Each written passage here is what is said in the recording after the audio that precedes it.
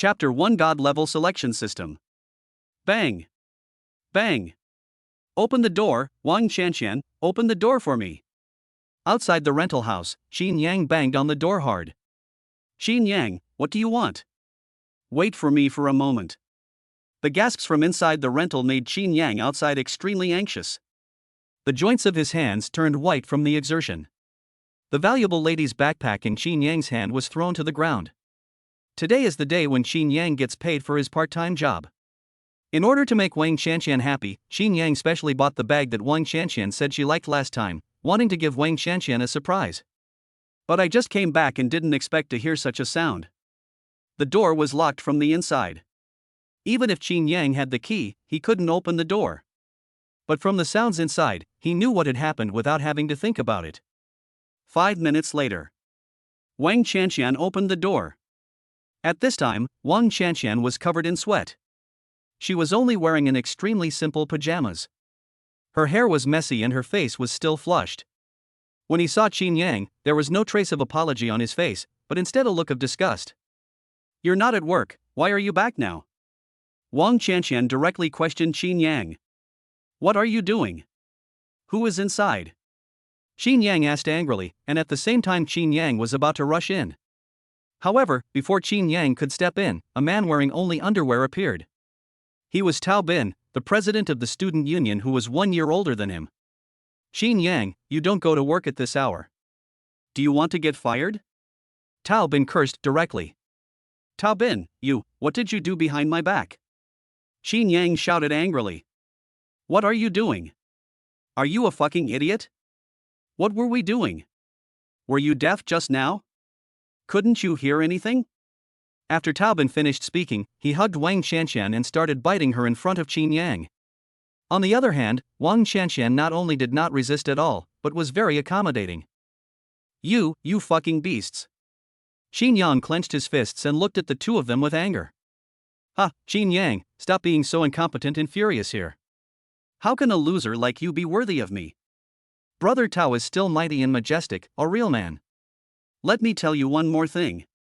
From today on, we are separated. Wang Qianqian said heartlessly. Ah. An angry Chinyang slammed the wall hard. His fist started bleeding but he was still unaware. Wang Qianqian is the goddess in Chinyang's heart. Chinyang has fallen in love with her since he met her in his freshman year. In order to pursue Wang Qianqian, Chinyang worked as a bootlicker for 3 years. For the past 3 years, he has been delivering breakfast downstairs of the girls' dormitory every day. He was caring and considerate.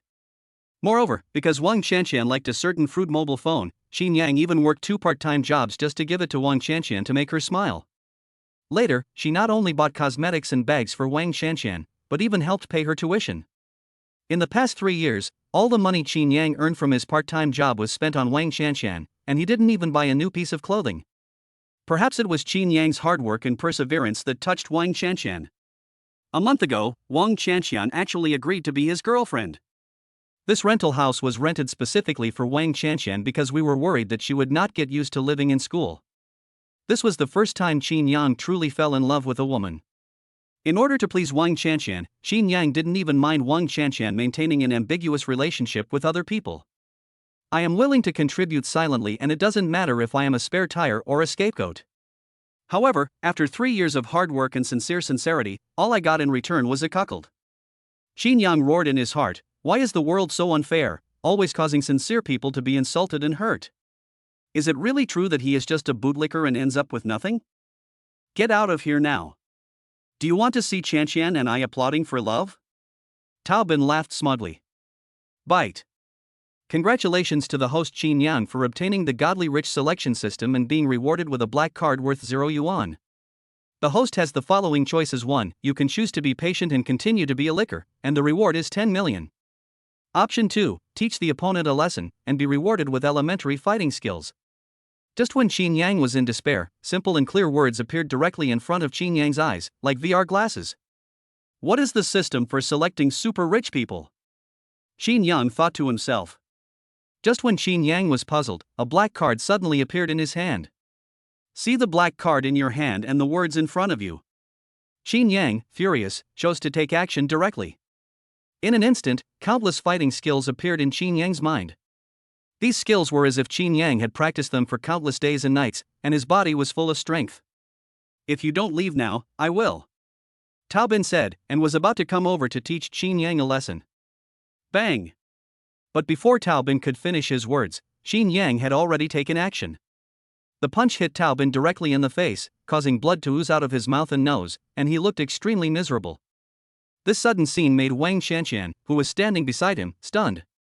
Chinyang had been pursuing him for 3 years, and he was such a cowardly loser. Today, he even dared to attack Taobin. Boy, you dared to attack me. If I don't destroy you today, I will take your last name. Taobin roared. Taobin is a rich second generation, and fighting is commonplace for him. Today, I was beaten by Chinyang, that loser. If this gets out, how can I live like this? After Taobin finished speaking, he was about to teach Chinyang a lesson. In his opinion, it was because he was careless that he was ambushed by Chinyang. Just as Taobin was about to fight back, Chinyang's fist, which was as big as a sandbag, suddenly fell on Taobin's body like raindrops. Not to mention fighting back, he couldn't even resist. Ah! In an instant, Taobin was beaten to the ground by Chinyang, screaming in pain. Stop hitting me, brother. I was wrong. Dad, please stop hitting me. Grandpa, I beg you, please forgive me. Taobin kept begging for mercy. It took Chinyang 5 minutes to stop. Looking at Taobin lying on the ground like a mangy dog, curled up on the ground, there was even a pool of yellow liquid on the ground, emitting the smell of urine. Chinyang actually beat him so hard that he wet his pants. His body was covered in urine and he looked extremely miserable. Wang Shanxian, who was standing by, was so frightened by Chinyang that she looked at him in amazement. Her legs were shaking so much that she could not stand. She was completely shocked by Chinyang's brutal behavior. Weren't you very crazy just now? Be crazier. Be crazier. Chinyang said coldly. Taobin, who was lying on the ground, didn't dare to finish his words. As soon as Chinyang spoke, Taobin was so scared that his whole body trembled. After the fight, Chinyang immediately felt a sense of exhilaration in his heart. All the frustration and humiliation of the past 3 years were vented out at this moment. Today is the best day in the past 3 years. Turning his head to look at Wang Shanxian again, he said directly, "Humph, okay. Okay." After Chinyang finished speaking, he turned around and left. Now that I have this god-level selection system, I will definitely stand out. Many of the people renting the house here are classmates. When they heard the quarrel, they all came out a long time ago. They saw clearly the scene of Chinyang beating Taobin violently, and they were all frightened by Chinyang. Who would have thought that after being a bootlicker for 3 consecutive years, there would actually be a day when he would explode, and it would be so powerful? Especially since Taobin is a rich second generation and has many younger brothers around him, all of whom are ruthless and cruel. Everyone shook their heads, thinking that Chinyang might be in danger now. Looking at Chinyang's departing back, Taobin upstairs' eyes flashed with a cold light. I'm not done with you for what happened today, Taobin said viciously. Chapter 2 Pickup. And now, Chinyang has gone downstairs and directly linked the black card to his mobile payment. I came to the fruit supermarket downstairs and wanted to buy some fruit. Now that I have been completely liberated, there is no need to make things difficult for myself as I did before. However, there is no money in the black card that I just bound, so I cannot pay the bill. If you don't have money, don't pretend here. The fruits here are very expensive. If you can't afford it, just get out of here and don't bother others, okay? A girl who was dressed very brightly behind Chinyang said impatiently. Chinyang was about to speak. Bite. Trigger selection task 1, choose to chat up and start pursuing the girl. All the money spent today will be returned 10 times. Choice 2, choose to leave, reward cash 1 million. I'm going to. Chinyang really wanted to curse. What kind of system is this? It actually gives this kind of choice. Is there any need to ask? Of course, the answer is option 1. A tenfold cashback on today's spending means any random expense wouldn't be worth more than 1 million, right? Just choose the first one, and quickly adjust your mindset and put on a face that you think is very kind. With a big smile on his face, he said to the girl, "Beautiful lady, can I add you on WeChat? How about I pay for all your expenses today?" Chinyang's words immediately caused Lin Shui to roll her eyes. Looking Chinyang up and down, he was wearing a fast food restaurant uniform, looking sloppy, with messy hair that could be mistaken for a bird's nest.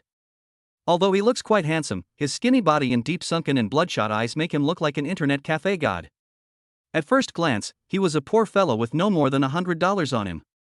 Lin Shui rolled her eyes and said with disdain, "What are you thinking? You poor bastard, you want to seduce me? Why don't you take a piss and look at yourself?" "Who is she, Lin Shui?" "He is a special admission student of Qinghai University's School of Arts. She is good looking, and every move she makes has a natural charm." The people chasing after her could form several circles around the school, and among them were many school idols with excellent character and academic performance, as well as rich second generations. "Beauty, don't be in a hurry to refuse. I am very sincere," Qin Hao said confidently and directly. As he spoke, he took the things in Lin Shui's hand and said to the boss in a very generous manner, "Boss, I'll pay this girl's bill." At the same time, he quickly transferred 800 yuan to the fruit shop owner and said, "Just settle this first. No need to change the rest." When Chinyang's 800 was transferred, his mobile phone immediately received a message. "Ding, I spent 800 yuan, and the system rebate of 8,000 yuan has been received." Seeing the message that money had really arrived, Chinyang was very happy and directly returned the bag of fruit to Lin Shui. "Beautiful lady, if you want anything else, just tell me. As long as you like it, I will buy it all today." Chinyang spoke very proudly, and this scene stunned everyone in the fruit shop. Even Lin Shui opened her mouth wide with a look of shock. This kid really paid for himself. You know, that bag of fruit just now contained a lot of expensive fruits. He was also conflicted when he took it. "I really didn't expect that Chinyang actually married me." However, Lin Shui quickly figured it out. She has seen too many people like Chinyang who act like rich and generous right from the start. "Do you think you are a freshman? Want to soak yourself with a bag of fruit? You're not trying to act like a big shot. Didn't you say that you've reported all the expenses for today? Okay, since you said you've paid for all my expenses today, I won't be polite." Lin Shui sneered and walked directly to the most expensive mangosteen and durian. "Boss, I'll buy all the mangosteens you have. And for the durian, you have a few boxes here, bring them all over." Lin Shui's words shocked everyone behind her. You know, the mangosteens in this fruit supermarket are 18 yuan per caddy, and there are at least 40 to 50 caddies here. And the golden pillow durian is 35 yuan per pound. There are at least 3 boxes here, and the durians alone are worth more than 2,000. There are probably more than 3,000 fruits alone. The owner of the fruit supermarket was stunned for a moment, looked up at Chinyang, and curled his lips. "Young man, that girl is very nice, but she is not you at all." Before the fruit shop owner finished speaking, Chinyang had already scanned the code and said, "I think 5,000 is enough for these things. I'll transfer 5,000 to you. Then, the speaker in the fruit shop will sound that 5,000 yuan has been deposited into your account." This scene stunned everyone in this small fruit shop. Especially Lin Shui, who frowned and began to look Chinyang up and down carefully again. "Ding, I spent 5,000 yuan, and the system has rebated 50,000 yuan to my account." At the same time, Chinyang's mobile phone directly showed that 50,000 yuan had been received. In just a few minutes, Chinyang's income was as much as his part-time job in the previous year. In one word, awesome. Turning his head, he saw the fruit shop owner still standing there like a fool. Chinyang asked directly, "Why are you still standing there? Why don't you take out the fruit?" Okay. The fruit shop owner was almost overjoyed at this time. This amount of fruit was worth only over 3,000 yuan at most, but Chinyang actually transferred 5,000 yuan directly. He really made a lot of money today. Immediately, he smiled broadly, as if he had seen his father, and bowed to Chinyang and said, "Boss, take a look, what else do you want?" "Don't ask me, the main thing is this beauty, whatever she wants, I will buy it all from your store," Chinyang said casually. But the more this happened, the more mysterious Chinyang became in everyone's mind. Everyone else in the fruit shop was wondering who this Chinyang was. At this moment, Lin Shui was also completely confused. Could it be that this man in front of me, who is dressed simply, is really a hidden rich man? Otherwise, who could be so generous that he would spend almost 6,000 without even asking for the contact information? He is Chinyang. Now I remember, he is the #1 bootlicker in our school, the one who has been Wang Chanxian's bootlicker for 3 years. At this time, someone had already recognized Chinyang and immediately said it out loud. "Ah, it's him. I also remembered that he would deliver breakfast to Wang Chanshan downstairs of the girls' building every morning. I was wondering why he looked so familiar just now. All of a sudden, everything Chinyang had done in the past 3 years was told by these people. Lin Shui was also surprised. She had also heard from her classmates about Chinyang, the #1 bootlicker at Jinghai University. He has been a bootlicker for 3 years and still hasn't gotten the girl's hand, but he still keeps bootlicking her as usual. Such people are rare. At this time, someone whispered, "Didn't Wang Chanshan and Taobin get together? I saw them go upstairs earlier." "Shu, the Real owner is still here. Stop talking. If something goes wrong, will you be responsible later?" Everyone was talking about it. But these words no longer had any effect on Chinyang at this time.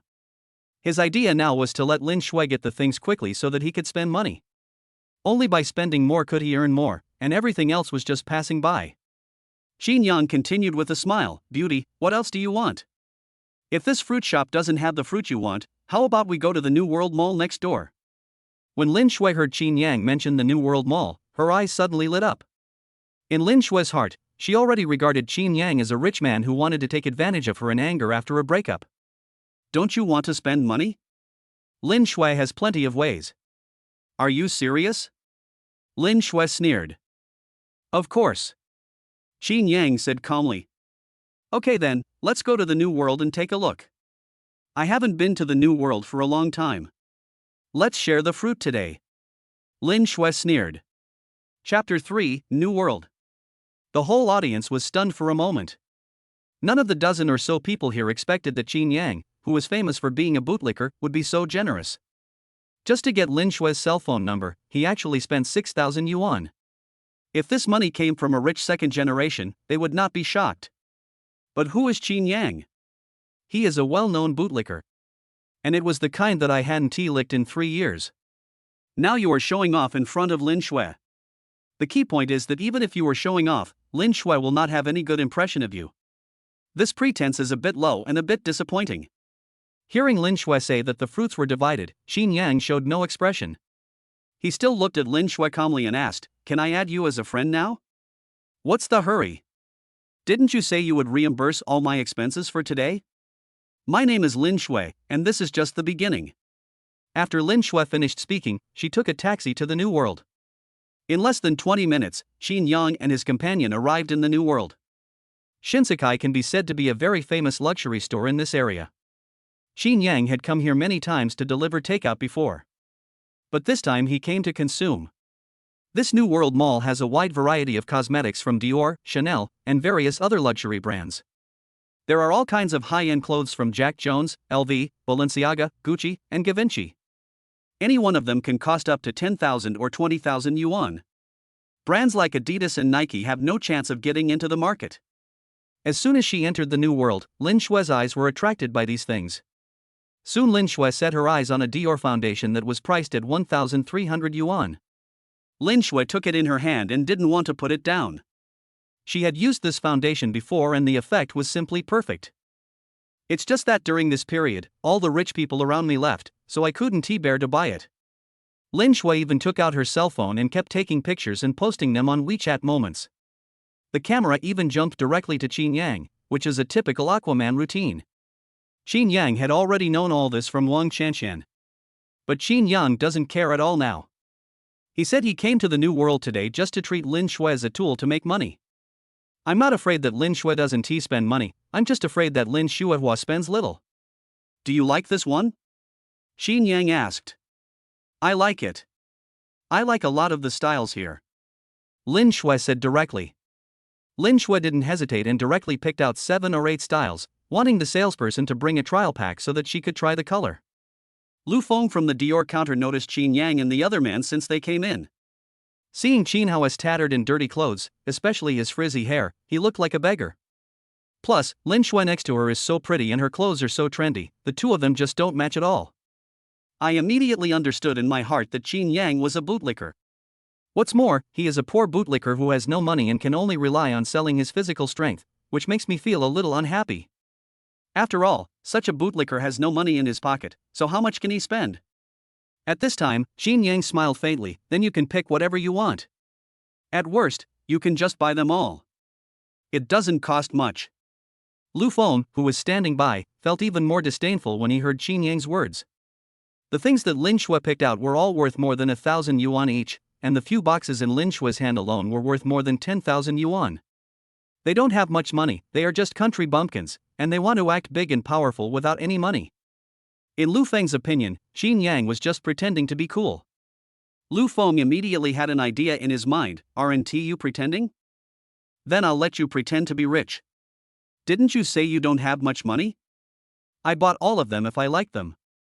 I want to see how much money you, a country bumpkin, have. I will expose you in front of your girlfriend and tell her that you are a bootlicker, and a penniless bootlicker at that. Sir, we have a lot of new styles here recently, only 1888, they will be a perfect match for your girlfriend. This one is not only waterproof, but can also whiten the skin by 30%. Lu Feng started her introduction mode right away, introducing more than 20 models in a row, each of which cost nearly 2,000 yuan. But Lu Feng's tone and eyes were filled with disdain. Ding, trigger the selection task. Option 1, make the snobbish salesperson regret it, and you will be rewarded with $1 million luxury car. Choice 2, don't say anything and let the snobby salesperson make things difficult for you. You will be rewarded with 10 million in cash. The system's voice sounded, which startled Chinyang. 10 million? Chinyang hesitated. If you are patient, you can earn 10 million. If you choose to lie down, this 10 million will be enough to spend for a lifetime. But when Chinyang saw the contemptuous looks of the salesperson and Lin Shui, a nameless fire suddenly rose up. I already have a system, do I still have to endure this humiliation? Chinyang directly chose the first one. As Chinyang made his choice, a black key appeared directly in his pocket. At the same time, the location of the car appeared directly in Chinyang's mind. Chinyang then glanced at Lu Feng and said casually, "Oh? More than 1,000 each? That's too cheap. It doesn't match the temperament of our Lin Shui." Well. Chinyang's words directly shocked Lin Shui and Lu Feng. A cosmetic costs more than 1,000 yuan, is it too cheap? You don't brag like that. Lu Feng looked at Lin Shui and saw Lin Shui's eyes. They both immediately understood that this was just Chinyang's excuse for having no money. What else can you say that you are not worthy of? Lin Shui snorted coldly. In her opinion, Chinyang had almost spent all his money in the fruit shop just now. It's ridiculous that you have no money in your pocket but are still pretending to be rich. Sir, if you think it's expensive, I can introduce you to our other products, which are used by famous celebrities. Lu Feng snorted coldly. She had already made up her mind to embarrass Chinyang. It's ridiculous that she dares to wear Dior clothes when she is wearing such tattered clothes. No need for you to introduce her. Xinhao said, pointing to the little girl next to him, you come and introduce her to me. Just now Chinyang discovered that this honest girl was a newcomer, and Lu Feng even relied on his seniority to scold the little girl. Didn't you say that it would make Lu Feng regret it? Then let the person who was bullied by her enjoy the commission from his own money. Me, are you talking about me? Huang Yingying said in disbelief. Huang Yingying has just been at the Dior counter for a month. Their salary here is entirely based on commissions from selling goods. Lu Feng, relying on the fact that he has been here longer, always snatches away potential customers. Put yourself on the brink of being fired. Yes, it's you. Chinyang said with a smile. Humph. Hearing Chinyang calling Huang Yingying, Lu Feng snorted coldly and said dissatisfiedly, Xiao Wang, why don't you hurry over and introduce us to our big client? There was a lot of disdain in Lu Feng's words. In her opinion, Chinyang is a complete bootlicker and a bumpkin. For a person like this, buying a set of cosmetics from Dior would be enough for him to brag about for the rest of his life. Huang Yingying walked up to Chinyang with a smile and introduced several cosmetics in detail with a very respectful tone. Chinyang, who was standing by, was very satisfied with what he heard, so he asked Lin Shui, which one do you like? Lin Shui glanced at Chinyang, sneering in her heart, as if she had seen through Chinyang's tricks, and said, these are all very nice, but they all look good? Well, just pack them all up and sell them all. Chinyang said directly. Well. Chinyang's words shocked everyone. Buy all? The price of these things is more than 30,000 yuan. Just buy them all? Even some rich second generations who come here have never bought so much. After a short moment, Lu Feng on the side burst out laughing. Xiao Huang, the customer said he bought all of them, why don't you pack them up quickly? What are you waiting for? As Lu Feng spoke, he came out and stared at Chinyang with a very unfriendly look. In her opinion, Chinyang was just a big talker. It is even possible to steal one and run away while Xiao Huang is not paying attention. When she came out, she was ready to stop Chinyang later. Even Lin Shui, who was standing by, thought so. Because she had never seen a rich second-generation person spend 30 or 40,000 yuan on cosmetics. Chinyang smiled and took out his black card, saying casually, "Swipe the card to pay." Chapter 4 Card Application. Chinyang's casual words stunned the three women present. Huang Yingying's heart was filled with huge waves. He spends $30,000 or $40,000 on cosmetics at a time. This is too extravagant, it's simply inhumane. Looking at Chinyang's shabby outfit, Huang Yingying finally realized that she had met a real rich man today. Lu Feng, who was standing aside, had eyes full of jealousy and resentment. Bah, I don't know where this poor guy came from. He's acting like a big shot here. He really thinks he can improve himself by spending tens of thousands of dollars. He doesn't even look at his own character. Lu Feng said with great resentment. Her voice was very soft, but everyone in the room could hear it. Ding, 38,450 yuan has been spent, and the system cashback of 384,500 yuan has been received. After seeing the message on his phone, Chinyang asked Huang Yingying directly, "Can you issue a card here? Apply for a card?" When Huang Yingying heard these two words, her heart was filled with crazy excitement. "Yes, we can do it. I wonder how many cards you want to apply for, sir?" Huang Yingying asked excitedly. Applying for a card is something only truly rich people would do. Moreover, the amount required to open such a card is never small, and as salesmen, their commissions are also very high. Let's apply for a card with a value of 100,000 first. Chinyang said calmly. 100,000. Hearing these two words, the three people in the room were completely shocked. Especially Lin Shui, she could hardly believe her ears. Chinyang, the well-known bootlicker in Jinghai University, the bootlicker in tattered clothes, not only bought himself nearly 40,000 worth of cosmetics today, but also wanted to apply for a consumption card of 100,000 for himself? I must be dreaming. Lin Shui couldn't believe it anymore. Her extremely excited hands pinched herself hard, and the extremely intense pain told her that all this was real. When she looked at Chinyang again, her eyes were suddenly filled with endless little stars. Chinyang must be a rich second generation, and a very wealthy one at that. Otherwise, how could he spend more than 100,000 yuan on himself without blinking an eye? In Lin Shui's eyes, Chinyang's figure suddenly became bigger and taller. And Chinyang's outfit, in Lin Shui's opinion, that was low-key. Okay, sir, I'll call our manager right away. You need our manager to go through the formalities for applying for a membership card worth 100,000 yuan. Huang Yingying said tremblingly. Chinyang waved his hand casually, and Huang Yingying hurried to the back to find their store manager. Lu Feng, who was standing aside, was filled with deep regret at this moment. You know, Chinyang's commission for this order was at least nearly 10,000. Moreover, with such a big customer, we can promote other products to them in the future. This is a long-term customer. If this order is mine, I may even have a chance to become a store manager in the next quarterly evaluation. The more he thought about it, the more regretful he felt, so Lu Feng slapped himself twice. A red and swollen slap mark suddenly appeared on the fair face, which showed how much force was used. Lu Feng's sudden action surprised Lin Shui, who was standing by. What do you want to do? Lin Shui asked subconsciously, and she hugged Chinyang's arms with both hands, holding him tightly in her arms, looking scared. Feeling Lin Shui's proud fullness made Chinyang feel numb in his heart. Lin Shui herself is very beautiful, with fair and tender skin, just like mutton fat jade. There was a faint body fragrance on her body, which tried hard to get into Chinyang's nose. Especially her two snow-white lips, which were almost squeezed out because she hugged Chinyang's arms so tightly. They were like two knives, severely stimulating Chinyang. Wang Shanshan had been a bootlicker for 3 years and had never let Chinyang hold her hand. Now she could feel Lin Shui's delicate and soft body very realistically. Chinyang couldn't help swallowing. After beating herself, Lu Feng came in front of Chinyang, changed her mocking expression, gently lifted her hair back, and said sincerely, "Well, sir, I was blind just now and offended you.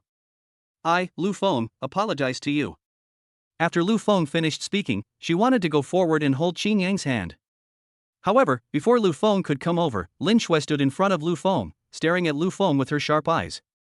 What do you want to do? Just tell me directly. Lin Shui said in a bad tone. Can you credit me with the credit for the card issuance later? I will definitely. Lu Feng didn't finish her words and started to flirt with me. Bang! A very crisp slapping sound was heard. It was Lin Shui who took direct action. You're a fucking bitch, why are you flirting here? Don't you know how much you weigh? Lin Shui started to curse. Lin Shui's sudden move surprised Chinyang. But in a moment, Chinyang understood what was going on. After all, Lin Shui and I just met today, and I was afraid that I would be seduced by Lu Feng. Although Lu Feng is a little older, he is still very sexy.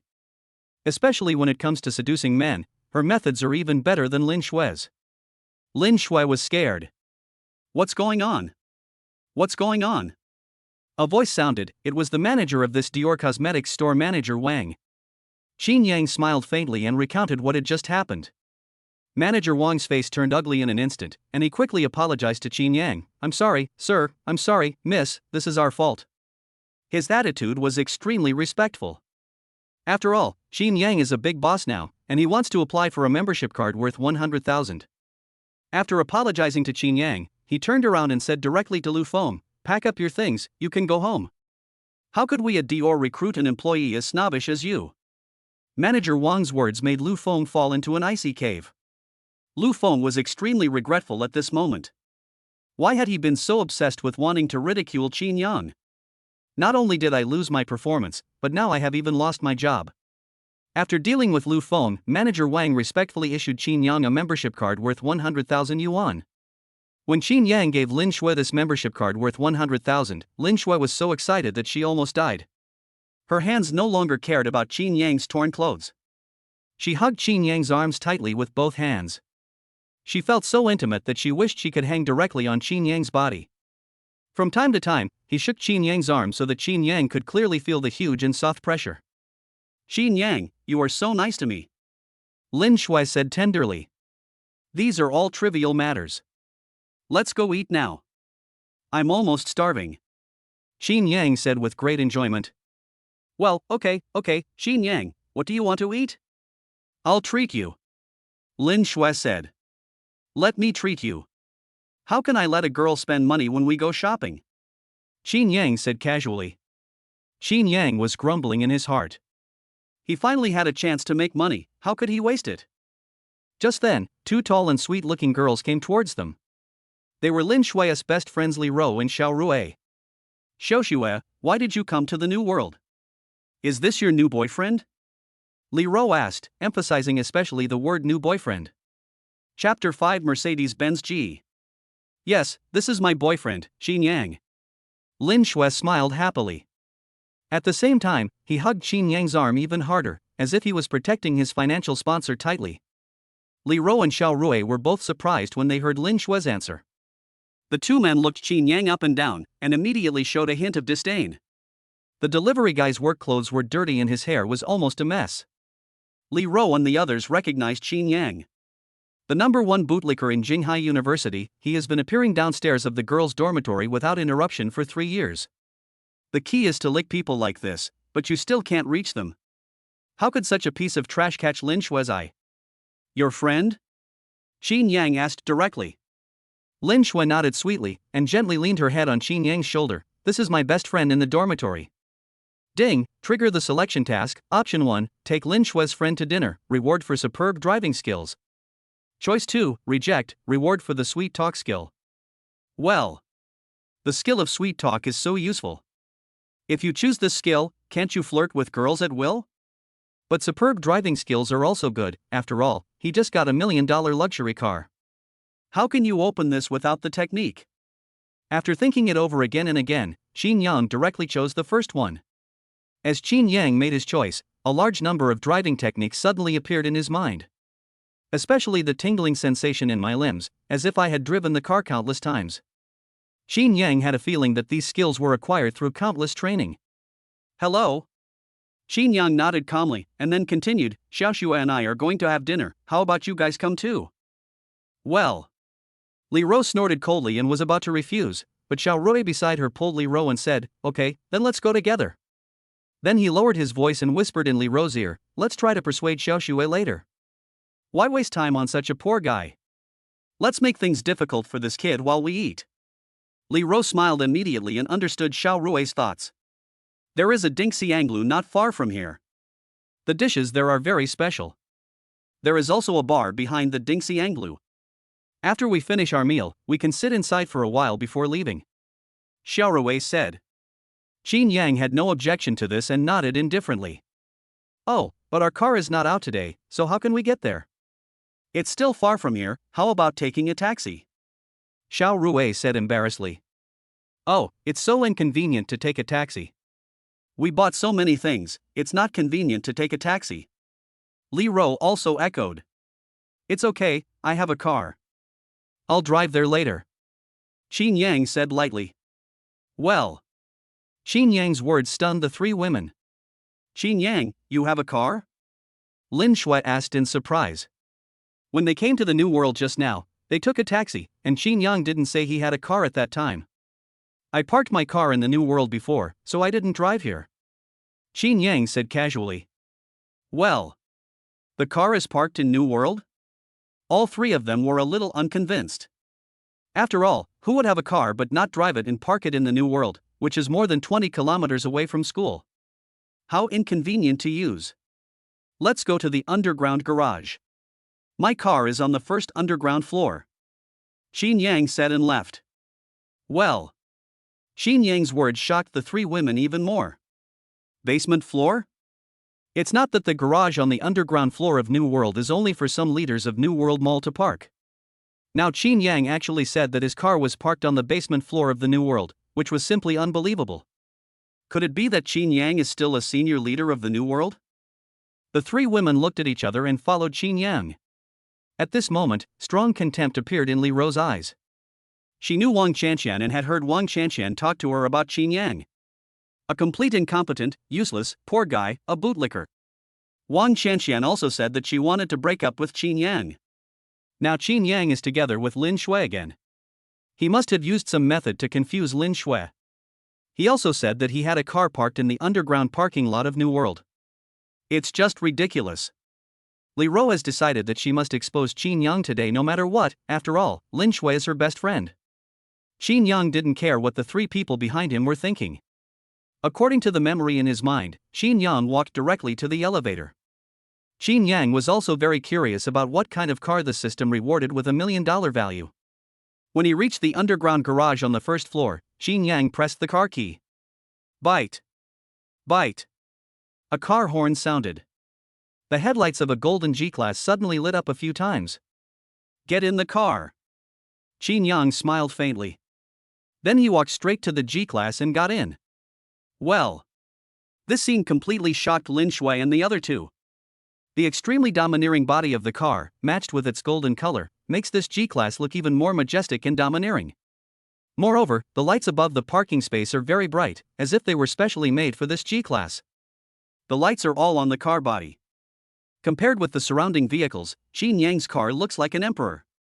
Is this a Mercedes-Benz G-Class? Li Ro said idiotically. Yes, and it's the latest model. The price of this car is as high as 1.8 million, and you have to pay extra if you want the car right away. Otherwise, even if you wait for 3 or 4 months, you won't be able to pick up the car.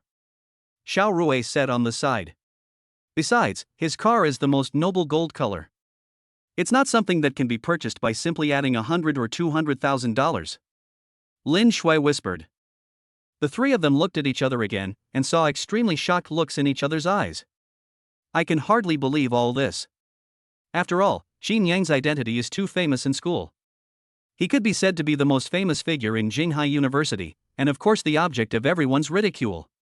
But now, such a useless, pauper, and bootlicker-like person actually drives such a high-profile car, which completely subverts their cognition. Come up, why are you still standing there? Chinyang said directly. Chinyang's greeting immediately made the three women react. The three of them got into the car directly. Let's go to Dingxianglu. Chinyang said and stepped on the accelerator. Buzz. Buzz. The extremely powerful engine of the G-Class immediately became like a crazy beast ready to go. The extremely domineering golden G-Class immediately rushed out like a beast rushing out of a cage. When this car appeared on the road, it immediately attracted countless people's attention, because this car was so handsome and eye-catching. Lin Shui and her two daughters sitting in the car looked like Granny Lu who had just entered the Grand View Garden. They looked up and down at the decorations inside the car with great curiosity.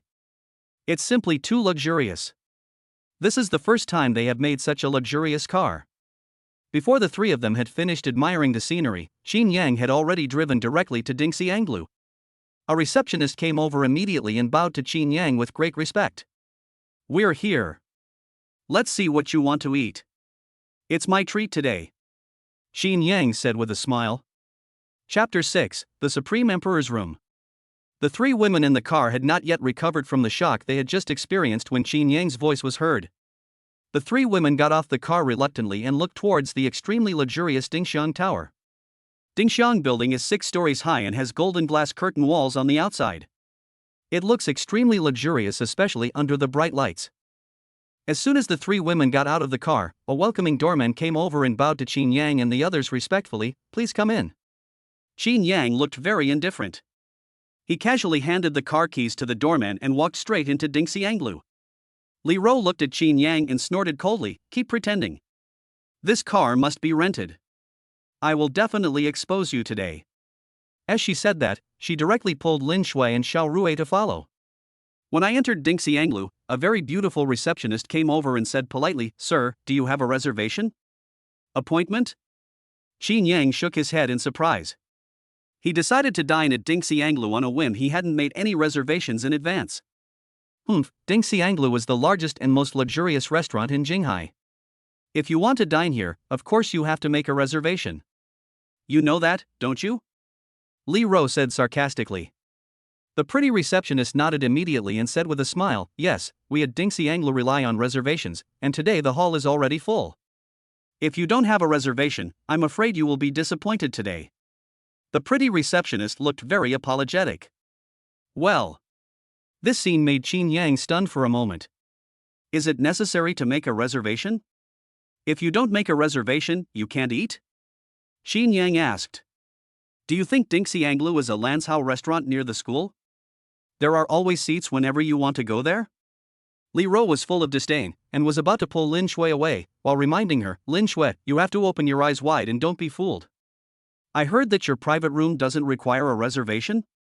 Xiao Rui at the side said immediately.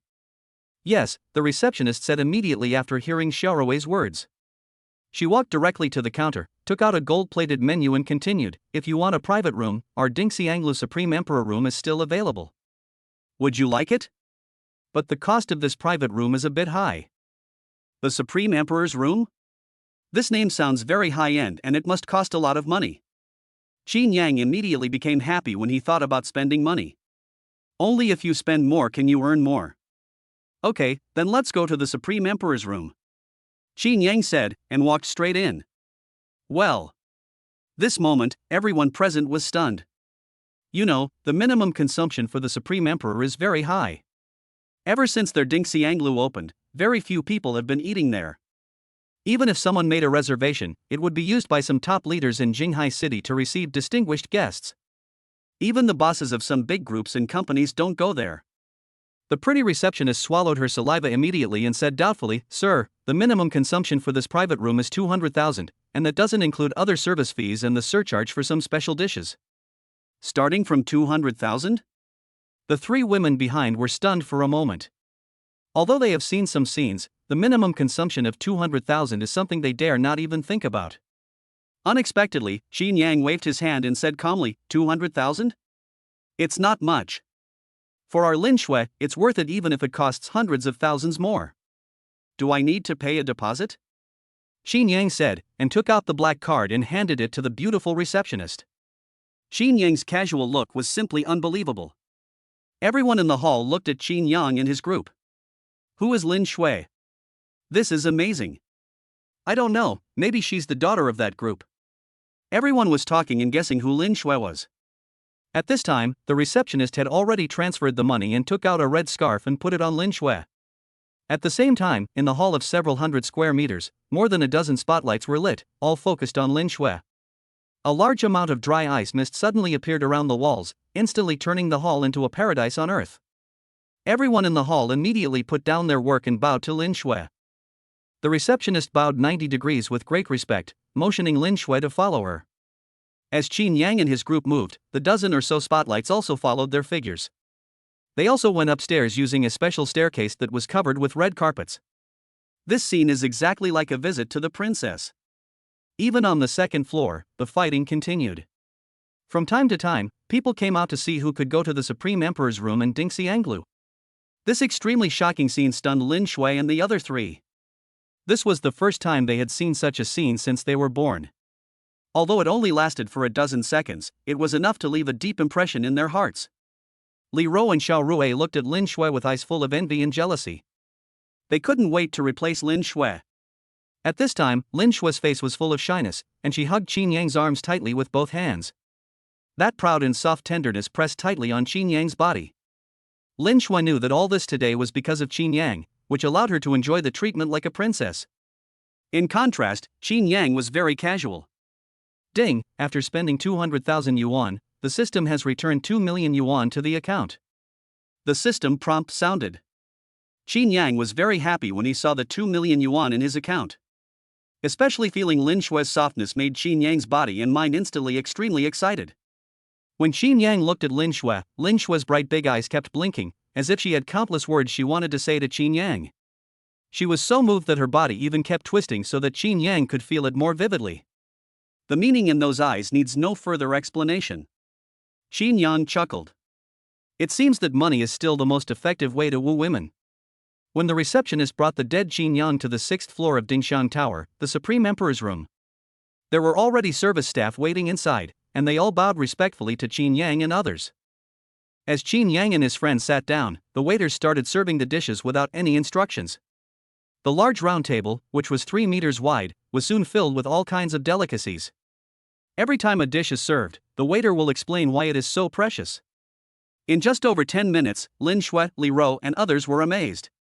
At this time, Li Rou no longer had the contempt she had for Chinyang. There was a burning look in his eyes as he looked at Chinyang. When he saw Lin Shui, he wanted to replace her even more. When all the dishes were served, Lin Shui still had her arms around Chinyang's arms. This made Li Rou even angrier. As the saying goes, we are sisters, how could you be with such a rich and powerful man? Li Rou immediately had an idea in her mind and called the waiter directly, do you have any wine? Chapter 7, each with his own thoughts. Of course there is wine. What kind of wine would you like to drink? You have the best red wine here, give me a few bottles. Li Rou said, then smiled at Chinyang and said, do you mind if I order a few bottles of wine? Well. Chinyang was speechless. To be honest, he minded a lot. The system said that the money could only be rebated if it was spent on Lin Shui, not on her, Li Rou. Turning to look at Lin Shui, Chinyang smiled and said, Lin Shui, do you want to drink? If you want, we'll have it. When she heard that Chinyang wanted to drink by herself, she thought that Chinyang was obsessed with her beautiful face and wanted to get to know her better. Okay, no banquet is complete without wine. Lin Shui said in a delicate voice. Lin Shui said, covering her mouth shyly and laughing, Chinyang, you are so bad. Well. Chinyang was confused. I didn't do anything, how could it be good or bad? Okay, our Lin Shui said we want a drink, so give us 2 bottles of your most expensive red wine. Chinyang said directly. The waiter nodded quickly and went downstairs to get the wine. Chinyang's words almost angered Li Rou to death. Li Rou stared at Chinyang. Chinyang, what do you mean? I asked you if you minded drinking, but you ignored me and turned to ask Lin Shui? Am I not as pretty as Lin Shui? Thinking of this, Li Rou lowered her head to look at her chest, then touched her butt. It's bigger and rounder than Lin Shui's, and I look even prettier than Lin Shui. Is this bootlicker Chinyang blind? At the same time, Li Rou had cursed Wang Chanxian 100 times in her heart. It's because Wang Chanxian said that Chinyang was a bootlicker and a waste. This made me miss the opportunity. The waiter quickly brought the red wine and poured a glass for each of Chinyang and the others after it was fully boiled. Li Rou picked up the wine glass, walked directly to Chinyang, and said with a smile, Chinyang, thank you so much for letting us eat in such a luxurious place. I toast to you. As Li Rou spoke, she clinked glasses with Chinyang directly, not giving Chinyang any chance to refuse, and drank it in one gulp. Seeing this, Chinyang did not hesitate and did it directly. Chinyang is also a straightforward person. Let me tell you, this red wine is. As Li Ro spoke, she sat directly next to Chinyang and began to explain the knowledge about red wine to him. During the process, Li Ro would touch Chinyang inadvertently with her delicate hands from time to time. She kicked Chinyang from time to time, and then Li Ro giggled. How could Lin Shui, who was standing by, not fail to see through Li Ro's little trick, and was about to expose Li Ro? Chinyang, I'm a little drunk. Can you help me go to the bathroom? Li Ro said in a delicate voice. After saying that, Li Ro threw herself directly on Chinyang. Subconsciously, Chinyang reached out to help Li Ro. However, Chinyang's hands directly touched a pair of round balls. Delicate and very soft, and very large. He. Li Ro immediately laughed non-stop. She hit Chinyang with her delicate hand and said shyly, hateful. After saying that, he stood up and wanted to pull Chinyang out. Although he was staggering, there was a sly glimpse in the corner of his eyes, and there was no sign of drunkenness at all. Chinyang was also confused by Li Ro's move. But he did not refuse and stood up directly with Li Ro. After all, Li Ro is also a classmate, and if she gets drunk, she must be taken care of. Chinyang supported Li Ro and went directly to the toilet outside. On the way, Li Ro even hung directly on Chinyang. His hands were even about to be placed on Chinyang's neck. Along the way, the trembling Li Ro was always rubbing against Chinyang intentionally or unintentionally. Because he had to support Li Ro's proud cleavage was exposed as she swayed back and forth. Even if Chinyang wanted to dodge, he couldn't. The large snow-white piece of skin swayed in front of Chinyang, looking very tempting. In fact, because Li Ro's shaking was too big, Chinyang was able to truly feel her size and softness several times. Chinyang couldn't help but look at it even if he wanted to. Because of drinking, Li Ro's already delicate face became even pinker. It looks like a ripe little apple, making people want to take a bite of it. Li Ro's obvious teasing made Chinyang's breathing quicken and he swallowed hard. Chinyang had only seen this scene in short movies. In reality, he had never encountered such a scene before, and Chinyang just felt his face getting hot. Li Ro saw Chinyang's changes clearly. Li Ro was very proud at this moment. She could see that Chinyang was obviously a virgin. Li Ro was very confident that she could win over Chinyang because she thought her skills were much better than Lin Shui's. At the same time, Li Ro swayed back and forth and leaned directly next to Chinyang's ear. Li Ro even exhaled several times quickly beside Chinyang's ear, blowing directly into Chinyang's ear, and said at the same time, Chinyang, I really didn't realize that you were so manly. Chinyang felt as if his whole body was electrified, numb and pleasant. At this time, we had already reached the bathroom. There was also a waiter at the bathroom door, who quickly came over and helped Li Ro in. Li Ro, who was still staggering outside, was helped into the bathroom and recovered immediately. There was no trace of the drunken look from before. She simply washed her face, dressed herself up in front of the mirror to make herself look more attractive, then made a little heart shape to herself in the mirror and walked out. Chinyang, who was outside, had no idea of Li Ro's tricks. When he saw Li Ro come out, she was obviously much more sober than when she went in. Chinyang said subconsciously, I've drunk a lot today, don't drink any more later. Li Ro nodded, Chinyang, we are classmates now. I don't have your contact information yet. Can you add me on WeChat? Chinyang didn't suspect anything and directly added Li Ro's WeChat. After adding WeChat, Li Ro naturally put her arm around Chinyang's arm, and they talked and laughed as if they were lovers. Li Ro? Is that Li Ro? Why are you here? At this time a voice was heard. Chinyang turned around and found a young man in a sports shirt behind him. He is very handsome and looks to be in his 20s. I seem to have seen him somewhere before, but I can't remember where. When Li Ro, who was standing by, saw that person, a look of displeasure suddenly appeared on her face. Lu Jiannan, I don't think I need to tell you what I'm doing there. Aren't you meddling too much? Li Ro said unhappily. Lu Jiannan? When Chinyang heard this name, he remembered it. This Lu Jiannan is from Jinghai University, and seems to be the captain of the basketball team. He is also a school idol at Jinghai University. There are many girls pursuing him in the school. I heard that Lu Jiannan is pursuing Li Ro recently. Lu Jiannan came over with a smile and said, I'm just wondering, why are you here? Who is this big brother? Why haven't I seen him before? While Lu Jiannan was speaking, he covered his nose with his right hand, as if Chinyang had an unpleasant smell. Is it your business? Li Rou said this and pulled Chinyang away.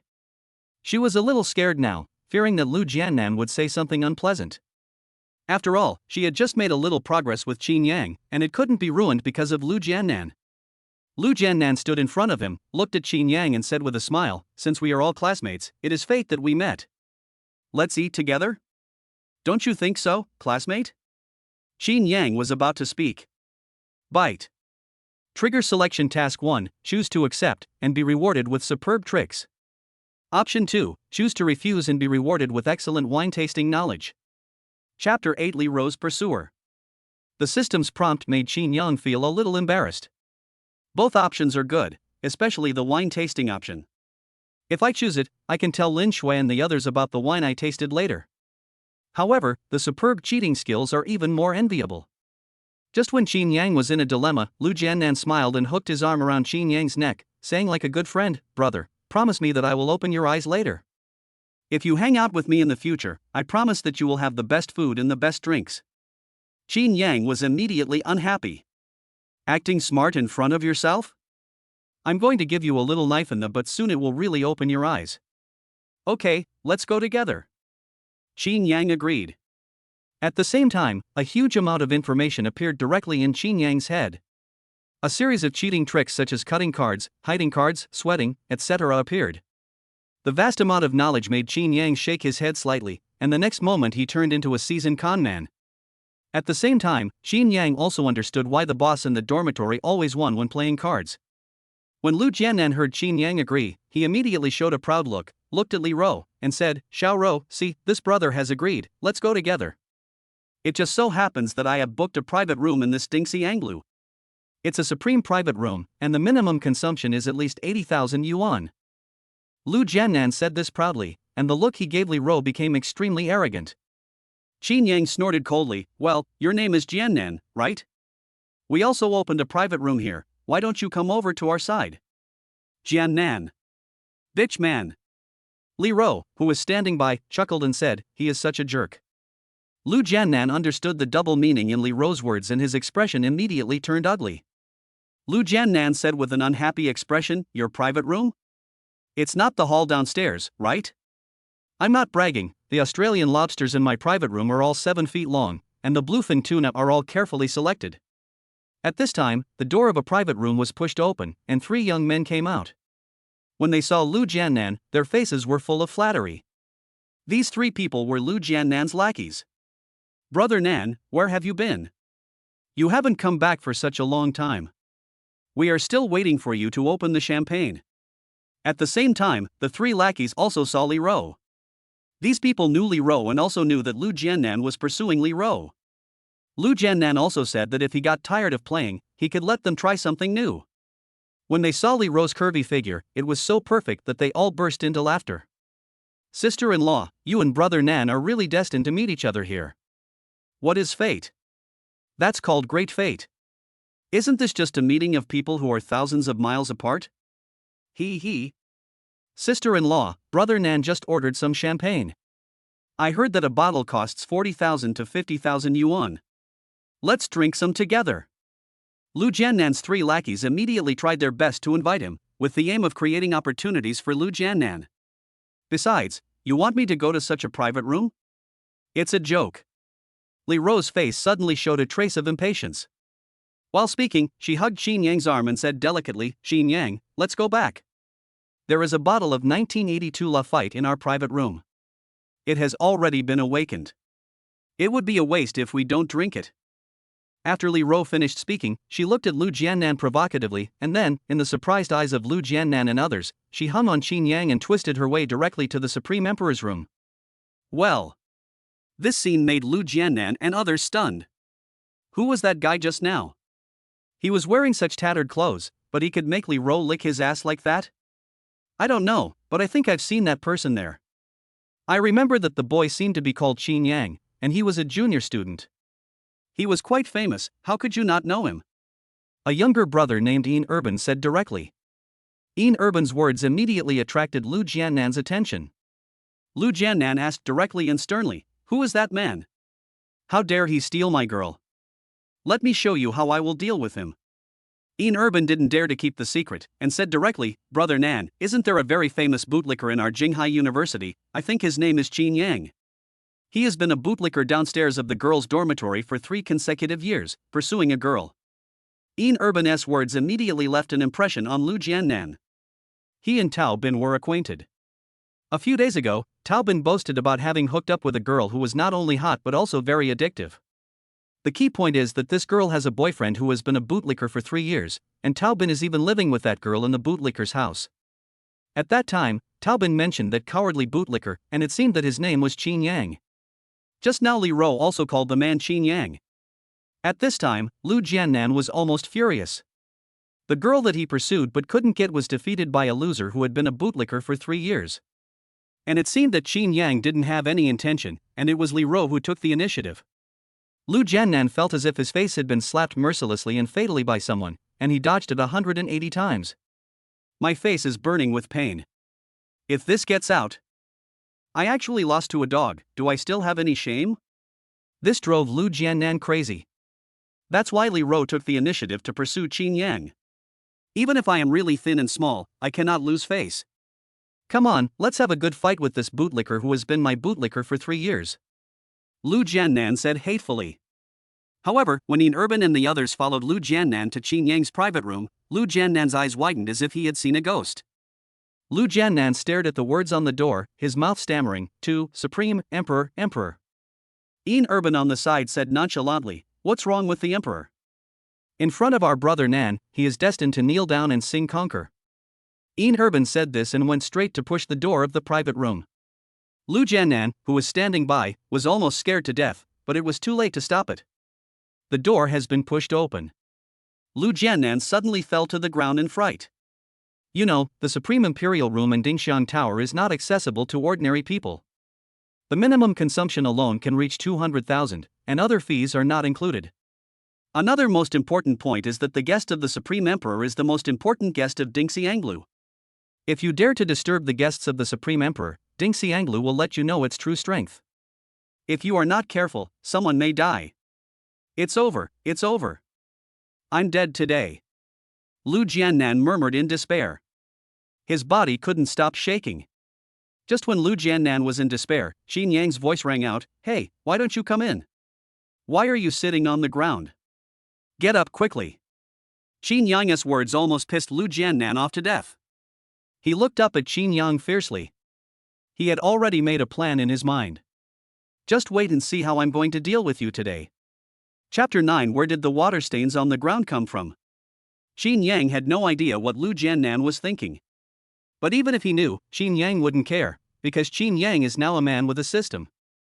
As Lu Jiannan stood up, Chinyang discovered a puddle of water on the ground. "Hey, where did the water come from? Waiter, please wipe it quickly, someone has fallen down," Chinyang said lightly. The waiter at the side quickly bowed and said sorry repeatedly, then quickly took the mop and started mopping the floor. But during the process, the waiter frowned and said in disbelief, "Why does this thing look so much like urine?" While the waiter was speaking, he kept looking at Lu Jiannan's crotch. This action instantly caused everyone in the private room to frown and cover their noses. Even Lu Jiannan's lackeys had expressions of disbelief on their faces. Ian Urban even tilted his head to look at Lu Jiannan's butt. This scene made Lu Jiannan furious. Lu Jiannan stood up immediately, his face full of anger, and said, "You guys eat first, I'll be back soon." Fortunately, there were some clean clothes in the car, and Lu Jiannan quickly changed into a suit. Entering the private room again, Lu Jiannan saw the crown on Lin Shui's head and suddenly felt confident. As long as the most distinguished person in this private room is not Chinyang, it will be fine. "Xiao Rou, these are all your friends, right? Can you introduce them to me?" Lu Jiannan pretended to be very gentlemanly. Li Ro was in a bad mood at the moment, but she still stood up and introduced herself. When introducing Chinyang, Li Ro approached Chinyang with a smile on her face. "This is Chinyang, my junior." Chinyang looked up at Lu Jiannan and just nodded, ignoring Lu Jiannan, and continued to fight with the Australian dragon in front of him. On the contrary, the 3 school beauties were all extremely ambiguous towards Chinyang. This made Lu Jiannan extremely angry, and he directly suggested, "Behind this Dingxianglu is a bar, let's go there and have some fun." "Okay, let's go to the bar. I haven't been to a bar before." Chinyang, shall we go to the bar? Lin Shui was the first to stand up and say. While speaking, Lin Shui directly pulled Chinyang's arm and moved him away from Li Ro. Hearing Lin Shui say that she wanted to go to the bar, Chinyang agreed without hesitation. Okay, let's go to the bar. Chinyang was just thinking about how to spend the money next, and Lin Shui actually took the initiative to stand up and say it, which was simply great. Well. Now it was Lu Jiannan's turn to be confused. In his impression, he thought Chinyang would shirk his responsibility. I didn't expect it to be so smooth. The corners of his mouth curled up, revealing a hint of pride that was barely noticeable to others. Li Ro, who was standing by, looked a little unhappy when she saw Chinyang and Lin Shui being together again. She looked at Chinyang with some blame, because Li Ro felt that her meaning just now was very clear, and Chinyang did not refuse. Li Ro thought she had defeated Lin Shui, but who would have thought that Chinyang would agree so readily without even asking her? The proud little princess suddenly got angry. Chinyang immediately called the waiter to come over to settle the bill. Sir, your additional service fee this time is 128,800 yuan, and you ordered 4 bottles of 1982 Lafite, with a total consumption of 488,800 yuan. The waiter handed over the bill respectfully. Only over 400,000, so little. Chinyang said somewhat dissatisfiedly. Well. This scene shocked everyone present. Lu Jiannan behind was almost cursing, 4 bottles of wine plus service fee is almost 500,000, and you still think it's not enough? This B is a bit too big. On the contrary, Lin Shui and the others all showed admiration on their faces. Chinyang directly took out the black card and handed it to the waiter. His movements were very casual and he didn't show any concern at all. I just like Chinyang's action of swiping the card. Lin Shui said with a smile. At the same time, she hugged Chinyang's arms even tighter, so tight that she almost wanted to squeeze out the 2 white pieces. Chinyang said with a smile, as long as our Shoshua likes it. At the same time, a prompt sounded. Ding, you spent 488,800, and the system rebate of 4,888,000 has been received. Looking at the more than 4 million yuan that arrived in his account, Chinyang was in a very good mood. I have earned more than 7 million today. This amount of money was unimaginable before. The money I earned tonight alone is enough for me to live a comfortable life. What is even more exciting is that there will be a chance to spend money later, which is simply perfect. The other people in the private room were also shocked by Chinyang's handsome appearance. This private room has a basic fee, and now it is more than 400,000 yuan. He spends it without even blinking an eyelid. One could even tell from Chinyang's face that he was actually very happy despite spending so much money. Isn't Chinyang's financial resources a bit too terrifying? Could it be that his family has a mine? Lu Jiannan swallowed his saliva, came forward and asked, Brother, I haven't heard of you in school before. I wonder what your job is.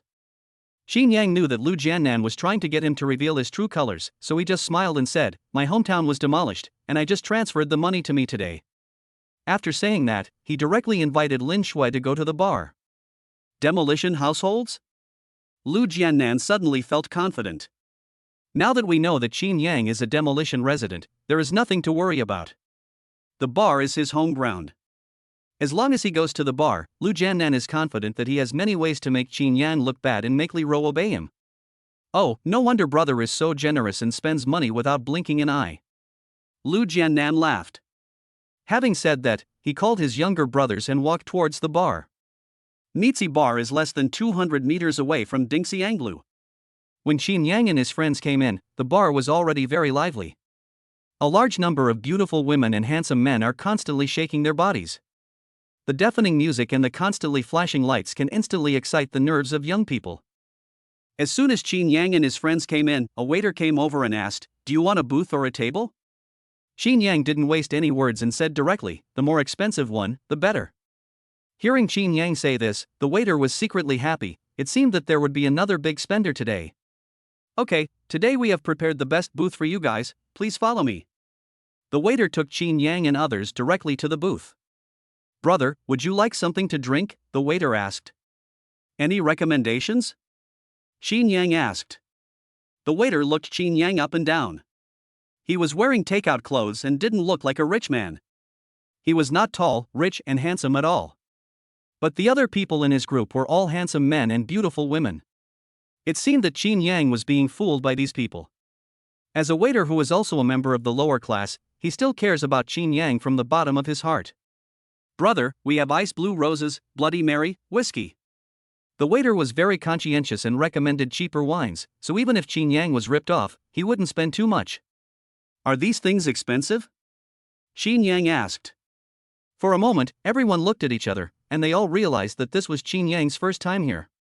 Chinyang looked at them and was too lazy to talk nonsense. He said directly, "What is the most expensive thing you have? Bring me the most expensive wine."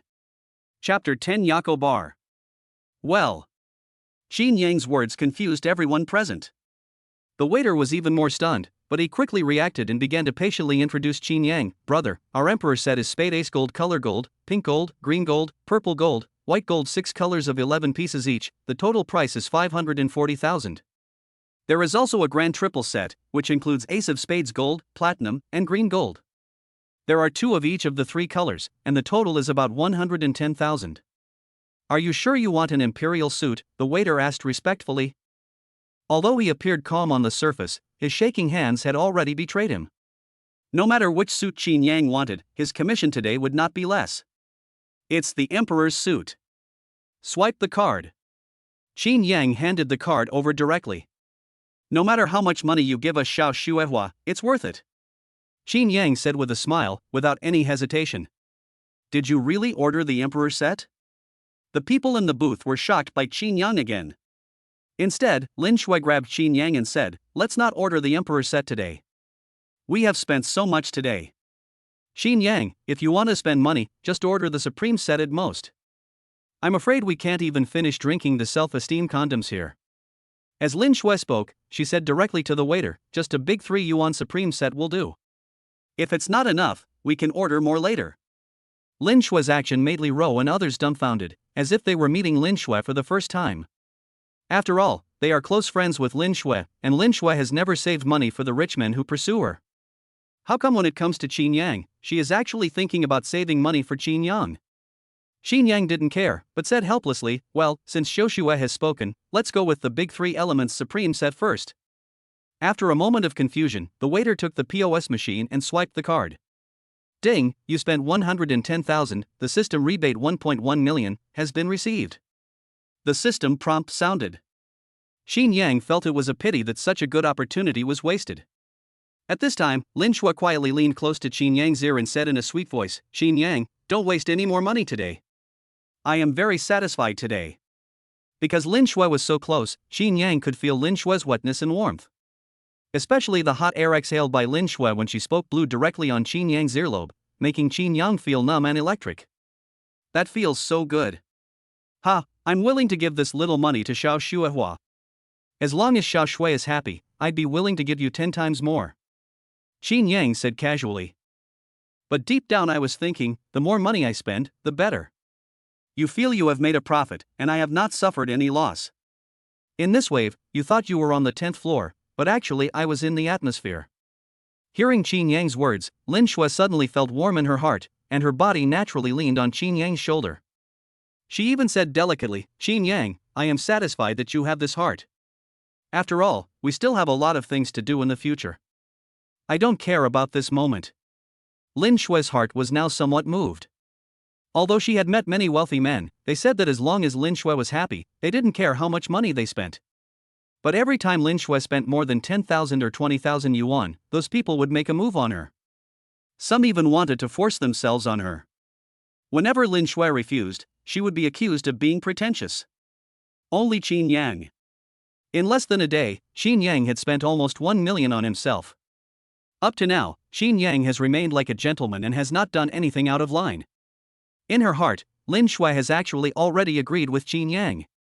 So when Lin Shui saw that Chinyang wanted to spend more than 500,000 yuan to get an emperor set, she stopped him.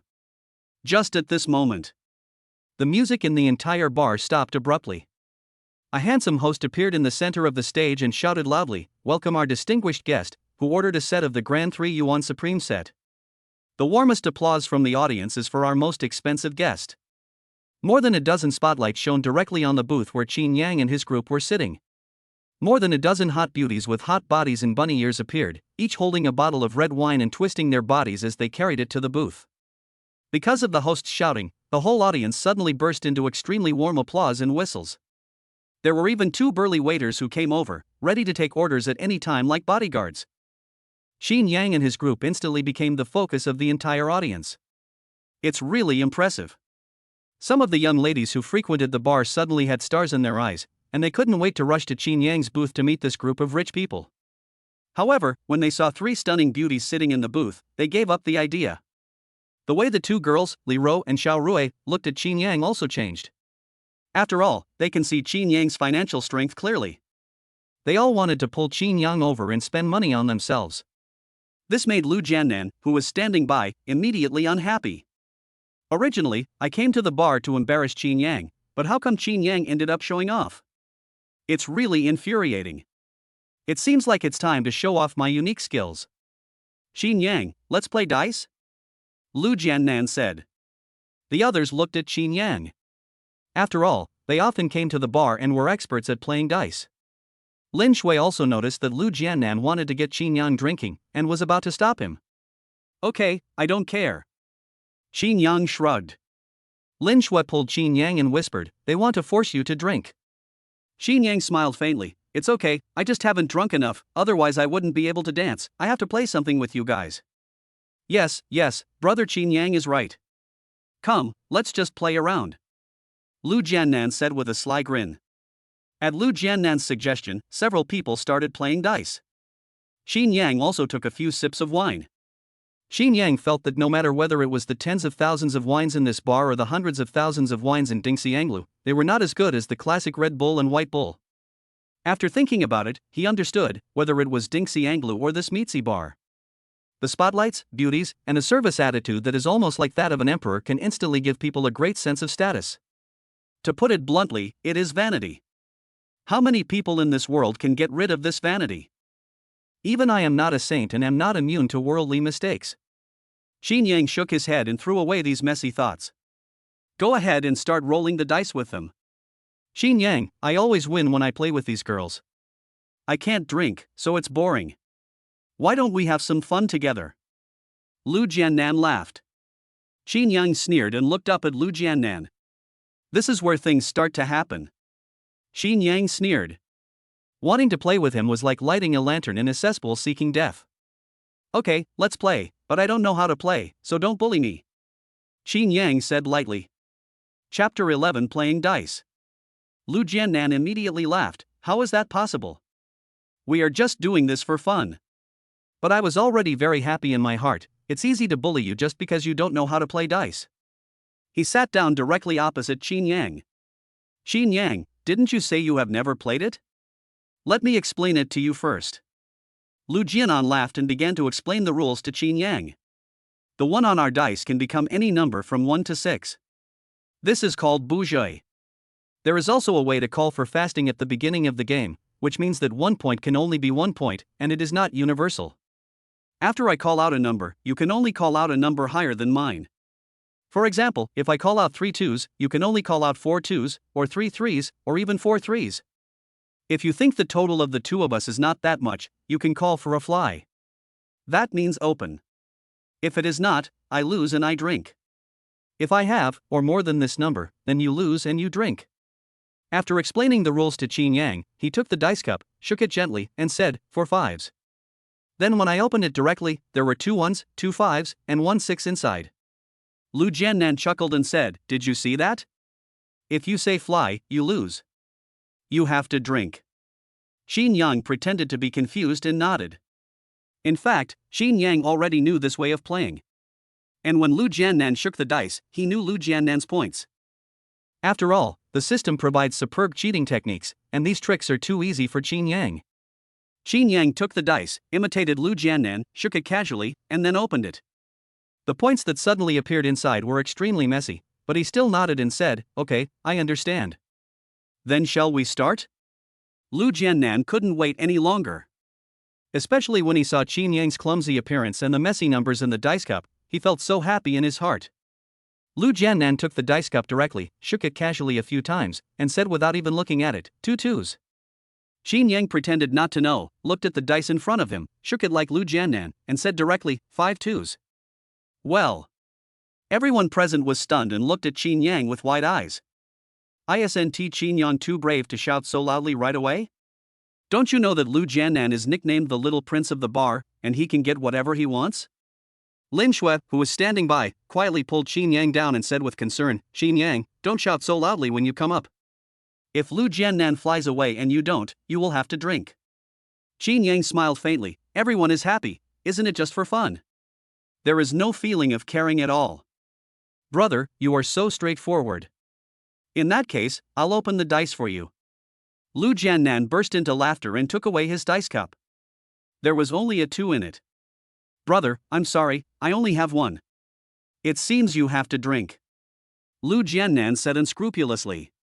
Many of Lu Jiannan's younger brothers chimed in and said, Chinyang, you are just starting out, you will learn slowly, drink first, drink. Lin Shui and the other 2 girls also came over with concerned expressions on their faces. Lin Shui even said directly, Chinyang, open whatever you want. I can drink it for you this time. Drink for him? That's not good. We have to let brother Chinyang drink a few sips. Lu Jiannan said unhappily. I'll drink double. Li Ro also spoke directly at this time. Lu Jiannan was almost angry to death in an instant. Chinyang smiled faintly. It's okay, I drink if you lose. Well. Chinyang's words immediately attracted everyone's attention. Lin Shui and the other 2 girls looked worried. On the contrary, Lu Jiannan and his lackeys were already very excited, just waiting to see Chinyang make a fool of himself. At this time, Chinyang directly took away the dice cup. Well. For a moment, everyone in the booth was stunned. Because there were 4 1s and 1 2 in Chinyang's dice cup. Chinyang took the wine glass directly, poured a glass directly, pushed it to Lu Jiannan, and gestured, drink it. Lu Jiannan opened his mouth and cursed in his heart. He secretly cursed Chinyang for being so lucky, and at the same time took the wine glass and drank it in one gulp. Brother, you are so lucky. Come on, let's play again. But in the following time, 3 to 4 1s would appear in Chinyang's dice cup every time. The 2 of them played for more than 10 rounds, and Chinyang only drank 1 glass. On the other hand, Lu Jiannan's eyes were almost straight after drinking so much, and his hands were shaking as he shook the dice cup. The originally expensive sportswear was now dirty, looking like it had just been taken out of a garbage dump. It was extremely messy. But Chinyang was fine. Everyone in the booth was dumbfounded at this moment. Look at Lu Jiannan, look at Chinyang, look at Chinyang, and then look at Lu Jiannan again. For a moment, they all had a sense of illusion and wondered who owned this bar. The quiet Xiao Rui even pulled Lin Shui and asked, who is the little prince of the nightclub, Chinyang or Lu Jiannan? Lin Shui shook her head dumbly, I don't know either. Lu Jiannan, who drank 3 cups in a row, felt a little dizzy at this time. He stood up and said unwillingly, brother, your skills are pretty good. I said you can't play, but I see you haven't drunk any alcohol. In response, Chinyang just continued to play dumb, I'm lucky today, that's all. However, no one in the booth believes it now. After all, can good luck always last? I didn't see that Lu Jiannan, who often hangs out in nightclubs, was almost drunk. Okay, I'll go to the bathroom first and come back to continue later. Lu Jiannan said, staggering out of the booth. Seeing this, his lackeys hurriedly followed him out. Chinyang, is this really your first time in a bar? Lin Shui asked with some doubt. Chinyang shrugged, of course, you should know what happened to me in school. How can I have the money and time to come here? That's true, but you are so lucky that you made Lu Jiannan drunk. Li Ro still didn't believe it. That's just his bad luck. When his luck gets better, maybe I'll be drunk by him. Chinyang said casually, but the indifferent expression on his face showed that he didn't take Lu Jiannan seriously at all. At this time, Lu Jiannan was in the toilet, holding the toilet and vomiting violently. After vomiting for a while, I drank some water. Then he came out and kicked a group of younger brothers hard. Are you all blind? Are you all blind? You saw me being force-fed and you didn't even fart? Lu Jiannan was very angry now and originally planned to give Chinyang a good beating so that he would embarrass himself in front of Li Ro. As a result, I am the one who makes a fool of myself. All the younger brothers were kicked to the ground. Ian Urban, who was quite clever, immediately expressed his loyalty. Brother Nan, wait a minute. When we get back, I will drink with that brat Chinyang. Either he or I will drink to death today. Ian Urban's words immediately made Lu Jiannan feel better. Seeing this, the other brothers also expressed their loyalty. Lu Jiannan was somewhat sober at this time. He glanced inside at Chinyang, who was talking and laughing in the booth, took out his cell phone and quickly sent a message. Soon there was a reply, and Lu Jiannan immediately said as if he had found a backer, "We'll deal with him later." Let's go back. Chapter 12: How to Make You Dance. Wait for Lu Jiannan and the others to return to the booth again. Ian Urban sat directly opposite Chinyang. "Chinyang, I saw that you had good luck just now. I have also had good luck recently. Come, let's play some games." Seeing the replacement, Chinyang just smiled faintly. Chinyang thought of this when Lu Jiannan and the others went out just now. Even if he changed people, Chinyang just shrugged casually, "Sure." Ian Urban came up and played very hard. Whenever Chinyang shouted, Ian Urban would just shout back. Not to mention Ian Urban's random punches, he actually made Chinyang come up and drink 2 glasses of wine. Lu Jiannan suddenly felt as if the clouds had been cleared and the sun had been shining, and he praised Ian Urban highly. Lu Jiannan's other lackeys also clamored to play with Chinyang. "Brother, it seems that you are really lucky. If it were my little brother, you would not be able to do it." Lu Jiannan laughed. "That arrogance is simply too presumptuous." His group of lackeys also laughed as if Chinyang was about to make a fool of himself. Bite. Trigger selection task 1, choose to teach them a lesson, and you will be rewarded with a lakeside villa. 2, choose to swallow your anger and your appearance will increase by 20%. The system prompt sounded. Looking at these 2 choices, Chinyang chuckled. Is there any need to choose? Since you already have a system, why would you choose to swallow your anger? Moreover, Chinyang is still very confident in his appearance. Just select the first one. Chinyang sneered, too lazy to waste time talking to them, and continued. When Chinyang was serious, Ian Urban immediately realized what the iron fist of society was. Ian Urban drank 24 cups in a row. This time, everyone was stunned. At this time, Ian Urban could not even walk steadily. Others wanted to help him up, but Ian Urban just lay on the ground, looking very ugly.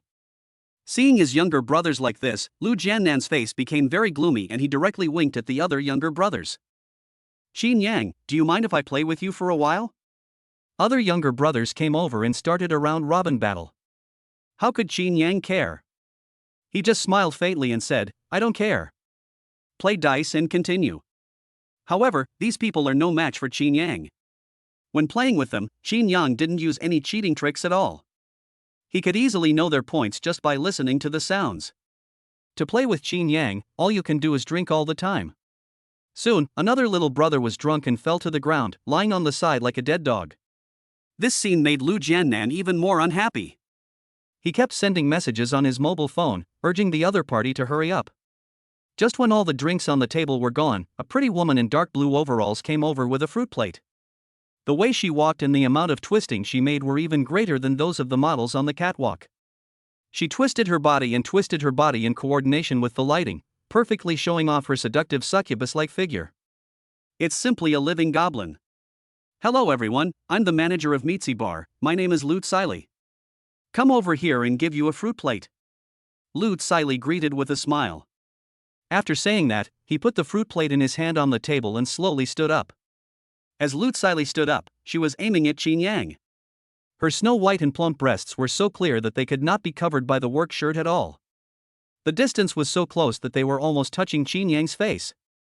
Chinyang could clearly see the situation inside, and it was actually a vacuum.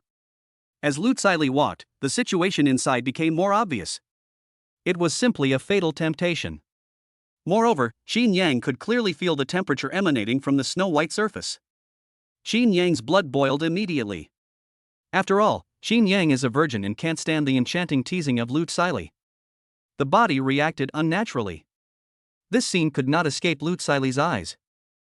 After Lu Siley stood up, she covered her mouth and chuckled as if her evil plan had succeeded. This handsome boy seems very shy. Lu Siley's tone was very gentle, with a feeling that made people's bones numb. When Lu Jiannan saw Lu Siley coming, a look of joy suddenly appeared on his face. "Manager Lu, why did you come just now? We've almost finished drinking. You'll have to drink a few more drinks later." Lu Jiannan greeted Lu Siley with a grin. But Lu Jiannan's eyes seemed to have turned into a pair of big hands, and he wished he could tear open the white shirt directly to see the scenery inside. He turned to look at Chinyang again and said, "Brother, you don't mind having one more person, right? Let me tell you, this manager Lu is a capable person." Chinyang also realized his situation. He picked up the wine glass and took a sip, forcing himself to calm down quickly. It is obvious that Lu Xili was hired by Lu Jiannan to deal with him. If he wants to teach Lu Jiannan a lesson, he must make Lu Xili drunk. For the sake of the lakeside villa, and to teach Lu Jiannan a lesson, what does it matter even if it's Lu Xili? After a brief adjustment, Chinyang smiled faintly. "Okay, everyone here is a friend. Welcome, welcome." Seeing Lu Xili coming over, Lin Shui and the other two girls all showed a hint of worry. Lin Shui, Li Ro and others also often come to Mitzi Bar. They are very familiar with Lu Xili. This woman is very powerful. Not only is she a heavy drinker, there are even rumors that she is very good at playing dice. There were many who wanted to have in-depth exchanges with Lu Xili, but in the end, they were all drugged by Lu Xili to the point that they didn't even recognize their own mothers. Lin Shui directly pulled Chinyang and said, "Chinyang, we have played for a long time today. I am a little sleepy. Please take me home now." Having said that, he wanted to take Chinyang away. After all, Chinyang has already gained Lin Shui's recognition today, and Lin Shui even wants to take Chinyang down as soon as possible. Otherwise, Li Ro and Xiao Rui, the two fake besties, would be staring at Chinyang like hungry wolves. "You go first. I haven't had enough fun yet. I'll come to see you tomorrow," Chinyang said casually. Well. Lin Shui was completely stunned. Chinyang's words made her break down. Chinyang, who had been obedient to her and even spent a lot of money on her today, actually asked her to go home by herself? I said this to prevent Chinyang from being forced to drink. Moreover, I am a girl, and I asked you, Chinyang, to send me off. Don't you, Chinyang, understand the meaning of her words? Chinyang, it's too late now. The place where I live is a little unsafe. How about you take me there? Lin Shui, who was somewhat unwilling to give up, spoke again. Unexpectedly, Chinyang didn't say anything. He took out his phone and tapped around for a while before saying, "Don't be afraid. I've booked a deluxe king-size bedroom for you at the International Hotel next door. Go over first." After Chinyang finished speaking, he sent the room information to Lin Shui and ignored her. Lin Shui, Chinyang, are you a blockhead? In a rage, Lin Shui simply ignored everything and picked up her bag, walked out of the Mitzi bar, and went straight to the International Hotel. At this time, Chinyang's energy was all focused on Lu Xili. After taking a look at Lu Xili, he said directly, "Manager Lu has a good figure. If she dances on the stage, she will definitely look great." Chapter 13, just because he gave too much. Well. In an instant, everyone in the booth was stunned. They all stared at Chinyang with wide eyes, their faces full of disbelief. Lu Jiannan's face was full of surprise at this time, and then he was ecstatic. You have to know that Lu Xili is the manager on duty at Mitzi Bar, and she has very strong interpersonal relationships. Since the opening of the Mitzi Bar, no one has ever been able to make Lu Xili do such a thing. Because anyone who makes excessive demands will be kicked out of Mitzi Bar. Chinyang actually dared to put forward such unreasonable conditions. Chinyang is going to be unlucky today. Lu Xili looked at Chinyang, covering her mouth and giggling. Oh. You are so arrogant, little brother. If you want to see me dance, the price is not small. Lu Xili said it casually, but her words were threatening. Rub. The two burly men who were originally standing next to the booth stood directly behind Lu Xili.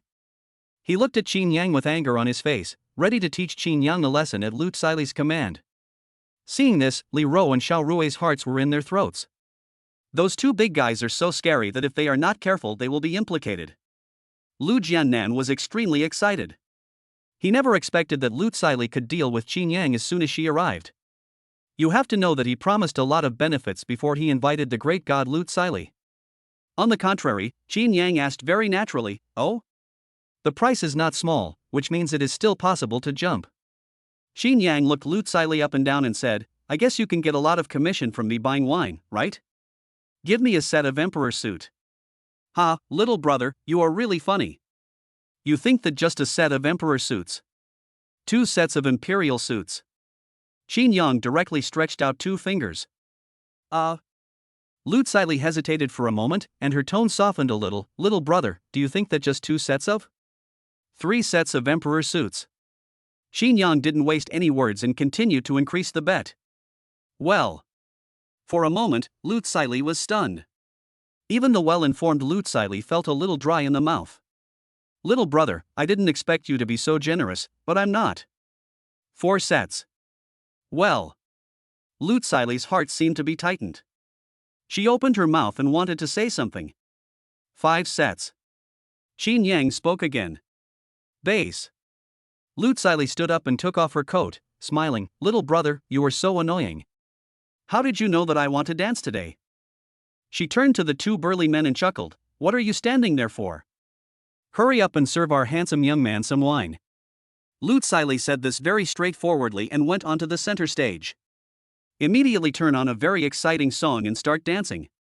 Lu Xili's hot and sexy body, as she dances vigorously, is simply an ultimate visual feast, especially under bright or dim lighting. She looks even more enchanting and alluring. Well. This scene instantly shocked everyone in the bar. Who is Lu Xili? As the manager on duty at Yazzie Bar, he has the final say in the bar. Although she always appears in a seductive manner, people who often come here know that no one dares to cause trouble with Lu Xili here. However, Lu Xili now is a feast for the eyes. Lu Xili, who was twisting her body hard on the stage, kept throwing flirtatious glances at Chinyang and making all kinds of teasing movements. Led by Lu Xili, the entire bar suddenly reached a new climax. At the same time, the news that someone ordered 5 sets of Emperor sets quickly spread in the bar. Everyone in the bar was shocked and wondered who Chinyang was and why he was so powerful. Lu Xili was happy only because Chinyang gave her so much. Chinyang's commission from just these 5 sets of Emperor suits can reach more than 200,000. It's so cool. Lu Xili jumped for more than 20 minutes before coming down. After coming down, she sat next to Chinyang and asked, Little brother, do you think my dance is good? Her tone was so charming and attractive, and the heat in her eyes was enough to win over Chinyang. This is the best dance I have ever seen. Chinyang said truthfully. Haha, really? I have a better dance. Do you want to see it? That's my best dance. It's the kind that can make you feel really good. While Lu Xili was speaking, she moved her body closer to Chinyang. The thin shirt seemed to be non-existent, and the delicate and elastic pressure made Chinyang feel even stronger. Chinyang only felt that it was so big, so soft, and so white. It feels like being wrapped in tenderness. It feels so good that I want to go deeper. Li Ro, Lu Jiannan and others on the side were already stunned. Especially Lu Jiannan, who rubbed his eyes hard. It was clearly the reinforcements he had invited, but under Chinyang's inhumane imperial attack, they actually stuck to Chinyang. She is even seducing Chinyang. He picked up the wine glass in front of him and took a big gulp, trying to sober himself up. However, the table was already filled with aces of spades, reminding him that this matter would definitely not be completed today. At this time, Chinyang had already spoken. Classmate Jiannan, the wine is here, let's continue. Lu Jiannan opened his mouth and cursed in his heart, why the hell are you still going on? She wanted to refuse, but seeing Chinyang's smiling eyes, she didn't dare to say it out loud. After all, he was able to take out more than 2 million yuan at once, order drinks in a bar, and still act like he didn't care afterwards. Even if Lu Jiannan was beaten to death, he would not believe that Chinyang's hometown was just demolished. I'm afraid there is no rich second generation in Jinghai who dares to do this. Maybe Chinyang is the rich second generation of that big family who came out to gain experience. For a person like this, I am afraid I can only carry shoes for him. If you offend such a person, your own business may be suppressed. Plop. Lu Jiannan knelt on the ground, smiling awkwardly. Brother Qin, Master Qin, you will be my master from now on. I was too arrogant just now, please forgive me. Chinyang was surprised by Lu Jiannan's kneeling. However, his mission had not been completed yet, so Chinyang was not willing to agree easily. Seeing Chinyang frowning, Lu Jiannan wanted to die. Looking at the table full of aces of spades, Lu Jiannan directly took a bottle. Master Qin, I was blind today. I will apologize to you today. After Lu Jiannan finished speaking, he picked up the bottle and drank it directly from his mouth. Lu Jiannan, who had already drunk a lot, was drunk just like his younger brother before he even finished the bottle of Black Tower A. Lu Xili on the side said with some disdain, just throw the drunk stuff out, don't make the bar dirty. Immediately, several waiters came over, dragged Lu Jiannan and the others out, and threw them onto the road at the door. No one cared and they kept vomiting like dead dogs. Little brother, shall we continue? He. Lu Tsilei giggled non-stop, and she wanted to press her body on Chinyang. In order to let Chinyang feel her greatness and tenderness, Lu Tsilei had already seen that Chinyang was a virgin, so he must be very aggressive. Chapter 14. You go to sleep first. Bite. Trigger selection task 1, choose to treat Lu Jiannan and others, and be rewarded with a private butler. Choice 2, leave it alone, and get a cash reward of 30 million. The system prompt sounded. See these two options. To be honest, Chinyang hesitated. It's not because of the 30 million. Now that he has the system, Chinyang is no longer so eager to earn money.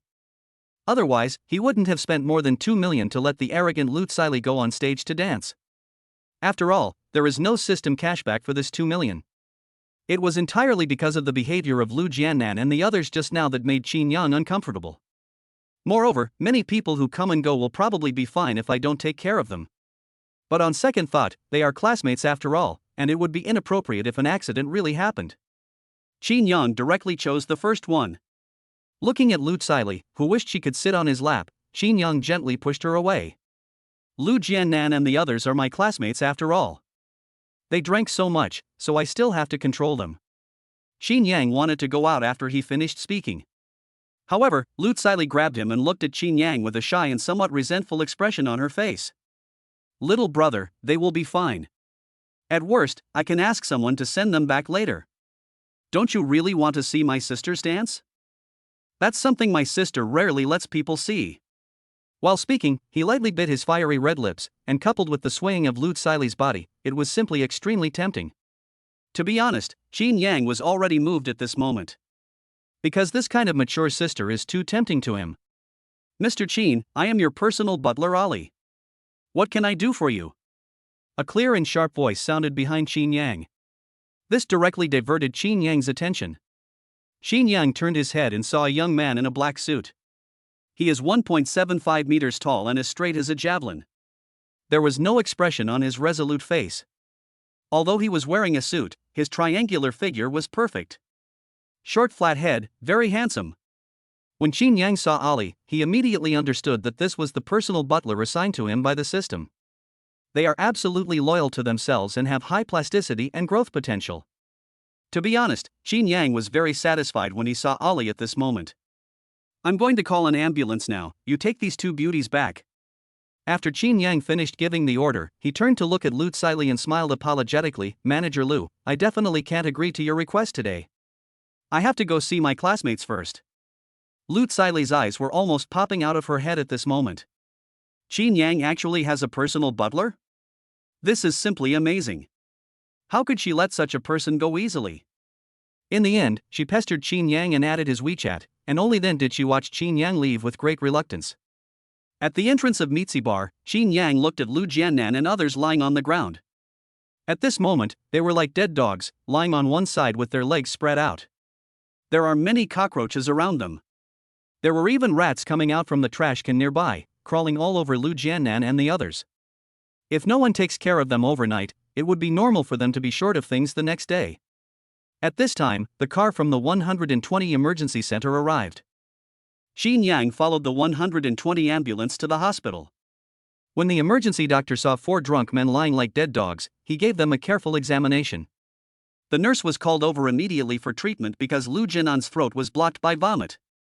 Fortunately, Chinyang called in time, otherwise it would have caused respiratory tract obstruction and direct death. A group of medical staff tried to rescue Lu Jiannan and others and performed gastric lavage, which lasted for more than 2 hours. After Lu Jiannan and the other 3 had been given glucose transfusions, the doctor on duty came over. I say, why do you young people drink so hard? Don't you know that this can cost lives? The duty director Li Toyota scolded. Chinyang still admires these angels and white from the bottom of his heart. I could only smile and nod, saying I would pay attention next time. Okay, here is the payment slip. Go and pay the fee first. Keep an eye on them tonight. When they wake up, they will probably want some water. Li Toyota handed Chinyang a slip, then walked away while rubbing his shoulders. Chinyang looked down and saw that the cost of gastric lavage and infusion for Lu Jiannan and other 3 people was more than 16,000 yuan. Chinyang went directly to pay the bill and then bought Pocari Sweat at the convenience store. At the same time, Lin Shui in the International Hotel did not feel sleepy at all. Looking at the Dior membership card in her hand and the bed full of cosmetics, she fell into deep thought. Every 3 to 5 minutes, Lin Shui would check her phone to see if Chinyang had sent her a message or called her. She had been like this for hours. It was past 3 o'clock when Lin Shui couldn't help it and sent a message directly to Chinyang. Chinyang, are you still in Mitzi Bar? I'm a little scared in my room, can you come and keep me company?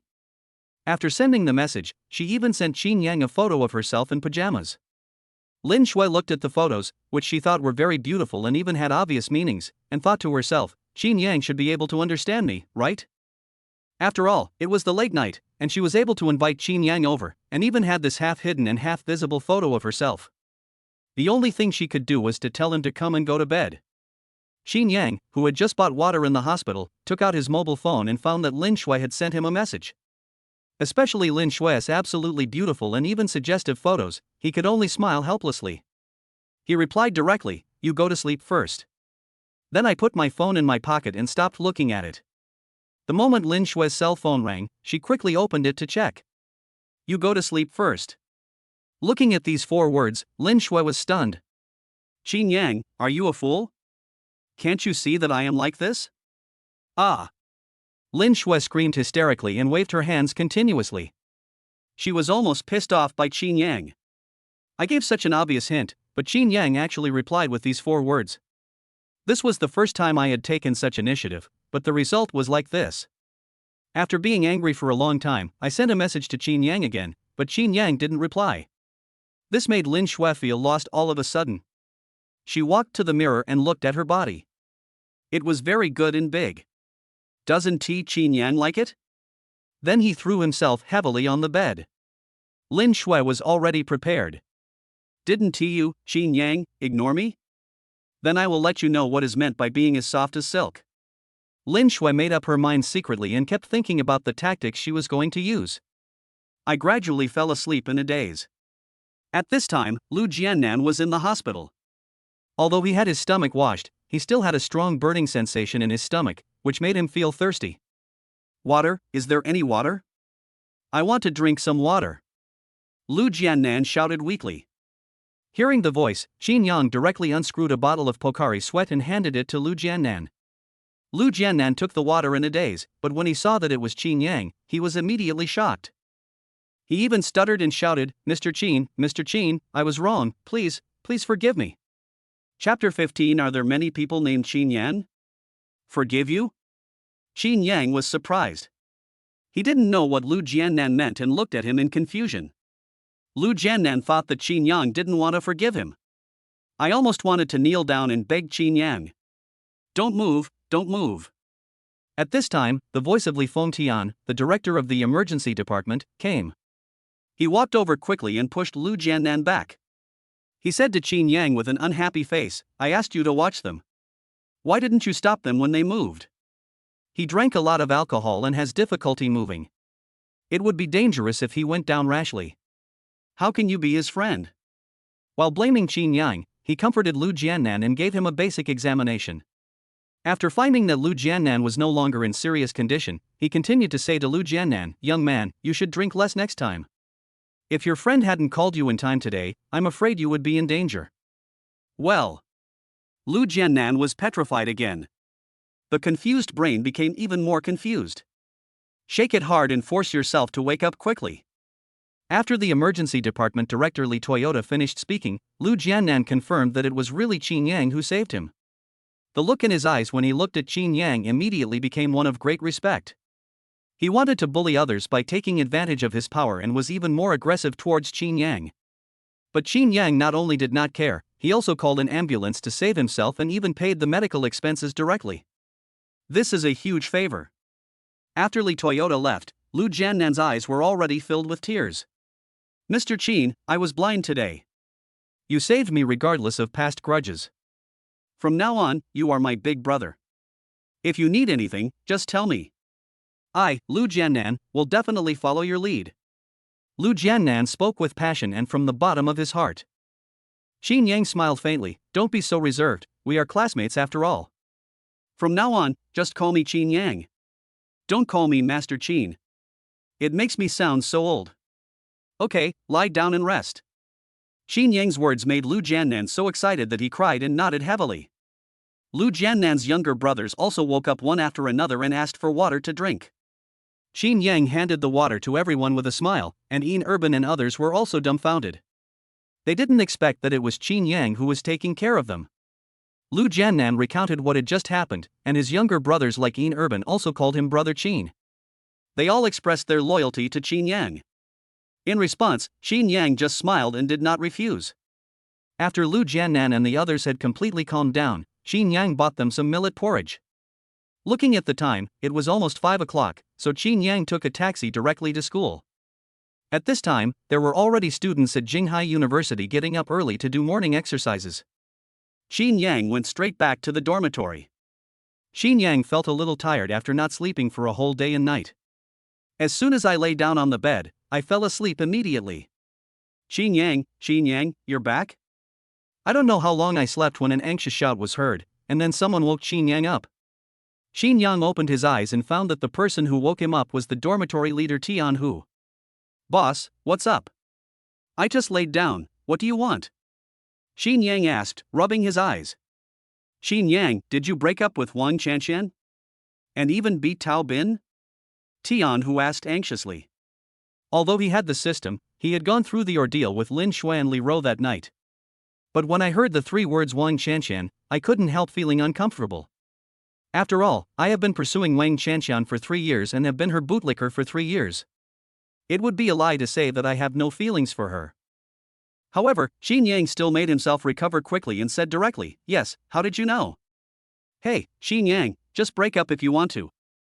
Why do you have to hit Tao Bin? He has already said today that he will teach you a lesson. Tian Hu said with a worried look on his face. Clean yourself up? Chinyang smiled faintly and said indifferently, then let him come, it's just right to vent my anger on him again. Chinyang said that he would continue to dream about the rest of his life. Tian Hu pulled Chinyang up and said, brother, Tao Bin is a rich second-generation man with many younger brothers around him. You are no match for him. How about this, I'll find some connections and go find Tao Bin. I'll apologize to him and admit my weakness in front of him. Maybe this matter can be resolved. Tian Hu gave Chinyang some advice. I have to say that Tian Hu is a good person. Although he likes to take advantage of others, he is also a warm-hearted person. He has solved many problems for the dormitory and his friends. Chinyang, who was almost sleepy at the moment, just wanted to get rid of Tian Hu as soon as possible so that he could have some sleep. He responded casually, okay, boss, you can handle it. After saying that, he fell asleep. Seeing Chinyang like this, Tian Hu thought that Chinyang was too sad, and sighed helplessly, well, breaking up is fine, this is a process that must be experienced in life. After saying this, Tian Hu went out to wash up, while thinking about who would be more suitable to find. Just as Tian Hu finished washing up, he heard the entire boys' dormitory building shaking. There were cheers, sounds of surprise, and even constant whistles. Tian Hu was immediately frightened. He thought that Tao Bin had brought people to block Chinyang. He quickly ran towards the dormitory, but halfway through he found that all his classmates were looking outside. Driven by curiosity, Tian Hu also looked outside. Wow! With just one glance, Tian Hu cried out. Because downstairs in the boys' dormitory, there were 2 stunning beauties standing there. These 2 people are the campus beauties of Jinghai University, Lin Shui and Li Rou. These 2 beauties are both very picky. Many academic elites and school idols want to have further conversations with them. If you are a person without money in your pocket, how can these 2 beautiful schoolgirls even look at you? The people living in their boys' dormitory are all ordinary people. Usually, when a girl comes, the boys upstairs can get excited for a long time. Now, there are actually 2 school beauties. No wonder there were constant shouting and whistles just now. Classmate, may I ask, does Chinyang live on this floor? Lin Shui asked sweetly with her red lips parted. The student who was asked by Lin Shui was excited and nodded frantically, yes, he is in dormitory 209 on the 2nd floor. Classmate, can you go and call Chinyang down? I called him, but he didn't answer. Li Rou said from the side. Well. At this moment, all the boys in the building were stunned. Everyone looked at each other, unable to believe their eyes and ears. Lin Shui and Li Rou, the 2 most beautiful girls on campus, actually went looking for Chinyang. I even called Chinyang, but he didn't answer? What on earth is happening in this world? Could it be that the Chinyang these two school beauties mentioned is not just the same name as the Chinyang they know? Someone asked doubtfully, classmate, the Chinyang you are looking for, is it that Chinyang? This question confused Lin Shui and the others. Are there many people named Chinyang in your building? The school files clearly state that there is only one Chinyang here? Lin Shui was surprised. At this time, Tian, who had already gone downstairs, and asked uncertainly, are you sure that the Chinyang you are looking for is the Chinyang who has been chasing Wang Qianqian for 3 years but still couldn't catch up? Hearing Tianhu's words, Lin Shui and Li Rou both nodded instantly. Yes, it's him. I'm here to bring him breakfast. Chapter 16, Warriors Charging for Love. Lin Shui's voice was not loud, one could even say it was very gentle. But the shock it gave to everyone around was like a super bomb, which directly blew everyone away. Lin Shui, the campus beauty of Lin University, actually came to bring breakfast to Chinyang? At this time, everyone noticed the breakfast in Lin Shui's hand. What shocked everyone even more was that Li Rou was also holding a breakfast in her hand. Needless to say, it seemed to be for Chinyang as well. Tian, who swallowed his saliva. He's still sleeping. Puff. All the students around almost vomited blood. They all sighed and said that Chinyang had a really big heart. At this time, you still have the mood to sleep? If it were me, I would have gotten the hell out of here a long time ago. Oh, classmate, you and Chinyang are in the same dormitory, right? Could you please ask him to come down? Lin Shui said with a smile. Okay, I'll go right away. Tian, who said excitedly. The school bell's request was something I couldn't even dream of. Tian, who ran into the dormitory and shouted, Chinyang, why are you still sleeping? Someone is looking for you. While shouting, he also grabbed Chinyang and shook him hard, fearing that Chinyang would not wake up. Chinyang thought that Tao Bin had brought people here, so he said without even opening his eyes, oh, Tao Bin is here? Let him wait for me outside. After Chinyang finished speaking, he wanted to lie down and sleep for a while. It's not Tao Bin, it's beauties. 2 beauties are waiting for you downstairs. Hurry up and get up. There are a lot of people watching you downstairs. Tian, who said this and pulled Chinyang up. Without caring whether Chinyang was awake or not, he dragged Chinyang downstairs. The crowd, who were originally watching the excitement downstairs, immediately sighed when they saw Chinyang's appearance at this moment. He was wearing a dirty delivery uniform and had a messy hair on his head. His face was full of fatigue, and he looked like a loser at first glance. Why doesn't Chinyang know how to wash himself? After all, with school beauties like Lin Shui coming to visit him, it would be helpful for him to tidy himself up and leave a good impression. Someone shook his head and sighed in confusion. What do you know? Chinyang must be self-aware. School beauties like Lin Shui and Li Rou are definitely not something he can get his hands on. So he has completely given up. Then clean it up too. Maybe there are girls who like it. The speaker was a freshman. His appearance is exactly like Chinyang. You can even smell a strong sour and smelly foot odor from far away. He is definitely an internet cafe god. The words of this great god immediately attracted contemptuous looks from everyone. Unless you are blind, how could you possibly like such a person? Lin Shui and Li Rou saw Chinyang coming out. The 2 men immediately stepped forward and handed over the lunchboxes with happy faces. Chinyang, you must not have eaten breakfast, right? I bought you some soy milk and fried dough sticks. Li Rou spoke first. Lin Shui was not to be outdone and said, Chinyang, you stayed up late last night, don't eat anything too greasy. I bought you some millet porridge and buns, they are good for your appetite. After Lin Shui finished speaking, she tilted her head and glared at Li Rou. The warning she gave her was obvious. Li Rou didn't care at all and gave Lin Shui a contemptuous look in response. A good man will naturally belong to whoever catches him. At this point their sisterhood was completely broken. Chinyang was so sleepy now that he didn't even notice the expressions of Lin Shui, Li Rou, and the others. He casually took the breakfast handed to him by the 2 women. Do you have anything else to do? No, I'm going to go back and take some sleep. I'm still very sleepy. After Chinyang said that, he turned around and went upstairs. He didn't care about the 2 women's reactions at all. Well. This scene stunned all the students present. Many people rubbed their eyes desperately. Is this really Chinyang? How come he doesn't know how to cherish such a good opportunity? Many people asked in disbelief. While everyone was stunned, Lin Shui and the other girl did not show any dissatisfaction. Okay, then I will definitely call you when you wake up. Lin Shui and the other person shouted in unison. Chinyang, who had already walked up a few steps, made an okay gesture without turning his head. This immediately made Lin Shui and the other two so happy that they shouted that they must call. Afterwards, Lin Shui and Li Ro left reluctantly. This scene stunned everyone. The two school beauties who always looked down on others actually personally brought breakfast to Chinyang. What is even more unbelievable is that Chinyang actually looks like he doesn't care at all. The two school beauties were not angry, and even told Chinyang to call them after he woke up.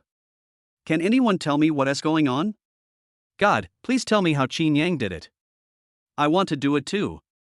Many students were shouting to the sky. But no one gave them answers to their questions. Chinyang returned to the dormitory, put his breakfast on the table, turned around and lay down to sleep.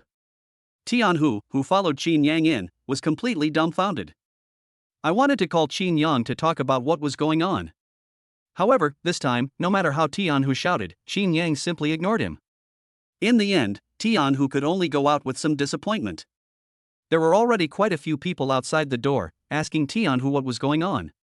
Tianhu smiled helplessly. How the hell do I know what's going on?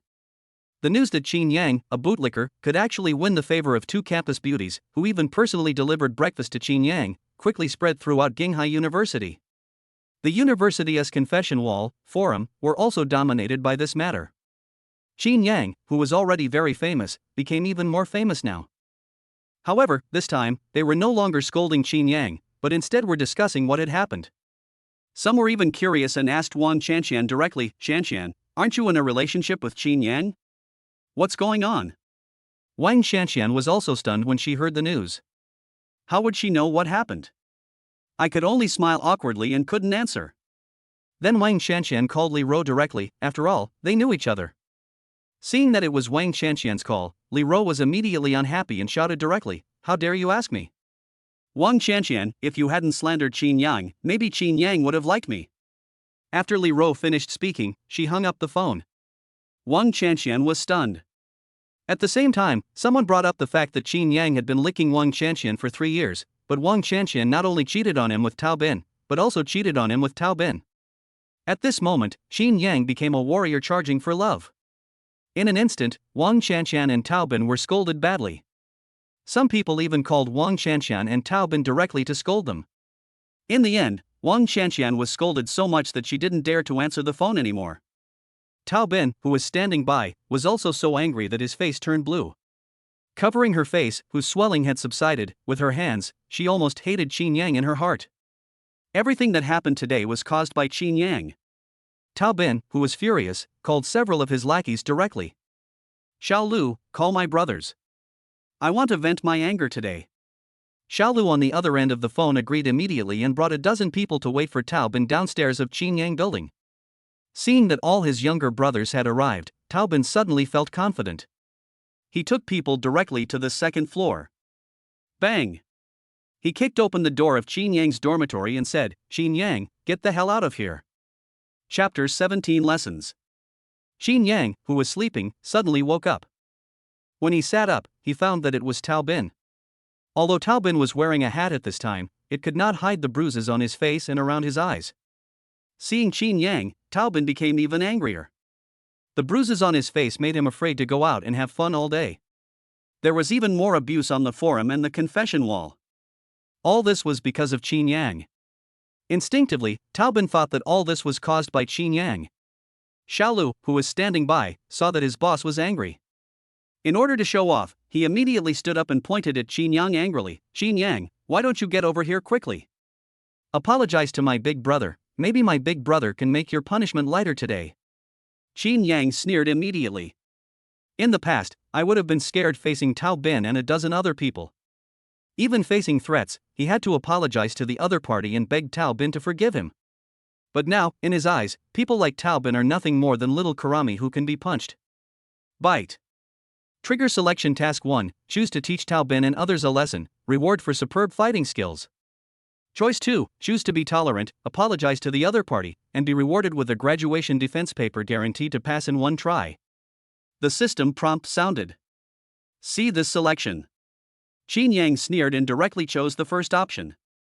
This Taobin is relying on the power of others and still wants me to apologize? Not to mention the rewards from the system options. Even if there were no rewards, Chinyang would teach Taobin a lesson today. As for the graduation thesis defense, it's just a matter of some effort. When Chinyang made his choice, a large number of fighting skills immediately appeared and quickly merged into his body, becoming an instinctive reaction of Chinyang's body. At this moment, Chinyang made a qualitative improvement in his fighting skills. As for the basic fighting skills rewarded by the system yesterday, they can easily deal with Taobin in a one-on-one fight, but it is still a bit difficult to deal with Taobin's lackeys. But today's advanced fighting techniques can allow you to make the best use of every bit of your body's strength. Chinyang felt that he could deal with Taobin and his group with just a wave of his hand. I didn't look for you, but you came to me. It's a good opportunity to settle the previous accounts. Chinyang said lightly. Boy, you dare to be so arrogant to our brother Bin, I will destroy you today. Xiaolu, eager to show off, rushed directly towards Chinyang. A pair of hands wanted to grab Chinyang's arm or clothes tightly so that the people behind could deal with Chinyang. Bang! As Xiaolu rushed forward, he saw a fist as big as a sandbag hitting his eyes directly. Ouch! Xiaolu screamed in pain and fell to the ground. Seeing this, Taobin immediately shouted, "This kid has some skills. Come on, come on. If you can defeat him today, I'll treat you to dinner tonight." I heard Taobin say he would treat us tonight. A group of younger brothers instantly became energized and rushed towards Chinyang, shouting. In their eyes, no matter how powerful Chinyang was, with a dozen of them, he could still be easily captured. Looking at the classmate rushing towards him, Chinyang snorted coldly. Just spread your hands, draw a circle, and hook your feet. Plop! The first person who rushed over fell to the ground. Chinyang stretched out his right hand and started a fight with the man. Bang! The sound is extremely clear and loud. This kid dares to fight back. Beat him! The people behind him immediately yelled.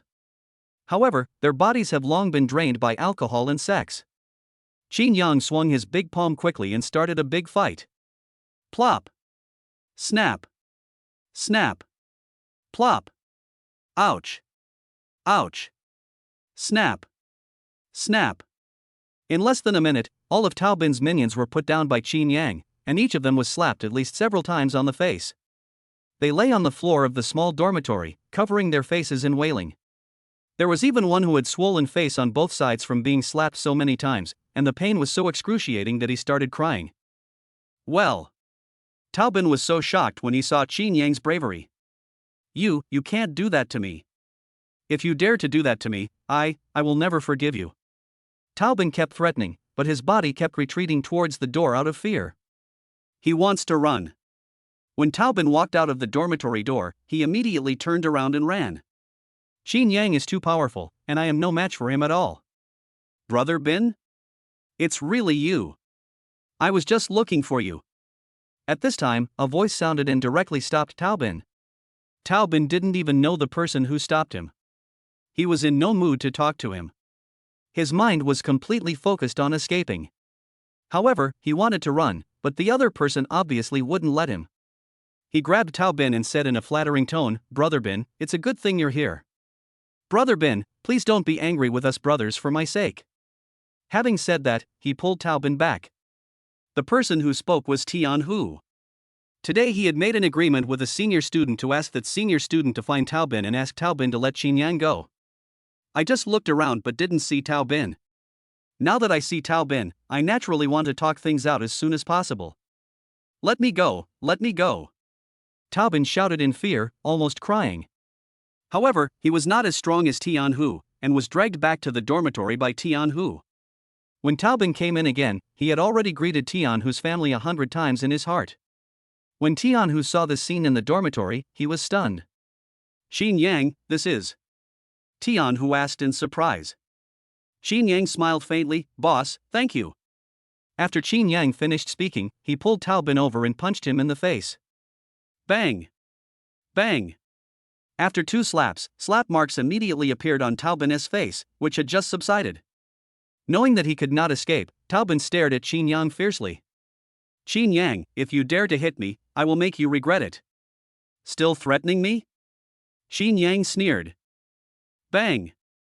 Chinyang showed no mercy and slapped him again. This time, one of Taobin's back teeth was knocked out. Taobin knew that he was no match for Chinyang, so he simply gave up resisting. Chinyang, do you know who my father is? My father is Tao Hongjian, and my family is a wealthy businessman in Jinghai. I will definitely spend money to prevent you from graduating. If you dare to hit me, I will make sure you can't stay in Jinghai. Taobin looked at Chinyang with resentment and kept threatening him. Oh? When did you become so awesome? At this time, a voice sounded. Lu Jiannan and his 3 younger brothers appeared at the door of Chinyang's dormitory. When he saw Lu Jiannan, Taobin's eyes suddenly lit up. Brother Nan, help me. Give Chinyang a good beating. If you have any conditions, just ask. Taobin knew Lu Jiannan and knew that Lu Jiannan was from the physical education department and that his 3 younger brothers were all good fighters. If Lu Jiannan took action, it would be very easy to deal with Chinyang. Bang! Lu Jiannan slapped him directly. Fuck it, I'm giving you one more chance to talk nicely to our brother Chin. Chapter 18, The Lost Dog. Lu Jiannan's words stunned everyone present. Taobin even covered his swollen face and asked in disbelief, Nan, brother Nan, why did you hit me? It was Chinyang, this little bastard who bullied me. Help me teach him a lesson. Taobin's words made Lu Jiannan want to kill him immediately. Ha! Lu Jiannan spat and cursed, who the hell is your brother Nan? You are such a blind guy and you dare to scold brother Chin. You are simply courting death. Lu Jiannan cursed and punched and kicked Taobin. Since they were all young people, Taobin immediately felt dissatisfied and wanted to talk to Lu Jiannan. Just as Taobin was about to stand up, Urban and 3 others behind Lu Jiannan attacked him directly. He punched Taobin in the face, making him scream in pain. He knelt on the ground and kowtowed for mercy. All right. Chinyang said calmly, that's enough. If you continue, something might happen. Only after hearing Chinyang speak did Lu Jiannan and others stop. Damn it, if brother Chin hadn't spoken up today, I would have killed you. Cursing angrily, Lu Jiannan kicked Taobin hard a few more times. Chinyang came close to Taobin and looked down at Taobin who was lying on the ground like a mangy dog. At this moment, Taobin had completely lost his arrogance and was completely different from the person he was just now. The beating that Lu Jiannan and the others had just given Taobin made it clear that whether he could leave today depended entirely on Chinyang's mood. Brother Chin, I was wrong, I was really wrong, please forgive me, I swear, I will never dare to offend you again. Please forgive me. Taobin begged for mercy desperately, dragging his aching body to kowtow frantically to Chinyang, fearing that if Chinyang said no, he would be ruined today. At this time, Taobin's face and mouth had swollen like a pig's head. The corners of his mouth and nostrils were bleeding, and his eyes were black and blue. He couldn't open his eyes even if he wanted to. If there was no slit in his eyes, people would easily misunderstand that he was blind. Looking at the extremely miserable Taobin, Chinyang shook his head and sneered. Go away. To be honest, Taobin no longer makes Chinyang want to beat him up again. Because there is no challenge at all, it feels like a father beating his son, which is really boring. When Taobin heard Chinyang's words, he suddenly felt like he was liberated. Thank you, brother Chin. Thank you, brother Chin. Taobin mumbled incoherently, thinking about getting up and running quickly. Come back. Lu Jiannan shouted. Just this one shout almost made Taobin wet his pants. With an ugly look on his face, as if he had eaten shit, he turned his head and asked, Brother, what's wrong? Are you fucking deaf? Brother Chin told you to get out, do you know what that means? Don't you understand what I'm saying? Lu Jiannan, who was trying to please Chinyang, shouted angrily. Well. Taobin was stunned for a moment, but he quickly came back, lay on the ground, and rolled out. Even when he reached the corridor, he didn't dare to get up. He rolled all the way to the stairs before he dared to stand up and run away quickly. While running, I had already cursed Chinyang and Lu Jiannan 100 times in my heart. Taobin was a vindictive person. He glanced at the dormitory on the 2nd floor and thought to himself, just wait, if you dare to do this to me, I will show you how I will take revenge on you.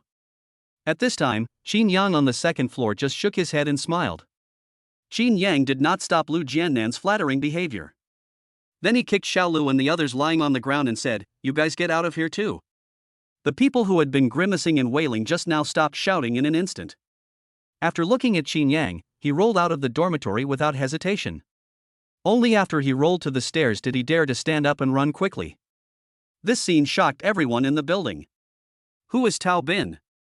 He can be said to be a famous gangster in Jinghai University. Relying on his wealth and being the president of the student union, he can be said to be doing all kinds of evil. Anyone who dares to go against him will suffer the consequences. On the other hand, who is Chinyang? Both are famous people in Jinghai University, but Chinyang's fame is due to his wastefulness, incompetence, and bootlicking. But this loser just ignored the breakfast sent by 2 jokers today. What is even more exaggerated is that Tao Bin, who has always been arrogant and domineering, is now like a stupid dog, wagging his tail and begging for mercy in front of Chinyang. After all, everyone here saw Tao Bin's screams and his miserable appearance when he ran away. The contrast was too great, so great that it had overturned the cognition of all of them. Brother, am I not dreaming now? Tao Bin was actually beaten by Chinyang. The person being asked also shook his head, indicating that he didn't know whether he was dreaming or not. Bang! Someone slapped him directly. The huge pain made him sober instantly. "Oh my god, why the hell did you hit me?" It seems that this is not a dream. In an instant, the entire boys' dormitory was filled with discussions. This incident can be described as a bomb, it is so explosive. The discussions of many classmates did not affect Chinyang and others on the second floor. Looking at Tao Bin and his group running away like dogs, Lu Jiannan spat at him again. Then he asked Chinyang in a flattering manner, "Brother Chin, are you satisfied with the handling just now?" Chinyang didn't reply to Lu Jiannan, but asked, "What's the matter?" Lu Jiannan chuckled, scratched his head awkwardly and said to Chinyang, "Brother Chin, my brother and I came here mainly to thank you. I came here today to apologize to you. Brother Chin, I will never harass my sister-in-law again." Well. Chinyang was stunned, not knowing what the sister-in-law Lu Jiannan was talking about was. Sister-in-law? What sister-in-law? Chinyang asked in surprise. Li Ro, isn't she your girlfriend? Although Brother Chin said that I harassed my sister-in-law before, I really didn't know she was your girlfriend. Lu Jiannan said with a look of remorse. Then he pointed directly at the dormitory light and said sullenly, "Brother, don't worry, from today on, I will never harass my sister-in-law again. I can swear on this light." Puff. Chinyang laughed out loud. "Li Ro is not my girlfriend. I just met her yesterday. If you want to pursue her, go ahead. I don't like her." Well. Lu Jianan was suddenly stunned. His face was full of disbelief. "She's not your girlfriend? How is that possible? I see how she treats you, that's..." Before Lu Jiannan could finish his words, Chinyang gave him a look that showed he understood. "Anything else?" Lu Jiannan swallowed his saliva. It seemed that Chinyang was not lying. However, Lu Jiannan had already made up his mind that no matter whether she was Chinyang's girlfriend or not, he, Lu Jiannan, would no longer harass Li Ro. After all, he has a lot of money, is handsome, and is a sports student in school. What kind of women can't he have? Why do you have to stick to Li Ro's tree? Lu Jiannan, who had figured it out, no longer worried about Li Ro. So he approached Chinyang again in a flattering way. "Well, Brother Chin, how about we go have a meal?" "Anything else?" Chinyang asked. Lu Jiannan suddenly scratched his head in embarrassment. "Well, I have something to do this afternoon, and I want to trouble Brother Chin for a favor." "Is that okay with you?" Chapter 19. Will you? What's up? Seeing that Chinyang did not refuse immediately, Lu Jiannan chuckled and said, "Brother Chin, we have a basketball game this afternoon. One of our substitutes cannot come. Do you think you can go and make up the number? If you take this elective course, you can get extra credits, and you don't even have to attend the class." Chinyang smiled. "Oh? There is also this matter." Just by making up the numbers, he could get credits. It was obvious that Lu Jiannan wanted to please him. After all, if you want to graduate from college, you must accumulate enough elective credits.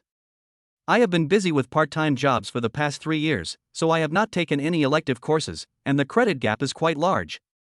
If I just go there as a substitute and get the credits, it would still be good. Lu Jiannan nodded quickly. "Yes, yes. Brother Chin, please do me a favor and go." "Okay, then I'll go take a look this afternoon. After all, I don't have enough elective credits." Chinyang said calmly. Hearing Chinyang's agreement, Lu Jiannan became even happier and shouted that as long as Chinyang went, it would be giving him face, and their team should thank Chinyang. Ian Urban and others behind Lu Jiannan looked at each other. I admire Lu Jiannan very much. He described the matter of giving credits to Chinyang as asking Chinyang to do him a favor. Before coming, Lu Jiannan directly fired one of the team's substitutes just to please Chinyang. They need to learn Lu Jiannan's method well, otherwise how can Lu Jiannan be the big brother? After agreeing with Chinyang, Lu Jiannan invited Chinyang to dinner again. This time Chinyang did not refuse and followed Lu Jiannan and others out. In a hospital next to the school, medical staff are applying medicine to Tao Bin. Hiss. The irritation from the anti-inflammatory drug made Tao Bin grimace in pain. Xiaolu and the others standing by had red and purple patches on their faces, looking like pig heads. Damn it, I've never been so humiliated before. If anyone dares to hit me, I will make them regret it. Tao Bin cursed. Xiaolu, please check for me, how did that loser Chinyang get involved with Lu Jiannan? Xiaolu beside him nodded repeatedly. Okay, brother Bin. Seeing Xiaolu talking but not moving, Tao Bin immediately cursed. Fuck, why don't you go check it out? Do you still have me pulling your ears and talking nonsense to you every day? Tao Bin became more and more angry as he spoke, so he kicked Xiaolu. Because of the excessive movement, the nurse's anti-inflammatory medicine touched the wound at the corner of his eye. Tao Bin was in pain and grimaced again. Hiss, it really hurts. Okay, I'll go check it out right away. After being kicked, Xiaolu could only laugh dryly and ran out quickly. Tao Bin kept thinking about how to take revenge on Chinyang and Lu Jiannan. Damn it, you dare to hit me, and you are so cruel, I will never let you go. The younger brothers standing by also quickly agreed. Half an hour later, Xiaolu came in with a happy face. Brother Bin, good things. Glancing at Xiaolu, Tao Bin said impatiently, if you have to fart, just fart. So Xiaolu directly told Chinyang that Lu Jiannan had invited him to join the basketball team. Brother Bin, this is a good opportunity. Basketball is a competitive game. If something happens on the court, who can explain it? Xiaolu said, and immediately smiled in a sly manner. Tao Bin's eyes lit up instantly and he understood what Xiaolu meant. Okay, you did a good job today. I'll make arrangements later. If you dare to bully me, I'll make sure you don't get up for half a year. At this time, Chinyang and Lu Jiannan had finished their meal. Look at the time, there is still more than an hour before the game. Lu Jiannan took Chinyang directly to the competition venue. Lu Jiannan's team, including Chinyang, has a total of 10 people, and the height of the other members is over 1.85 meters. When he changed into his jersey, his muscle lines were very obvious, and it was obvious that he exercised regularly. There was only Chinyang, who was 1.77 meters tall and didn't have a single muscle on his body. But because of Lu Jiannan, the other members of the team were very polite to Chinyang. At this time, there were already quite a few people in the stands beside the stadium. When Chinyang and his teammates changed into their jerseys and appeared on the field, there was warm applause all around. Especially when seeing the players' well-defined muscles, many girls even screamed. Especially when a girl with a beautiful figure and sweet looks appeared, there was even more enthusiastic applause from the stands. This girl's name is Lung Mushue, and she is recognized as the Iceberg Campus Beauty in Jinghai University. Not only is she good-looking, she also comes from a very good family, her academic performance is among the best, and her abilities are simply incredible. She hosted various activities and handled the competitions very well. There were even quite a few Fortune 500 companies that extended olive branches to Lung Mushue when she was a sophomore. But Lung Mushue directly rejected all of them. She is beautiful and capable, and is considered the most powerful campus beauty in Jinghai University. She can be said to be the dream lover of all the men in Jinghai University. Lung Mushue took out a list and said softly, "This is our competition list." The main players of Jinghai University are Lu Jiannan, Zhao Lijia, and Zhang Jiancheng. These are the names of the team members, everyone is very familiar with them, they are all basketball masters of Jinghai University basketball. Substitutes Ian Urban and Chinyang. When Chinyang's name was called, the entire stadium immediately began to buzz with discussion. Even Lung Mushue frowned and looked at Chinyang. Lung Mushue had also heard of Chinyang's name. She had a very bad impression of Chinyang, even to the point of contempt. After all, if a man abandons his dignity, which he should cherish most, how can such a man have any future? Chinyang, can you play ball? Lung Muxue asked coldly. Suddenly, everyone's eyes were focused on Chinyang. This was clearly meant to embarrass Chinyang. If I say I can fight, I will definitely be ridiculed. After all, who here doesn't know Chinyang? If he says he can't fight, the ridicule will be even more intense, and it can even be said that Chinyang will be scolded to death. Why is Chinyang here? How can he join the team? I don't know. Could it be that Chinyang is Lu Jiannan's new little brother? Didn't you hear about what happened this morning? Taobin went to find Chinyang and was rescued by Lu Jiannan. That's for sure. I don't know how Chinyang got so lucky to have such a close relationship with Lu Jiannan.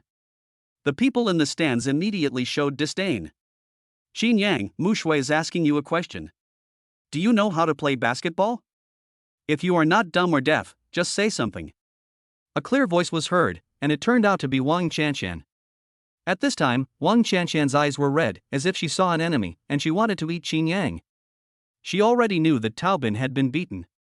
Now Wang Chanshan almost hated Chinyang to death. Chinyang glanced at the people in the stands around him, shrugged indifferently, and directly denied, no. Chapter 24 in Aid. Well. This caused the whole audience to be in an uproar. There were constant sighs in the field, all of them were laughing at Chinyang. They really didn't expect Chinyang's answer to be so straightforward. He didn't know the two words and just said whatever he wanted. Wang Chanshan looked at Chinyang provocatively, like a warrior who had won a battle, with an even stronger hint of sarcasm on her face. Even Lung Muxue, who was always known for her aloofness, showed a rare look of surprise on her face.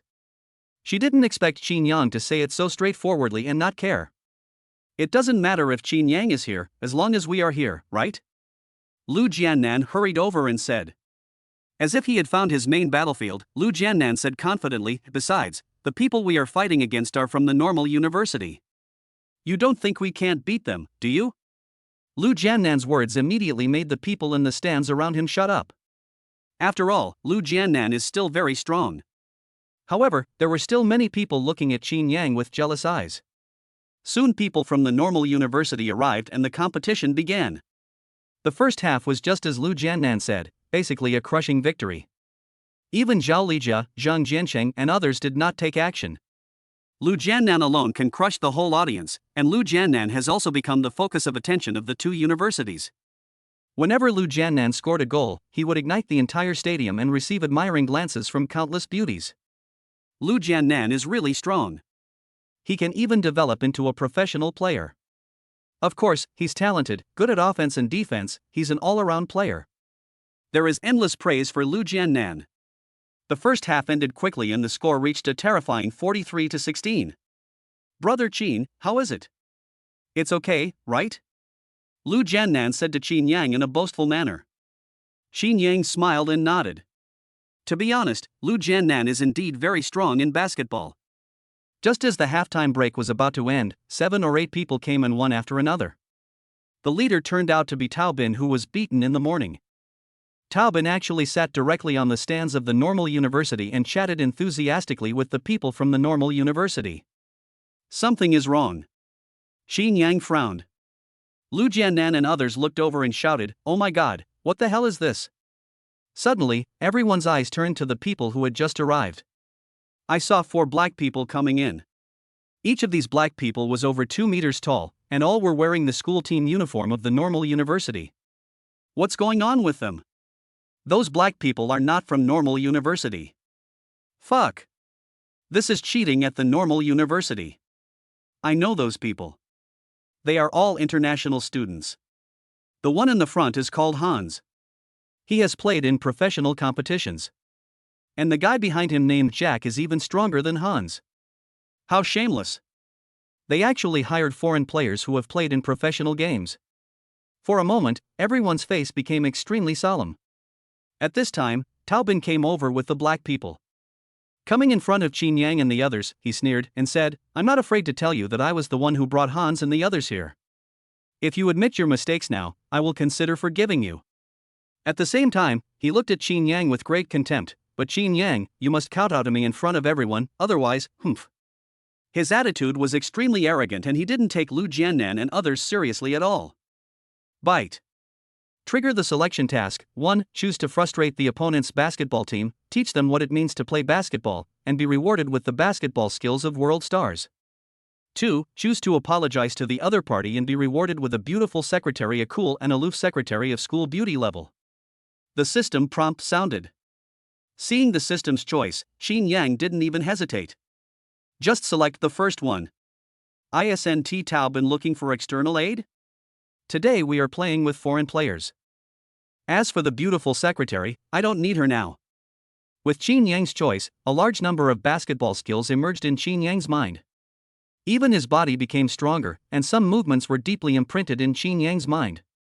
Fortunately, I chose fighting skills twice before and improved my physical fitness. Chinyang adapted very quickly. It's like practicing continuously for 40 or 50 years. After thoroughly absorbing all the basketball skills, Chinyang looked at Taobin and asked with a sneer, "Oh, are you so sure you can beat me?" Taobin laughed as if he had heard the biggest joke. "Ha, Chinyang, do you know what you are talking about?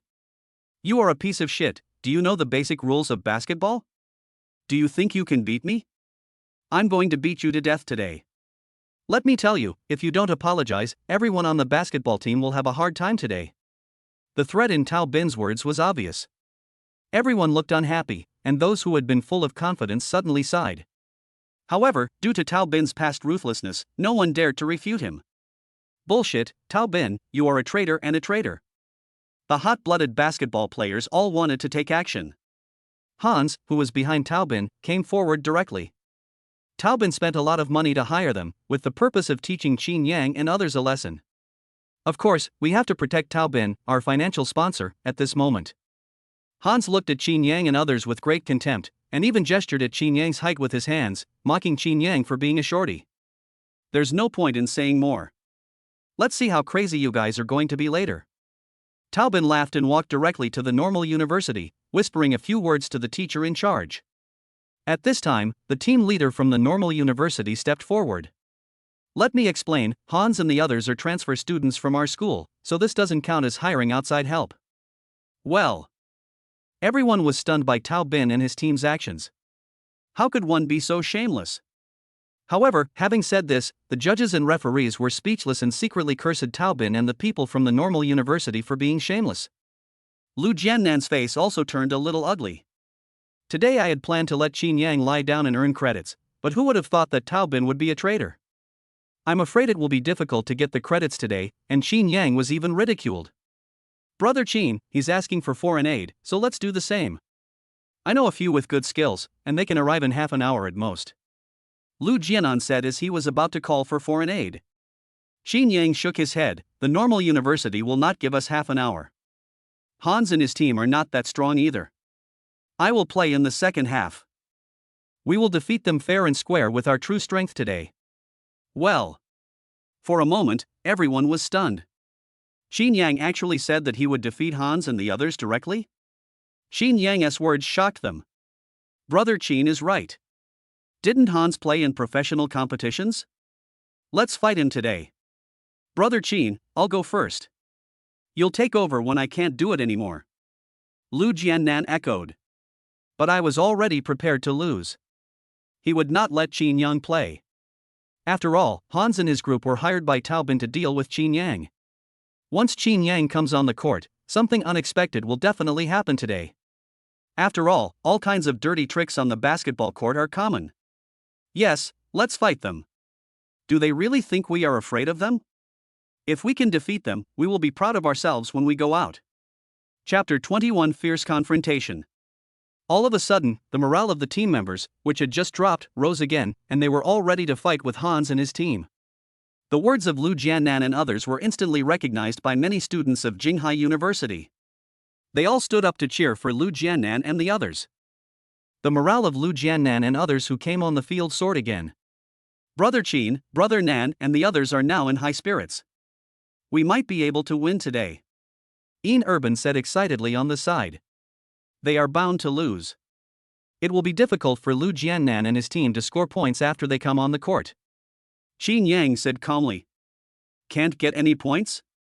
Ian Urban opened his mouth wide, incredulous. Brother Nan and the others have also been trained as professional players, they are very strong, it shouldn't be that exaggerated, right?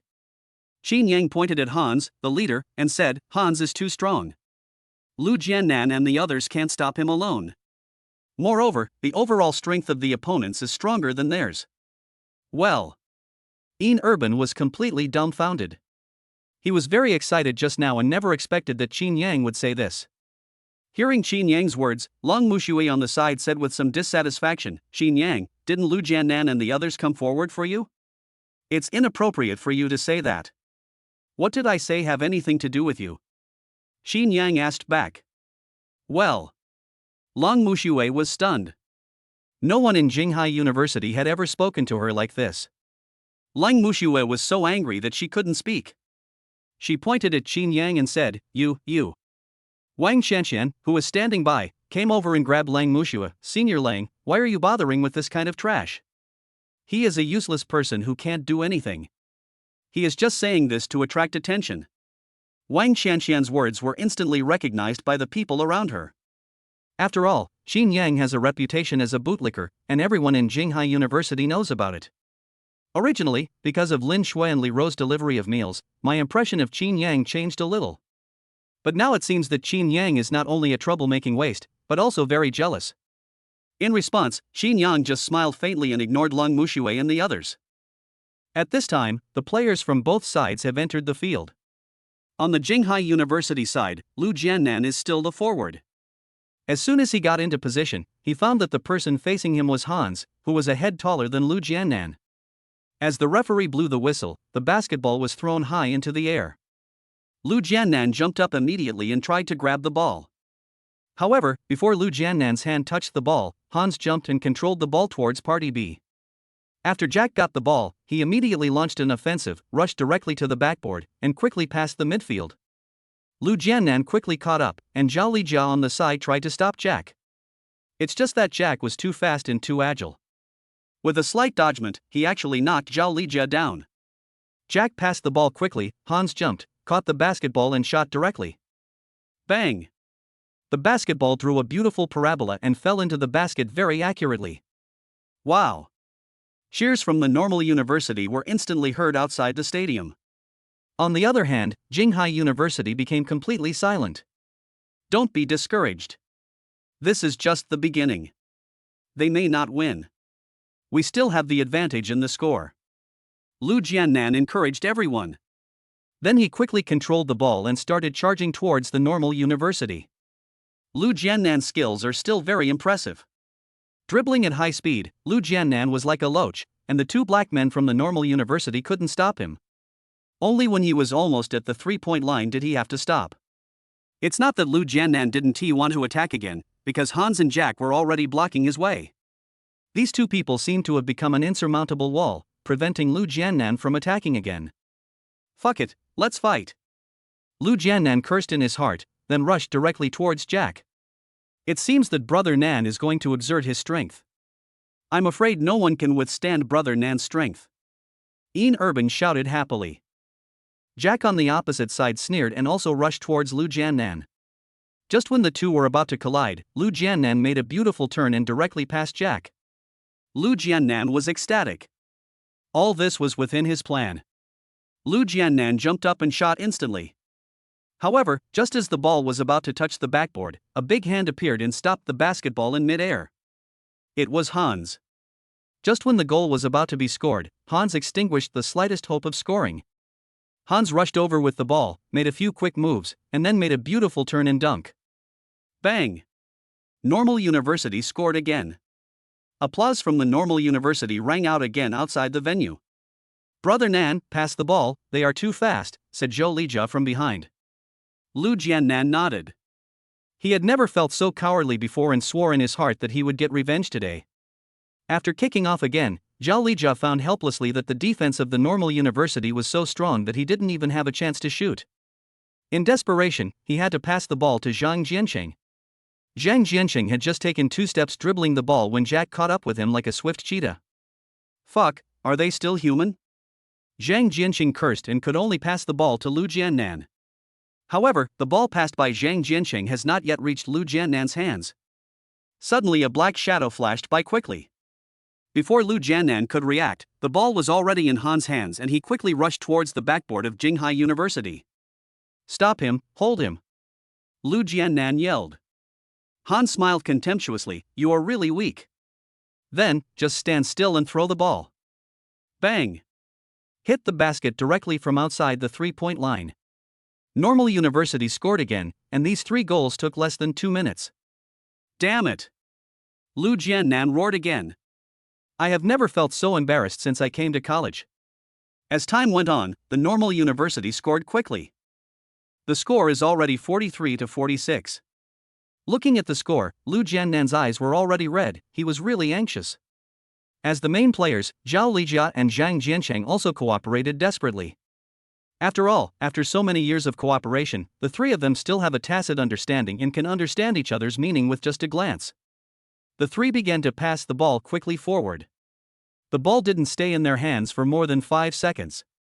Using this method, Lu Jiannan directly broke into the restricted area of the Normal University. When Lu Jiannan got the ball again, his position was also very good, directly under the basket. This time Lu Jiannan decided to make a slam dunk. Only a dunk can guarantee a foolproof goal. This was also a goal that avenged the previous defeat.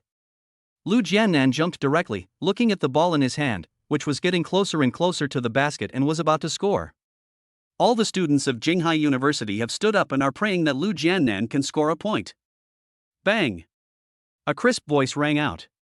Hans appeared like a flying man, and his huge palm directly slapped the basketball out of Lu Jiannan's hand. Blocked shot. The huge impact force directly knocked Lu Jiannan more than 4 meters away. The ball also went directly into Jack's hands. Jack rushed directly towards the backboard of Jinghai University like a whirlwind. Bang! A clean dunk. Normal University scored again.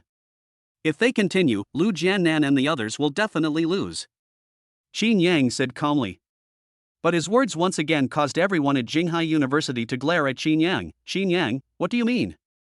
Chapter 22. Leave the rest to me. But his words once again drew the angry glares from everyone at Jinghai University. "Chinyang, what do you mean by falling to the ground?" Lung Muxue glared at Chinyang and asked with a rare look of anger on her face. "Lu Jiannan stood up for you, and you slandered them like this. Are you happy that Lu Jiannan and his team lost the game? Why bother with him? A loser who can't even play basketball actually wants to laugh at Lu Jiannan. I really don't know why Lu Jiannan wants you to be on the bench." For a while, there was constant ridicule. Chinyang sneered and treated these people as air. At this time, Lu Jiannan was struggling to get up, supporting his body with both hands. The impact of Hans's collision just now was so great that Lu Jiannan felt as if his body was falling apart. This was the worst defeat I've ever had since I started playing basketball. And it happened in the field he is best at, which is an unprecedented shame. It's even more shameful than Chinyang's admission of mistake yesterday. After all, in Lu Jiannan's mind, Chinyang's background is much stronger than his own, so it is not a shame to admit his mistake to Chinyang. At this time, Tao Bin, with a bruised face, walked over slowly and looked down at Lu Jiannan with the attitude of a winner. "Is this all your strength? Where's the energy you had in beating me this morning?" It's not too late for Lu Jiannan to admit his mistake now. "I said that I am only targeting Chinyang, so you'd better be sensible." Tao Bin sneered. "Tao Bin, stop pretending. There is no way I, Lu Jiannan, will lose." Lu Jiannan roared and used all his strength to stand up. At the same time, all the players of Jinghai University surrounded Tao Bin and glared at him. "Humph, you can't persuade a damned guy with kind words. You will regret it." After saying this, Tao Bin walked straight towards Hans and others. He gave them a look and Hans immediately nodded in understanding. The game continued, and this time the black guys like Hans, Jack, and others completely changed their style of play. They became reckless, especially Lu Jiannan, who was their main target.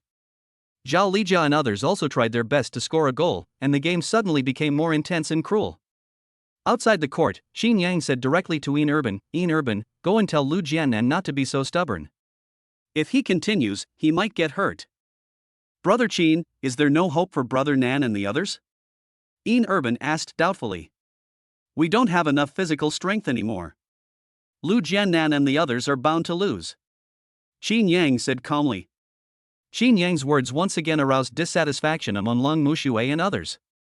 "Chinyang, Are you from Jinghai University? Do you think you are proud of our loss? I've seen a lot of villains like Chinyang.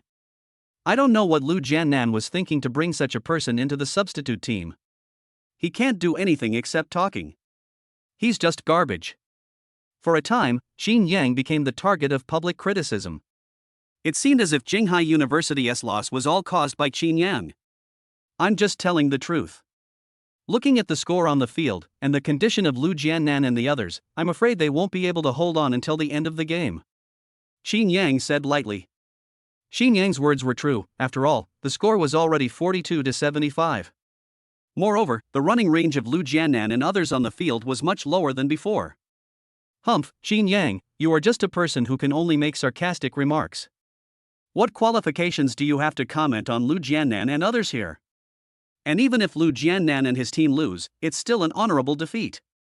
Just as everyone was scolding Chinyang, something unexpected happened on the scene. Bang!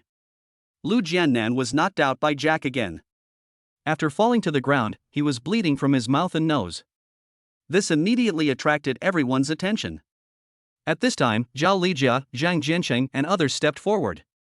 Brother Nan, what happened to Brother Nan? Lu Jiannan's face turned pale in an instant, and beads of sweat dripped from his forehead. Don't move, my leg is injured. Lu Jiannan said. Ouch, are you such a loser? How come you fell down before I even used any strength? Jack said sarcastically while dribbling the ball. What the hell did you say? Say it again? You were playing dirty just now. Are you looking for death? Zhang Jiansheng was also angry and rushed over to argue. Jack simply pushed him back with his chest. You saw me playing dirty tricks? It was obviously because he was not as skilled as the other person and flew out on his own. There was constant debate on the field. A cold light flashed in Chinyang's eyes outside the field.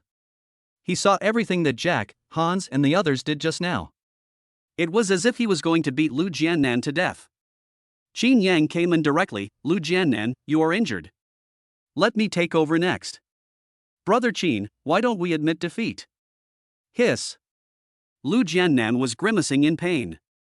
At this time, a school doctor rushed in and examined Lu Jiannan. Fortunately, it was just a strained leg muscle, not a serious injury. Chinyang patted Lu Jiannan's shoulder and said, Don't worry, we can't lose, and they will have to pay a price too. Now Chinyang has begun to agree with Lu Jiannan. Although Lu Jiannan didn't have a very good reputation before, he was injured in order to protect himself. Although it is not a serious injury, it is not good either. Chinyang looked directly at Jack and Hans. Break your hands now, and I won't make things difficult for you. Well. Jack and Hans laughed out loud after a brief pause as if they had heard a joke. Kid, who the hell do you think you are? How dare you speak nonsense here? If you have the guts, come on stage and I will teach you how to behave. Hans even spat at Chinyang's feet in an arrogant manner. Okay. In that case, don't blame me. After Chinyang finished speaking, he turned to Lu Jiannan and said, You go down and rest first, and leave the rest of the game to me. Chinyang's voice was not loud. But it stunned everyone present, and they all looked at Chinyang in disbelief. Chinyang is actually going to play? They all felt like they had heard the biggest joke in the world. There was a burst of laughter from outside the venue. Even Lung Mushue, who was always aloof and rarely showed any expression, was amused by Chinyang's words. Chinyang, stop pretending here. You are a loser and you still want to go on stage? Are you here to embarrass yourself? That's right, Chinyang, you don't even think about yourself. Do you know what basketball is? Do you know the basic rules of basketball? Is Chinyang crazy? He actually said he wants to play. I guess so. It's very likely that Lu Jiannan was fooled by Chinyang in this way. It's over. Jinghai University is going to be famous now. A person who doesn't even know the rules of the game is going to play. There was constant gossip outside the venue, but for Chinyang, this gossip could not cause the slightest fluctuation in his heart. Brother Chin, are you going to go on stage? Lu Jiannan thought he had heard it wrong, his mouth opened wide with uncertainty on his face. After all, Chinyang himself said that he can't play basketball. What? Don't you believe me? Chinyang asked indifferently. Chapter 23, Getting Mold. Well. Lu Jiannan was immediately confused. You can't play basketball, didn't you say so yourself? I basically hang out in the basketball hall during the day, so I have never heard of or seen Chinyang. Moreover, compared to Hans, Jack's strength is enough to play in professional competitions. With that physical fitness and explosive power, he is simply a human tank. He was even hit like this by the other party, so how could Chinyang, with his height of 1.77 meters, be so confident? Could it be that Chinyang had participated in any school team outside of school? Although he was confused, Lu Jiannan still nodded heavily. Brother Chin, be careful. They are very strong. Lu Jiannan reminded. Brother Nan, are you really going to let Chinyang play? Can he do it? Zhao Lijia asked doubtfully. Zhang Jianqing on the side also objected. Brother Nan, at worst we can just admit defeat. Chinyang's original intention was good, but the implication of the words is very clear. Chinyang is not capable of it. Even Lang Mushua, the host of Jinghai University, had already entered the arena and looked at Chinyang coldly. Chinyang, aren't you just causing trouble if you go up there? In the stands of Jinghai University behind, countless people shouted loudly, Chinyang, please stop embarrassing yourself, okay? Everyone had the same attitude, that is, if Chinyang went on the court, he would only become a laughingstock and it would be impossible for him to win the game. Chinyang looked around and said calmly, do you all think there's no hope of winning this game? Well. Everyone was stunned. Chinyang, it's already like this, don't you ever say you can lead the team to win this game? That's right. Who doesn't brag? Bro, do you really think you are possessed by Jordan? Kobe reborn? Chinyang, do you know what the score difference is now? It's 33 points, and there are less than 10 minutes left. Even if you stand under the backboard and shoot freely, you can't catch up. In the eyes of everyone, the reason for all this today is because of Chinyang. Chinyang is the troublemaker. Make everyone disgusted. If I can't win, do you think you can? Chinyang asked coldly. Well. Chinyang's words made all of them look even uglier. But everyone was tactful enough to keep quiet. Because of the current situation, no matter who goes on stage, the result is bound to be a loss. However, now Chinyang took the initiative to jump out and take the blame, and everyone was happy to laugh at Chinyang. On the contrary, Taobin came over here extremely excitedly. Ha, kid, I really didn't expect you to get on the stage. I thought you were going to continue to be a coward today. Don't kneel down and beg for mercy later. Taobin said sarcastically. In fact, Taobin spent a lot of money to invite foreign aid today just to force Lu Jiannan to let Chinyang leave the field. Now that Chinyang actually came out, it was time to take revenge and complain. What are you talking about? Why don't you come too? If not, then stop talking. Chinyang said disdainfully. Well. Taobin was stunned for a moment, then he was overjoyed. Come on, I'll let you know how powerful I am today. After Taobin finished speaking, he walked directly to the referee's seat and used a powerful financial offensive to make the teachers and referees on both sides agree. When Taobin also changed into the normal university jersey, he went straight to the court. Taobin's eyes were full of bloodshot. He looked at Chinyang cruelly, wishing he could eat Chinyang directly. Several foreign players also approached Taobin directly. Let's deal with him today. I will be responsible if anything goes wrong. Taobin said viciously. Several foreign players immediately smiled in understanding. The game continues. Zhao Lijia and others quickly got into the state. Only Chinyang was walking slowly on the court, stretching his muscles. He's completely like a marginal person, but no one cares about him now. After all, Chinyang really doesn't know how to do it, so how could he attract their attention? Zhang Jianqing got the ball first and rushed forward quickly. However, the opponent's two human-type tanks, Jack and Hans, were too defensive. Outside the three-point line, Jack blocked his shot and the ball flew away. The direction the ball flew was exactly Chinyang's position. At the same time, Jack and Hans suddenly rushed towards Chinyang, forming a pincer attack and even blocking Chinyang's hind legs.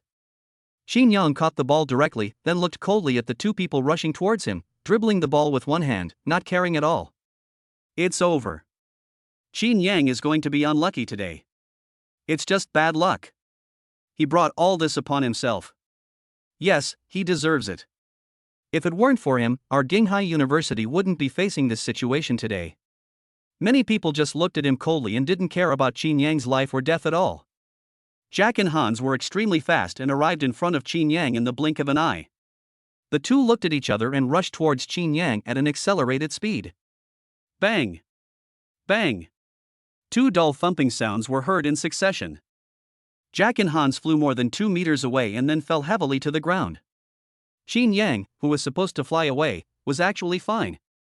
Even the collision between Jack and Hans did not affect Chinyang's one-handed dribbling.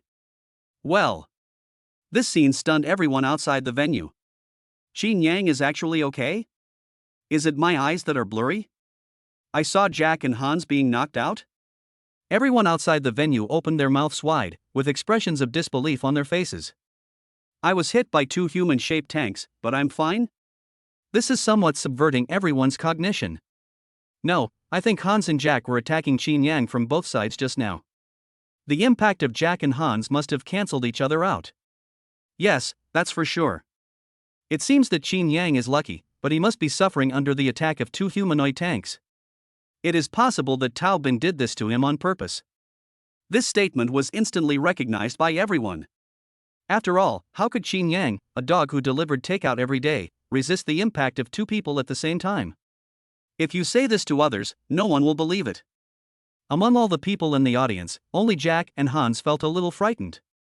The moment they bumped into Chinyang just now, it felt like they had bumped into a steel wall. At this time, Chinyang had already dribbled to the midfield, and then without any unnecessary movements, he shot directly. In an instant, everyone outside the venue was stunned. Oh my god, was Chinyang knocked silly? He started shooting in the midfield?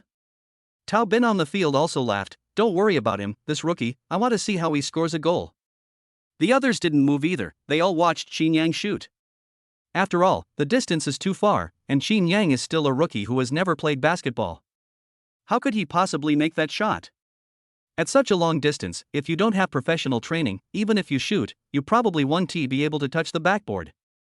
Someone as reckless as Chinyang, shooting from such a long distance, would probably not be able to make the shot even by professional players. Under the mocking gazes of the crowd, Chinyang jumped up and threw it directly. The movements are simple and casual. Bang! This basketball was like a powerful bomb.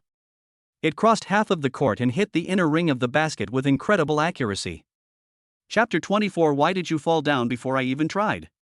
The whole place was silent for a moment. There was only the sound of the basketball hitting the ground. Oh my god, a long 3-pointer? Someone shouted, breaking the silence instantly. Is this a guess? Tao Bin twitched and said woodenly.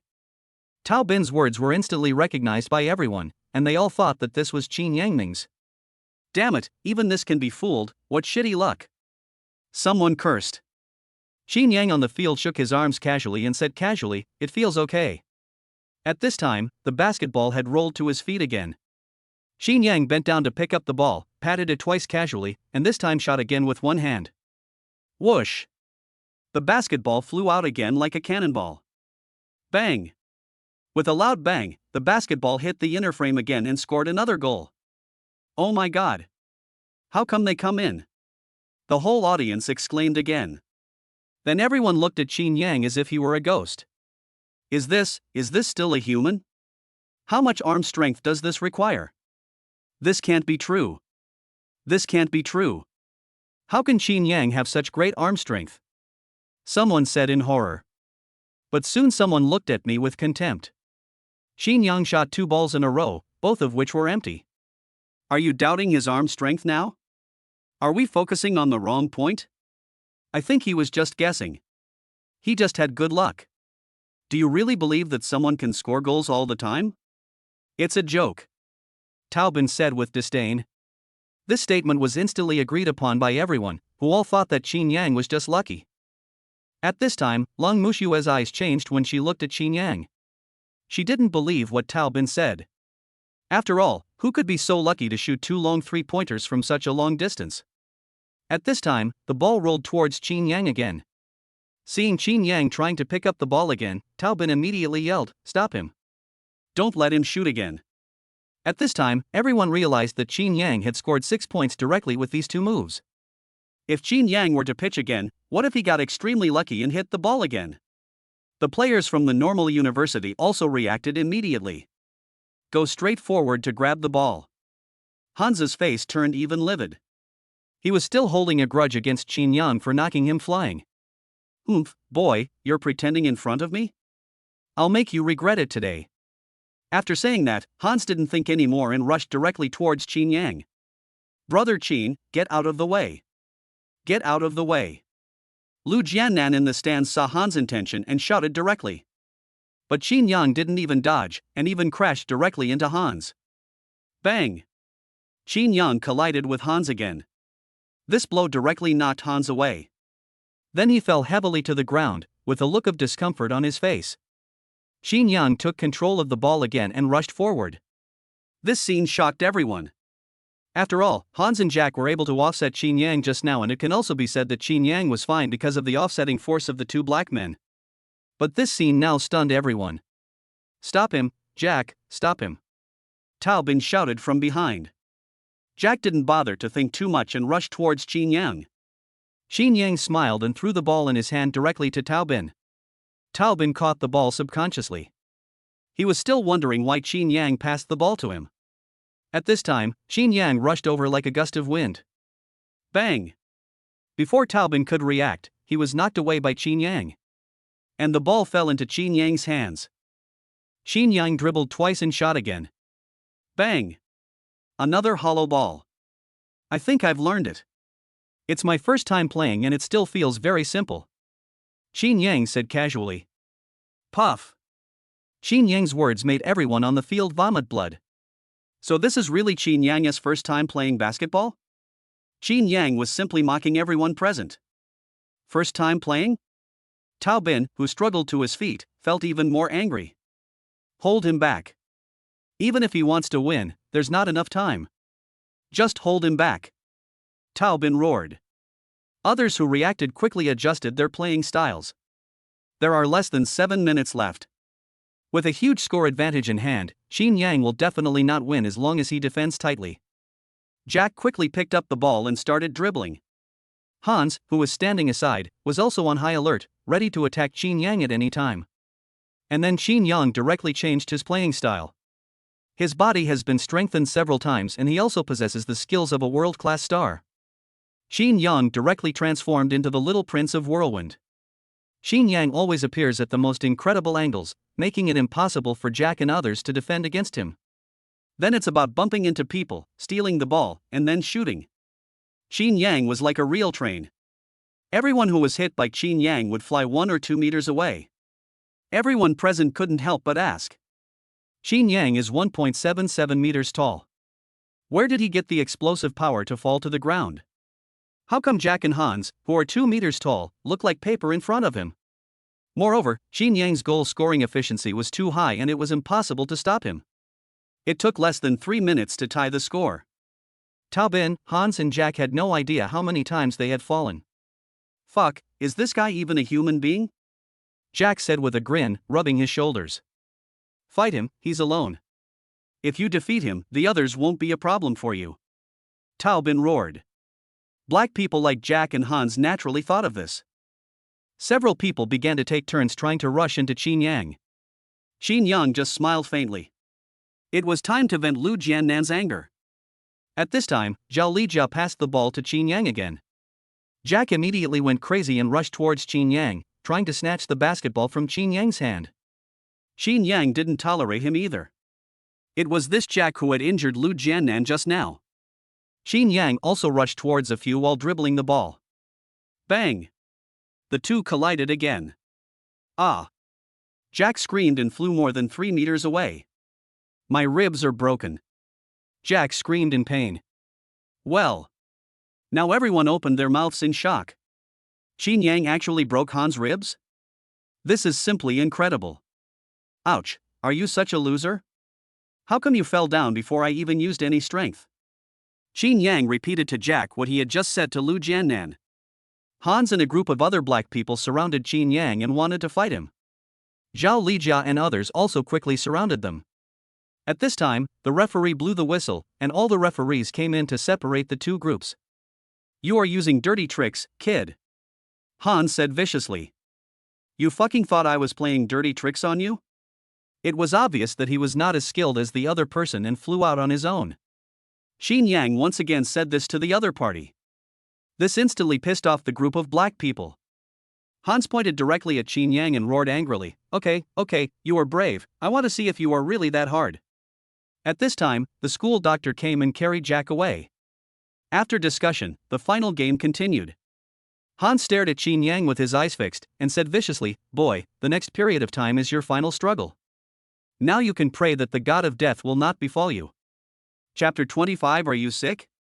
In the next game, Hans and his team changed their playing style. Obviously, winning is no longer their primary goal. After all, before coming, Taobin gave each of them 100,000 yuan, with the purpose of crippling Chinyang. Now Chinyang not only resisted, but even hurt Jack. He simply doesn't know whether to live or die. Lu Jiannan behind them had already seen through Hans and the others' purpose. He called Chinyang directly, Brother Chin, something is wrong with them now, why don't we admit defeat? Chinyang smiled faintly and patted Lu Jiannan's shoulder, It's okay, it's just a small matter. The one who bumped into you just now was Hans, you should teach him a lesson. Chinyang said it casually. But to Lu Jiannan, Chinyang's words were like thunder in the sky. Chinyang actually still wants to continue? He even wants to get Hans to avenge himself? Lu Jiannan was extremely grateful that Chinyang, his elder brother, really did not admit his mistake. But Hans is stronger than Jack, and if things go wrong Chinyang might get into trouble. Look at the time, there is only 1 minute left, and we are already ahead in the score. As long as we can hold on for another minute, we will definitely win. Hold them, hold them. As long as we hold them, we will win. Lu Jiannan outside the court shouted wildly. However, the physical fitness of Zhao Lijia and his team was much worse than that of Hans and his team, and they were simply unable to hold them off. Hans even directly exposed his weakness and made a mistake in passing the ball, passing it to Chinyang. Then, the three black men, including Hans, looked at each other and rushed towards Chinyang in an instant. For Taobin's 100,000 yuan, and also for Jack. Seeing this, Taobin, who was behind, was suddenly very happy. My hands began to tremble with excitement. 2 days of humiliation were finally coming to an end today. Taobin also quickly ran a few steps, thinking that he would kick Chinyang a few more times after he fell to the ground. Seeing this, Lu Jiannan wanted to end the game immediately by admitting defeat. But the referee ignored him. There were also many people outside the venue who were worried about Chinyang. After all, Chinyang surpassed the normal university on his own. He even injured Jack, which greatly boosted the morale of the players of Jinghai University. There are still many people who don't want to see Chinyang being abolished. Just at this moment. Bang! There was a crashing sound. Ah! A scream suddenly rang out from outside the stadium. Plop! Plop!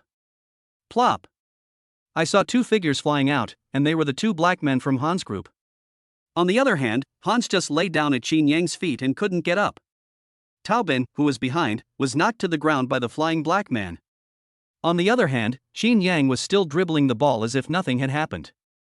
Then he jumped and threw the ball directly into the basket. Super long 3-pointer, game over. Well. This scene was like countless missiles, directly bombarding the hearts of the onlookers. They couldn't believe that all this was true. Oh my god, is Chinyang too strong? Is he still a human being? He withstood the attack from 3 black men and was fine. He was even able to continue playing basketball? Is this true? Chinyang actually has such a strong body? No one in the stands could believe that all this actually happened. Chinyang is only 1.77 meters tall, a head shorter than Hans and the other black people. How could he be so powerful that he could knock so many black people away? No, it wasn't Chinyang who hit him. Lu Jiannan said directly. Lu Jiannan's words were instantly recognized by many people. Especially some people in the front row. It was Hans.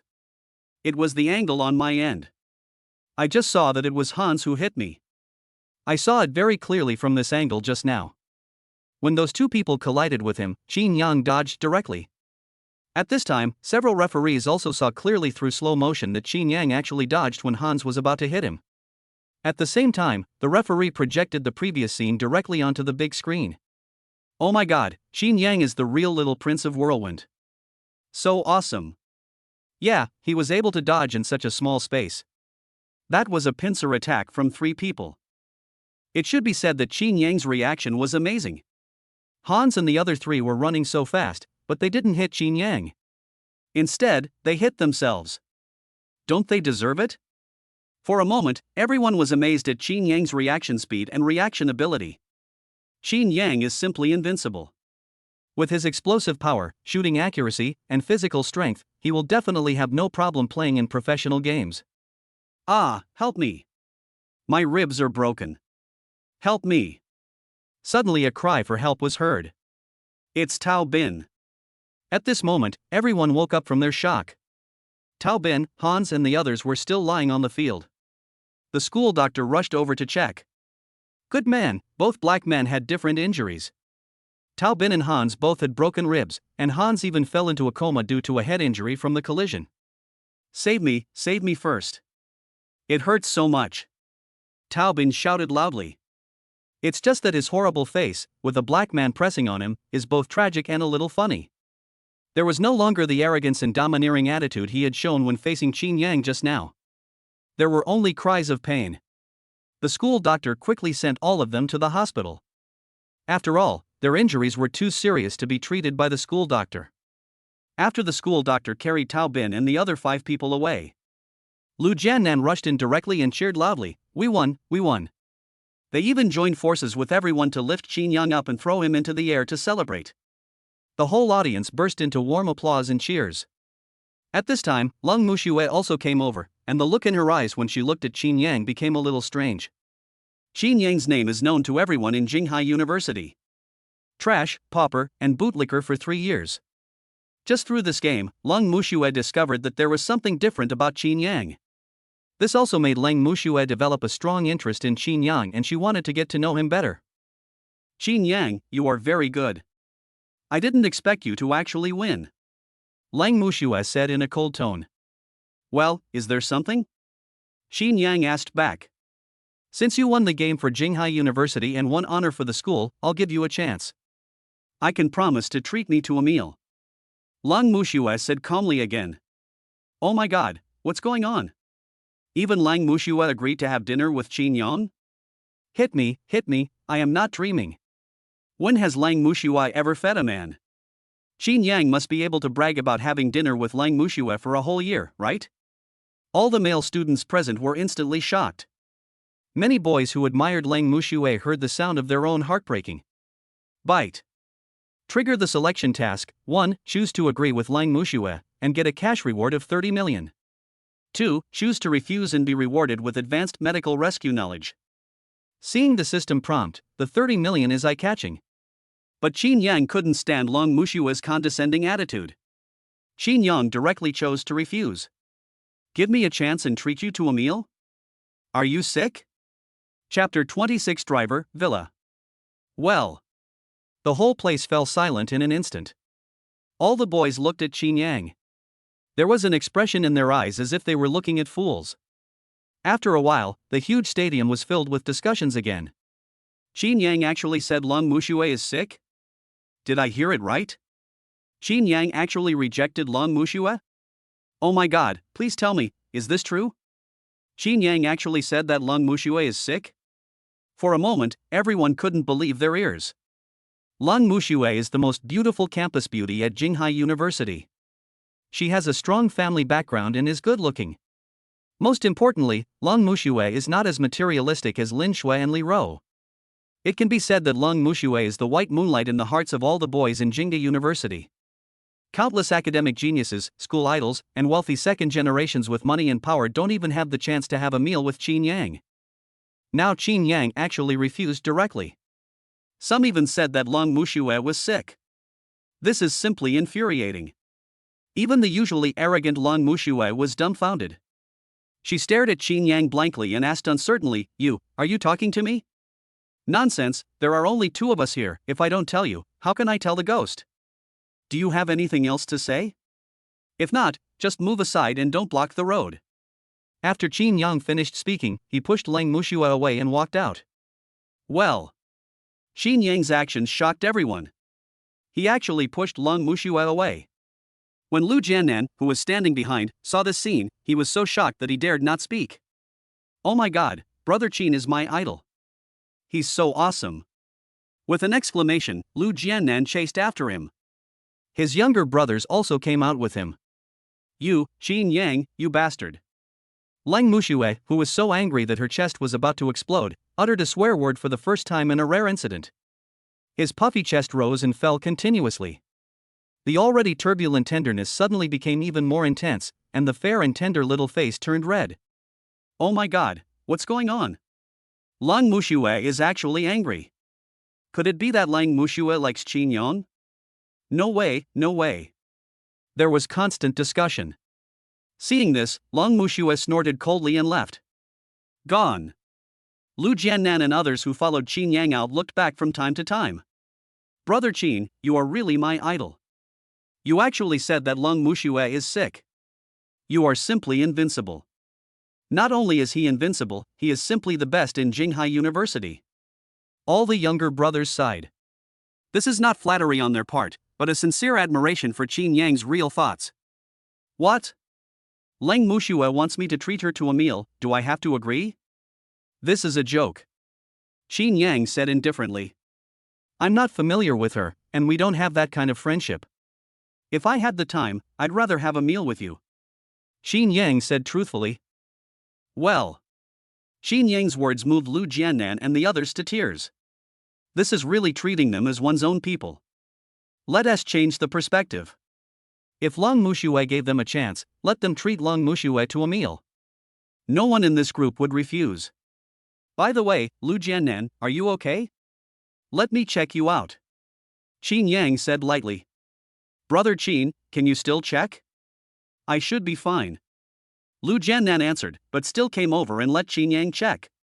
Based on the medical knowledge that had just been systematically instilled into him, Lu Jiannan was given a preliminary examination. It was confirmed that Lu Jiannan only had a common muscle strain. With Lu Jiannan's strong body, he would recover in a few days at most. Well, it's nothing serious, just a muscle strain. I'll be fine after a few days of rest. Chinyang said lightly. At this time, Chinyang's phone rang. It was Ali. Hello, Ali, what's the matter? Chinyang asked. Mr. Chin, the people at Lakeside Villa called me and said they have cleaned everything there and would like to invite you to come over sometime. Ali replied respectfully. Oh, since everything over there has been cleaned, you can come to Jinghai University to pick me up. I can also bring a few classmates over to take a look.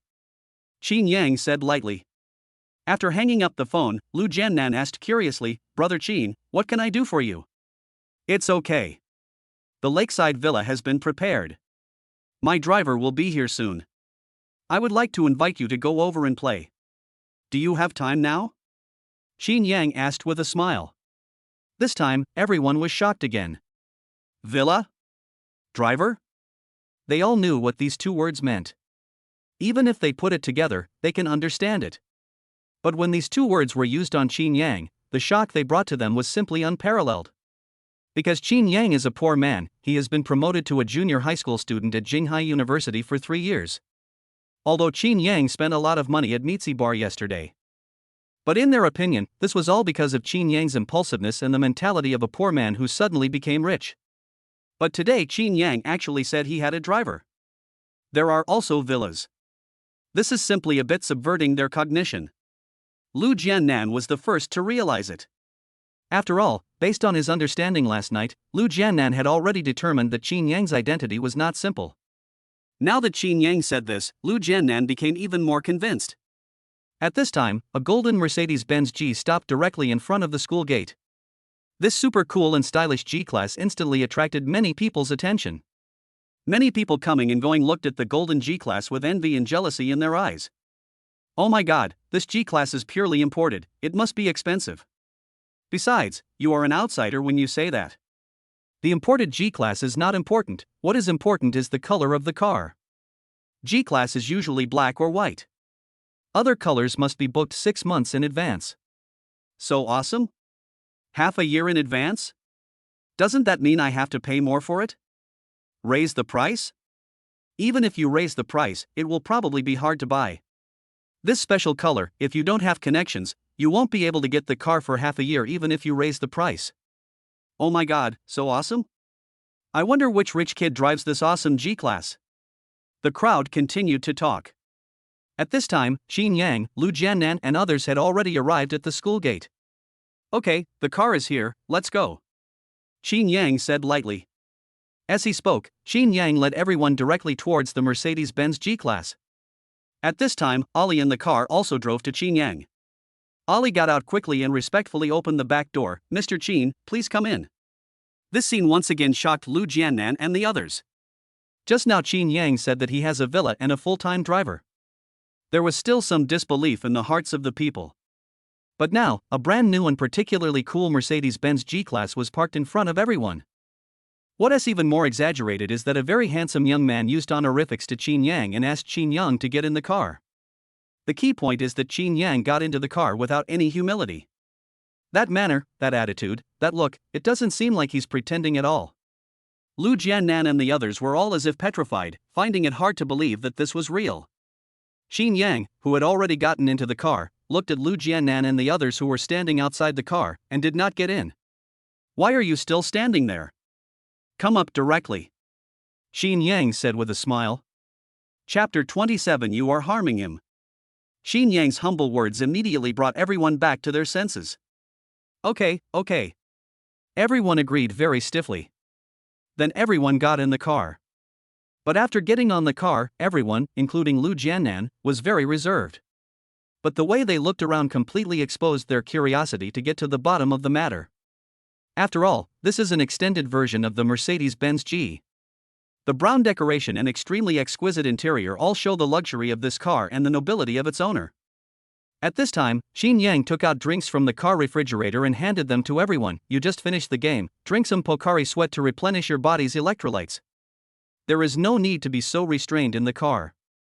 Everyone took the drink and took a sip, but no one dared to move. After all, it's such a high-end car and I don't know how to repair it.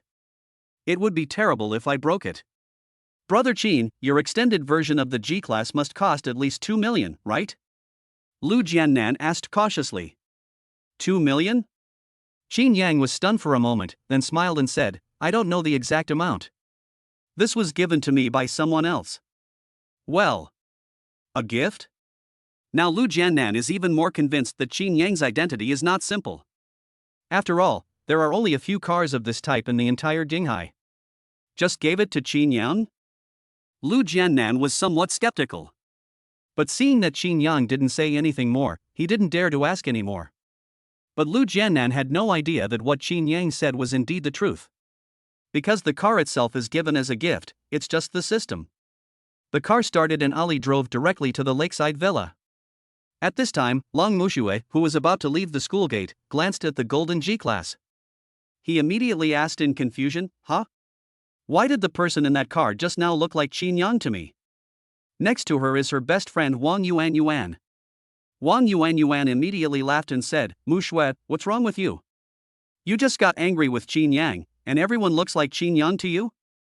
Mushue, why are you angry with him? I have already found out everything. Chinyang is a loser. He works 3 part-time jobs and he can't even lick Wang Shanshan's ass. I rejected you on the court just now. In my opinion, I just wanted to leave a deep impression on you so that I could find you next time. Wang Yuan said disdainfully. And the car we just saw was an extended version of the Mercedes-Benz G-Class, and its landing price would not be less than 3 million. How could that poor guy Chinyang drive this car? You are kidding me. But Long Mushue just shook her head indifferently. Because, when the car was turning just now, she looked at the person in the passenger seat and he looked too much like Chinyang. Okay, stop thinking about it. Why think so much? Could it be that you are in love, little bitch? He. Wang Yuan giggled and joked. No, I'm going home first. My father has something to talk to me about, so I won't have dinner with you today. After Lang Mushue said this, she called her driver to pick her up. Along the way, Chinyang's unassuming attitude also made Lu Jiannan and the others gradually relax. Keep touching that. He kept praising the luxury of this extended G-Class. Crunch! There was a sharp brake sound. The Mercedes-Benz G-Class stopped steadily with good performance. Many people in the car were stunned and asked, What happened? What happened? There was a car accident ahead, Ali explained. Car accident? Chinyang looked outside and saw that the glass curtain wall of the commercial street outside was shattered all over the ground, and a mother was holding her child and screaming wildly. Mr. Chin, it looks like we have to wait for a while. The road ahead is blocked, and the cars behind us are also stuck. We can't turn around at all. Ali explained quickly. Chinyang nodded indifferently, and driven by curiosity, he opened the door and walked directly to the scene of the car accident. When he got closer, Chinyang understood the situation through the conversations of the people nearby.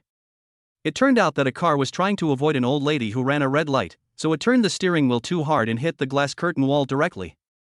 The broken glass all fell to the ground and hit the little girl who was running and playing. Please save my child, please save my child. Huang Yu kept begging. Looking at his daughter in his arms, the scarlet blood constantly flowing out, Huang Yu felt like his heart was broken. Panicked and helpless, she could only desperately call for help. Don't worry, we've called the emergency number for you and they'll be here soon. A kind-hearted person nearby quickly advised. Just when Chinyang wanted to go forward to check. DHHH. DHHH. At this time, the 120 police sirens sounded. Make way, make way. The emergency personnel ran over carrying a stretcher. When Chinyang saw the first responders in the lead, he was stunned. Because he knew this person, it was Lee Toyota, the director of emergency treatment at Jinghai Hospital. It was he who gave Lu Jiannan and others intravenous drips and rescued them last night. But when I think about it, the closest hospital to this commercial street is Jinghai Hospital, so their emergency department will definitely be the fastest. Li Fengtian quickly cleaned the glass fragments from the child's body, and after checking him, he said, the child's internal jugular vein was scratched. Xiao Wang, stop the bleeding first, and hang up sugar in saline solution for the child.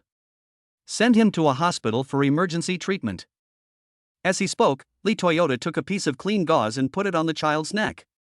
As Li Toyota operated, the bleeding of the child on the ground slowed down, and the child's breathing also slowed down, and his face instantly became unnatural. Seeing this operation, Chinyang frowned. Because he found that Li Toyota's approach was wrong. Bite. Trigger the selection task. 1. Choose to point out Dr. Li's mistake, save the child, and be rewarded with 35% of the shares of the big company. 2. Choose to ignore, turn around and walk away, and you will be rewarded with +1 female popularity, which will make it easier to gain the favor of women. The system prompt sounded. Looking at these two choices, Chinyang just smiled.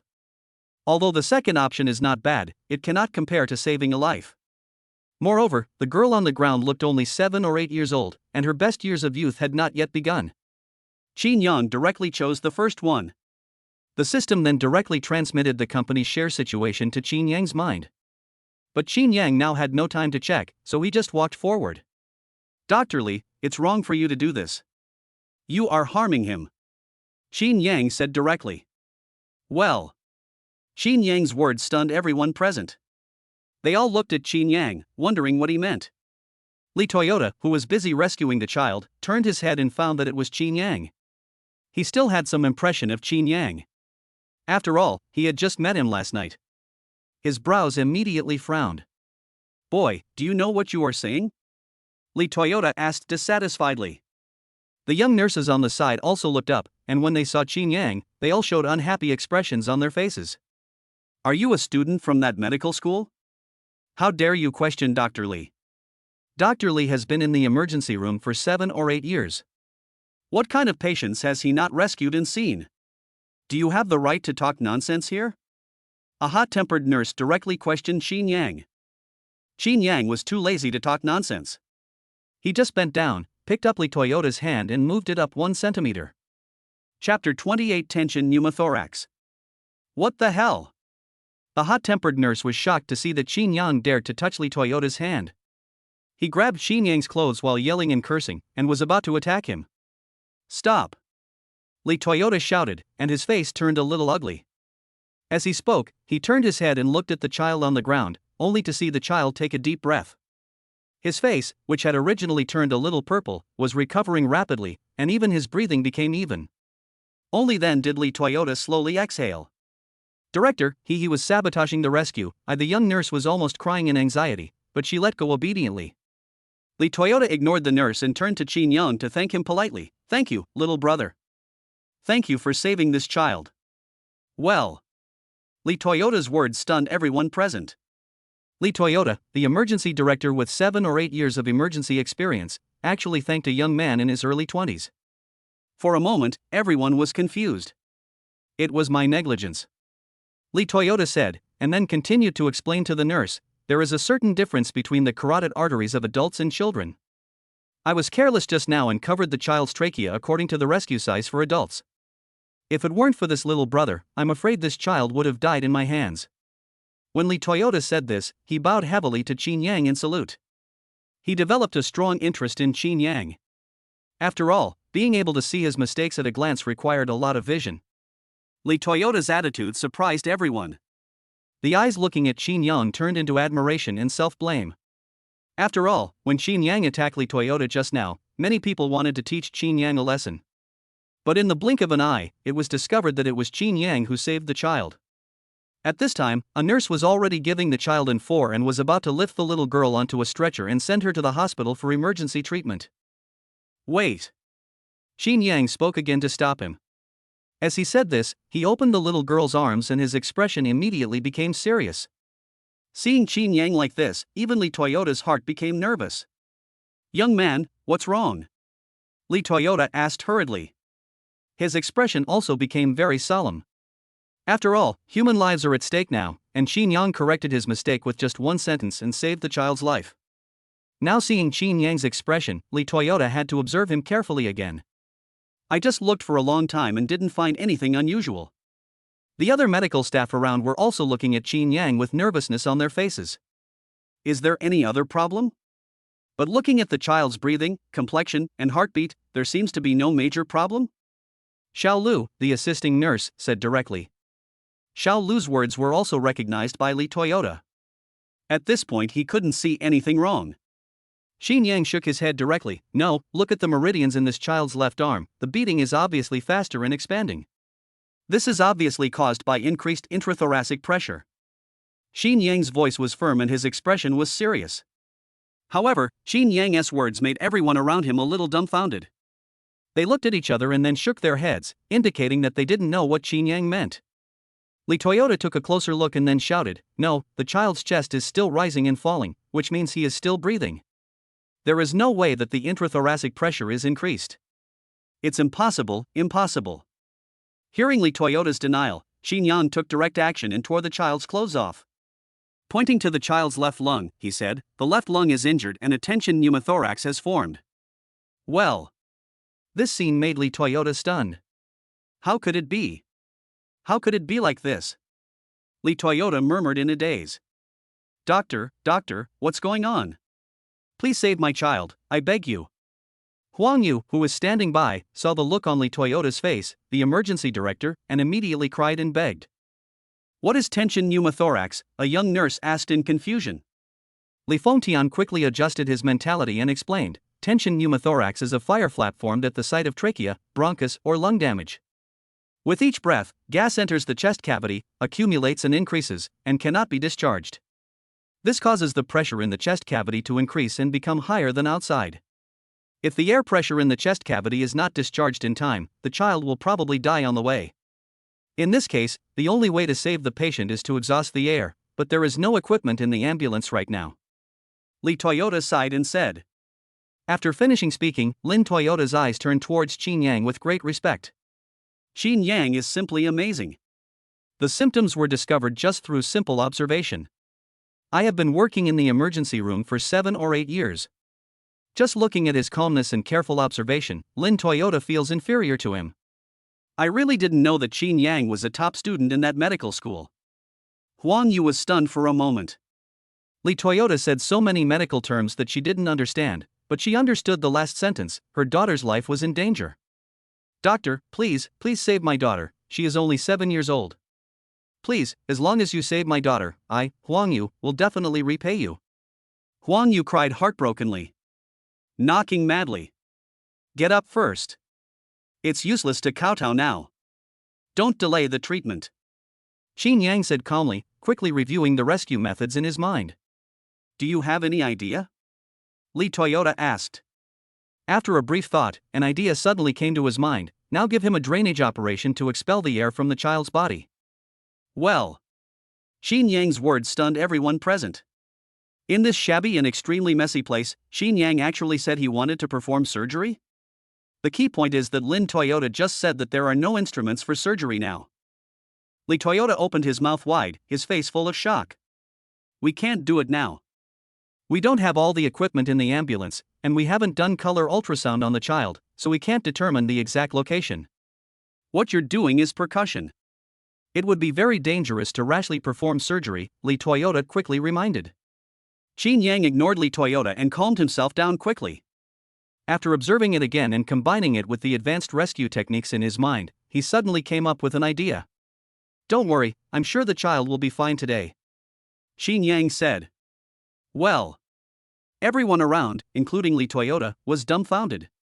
I have been the director of the emergency department for several years, but I don't dare to say that I can perform percussion without color ultrasound. Chinyang looks to be in his early 20s. Even if he is a top student at a prestigious medical school, how many times has he performed this kind of operation? Now Chinyang actually said that he was sure? It's almost unbelievable. At this time, Chinyang stood up and said to Ali in the crowd, buy high concentration liquor, sealant tape, and a plastic hose as thick as a thumb. After saying this, Chinyang ignored the people around him who were already stunned, and simply laid the child flat to confirm the position where he would cut the child. Chapter 29 The Most Distinguished Guest. Chinyang's extremely skilled techniques and decisive arrangements, like those of an experienced director who has been in the industry for many years, make people feel inexplicably at ease. Even Li Toyota saw the shadow of his teacher in Chinyang when he heard Chinyang's series of instructions. He quickly began to cooperate with Chinyang and started to make preparations before the operation. Well. This scene stunned everyone present. Lu Jiannan couldn't even believe his eyes. What is Chinyang doing? Is Chinyang serious about this? Does he really need to undergo surgery, and he has to let the director of the emergency department help him? Lu Jiannan and the others were completely dumbfounded. I've never heard that Chinyang can perform surgery? And Jinghai University is not a medical school. How did Chinyang learn medical skills? There were so many medical terms just now, and Chinyang spoke them all so easily. Even the director of the emergency department could be seen from his attitude that he highly respected Chinyang. How many identities does Chinyang have? Especially when he saw the scarlet blood on the child's body, Lu Jiannan felt as if his brain had been eaten by zombies and he was unable to think anymore. At this time, Ali had already bought everything Chinyang wanted. Chinyang took the hose and cut it into two pieces, one long and one short. After disinfecting it with white wine, he placed one end of the hose in the wine bottle and fixed it with sealing tape to make a simple one-way valve. Scalpel, gloves, get ready. Chinyang said directly. At this time, Li Toyota has also entered the state. She directly changed into the role of a nurse and began to cooperate with Chinyang. Tension pneumothorax is caused by a tear in the lung, which causes air to enter the pleura surrounding the lung and cannot return to the lung. The incision should be made at the second rib on the left side, and the patient should be in a semi-recumbent position. When Li Toyota heard Chinyang's words, he immediately adjusted the child's position to facilitate Chinyang's surgery. Lidocaine injection. Scalpel. Normal saline solution washing. Gauze. Chinyang, like a surgical expert with many years of experience, began to perform the operation step by step in an orderly manner. Seeing Chinyang's unimaginably steady hand, Li Toyota's heart trembled even more. My admiration for Chinyang became even deeper. In such a tense situation and environment, I'm afraid it would be difficult for me to act as decisively as Chinyang. Chinyang's cutting was not fast, even a little slow, but Chinyang's hands were steady and his cutting was very accurate. Hose. Li Toyota handed over the sterilized hose, and Chinyang gently inserted it into the child's lungs. Gurgle. Gurgle. At the same time, bubbles quickly appeared in the bottle. At the same time, the child on the ground began to breathe heavily. Seeing this scene, Li Toyota let out a long sigh of relief. He looked at Chinyang with even more admiration and thanked him sincerely. Chinyang, you saved this child and me as well. At this time, Huang Yu also came over to thank Chinyang very much. Sir, thank you for saving my son. Thank you. Can you please leave me your contact information? I, Huang Yu, will definitely repay you. Huang Yu spoke very sincerely. Chinyang smiled faintly. No need, I have already received my reward. There is no need to let you spend money. After Chinyang finished speaking, he turned around and left with Ali, Lu Jiannan, and others. This made Huang Yu stunned. Huang Yuhao is also a well-known entrepreneur in Jinghai. How could she not repay her daughter's savior? But when Huang Yu was thinking about what to say, Chinyang had already left with his men. Only a tall figure was left, gradually becoming larger in Huang Yu's mind. Huang Yu secretly made up his mind to find Chinyang and repay him. Lu Jiannan and others returned to the car and looked at Chinyang with admiration in their eyes. Brother Chin, you are so amazing. I saw your hands didn't shake at all when you were saving someone just now. This can be considered a surgery. When did you learn how to do this? It's simply amazing. Chinyang asked with great admiration. Chinyang smiled faintly. This is not difficult, just read more books and study more and you will be able to do it. Well. Chinyang said it so casually that Lu Jiannan and others were petrified again. OMG. Just read more books and study more and you will be able to do it? Lu Jiannan really wanted to ask, brother, are you a genius? Can you learn it just by reading a book and studying? Do you know that what you said may be offensive to others? Didn't you see that the emergency director Li Toyota was a little panicked? If Chinyang hadn't been here today, the child might have been in real danger. Lu Jiannan and the others looked at each other and saw shock in each other's eyes. Lu Jiannan also saw that Chinyang didn't want to talk more, so he quickly changed the subject. By this time, the road was clear and Ali drove to the lakeside villa. At this time, the lakeside villa property office. Manager Lin Tian was leisurely drinking coffee and watching a movie. At this time, the phone rang. It was headquarters. Lin Tian didn't dare to hesitate and quickly answered the call. The person in charge of the headquarters just said one sentence, and Lin Tian was almost scared to death. Lin Tian, Lakeside Villa Building 1 has been sold. That is our group's most distinguished guest. Do you know what to do? After speaking on the phone, the person on the other end hung up. Lin Tian quickly adjusted himself from his previous leisurely state. Call all property staff over immediately. He told them very seriously, the owner of Villa Number 1 may show up soon. You all should be alert.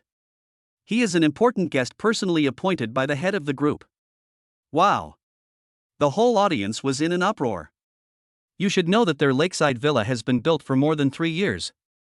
Villa Number 1 is located in the most important building, and many wealthy young people, celebrities and dignitaries in Jinghai want to buy it. However, the headquarters has not agreed to sell it, saying that the future owner of the villa will definitely be extremely noble. But this has been said for 3 years, and the owner of Villa Number 1 has never appeared. They all thought it was a gimmick. Just to increase the popularity and status of the villa. Who would have thought that today we would actually get the news that the owner of the villa had appeared? How could this not surprise these people? Okay, everyone be prepared at all times. The owner of Villa Number 1 might show up. If anyone dares to let me down, don't blame me, Lin Tian, for being ruthless. Lin Tian warned solemnly. The property managers nodded frantically. After Lin Tian finished giving the instructions, everyone immediately perked up and hurried down to check if there were any bad places in the community, so as not to leave a bad impression on the most expensive guest who would appear in the future.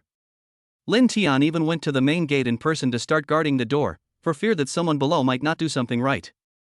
At this time, Ali had already driven and appeared at the main entrance of the lakeside villa with Chinyang and others. When the golden Mercedes-Benz G appeared at the door, Lin Tian hurried out, bowed respectfully and asked, "Hello, are you looking for someone?" Or. Chinyang rolled down the car window and smiled faintly, "I am the owner. May I ask where is Villa Number 1? This is my first time here." Chapter 30 to be promoted. Ah.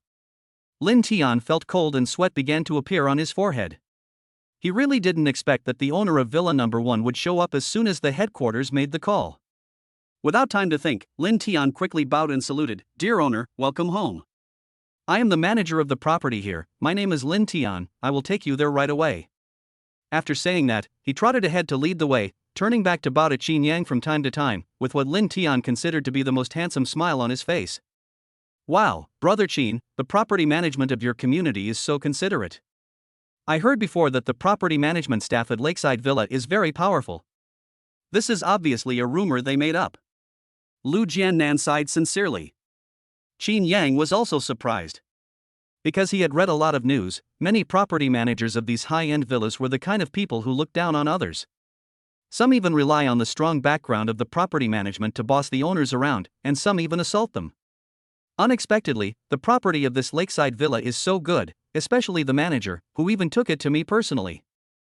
My first impression of this property is really good. Don't run around down there, just get in the car. Chinyang said with a smile. Well. Chinyang's approachable words instantly made Lin Tian overjoyed. So I quickly replied, no, I'll just be downstairs. My shoes are dirty, please don't dirty your car. Lin Tian said this and quickly quickened his pace. Seeing this, Chinyang said no more, but signaled Ali to follow. Soon, we arrived at Villa number 1. Chinyang directly asked everyone to get out of the car. As soon as they got off the car, Lu Jiannan and others were stunned by the scene before them. The villa covers an area of 2,000 square meters and is home to a variety of rare plants that have been carefully maintained. Even the surrounding paths were swept exceptionally clean, and it seemed that someone came to clean them regularly. There is a small river flowing on the side, a big willow tree next to it, and a small pavilion underneath, which is very poetic and picturesque. Facing the breeze blowing from the river, Lu Jiannan exclaimed, "This place is really good." Lu Jiannan's words were instantly recognized by others, and they all sighed that they would definitely buy a villa when they had money in the future. Living in a place like this can help you live at least 10 years longer. Okay, let's not stay here anymore, let's go in and take a look. Chinyang smiled faintly.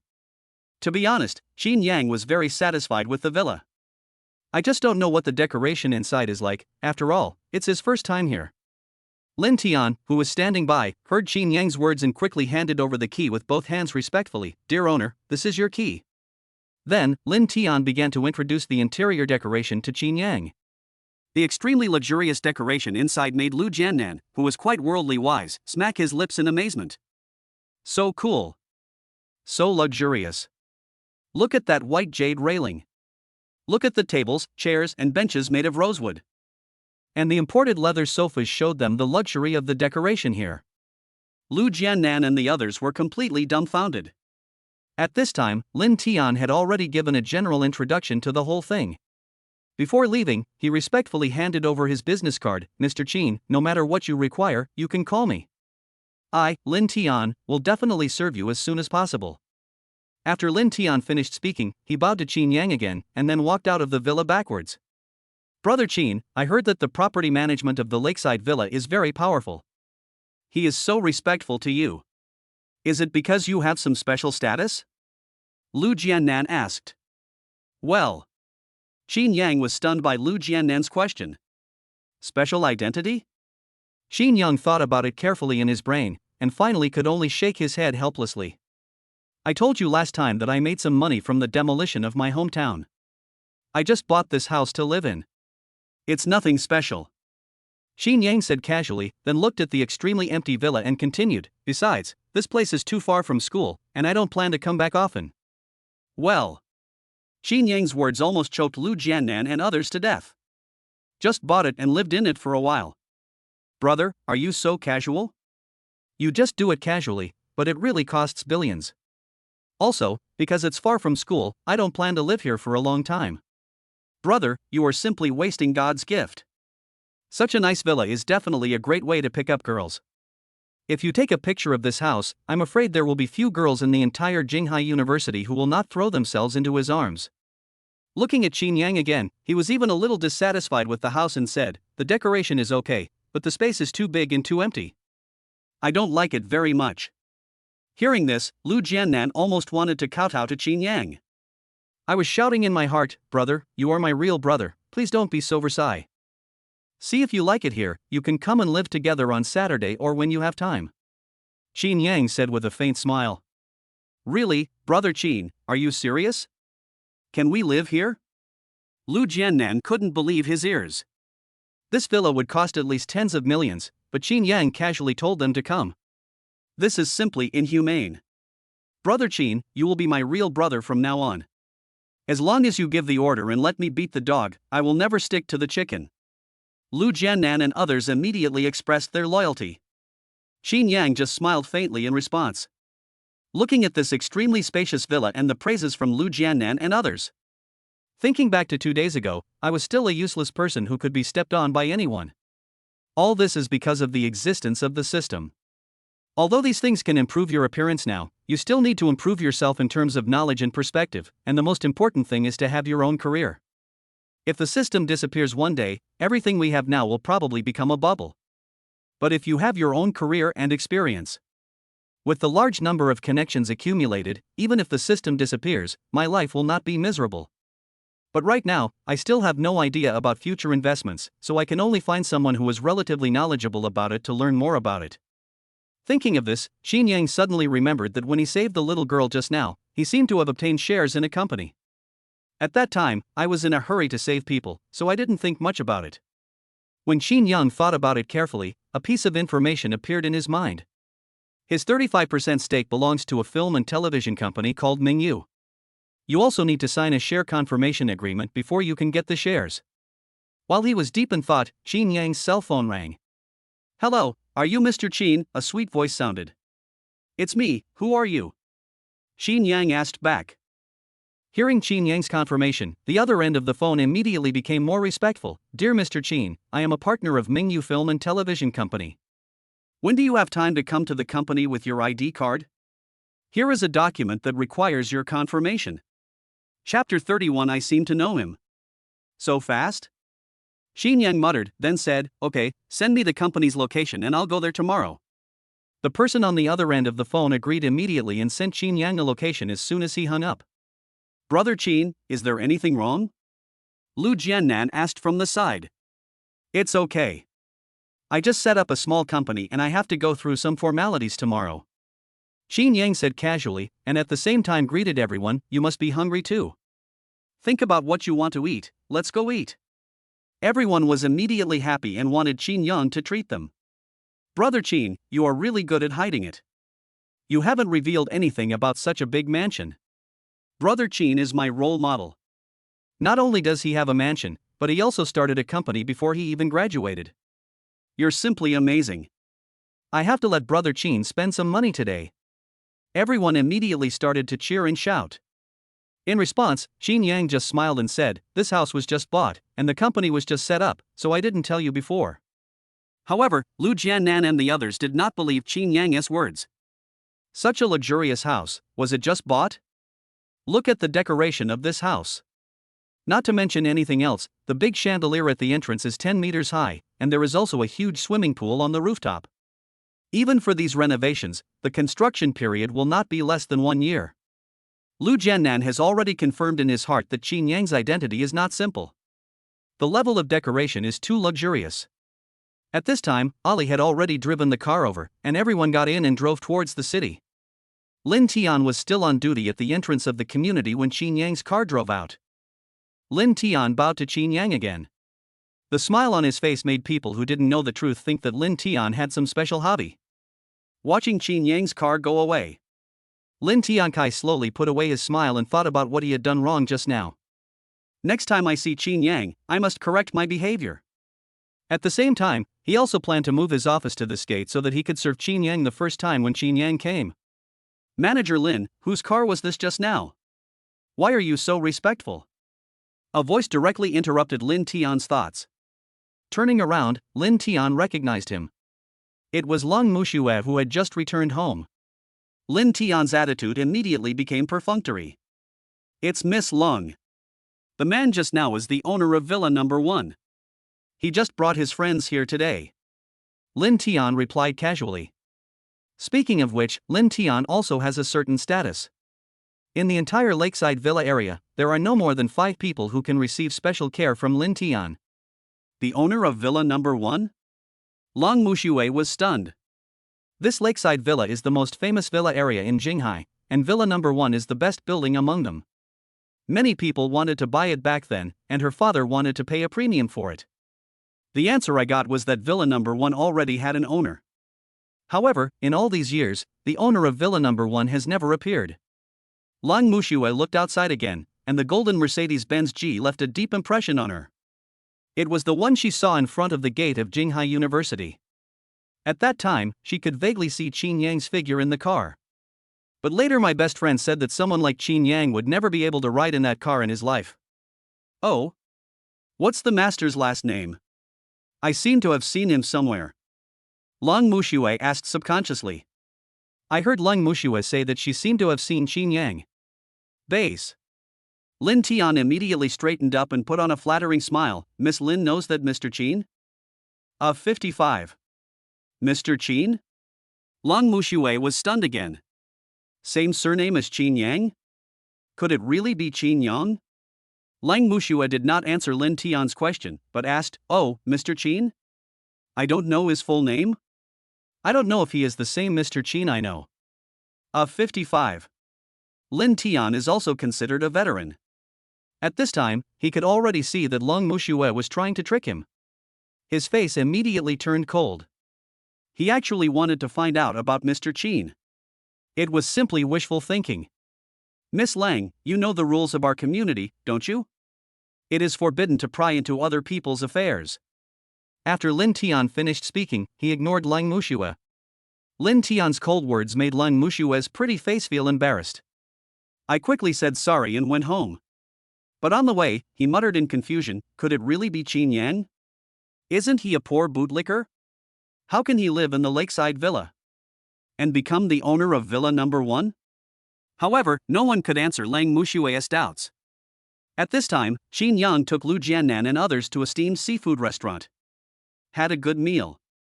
Later, Lu Jiannan received a call from home and went straight home. Ali also drove everyone back to school. Chinyang directly transferred 1 million yuan to Ali and asked him to buy a house near the school. Just after returning to the dormitory, Chinyang remembered that he had to go to the company to handle the equity confirmation procedures tomorrow, and his ID card was still at the branch of the food delivery company where he used to work part-time. Chinyang went straight over and asked for his ID card. Before he even entered the branch's office, Li Xiang smiled and said, Hey, isn't this Brother Yang? Did you get rich these days? Don't you come to work? Just as he approached Chinyang, Li Xiang bumped his shoulder against Chinyang and whispered, You haven't come these past 2 days, and the boss is very angry. He said he would deduct your salary and even wanted to fire you. We'll meet up later, so be smart. After Li Xiang finished speaking, he put down the box in his hand and started smoking. Chinyang smiled faintly, Don't worry, I miss you, brother. Speaking of this branch, the leader is called Li Da Shui. Although there is a word Shui in his name, he is not handsome at all. He is 1.7 meters tall and weighs 200 kilograms. Relying on his connections, he exploits the people in the distribution point every day. Especially part-time staff like Chinyang, there are even times when they resort to violence. At that time, Chinyang was a bootlicker and was beaten by Marshal Li. As an old employee, Li Xiang always helps himself out of trouble. Li Xiang is also the most responsible person at this branch. If it weren't for Li Xiang, this branch might have failed. Chinyang, where the hell have you been these past 2 days? Don't you know we are very busy during this time? How dare you disappear from my sight? Do you still want to do this? At this time, a muffled and panting voice was heard. It was Marshal Li. Behind him were several employees who had just been bullied by him. Bite. Trigger the selection task. 1. Choose to teach Marshal Li a lesson, and be rewarded with 5 million in cash. 2. Choose to swallow your anger and beg Marshal Li to return your ID card, and you will be rewarded with the jewelry identification skill. The system prompt sounded. Chinyang was stunned for a moment. This time the choice is a bit difficult. After all, I will definitely come into contact with various types of jewelry in the future. This jewelry identification skill is a very good choice. But, looking at Marshal Li who was coming over, Chinyang really couldn't bear this. Damn it, now that I have a system, how can I let you bully me? Chinyang directly chose the first one. The system's reward cashback was immediately credited to Chinyang's account, and a better idea of teaching Marshal Li a lesson suddenly came to his mind. Looking at Marshal Li who was coming over and wanted to take action, Chinyang slapped him directly. Bang! An extremely clear voice sounded. Chapter 32, Only 1 million. Well. Everyone present was stunned immediately. They all looked at Chinyang in a daze. Li Xiang came over and asked worriedly, Chinyang, why did you hit someone? Marshal Li was even stunned by Chinyang. Covering her red and swollen face, she stared blankly at Chinyang. It took Marshal Li a long time to react. Chinyang, you dare to hit me? I will fire you. Marshal Li thought for a long time before he came up with the idea of threatening Chinyang. Chinyang snorted coldly, "Oh? Fire me? Okay, I want to see how you fire me." Chinyang said it casually, but there was a sense of dominance in his tone. This moment petrified everyone present. Everyone in this branch knows about Chinyang's situation. He works very hard every day just to earn more money to buy gifts for his sweetheart. Before, even when I was sick, I didn't rest. What happened today? Li Xiang came over quickly and pulled Chinyang hard. "Chinyang, stop making trouble and apologize to the commander first, otherwise you won't be able to explain yourself when the commander comes later." Others also came over. "Chinyang, the marshal is the leader's relative. If you beat him up, you won't be able to do anything in the future. Yes, Chinyang, hurry up and apologize to the commander. With so many of us speaking well of you, the commander will at most punish you, but will not fire you." Everyone tried to persuade Chinyang. "No, if he dares to hit me, I must tell my brother-in-law." Whoa! Marshal Li actually started to cry, took out his mobile phone and called his brother-in-law. Huang Zhangpeng, who was playing cards, became unhappy when he heard that his stupid brother-in-law was beaten, and drove over directly. Although this brother-in-law is stupid, he is one of us after all. Although I don't do any work, I can serve as an eye for myself so I don't have to keep an eye on these people every day. I have some free time, so I can go out and have some fun. It's just that my luck has been very bad recently and I've already lost over $1 million. He even borrowed a lot of money from loan companies, hoping to make a profit. But who would have thought that the more you lose, the more you lose? Huang Zhangpeng wanted to sell all the takeout orders and make some money so he could run away. When Huang Zhangpeng came over, he saw his brother-in-law sitting on the ground crying like a little child. He was already irritable, and now he was even angrier. "What happened? Who hit you?" Huang Zhangpeng asked angrily. "Brother-in-law, Chinyang hit me. He came up and slapped me. You have to avenge me." Marshal Li cried. Huang Zhangpeng glanced at Chinyang. He had an impression of Chinyang. Chinyang is the most hard-working and diligent one among the part-time workers. But Chinyang is usually a very honest person, and he wouldn't even make a fart if he was kicked 3 times, so why would he hit someone? Marshal Li had bullied Chinyang before, but Chinyang endured it. He must have been bullied badly today, so he is fighting back. However, in Huang Zhangpeng's opinion, if you are just a worker, you have to endure being bullied, and you are not allowed to fight back. Thinking of this, Huang Zhangpeng's face was full of anger. He took out a baseball bat from the trunk and walked towards Chinyang with a grim smile on his face. "Boy, you are so arrogant that you dare to attack me?" Huang Zhangpeng asked coldly with an extremely arrogant attitude. Chinyang smiled faintly and didn't waste time talking to him. "I was looking for you for something, and now that you're here it's much easier." Chinyang's tone was very casual, without any hint of fear at all. This made everyone present dumbfounded. Huang Zhangpeng is a well-known gangster in this area. He is ruthless and cruel. It is because of this that Huang Zhangpeng took over all the takeaway points in this area. Otherwise, no one would leave even though Marshal Li exploited everyone. Because all the takeaway points in this area are run by Huang Zhangpeng. Now Chinyang actually spoke to Huang Zhangpeng like this? This is a bit too brave. Li Xiang and others quickly stepped forward to pull Chinyang, signaling Chinyang to be careful and not to anger Huang Zhangpeng. Huang Zhangpeng chuckled, "Well, good boy, you actually have the guts to talk to me in this tone? Tell me, what do you want to talk to me about? It had better be something that interests me, otherwise." As Huang Zhangpeng said this, he shook the baseball bat in his hand, and the threat could not be more obvious. "Name a price, and I will take over all your takeout orders," Chinyang said directly. Well. At this point, everyone present was stunned. Chinyang is actually going to take over the takeaway point from Huang Zhangpeng? This is not a joke. There are 7 or 8 spots of various sizes in this area, and the investment in each spot is at least more than 100,000. These points alone would cost at least millions. Chinyang actually said he wanted to buy it? Huang Zhangpeng was also stunned, looking at Chinyang in disbelief. You said you want to buy all my takeaway orders?" Huang Zhangpeng asked in disbelief. Chinyang nodded casually. "Why? You don't want to buy it?" Huang Zhangpeng was stunned for a moment, then burst into laughter. "Boy, do you know what you are talking about? You are a poor guy, and you actually want to buy my takeaway? Do you have money? My takeaway is worth tens of millions at least. After Huang Zhangpeng finished laughing, he even wanted to reach out and touch Chinyang's forehead. Bang! Chinyang slapped Huang Zhangpeng's hand away. It's only 1 million. I'll transfer 200,000 to you as a down payment, and the rest will be transferred to you after the formalities are completed.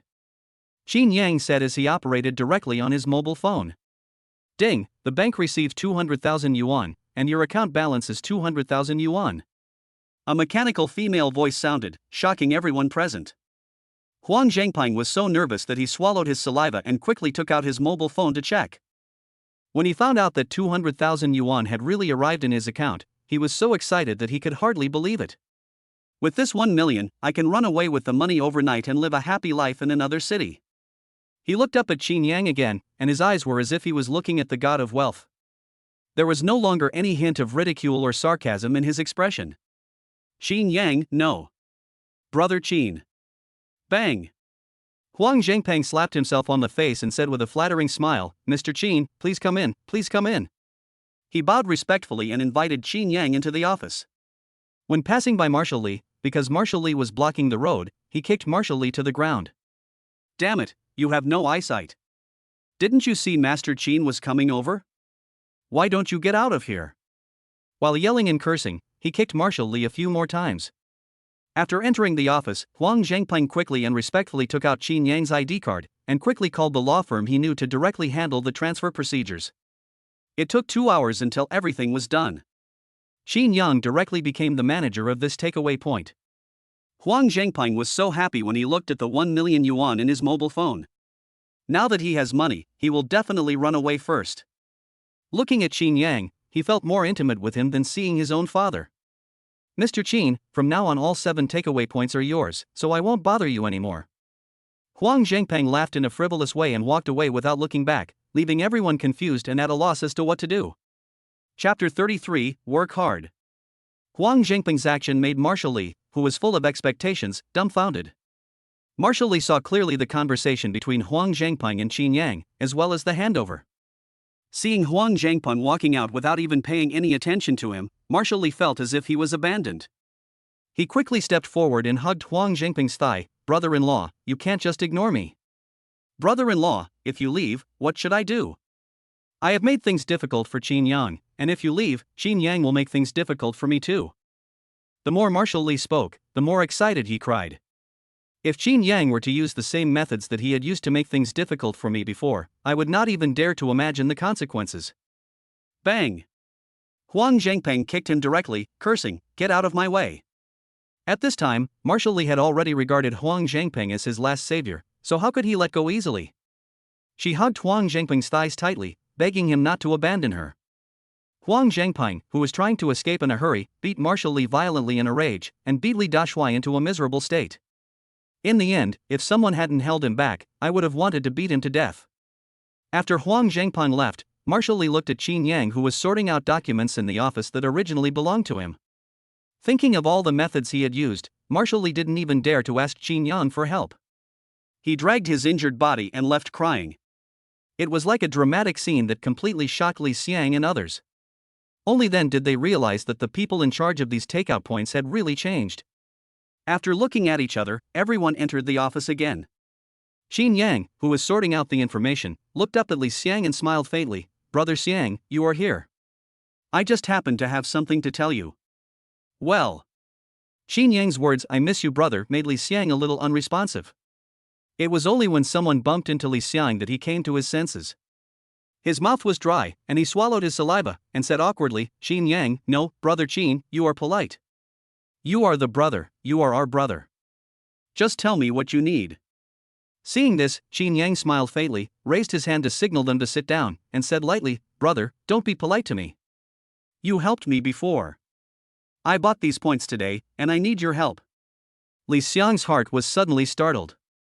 After all, a new official has 3 things to do when he takes office, and many people in the company listen to him. Does Chinyang want to fire him? After all, with so much money spent, who wouldn't he want to be a boss? If he doesn't fire himself, it's hard to say whether these people will obey Chinyang or not. After spending 1 million, who would refuse to enjoy the right to order people around? Li Xiang was very nervous and his expression became a little unnatural, but he still sat aside with an awkward look on his face. Seeing this, the others also sat down and looked at Chinyang nervously. After all, they had all worked with Chinyang before, and many people had even openly or secretly mocked Chinyang's behavior of bootlicking. Seeing them so embarrassed, Chinyang didn't keep them in suspense.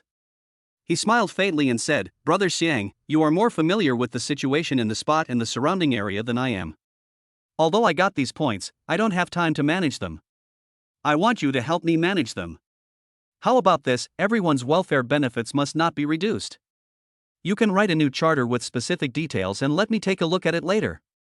Well, Li Xiang and the others were all dumbfounded. There was an enormous wave of emotion in his heart.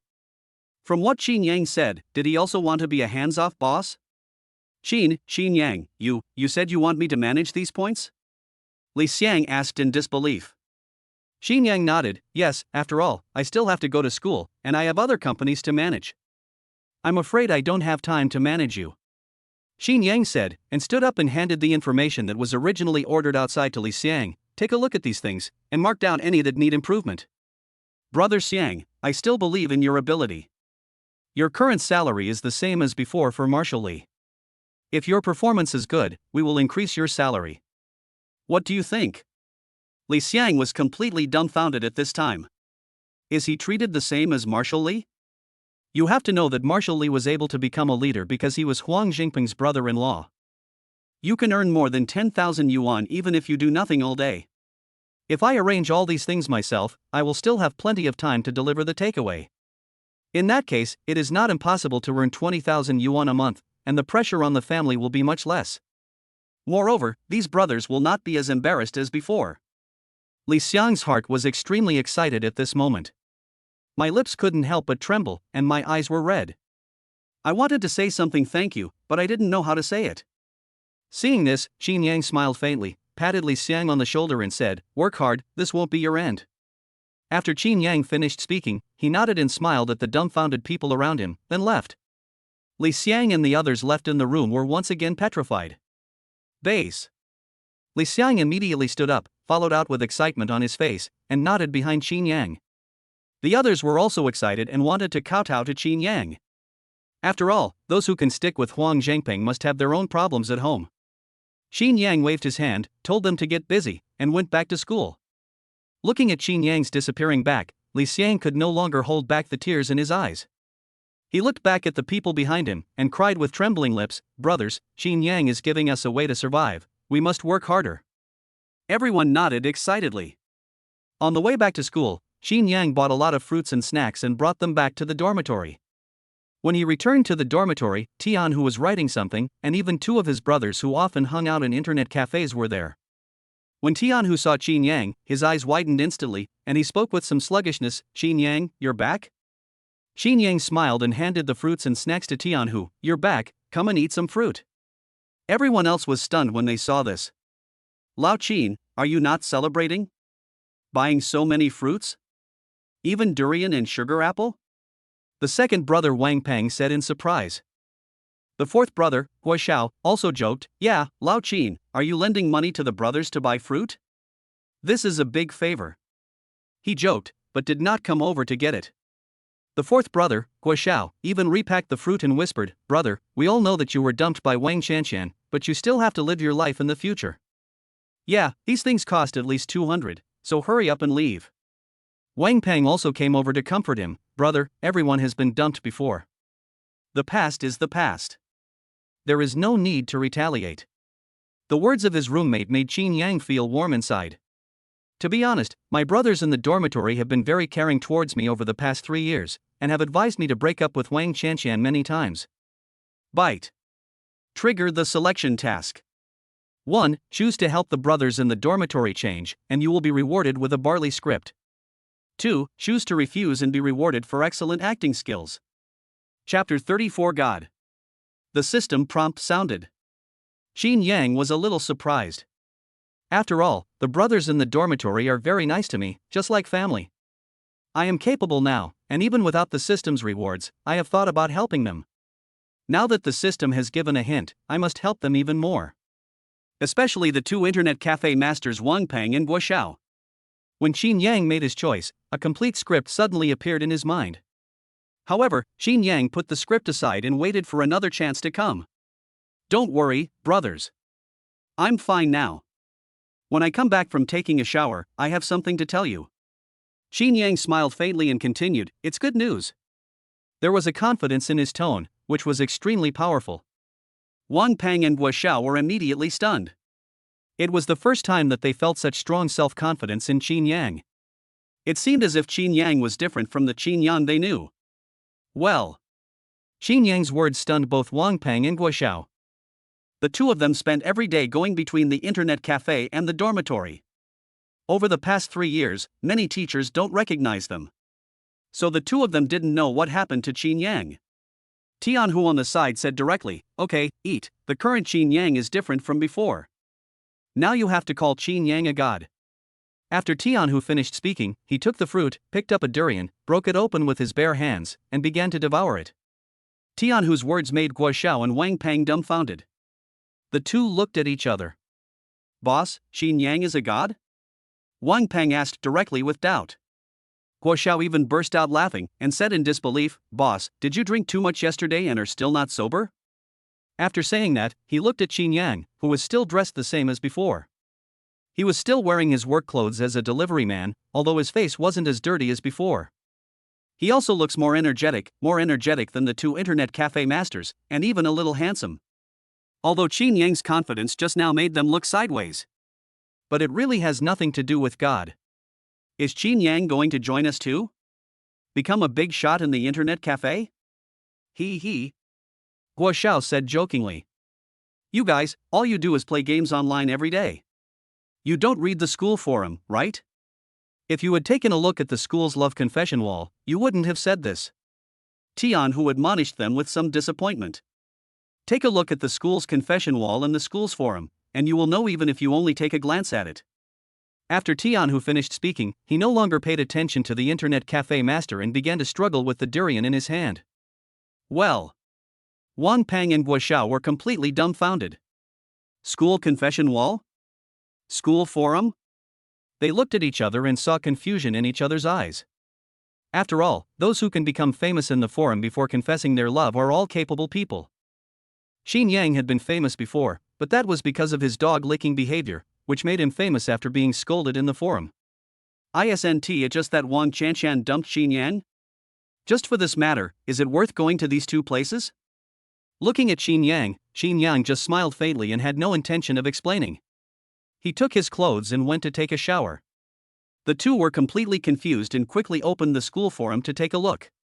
The top post on the forum has a title, Shocking. A soccer champion suddenly appeared at Jinghai University. The picture on the post was actually a photo of Chinyang. Wang Defa. Wang Peng shouted in shock. King of football, what does that mean? Guo Xiao asked confusedly. The two of them quickly looked down, and the content was exactly how Chinyang beat up Jack, Hans and other black people on the court today to vent his anger for Jinghai University. Some people even released a short video of Chinyang scoring a goal. That super long three-pointer stunned countless people. The forum was filled with questions of amazement and doubt. After all, many people in Jinghai University know what kind of person Chinyang is. I worked part-time as a delivery man for 3 years just to become a bootlicker. The basketball champion who shocked Jinghai University. The generation gap between these two identities is a bit too big. It's impossible to associate them together at all. As they continued reading, a reply soon appeared that drove them crazy. The ID above turned out to be Lang Mushua, the coolest and most beautiful campus girl at Jinghai University. It directly proves to Chinyang that he won the competition through his strength. Oh my god, what's going on? Lang Mushua has proved it for Chinyang? Could someone have hacked his account? Guo Xiao asked suspiciously. Besides, what do you know? I was there at the time, and there is absolutely no falsehood. Tianhu retorted directly. Boss, you were there? Tell us quickly. Wang Peng asked excitedly. Tianhu coughed and then recounted what had happened today, adding some exaggeration. Guo Xiao and the others were simply stunned by what they heard. Boss, you said Chinyang also beat Tao Bin? Guo Xiao asked in disbelief. Who is Tao Bin? He is a famous gangster and rich second generation in Jinghai University. He has a lot of thugs under him. If they said that Tao Bin beat Chinyang, even beat him hard, they would believe it. Chinyang must be crazy to have hit Tao Bin. Tisk, that's nothing? Tianhu said disdainfully, you know Lu Jiannan from our school, they all recognize Chinyang as the boss. Wow. Guo Xiao and the other man opened their mouths wide, their faces filled with shock. Lu Jiannan can be said to be a rich second generation who was richer than Tao Bin. How could such a person recognize Chinyang as his boss? If they had not been in contact with Tianhu for 3 years, they would have thought that Tianhu was just bragging. I'm going to tell you something that will shatter your worldview. Tianhu coughed again and pointed at the banana beside him. Wang Peng quickly took one and handed it to Tianhu, saying expectantly, what's the matter, boss? Tell me quickly. Lin Shui and Li Ro, 2 of our school's most beautiful girls, came to our boys' dormitory together this morning. Tianhu said. I'll go.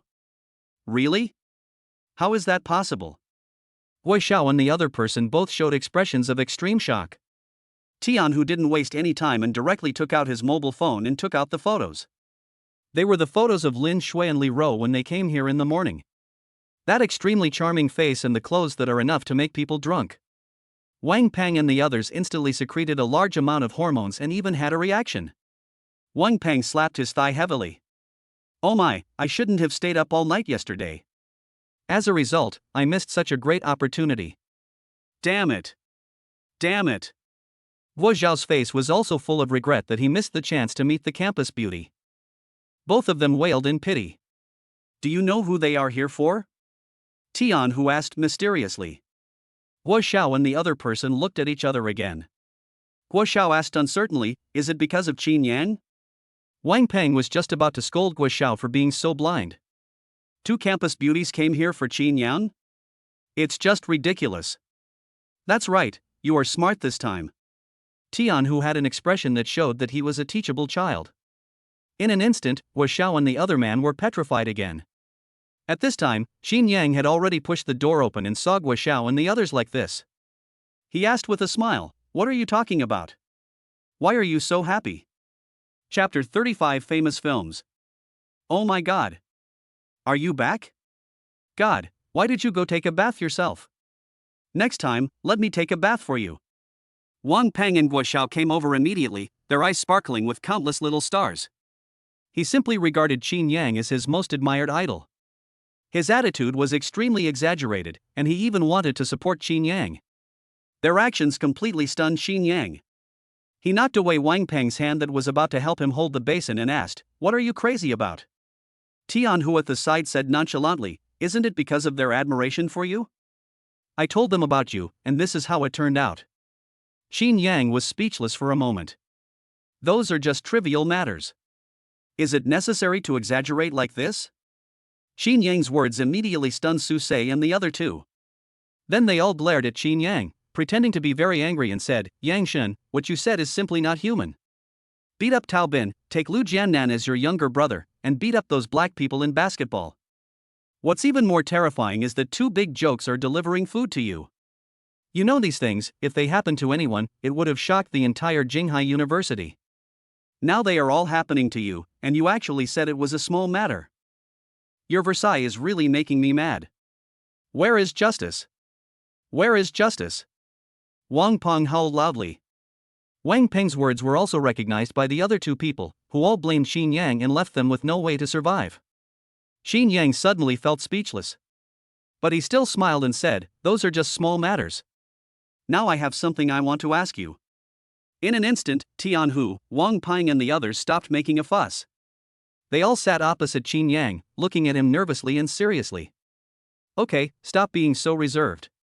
I want to ask you, you will graduate in a few months. Have you thought about your future plans? Chinyang said. Well.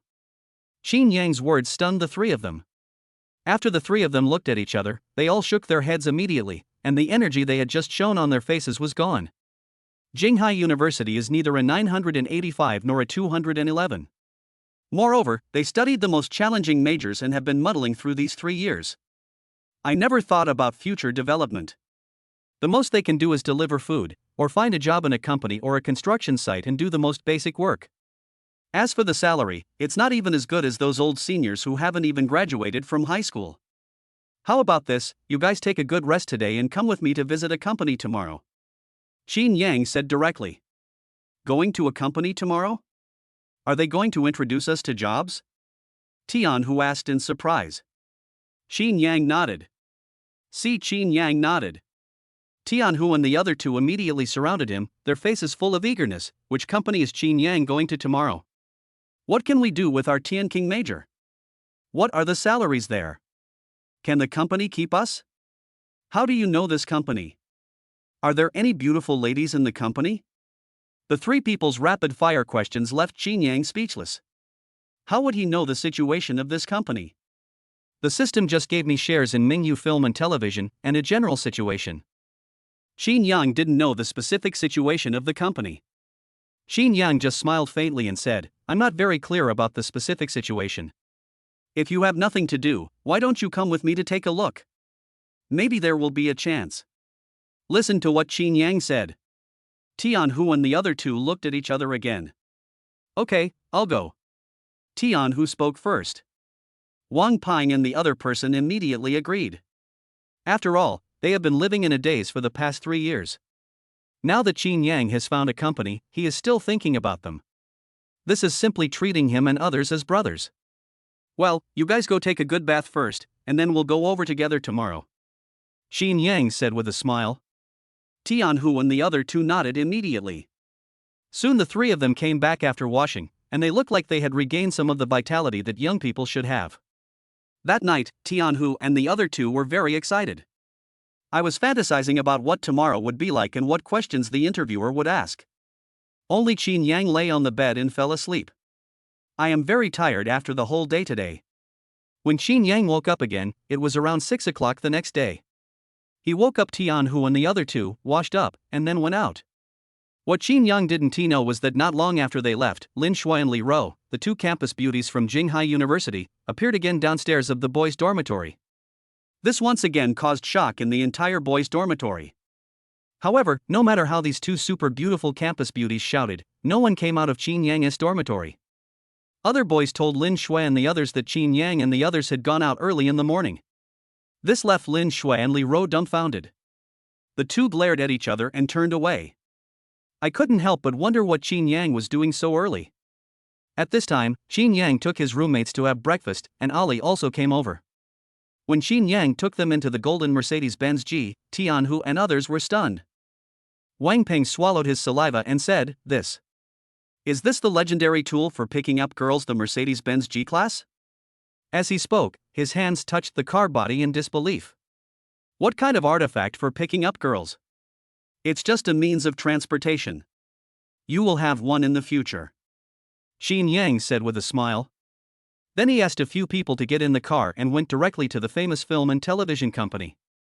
The three people who got on the car felt like they were in a dream. The extremely spacious space and extremely luxurious decoration all showed them the extraordinary nature of this car. Tianhu and the other two were so shocked by Chinyang's sudden change that they dared not speak. Chinyang actually said that this kind of car is a means of transportation. They also said that they will have it in the future. This made them very unconvinced.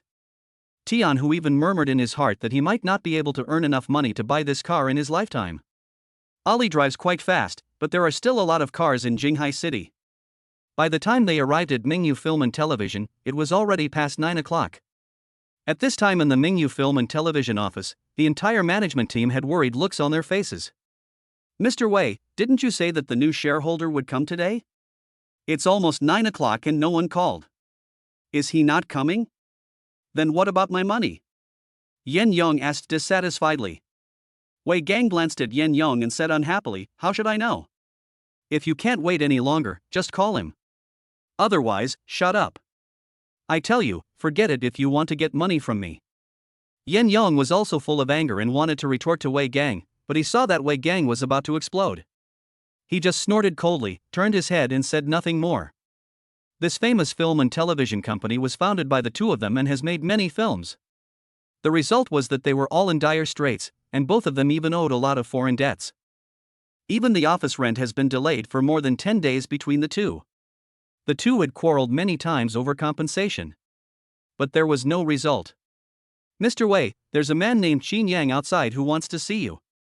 Do you have time?" an employee came in and asked. Chinyang? Wei Gang and the other man's eyes lit up instantly. Chapter 36, Choice. "Please come in, please come in." Wei Gang shouted excitedly. The savior finally arrived, and Wei Gang felt instantly happy. "Why the hell are you inviting me?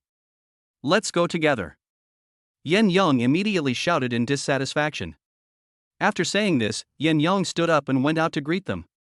Wei Gang also nodded in agreement. Yes, let's all go to greet him, let's all go to greet him. After all, the god of wealth has come. Whether it is capital injection or any other reason, the other party must come with money. It will definitely solve the current urgent problem. If we had the resources, we might be able to save them. Chinyang must be served well. If he runs away, it would be a big loss. For a while, there were only a dozen famous film and television actors in chaos. In the hall, Chinyang and others were sitting at the reception desk. "Chinyang, do you think they will want us?" Tianhu asked with a worried look on his face.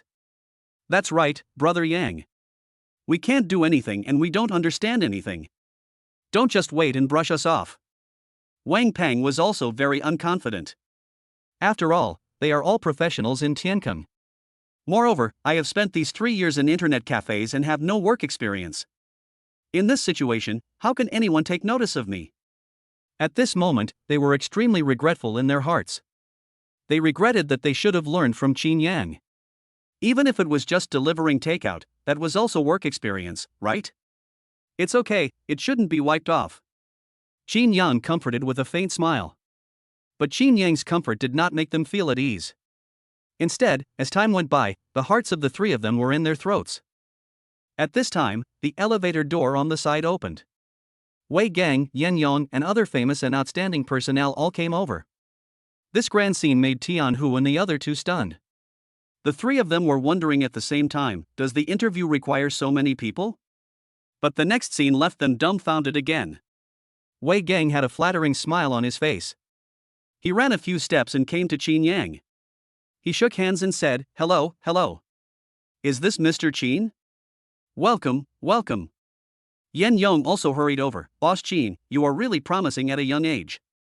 You can tell at a glance that you are a rare talent."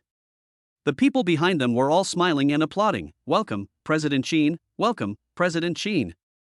The scene was quite grand, as if Chinyang was their savior, or even a relative closer to them than their own father.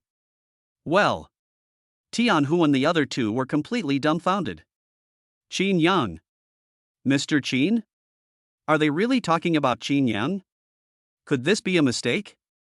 Last night, Chinyang said that he didn't know anything about this company. But looking at this scene, why does it look like Chinyang is some extraordinary person? On the other hand, Chinyang. His face was calm and he just nodded casually. It was as if Chinyang was a king, yet he remained calm in the face of a group of bronze players. It doesn't seem like he's here for an interview, but rather like he's here to inspect the work. What is going on? Tianhu and the other two were completely dumbfounded. Finally, with the warm welcome from Wei Gang and others, I followed them to Mingyu Film and Television in a daze. During the period, Wei Gang introduced famous films and TV series in detail. But after Wei Gang's words, they couldn't even pay the rent. It gives people a feeling that it will be listed at the end of the year. Byte. Trigger the selection task. 1. Choose to support the company and make it bigger and stronger. Zhang Li's deep understanding of film and television short dramas. 2. Choose to expose Wei Gang's lies, sell the company, and receive a cash reward of 50 million. The system prompt sounded.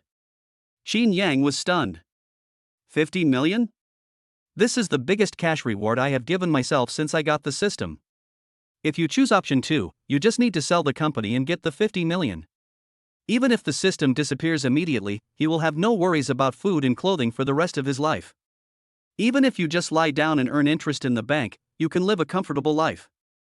On the other hand, choosing the first option rewards your understanding of film and television. This reward is a bit too much. I just understand that if you want to run it well, it may require a huge investment.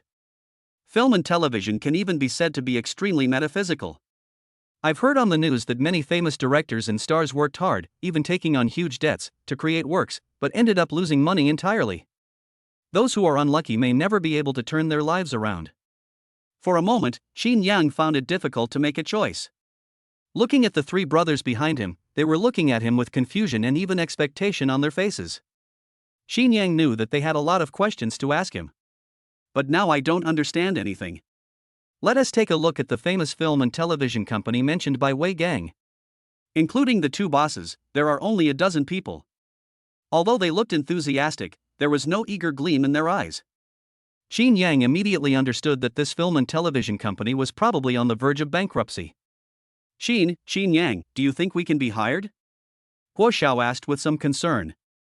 Guo Xiao asked in a very soft voice, and there was even a sense of inferiority in his words. There is absolutely no such free and easy feeling as before in school. Chinyang was stunned for a moment, then asked softly, do you want to stay here? Guo Xiao swallowed. He shook his head uncertainly, and said in a very nervous tone, I don't know. Chinyang immediately understood that Guo Xiao wanted to apply for the job. After all, this is their first interview. Maybe I told my family about it yesterday, and I will definitely pass the interview. Looking at Tianhu and Wang Peng again, they were both looking at him with anticipation. It was obvious that they were both looking forward to it. Besides, I decided to help my brothers yesterday. What's more, I have my own system, so how can I fail? Besides, I am so young, how can I choose to lie down? Your wonderful life has just begun. Chinyang patted Guo Xiao's shoulder gently. Don't worry, brother. After Chinyang finished speaking, he directly chose the first option. In an instant, a large amount of knowledge about film and television flooded in. After a while, Chinyang absorbed all this knowledge. A pair of extremely sharp eyes stared straight at Wei Gang. Although Chinyang still had a faint smile on his face, Wei Gang felt as if Chinyang could see him clearly at this moment. It was as if Chinyang had seen through his little tricks, which made Wei Gang feel a chill in his heart. Chinyang said calmly, Boss Wei, since I'm here, I came with sincerity, so you don't need to say polite words. You said you all produce big productions, so how many productions do you have? How much promotion have you done? What is the KPI? Is it based on volume or channel? Also, where are your various data? How much did you run on the first day? Show me all the data. Chinyang asked a series of professional terms. This question completely stupefied Wei Gang. Yan Yong, who was standing by, was sweating profusely on his forehead. The other people in the famous film and television industry were all in grief. Wei Gang opened his mouth wide and didn't say a word for a long time. Wei Gang, get the hell out here. An angry roar rang out. Chapter 37, Being Teased. This roar almost scared Wei Gang and the others to death. Wei Gang wanted to say something to Chinyang so that he could go and comfort the evil star outside, and asked her to wait for a while. A group of people came directly into the office. The leader was a beautiful woman in her 20s.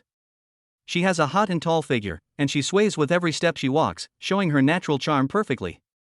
The skin is extremely white, tender and smooth. A pure yet charming little face, just like a little elf, smart and charming. One look at it and you will fall in love with it. When they saw this girl, Wei Gang and the others' faces all turned very ugly. It was the landlord Sang Rue. Don't be fooled by Sang Rue's pretty face, which makes her look harmless. Her identity is not simple. It is rumored that her family may have a deep social background. Especially the dozen or so burly men with fleshy faces behind Sang Rue, all of whom showed Wei Gang and others how powerful she was. There are a lot of people here today. Are you guys trying to collect rent for me? Sang Rue's sweet voice sounded, but it brought an invisible pressure to Wei Gang and the others. Sang Rue didn't care about their strangeness at all. She simply pulled a chair and sat aside, looking at Wei Gang and others coldly. The big men behind Sang Rue were slapping their baseball bats loudly. It was like a knock on the hearts of Wei Gang and others, making their bodies tremble.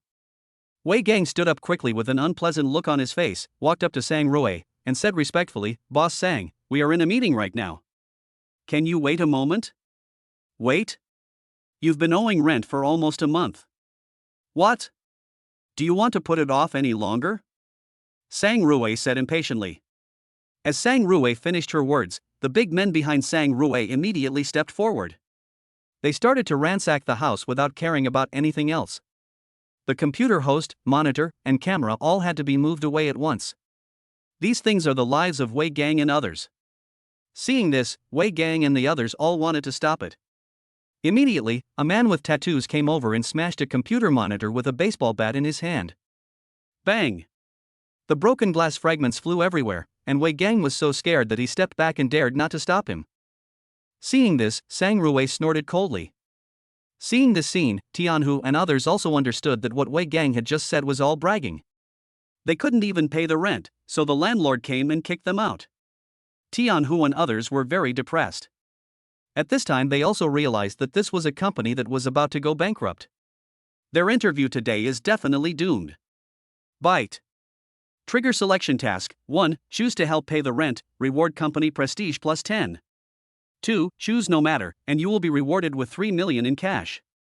The system prompt sounded again. When Chinyang saw this reward, his first reaction was to refuse it directly. After all, with 3 million, I could rent a new office and maybe have some surplus. But when he saw that prestige, Chinyang hesitated. After all, if you just met the new employee and watched the company's things being taken away and the shareholders being bullied without doing anything, it would be bad for your future reputation. So Chinyang still chose the first one. Stop. Ha! Sang Rui was stunned. He looked at Chinyang with some amusement. The corners of his mouth lifted up, he chuckled and asked, why? Do you have any ideas? Chinyang nodded, how much rent do they owe you? Well. Chinyang's words stunned everyone present. In an instant, everyone's eyes turned to Chinyang. Does Chinyang really want to pay for them? Even Sang Rui was stunned, then smiled and said, you want to pay them back? Okay. Wei Gang and his gang owe me 3 months' rent, 120,000 yuan per month, a total of 360,000 yuan. Now they have delayed my payment for another 13 days. Sang Rui looked Chinyang up and down and continued, if you want to pay them back, I won't charge you for the 13 days. Just give me 360,000. Chinyang looked around and nodded, this location is good, 120,000 a month, it's not too expensive. I'll give you 600,000. Well. Chinyang's words shocked everyone. They all looked at Chinyang, wondering if he was mentally ill. It is clear that he owes 360,000 yuan, so even if he needs to pay, he only needs to pay 360,000 yuan. He actually directly said to give 600,000. If this isn't crazy, then what is it? Sang Rui was so amused by Chinyang's words that she covered her mouth and giggled. Okay. Then he looked at Chinyang with some interest. He is in his 20s. Although the clothes he wears are not branded, they are very clean and he looks quite handsome. Although he can't compare to those popular young stars, he's still pretty good. Although her face looked a little childish, she seemed to be slowly changing. Sang Rui immediately became interested and chuckled, little brother, who are you? I am a director of this company. Chinyang replied. Oh. Director? Okay, if you can come up with 600,000, I'll make the decision. I'll reduce the monthly rent here by 20,000 for your sake. How about it? Sang Rui giggled. Chinyang nodded. Without further ado, he took out his card and transferred 600,000 yuan to Sang Rui. Seeing Chinyang so happy, Sang Rui became more interested in Chinyang. She knew that Wei Gang's company was about to go bankrupt. Unexpectedly, such an interesting person like Chinyang would appear. Interesting. Sang Rui stood up, took out a business card and handed it to Chinyang. Little brother, if you have any problems in this area in the future, just call me. At the same time, he hooked Chinyang's chin, anything. After saying that, she left with a chuckle. Quiet. In the huge office, everyone was looking at Chinyang. Even Chinyang was a little confused. Am I being teased? And the one who teased him was a beautiful woman. Looking at the business card in my hand, which still has a faint fragrance, Sang Rui's sweet voice is still ringing in my ears.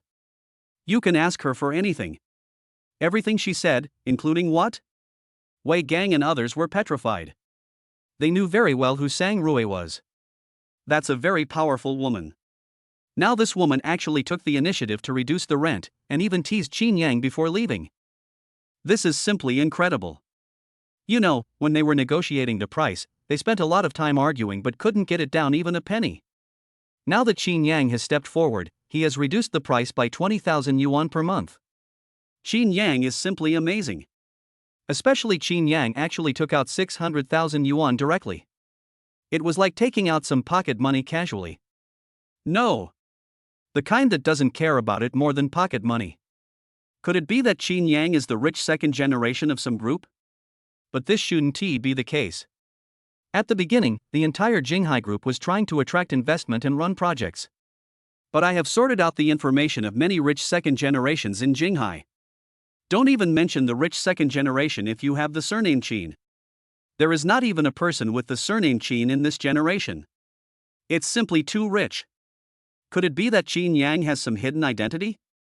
Chapter 38, the overall environment is not good. For a moment, everyone looked at Chinyang with admiration. Ahem. Chinyang coughed lightly, immediately drawing everyone's attention back.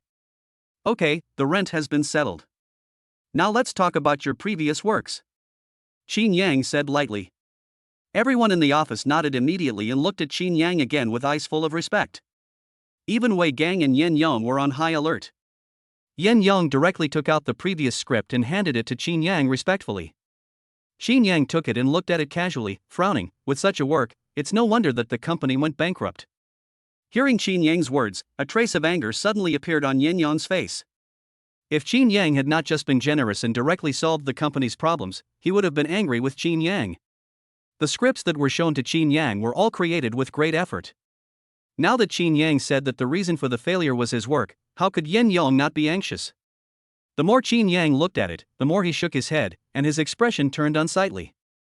At this time, Yen Yong really couldn't stand it anymore. With a swish, he stood up. Chinyang, do you know anything about film and television? Do you know anything about screenwriting? How much do you know about the operation of film and television? You just said that the script is not good. Why don't you tell us all, what is wrong with the script?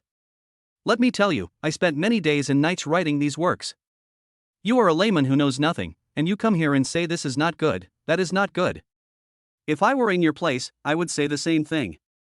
Then why don't you give me a good one? Yen Yongqi said angrily. Wei Gang hurriedly pulled him over. After all, Chinyang had just arrived and had solved an urgent problem for the company. I just have some opinions about Chinyang, but I can't say it so bluntly. Yen Yong is a somewhat conceited and impatient person.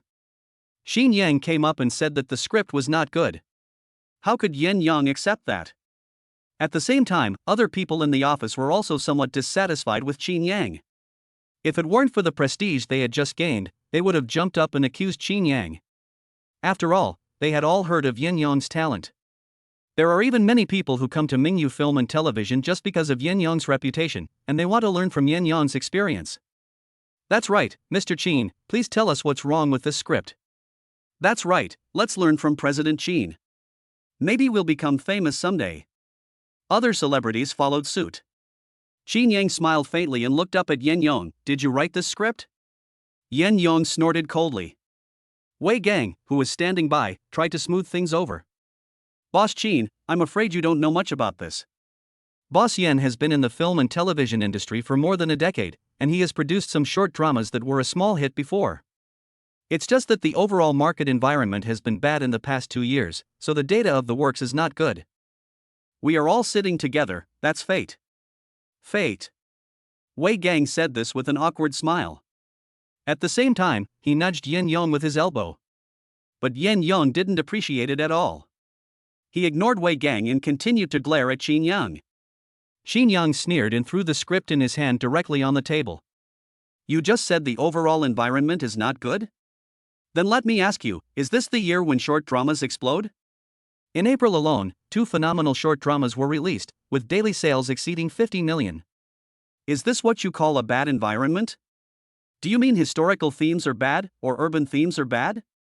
Or suspense themes are bad? Well. Chinyang's words stunned everyone in the office. Because what Chinyang said was the actual situation.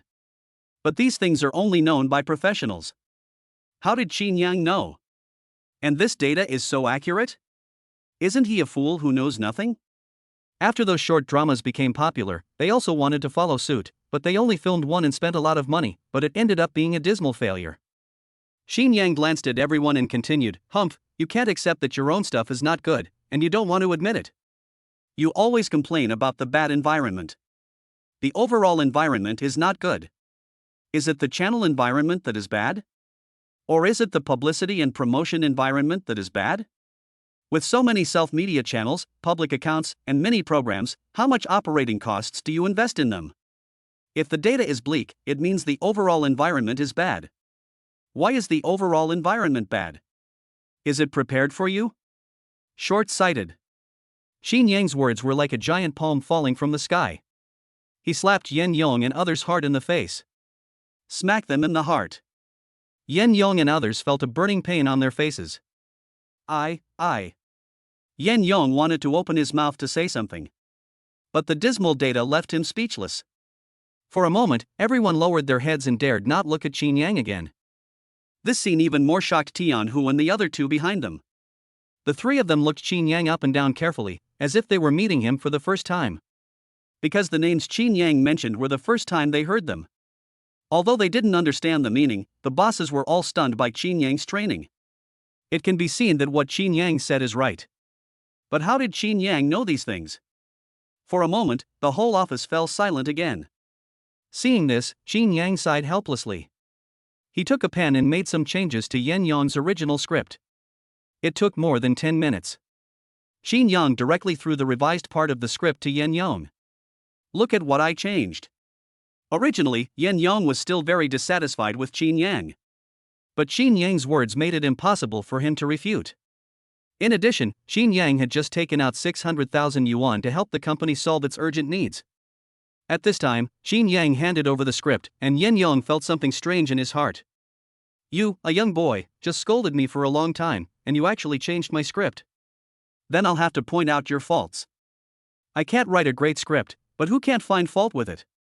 The conflict at the beginning is not intense, the emotions are not strong enough, and the sense of immersion is not strong enough. Especially when it comes to making changes to someone else's script, these problems can be easily discovered. Just say whatever you want. Thinking of this, Yen Yong took the script revised by Chinyang and wanted to say that the conflict at the beginning was not intense enough. But the words that were about to come out of his mouth were immediately held back by Yen Yong. Although Chinyang only changed a few points, he highlighted the major conflict point later on. When people saw it, their eyes lit up instantly, and Yen Yong had the urge to continue reading. He continued to look down, completely forgetting his purpose just now. Episode 2. Episode 3. I watched up to the 15th episode in a row, and the rest seemed like something I wrote myself, and I instantly lost that high-octane feeling. Why is it gone?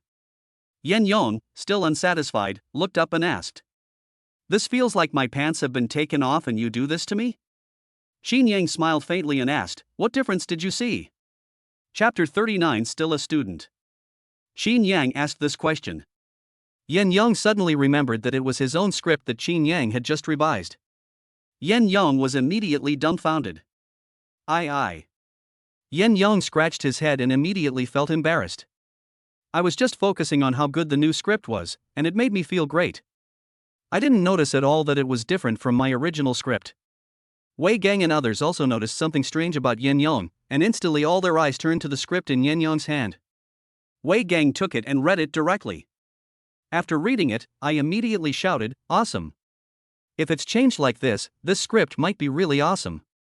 A scorching light burst out from Wei Gang's eyes. At this moment, he really wanted to go up and kiss Chinyang twice. Yen Yong reviewed the script that Chinyang had revised again. He asked tentatively, Boss Chin, the main point of the script you edited is the word cool? Chinyang nodded lightly. Short plays need to be enjoyable. Especially at the beginning, it has to be explosive, and it has to be repeated and shaken 3 or 4 times, so as to attract people's attention. Every time Chinyang said something, Yen Yong nodded frantically and agreed with him. For a moment, Yen Yong felt like he was back to when he first entered the industry and was learning from his master. If you make some changes to the rest, we can make a movie with this script. Chinyang said lightly. But Chinyang's words made Yen Yong and others lower their heads again. All the excitement just now disappeared. Wei Gang said with embarrassment, Boss Chin, to be honest, there is not a penny left in the company's account. Boss Yen and I are even more in debt. Let's. As he spoke, Wei Gang lowered his head and stopped talking. The meaning is very direct. The company is out of money. Not to mention filming. If I hadn't come here myself, all the equipment would have been taken away by Sang Rue today. Chinyang nodded and chuckled. You don't have to worry about the money. You prepare the preliminary work and I will inject capital into the company. After Chinyang finished speaking, he took out his cell phone and directly transferred 3 million to the company's account. Chinyang's action shocked all of them. They didn't expect that Chinyang would be so straightforward. For a moment, everyone in the office looked at Chinyang as if they were looking at a living bodhisattva who saved people from suffering. Wei Gang and Yen Yon were so excited that their lips were trembling. Okay, you can take my 3 classmates to complete the employment formalities. Mr. Yen, you stay and revise the script. I want to see someone on the filming scene tomorrow. Chinyang said. Wei Gang nodded heavily and took Tianhu and the other 2 to go through the employment procedures. The others also went to prepare for the preliminary work. At this moment, everyone's eyes flashed with brilliance. At this moment, Chinyang became the god in their hearts. A god who can bring them out of the quagmire and lead them to a better future. Yen Yon's face was filled with excitement, completely losing the arrogance he had just shown. At this moment, he sat next to Chinyang like a primary school student and began to learn humbly. Tianhu and the other 2 were in a state of confusion throughout the whole process. Looking at Chinyang sitting there instructing Yen Yon, it felt like he was in a dream. They have lived with Chinyang for 3 years. They knew Chinyang very well. Just last week, one of them helped Chinyang. But in these few days? Not only did Chinyang invest nearly 4 million yuan, he even gave orders in a company. Let the industry leaders admire you. Wang Peng subconsciously asked Wei Gang beside him, Boss Wei, is what Chinyang said just now correct? Wei Gang thought Wang Peng was testing him. In his opinion, Wang Peng must be Chinyang's best friend. It is also possible that he is a spy sent by Chinyang. He immediately said politely, Brother, what you said is a bit too polite, isn't it? I'm only a few years older than you, so you can just call me brother, or Lao Wei. Then he looked at Chinyang, his eyes gleaming, and said excitedly, Brother Chin is simply amazing. He can wake us up with just a few words. Have you seen Mr. Yen? Let me tell you, Mr. Yen is well known in the industry for his hot temper. He previously worked for other companies and had several works that sold 20 million a day. He is also very arrogant. For someone like this, isn't he also learning seriously when facing Boss Chin? You have such a good relationship with President Chin. If you have the chance in the future, you must learn from President Chin. Wei Gang was praising Chinyang in disguise. Looking at Tianhu and the others who were still in a daze, Wei Gang asked with a smile, Brother, I haven't asked you where you worked before? Well. Tianhu and the other 2 were petrified again. Highly employed? We don't have a high position. We are still students, and Chinyang and I are roommates in the same dormitory. Wang Peng replied directly. Well. Now it was Wei Gang's turn to be dumbfounded. Not only Wei Gang, but everyone who heard this was dumbfounded. Student? Chinyang is a student? Are you kidding me? Wei Gang was even more incredulous. Brother, you are being too polite. How could Mr. Chin be a student? Just Mr. Chin's comments on the market and the changes to the script, it would be impossible to do it without 3 to 5 years of accumulation. Student, brother, you are kidding. Wei Gang hadn't finished speaking yet. Wang Peng had already taken out his student ID card. Here, this is the student ID card of Jinghai University. Aren't we here for internship? Well. This completely left Wei Gang dumbfounded. The people who were waiting to hear about Chinyang's situation were also dumbfounded. Wei Gang immediately stepped forward, took Wang Peng's student certificate, and looked at it carefully. Confirmed that it is a genuine student certificate. It's really a student ID, it really is. As Wei Gang spoke, he looked up at Chinyang who was still instructing Yen Yon to revise the script. I was suddenly filled with joy. I have found a treasure. This is really a treasure. Although he is young, he is not only rich, but also has great vision and control over the market. With such a big shot around, it would be hard not to be popular and make money. Good, President Chin is indeed a promising young man. Ha ha. Wei Gang laughed happily.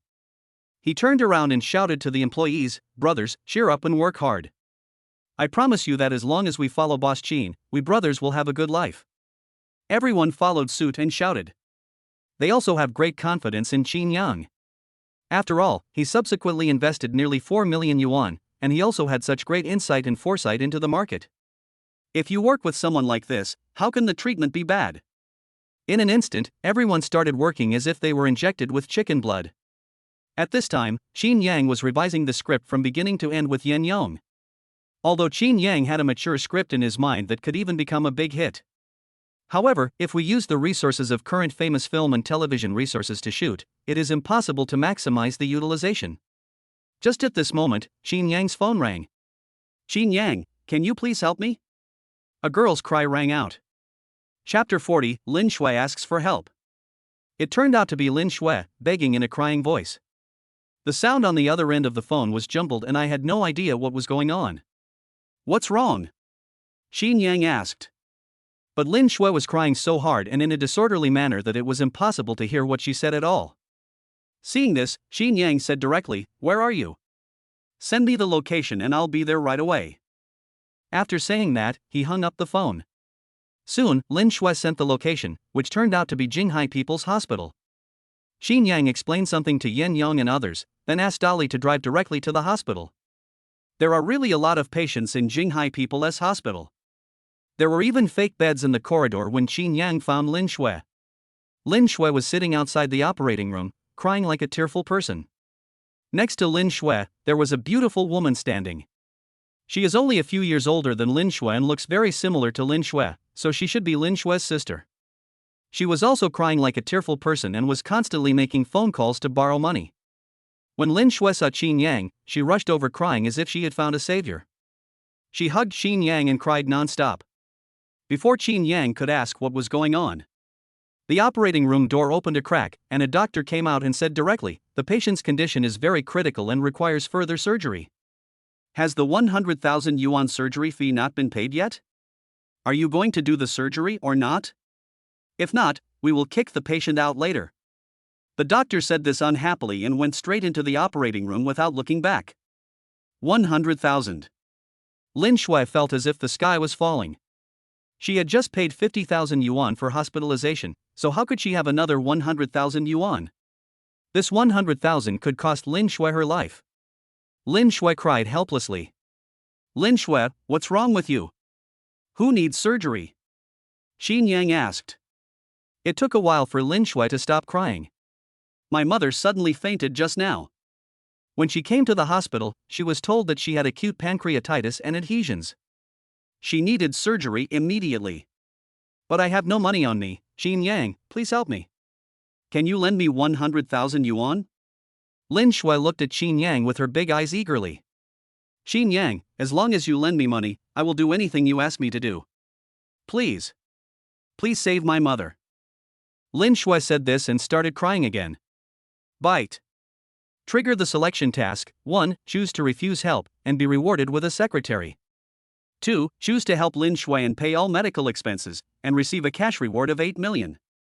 Well, see this selection. To be honest, Chinyang really wanted to just refuse. After all, his driver is Ali, and that was a reward from the system. It has great plasticity and will be of great help to me in the future. Besides, I now have my own company, and it would be great if I had a secretary keeping an eye on it all the time. This is so convenient.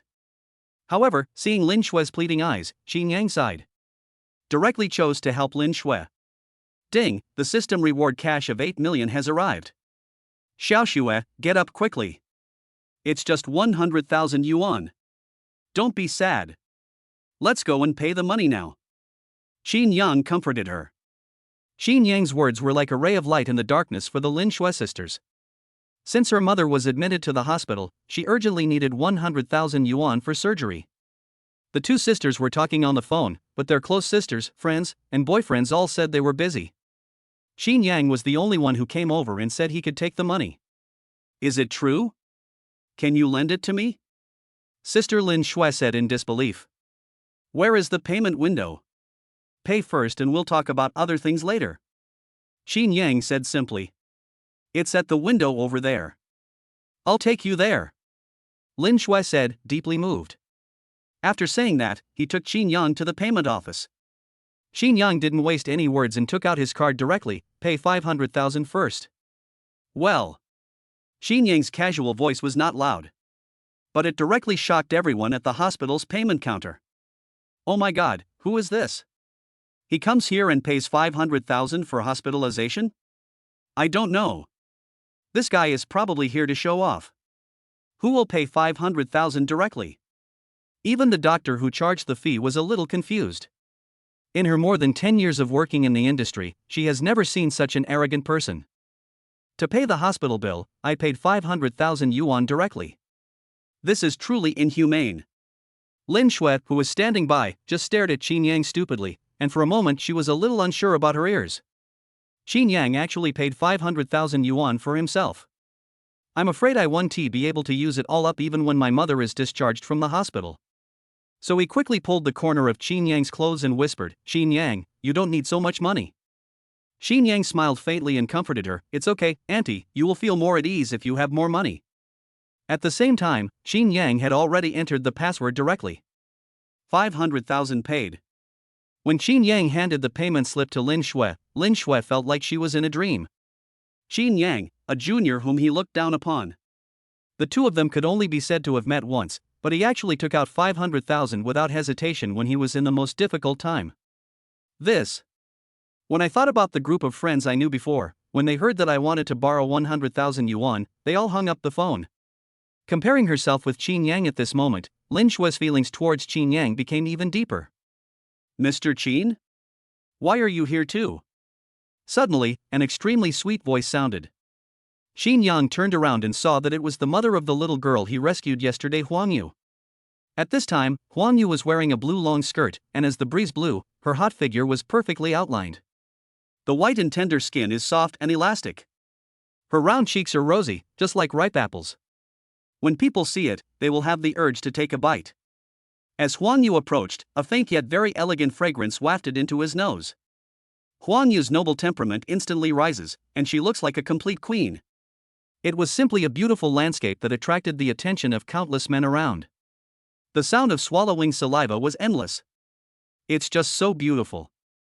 Chinyang smiled slightly and said, my friend's family is in the hospital here, I came to see them. What are you doing? Chinyang asked with a smile. My daughter is also hospitalized here. It was thanks to you yesterday, otherwise my daughter's life would be in danger. I didn't have the chance to thank you yesterday. Huang Yu explained. As he spoke, Huang Yu looked at Lin Shui beside Chinyang and smiled slightly. This is your friend, right? Chinyang nodded, and then told Huang Yu about Lin Shui's general situation. John smiled and nodded. At this moment, Lin Shui felt ashamed in front of Huang Yu. Because Topaz is so perfect and so excellent. But as a woman, she noticed that there was something strange in Huang Yu's eyes when she looked at Chinyang. This made Lin Shui feel a huge sense of crisis. Isn't it said that young people don't know the good of young women and mistakenly treat young girls as treasures? It's obvious that this Topaz is not a good guy. Chinyang, the fee has been paid, let's go to the operating room first. Lin Shui said. Chinyang nodded to Huang Yu and left. Huang Yu, who was standing behind him, looked at Chinyang's departing back, but her eyes were filled with autumn. Chapter 41, Fear. Wait for Chinyang and the others to return to outside the operating room. The operation lasted more than 3 hours. While Chinyang was waiting, he sent a message to Ali asking him to go back and rest. I stayed in the hospital with Sister Lin Shui. The operating room door opened, and the doctor came out and said, the operation was successful. Push the patient back to the ward and keep him under observation tonight. Sister Lin Shui nodded frantically. Then, he looked at Chinyang with infinite gratitude. If it weren't for Chinyang today, her mother's life would probably be in danger. Lin Shui quickly pushed the bed back. However, as soon as I reached the nurse's station, a doctor came over. He looked at Chinyang with a smile on his face and asked, are you Mr. Chinyang? Chinyang nodded, I am Chinyang, what can I do for you? I'm Peng Dawei, the director here. I have specially transferred your friend's ward to the VIP ward for you. You and your friend, please follow me. Peng Dawei said with a respectful smile on his face. VIP ward? Sister Lin Shui was even more surprised. When they first came, they relied on a lot of connections. Not to mention the VIP ward. There isn't even a triple room. I wanted to talk to the director, but he told me that the hospital wards were too crowded and it was good enough that I was not arranged in the corridor. But now that Chinyang has arrived, the director has actually come over on his own initiative and even offered to transfer him to the VIP ward. Chinyang is simply amazing. Not only is he generous, but he is also very considerate. He is simply the perfect life partner. The look she gave Chinyang was filled with infinite affection. Chinyang was also stunned. After all, he had never used any connections, and he didn't know anyone in the hospital. But he still smiled and nodded, saying, "Okay, thank you, Director Pang. It's been a pain in the ass." At this time, Pang Dawei directly handed over a note and said with a smile, "This is my phone number. If you have any questions, you can contact me directly. President Huang Yu asked me to say hello on your behalf." Well. Topaz. Chinyang immediately understood that it was the relationship that Huang Yu, whom he had just seen, had found. At this time, a young nurse came over with a smile, helped push the patient to the VIP ward, and then started a series of operations. After Pang Dawei gave Chinyang and the others some reminders of some matters, he left with a smile. "Who is Huang Yu?" Lin Mei asked in surprise. When Lin Shui heard her sister mention Huang Yu, she felt jealous and helpless. After all, the other party's aura, appearance, and even family background are completely overwhelming to him. "My only advantage is that I am younger than the other person. He's Chinyang's friend," Lin Shui said. Lin Mei also noticed that Lin Shui was acting strangely. Although she didn't understand the details, she could guess a little. Lin Mei said, "Xiaoxue, I really have to thank Chinyang today. If it weren't for Chinyang, my mother's condition would be in danger today."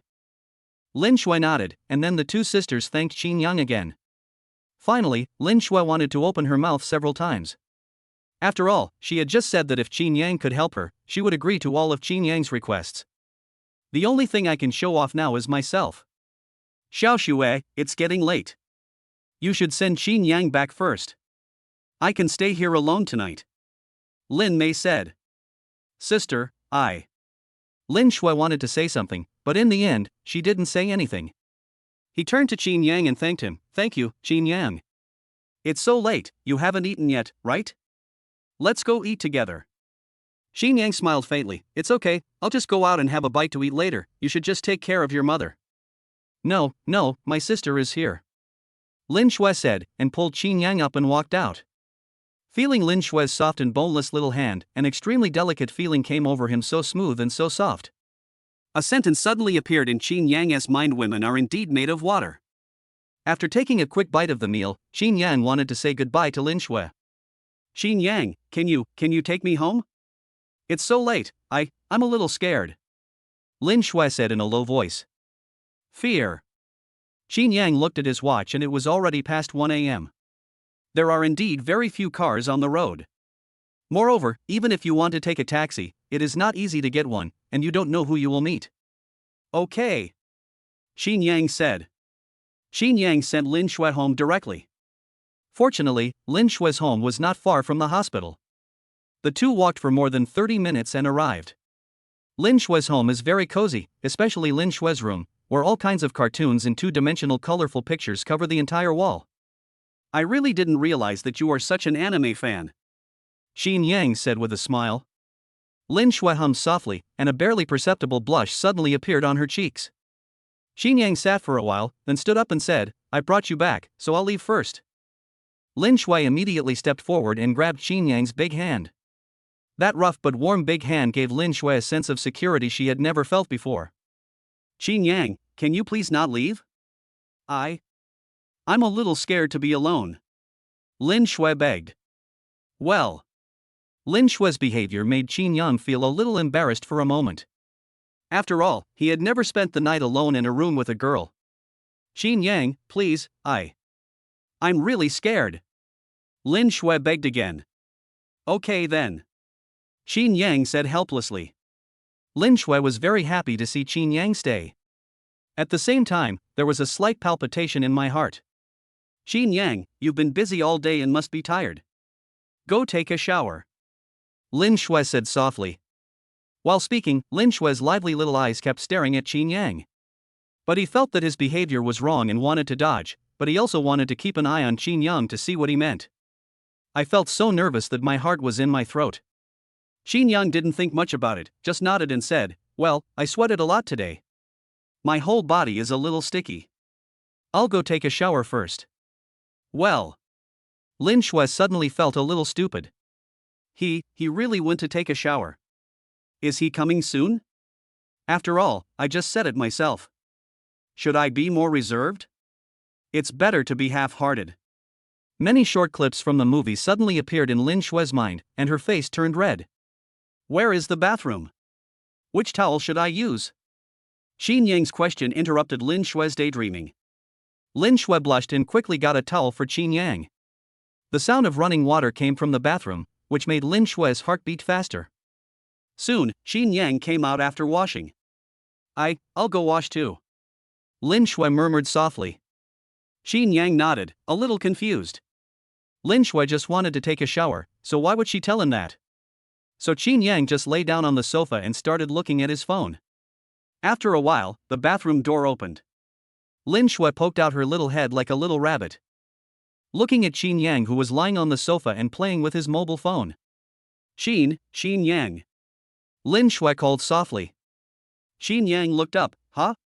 What's the matter? Lin Shui came out and stepped on the bath towel because she was nervous. Crash. A snow-white body was about to fall in front of Chinyang. Chapter 42. Am I good looking? See this situation. Chinyang didn't think much about it and reached out subconsciously.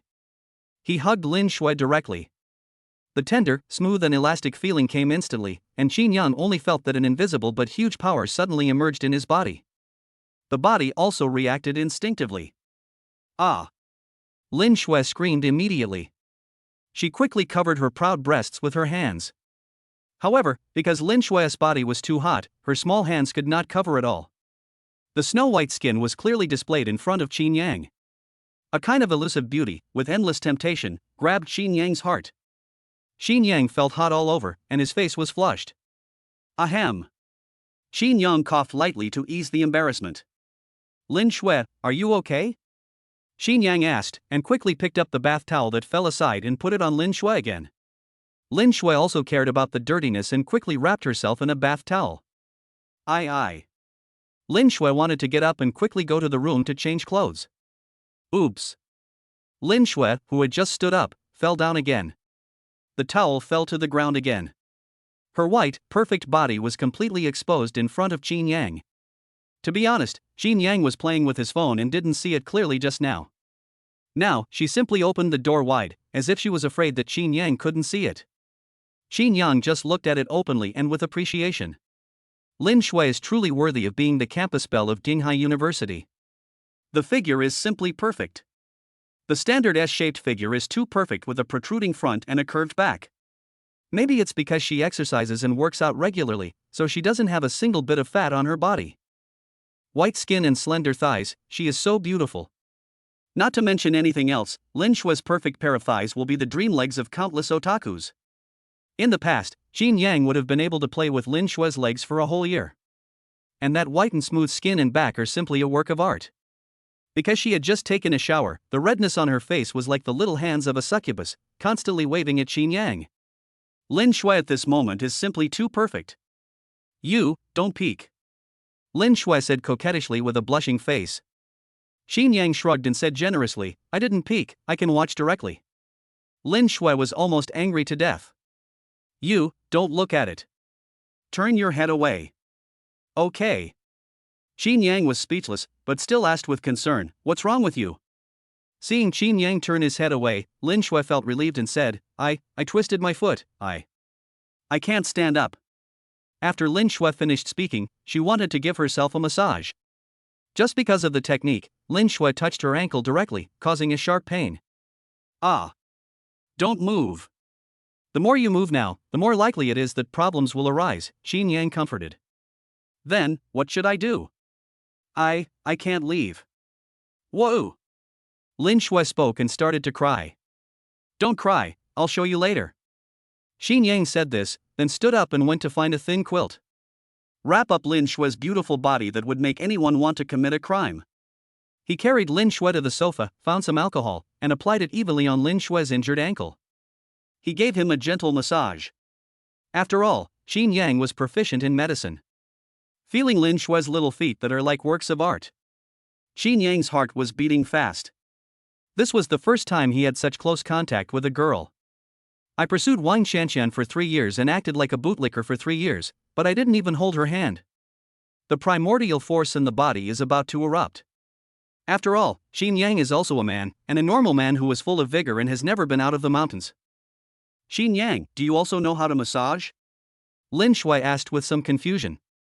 After all, Lin Shui had also inquired about what kind of person Chinyang was during this period of time. Lin Shui's question made Chinyang feel better. Chinyang forced himself to calm down quickly. Try your best to put yourself into the role of a doctor. I just learned it, Chinyang said. After saying that, he began to massage Lin Shui little by little. Lin Shui chuckled. She thought Chinyang wanted to do some preparatory work. This is to pave the way for what is to come. After all, it's a good excuse to give yourself a foot massage. Massage, something unspeakable may happen. This situation is a common practice for many people. Lin Shui really didn't expect that Chinyang would be like this. I used to think Chinyang was such an upright person, but I didn't expect this. However, I have already decided to give it to Chinyang. At worst, I can just put up a symbolic resistance. Or just give in to Chinyang half-heartedly. After all, Chinyang is handsome and has so much money. However, Lin Shui was thinking about it for a long time, and Chinyang just gave her a massage. The pair of hot hands didn't even reach her knees, and as Chinyang massaged her ankles, they no longer hurt. This made Lin Shui feel confused. How does it feel? At this time Chinyang looked up and asked. Well. Lin Shui was simply stunned. He was actually just massaging? You just sprained it. Fortunately, you have alcohol at home. I'll give you a massage and you'll be fine tomorrow. Just don't do anything big in the next 2 days. Chinyang reminded with a smile. Looking at Chinyang's extremely sincere eyes, Lin Shui was petrified on the spot. You really just gave me a massage? Lin Shui asked in disbelief. What else? Chinyang asked directly. Chinyang's extremely sincere expression instantly made Lin Shui feel ashamed. I thought. Lin Shui blushed and couldn't say anything else. She couldn't say that she thought Chinyang wanted to kill her tonight. She was even ready to face Chinyang's extremely fierce attack. Okay, it's getting late. I'll carry you to rest. Chinyang said, picked up Lin Shui and walked straight to Lin Shui's room. Feeling the hot breath exhaled by Chinyang and the strong heartbeat of Chinyang, Lin Shui suddenly felt a sense of security she had never felt before. Her hands couldn't help but hug Chinyang's neck. Slowly looking up, I saw Chinyang's torch-like eyes, smiling at me. Lin Shui immediately felt that her heart was completely melted by Chinyang. Chinyang, do I look good? Lin Shui asked subconsciously. Chinyang was also confused. He really didn't expect that Lin Shui would ask this. Looking at the lovely girl in his arms, Chinyang nodded and said truthfully, she looks good, even better than the big stars on TV. When Lin Shui heard Chinyang say that she was pretty, she immediately felt a sweet feeling. The arms around Chinyang immediately tightened a little, and she looked at Chinyang lovingly and said softly, Chinyang, I. Chapter 43. Someone is messing up. Suddenly, Chinyang's phone rang. The ringing of the phone was like a flash of lightning in the dark night. It directly destroyed the atmosphere between the two of them. In Lin Shui's heart, she had already cursed the person who called Chinyang to death. This environment was hard to create. It was directly destroyed. Chinyang put Lin Shui on the bed and said, I'll take a call first. The call was actually from Yen Yong. Hello, Mr. Chin, I'm sorry to call you so late. I'm afraid we won't be able to shoot our project tomorrow. Yen Yong said anxiously on the other end of the phone. Even Chinyang could hear Yen Yong's voice and was about to cry. Mr. Yen, what happened? Chinyang asked. Boss Chin, we can't recruit anyone. Yen Yong actually started to cry.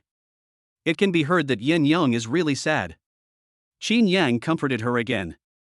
It took Yen Yong a long time to calm down. Tell Chinyang that the news that the company was about to go bankrupt had already been known to everyone in the circle. Now even if he gets a better script, he can hire people with the money. But no one came. Even if someone came, they would be disrupted by other people calling. This resulted in the fact that even though they had the script revised by Chinyang and the funds injected by Chinyang, they were unable to start filming. Every day's investment in venue and equipment requires a lot of money. This made Yen Yong and others, who had just gained confidence, fall into despair. "Don't worry, I'll be there soon," Chinyang said. After hanging up the phone, Chinyang glanced at Lin Shui on the bed and said embarrassedly, Well, I have something urgent here, I'll leave first." Lin Shui was already prepared to face Chinyang's violent attack and she wanted to strangle Chinyang to death. How could Chinyang do this? "You're leaving without doing anything? Could it be that Chinyang dislikes me?" But Chinyang had already put on his clothes. "Chinyang, I'm scared. Can you please not leave me?" Lin Shui almost begged. "Lin Shui, I really have something urgent to do. How about I finish my business and then come to accompany you?" Chinyang asked. However, a trace of fear still appeared on Lin Shui's pretty face. "Can I go with you?" "Together? But your foot is injured?" Chinyang said. Lin Shui shook her head with tears in her eyes and insisted on following Chinyang.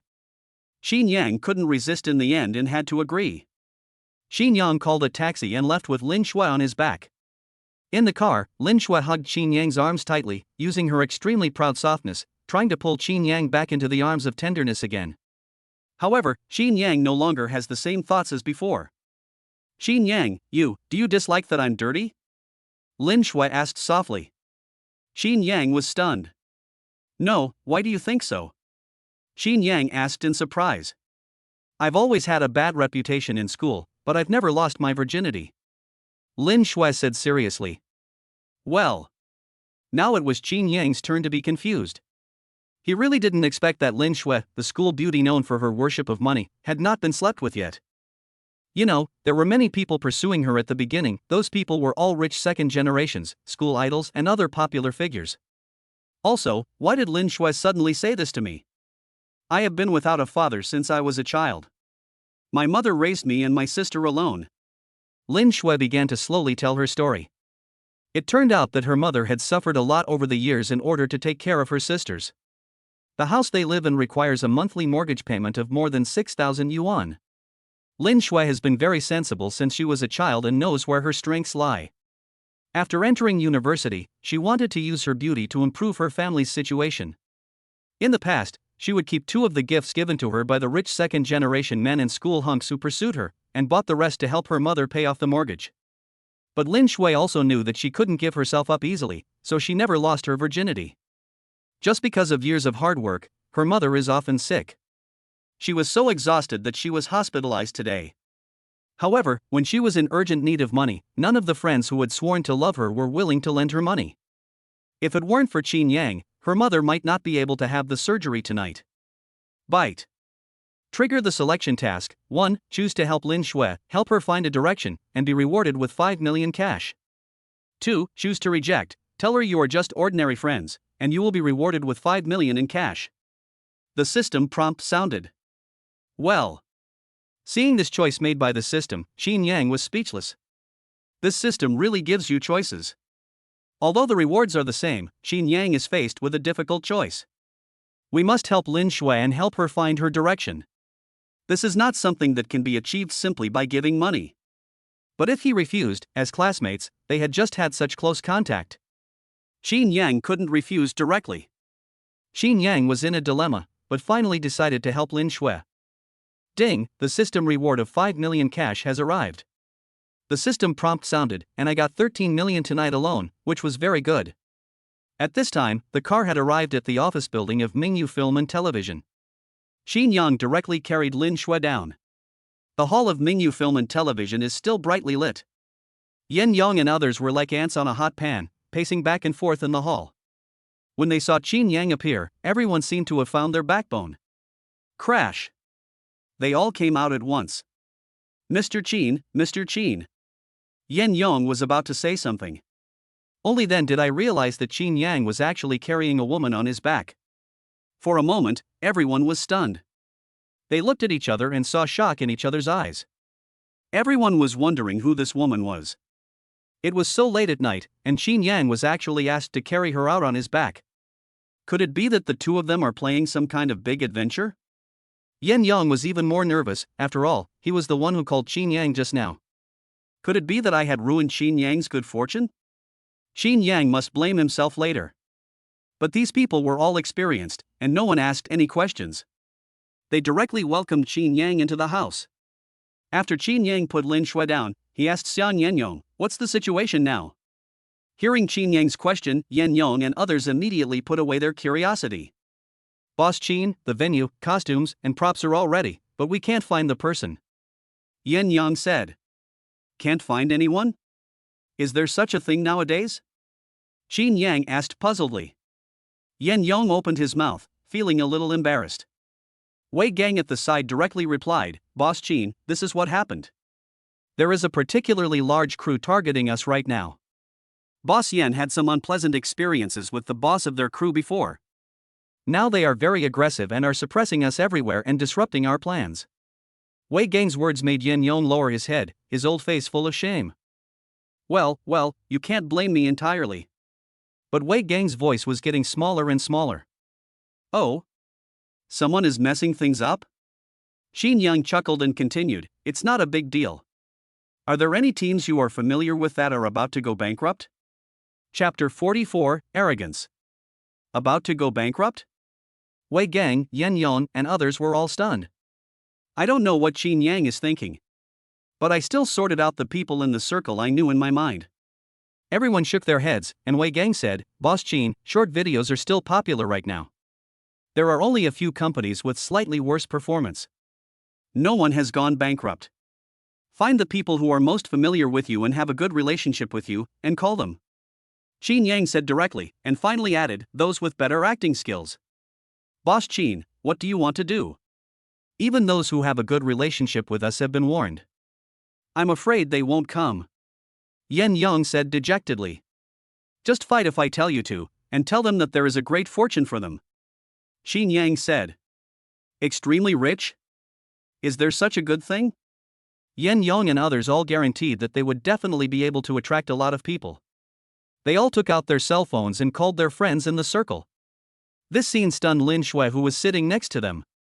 At first glance, the people in this famous film and television company are all bosses and social elites. However, when facing Chinyang, these people actually felt a natural fear. Especially those two leaders, they treated Chinyang's words as if they were gods. Calling someone in the dead of night and promising to give him her great wealth? Will the other party believe it? How can the other party come in the middle of the night? Who is Chinyang? This question kept circling in Lin Shui's mind, but no one in front of her came to answer her question. Soon, Wei Gang and Yen Yong came back again, dejectedly saying, "Boss Chin, we fought for a long time, and only 2 people said they would come over later." As they said this, they both cursed in their hearts. When I was still relatively successful, I would always call my brothers brothers. Now that they are down and out and being oppressed, if we let them come, it would be like asking for their lives. They are simply a bunch of beasts. "Okay, 2 is fine," Chinyang said indifferently. Well. Looking at Chinyang's indifferent look, everyone was stunned. No one knows what Chinyang's plan is. It didn't take long for the people Wei Gang and his friends to meet to arrive. There was a man and a woman who came. The man was called Zhu Xing and the woman was called Huang Kaihong. They were both brought into the circle by Wei Gang because they caught the trend. Although there was not much improvement, they still made some money. "Old Wei, if you have something to say, please tell me quickly. It's so late at night and I have several scenes to shoot tomorrow," Zhu Xing said with an unhappy face. Huang Kaihong also asked with a puzzled look on her face, "Old Wei, you are not asking us to fight against Red Mountain Capital with you, are you? Let me tell you, a behemoth like Red Mountain Capital is simply not something we can contend with. As a friend, I advise you to reconcile with Red Mountain Capital as soon as possible. That way you can make money well." When Huang Kaihong mentioned Hongshan Capital, Wei Gang and the others all had a flash of anger, fear, and helplessness on their faces. "Hongshan Capital? Is it the one that caused trouble?" Chinyang asked. Yen Yong nodded and then began to explain to Chinyang. It all started with Yen Yong's previous script. After he finished writing it, he boasted about it to others, saying that it would definitely be a big hit. When the people from Red Mountain Capital found out about this, they wanted to acquire Yen Yong's script. As a result, he was rejected on the spot by Yen Yong, who also mocked the other party. The people from Red Mountain Capital told them on the spot that they should never think of making any progress in the short drama circle in the future. At that time, Yen Yang scoffed at what that person said. Who would have thought that we couldn't find good actors for the last script? All kinds of trivial matters have caused panic among famous film and television actors. The result was that the quality of the film was poor, and despite spending a huge amount of money on it, it still flopped. This also led to the decline of famous films and TV series. Until now, even with Chinyang's capital injection, the result is that not even an actor can be found. After listening to Yen Yang, Chinyang nodded, indicating that he understood. Yen Yang also quickly introduced them to each other. After Yen Yang finished his introduction, Huang Kaihong and Zhu Xing were both surprised. He began to look Chinyang up and down. Chinyang looks to be in his 20s at most, but he is actually the largest shareholder of Mingyu Film and Television. It even invested in famous film and television companies. Doesn't he know that Mingyu Films is on the brink of bankruptcy? Or is Chinyang just a silly rich second generation who was fooled by Yen Yang and others?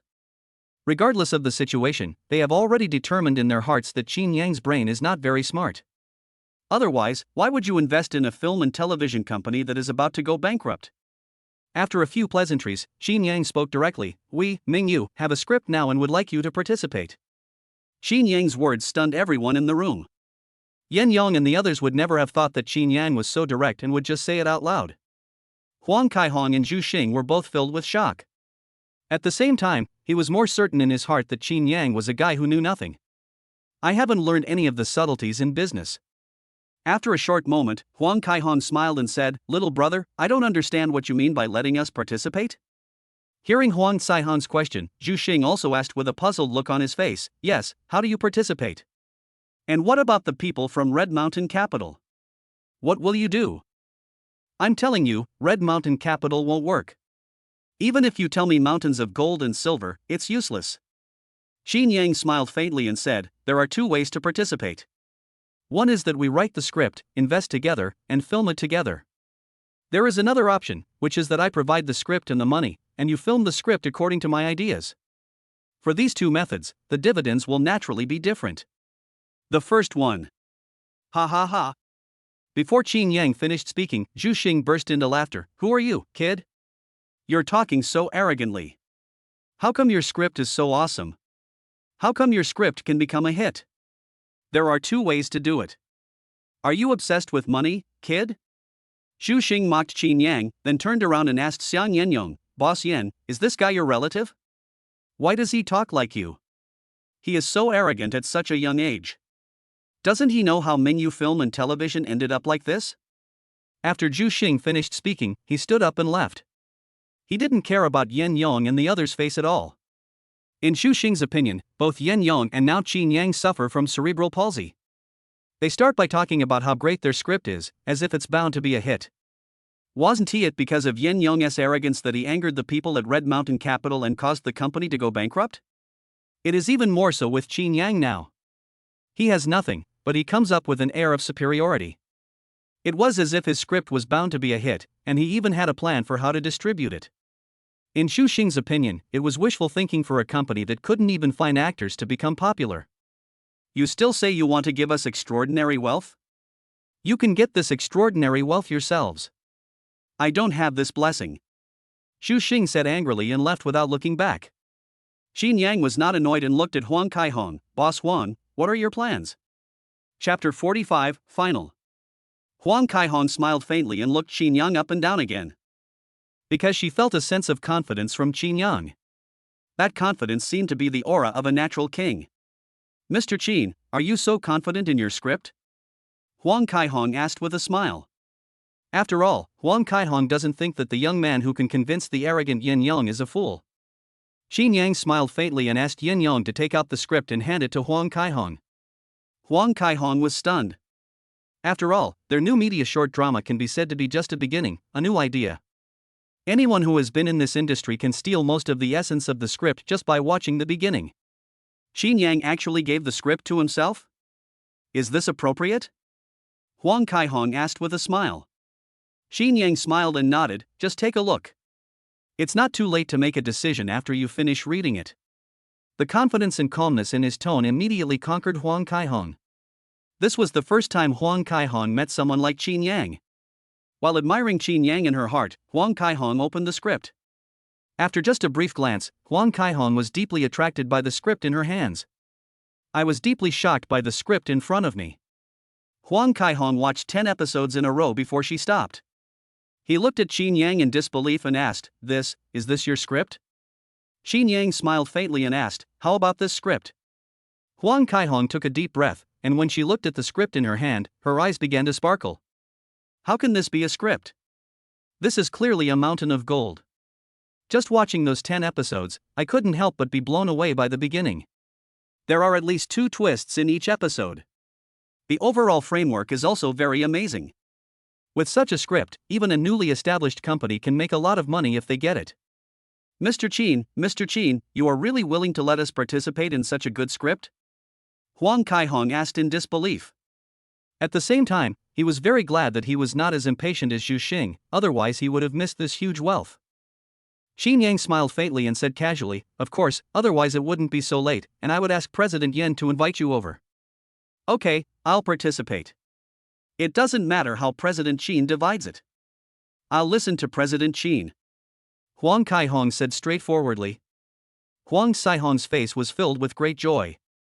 For such a good script, even if the share is small, as long as the reputation is spread, the invisible benefits it brings to the company will be huge. Okay, since Mr. Huang agrees, let's split the profits in half after deducting the promotion costs. Chinyang said calmly. Hearing such generous conditions, Huang Kaihong was immediately delighted and said yes repeatedly. It seems that this wave of unprecedented wealth has finally come to me. Mr. Huang, I have a special request. Chinyang spoke again. Any special requests? Huang Kaihong was surprised. She looked at Chinyang and asked, Boss Qin, just tell me what you want. Chinyang turned around and pointed at Lin Shui, the heroine of this drama needs to be played by my friend. After all, Chinyang decided to help Lin Shui, and now is a good opportunity. Oh, is that the case? Mr. Qin, you can arrange it as you wish. Huang Kaihong said with a smile. Yen Yong and others also laughed non-stop. Just now they thought Chinyang would have some special requests. It would be so easy to just arrange a heroine. At the same time, Huang Kaihong came closer to Lin Shui and kept praising her for her beauty. She is simply born with natural beauty and looks like a born heroine. Yen Yong and others also praised Lin Shui non-stop, wishing they could praise her like a flower. Lin Shui was praised so much that she could hardly believe her ears.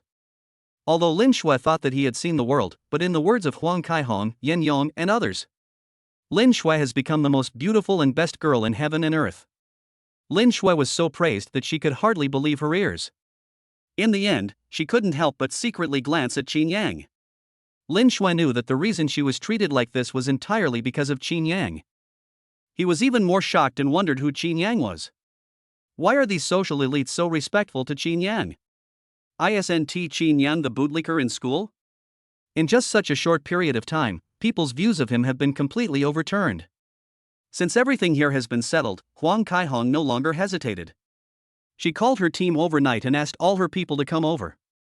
Chinyang even massaged Lin Shui's feet, and by dawn she could walk normally. At this time, Tianhu and the other 2 had officially joined Mingyu Film and Television, and they sighed when they saw Lin Shui. Thinking of the relationship between Lin Shui and Chinyang, they were relieved. They are filming in full swing here. Zhu Xing and other venues sneered. Looking at the crew who were filming intensively, Zhu Xing said fiercely, arrogant and ignorant guys, I want to see how you die. After saying that, Zhu Xing took out his cell phone and called the people from Red Mountain Capital. Informed the other party about the situation at Mingyu Film and Television. Chinyang and the others had no idea that Zhu Xing was such a despicable person. But even if he knew, Chinyang wouldn't care. Because a villain like Zhu Xing could never enter Chinyang's eyes. With the addition of a mature team, the shooting progress was very fast. The filming was completed in less than 10 days. During the process, Chinyang also followed the crew every day and kept an eye on the shooting progress. During the process, Lu Jiannan called Chinyang several times, saying that he had something to discuss with Chinyang. They were all pushed back because Chinyang was busy. Later, Li Ro also called several times, trying to ask Chinyang out to play. Even when he makes a phone call, he won't hang up and may even want to come over directly. In the end, because he was annoyed enough, Chinyang locked Li Ro in a small darkroom, and only then did he have 2 days of peace and quiet. But later, Sang Rui called. She wanted to ask Chinyang out to play several times, but was rejected by Chinyang every time. Chinyang was really too busy. After all, he had to shoot a 100-episode short drama within 10 days and deal with various situations. Chinyang wished he could use 1 day as 2 days. After the final shooting was completed, even a body as strong as Chinyang felt a little exhausted. Not to mention others. However, the results of the shooting over the past 10 days are also very good. After the editor finished editing the film, he showed it to Chinyang and others. Get recognition from everyone. Mr. Chin, this movie will definitely be a big hit. Huang Kaihong said with a smile. While speaking, Huang Kaihong kicked Chinyang's foot very intimately. Then he covered his mouth and giggled. In Yin Yang's opinion, Huang Kaihong's direct and obvious flirting with Chinyang was simply child's play. After more than 10 days of contact, they now realize that Chinyang is the huge treasure. Not only is he handsome, but he is also rich and his talent is amazing. When encountering such a person, not to mention Huang Kaihong, even Yin Yong and the others wanted to introduce their own girls who were about the same age as Chinyang to Chinyang. Chinyang, we've wrapped up today. How about we celebrate together in the evening? Huang Kaihong asked with a giggle. Chapter 46, Meeting Zhu Xing again. Everyone followed suit and started to make a noise. Boss Chin, we have to treat you well today. Even Tianhu, Lin Shui and other classmates started shouting. The shooting progress was fast enough and the quality was good, so Chinyang was happy. Chinyang smiled faintly and said, "Okay, everyone has been working hard during this period, so let's relax today." Hearing Chinyang say this, everyone was very happy. After everything was cleaned up, everyone, led by Chinyang, went out to celebrate in a grand manner. In the end, Yin Yang chose a hotel not far from the company. The Royal Banquet is not only a very luxurious hotel, but also has a KTV where guests can sing to their heart's content after dinner. Yin Yang was also very familiar with the manager here, so he directly booked the largest private room. After dinner, everyone naturally went to KTV again. It was just when I first entered the KTV that I happened to meet Zhu Xing. Zhu Xing is very happy today. Some time ago, he got a particularly good script and shot it overnight. The filming was just wrapped today, so Zhu Xing brought his small team here to celebrate. Zhu Xing, who had already drunk quite a bit of wine, saw Chinyang and the others coming in. "Hey, who is this? Isn't this the famous Mr. Chin? Let me see who else is here. Mr. Yan, Mr. Huang, there are quite a lot of people." Zhu Xing came over with a sarcastic look on his face. "What? You gave that huge fortune to Mr. Huang? Then Mr. Huang has to take his brothers out to play more often in the future." Zhu Xing spoke in a loud voice, and the sarcasm on his face was evident. Someone immediately chimed in, "Oh? There's actually a super rich guy? Mr. Zhu, please tell us about it. I have to kowtow to him." "Yes, Mr. Zhu, it's not easy to meet a wealthy man these days. Why did you waste it?"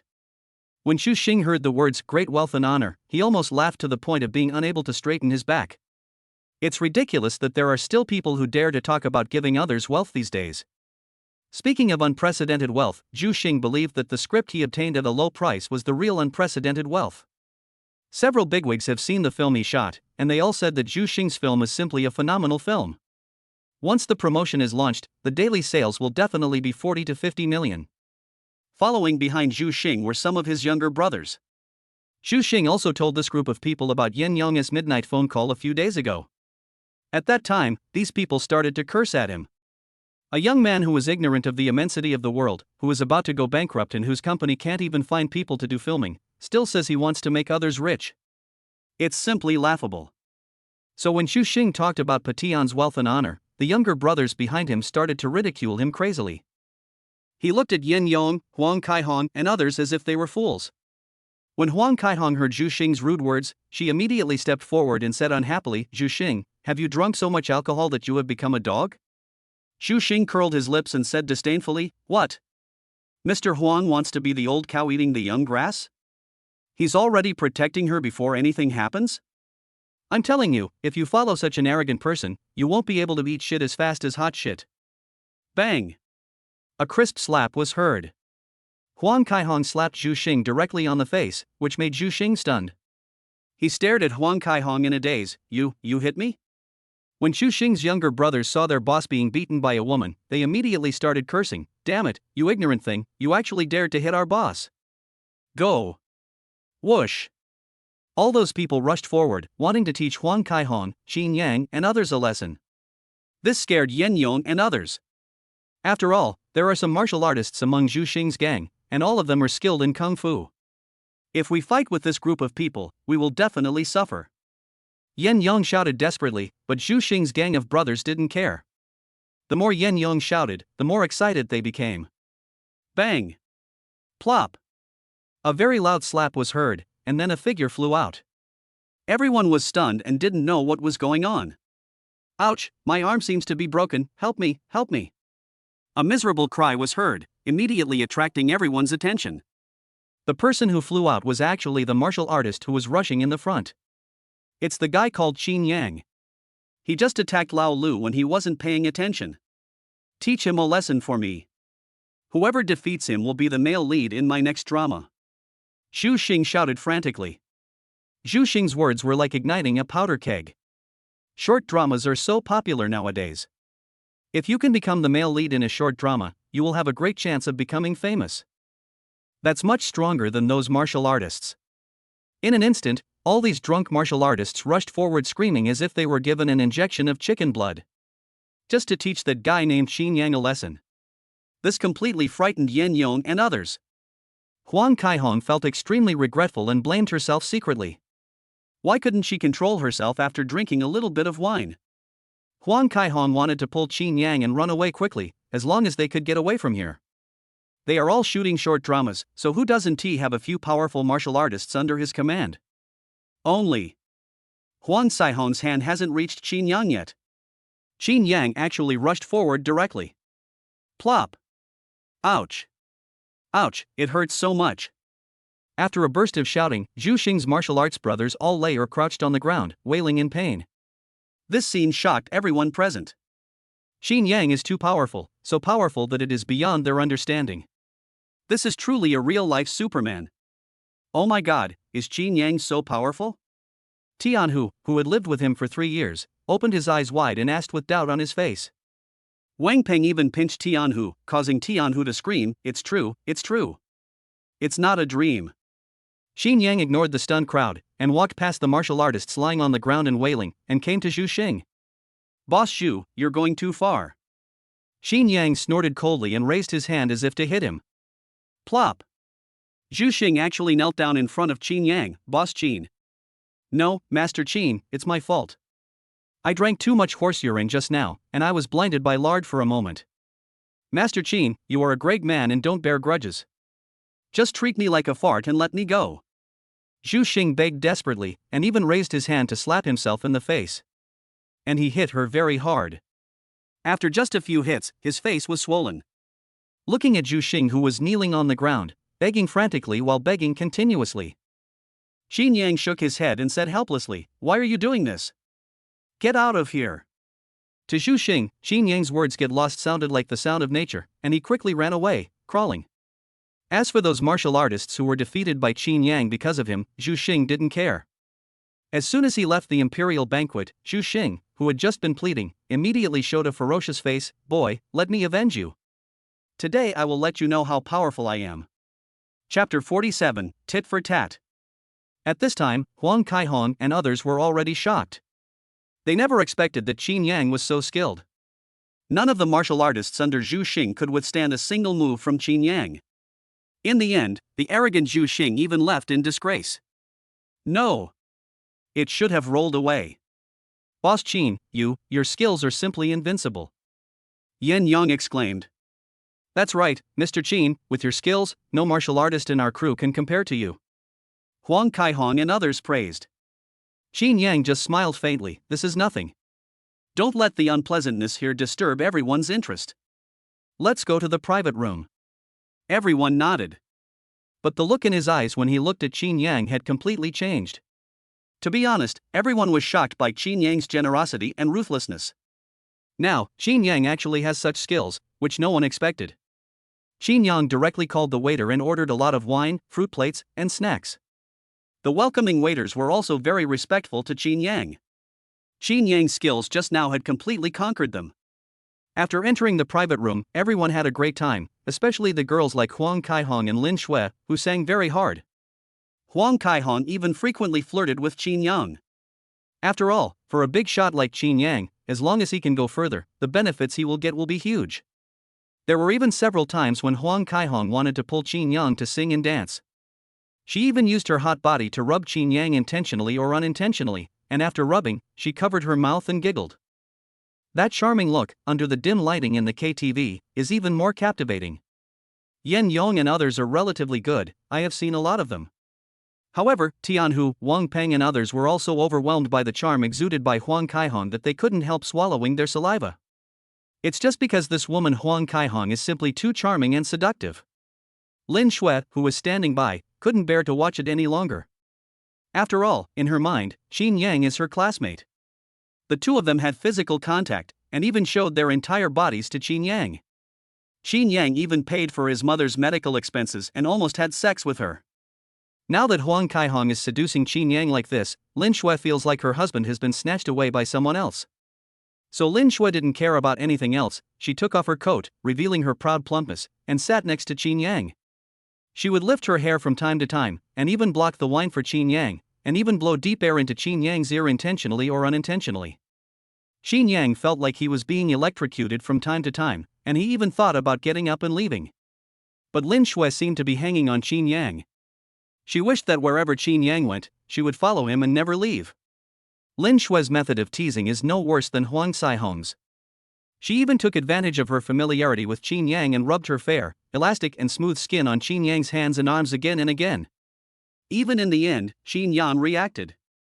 Fortunately, the lights in the KTV room were dim, otherwise, Chinyang would have made a fool of himself with the two women flirting with each other. Finally, Chinyang was forced to no longer have any choice but to cough and say, "I need to go to the toilet." Chinyang said this and stood up. "Chinyang, are you okay? You drank a lot today. Can I go with you?" Lin Shui said directly. Hearing Lin Shui's words, Chinyang almost spit out the wine in his mouth. "No, no." Chinyang said this and pushed the door open. Lin Shui behind wanted to chase after him, but Huang Kaihong stood up and stopped Lin Shui, giggling, "Little sister, you and Mr. Chin are classmates? You are so lucky." The good thing about little sisters is that they are young, simple, and cute. They are very popular with men. As he said this, he touched Lin Shui's delicate skin and giggled. Lin Shui gave Huang Kaihong a cold look, but cursed in her heart, "Bitch." Lin Shui knew that Huang Caihong's words had a hidden meaning. It was clearly saying that she had no social background. Still innocent and cute, but clearly stupid. "Sister, you are not bad. You are so old, but you still look so good. If you don't know, you will think you are a young girl who has just entered the society. And judging from the way you are dressed, you must be a successful person. It is said that it is the hardest for women to succeed, but also the easiest to succeed. Sister, you must have someone to help you." Lin Shui counterattacked with a smile. "You." Huang Kaihong pointed at Lin Shui and was unable to refute for a moment. In her heart, she cursed Lin Shui as a little slut. She wasn't talking about her success at all. She was clearly talking about how many men were behind her. Huang Kaihong was almost mad to death. Yen Yong, who was standing by, quickly stood up and pulled the two women who were at loggerheads. "Today is a happy day. Don't be so angry. Sit down and sing." Lin Shui and Huang Kaihong both snorted and sat down. But no one was convinced by anyone else. Yen Yong quickly signaled to Wei Gang, Tianhu and others, asking them to comfort the two ladies. Then he went out directly and went to find Chinyang. Chinyang's charm was so great that the two girls almost started fighting as soon as he left. If this goes on for too long, won't these two ladies just start to quarrel? After coming out, Yen Yong went straight to the bathroom. Seeing Chinyang washing his face, Yen Yong sighed and said, "Boss Chin, you were so charming." Yen Yong's words stunned Chinyang. Yen Yong had no choice but to tell the general story of what happened in the private room. "Boss Chin, when you go back later, you must treat everyone equally. Otherwise, I'm afraid those two ladies will start a fight the next time you go out." Chinyang was speechless. "I came out just to hide from those two women. They were so enthusiastic that I almost couldn't control myself. Otherwise, I wouldn't have escaped halfway. As a result, Yen Yong asked him to go back and share the spoils equally. If he continued like this, he might not be able to control himself tonight. Chinyang was quite helpless, but still nodded. At worst, I can just order a few songs for myself and stay away from those two women as much as possible. Chinyang made up his mind, wiped his hands, and turned back to the private room. Kid, stop right there. Suddenly a voice sounded. Whoosh. A large group of people came over directly, and it was Zhu Xing who had just rolled out. Next to him was a yellow-haired guy wearing a yellow sports shirt. Behind him were many thugs wearing KTV work uniforms, all of whom were holding shiny machetes in their hands. They all looked at Chinyang with a sneer. Ha, I thought you had left just now. It turns out that you didn't leave and it saved me a lot of trouble. Zhu Xing came over with a sneer. Seeing this scene, Yen Yong was almost scared to death. His calves were clenched, his hands were shaking, and he pointed at the yellow-haired guy, stuttering, now Chinyang. Chapter 48, You Want to Die? I'll grant you. Chinyang's face darkened. Looking at Zhu Xing, he said in a cold tone, Zhu Xing, you have been causing trouble for me time and time again. Do you really think I won't deal with you? Ha, boy, did I hear you right? You want to deal with me? Zhu Xing on the opposite side laughed wildly, as if he had heard the biggest joke in the world. Then he respectfully introduced the yellow-haired man. Boy, do you know who this is? This is my brother Changgung. How dare you say you want to teach me a lesson in front of my brother Changgung? I think you won't even know how you die. Zhu Xing said arrogantly. Now Changgung had a sly smile on his face and walked slowly towards Chinyang with a heartless step.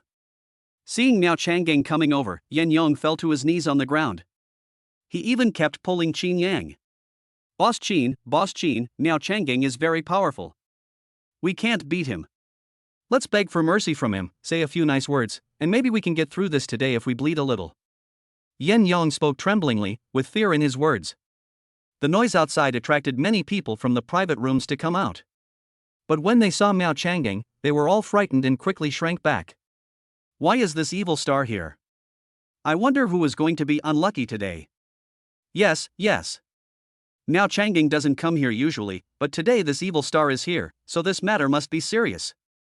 Everyone was talking about it, wondering who had offended Miao Changgang. Lin Shui waited in the private room for a long time, but didn't see Chinyang come back, so she got up and wanted to go and check. Lin Shui's action immediately attracted Huang Caihong's attention. Huang Caihong got up and left the private room first, wanting to go to the bathroom to find Chinyang. But as soon as Huang Caihong came out of the private room, she was frightened by the scene in front of her. Especially when he saw Miao Changgang, he was so scared that he almost peed his pants. Miao Changgang, how did he get here? Miao Changgang, who was about to teach Chinyang a lesson, almost widened his eyes when he saw the two beauties, Lin Shui and Huang Caihong. He even sneered and said, hee, I'm really lucky today. I have two beautiful girls. I'm going to enjoy myself tonight. If I don't have 2 hours, I'll be sorry for myself. Wei Gang and others all came out at this time, and were all dumbfounded when they saw Miao Changgang. Brother Changgung, look at those two women, are you satisfied? They are all in the same group with that Chin guy. Zhu Xing said in a mean way. Miao Changgang's eyes were wide open at this time, and his mouth was drooling. Satisfied. You have a really good eye. You actually know that I like this. Miao Changgang said this and turned to walk towards Huang Caihong and the others. When Wei Gang saw this, he immediately understood. Zhu Xing was so angry that he called Miao Changgang and brought this evil star here.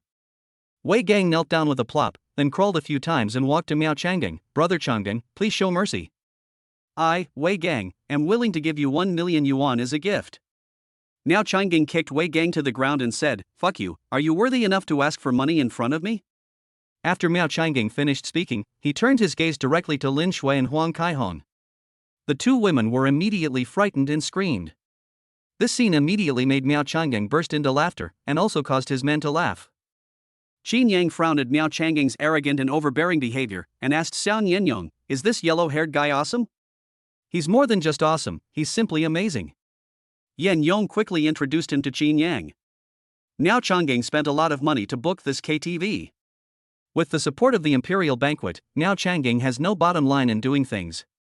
He is ruthless and does anything. Even the people in our government office have to give him face because of the imperial banquet. Mr. Chin, we are going to be unlucky today. Yin Yang said with a sad face. He can book this KTV with just money? Chinyang asked in surprise. Well. Yin Yang was stunned. I shouted wildly in my heart, Mr. Chin, my Mr. Chin, why is your focus so special? What time is it now? Lin Shui and Huang Kaihong were both going to be ruined by Miao Changgang. Your focus is actually on KTV. Are we talking about this KTV thing now? The most dangerous thing now is how to resolve the issue of Miao Changgang. Maybe I won't be able to leave this imperial feast today. Yin Yang's mouth was cracked like a bitter gourd, but seeing Chinyang's solemn eyes, he still replied respectfully, yes, as long as you have money, you can rent this KTV. However, 30% of the monthly profits of this KTV must be handed over to the royal banquet. This can also be said to be a way of buying a relationship with the royal banquet. Boss Chin, we are not talking about the imperial banquet now. Seeing Miao Changgang about to attack, Yin Yang pleaded, Boss Chin, please think of a solution, otherwise we will all be in big trouble today. Yin Yang is now at a loss. Bite. Trigger the selection task. 1. Teach Huang Mao a lesson, make him regret it completely, and lose the support for bullying others, reward cash 50 million. 2. Choose to endure, kneel down and beg for mercy, accept the yellow-haired man's series of humiliations, and be rewarded with a comprehensive grasping technique. The system prompt sounded. Chinyang sneered in his heart. Is this option still necessary? Since the day he got the system, Chinyang decided not to suffer anymore. What's more, with his current skills, no matter how many ordinary thugs there are, they can't get close to him. Just now I was thinking of just teaching Zhu Xing and Huang Mao a lesson. I didn't expect that I would have to reveal Huang Mao's background. It seems that I have no choice. Doesn't Huang Mao rely on money? Then let him see that what you get for money, you will eventually lose because of money. Following Chinyang's choice. Ding, the system reward of 50 million has arrived. Yellow hair, stop it. Chinyang shouted. Chinyang's shout almost scared everyone present to death. In an instant, everyone's eyes turned to Chinyang. Even some people hiding in the private rooms poked their heads out to see which warrior it was who actually called Miao Changgang Huang Mao. This is so brave. The word yellow hair is a taboo for Miao Changgang. Anyone who mentions yellow hair in front of him will be beaten half to death by Miao Changgang. When Miao Changgang heard this, he became even more furious. Because his hand had already touched Huang Caihong's little face. The elastic feeling has already made him react. They even dared to call him Huang Mao, which was simply unbearable. Rub. Miao Changgang turned around and stared at Chinyang fiercely. Boy, are you fucking tired of living? Do you want to go see the king of hell right now? Miao Changgang said, gritting his teeth. When Xu Xing saw this, he was so happy that he almost jumped up. He actually dared to interrupt Miao Changgang when he was about to have fun and called him yellow-haired. In his eyes, Chinyang was simply a dead man. Miao Changgang did not disappoint him. With a flick of his hand, he grabbed a machete from the hand of his younger brother behind him and chopped directly at Chinyang. You want to die? I'll grant your wish today. Chapter 49, shocking everyone. Everyone present was stunned by Miao Changgang's action. They didn't expect that Miao Changgang would actually start fighting as soon as he said so. Chinyang, run! Lin Shui screamed madly in fear. Chinyang, run! Tianhu and other classmates also shouted, their faces turned pale with fear, and their legs were trembling so much that they couldn't move. They are all students and have never seen such a scene before.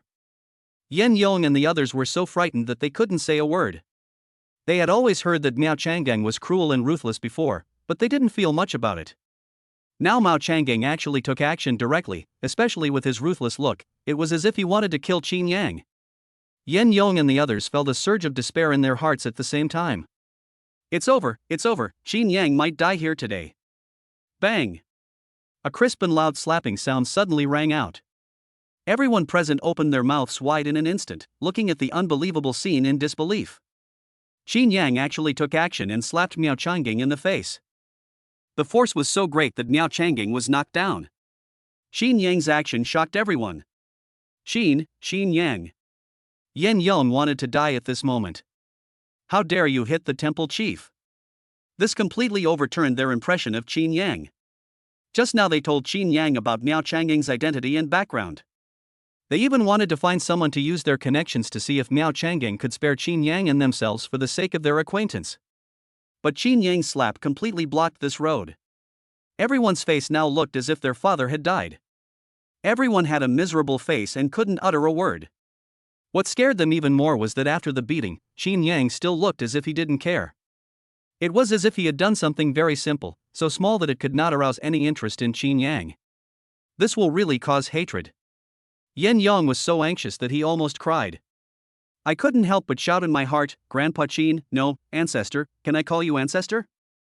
Hurry up and kneel down and kowtow to Master Miao and beg for mercy. Maybe today's incident can still be resolved. What can others do if you do this? Miao Changgang was very surprised at this time. Oh. Shit. I have been beaten since I was a child, let alone a situation like Chinyang beating me in front of so many people. Now he wanted Chinyang to kneel down and beg for mercy immediately so that he could save his face. It was just because he didn't even see the slap Chinyang gave him just now, which made Miao Changgang a little timid.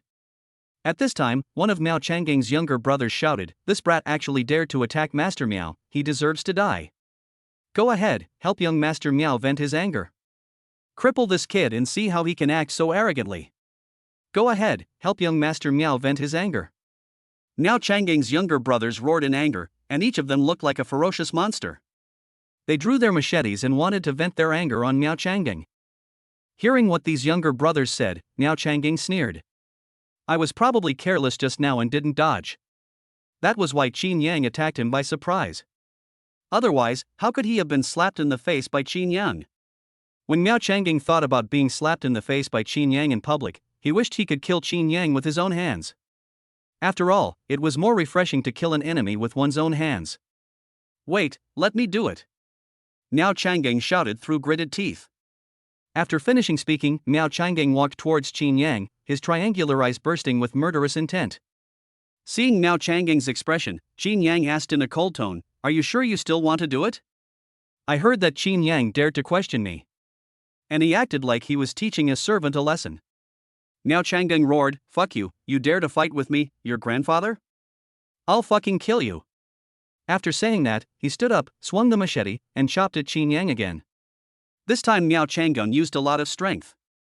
Miao Changgang has decided that he must establish his authority today. Otherwise, if he is slapped in public and this gets out, how can he survive in Jinghai? If you dare to hit yourself, you must bear your own tremendous anger. Only. Bang! An even louder slapping sound was heard. Miao Changgang flew more than 2 meters away, and his body flipped twice in the air before landing heavily on the ground. Ah! A scream suddenly rang out. This shocked everyone present. They all stared at Chinyang blankly, not daring to believe their eyes for a moment. Yen Yong even pulled Wei Gang and said softly, old Wei, my eyes were blurry just now. I saw Chinyang slap Miao Xiao away with one slap. You. Boss Yen, I'm also dazzled. I also saw Boss Chin slap Master Miao and send him flying.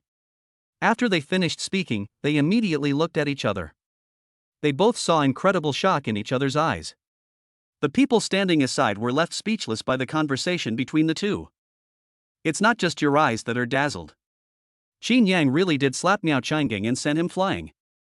If you say you are dazzled, then everyone here is dazzled, right? Even Miao Changgang was stunned by Chinyang's extremely sharp and domineering slap. Miao Changgang was very careful just now, and he thought that was the fastest he had ever struck with his sword. Just like that, not only did Chinyang dodge it, but he also slapped himself back and sent him flying.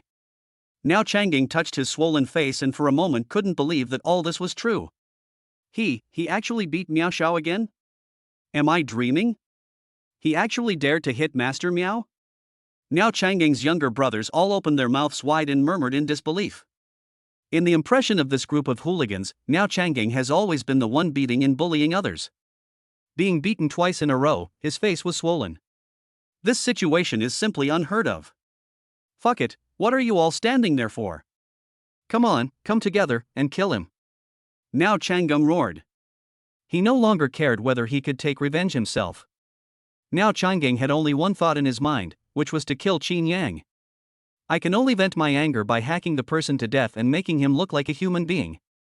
After hearing the master's words, Miao Changgang's younger brothers no longer cared about anything else. Some younger brothers who were eager to show off and want to make achievements in front of Miao Changang suddenly shouted and rushed towards Chinyang. In their eyes, no matter how good you, Chinyang, are at fighting or how skilled you are, it doesn't matter. There are at least more than 10 people on his side, and each of them has a knife. If they all rush forward, even if Chinyang has 3 heads and 6 arms, he will have to explain today. They rushed up quickly and fell down even faster. In their eyes, Chinyang seemed to have become the legendary martial arts master. He just moved his body slightly to avoid the knife that was coming towards him. As I waved my hand gently, I felt like I was hit by a speeding truck. Bang! Plop! Plop! In just a blink of an eye, Miao Changang and his brothers all fell to the ground, lying in the corridor wailing in pain. Well. This scene made Miao Changang dumbfounded. At this time, Chinyang had already walked towards him. Frightened, Miao Changang instinctively took a few steps back. You dare to hit my people, I won't fucking let you go. Chapter 50, The Steward of the Imperial Banquet. Oh? You won't forgive me? Chinyang snorted coldly. Okay, I'll see why you can't let me go. After Chinyang finished speaking, he kicked Miao Changang about 5 or 6 meters away. In an instant, Miao Changgang's body hunched like a shrimp due to the pain. Chinyang simply pulled a chair and sat not far from Miao Changang, looking at him. Chinyang's actions once again frightened Yen Yong and the others out of their wits. Especially when he saw Chinyang, he didn't show any fear at all, and even sat there waiting for Miao Changang. Yen Yong came over quickly and looked at Chinyang with a tearful face. Boss Chin, Master Chin, Ancestor Chin, you are in big trouble. Why don't you just hide away first? Wei Gang and others also hurried over, and the looks they gave Chinyang were as ugly as if their father had died. However, they all advised, Boss Chin, young Master Miao has a connection with the Imperial Banquet. If you hit him, the Imperial Banquet will not let you go. You'd better leave quickly. Chinyang smiled faintly and said, it's okay. Isn't his backer the one from the Dynasty Banquet? I also want to see who is in charge of the Dynasty Banquet. After hearing Chinyang's words, Yen Yong and others almost fainted. The look they showed towards Chinyang changed from admiration and worry to looking at him as if he were a fool. Can you watch the story of the Imperial Feast whenever you want? Not to mention watching it, even their managers found it difficult to resolve the matter after they found out about it. You still want to see him? By this time Miao Changang had recovered a little, and he gritted his teeth and forced himself to stand up. He heard clearly the conversation between Yen Yong and the others just now. Especially when he heard Chinyang say that he wanted to see the steward of the Imperial Banquet, he grinned and said, okay. Boy, you are the most arrogant person I have ever seen. Since you want to die early, I will naturally grant your wish. After Miao Changang finished speaking, he endured the severe pain and made a phone call. A lazy voice soon sounded from the other end of the phone, Huang Mao, you'd better be okay, otherwise you know the consequences. When Miao Changang heard this voice, it was like he heard the voice of a savior. Brother Tong, I was beaten by someone. He also said he wanted to kill me.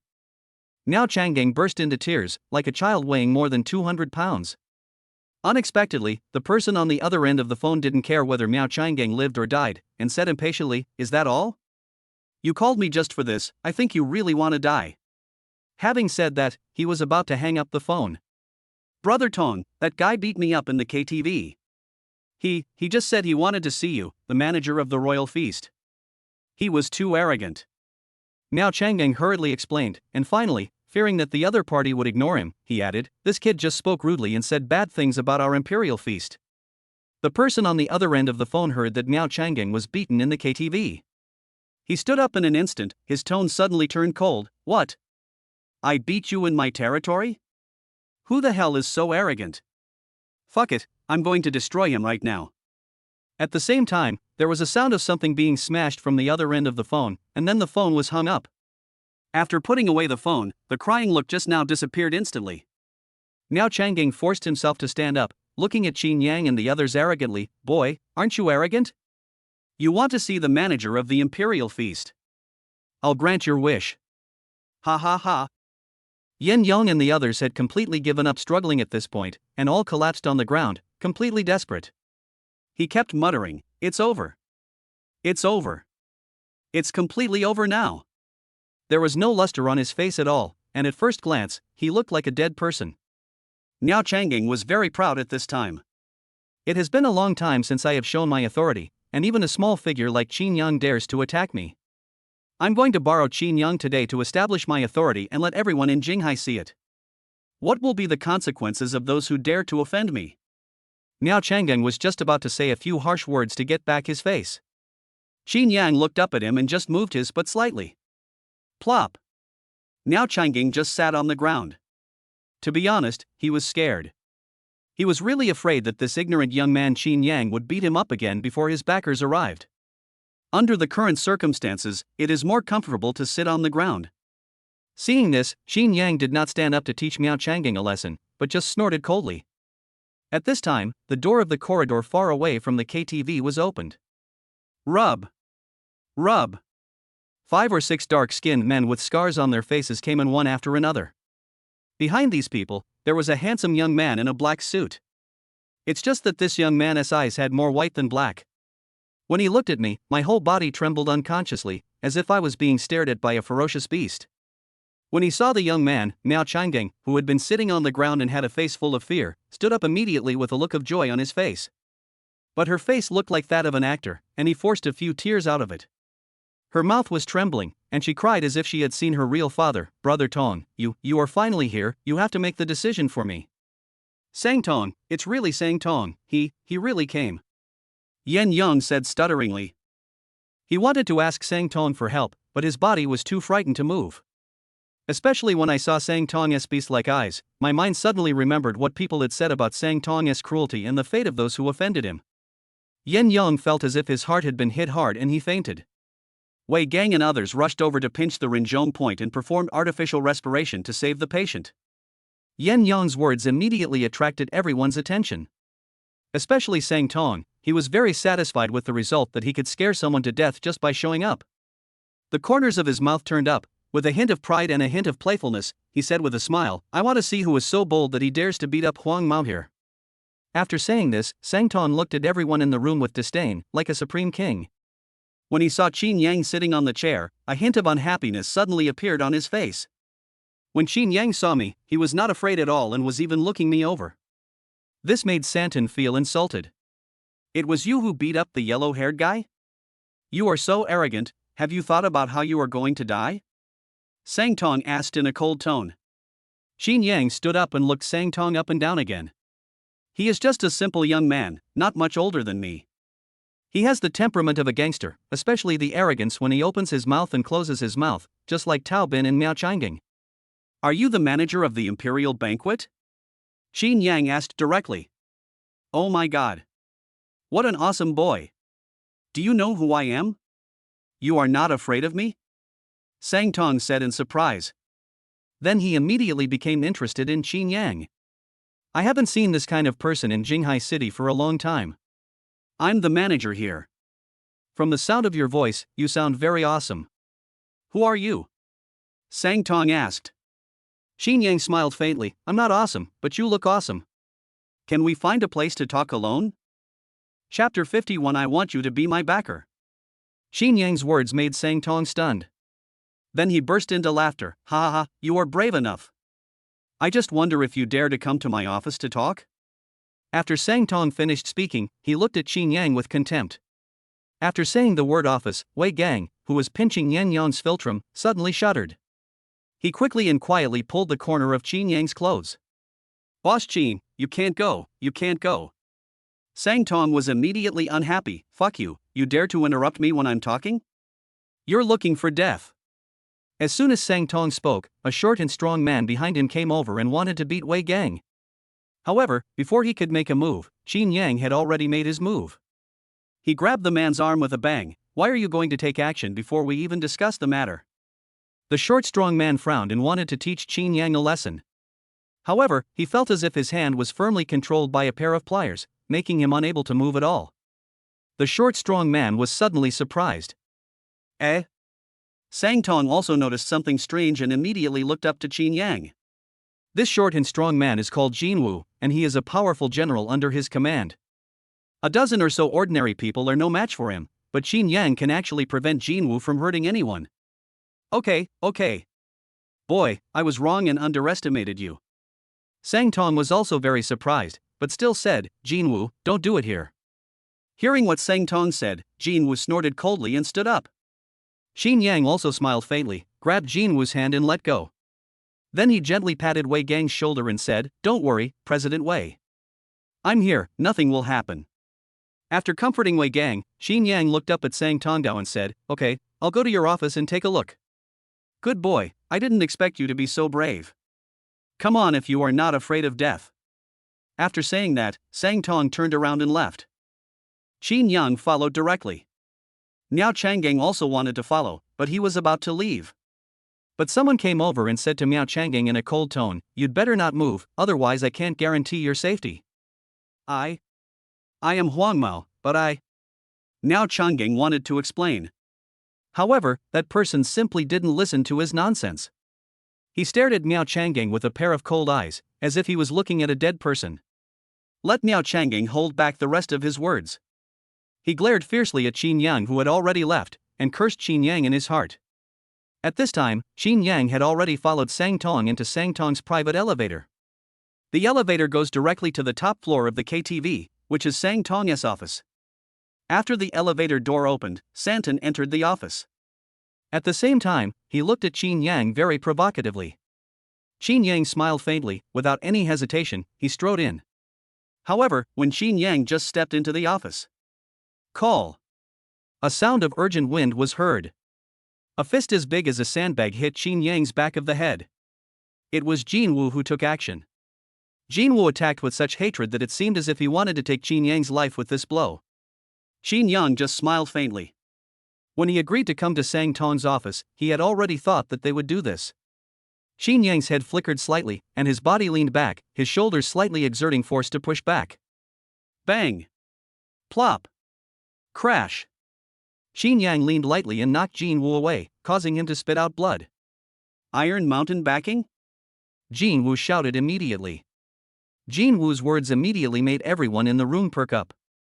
Taishanko is not an ordinary boxing routine, but a very powerful martial art. This kind of martial arts requires years of practice. It is said that once the Iron Mountain backbone is practiced to perfection, it can be used to break stone tablets directly. Just now when they were downstairs, they all thought Chinyang was just a young man. For people like them, dealing with such young people is as easy as Zhang Fei eating bean sprouts a piece of cake. But Chinyang actually knows how to use Taishanko? Moreover, with just a lean, he made the strongest among them vomit blood, which showed that he had extraordinary skills. He is so young, even if he knows how to use Taishanko, he only knows the basics. Besides, he is alone, what is he afraid of? Go! Sang Tong roared and swung his right hand. The meaning is very clear, let's take down Chinyang first. Whoosh! All of a sudden, all of Sang Tong's men surrounded Chinyang and wanted to beat him up. Chinyang just smiled faintly at this. Chinyang knew that if he wanted to make people like Sang Tong speak properly, he had to make them behave themselves completely. Chinyang's body flashed, and he used his advanced fighting skills. Immediately, she was like a flying butterfly, fluttering back and forth among the crowd. His shoulders shook from time to time, and he flew directly over to the sky. Plop! Ouch! Snort! As muffled groans were heard, all of Sang Tong's men fell to the ground. Although they didn't make any loud noise, it could be seen from their almost distorted faces that they were suffering great pain at this moment. And the process is short and quick. It was so fast that Sang Tong didn't even have time to react. All the subordinates he relied on and was proud of fell down. In an instant, Sang Tong's face changed drastically. He never expected that Chinyang's skills were so amazing. Looking at Chinyang walking towards him, Sang Tong's previous calmness completely disappeared. Sang Tong was so scared that he hid behind a chair, pointed at Chinyang and asked fearfully, what do you want to do? Chinyang chuckled. Gangsters like Sang Tong are all like this. Once the situation turns unfavorable to them, they become like a different person. It was as if the arrogant and domineering person just now was not him. Looking at this room, which was luxuriously decorated but was destroyed by himself and others, Chinyang pulled a chair over, sat down, and said with a smile, What do I want to do? I want to talk to you alone. I just said this in the KTV. Don't you understand what I'm saying? After Chinyang finished speaking, he patted the dirt off his body and looked at Sang Tong with a smile on his face. Sang Tong opened his mouth but said nothing. Looking at Chinyang, who was smiling casually, he already hated the yellow-haired Miao Changgung in his heart. What kind of monster did this guy provoke? All of his men are experienced fighters. Especially Jinwu, he used to be a mercenary and had killed people on his hands. Even if the others are worse than Jinwu, they are not much worse. These are his support. So many people were actually knocked down by Chinyang. Is the Chinyang in front of me still a human being? Once such a person is cruel to oneself, the consequences. The more he thought about it, the more scared he became, and Sang Tong's face turned pale. Let's talk now. What do you want to talk about? Sang Tong asked stutteringly. Chinyang smiled faintly. I heard that you are very powerful. I want you to be my backer. I will rent the KTV downstairs.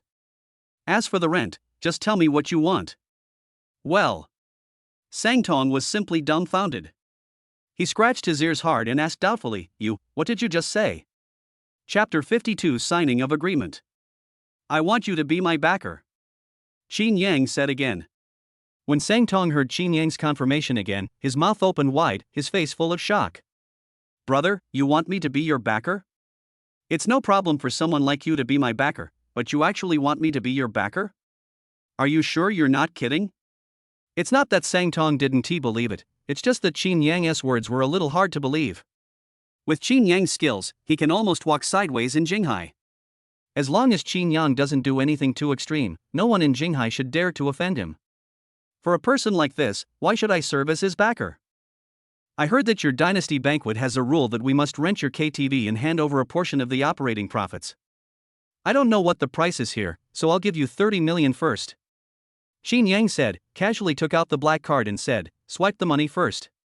Sang Tong looked at the black card that Chinyang handed over and for a moment he felt like he was dreaming. Besides, the rental fees of the KTV here are all from his own piggy bank. Miao Changgung has rented this place for 5 years, and the cost is only more than 10 million. Chinyang said inhumanely that he would give 30 million, which made Sang Tong feel unreal. If he really was given 30 million, Sang Tong would want to recognize Chinyang as his big brother and have him available at any time every day. This is not a backer at all, this is clearly a rich man. No. It was Haoshan who guessed it right. However, when he thought of Chinyang's superb skills, Sang Tong still didn't dare to take the black card. They were even scared and took a few steps back, as if what Chinyang handed over was not money. It's a death warrant that could take his life. Brother, you really don't need so much. As long as you give the order, I will be there whenever you call me. Isn't that enough? If you have any instructions, just tell me, and I will never say no. Isn't that enough? When Sang Tong finished speaking, his tone was a bit tearful and pleading. It was even more frightening than when Chinyang had just knocked down those men. After all, Sang Tong has eaten and seen it before. In today's society, it is impossible to have such good things fall from the sky. The money given is too much, maybe it's Chinyang's bait. Deadly bait. Sang Tong was really scared. He was afraid that the money Chinyang gave him was too little, and that he might lose his life in the future, which would be a big deal. Now Sang Tong has begun to guess who Chinyang is. What is Chinyang's purpose in coming to Jinghai? He must be a descendant of a big family who has come here to gain experience. If this is the case, Sang Tong has already thought about it. Not only this KTV, but even the imperial banquet will be given to Chinyang as an apology. Chinyang was a little surprised by Sang Tong's current state. Chinyang was a little confused. Why was Sang Tong so scared even though he gave him more money? Is it because of gangsters like Sang Tong that we have to speak harshly to them? Chinyang immediately showed an impatient look and said, just take it if I give it to you. Why are you talking so much nonsense? I will need you to do something later. Chinyang's kingly tone and his words completely frightened Sang Tong. It's over, what I feared will come true. Sang Tong said with a sad face. When he reached out to take the card from Chinyang, his body was shaking like a sieve. Then the money was transferred and the agreement was signed. Chinyang signed the agreement directly with Huangcha Shenyang on behalf of Mingyu Film and Television. Chinyang also explained that the rest of the matters could be left to Yen Yong and others. During the process, Sang Tong looked like he had eaten shit, his face looked extremely ugly, and he had lost all his previous arrogance. After all this was done, Sang Tong also received a transfer reminder from the bank and received 30 million. I immediately felt like I was being dragged onto a pirate ship. Mr. Chin, do you have any other instructions? Sang Tong asked with a sad face. Chinyang smiled faintly. It all started because of Miao Changgang. Now let's go out, just tell him that this place was rented to Mingyu Film and Television. Ah. Sang Tong was stunned. Could this be the thing Chinyang asked him to do just now? Even if Chinyang didn't say it, Sang Tong had already made up his mind. After sending away the great god Chinyang, he will also teach Miao Changgang a lesson.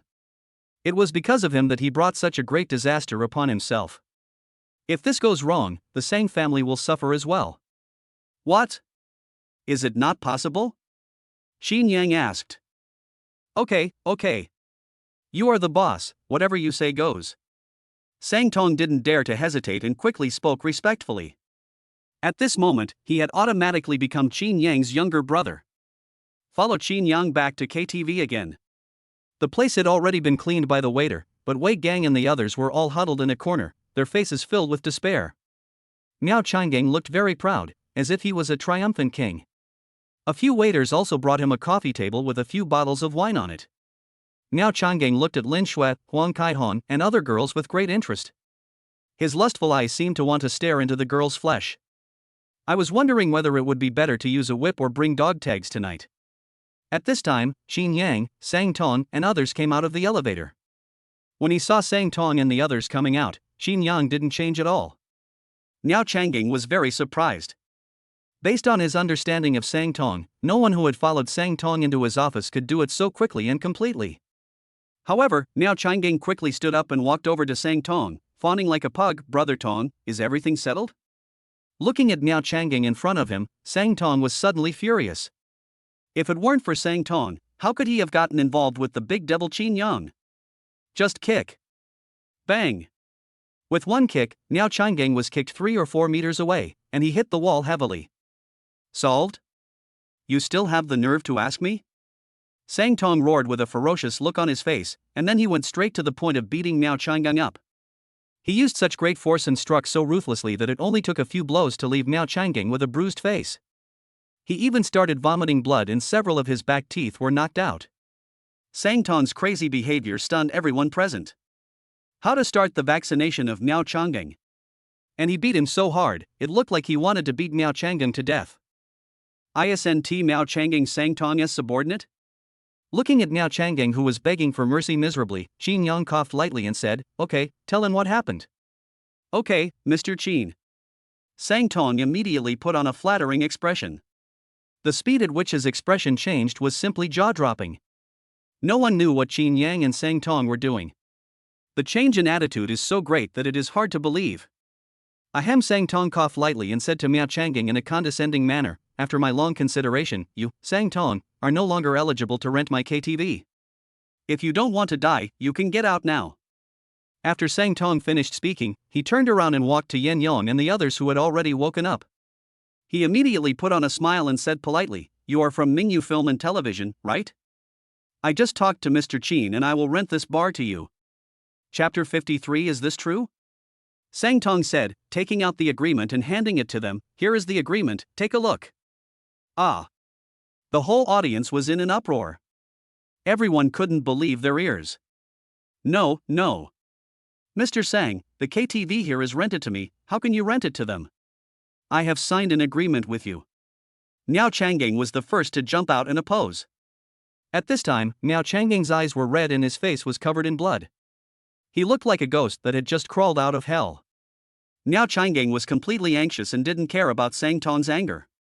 After all, his backer is Sang Tong in this imperial banquet. It can even be said that their family was able to successfully cross class barriers in recent years because of Sang Tong. Once Sang Tong cancels this agreement, Miao Changgang will be worth nothing in Jinghai. Those people who had been offended before, those who had long coveted their wealth, they would immediately be like hyenas and tear their family to pieces in an instant. Miao Changgang's interruption made Sang Tong's face instantly ugly. He turned his head to look at Miao Changgang and roared fiercely, "Are you looking for death? When is it your turn to speak here? Get this idiot out of here. Let him know that he will never have a say in front of me, Sang Tong." Sang Tong's tone was icy cold, just like that of a killing god. Sang Tong's thugs immediately stepped forward and slapped Miao Changgang in the face, telling him to shut up. Then he carried Miao Changgang out like a chicken.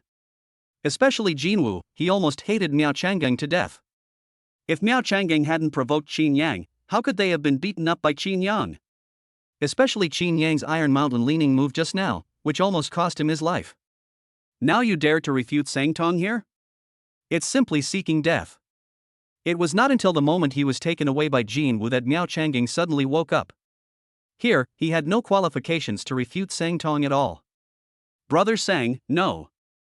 You can't do this to me. I have worked hard for you over the years, please forgive me. Miao Changgang shouted and begged for mercy frantically. However, no matter how he begged for mercy or shouted, it was of no avail. Walking out of the corridor, Jinwu thought he was noisy and slapped Miao Changgang unconscious, then took him away. As for how to deal with him, it depends on Sangtong's intention. But this kid will definitely not have an easy ending, because he has offended someone he can never afford to offend in his entire life. Only after dealing with Miao Changgang did Sangtong breathe a sigh of relief. This can be considered as a way for Chinyang and the others to vent their anger. But the most important thing is to please Chinyang's subordinates. Maybe they can say a good word for you in the future. Sangtong immediately smiled and said, "You are Mr. Yen, right? I will have to trouble you in the future." The tone was so kind and humble. "Mr. Sang, you are not kidding, right?" Yen Yang asked in disbelief. After all, Sangtong's words had a great impact on him. It was already so big that it was hard for all of them to accept. "Brother, look at what you said. We will have to sit together in the future. How can I joke? Here is the agreement, keep it. Also, if you feel there is something unreasonable in the layout, you can change it at will. Even if we just tear this place down, that is fine." Sangtong spoke very sincerely, especially the last sentence. He really hoped that Yen Yong and his team would tear down this place. After all, if this KTV is demolished, maybe I can break away from Chinyang. Even if you practice less, it's good. Sangtong's words were like a bomb, exploding heavily in everyone's hearts. It just blew everyone away. Sangtong saw that the effect was good, then he stood up and walked towards Chinyang, and asked in a flattering manner, "Boss Chin, is there anything else you need me to do? Just tell me, I, Sangtong, will never say no." His attitude is so fawning and his tone is so submissive, just like a bootlicker. No. Much more flattering than a bootlicker. Chinyang shook his head, "I'm fine now. You can talk to Mr. Yen and the others later. I decided to let them manage this place." After Chinyang finished speaking, he walked towards Yen Yang and asked with concern, "Boss Yen, are you feeling unwell?" Yen Yang shook his head somewhat dully. A pair of doubtful eyes stared at Chinyang. Finally, he couldn't help but ask in a low voice, "Boss Chin, is there something fishy going on here?" Yen Yang was afraid that Sangtong was playing tricks on them on purpose, and would give them another severe blow as soon as they were happy. That's what despair is. Chinyang smiled faintly and said directly, "I saw that the environment here is not bad. The company will have celebrations in the future, so I rented this place. It will be convenient to come here to celebrate in the future." Chinyang spoke casually and calmly. It's like saying something insignificant. But the effect of these words was like a tornado sweeping through Yen Yong's heart. "Mr. Chin, are you telling the truth?" Yen Yong asked tremblingly. Chinyang gently pointed at the agreement that Sangtong had just given him. "The agreement is all here. How could it be fake?" Yen Yong nodded and quickly opened the agreement given by Sangtong. "You don't know until you see it. I almost got scared to death when I saw it. Especially the number of 30 million, which had a huge impact on Yen Yong." Mr. Chin, the rent here is 30 million? Yen Yang asked in disbelief. "The price is not expensive. Didn't you say that as long as we rent this place, we will have a backer? Our company will have a backer in the future. We will no longer be bullied." Chinyang smiled faintly. After hearing what Chinyang said, what else could Yen Yang say? "I can only sigh in my heart that meeting Chinyang is the greatest luck in my life. This is simply a god." At such a young age, he was able to come up with a script that was sure to be a hit, and he directly saved the company. Now he is spending 30 million to find a backer for the company. This is a perfect thigh. You must hold it tightly. My admiration for Chinyang reached its peak. Yen Yang nodded heavily, "Boss Chin, don't worry. From now on, if you have any instructions, I, Yen Yong, will definitely obey your instructions. Chinyang smiled slightly and said no more. He directly asked everyone to go back to the private room to continue singing. Sang Tong also quickly called the waiter over and brought the best wine and fruit plate, just to leave a good impression on Chinyang. Everyone had a feeling that it was unreal. But they all ignored Zhu Xing, who had been hiding in the toilet. Everything that just happened almost scared Zhu Xing to death. He really didn't expect that even Miao Changgang would end up like this. If I go out by myself, won't I be killed directly? Fortunately, Chinyang and the others focused their attention on Miao Changgang. Looking at Chinyang and the others who entered the private room, Zhu Xing felt like he had survived a disaster. But soon, he showed a hint of hatred and quickly thought of a countermeasure in his mind. Suddenly Zhu Xing thought of his own strengths. Looking at Chinyang and the others' private room, he said bitterly, "Don't think you can rest easy just because you have Sang Tong as your backer. In the short drama industry, if you don't handle it well, even if you have hundreds of millions, it will be in vain." Chapter 54, Encounter. Yen Yong and others in the private room were having a great time and were very happy. After the initial shock and confusion, I gradually accepted it and even began to let go. Everyone instantly felt the fun of this KTV. That was an enjoyment like that of an emperor that I had never experienced before. There are special waiters who are always guarding the door and will bring you all kinds of fruit plates, drinks, and high-end wines. Even if you just cough, the waiters outside will come in and respectfully ask the boss if he has any requests. Even if you go to the toilet, there will be a waiter following you immediately. That attitude, that tone, if they could have gone for you, they would have gone for you. Even Sang Tong, because of Chinyang's relationship, tried to please everyone and quickly became one of them.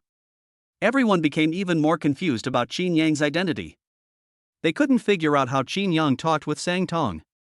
After all, it is definitely not just because of money that Sang Tong has such an attitude.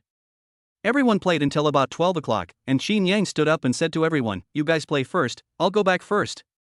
When Tianhu and the others saw Chinyang was about to leave, they all stood up and said, "Brother Chin, are you going back to school? Take me back with you. We haven't been back to school for more than 10 days. Chinyang nodded and agreed. After all, the filming over the past 10 days was very intense. They have been working day and night with the crew these days and are covered in sweat. It's time to go back and take a good shower. Especially Lin Shui, even though she had paid 500,000 yuan for her mother's hospitalization expenses. The operation was successful, but in order to make money to repay Chinyang, Lin Shui did not go home for more than 10 days. Although she knew her mother had been discharged from the hospital, she also wanted to go back and see her earlier. When Sang Tong saw that Chinyang was about to leave, he also stood up quickly. "Brother Chin, are you leaving? If so, can I take you there?" Sang Tong said with a chuckle. After all, since he had the chance to get along with Chinyang, how could Sang Tong not come over to him? "Okay, it's so late and my driver has already gone home. Besides, it's hard to get a taxi. It would be nice if you could give us a ride." Chinyang did not refuse. Okay. Sang Tong happily followed Chinyang. Yen Yong and others behind saw that Chinyang and Sang Tong had left, so they followed them out. After all, the new film will be released tomorrow, so it's not good to play too late today. And today we have the support of the Imperial Banquet, so the road ahead will definitely be easier. Everyone came to the door of the hall and hadn't gone out yet. A few beautiful women came directly in from the opposite side. "Chinyang!" the girl in the lead exclaimed, then came over with a look of surprise on her face. Chinyang and others also knew this girl. She was the landlord, Sang Rui, who went to the company to collect rent a few days ago. Sang Rui was wearing a black miniskirt today, and the black fishnet stockings on her legs completely covered her fair and slender legs. As she walked, Sang Rui's whole body exuded an extreme temptation. Her long black hair flutters in the wind, and her round face has two dimples when she smiles. Especially after seeing Chinyang, she was obviously a little excited, and there was even a hint of shy red on her already pretty face, making her as charming as a pure girl. The whole person looks like a combination of extreme temptation and purity. Especially on that innocent little face, there is a hint of shyness. It's simply a fascinating feeling. He is completely different from the arrogant and domineering person he had before. "Chinyang, why didn't you call me for so many days?" Sang Rui complained.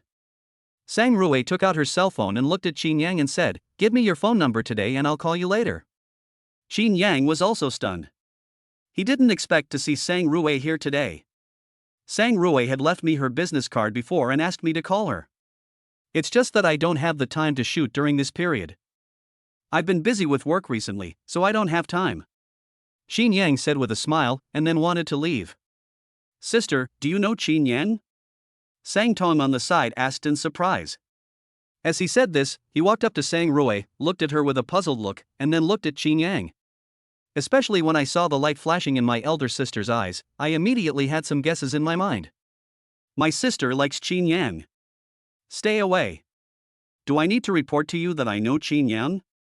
Sang Rui's tone immediately turned cold. He then stepped forward, grabbed Sang Tong's ear, and warned him, "What are you doing here? Do you want to embarrass Chinyang and the others? I'm telling you, if you dare to embarrass them, I'll break your dog legs." When Sang Rui spoke, she used even more force with her hands, causing Sang Tong to grimace. No, sister, I had a good chat with Mr. Chin. Even if I had 100 guts, I wouldn't dare to embarrass Mr. Chin. Sister, please let go. It hurts. Santin begged loudly for mercy. This scene stunned everyone else present. Sang Tong, who was so powerful before, was so powerless in front of his sister. It seems that my sister's bloodline is indeed very suppressive. However, everyone looked at Chinyang with even more shock, especially Tianhu, Lin Shui and others, whose hearts were filled with huge waves of shock. Chinyang actually has such great charm. He could actually win the favor of a girl like Sang Rui. Not to mention anything else, even ordinary people can definitely achieve class crossing by relying on Sang Rui's relationship. Sang Rui glanced at her brother. She didn't believe it at all. After all, Sang Rui knew very well what kind of person her brother was. Sang Rui tilted her head and glanced at Chinyang. Didn't this brat embarrass you? Chinyang stepped forward and said with a smile, No, he didn't embarrass us. I even signed an agreement with young Master Sang. Agreement? What agreement? Sang Rui asked in confusion. Just as Chinyang was about to explain, Sang Tong knelt on the ground, hugged Sang Rui's thighs, and howled, There is no agreement. It's just that I think Brother Chin's company has great potential, and I want to invest in it. This is the agreement. At the same time, he was desperately winking at Chinyang. If my elder sister knew about this, I would secretly rent out this KTV. He is still using his family's reputation as a banner, and his elder sister will beat him to death. Sang Rui didn't believe it and asked Chinyang, is what he said true or false? Looking at Sang Tong, who was lying on the ground with a begging look in his eyes. Chinyang smiled faintly, yes. After hearing Chinyang say this, Sang Tong felt relieved. He was thinking in his heart that he had to find an opportunity to return the 30 million yuan given by Chinyang. Otherwise, if this gets leaked someday, I'll have to lie in bed for at least half a year. But now I still have to divert my sister's attention. Thinking of this, Sang Tong stood up, approached Sang Rui, and asked in a sly manner, Sister, do you like Chinyang? Chapter 55, each calling his own. Sang Rui's face suddenly turned red. The blush on her already delicate face is more obvious and more attractive. In particular, Sang Rui's skin is very white and tender, which makes her pretty face look like a ripe little red apple. When people see it, they all want to take a bite. Seeing his sister like this, Sang Tong became more certain of her. Sister, I'm just about to send Chinyang and the others back to school and then go home. How about we go together? Sang Tong asked flatteringly. After hearing this, Sang Rui's pretty face became even redder. He looked up at Chinyang and said, Chinyang, I just want to go home too, let's go together. Hearing what Sang Rui said, the beautiful girls who came with her immediately showed a hint of dissatisfaction. After all, they had agreed to have fun from today until tomorrow. When Sang Rui saw a man, she wanted to leave immediately. They all came forward, wanting to see who Chinyang was. He was dressed in work clothes, and it was obvious that they were not high-end goods. The hair on his head hadn't been washed for several days at least, and his face looked tired, and one could even smell sweat from a distance. It's obvious that he hasn't taken a shower for several days and often stays up late. That face is quite handsome, with a fresh-faced vibe. But everyone in this group has seen some handsome young men.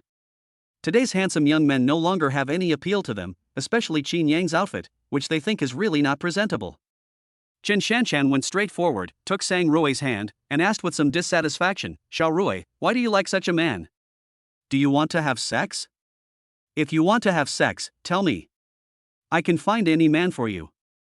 As Chen Shanshan spoke, she even covered her nose, as if Chinyang had a smell that made her very disgusted. Chen Shanshan, do you know what you are saying? If you say anything about Chinyang again, there is no need for us to contact each other anymore. Sang Rui said as she slapped Chen Shanshan's hand away, with an unhappy look on her face. It was as if Chen Shanshan's comments about Chinyang were bad and had already touched Sang Rui's bottom line.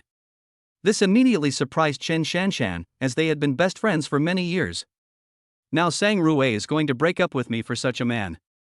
This made Chen Shanshan very shocked. Could it be that Chinyang had some other identity or background? But before Chen Shanshan could ask again, Sang Rui rolled her eyes at Chen Shanshan and said to Chinyang with a smile, Chinyang, let's go. It's so late. You'll need some time to get back to school. It's so late, you should make sure to rest. Staying up late all the time is not good for your health. Sang Rui spoke with great concern, like a young wife. After saying that, he took Chinyang's hand and walked out of the KTV door, leaving behind a crowd of people still in a daze, looking stupid. Make them feel unreal. Especially Chen Shanshan, she reached out to hold Sang Rui, but she couldn't say anything because Sang Rui and the others had already left. I turned around and saw Sang Tong and wanted to ask him if Sang Rui was possessed by evil spirits today. Otherwise, how could I like a man like this? At this moment, Sang Tong immediately started laughing and had no time to pay attention to Chen Shanshan. It seems that it is true that heroes are tempted by beautiful women. After saying this, Sang Tong took a step forward and went after his sister. She even shouted, Sister, brother-in-law, wait for me, wait for me. Brother-in-law. Everyone felt their scalps tingling when they heard Sang Tong's shout. Lin Shui, in particular, even began to fall into deep inferiority complex. Because it was only at this moment that she realized how popular Chinyang was. There are so many women vying to pursue him. Moreover, they are all very beautiful and their family backgrounds are so unfathomable. Comparing myself, I simply cannot make a move. At this time, Huang Kaihong gently patted Lin Shui's shoulder and said with a smile, Little sister, are you feeling inferior? Let me tell you that this is how society is. There is always no shortage of women around outstanding men. Don't give up. Even if you can't marry him, as long as you gain his friendship, it will benefit you throughout your life. Don't think of any way to tie a man down. A man like Mr. Qin is destined to have no shortage of women around him. After Huang Kaihong finished speaking, she smiled encouragingly at Lin Shui and went out. Huang Saihong's words were like an ice-cold cola in summer, instantly waking Lin Shui up. Yes. Why do I have to think about having a result with Chinyang? Whether it was Huang Kaihong just now, Sang Rui who pulled Chinyang away, or Huang Yu who arranged a VIP ward for his mother. Which one of them is not a woman better than herself? But these people's innate conditions are not as convenient as mine. As long as you improve yourself, you may still have a chance. Even if there is no chance, being able to be with Chinyang will give me great comfort. Lin Shui, who figured it out, instantly felt like she was revived. Lin Shui chased after him with a smile on her face. This made the people behind feel confused. Tian who could only sigh, why did you give birth to me when Chinyang was born? Wang Ping and others also had the same feeling. They had not noticed that Chinyang was so popular with women before. It has only been a few days since they last met, and there are so many outstanding beauties who are actively pursuing Chinyang. Although everyone was speechless, they followed him out. Only Chen Shanshan and her group of Sang Rui's best friends were left, staring at Sang Rui and her friends' backs in a daze. Chen Shanshan was confused. Who is this person named Chinyang? It seems that we need to thoroughly investigate the identity of this Chinyang. At this time, Chinyang and Sang Rui and her brother had already got into Sang Tong's Mercedes-Benz business car. Sang Rui even sat directly next to Chinyang, looking at him with anticipation in her big watery eyes. The autumn feeling in his eyes is almost overflowing. He even hugged Chinyang's arms with both hands. I even felt like hanging on Chinyang. Brother-in-law, which school do you go to? Send me the location and we'll go now. Sang Tong asked directly. Chinyang suddenly felt speechless. When did I become his brother-in-law? Mr. Sang, aren't you being too polite? Chinyang said speechlessly. And you don't have to call me brother all the time. Look at your age. You are a few years older than me. Just call me Chinyang. But as soon as Chinyang finished speaking, Sang Tong's head shook like a rattle. How can this be possible? If you're worried about people misunderstanding you, why don't we just call each other by our names from now on? You call me brother, and I call you brother-in-law. Brother-in-law, you see my sister is beautiful and gentle, and many of our family businesses are managed by my sister. She is a typical little rich woman. Sangton laughed. Brother-in-law, let me tell you, my sister's channels are really powerful. Aren't you guys making that skit? You can ask my sister for the promotion channels. She has a wide network of contacts. She is the best wife to help you. Sangton's repeated calling of him brother-in-law left Chinyang speechless.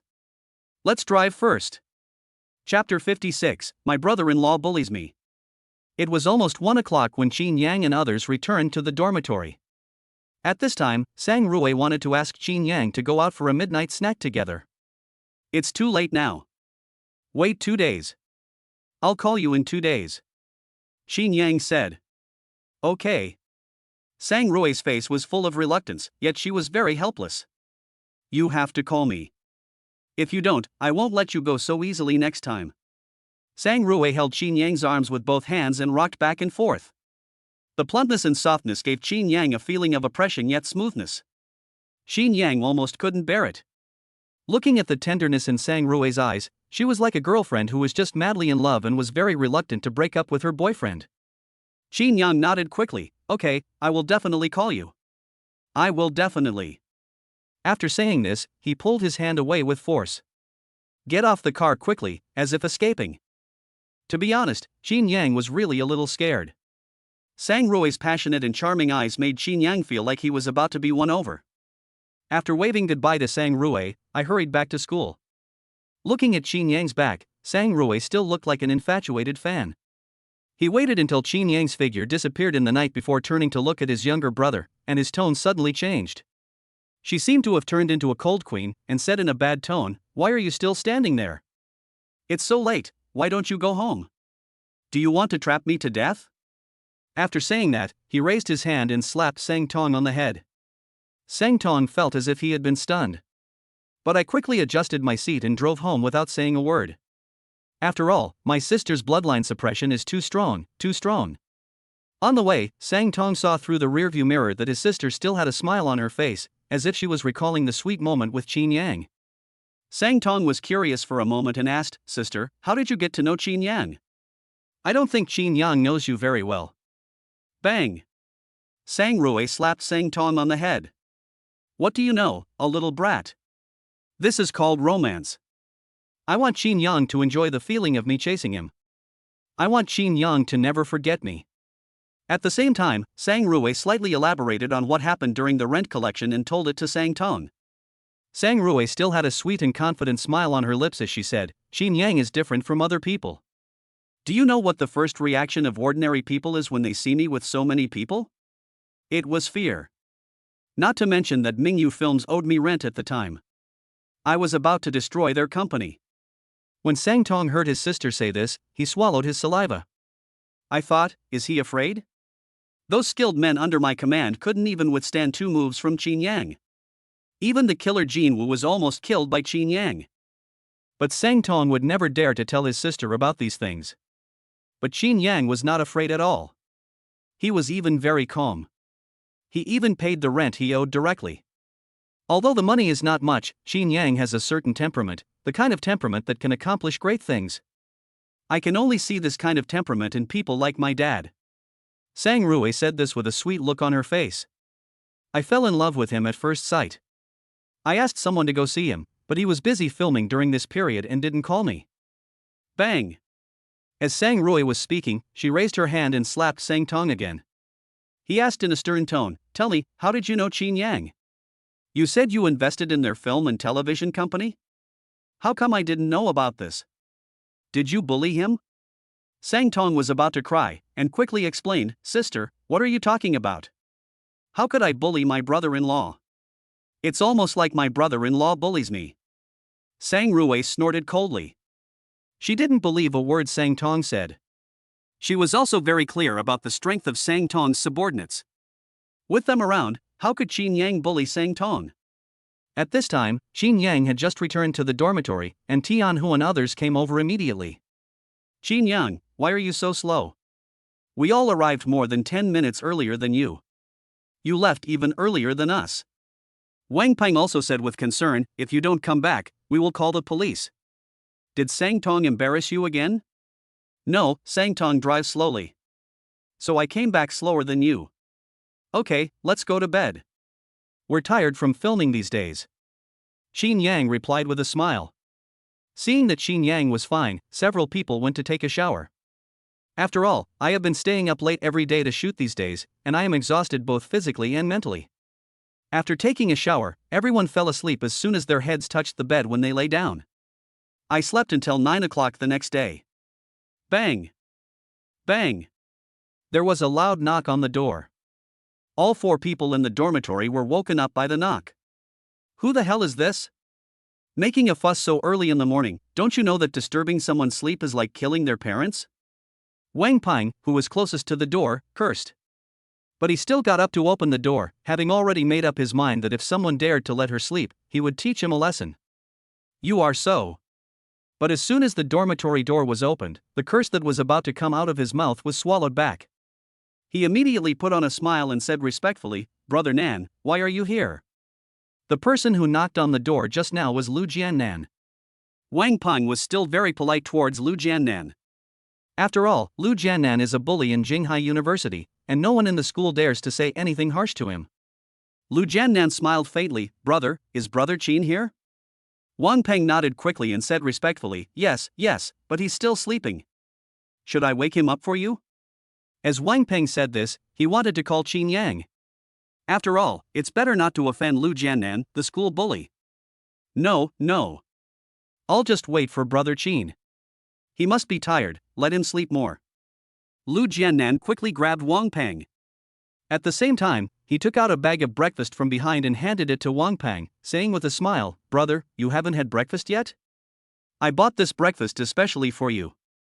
Come and eat it quickly. Wang Peng was extremely shocked. Lu Jiannan actually called Chinyang brother and even bought him breakfast.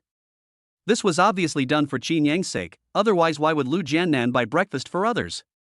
Jiannan, you came here so early, is there something wrong? Chinyang stretched, got up and asked. Seeing Chinyang wake up, Lu Jiannan hurried over and said with a flattering smile, Brother Qin, what have you been busy with these days? If there is anything fun, take me with you. I am almost annoyed when you are away these days. Chinyang did not hide it and said directly, I have acquired a company recently and made a short play. Let's give it a try. Sketch? Lu Jiannan was surprised. I was quickly thinking about what kind of industry Chinyang was talking about. After a moment, he asked in confusion, Brother Qin, are you making those short online dramas? The kind with 2 minutes per episode and 100 episodes? Chinyang nodded and asked with a smile, you know that too? Lu Jiannan scratched his head and smiled a little embarrassedly, I spent a lot of money. Brother Qin, why don't you take me out to play when you have such a good thing? Well, Brother Qin, do you have anything to do today? I have an interesting event here too, let's go check it out together. Chapter 57 You can't afford to pay for it in your life. Fun things? Chinyang was puzzled. Lu Jiannan quickly continued, it's an event organized by some second-generation people in Jinghai. Most second-generation people in Jinghai will go. There are even some people from other cities who want to take this opportunity to get to know more people in Jinghai so that they can come to Jinghai to expand their business. Lu Jiannan said as he took out 2 tickets from his arms. The organizer is a childhood friend of mine. He gave me 2 tickets on purpose. The first person I thought of was Brother Qin. Why don't you come with me? Bite. Trigger the selection task. 1. Choose to go with Lu Jiannan, reward for excellent physical coordination and reaction ability. 2. Choose to refuse, reward charm +1. Chinyang looked at the system prompt, speechless. Is it that my charm is still not enough? The system has appeared twice to increase charm. I really don't know what kind of situation I'll get into if I continue to add charm. I wonder if there will be more Sang Rue appearing. Chinyang decisively chose the first one. Although he had excellent reaction ability, it was of no use to him at the moment. After all, there must be a lot of talented people, and Chinyang also wants to get to know more people so as to expand his network. At the same time, Chinyang felt a strange feeling in his body, which allowed him to control every inch of his skin very casually and clearly. His nerves also became very sharp, making Chinyang feel very comfortable. Chinyang smiled and said, "Okay, I just want to meet more people. When does the event start?" Hearing Chinyang's agreement, Lu Jiannan was also very excited and quickly said, "The time of this activity is flexible. You can go anytime and leave anytime. However, if we want to meet more people, it's better for us to go early." At this point, Lu Jiannan showed a sly smile on his face. There are a lot of beauties in there. There will even be some celebrities. Well, Chinyang was speechless. Well, it seems that the rich people play differently. But looking at his outfit, Chinyang decided to go buy some clothes. After all, the purpose is to expand your network, so you should still pay attention to your external image. Chinyang said, "You go first, and you can send me the location later. I'm going to buy some clothes first." Lu Jiannan nodded, "Okay. Then go get ready. I'm sweating all over from the training these 2 days and I haven't washed properly yet." Lu Jiannan left after he finished speaking. Chinyang had a simple breakfast when Ali sent him a message saying that he had parked his car in front of the school gate. The golden Mercedes-Benz G-Class is so dazzling and eye-catching. This immediately caused many people in the school to rush to take pictures. When Chinyang came over, he happened to meet Wang Qianqian. At this time, Wang Qianqian was looking at the golden Mercedes-Benz G with envy. She wanted to go up and feel it even more, especially the spacious back seat, which could be used as a bed if folded down.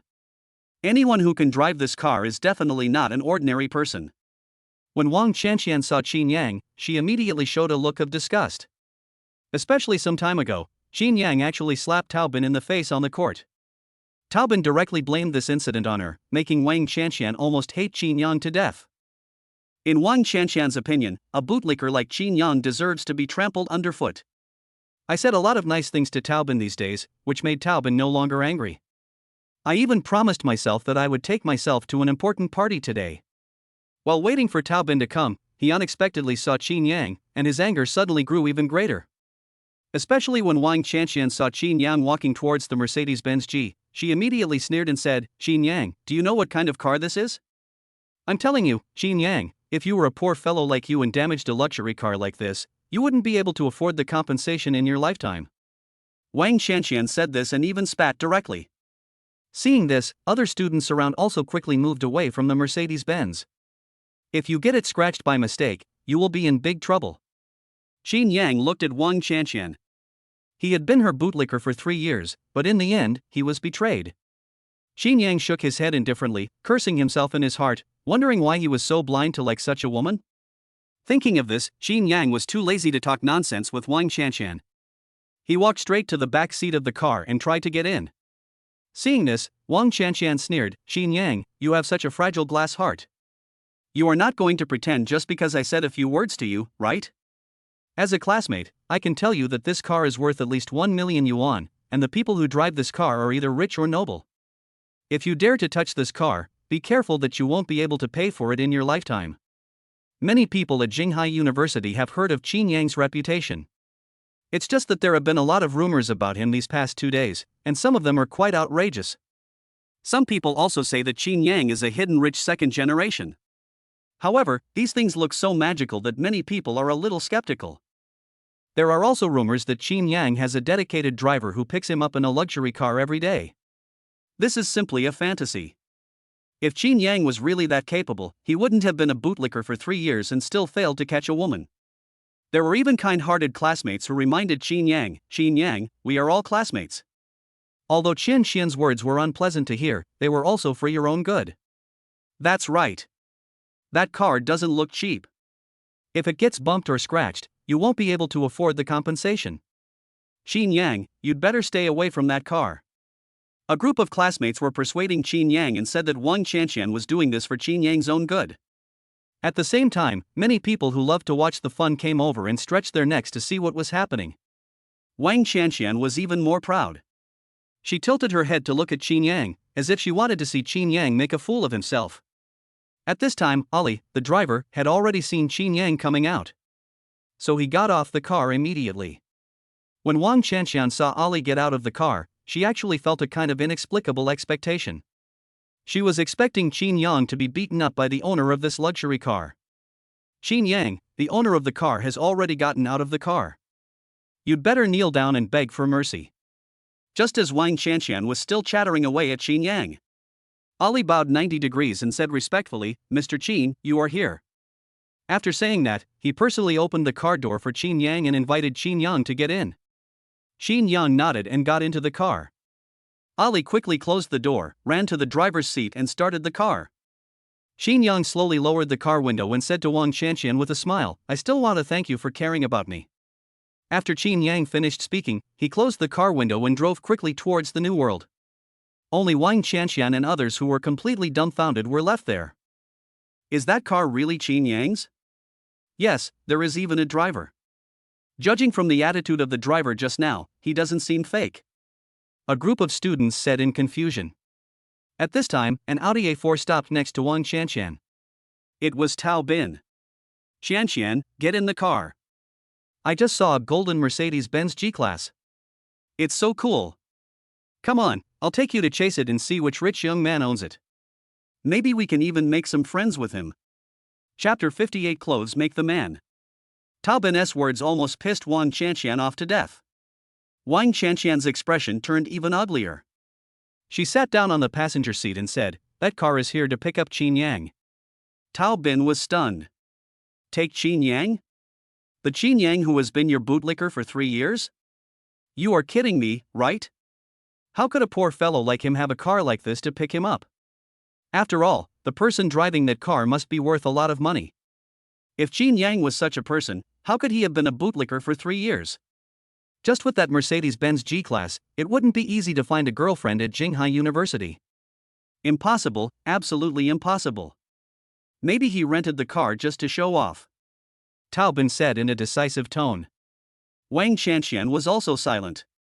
Instead, he opened the school's confession wall and forum and browsed them carefully. However, Wang Qianqian also tends to agree with Tao Bin that the car must have been rented by Chinyang just to show off. After all, Chinyang had been pursuing her for 3 years, but he had never revealed it at all. Especially when Wang Qianqian saw that some people also raised this point of view under the confession wall and the forum. He immediately agreed with Tao Bin. "I think he also rented a car just to show off. If he was really rich, why didn't he show any sign of it in the past 3 years? Brother Tao Bin is still the best. He bought this car himself. It is much better than Chinyang's." While speaking, he gave Tao Bin a kiss. He even hugged Tao Bin's strong arms and rubbed them hard.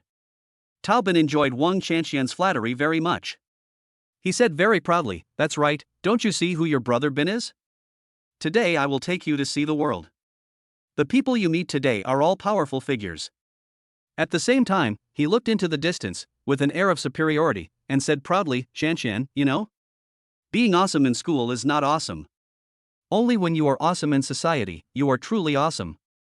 As for a loser like Chinyang, once he gets out into society, I can crush him to death with just one finger. I have asked someone to investigate Chinyang. When the results come out, I will show you how I will kill him." Tao Bin said hatefully.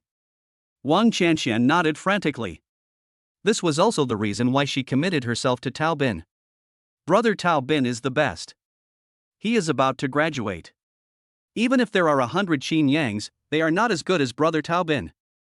Tao Bin enjoyed Wang Qianqian's praise so much that he even felt a little flattered. "I have already made up my mind that as soon as I graduate, I will settle the score with Chinyang. He actually dared to hit me, he was simply seeking death. But the most important thing now is to get to the party as soon as possible. Ha, our Qianqian is still very discerning. I will definitely reward you well tonight. I bought a lot of new toys," Tao Bin said with a chuckle. His eyes even looked over Wang Qianqian's graceful body. "You are so bad, but I like it." Wang Qianqian also quickly responded. Tao Bin laughed and drove directly to his destination. At this time, Chinyang was taking a car to the New World. "I bought a few sets of clothes at the New World Mall and instantly became more handsome." Ali, who seldom spoke, could not help but exclaim, "Master, you look so handsome in this outfit." Looking at himself in the mirror, Chinyang sighed, "Clothes really make the man. After putting them on, they really look good." After paying the money, Chinyang bought some clothes for Ali. And he told Ali, "Ali, you should dress up and dress well in the future." Ali nodded and laughed. Looking at the time, it was already past 1 in the afternoon. After a simple meal, the two drove directly to their destination, the ferry hall. The ferry club is located in the northern suburbs, surrounded by mountains and rivers.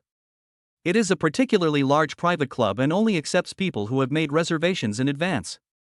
The area for eating, drinking and having fun alone covers a total of 100 acres. The decoration is quite luxurious, and even the parking lot covers 3 or 4 acres, and is divided into ordinary parking lot and VIP parking lot. There are already many luxury cars parked in the parking lot. Mercedes-Benz, BMW, and Audi can only be parked in ordinary parking lots. There are already several Cayens, Mercedes-Benz and luxury cars parked in the VIP parking lot. But when Chinyang's Mercedes-Benz G arrived, its golden color was simply too cool. Before Ali even stopped the car, he had already attracted a lot of attention. Who is this? He's driving such a cool car. He's so handsome. I don't know. I haven't heard of anyone in Jinghai buying a golden Mercedes-Benz G. I really like this color. I'm going to get one tomorrow. It will be so impressive to drive it out. Brother, I advise you not to dream. The color of this car is obviously customized by the factory. If you want to pick up a car with this color, you have to pay at least 30% more. Besides, do you think you can only get it by paying more? For a car with a rare color like this, you still have to wait even if you pay more. While everyone was discussing, Lu Jiannan received a call from Chinyang and hurried over. At this time Chinyang had already got off the car. When Lu Jiannan saw Chinyang, he was stunned. After looking him up and down, he said in surprise, "Brother Chin, you are so handsome. I can hardly recognize you." Chinyang smiled slightly. "Brother, you are kidding me." At this time, someone who was familiar with Lu Jiannan came over and said with a smile, "Jiannan, this old man looks unfamiliar?" "Yeah, Lao Lu, who is this guy? Introduce him to us. His car is really awesome. He wants to pick up all the girls today." "Yeah, brother, leave some for us today, otherwise I will sleep in the big bed alone today." Everyone burst into laughter and the atmosphere was very good. Lu Jiannan shouted directly, "This is Chinyang, my brother Chin. Let me tell you, my brother Chin is very powerful. None of your girls are worthy of my brother Chin's attention, so you should just keep your heart at ease." Lu Jiannan told jokes to these people and directly let Chinyang into the guild hall. There were a lot of people in the club, each holding a glass of red wine, and they started talking and laughing in groups of 3 or 5. Lu Jiannan took Chinyang to a table near the back and said, "Brother Chin, please wait a moment. I will ask my friend to come over and introduce him to you. He has a wide network of contacts. He has many friends not only in Jinghai Circle, but also in the imperial capital." Chinyang nodded, "Okay, you go ahead and do your work. I'll also get familiar with the environment here." Lu Jiannan nodded and quickly ran back. After Chinyang and Ali sat down, they also picked up a glass of wine on the table and took a sip. The red wine tastes mellow on the palate, with a strong aftertaste, which is very good. Chinyang put down his wine glass and was about to taste the snacks on the table. "Oh my, who was that? Isn't this the basketball master? How did you get here for a meal? Do you know where this place is? You are a poor fellow, I advise you to get out of here as soon as possible, or you will be in big trouble." A contemptuous voice sounded. Chinyang turned his head and saw that it was Wang Qianqian who came over with Taobin. Chapter 59 Reversal. Taobin humiliated Chinyang. Ali stood up immediately and looked at Taobin angrily. "Boy, do you want to die?" Chinyang smiled slightly and patted Ali lightly. "Ali, don't bother with such a mean person. It would be beneath your dignity." Ali obeyed Chinyang's every word. He looked at Taobin with cold eyes and murderous intent. Taobin was like a cat whose tail was stepped on and immediately exploded. "What is your identity? How dare you, a poor fellow like you, talk about your identity?" "Identity? Is it your identity as an orphan? Or is it your identity as a poor guy? How dare you talk about your identity?" Wang Qianqian on the side was even more disdainful. "Chinyang, you are so shameless. You're a poor guy with nothing. Have you paid off your student loan? And you rent a car to show off?" After Wang Qianqian finished speaking, Taobin laughed even more proudly. "Qianqian is absolutely right." Chinyang's face immediately darkened, and he said in a bad tone, "Are you investigating me?" Taobin laughed even louder. It was like hearing the biggest joke in the world. "With your tiny background, do you still need to look for an investigation? It's all in your file. Just call your friend in your hometown and I'll know everything about you. A loser like you still has the nerve to ask me about your identity? Bang! Chinyang took direct action and knocked Tao Bin down with a backhand slap. I think you are looking for death. Chinyang said in a cold tone, staring at Tao Bin with extremely sharp eyes. Seeing Chinyang's sharp eyes, Tao Bin subconsciously crouched back a few steps before standing up with the help of Wang Qianqian. To be honest, Tao Bin is still very afraid of Chinyang. Especially Chinyang's incomparable strength, which has completely frightened Tao Bin. Tao Bin covered his swollen face from being beaten by Chinyang and shouted in a ferocious tone, Chinyang, do you know where this is? If you dare to hit me, you will die today. What's going on?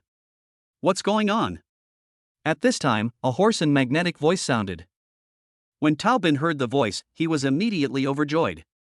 Because the owner of this voice is the organizer of today's banquet, Bai Lei. Bai Lei not only has a huge family business, but also has a very sharp vision. There are many people here who have made a lot of money by playing with Bai Lei. Many people here respect Bai Lei. The reason why he was able to get the invitation to this party was because his sister had a good relationship with Bai Lei. With Bai Lei's intervention, Chinyang would definitely be in big trouble today. Brother Lei, Chinyang is just a poor guy. I don't know how he got in. I said a few words to him, and he not only swore nonsense, but also hit me. Brother Lei, you have to make the decision for me on this matter. Bai Lei frowned and looked displeased when he heard this. Looking at Lu Jiannan standing aside, he asked, Jiannan, is the person who beat him up your friend? Lu Jiannan nodded directly. Brother Lei, this is my brother Qin, the one I've been talking to you about on the phone. After he finished speaking, he pointed at Tao Bin and snorted coldly, this kid deserves a beating. Brother Lei, let me tell you what a piece of shit this kid is. Lu Jiannan directly told Bai Lei everything that happened to Tao Bin at school. Especially the fact that Tao Bin actually spent a lot of money to hire Lao He to play basketball in order to teach Chinyang a lesson. Bai Lei frowned upon hearing this.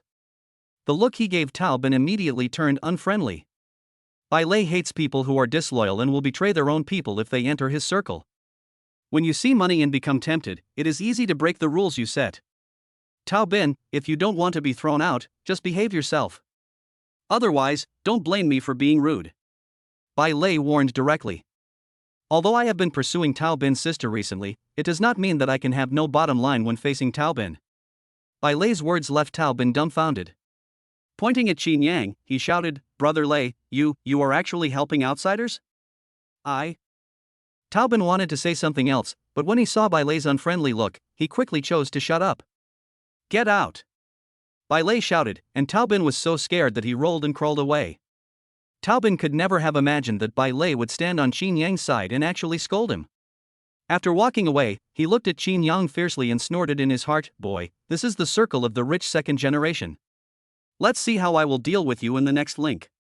There are many people watching here. At first they thought Bai Lei would favor Tao Bin. Who would have thought that in the end Bai Lei would be asked to get out? Everyone was extremely shocked. Everyone was guessing who Chinyang was. Why did he ask Bai Lei to tell Tao Bin to get out? It was simply hard for them to believe it. After all, many people know that Bai Lei is pursuing Tao Bin's sister. Could it be that Chinyang is the descendant of some senior executive, or a descendant of that big family?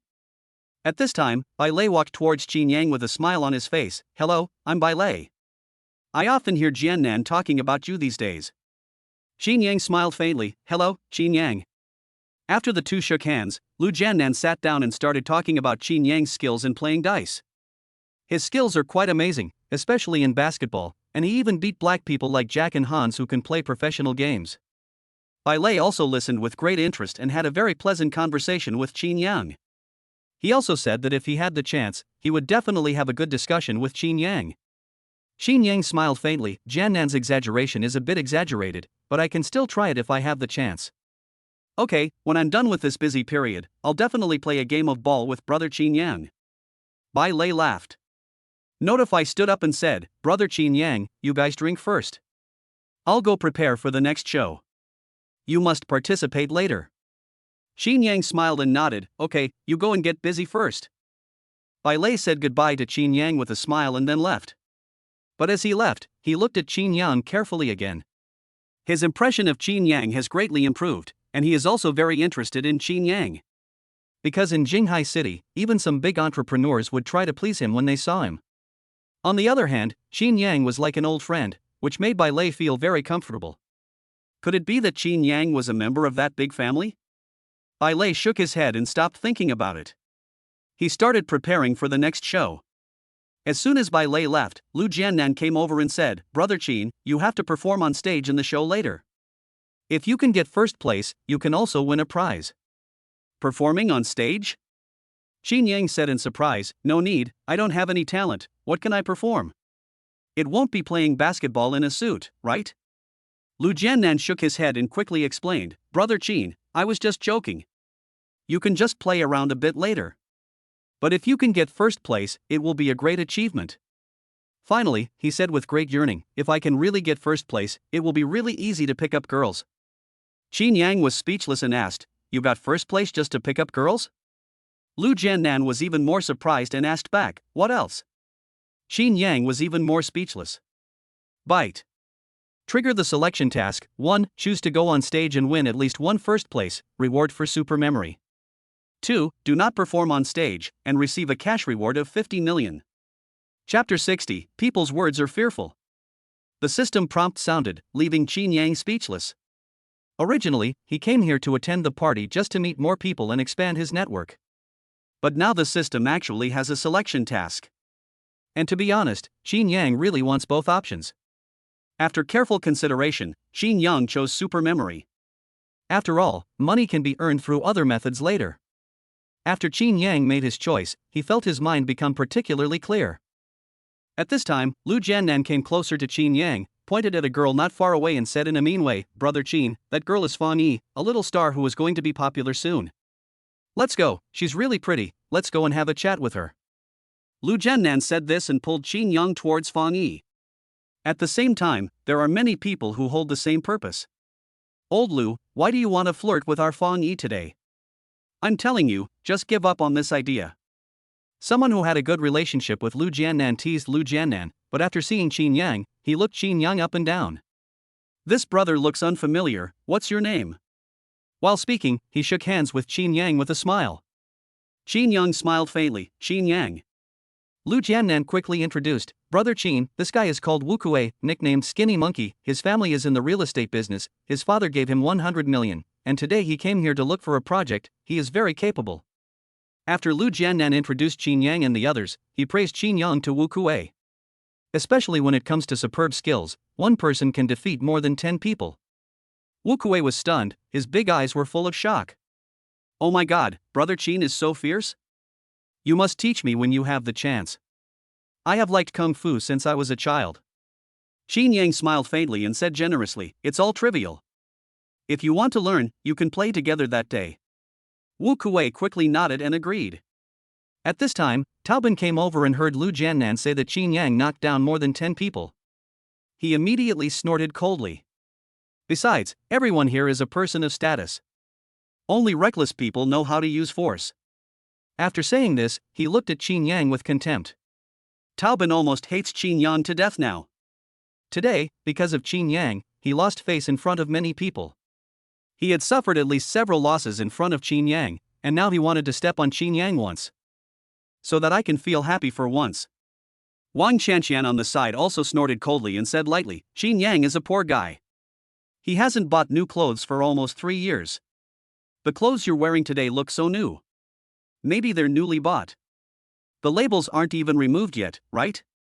People like this come to this Chinese guild hall, they must want to defraud people of their money." Wang Shanshan was talking about Chinyang, but her words seemed to be reminding Wu Kuei not to be fooled by Chinyang. Wu Kuei was stunned for a moment and turned to look at Chinyang. He found that Chinyang's clothes were indeed newly bought, and he immediately felt a little suspicious of Chinyang. After all, this situation had happened before. Wu Kuei told Lu Jiannan directly that he had something to do and walked away. This made Lu Jiannan almost curse in the streets. Chinyang pulled Lu Jiannan back and said, "This is nothing, why are you angry? Brother Qin, do you think Wang Chanqian is cheap? Who the hell does she think she is?" Lu Jiannan said angrily. Chinyang comforted Lu Jiannan again, and then walked back to where he had sat before. Lu Jiannan was puzzled and quickly pulled Chinyang and said, "Brother Qin, I'll take you to find Fan Yi." That little girl has a lot of resources recently, and many people want to invest in her to make movies or something. Chinyang smiled faintly. No, I don't think I need to meet anyone today. Lu Jiannan was a little confused and didn't quite understand what Chinyang meant. People's words are scary. After Chinyang said only 4 words, he sat back in his seat and began to taste the red wine on the table with Ali. Lu Jiannan wanted to say something else, and wanted to pull in a few more people with whom he had a good relationship. However, he discovered that everyone his eyes swept over turned their heads and looked away. Even some people who used to call him brothers and sisters seemed to ignore him. Especially when I saw Wu Kuei, he was in the crowd and kept pointing in this direction. Not far away, the 2 bitches Tao Bin and Wang Chanshan were boasting about others in the crowd. Especially that bitch Wang Chanshan, who relies on her advantage as a woman to tease others from time to time. Then everyone looked at Chinyang and his group, and immediately the group burst into laughter. Lu Jiannan clearly understood what was going on. He immediately cursed, "Fuck, they are all a bunch of bastards. They were instigated by a bitch, and they are still so f***ing smug." After cursing, Lu Jiannan had no intention of leaving. The more I thought about it, the more boring it seemed, and I felt even more sorry for Chinyang. Lu Jiannan stood up and said, "Brother Chin, I'm sorry. I didn't expect this to happen. Why don't we go? Call Urban and the others and go sing." Chinyang smiled faintly. "Don't worry, don't you say you have to perform a show later?" Lu Jiannan was stunned. "Why? Brother Chin, do you still want to perform?" Chinyang smiled slightly. "Didn't you tell me to take first place? I really want to see what they are going to perform later." Well. Lu Jiannan felt a little stupid. "Brother Chin, do you want to take first place?" Chinyang asked back, "Is it not possible? Or is there any reason for this first place?" After swallowing his saliva, Lu Jiannan looked at Chinyang's casual expression and said happily, of course, Brother Chin, if you take action, you will definitely be the first." Lu Jiannan's confident tone made Chinyang feel a little surprised. He asked with a smile, "Are you that confident in me?" "Of course, Brother Chin, let alone other things, every party will have programs like playing dice and playing games. With your skills in playing dice, even if all these people were combined, it would not be your match." Lu Jiannan said, "Brother Chin, don't hold back and make sure all these bastards are drunk." Chinyang smiled and said, "We'll see when the time comes." While Chinyang and the others were chatting, a lively voice was heard outside. The organizer, Bai Lei, rushed out to greet him, smiling from ear to ear. "Brother, why did you come just now?" Anyone who can be so affectionately called brother by Bai Lei must be a great figure. Everyone else followed out to greet them. "Hey, old Bai, you did a great job today. I saw a lot of girls." The distinguished guest teased. Bai Lei and others quickly responded, it's normal, as long as you are happy. "Old White, I'm here today to share something good with you." But when they passed by Chinyang and his friends, Chinyang felt that the voice sounded familiar, a bit like Sang Tong from yesterday. "Sang Tong?" Chinyang called out subconsciously. Chapter 61 Sister Salesman. Chinyang's words immediately attracted everyone's attention. But everyone's faces suddenly turned ugly. Bai Lei stood up and said in a bad tone, "Chinyang, how can you talk like that? Mr. Sang is the young master of Dahua Group. Did you call him Sang Tong?" Tao Bin standing by was so excited that he almost jumped up. His face was full of gloating expression. Their family had recently been connected with Dahua Group. He also made a huge amount of money through Dahua Group. She was even selected as a high-quality supplier of Dahua Group. It was for this reason that Bai Lei made great efforts to pursue his sister. Just based on Sang Tong's identity and background, everyone here has to call him Young Master Sang or Brother Tong. Now Chinyang actually dared to call Sang Tong's name directly. It was just like a birthday star drinking arsenic. He was dissatisfied with his life. However, in order to see Chinyang look good, Tao Bin stepped forward directly. With a flattering face, he said to Sang Tong, "Brother Tong, this kid is called Chinyang, a poor guy. This kind of person doesn't deserve to be sitting here. He even dared to call you by your name. He deserves a beating and is courting death."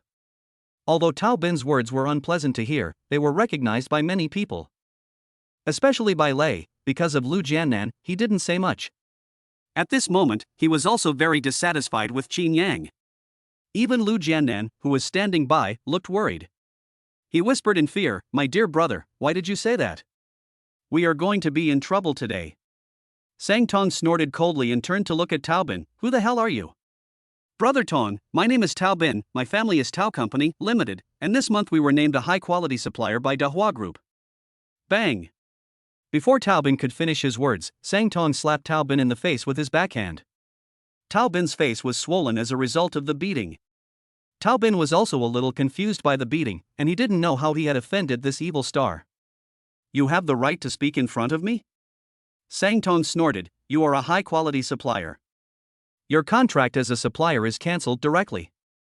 From now on, don't even think about joining our Dahua Group. Then he took out his phone and called his sister directly. And he explained the situation here in a processed way. Before Tao Bin could explain, he received a call from his father. As soon as the call was connected, she started scolding him and even cried on the phone, saying that Dow Corporation was completely finished. After hearing this, Tao Bin was completely dumbfounded. Plop! Tao Bin knelt down and begged for mercy, crying, Brother Tong, Brother Tong. I was wrong, please forgive me. Please. Sang Tong didn't even look at him, but just waved casually. Bai Lei quickly called for help and dragged Tao Bin away. Tao Bin is no longer qualified to sit with these people. After doing all this, Sang Tong walked towards Chinyang with a smile on his face and said, Brother-in-law, you are here too? Why didn't you call me? He was completely different from when he faced Tao Bin just now. Brother-in-law? Everyone present was stunned for a moment. They all couldn't believe their ears. Especially those who are familiar with Sang Tong, like Bai Lei, they all know that Sang Tong's sister is a powerful woman. But they haven't heard that Sang Rue got married? Why are you here too? Chinyang was puzzled, but he quickly continued, yes, there is such a party in Jinghai, why wouldn't you show up? Hearing Chinyang say this, Sang Tong scratched his head a little embarrassedly and smiled, Brother-in-law, let me tell you something. You gave me the 30 million yesterday. Can I invest in your company? Chinyang quickly raised his hand, stop. If you have something to say, just say it. I'm not your brother-in-law. Brother-in-law, what are you talking about? I told you that my sister is beautiful and has a good figure. She is also very smart. She holds all the power in our family. If you two can get together, she will definitely be able to help you, and the baby you give birth to after you both get married will definitely be beautiful and smart. At this time, Sang Tong was just about to transform into his sister's salesman. He wished he could sell his beautiful sister, who was a wealthy woman, to Chinyang. Do you have anything else to say? If you keep talking about your sister, just sit somewhere else. Chinyang asked. Hearing Chinyang say this, Sang Tong showed a trace of frustration on his face. Okay, then you can't refuse me about my investment. Fearing that Chinyang would refuse, Sang Tong quickly continued, I will only invest and not interfere. Can you just treat me as your first-round angel investor? Just give me 15% of the shares. Let me think about this when I get back. Let's not talk about this today. Chinyang said. Hearing that Chinyang did not refuse immediately, Sang Tong was very happy. Okay, don't worry. Well. Everyone present was dumbfounded. What Sang Tong said just now had a huge impact on them. Who is Sang Tong? Although he cannot be said to be the biggest brother in Jinghai. But in their circle, he can already be said to be the number one. Moreover, their Daihua group is also very powerful in Jinghai. Especially his sister Sang Rue, who can be said to be one of the top ones among the younger generation in Jinghai. Sang Tong actually wanted to introduce such a person to Chinyang as if he was pushing a big cabbage. Sang Tong, who has always been arrogant, is even more talkative about his brother-in-law. In front of Chinyang, he behaved like a little brother. On the other hand, Chinyang. He actually looked unhappy, even a little disgusted. The same is true for Santong. Everyone was wondering, who is Chinyang? Seeing this, Bai Lei quickly put on a smile and sat down next to Lu Jiannan. With a smile on his face, he said, Mr. Sang, you may not know that my brother-in-law is quite good at playing basketball. Let's find a chance to play together? Oh? You know my brother-in-law? Sang Tong was surprised, and then took a sip of the red wine on the table. Puff. Spit it out immediately. Old Bai, why the hell did you take out this crappy wine? Are you trying to fool people with it? Sang Tong cursed, looking very gangster-like. Bai Lei quickly apologized, my fault. I went to the back and took out a bottle of Roman Connie from the 1990s. This wine is good. I like it very much. Chinyang said. Hearing Chinyang say this, Sang Tong glanced at Bai Lei and said, since my brother-in-law has said so, let's not open the wine for now. Bai Lei quickly apologized with a smile on his face. At the same time, Bai Lei took on the role of a waiter. Brother-in-law, do you have any program prepared for today? How about we have a competition later? Sang Tong asked with a grin. Me? I haven't prepared any programs. Chinyang shook his head. Sang Tong shook his head to express his disbelief, and Bai Lei also echoed him from time to time. It made everyone extremely envious, while some people were extremely regretful. Wu Kuei, in particular, hid in a deserted place and slapped himself twice. Just now was such a good opportunity to get close to Chinyang. I even believed the gossip between Tao Bin and his lover. Wu Kuei decided that this was not going to work and he had to find a chance to make amends. Chapter 62. So what? With the addition of Sang Tong and Bai Lei, they are trying to please him. People kept coming over and toasting in a very flattering manner. The atmosphere suddenly became very lively. Time passed quickly. Bai Lei looked at the time and said with a smile, brother-in-law, you guys drink first. I'll go get ready. We'll have some exciting shows later. Soon, waiters brought out a series of large toys such as subwoofer speakers, chessboards, and even musical instruments such as zither, pianos, and gushings that required a lot of effort. At this time, Bai Lei stepped forward and coughed twice, which immediately attracted the attention of Zui Yuran. Brothers, you are all waiting a little anxiously, right? Next, it's your turn to shine. Today, there are various musical instruments. Anyone who can get first place in the competition will receive a mysterious gift. Brothers, show off as much as you can. As soon as Bai Lei finished speaking, the most enthusiastic response immediately came from below. There were howls and whistles, one after another. There were even drunk beauties who took out the cute pink thing from their arms, shook it in the air, and threw it to the boys they liked while laughing. At this time, someone had already come on stage and started singing the most familiar song. However, what he sang could be described as cruel and inhumane. Others sing for money, but this brother's singing is simply life-threatening. Someone immediately came up to the stage and grabbed the microphone. Lu Zi, get the hell out of here. If you keep singing, I'll be dead today. Then he knocked this big brother down directly. There was a burst of laughter on the field. People also went to other venues, musical instruments, and toys, and started the competition amidst the noise. Chinyang was not in a hurry. He drank calmly and began to observe the level of some people.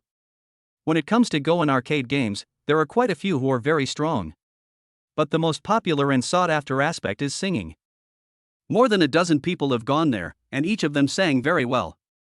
Lu Jiannan, who was standing by, was even more excited and wanted to go up and show it off several times. If Chinyang hadn't been there, Lu Jiannan would have already moved over, especially when he saw Fang Yi, he felt like drooling. Especially when he saw Wu Kuei approaching Fang Yi and chatting and laughing with her, Lu Jiannan was so angry that he cursed, Wu Kuei is just a country bumpkin. What qualifications does he have to chat and laugh with Fang Yi? I'm so angry that I'm going to die. Sang Tong next to him chuckled and stopped talking. After all, today was an opportunity for him to show himself, so he couldn't say much. After all, whether you can pick up girls depends entirely on your own abilities. Now even Sang Tong himself wants to have a chance to perform on stage. After all, we are all young people. Who doesn't like to show up in front of everyone and feel cool? At this time, Wu Kuei actually brought Fang Yi over. Each of them held a glass of red wine, and their faces were filled with joy. It seemed as if Fang and Fo had just reached a very good cooperation. Lu Jiannan gritted his teeth when watching this scene. Wu Kuei showed no sign of displeasure, and said calmly, Brother Lu, are you still angry about what happened just now? I came here specially to apologize to you. At this time, Wu Kuei paused, looked at Chinyang, and immediately put on a flattering face, saying, I apologize to you. Then he even wanted to clink glasses with Chinyang and Lu Jiannan. Chinyang had a smile on his face and didn't move. No one could tell what he was thinking. Lu Jiannan snorted coldly and said in a bad tone, You are such a jerk, and you still have the nerve to come here. Get out of here, this is not the place for you. Wu Kuei's face was filled with embarrassment, and he could only helplessly drink the wine in the glass himself. At the same time, he looked at Fang Yi and winked. The meaning is obvious, next it's your big star. Fang Yi covered her mouth and chuckled, What's wrong with you, Brother Lu? Why are you so angry? I just heard Mr. Wu praising you. I was even invited to come over for a drink with you all. While Fang Yi was speaking, her eyes kept looking back and forth between Chinyang and Sang Tong. There was some surprise, confusion, and even puzzlement in his eyes. Just now Wu Kuei found me and said that as long as I came over and had a drink with them, Chinyang and the others would forgive me. Fang Yi refused directly. After all, she was now a little celebrity. Until Wu Kuei was willing to pay 10 million as a reward. This shocked Fang Yi greatly. She has speculated more than once who this Chinyang is. How could Wu Kuei actually take out 10 million to persuade him? To be honest, Fang Yi was moved. Although my backer also said that I would definitely earn a lot in the future. My exposure has increased a lot recently, and my fame has also improved greatly. But Fang Yi was naturally willing to do this kind of thing where she could earn 10 million yuan by being a lobbyist. Especially recently, at major events, all kinds of celebrities were very polite to her, which gave Fang Yi the illusion that she was very powerful. I believe that as long as I step forward, I will definitely be able to do it. Fang Yi said as she sat directly beside Chinyang, and directly extended her hand and said, "My name is Fang Yi, and I am currently an actor. I just heard Mr. Wu mention you, so I wanted to come over and meet you." Although Fang Yi said this with a smile, her tone was condescending, even condescending. Chinyang was immediately upset. He was too lazy to pay attention to such a brainless woman and said directly, "Not interested." The resolute tone made Fang Yi feel embarrassed. Sang Tong on the side was even more furious. "Damn it, I just called him brother-in-law, and everyone here heard it. Who do you think you are, Fang Yi, that you actually want to steal my sister's man?" Sang Tong waved his hands as if to shoo away a fly. Go, no one here is interested in knowing you. Why don't you take a piss and look at yourself in the mirror? What kind of person are you?" Well. Fang Yi felt like her brain was freezing. He had taken the initiative to ask to get to know them. As long as they got to know each other, he could give them some sweet benefits and Wu Kuei's deal would be done. But why is the result different from what I expected? Do they even feel like they want to drive me away? This is simply too insulting. Fang Yi also had a bad look on her face. "Do you know who I am? It's very rude to talk like this now. I'm telling you, I'm backed by the Wantai Group in the imperial capital. The Wantai Group is going to bring a huge amount of funds to Jinghai to invest in movies, TV shows, and short plays. What I meant was, I can bring in a huge amount of money, and if you curry favor with me now, I can help you make some money in the future." Chinyang snorted coldly and looked at Fang Yi, who looked pretty but had a questionable IQ. Oh? So what? All of a sudden, Fang Yi was stunned.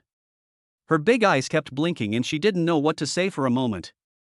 "I have money, resources, and I'm good looking. Now I'm coming over to you to chat and get to know you. You just reply to me with 'so what, are you stupid?'" Fang Yi was a little angry, and her tone was no longer as gentle as before. She asked directly, "You are so awesome, what do you do?" Chapter 63, Flight of the Bumblebee. Before Chinyang could say anything, Sang Tong stood up suddenly. With a look of disdain on his face, he said, "What? You little slut, you still want to betray your uncle? I'm not afraid to tell you, we're just filming a skit. If you don't agree, just do whatever you can. If I'm weak, you're done for." That arrogant tone and manner treated Fang Yi as a clown. Especially the indifferent look of Chinyang next to her, made Fang Yi, who had always been proud of her appearance and background, feel extremely humiliated. This is a situation that I have never encountered since my debut. This made Fang Yi, who had originally wanted to maintain some dignity, instantly furious.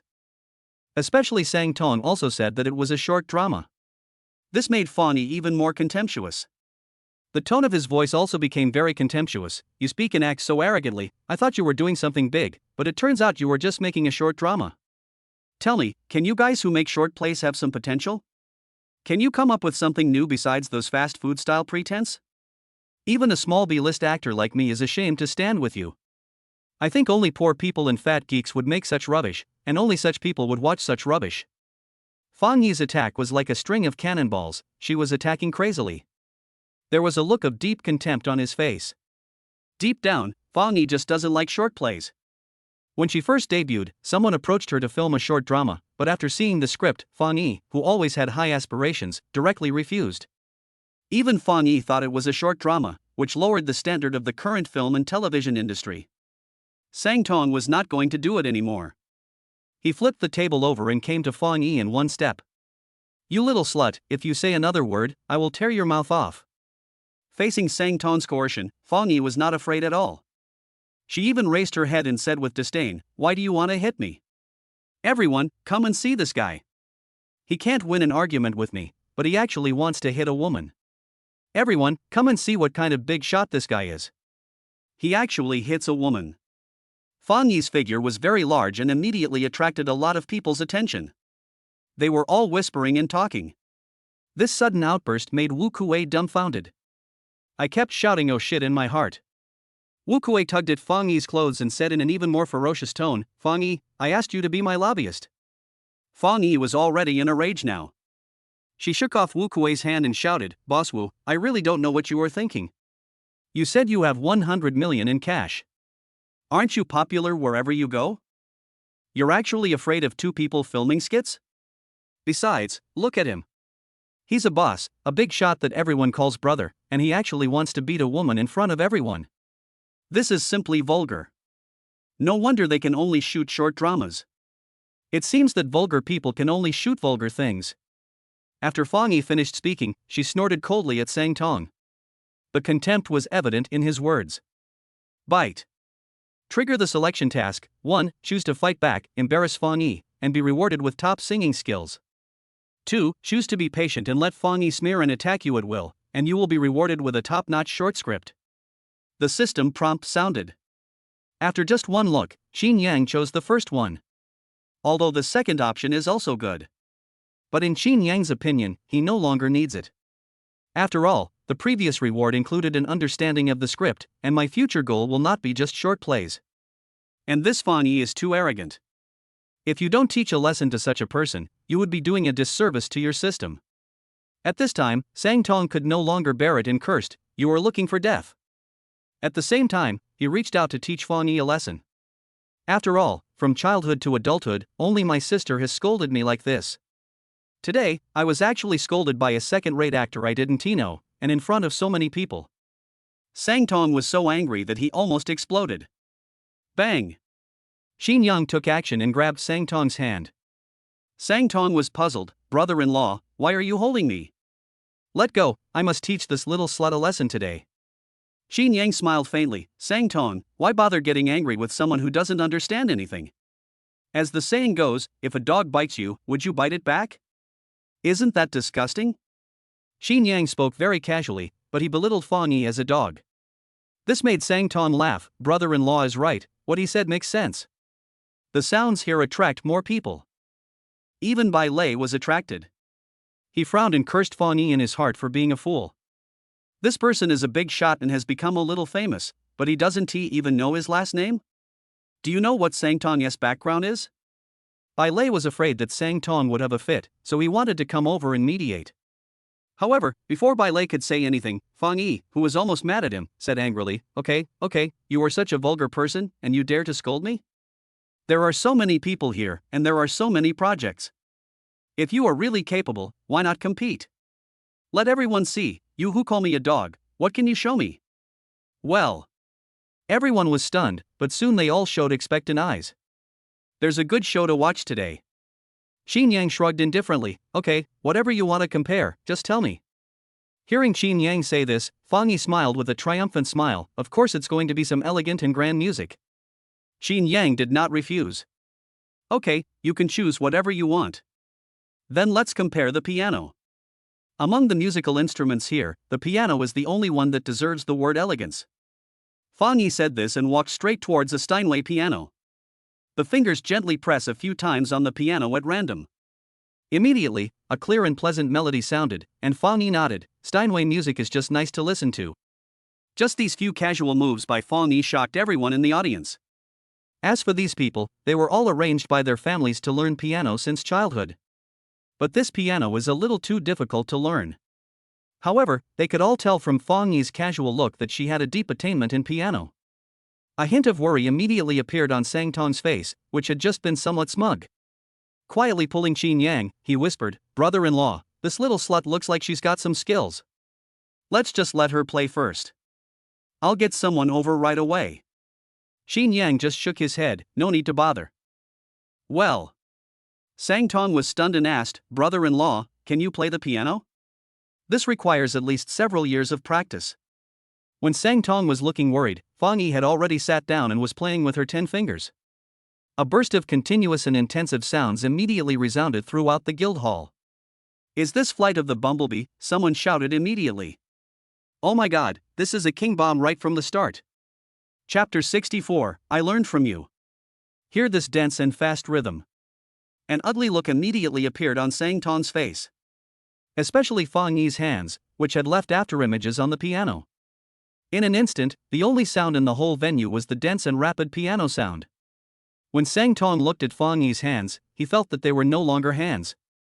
Instead, it was a pair of ruthless slaps in the face, each as big as a palm leaf fan, hitting his face densely and quickly. After all, it would be difficult to achieve such a difficult piece as Flight of the Bumblebee without more than 10 years of piano practice.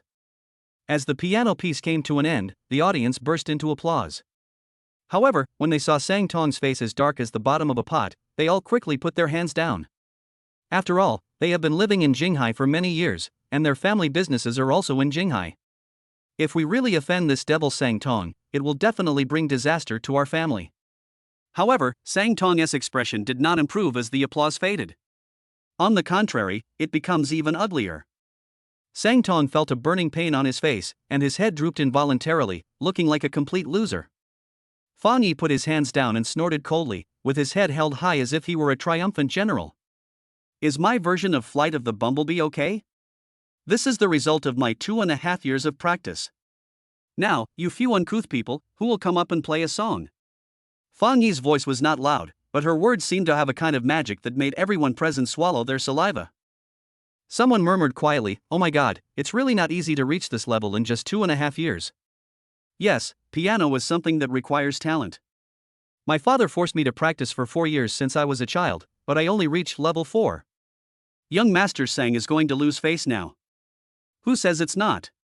The sound of people whispering around him made Sang Tong's face even uglier. He glanced coldly at those who had just been talking about him. He must remember that it was those people who said bad things about him, and he must find a chance to get back at them in the future. At this time, Chinyang casually stepped forward and flicked it lightly. The soft sound of the Steinway piano suddenly rang out. Duo, li, mi, fa, sua, la, shi. Very crisp. At this time, Fang Yi seemed to have seen the funniest joke in the world, pointing at Chinyang and laughing. You've never played the piano before? Do you know how to dole ma fe so laxi? Just looking at your crude technique just now, my assistant is 10,000 times better than you. Judging from your level, this isn't your first time playing the piano, is it? Just now you said with all your confidence that you would let me pick anyone I wanted. I thought you were so powerful.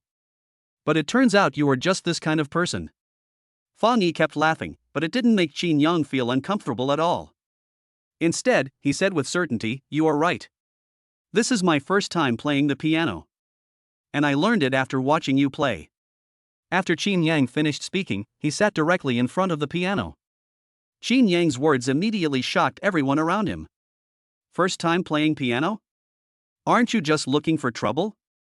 Lu Jiannan's face was equally grim, and he whispered to Chinyang, "Brother Yang, why don't we just not compete? At worst, we can just admit defeat."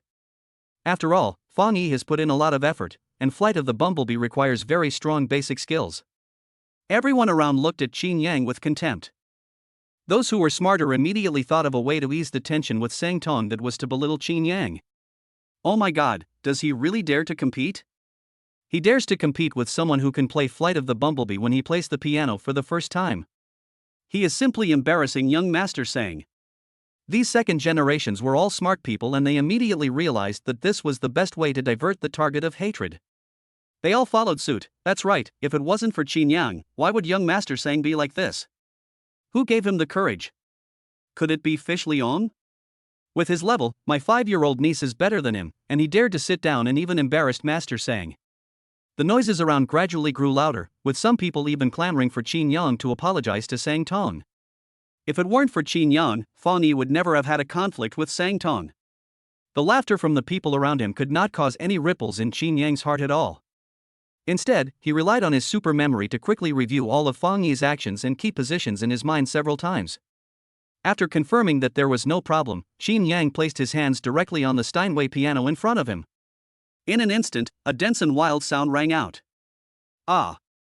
Everyone around was immediately dumbfounded. They all stared at Chinyang blankly. Chinyang was actually playing Flight of the Bumblebee as well, and the sound of the song was louder and the rhythm was even faster than Fong Yi's just now. In terms of rhythm, it's even better than Fong Yi's. Huge doubt suddenly arose in the hearts of everyone present. Could it be that Chinyang was just pretending to be a pig to eat the tiger? He can play the piano, just to make everyone think he can't play it? Then he came out to show off? The crowd, which was in chaos just now, suddenly became quiet. They were all quietly listening to Flight of the Bumblebee played by Chinyang. It must be said that Chinyang played the piano very well, giving everyone present the illusion that a lot of dancing bees appeared in this huge venue. The extremely fast melody made everyone feel that these dancing bees were about to attack them at the next moment, making them dare not move. It is 100 times better than what Fong Yi played just now. Everyone was listening attentively to this master-level performance. After a brief 4 minutes, when Chinyang raised his fingers, no one present made any sound. Ahem, I found that in the part from 9 to 24, due to the size of your hands, the chord was not played properly. I changed it this time. It also restored the original effect. Chinyang's voice came faintly. This brought everyone back to their senses. Instantly, there was thunderous applause. There were even constant whistles and cheers. At this time, Chinyang stood up, walked towards Fong Yi and asked her directly, "How is my playing?" At this moment, Fong Yi no longer had the arrogance she had just now. His entire face had turned the color of liver. He quickly thought of the next countermeasure in his mind, and asked with trembling lips, You said you can't play the piano? You are a grown man, but you have the nerve to lie. Are you trying to show off in front of me? You have the nerve to do that. Do you feel good about it?" Fong Yi felt more and more that she was right the more she spoke, as if she had found a way to target Chinyang. He didn't care about his image at all and had the urge to start a fight with Chinyang. He was completely different from the calm and composed look he had just now. Chinyang shook his head. "I am a student at Jinghai University. I have been delivering food for 3 consecutive years. Where do I have the time to learn piano? I memorized this song Flight of the Bumblebee after watching you play it just now. If you're not convinced, you can try something else.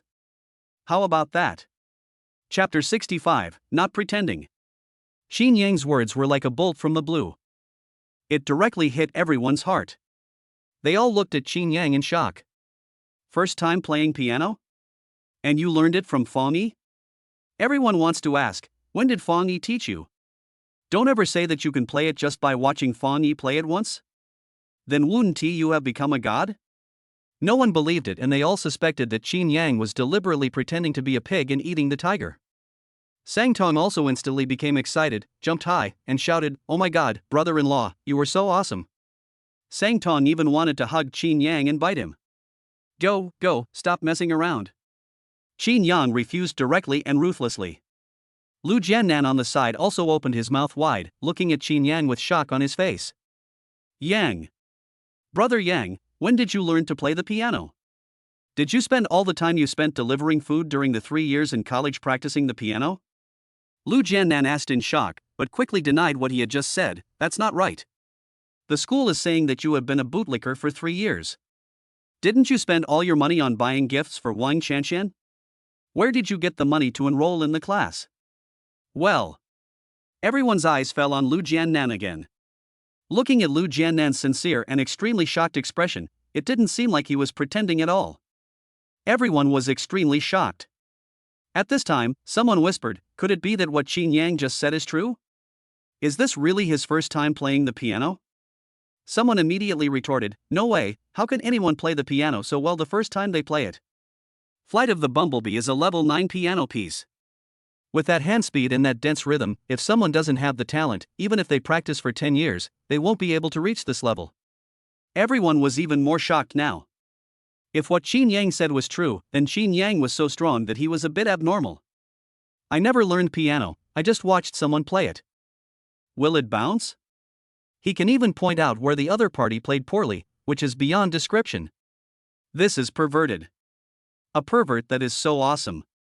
Fang Yi's expression also changed drastically, and her eyes moved back and forth between Chinyang and Lu Jiannan's faces. He wanted to find some evidence of Chinyang's disguise on their faces, so as to blame Chinyang and slap Chinyang in the face. However, Fang Yi discovered to her great despair that even though she was good at noticing details, she could not detect any disguise on the faces of these two people. Especially Lu Jiannan's shocked expression, which he couldn't fake at all. Fang Yi was going crazy. She screamed in her mind, "This is not real, this is not really big." But the current results all show that no matter how much Fang Yi doesn't believe it, there is no way to stop this from being reality. Especially when Fang Yi saw that Chinyang's eyes were full of eagerness to try, as if the 9th level piano piece just now did not satisfy him. Fang Yi understood immediately. Chinyang was not pretending, he really learned it after watching himself play it once. This powerful memory and body control ability is so strong that it is a bit scary. Because Chinyang's eager look was exactly the same as when he was able to play a complete song. In fact, Fang Yi had originally prepared one of the most difficult pieces to play in the world, Piano Concerto No. 3. This piece required devilish technique, but she was still a little unfamiliar with it. It seems that this piece of music cannot be played now. Maybe just as I finished playing, Chinyang would turn around and play it too, and even better than I did. That would be really embarrassing. Fang Yi's brain was working rapidly, thinking about how to deal with this situation. But he didn't show any sign of giving up. These people are your friends. They will naturally stand on your side and speak for you. If you have the ability, why don't we compete with the others? Having said this, Fang Yi immediately had an idea in her mind. Aren't you, Chinyang, smart and have an excellent memory? Then I'll come up with something else that will make your memory useless. Chinyang shrugged, "It's up to you, but it's a pity that I only learned one piece on such a good piano." While speaking, he looked at Chin with some regret. Fang Yi felt like beating Chinyang up when he saw that he was still unsatisfied. The hatred towards Chinyang in his heart became even more violent. Fang Yi secretly made up her mind that she would make Chinyang pay today. With so many brothers here, they must be very familiar with singing. It will be difficult to judge if we compete in other events. Next, let's compete in singing, Fang Yi said confidently. Chinyang hesitated for a moment and said, "Singing? Isn't that a bad idea?" After all, he had just acquired top-notch singing skills. Comparing himself with Fang Yi, Chinyang felt like he was bullying her. Fang Yi thought it was her suggestion that made Chinyang scared. Otherwise, why wouldn't he accept it? He was immediately overjoyed, and smiled brightly, saying sarcastically, "Why is it not good? Can it only be compared to your strengths? Didn't you just say that you wanted to compete in anything and let me pick whatever I wanted? Now you say it's not good? Are you not good enough?" Fang Yi's tone was especially emphasized on the word no. The meaning is obvious.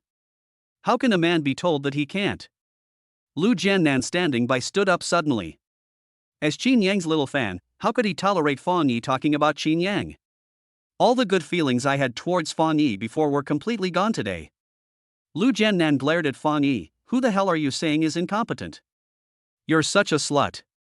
With a slut like you, even if you want to sleep with Brother Yang, it's not your turn. Don't you see how ugly you are? If you see you like this at night, you will be scared. Even if a ghost sees you, he'll have to call you grandma." It's like an angel's daddy fell to the ground and smashed his face into pieces. "You look like an airport.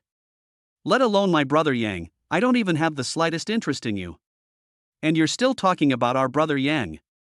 Who gave you the courage?" Lu Jiannan's curse was extremely harsh. Because he knew that Chinyang's singing was very bad. Lu Jiannan had heard Chinyang humming a tune before, and the sound attack was almost as powerful as his own. Now Fang Yi actually proposed a singing competition, and the key point was that Chinyang agreed. How is this possible? Brother Yang, how could you lose to a bitch like Fang Yi? Fang Yi was scolded so badly by Lu Jiannan that her face turned pale with anger. She immediately raised her head, chest and hips, and protested to Lu Jiannan, "Are you blind? Where is my front and back airport? Look at what this is. This is a typical big S. It's what countless men dream of." Then he looked at Chinyang and asked angrily, "Do you want to compete or not? If you don't dare to compete, just kowtow and admit your mistake. I can be generous and not bother with you. They are just like people who are like them. They are a bunch of garbage." Chapter 66, It's not lip syncing. Lu Jiannan was not a coward and wanted to argue with Fan Yi directly. Chinyang grabbed him and said, "Why bother with such an uncultured person?" Fan Yi sneered in disdain, "Who are you calling a person without quality? Do people with quality just spit shit out of their mouths? Do you want to compete or not?" Fan Yi's insulting words to Lu Jiannan made Chinyang immediately unhappy. Chinyang said coldly, "Compete? Of course we have to compete. But you just insulted my brother, you need to give me an explanation for this." Fan Yi said disdainfully, "Explanation? What explanation? Do you want me to kneel down for him? I'm telling you, stop dreaming. People like you are nothing but useless." Fan Yi became more and more excited as she spoke, but this also made everyone around her unhappy. After all, there are still quite a few people who have a good relationship with Lu Jiannan, and Fan Yi's blow basically knocked them all down. "If you lose, apologize to my brother directly, a formal apology. If you don't apologize, the rest of the competition will be meaningless," Chinyang said in a firm tone. Lu Jiannan's eyes suddenly lit up. Looking at Chinyang, his eyes were full of admiration. Chinyang is a rebellious general. He is sure that Fan Yi will not make a formal apology. After all, a formal apology requires an announcement. If this happens, Fan Yi's reputation will be greatly damaged. Wow, Chinyang is really good at this. That's true. Why would Fan Yi formally apologize? There's no need to compare. After all, Fan Yi is just a second-rate star. I've heard her singing, and she's amazing. What's there to be afraid of? Anyway, Chinyang has already won the piano competition, and he won it fairly and gloriously. If Chinyang wasn't competing, Fan Yi would definitely lose today. If this gets out tomorrow, it will definitely be big news. Everyone was talking about it, and Fan Yi's face turned ugly. She thought this was an excuse Chinyang made up just because he didn't want to compete. No matter how powerful Chinyang is or how talented he is, how can he compare with someone like me who has received professional training? After figuring it all out, Fan Yi stood up and said sarcastically, "You want to use this little trick to avoid the competition? That's ridiculous. It's okay for me to apologize, but what if you lose?" Chinyang smiled slightly and said, "If I lose, you can say whatever you want. But if you lose, you must apologize." "Okay." Fan Yi agreed immediately. She was afraid that Chinyang would not agree, so she deliberately used provocation. Now that Chinyang has agreed, Fan Yi will naturally not let it go. "If you lose, you have to take him out of here and bark like a dog. Do you agree?" Fan Yi said with disdain. Then he looked at Lu Jiannan and Sang Tong and continued, "I just don't know if they will do it if you lose. Don't just run away when the time comes. That won't work." Fan Yi's words made Lu Jiannan and Sang Tong so angry that they both wanted to slap her. This woman is like a mad dog now. Chinyang snorted coldly, "I have seen many women who look down on others, but this is the first time I have seen such an aggressive woman like you. Well, if I lose, I'll make them agree to do it." Hearing Chinyang's words, Fan Yi laughed triumphantly, Okay. But you have to do what you say." Then Fan Yi walked directly to the microphone beside her, picked up the microphone and said to Chinyang, "Then let's start the game." Fan Yi spoke very quickly, not giving Chinyang any chance to refuse, for fear that if she agreed too slowly, Chinyang would have the opportunity to go back on his word. Then Fan Yi looked at Chinyang with contempt and directly chose a very difficult song, Qinghai Tibet Plateau. As the singing began, beautiful voices floated throughout the venue. Not to mention that Fan Yi sang this song very well, so well that people began to doubt whether she was the original singer. Oh my god, Fan Yi's voice is really beautiful. Yeah, that's a bit too strong. Is Fan Yi lip-syncing? Everyone was talking in low voices. When Lu Jiannan heard this, he shouted even louder, "Hey, you're not lip-syncing and trying to trick people here, are you?" Fan Yi looked at Lu Jiannan with contempt, and while singing, she knocked on the microphone with her hand. There was a sudden thumping sound coming from the speakers, proving that she was not lip-syncing. The whole audience suddenly burst into enthusiastic shouts. Because Fan Yi sings so well. As the chorus sounded, Fan Yi actually sang the passionate and high-pitched voice perfectly, and her voice was still so crisp and beautiful. Lu Jiannan could only smack his lips in frustration and said nothing. Soon after the song was over, the audience burst into warm applause. After all, Fan Yi's strength is there, and her strength is so powerful. Sang Tong also kept smacking his lips. Oh my god, this little slut is really good at it. Fan Yi was enjoying herself very much at this moment. Looking at the warm applause from the audience, she felt like she was standing on the red carpet. Standing on the podium of a music program, I felt very happy. Sweep away the gloom just now. Today's song, Qinghai Tibet Plateau, is the result of a lot of effort on my part. Then Fang Yi handed the microphone to Chinyang contemptuously, "Come on." Chinyang took the microphone and said with a smile, "The singing is not bad." Chinyang was telling the truth, because Fang Yi sang really well. But to Fang Yi, Chinyang's words sounded like flattery. She thought Chinyang wanted to do her a favor so that she would be generous and forgive him. To avoid making a fool of yourself on stage. Fang Yi snorted coldly, "Humph, you want to please me now? It's too late to tell you. Hurry up and get on stage. I'm expecting you to crawl out of this party on your knees." Fang Yi's voice was cold, yet full of pride. After all, this song of mine was taught by a famous teacher and I also put a lot of effort into it. My singing skills were originally intended to be used as the finale in a certain specific occasion. Unexpectedly, today because Chinyang was exposed, Fang Yi would never give in. Chinyang was not angry at Fang Yi's aggressive attitude. After a faint smile, he took the microphone directly. After going on stage, he directly chose the song Stars. As the music started, the whole party instantly became lively. "Oh my god, what tune is this? I seem to have heard this song somewhere before. Oh my god, this is Vita's S Stars. No way? No way? Chinyang wants to sing this song Stars? Is he crazy?" Everyone was talking about it, and they all looked very shocked. Because this song Stars is so difficult to sing. Even Fang Yi was shocked by the prelude of this song. As a second-tier star, Fang Yi also has a deep knowledge of music. The high notes of this song have reached E6. Even some famous singers cannot reach such a high level, especially the climax of the chorus, which instantly spans 6 notes. There is no way Chinyang could sing it. Fang Yi sneered and mocked, "You don't know how to live or die. I want to see how you can sing such a high-pitched song today." Chapter 67. He is in Lamech. Similarly, the people in the audience were also discussing the issue. Because this song Star is too difficult. Not to mention Chinyang, an unknown amateur, even many well-known singers in the country cannot sing this song well. There are also people in China who want to imitate this song, but their imitations are terrible. The high notes cannot reach the target, the transition span is too large, and even causes many singing to sound extremely unpleasant. But these people's discussions could not affect Chinyang at all. As the prelude music sounded, Chinyang's super memory instantly came into play. Vitas in his mind seemed to be alive, playing for Chinyang quickly. Once.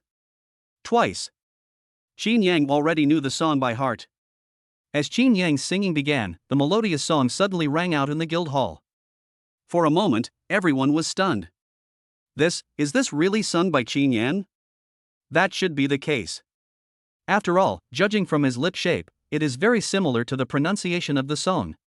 Everyone was whispering, and after hearing what happened next, some even revealed a hint of doubt. Nothing else.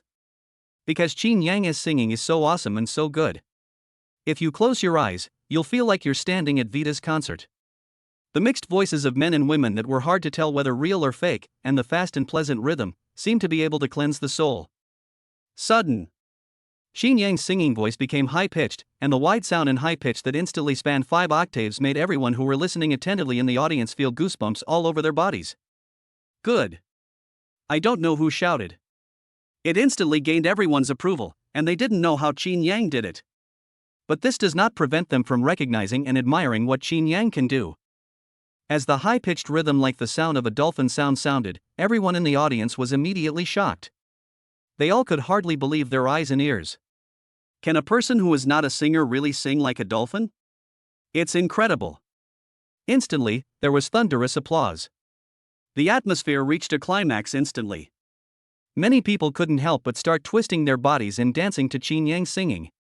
However, this scene made Fang Yi so angry that she almost died. Looking at Chinyang on the stage, Fang Yi was about to shout that Chinyang was lip-syncing. Fang Yi just stretched out her hand and pointed at Chinyang without even saying a word. Chinyang on the stage seemed to have expected Fang Yi to behave like this. He actually pulled the microphone back and forth. Oh my god, what is Chinyang doing? He is playing with Lamai. Oh my god, Chinyang is so awesome.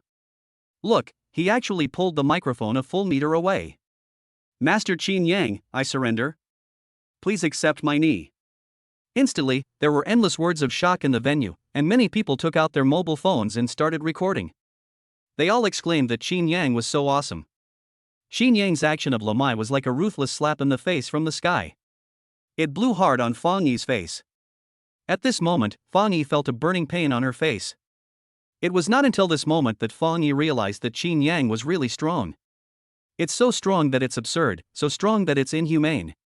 At the same time, she also understood what Chinyang meant by what he said just now. It's not good. This is because Chinyang is much better than himself. To compete in singing is like a birthday star drinking arsenic. Isn't he dissatisfied with his life? But the situation has come to this point, and it is too late to make amends. Fang Yi was so angry that she wanted to slap herself hard a few times. She hated herself for being blinded by money and agreed to help act as a peacemaker. If I hadn't been greedy for Wu Kuei's 10 million, how could I have come to this point? Just when Fang Yi was feeling extremely regretful, Chinyang on the stage had already finished his song. As the music ended, the audience was still immersed in the passion just now. They shouted, "Brother Yang, one more. One more. Brother Yang, please accept my knee. I only ask you to give me one more. Brother Yang, you are God. You are the eternal God in my heart. God Yang, please give me another one." Everyone in the audience shouted, wanting Chinyang to do it again. After all, Chinyang's voice, his singing skills, and his high notes span 5 octaves. It is something that not ordinary people can compare to, and it makes everyone feel like they are watching a concert. This feels so good. Even the organizer Bai Lei was dumbfounded. There were even many people who asked him to beg Chinyang to sing another song. Bai Lei had no choice but to go on stage and almost begged, "Brother-in-law, please just sing another song." Bai Lei holds this kind of gathering every year. It not only enhances the relationship among everyone, but also provides many business opportunities that are not easily noticed outside. But this is the first time such a lively situation has happened. Chinyang smiled faintly. "Okay, then let's sing another song," left hand pointing to the moon dot. The whole audience was boiling again in an instant. Because the difficulty of this song is no less than that of stars. Even the high notes are higher than the stars. As the music started, Chinyang started singing again. That passionate and generous singing, those high notes that almost reached the sky. All of them are stirring everyone's heart. Lu Jiannan in the audience was so happy that he jumped up and down, and kept muttering, "Brother Yang is awesome, Brother Yang is invincible." At this time, Sang Tong directly became Chinyang's little fanboy. She kept shouting, "Brother-in-law is awesome, brother-in-law is invincible." The shouts of these two people even inspired everyone in the audience. They all shouted in unison, "Brother Yang is awesome, Brother Yang is invincible." The scene was comparable to a concert. Fang Yi, who was originally favored by everyone, was now completely ignored by everyone. Even when she quietly walked to the edge, no one noticed. This made Fang Yi feel very uncomfortable, but she also understood that this is the real society and the real human nature. The competition with Chinyang was like a slap in the face from the sky. It not only made Fang Yi's face swollen, but also woke her up completely. Looking at Chinyang on the stage, Fang Yi wanted to just leave quietly. That would save a lot of trouble, but I still feel very reluctant. After all, at today's banquet, you can get along well with many rich second generations, and you may even have your own financial sponsor in the future. After thinking it through, Fang Yi gritted her teeth and decided to stay. At this moment, Chinyang had finished singing the song, left hand pointing to the moon. Everyone was still immersed in the shock of the music just now, and some even wanted Chinyang to sing another song. At this time, Chinyang had already stepped down. Lu Jiannan immediately stepped forward, hugged Chinyang tightly and laughed crazily. "Ha, Brother Yang, you are the god in my heart. The invincible god." Chinyang smiled faintly. "These are all trivial matters, there is no need to care about them." Lu Jiannan nodded heavily and shouted, Look, this is my brother Yang's demeanor. He sang such a crazy song and said it was a small matter. He is not like some people." After saying that, Lu Jiannan started looking for Fang Yi everywhere. "I'm sorry, I was wrong just now." Chapter 68. Look, I will defeat you. At this moment, Fang Yi was like a child who had done something wrong. She looked at Lu Jiannan with a face full of grievance, and with her charming face, she looked very pitiful. She no longer had the arrogance she had just shown, as if it was not her who had just told Chinyang and the others to leave the banquet. "I'm sorry, I was wrong. I shouldn't have been so aggressive just now. I now formally apologize to you.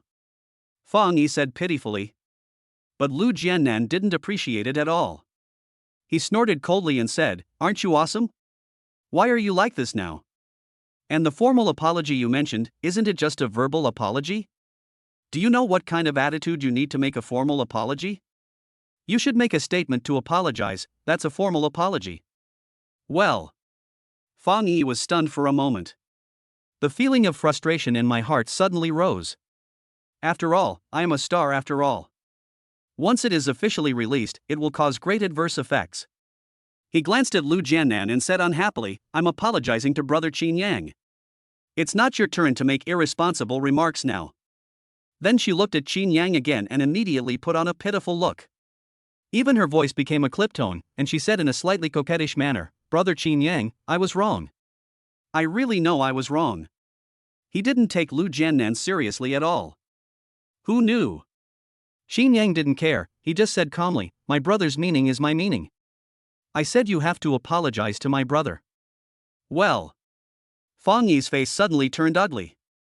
Just now, I was thinking that I could use my previously successful way of acting like a spoiled child to win Chinyang's sympathy. Unexpectedly, Chinyang refused to give in. Still let myself apologize to Lu Jiannan.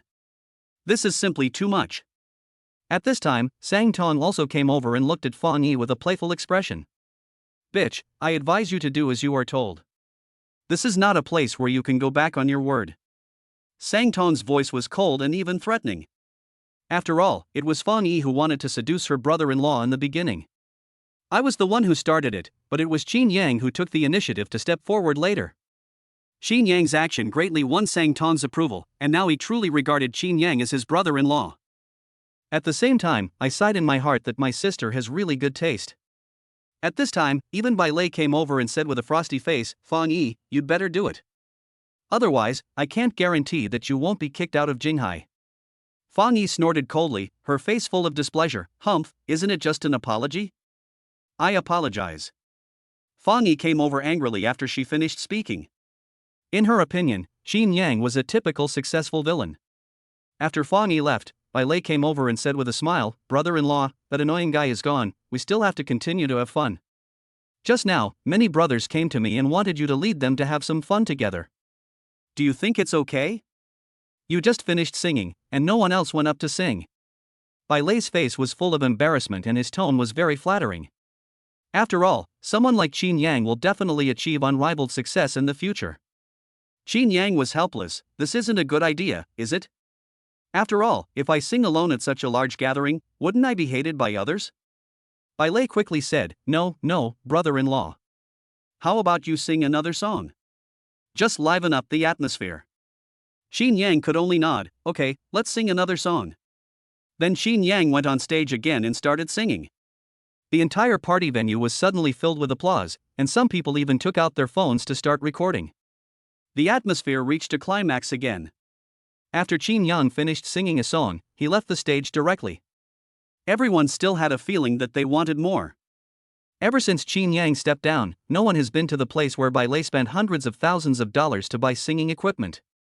After all, they are all self-aware. The songs they sing are simply noise pollution and cannot be compared with Chinyang's. Soon someone suggested playing King of Fighters and arcade games.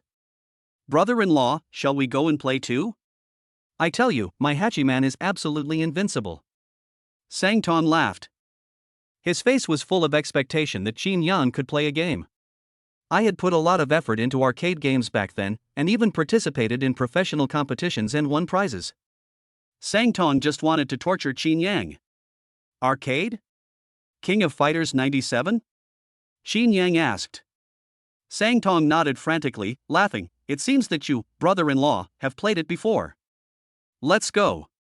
We have nothing to do anyway. Let's play around."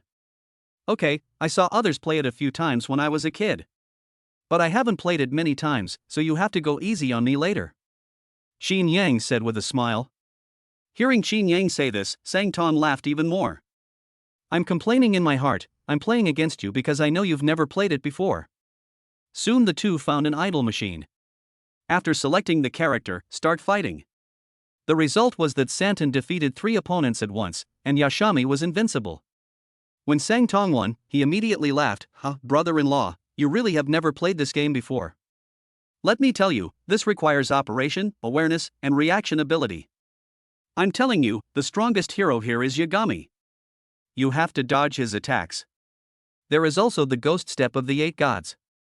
This is simply the magic move of the 8 gods. As long as it is used well, it will be invincible. However, this requires operation. After finishing speaking, Sang Tong demonstrated the operation of the ghost step to Chinyang again. At this time, Sang Tong had transformed into a teacher and began to explain to Chinyang how various heroes attack. Oh. So that's it, I understand. I understand. But Chinyang seemed to have turned into an elementary school student. Seeing Chinyang like this, Sang Tong was very proud.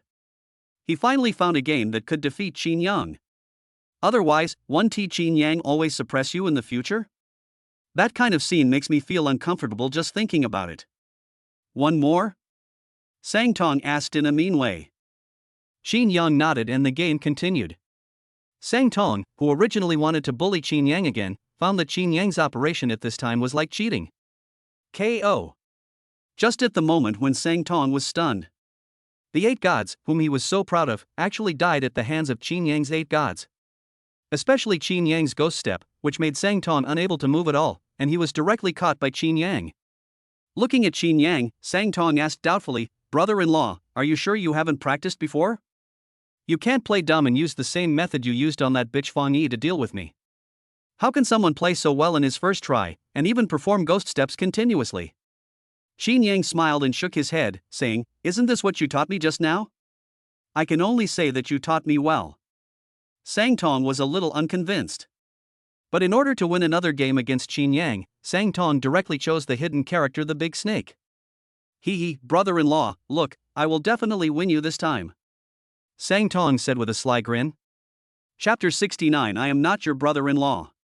At this time, Lu Jiannan and Bai Lei came over and saw that Sang Tong actually chose the Big Snake. "Mr. Sang, this is a bit unkind of you. Do you want to use a big snake to bully Brother Yang?" Lu Jiannan said. Bai Lei also shook his head. "Master Sang, you actually used a big snake? Are you clearly trying to bully Brother Yang? You are the best at playing King of Fighters among our group, and now there is a big snake. This is a bit too unkind of you." Lu Jiannan and Bai Lei's words immediately attracted the people playing arcade games nearby. They all came over at once and blamed Sang Tong. "When playing King of Fighters, you actually choose Orochi? This is clearly an attempt to torture Chinyang."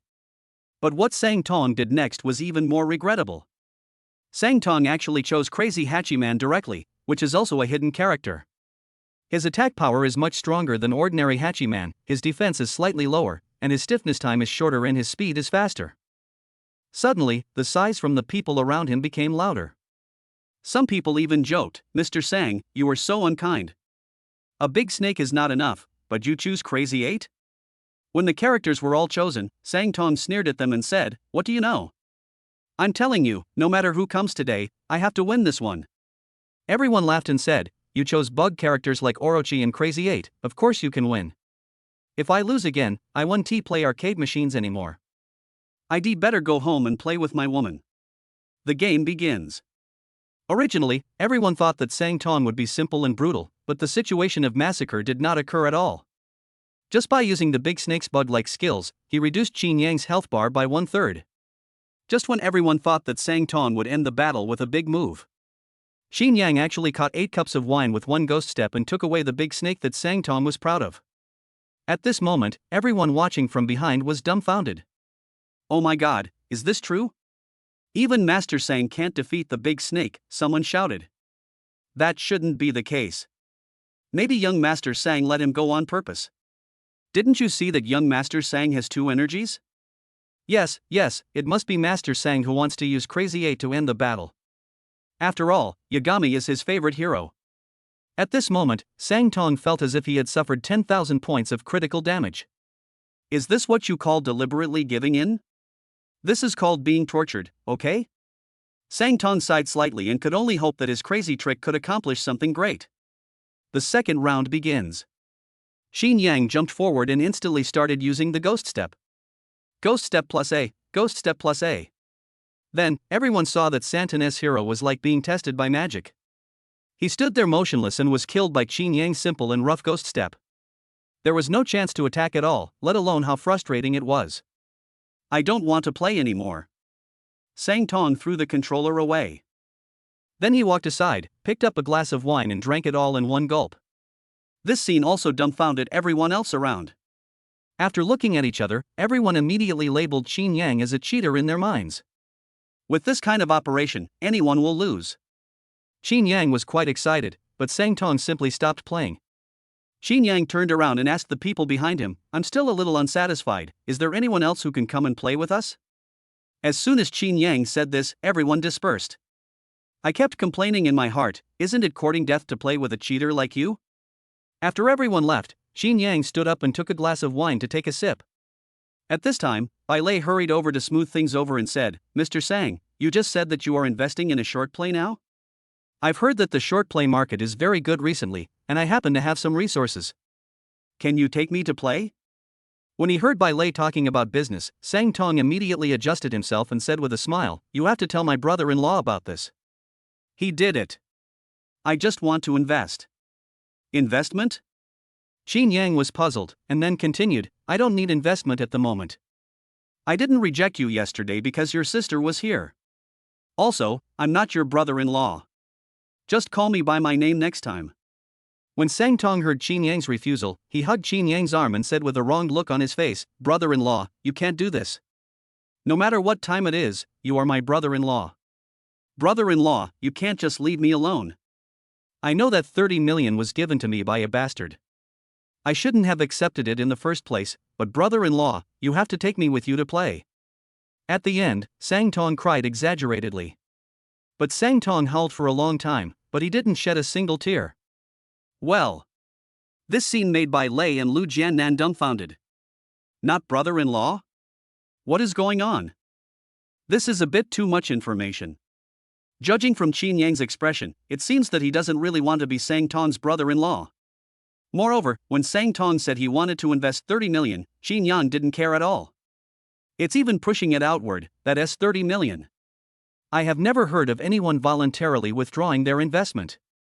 Suddenly, many people around looked over here, and they had no idea what was going on. All I saw was Sang Tong holding Chinyang's arm and howling. Is this what happens when you lose a game?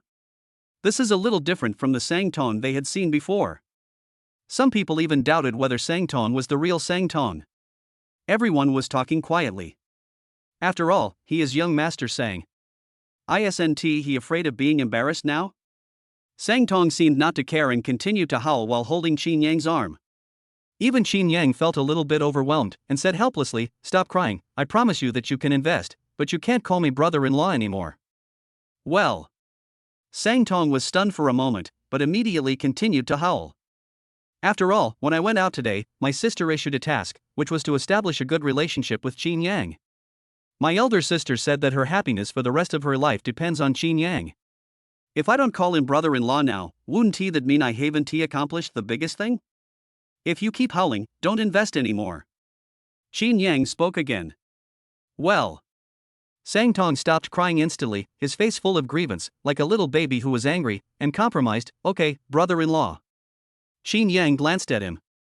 Sang Tong quickly changed the subject. Brother Yang. Should I transfer the 30 million directly to you? Or what? There is absolutely no sign of plastic surgery." Chinyang was speechless about this, and said helplessly, "Go to the company tomorrow and transfer the money to the company account, but you can only get 10% of the company's shares." Sang Tong nodded repeatedly, okay. Let alone 10%, I'll do even 5%. As long as you accept my investment, Brother Yang. Sang Tong doesn't look like an investor at all. This left Bai Lei and Lu Jiannan dumbfounded. I was extremely shocked. They were all worldly wise people, but this was the first time they had seen such an investment that seemed like begging for help. Is there a huge business opportunity here? Lu Jiannan also said at this time, "Brother Yang, do you think I can invest a little bit too?" Chapter 70 exploded. Even Bai Lei was very excited and said, "Well, Brother Yang, do you think it's okay for me to invest as well?" Whether it is Lu Jiannan or Bai Lei, these rich second generations have been specially trained by their families since childhood. Besides, Bai Lei holds this party every year just to find good investment opportunities. Sang Tong actually directly invested 30 million and only held 10% of the shares. What a huge bet this was. Lu Jiannan was also excited. Brother Yang, I want to invest too. Lu Jiannan knew very well that Chinyang had been busy with a short play during this period, and even the 3 people in Chinyang's dormitory had not returned. Lu Jiannan, who had long been a fan of Chinyang, couldn't wait to move into Chinyang's dormitory. Looking at the 2 men's almost pleading eyes, Chinyang said helplessly, "Okay, you 2 can come to the company together tomorrow." Hearing Chinyang's agreement, Bai Lei and the other man instantly became happy. Soon the whole banquet came to an end. These second-generation people, who were in groups of 3 or 2, all had lewd smiles on their faces. Bai Lei said to Chinyang mysteriously, "You have won 3 first places in a row. When will you take away our mysterious grand prize? Mystery jackpot?" Chinyang was surprised. At this time, Bai Lei waved to the waiter in the distance. Immediately, a large group of beautiful women came over. These beauties all have hot bodies with curvy figure. Those slender thighs were as smooth as jade, and a faint fragrance wafted into my nose before I even got close. They were all dressed very simply, and the way they walked was like willow leaves in the wind, twisting back and forth. As they swayed, their beautiful bodies were revealed under the black fishing nets. From a distance, it is full of temptation. Bai Lei quickly approached Chinyang and said with a smile, "Brother Yang, these are all carefully selected by me. There are beautiful girls in college and some young actors who have just debuted. You can take anyone you like directly. Even if you want to take them all away, that's no problem. But if that's the case, Brother Yang will have to work hard to perform a miracle tonight."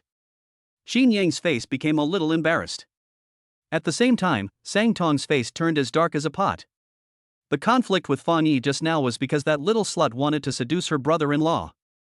Now Bai Lei has brought so many here again. And the quality is so high that I want to take a few away after seeing them. Sang Tong coughed loudly, which immediately attracted Bai Lei's attention.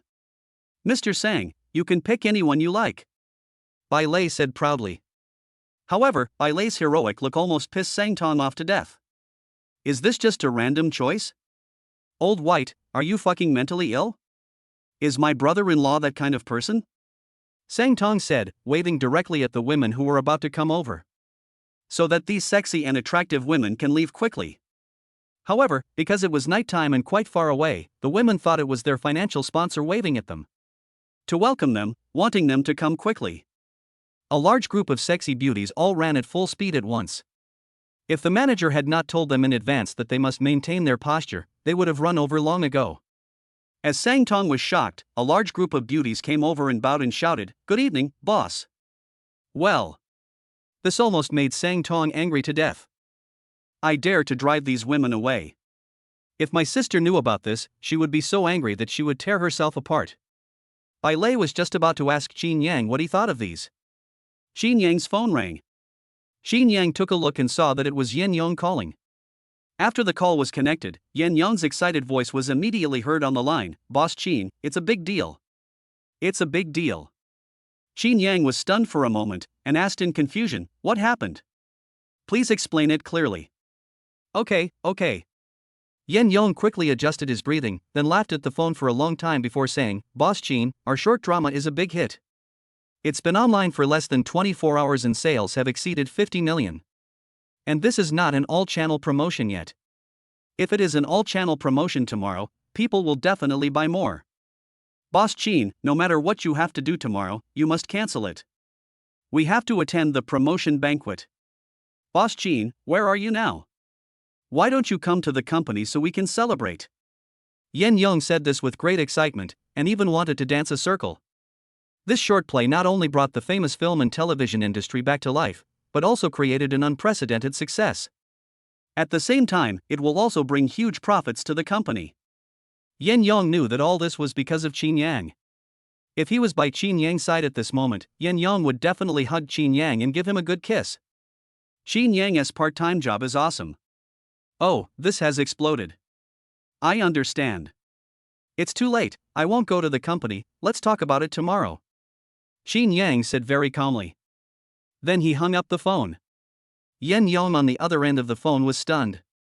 Looking at the hung-up phone, he felt like he was dreaming. Chinyang actually hung up the phone? The short drama was a huge hit and made so much money, why isn't Chinyang excited? Moreover, sales of 50 million have been reached in less than 24 hours, which is already the ceiling for short dramas. The company can make nearly 100 million yuan in profit just from this short drama. That was something that no one had dared to even think about before. But Chinyang's tone was very calm, as if he had known that this skit would become a hit. Yen Yong looked at his phone, his admiration for Chinyang reaching the point of being completely overwhelmed. This also made me more determined to follow Chinyang's footsteps and hold on to Chinyang's big, thick legs in the future. At this time, everyone in Sangtong was looking at Chinyang curiously. Brother-in-law. Sangtong was about to call him brother-in-law, but he immediately remembered what Chinyang had just said, and immediately changed his words. Brother Yang, who did you call just now? Why did I hear an explosion? What exploded? Chinyang did not hide anything and said casually, it was Yen Yong from the company. He told me that the short drama he filmed some time ago has now sold 50 million yuan a day. He called me and said the skit was a hit and wanted me to go to the company to celebrate. Ah. There were sounds of surprise. Sangtong and others all looked at Chinyang in shock. Bai Lei swallowed nervously. He has also been involved in short dramas recently. He has some knowledge about short dramas, and he knows very well what it means to achieve sales of 50 million in less than 24 hours. That's not explosive. That was a big explosion, a huge explosion. That can be said to be the ceiling level. Look at Chinyang's calm expression, it's not an act at all. This is just a bit too scary. Bai Lei quickly waved away those women, and with a gleam in his eyes, he hugged Chinyang's arm and said, Brother Yang, you are my real brother. You must take me out to play. That intimate look immediately gave Chinyang goosebumps all over his body. Pushing Bai Lei away, he said, Can you please speak properly? Chapter 71, Meeting Lung Mushuet again. Okay. Bai Lei smiled awkwardly. At the same time, I was frantically calculating in my mind how much I should invest tomorrow. Like Lu Jiannan, he also invested 15 million, or even more. After all, with sales reaching 50 million, such a powerful short drama can be called a phenomenon. At this time, Sangtong's face was also full of excitement. Compared with spending money to pick up girls, it is of course more fun to make money. Because only when you make money can you have more fun, right? Lao Bai, I heard that you have learned about short plays before. Tell me about the details. Do you have any friends in this industry? We should promote Brother Yang's short plays vigorously in the future. Sangtong said excitedly. Bai Lei nodded frantically and gave a brief account of the situation here. At the same time, I quickly scrolled through my friend's circle to see which industries were still related to short dramas. When I heard Bai Lei say that it only takes a few days to shoot a short drama, I was shocked.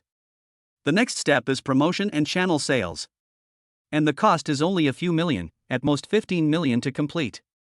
But as long as it explodes, it can be said to be a huge profit. Especially when it came to daily sales of 50 million and the company's profit of 100 million, Sangtong and Lu Jiannan felt as if their hearts were being tightened. This is so fucking powerful. Lu Jiannan, who had just been somewhat unhappy about Bai Lei sending away those beauties, immediately put the matter behind him. After all, how can a woman feel happy when she makes money? Sangtong and his companions didn't even look at the beauty. Instead, they sat down on the table and started discussing what to do next. As for the others, they left in groups of 3 or 5, taking the women they liked with them. At this time, Chinyang looked at the time and it was already past 1 a.m. It's getting late. Let's go to the company to talk about it tomorrow. After Chinyang finished speaking, he stood up and walked outside. Ali had also driven the car to the door and was waiting for Chinyang. Sangtong and the other two also quickly stood up and sent Chinyang away. Because it was too late today, Chinyang went straight to the villa and fell into a deep sleep. The next day, before Chinyang woke up, the phone rang. Chinyang answered the call with his eyes closed and asked, Hello, who is that? Brother Yang, didn't you tell us to wait for you at the company? It's already past 9 o'clock, and you haven't arrived yet. Sangtong's voice came from the phone. Okay, I got it. Chinyang responded casually and hung up the phone. He took another short nap and then got up. After washing up, breakfast made by Ali was already placed on the table outside. After breakfast, Ali had already parked the car at the door. When the car was about to leave, the property manager Lin Tian had already been waiting at the door and personally lifted the barrier for Chinyang.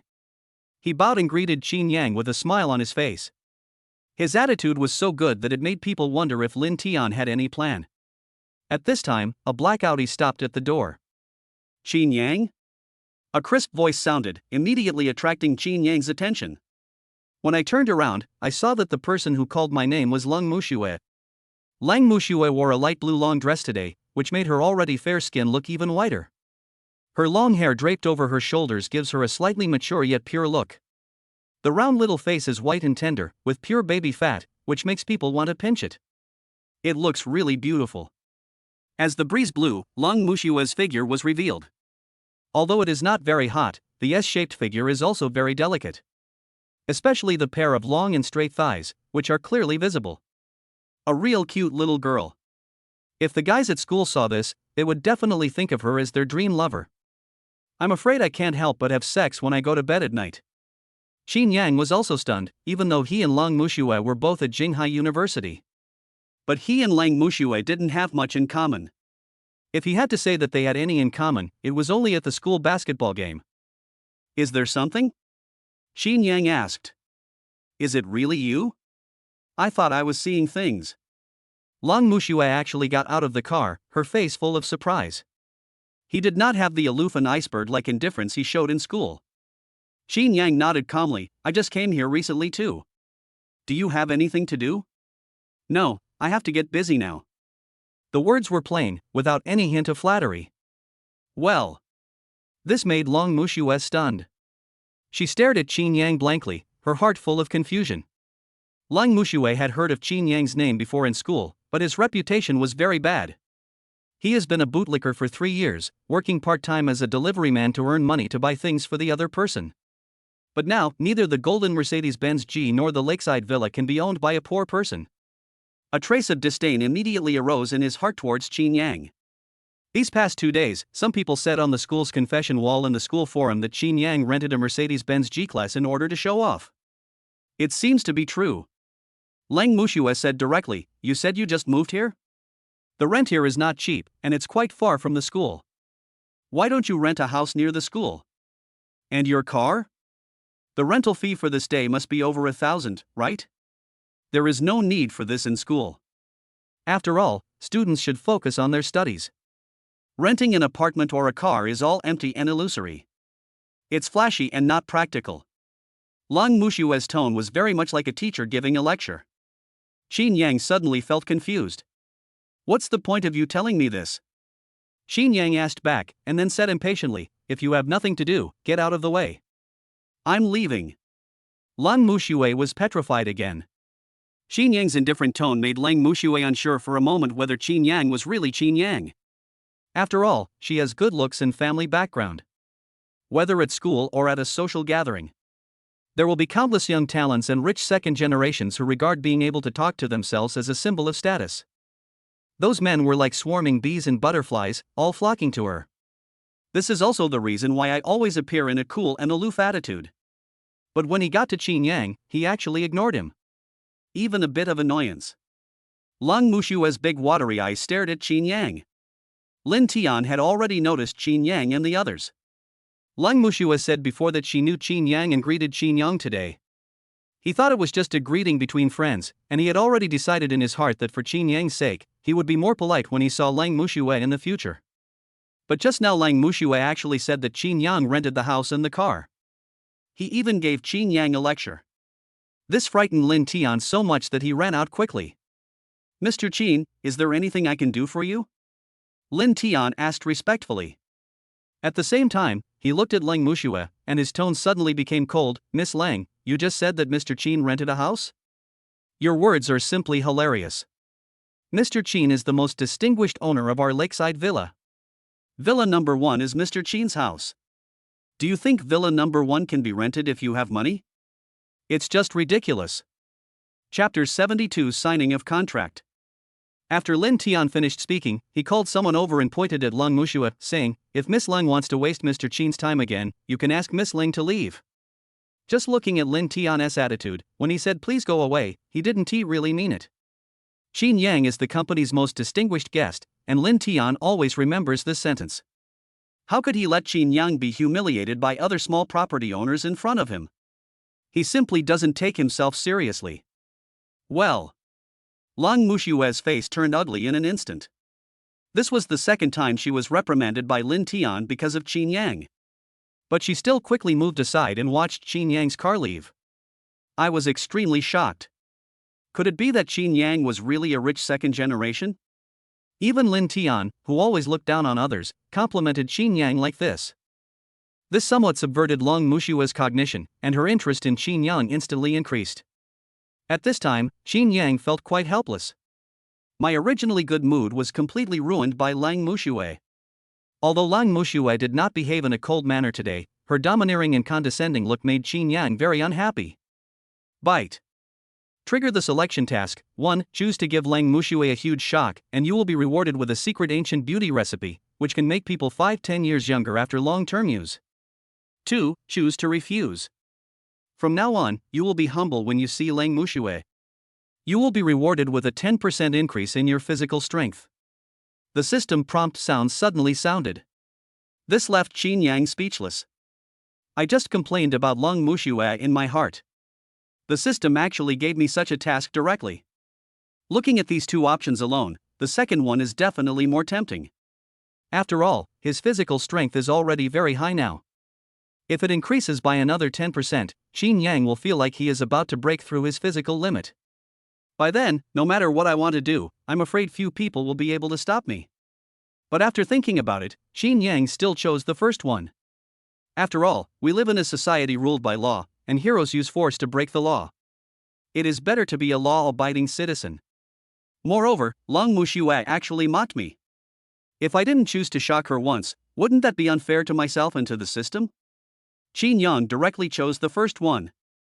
At the same time, an ancient prescription called Baiyu appeared in his mind. When Chinyang saw this prescription, his first thought was that it seemed he had made the right choice. Because there are notes at the end of this prescription. Taking BUF for a long time can greatly improve physical fitness and make people younger.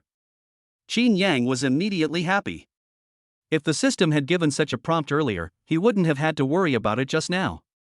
The system reward has been obtained, and what remains is how to teach Lang Mushue a lesson. After all, the two people don't have much in common. It seems that I still need to find an opportunity to ask Lu Jiannan. He should be very familiar with Lang Mushue.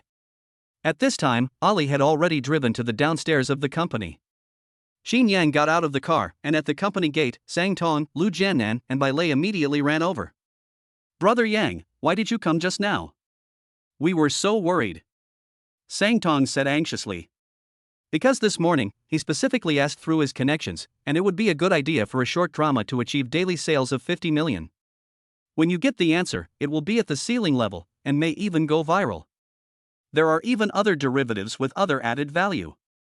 If another drama can become a hit, it will leave a mark in the history of short dramas. It might even attract the attention of some big shots, and the benefits you'll get from that are priceless. Sang Tong slapped himself hard several times. He cursed himself inwardly, wondering why he didn't drag Chinyang to sign the contract last night. He rushed to Mingyu Film and Television early this morning, and he also saw Lu Jiannan and Bai Lei. It seems that they also know the effect of Chinyang's short drama. When I asked Yin Yong from the company, I learned that Chinyang had not arrived yet. Sang Tong called Chinyang immediately. Brother Yang, it's hot outside, come in quickly. President Yen and the others are still in the office. Let's sign the contract quickly, I can't wait. Sang Tong said anxiously. Bai Lei and the others were also full of anticipation, and they couldn't wait to sign the contract.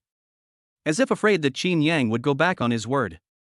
Chinyang was helpless and puzzled. Okay, why are you so anxious to invest? When I arrived at the office, Yen Yong, Wei Gang and others were also there. Mr. Yen, Mr. Sang and his team want to invest. Please draft a capital increase agreement. Chinyang said. Yen Yong nodded quickly and took a contract agreement directly. Boss Chin, please take a look at this agreement.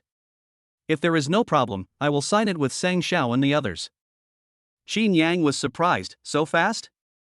Yen Yong grinned and nodded. As soon as he arrived at the company early this morning, Sang Tong followed him in. At first, Yen Yong thought Sang Tong was here to cause trouble. He quickly said something nice to Sang Tong, but who would have thought that Sang Tong actually said that he was here to invest? He even took out 30 million yuan at once and said that it only accounted for 10% of the company's shares. Soon after, two more people came in and each took out 15 million, saying that they only held 5% of the shares. He was still frantically urging Yen Yong to draft a contract, and as for other conditions, he would completely listen to Yen Yong. This scene shocked Yen Yong directly. After so many years, Yen Yong has seen the world. But this was the first time he had seen someone so eager to give money to the other party. Especially when the opponent is a devil like Sang Tong. Yen Yong was afraid that there was some trap, so he made various excuses to delay. Now that Chinyang has arrived, he directly talks about signing the contract, which obviously means that everything has been negotiated. Mr. Chin, then I will sign this contract? Yen Yong asked again. Chinyang nodded, sign it.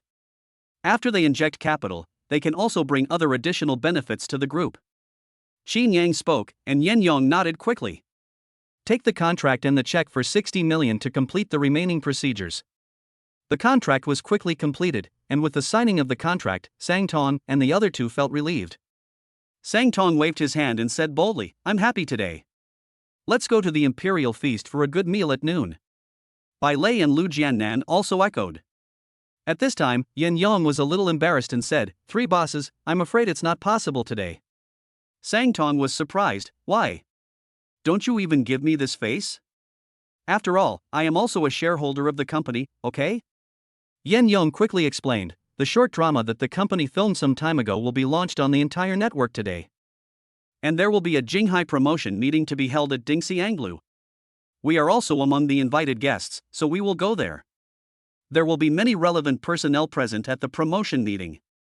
There will also be many industry experts present.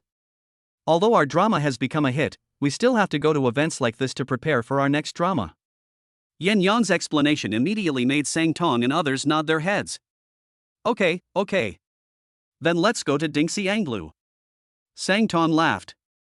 Yen Yong, who was one step behind, quietly pulled Chinyang and asked in a low voice, Boss Chin, have you offended anyone before? Chapter 73 The Charm of the Yellow Rainbow. Chinyang looked puzzled and asked, Boss Yen, why do you suddenly ask this? Boss Chin, yesterday in our Jinghai short drama circle, someone was spreading rumors that your script was plagiarized. Some people even threatened to sue you. Yen Yong said worriedly. Well. This made Chinyang speechless, and he asked Yen Yong directly, don't you know whether my script is plagiarized? How could Yen Yong not know? After all, he was the one who watched Chinyang revise the script. What's more, the work he modified was his original flop. Of course I know. I was the one who revised your script. That's why I asked you if you offended anyone? Yen Yong explained quickly. Then he continued, yesterday, our short drama's daily sales exceeded 80 million. And this is just the data from the promotion through 3 channels. Boss Chin, I'm afraid someone will cause trouble at today's promotion meeting. You must keep calm at that time. If a conflict breaks out, it will have a bad impact on you, the company, and the subsequent short dramas. Yen Yong gave these earnest advice. When Chinyang heard Yen Yong say this, he understood instantly. This is someone being jealous. Who wouldn't he be envious when seeing sales reach 80 million on the first day? Spreading rumors is the cheapest way to slander. Chinyang had no worries about this. Instead, he smiled and comforted Yen Yong, saying, he who can endure the trials of heaven is a true man, and he who is not envied by others is a mediocre person. Don't worry, there won't be any accidents at this promotion meeting today. Yen Yong nodded heavily, and looked at Chinyang with even more admiration. After all, Chinyang is at an age when he is full of vigor and vitality. The thing I worked so hard to write has now become popular. Some people came and talked irresponsibly, some even slandered. Even now, when I saw this message in the group, I directly confronted the other party online. On the other hand, Chinyang actually came to comfort himself at this time. This is a real big shot. Just based on Chinyang's tolerance, his future achievements are limitless. Afterwards, Yen Yong personally drove Chinyang all the way to Dingxianglu. At this time, the lights in Dingxiang Tower were bright, and there were hundreds of flower baskets placed outside. Each one of them congratulates a certain short play for winning a certain list. Or congratulating someone on winning an award for their short play. Congratulations to Triple X on the daily sales of his short play. Congratulations to that big shot on joining a short play company. There are so many things to see that at first glance, if you don't know, you might think there is a flower basket exhibition here. Just as Chinyang and the others got off the car. Immediately, someone who was familiar with Yen Yong came over to greet him and held Yen Yong's hand very familiarly. Congratulations, Mr. Yen. Your skit is a huge hit. Daily sales of 80 million, my god, this is a number I couldn't even imagine. Old Yen, I'll have to learn from you later. You've made a big splash. What you said is true. With the friendship between us and Lao Yen, we still need to learn from him. Lao Yen can give you a script any day. Yes. We have been friends for many years. There were endless congratulations, and most of the words were filled with envy. There were even many people who tried to get close to Yen Yong, implying that he could work with them on the next short drama. Yen Yong greeted this group of veterans very skillfully and said yes with a smile on his face. But in my heart, I despise these people. Just half a month ago, the company was on the verge of bankruptcy, and these people wouldn't even answer the phone calls. Even when he saw me, he wanted to hide away immediately. Now that he saw that his skit had gone viral, he immediately came to congratulate him. This guy is really realistic. Then he looked at Chinyang again. Now Yen Yong was grateful to Chinyang from the bottom of his heart. If Chinyang hadn't invested and changed the script, how could the short drama become such a big hit today, and how could I become the envy of everyone today? At this time Huang Kaihong also came over, walked up to Chinyang, and looked at Chinyang with a smile on her face. Huang Kaihong is wearing a low V black long skirt today, which can better highlight her fair skin. This low V long skirt makes Huang Kaihong's graceful figure half hidden and half visible. Although she wore light makeup, she was still breathtakingly beautiful. Especially on that chubby little face, there is a faint and natural blush. When people see it, they will have the urge to go forward and have a bite. Especially Huang Kaihong's figure is still very hot. It looks like that low V long skirt is about to burst. Huang Kaihong is good looking in herself, and with the accumulation of social experience, she has the temperament of a noble lady, which is simply charming. As soon as the yellow rainbow appeared, it immediately became the focus of everyone's attention. There were even quite a few people who simply swallowed their saliva. His eyes were no longer able to leave Huang Kaihong. A woman like this is simply a beauty in the world. Yes, if I could hug and sleep with a woman like Huang Kaihong, I would rather live 10 years less. I'd rather live 20 years less than that. Look at Huang Kaihong. She has a great figure and her skin is as white as snow. I can hardly control myself. Everyone was YYing non-stop, just like a bunch of pigs. On the other hand, Huang Kaihong seemed to have long been accustomed to such discussions and attention. She walked straight to Chinyang and hugged his arm directly and naturally. Mr. Chin, you are here. You are the most handsome guy in the audience today. Huang Kaihong said with a smile. She even used her overwhelming tenderness to squeeze Chinyang's arm hard. Chinyang suddenly felt refreshed. Very soft, very big, very hot, very comfortable and fascinating. Chinyang smiled and said, Boss Huang, you are the most beautiful lady. If a beautiful lady like you continues to hold my arm, I'm afraid I'll become everyone's public enemy today. Chinyang's words immediately made Huang Kaihong giggle. Boss Chin, you really know how to joke. The two of them were talking and laughing, which stunned everyone present. Oh my god, who is that young man? How could he make Huang Kaihong throw herself into his arms? He is so strong, isn't he? I don't know, but he doesn't look like Huang Kaihong's gigolo. This kid is so lucky. Look, Huang Kaihong is still holding his arm. That's nothing. Huang Kaihong rubbed against me just now. That was simply seduction. I really don't know who this guy is. How could he make Huang Kaihong pay so much? I don't know. He just came here with Lao Yen. Maybe he has something to do with Lao Yen. Everyone complained about Chinyang's affair and wished they could just kick Chinyang away so that they could replace him and be treated the same way by Huang Kaihong. They were also guessing Chinyang's identity. After all, the person who can make Huang Kaihong like this is definitely not an unknown person. Humph, he is the screenwriter of yesterday's hit short drama Inglong, a thief who became famous by plagiarizing. A disdainful voice sounded. Chapter 74 We are all your brothers. The person who spoke was Zhu Xing. Zhu Xing's words shocked everyone instantly. He is the screenwriter of Inglong? No way, he looks very young, how can he write such a good script? That's right, that's right. Isn't the screenwriter of Mingyu Film and Television Yen Yong? Did they change the person? Oh my god, he can write such a script at such a young age. His future achievements are limitless. Everyone exclaimed that this young man was amazing. No wonder Huang Kaihong took the initiative to hug him and rub against him. As for the plagiarism that Zhu Xing just mentioned, there are still many people who don't care. If I could dig this guy up and make another script like Ying Long, wouldn't I be rich? There were so many people who had this idea, and they all gathered around in a flash. Hello, little brother. I'm Guode from Tianmei Films. Can I meet you, little brother? Little brother, this is my business card. I'm Yushan from Chuanzhou Film and Television. Can you please leave me your phone number? What's your name, little brother? Our company has a huge amount of promotional resources. Are you interested in cooperating?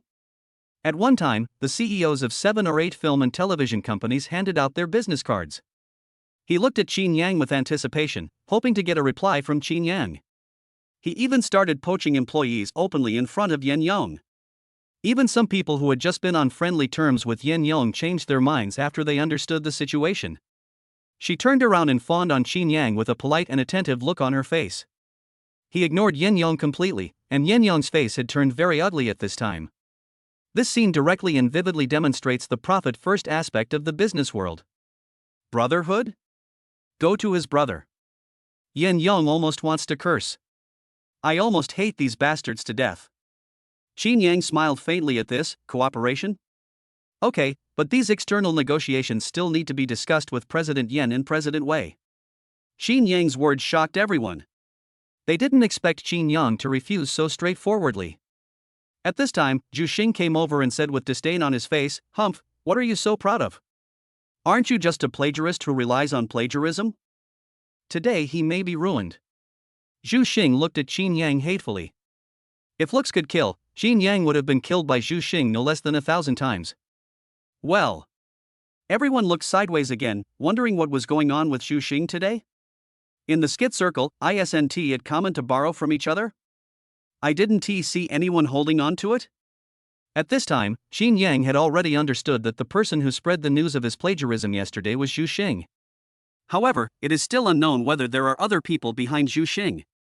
Chinyang smiled faintly, then asked Zhu Xing, "Boss Zhu, what's wrong? You didn't catch that great fortune, do you regret it a little? If there is a chance, I will consider working with you on the next drama, but it still depends on your attitude." Chinyang's casual words, with a calm tone, contained a lot of information. Are you still considering collaborating on the next drama? These words set off a huge wave in everyone's heart. Many people speculated that Ying Long should have also looked for Zhu Xing in the first place. It was just that he was rejected by Zhu Xing, and now he got angry when he saw Ying Long. This is envy, jealousy, and hatred. Cooperate with me? Humph, what a joke. You're just a plagiarist. Even if I lose, I would never cooperate with you. Zhu Xing shouted fiercely. But my heart is bleeding. After all, who wouldn't love such a huge amount of money? But now, I have no choice but to go down this path until the end, otherwise I might not see the sun tomorrow. Chinyang smiled faintly and shrugged indifferently. Then he pushed Zhu Xing's shoulder away and walked straight into Dingxianglu with Huang Kaihong. The entire second floor of Dingxianglu was booked for the promotion meeting. There are 70 or 80 tables here, and there is a small sign on each table. It says my own works on it, making it easy for people to find them. When Chinyang and Huang Kaihong just went up to the second floor. "Brother Yang, here, here." Someone immediately shouted loudly. Chinyang looked and saw Sang Tong waving vigorously. Chinyang went straight over. At this moment, at the table, Sang Tong and the other 3 were talking and laughing excitedly. Wei Gang, the boss, was like a little waiter, serving tea and water to the 3 of them. Yen Yong called Wei Gang early in the morning and told him the situation of the 3 gentlemen of Sang Tong. Knowing that these 3 have already invested in the company, he dared not act like a boss in front of them, so he could only transform himself into a waiter. Seeing Chinyang coming, Wei Gang greeted him with a smile. They were extremely excited in their hearts. Today's promotion meeting was a great opportunity for their famous film and television works to become famous. When everyone was present, Chinyang said with a smile, "Now that everyone is here, I will introduce them to you. To be honest, Chinyang didn't know much about the family backgrounds of these three people. He just gave Yin Yong and the others a general idea. Sang Tong stood up and said excitedly, I don't need to say more. You should all know each other. Then he pointed at Bai Lei and said proudly, this Bai Lei is the young master of the White Swan Group in Jinghai City. If you have any problems with real estate, you can find him. Also, if someone wants to bully you, whether it's me or our CEO Bai, one phone call can solve it.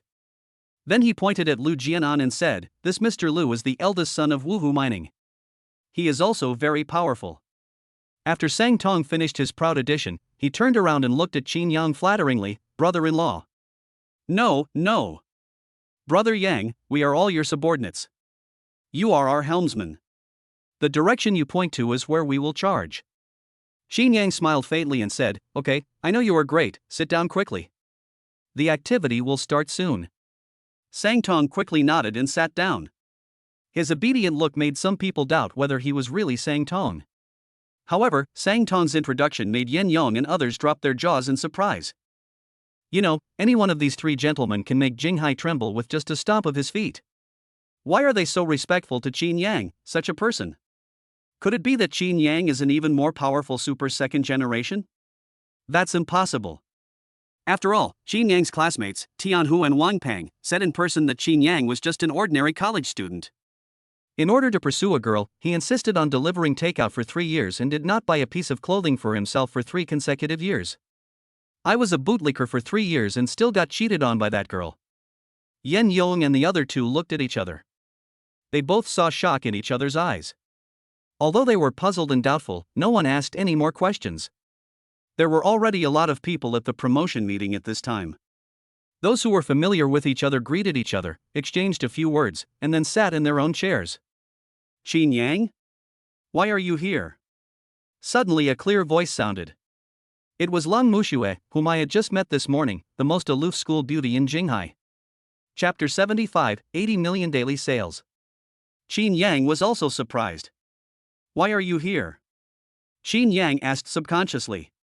Lang Muxue looked at the cards on Chinyang's table, then looked at the other people at Chinyang's table. As if he understood something, he said in a somewhat arrogant tone, of course I'm here to participate in the event. I was wondering how you could afford to live in a lakeside villa and drive a Mercedes-Benz G-Class. It turns out these are all from your crew. Chinyang, some things are better obtained by yourself. After all, external things are always external. After Lang Muxue finished her sermon, she turned around and left. Well. Chinyang and everyone at the table were left dumbfounded. No one can understand what Lang Muxue means. After being stunned for a long time, Sang Tong asked, Brother Yang, who is this silly girl? Why does she look a little abnormal? What is your relationship with her? If there is no need, I think it is better to have less contact with her. After all, if you have too much contact with such people, your IQ will be lowered. Chinyang was extremely embarrassed, but he still explained, this is the most beautiful girl in our Jinghai University. Lang Muxue. At this time, Lu Jiannan on the side quietly added to Sang Tong, this is the second son of the Leng family, the guy with a cold face all day long. His sister is very powerful and likes to fight. After hearing what Lu Jiannan said, Sang Tong stood up suddenly. His face was full of surprise. What? It's her? That brain-dead woman? Lu Jianan nodded heavily. Bai Lei on the side also quickly pulled Sang Tong and said, Young Master Sang, do you want to be beaten again? Sit down quickly. Upon hearing this, Sang Tong hurriedly sat down, wishing he could lower his head even further. He even secretly looked towards Lang Muxue through the gaps in the crowd. When he found that Lang Muxue was not paying attention to the side, he slowly let out a breath. This is so scary that it's enough to scare people to death. Sang Tong sighed. This was the first time Chinyang saw Sang Tong like this, and asked in confusion, do you know Lang Muxue? More than just knowing each other. I have been beaten by her sister since I was a child. Sang Tong said proudly. He didn't feel ashamed at all, instead he seemed proud of it. Brother Yang, all the rich second generations in Jinghai have been beaten by Lang Muxue's sister. Lu Jiannan quickly explained. Bai Lei on the side was nodding frantically and even touching his butt. It was as if he had just been beaten. This scene surprised Chinyang a little. He never imagined that Lang Muxue actually had such a domineering sister. He subconsciously looked at where Lang Mushue was sitting, and Lang Mushue was also looking at him at this time. When Lang Mushue noticed that Chinyang was looking at her, she immediately turned her head and looked away. There is a feeling of dodging. This scene made Sang Tong, who was paying attention to Lang Mushue, feel depressed. Judging from Lang Mushue's tone just now, she seemed to care very much about Chinyang. Sang Tong cried out in his heart, it's over, my sister's love rival has appeared. The important thing is to create opportunities for my sister as soon as possible. Just at this moment, a host came on stage and announced that today's promotion would begin. It starts with a long paragraph of clichés. The people listening below were not interested. But the host seemed to be immersed in it and was still very happy when he spoke. Soon, the leaders took the stage to give speeches. The content of their speeches was similar and had a strong hypnotic effect. It took a full half hour to finish this boring speech. At this time, the host came on stage again and immediately attracted a lot of people's attention. After all, this is the beginning of the highlight and the beginning of what everyone is looking forward to. Promotion companies have come on stage one after another. There are actors. They are all very powerful companies and actors. At the same time, there were also many new media reporters and newspaper reporters taking pictures of them. The face of every person who came on stage was filled with happiness and joy. Because of this promotion meeting, there will definitely be a certain amount of traffic. In today's society, traffic is king. As long as there is traffic, capital will notice it, and then it will be much easier to monetize your ideas. The host on the stage came on stage again. Looking at the data in his hand, he immediately smiled and said, "Next, let me solemnly announce a data." The venue suddenly became quiet, and everyone looked at the host with great seriousness. The host kept the audience in suspense, coughed lightly, and asked with a smile, "Since the skit became popular on the internet, do you know what the highest daily sales of the skit is?" The host's question immediately surprised many people. Many new entrants only care about the script and the actors. I haven't paid attention to past data, so a large number of people don't care much about it. Seeing no one responding from the audience, the host was a little embarrassed and coughed again. Short plays were popular 3 years ago, after being developed and promoted by the big guys. In the past 3 years, for short dramas have achieved daily sales exceeding 50 million. I'm sure you all know what 50 million in daily sales means, so I won't explain it in detail here. But the host's tone suddenly changed. He looked at the audience in a playful manner and said, "This data was broken yesterday. Yesterday, a TV series daily sales exceeded 80 million. The whole audience was shocked instantly. Everyone looked extremely shocked. Daily sales of 80 million, what does that mean? This data is enough to make everyone crazy. It can be said that just based on this short drama, a company can choose to just lie down and rest without any problems." At this time, the host suddenly raised his voice and said, "Now, please invite the CEOs and screenwriters of famous film and television companies to the stage." Swish! A bright spotlight came on and shone directly on the table where Chinyang and his group were sitting. Music suddenly started playing in the venue, and everyone's eyes were turned to Chinyang and his table at this moment. The applause almost blew the roof of Dingxiang Tower off. Everyone looking over here was filled with envy, jealousy, and hatred. I even want to stand under that spotlight. Because that card is so awesome, so invincible. After all, today is a promotion meeting, and there are many big investors here. Being able to be illuminated by this spotlight will make the road ahead a straight line to Rome. Chinyang and his group also stood up slowly and walked towards the host amid the applause of the crowd. The host looked at Chinyang and others coming over and said with a smile on his face, "Wow, there are indeed a lot of handsome guys. I'm afraid only such a young and energetic company can shoot such a high-quality short drama as Inglong." It was obvious that the host was already familiar with the information of Chinyang and others. She stood next to Chinyang and asked with a smile, "Mr. Chin looks so handsome. I want to ask Mr. Chin, our Mingyu film and television has been silent for a while. Is it because of this period of immersion that you were able to write such a high-quality script like Inglong?" Chinyang smiled faintly, then shook his head and said, "The script is created the moment inspiration strikes, and then we just need to perfect it." As soon as Chinyang finished speaking, a disdainful voice rang out from the audience, and inspiration burst? How dare you say that? It's just a drama that became popular because of plagiarism. Today, we, Wantai Films, will take this opportunity to file a lawsuit against you. Chapter 76, Fame Brings Trouble. This sentence from the audience instantly caused the entire venue to explode. Is the play Ing Long plagiarized? You shouldn't. I've also watched Ing Long. It has a very novel beginning, and there are many twists and turns in the drama. Someone whispered. Unexpectedly, someone immediately stood up to object. Besides, you didn't watch it carefully enough. I watched Ing Long no less than 3 times. I tell you, this short play is completely plagiarized, even plagiarized from several works. It's a complete patchwork. I think so too. Look at those people on the stage. How many of them are familiar faces? How could such a few green hands write the script of Ing Long? It's a joke. Yes, Yin Yong has shot several short dramas, and the daily sales are less than 1 million. He is almost bankrupt, but he made a short drama that sold 80 million a day? Isn't this a joke? The people in the audience were talking about it and expressing their doubts. Sang Tong saw that he had just come to power and wanted to show off his status in front of others. Who knows that someone will immediately jump out to slander you? Sang Tong became furious and wanted to go down and teach that guy a lesson immediately. But he was grabbed by Chinyang.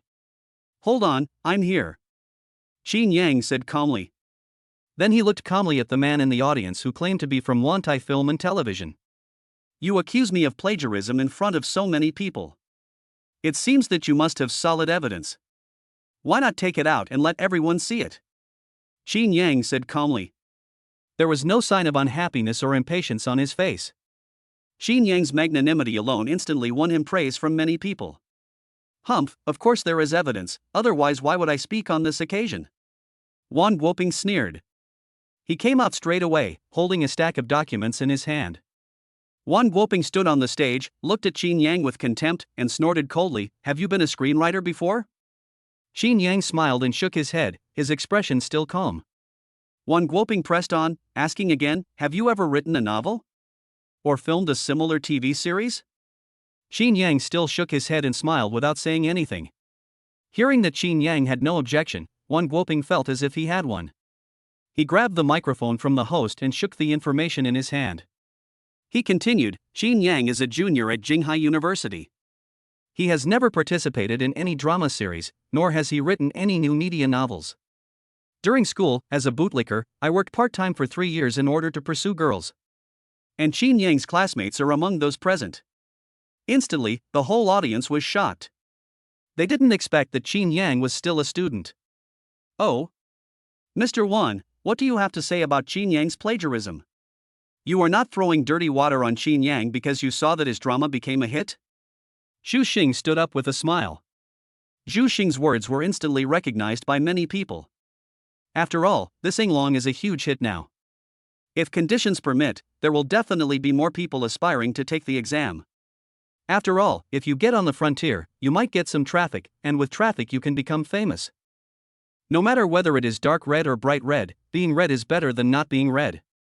Wan Guoping smiled calmly and asked Zhu Xing directly, Mr. Zhu, I want to ask you, if you are a college student, and for 3 consecutive years all you think about is making one more order. You know, in this short 100-episode short series, Ing Long has more than 200 twists and turns. In that case, can you write a script like Ing Long? Wan Guoping's question stunned Zhu Xing for a moment. He shook his head and said, No, let alone Ing Long, I only found out about all the exciting parts in this short play, including the hook, later. Wan Guoping snorted coldly, Humph, Mr. Zhu, you admit that you can't write it, right? Everyone here, who can say that if you have never been involved in this industry, you can write a script like Ing Long? Wan Guoping's voice was heavy, and contained a sense of righteousness. But his words did achieve their purpose. In an instant, everyone present agreed with Wan Guoping's point of view. At this time, Wan Guoping directly shook the script in his hand and said, This is the script we just signed 20 days ago. The plot, twists, and hooks are clearly marked. Chinyang clearly stole our script through despicable means. He filmed the skit before us. Everyone, please look. Wan Guoping said this and waved to the staff beside him. The script that Wan Guoping had spoken suddenly appeared on the LED screen on the stage. It clearly marks the script's conflict points, hooks, and some precautions. This scene instantly made everyone present explode. Many people are trying desperately to get closer and learn. Even if you don't learn anything, just write down a few of these segments and add them to your own scripts later. Maybe your skit will become a hit. After all, Ing Long is extremely popular nowadays. While watching, people began to discuss. Mr. Wan is right. How could an amateur write a script like Inglong? Forget Inglong. I can't even write a complete script right now. Hey, this is confirmed, isn't it the end? While discussing, they all cast contemptuous looks at Chinyang. Although the scripts they wrote all had some plagiarized plots. But this did not prevent them from despising Chinyang, who made Chinyang's skit a huge hit. Zhu Xing also nodded heavily, as if to see what was going on. Turning to Chinyang, he said, I didn't expect you to be this kind of Mr. Chin. Before, you came to me and said you would give me great wealth. Fortunately, I didn't dare to ask for your great wealth. Otherwise, I will be embarrassed like you under the spotlight. Boss Chin, Boss Wan and I are still a little hypocritical. If you admit to him that you plagiarized, I can plead with Boss Wan on your behalf. For the loss you caused to General Wan, I will not let you go to jail for General Wan's sake. But I dare not say anything about the other people in your company. After all, this is not just a matter of money. Zhu Xing's words shocked all the famous film and television actors on the stage. Especially Lu Jiannan and Bai Lei. They just acquired shares in Mingyu Film and Television today, and they were sued on the first day. Although if you do something about it you won't have to go to jail, but your reputation will be completely ruined. From now on, I will have no say in the family. If things go wrong, the family may think that you are incapable and directly cancel the inheritance of the family property, which would be very bad. Even Sang Tong was stunned. He no longer had the excitement he had just had when he went on stage. That hot temper was also scared back by Zhu Xing's words. Chinyang, what are your plans now? Zhu Xing asked, with a smile of success on his face. Chinyang's face was not at all flustered at this time. He took the microphone, glanced at Zhu Xing, and asked directly, Mr. Zhu, when did you know that my skit was plagiarized? Chapter 77, Incarnation Lecturer. Zhu Xing was obviously stunned for a moment, then quickly said, of course I found out just now. If Mr. Wan hadn't taken out this script, how would I have known that you plagiarized it? I don't have the ability to predict the future.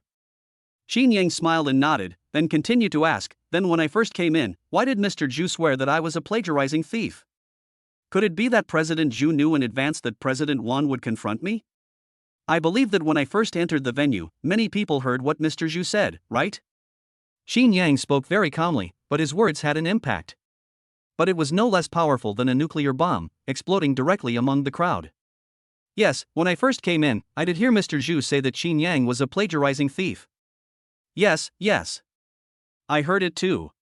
Zhu Xing also said that he wanted to ruin Chinyang's reputation. But didn't Mr. Zhu just say that he just found out that Chinyang plagiarized? For a moment, the audience was talking about it. Everyone looked at Zhu Xing, wondering how Zhu Xing knew about it in advance. Well, Zhu Xing was completely dumbfounded. Wan Guoping's face turned pale as well. I wish I could strangle Zhu Xing, this talkative and impulsive ass. Boss Zhu, tell us how you are able to predict the future? Or maybe you can time travel? The person who accused me of plagiarism just now was not you just now, but you now? Chinyang said with a smile. But to Zhu Xing, Chinyang's smile looked like the smile of a messenger from hell. It made Zhu Xing feel creepy. Aye. Zhu Xing opened his mouth for a long time but couldn't utter a word of explanation. I felt so regretful that I wanted to slap myself in the face. It was my fault that I couldn't help but show off in front of Chinyang. We are doomed now. If this problem is not handled properly now, we may not see the sun tomorrow. His brain was working fast. After touching his head awkwardly, he said directly, Chinyang, you said so much, but that doesn't mean you didn't plagiarize, right? Don't try to change the subject. Think about how you're going to face President Wan first. After Zhu Xing finished speaking, he slowly moved back. He wanted to run away, and while Wan Guoping and Chinyang were confronting each other, he would run away first. However, Zhu Xing had not moved a few steps. Chinyang seemed to have seen through Zhu Xing's intentions long ago.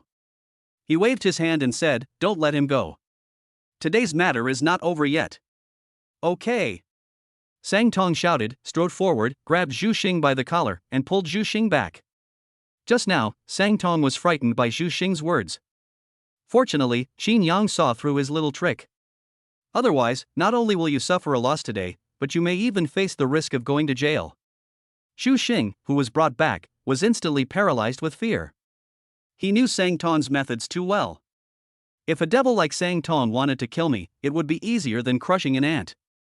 Mr. Sang, I have also confessed to you, Xu Xing still wanted to get closer to him. Bang! Sang Tong slapped Xu Xing hard on the face. The slap was so powerful that it knocked out Xu Xing's back teeth. Who the hell are you? How dare you try to get close to me? Bai Lei behind him was not willing to be outdone and started punching and kicking Xu Xing. In the end, it was Chinyang who asked them to stop, otherwise Xu Xing might have died on the stage today. After all, Bai Lei and the others hated Xu Xing to the core. At the same time, Wan Guoping also hated Xu Xing to the core. Just now when Sang Tong and others were beating Xu Xing violently, he was thinking that it would be best to beat Xu Xing to death. Otherwise, if Xu Xing was talking nonsense, all plans will go to waste. Chinyang, you just talked for a long time, but you didn't reply to me. Your script is a plagiarism. Chinyang, I can give you a choice. Hand over the copyright of Eng Long, and I can consider not making a fuss about it. Otherwise, I don't mind going to court. Wan Guoping said coldly. Bite. Trigger the selection task. 1. Choose to negotiate peacefully with Wan Guoping and be rewarded with 100 million in cash.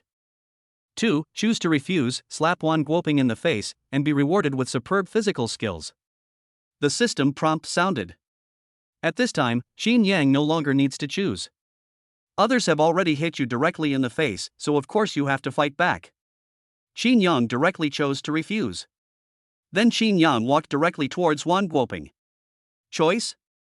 What qualifications do you have to give me a choice? Chinyang said in a cold tone. Then he looked directly at the LED screen behind him and said disdainfully, You are useless. You copied the script of a skit and made mistakes. Look at your script. There aren't enough conflict points in the first episode, which results in a poor reversal effect. And there are episodes 3 and 7. Do you think you can achieve the original effect by disrupting the plot and rewriting it? It's a joke. Your changes have greatly destroyed the flow of the original plot. Even if a script like yours is made into a film, it's bound to be a flop. If you don't believe me, you can go watch the skits that Mingyu Film and Television filmed before. Your script is exactly the same as Mr. Yan's script.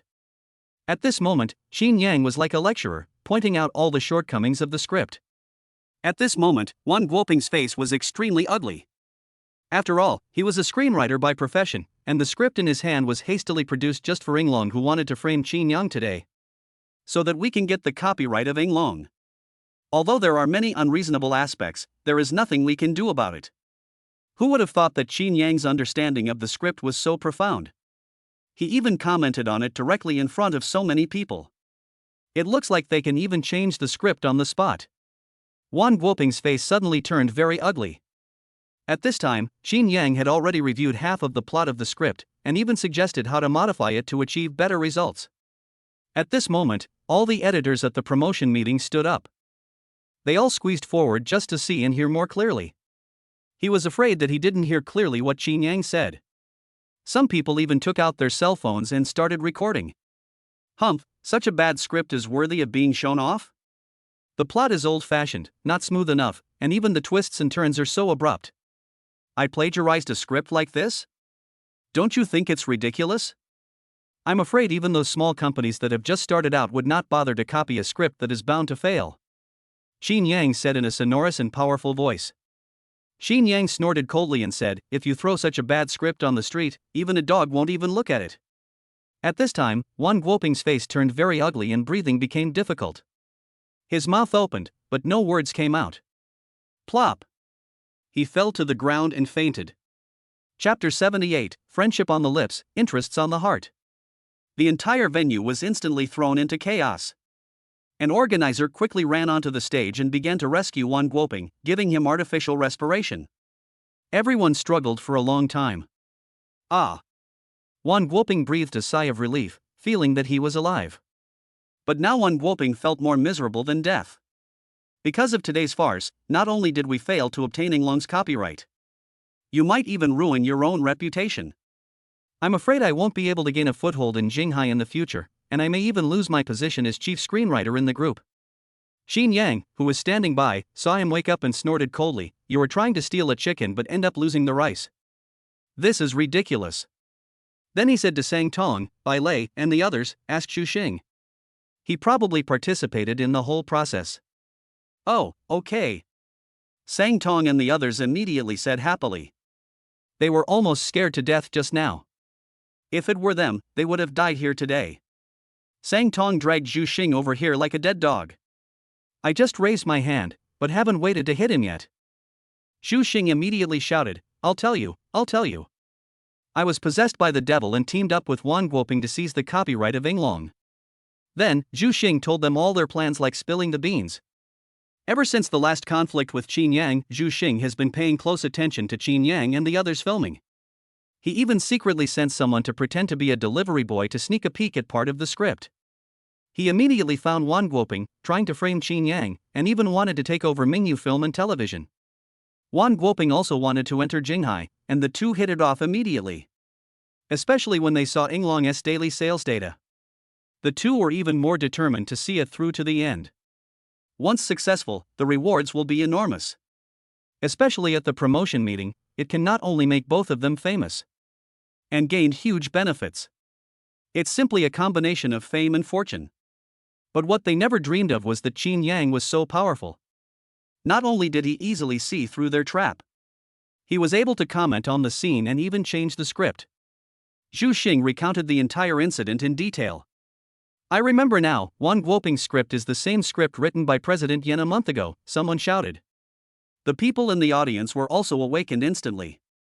Yen Yong's script was just made into a short drama, and quite a few people saw it, but it was a flop and didn't leave much of an impression on anyone. Now that they have come to their senses, they immediately agreed, yes, yes. I was talking about Wang Guoping's script. Why does it look so familiar to me? It turned out to be President Yan's script. This Wang Guoping is so abominable. Everyone was talking about it, cursing Xu Xing and Wang Guoping for their despicable behavior. Wei Gang, who had already relaxed, poked Yen Yong hard and asked, Old Yen, Wang Guoping's script is the prototype of your script. How come you didn't realize it? After being poked by Wei Gang, Yen Yong collapsed on the stage. His hands kept shaking and his face looked very ugly. This frightened Wei Gang, and he quickly rubbed and beat Yen Yong. After a long while, Yen Yong finally let out a sigh of relief and recovered. The result was that he opened his mouth and cursed, this damn Xu Xing, he almost scared me to death. After cursing for a long time, he finally vented some of the anger in his heart, and then he answered Wei Gang, I was scared silly. If I hadn't been holding it back, I would have wet my pants just now. I say, La Wei, you were also on the set when the drama was being filmed. You also read the script so many times, how come you didn't see it? When Wei Gang heard Yen Yong ask this, a look of embarrassment suddenly appeared on his face. He felt his brain froze the moment Wang Guoping took out the script. Forget about reading the script. He had almost forgotten how to resist. If Chinyang hadn't been here today, I would have probably knelt down and begged for mercy. And the eyes of the people in the audience looking at Chinyang became extremely fanatical. Because Chinyang completely conquered them with his strength. If I could work with Chinyang and produce another short play about Yinglong, wouldn't that be a piece of cake? Especially some companies with large capital and large teams. They are much more confident than the current famous film and television producers, and the works they produce will definitely be more outstanding. There are many people who have this idea. At once, many people came up to the stage and handed their business cards to Chinyang with eager faces. Boss Chin, this is my business card. Our Angzhou Culture Media is very powerful. We look forward to your cooperation with us. Boss Chin, I'm the head of Tianhua Group. We have the most powerful promotion team. As long as you cooperate with us, you can propose any conditions you want. The entire stage is filled with heads of large companies who have both power and capital. Some leaders of smaller teams can't even pass the exam. They were so enthusiastic that they wished Chinyang was their real father. They all scrambled to cooperate with Chinyang. Even Yen Yong and others were squeezed out. Even if I want to say something, I can only shout. Faced with such a scene, Chinyang did not show any arrogance. Instead, he smiled calmly and said, I appreciate your kindness. But when it comes to cooperation, you still have to discuss these matters with President Yen and President Wei. There's no use looking for me. Well, everyone was a little dumbfounded. I don't quite understand what Chinyang means. In their opinion, even if Chinyang owns shares in the company, doesn't he, the screenwriter, have a lot of freedom? If you have a good script, you can just find a team to shoot it. The benefits gained that way will be greater. Wouldn't it be better to have more? Why is Chinyang pushing away now? At this time, someone shouted, I know, this is because President Chin is a righteous man. Even if there are good ideas and good scripts, the company will look for cooperation teams outside. It's just like Mr. Huang's cooperation with them. It's a win-win situation. When everyone heard this, they suddenly understood. Whoosh! Everyone rushed towards Yen Yong and Wei Gang. This can be regarded as Chinyang being completely released. There were also people who thought they had a good relationship with Wei Gang and Yen Yong, and they almost hated the person who had just spoken. But there is no other way now. I can only try to get close to Yen Yong and others by showing my face. But what they just experienced was also a vivid lesson for them. These days, this group of people talk about brotherhood, but all they think about is profit. As for the cooperation, let's wait and see. Wei Gang coughed and said in a pretentious manner, I welcome your proposal for cooperation. But now our company has been maliciously framed. Can you wait for us to deal with this matter first? Don't worry, we have been friends for so many years, there must be opportunities for cooperation. Wei Gang was also a man of occasion, and what he said was impossible for anyone present to refute. Soon everyone's attention returned to Wan Guoping, who was like a dead dog. Chapter 79 Chinyang's Energy. Wan Guoping's face was ashen at this time. He knew that as long as Chinyang called the police, his fate would definitely not be good. Especially in Jinghai, he definitely doesn't know as many people as Chinyang. Wan Guoping looked like a dead pig that was not afraid of boiling water. Chinyang, I admit that I underestimated you. I admit everything Zhu Xing said just now. Call the police on me now. Then he just lay down and pretended to be dead, as if to say, if you have the guts, kill me. Chinyang smiled faintly, you still have some backbone. You didn't deny it. Then someone called the police, and at the same time, someone came and took Zhu Xing and Wan Guoping under control. What awaits them will be legal sanctions. Sang Tong was so angry that he went over and started to attack the two men crazily. In the end, the two men kept begging for mercy before the emperor stopped. Especially Wan Guoping, he almost knelt down to Sang Tong. There was no trace of the rogue calmness he had when facing Chinyang just now. Bai Lei also came over and joined in the beating. Wan Guoping and Zhu Xing were beaten so hard that they vomited blood and two of their ribs were broken. Finally, Wan Guoping knelt down at Chinyang's feet, like a stray dog, and begged Chinyang frantically, Boss Chin, I was wrong. Please tell them to stop beating me. Please. Wan Guoping begged for mercy and kowtowed frantically. He was as humble as a worm, afraid that Chinyang would not save him. Now Wan Guoping finally understood what Sang Tong meant when he said that he should be thankful that the law was punishing him. Chinyang glanced at Wan Guoping, who was lying on the ground, crying and begging for mercy frantically. He simply waved his hands at Sang Tong and Bai Lei and said, all right, stop fighting. If you continue, someone will die. When the police come, just hand them over to them. Chinyang spoke, and Sang Tong and Bai Lei stopped immediately. Sang Tong directly spat at Wan Guoping, damn it, do you really think that everyone is like Brother Yan? Let me tell you, you should be thankful that you have been punished by the law, otherwise, I will make you live a life worse than death. Wan Guoping nodded frantically, fearing that he would be beaten again if he refuted. Soon the police came and took the two men away. The evidence is conclusive and jail time awaits the two men. This plagiarism incident has come to a successful conclusion. However, everyone present was extremely shocked. Many people here know Sang Tong and Bai Lei, the two devils. Especially Sang Tong, who can be said to be the bully of Jinghai, and many people are afraid of him to death. But why is she so obedient in front of Chinyang? This was simply enough to shatter their three perspectives. Watching the police take Wan Guoping and Zhu Xing away. Today's plagiarism incident has come to a successful conclusion. However, this incident also made Chinyang famous. Although Chinyang mentioned the cooperation, Wei Gang and Yen Yong were in charge of it. But there are also too many people who want to get to know Chinyang, and even want to get closer to him through relationships. Among them was Long Mushue's cousin, Tang Xueme. Xiao Xue, you just said that you and Chinyang are classmates? Can you introduce them to me? Tang Xueme asked with a smile. Long Mushue hesitated, with a slightly embarrassed look on her face. After all, I thought that Chinyang rented the house and car just to show off, and just now, I gave Chinyang a lecture. Now my cousin actually asked me to introduce her to Chinyang. This made Lang Mushue feel a little embarrassed. Sister, I'm not very familiar with Chinyang. Lang Mushue made up an excuse and wanted to refuse. Hearing Lang Mushue's overly obvious excuse, Tang Xuemei smiled faintly and asked, Xiaoxue, I'm afraid you don't know Chinyang's value yet. You know what? Nowadays, whether it's a movie or a TV series, it's very difficult to become a big hit. Especially for a short drama like this with only a few minutes per episode, it is extremely difficult to get out of the circle. I have worked so hard to get to where I am today, and I also have the support of my family. But if I could get to know Chinyang, everything would be very simple. Tang Xuemei said it calmly, but her tone revealed her desire to get to know Chinyang. Ah! Lang Mushue covered her mouth and exclaimed. Then he looked at his cousin with disbelief, and then looked at Chinyang, who was surrounded by a lot of people. She couldn't quite believe what her cousin said. My cousin's family background is very powerful, not only in Jinghai, but also in the entire Jiang province. Sister, aren't you exaggerating a bit? Does Chinyang have such great ability? Lang Mushue asked with great doubt. Tang Xuemei shook her head and continued, didn't you hear the host say how much Yinglong's daily sales were? 80 million, and I also learned that this is only the result of promotion in 3 channels.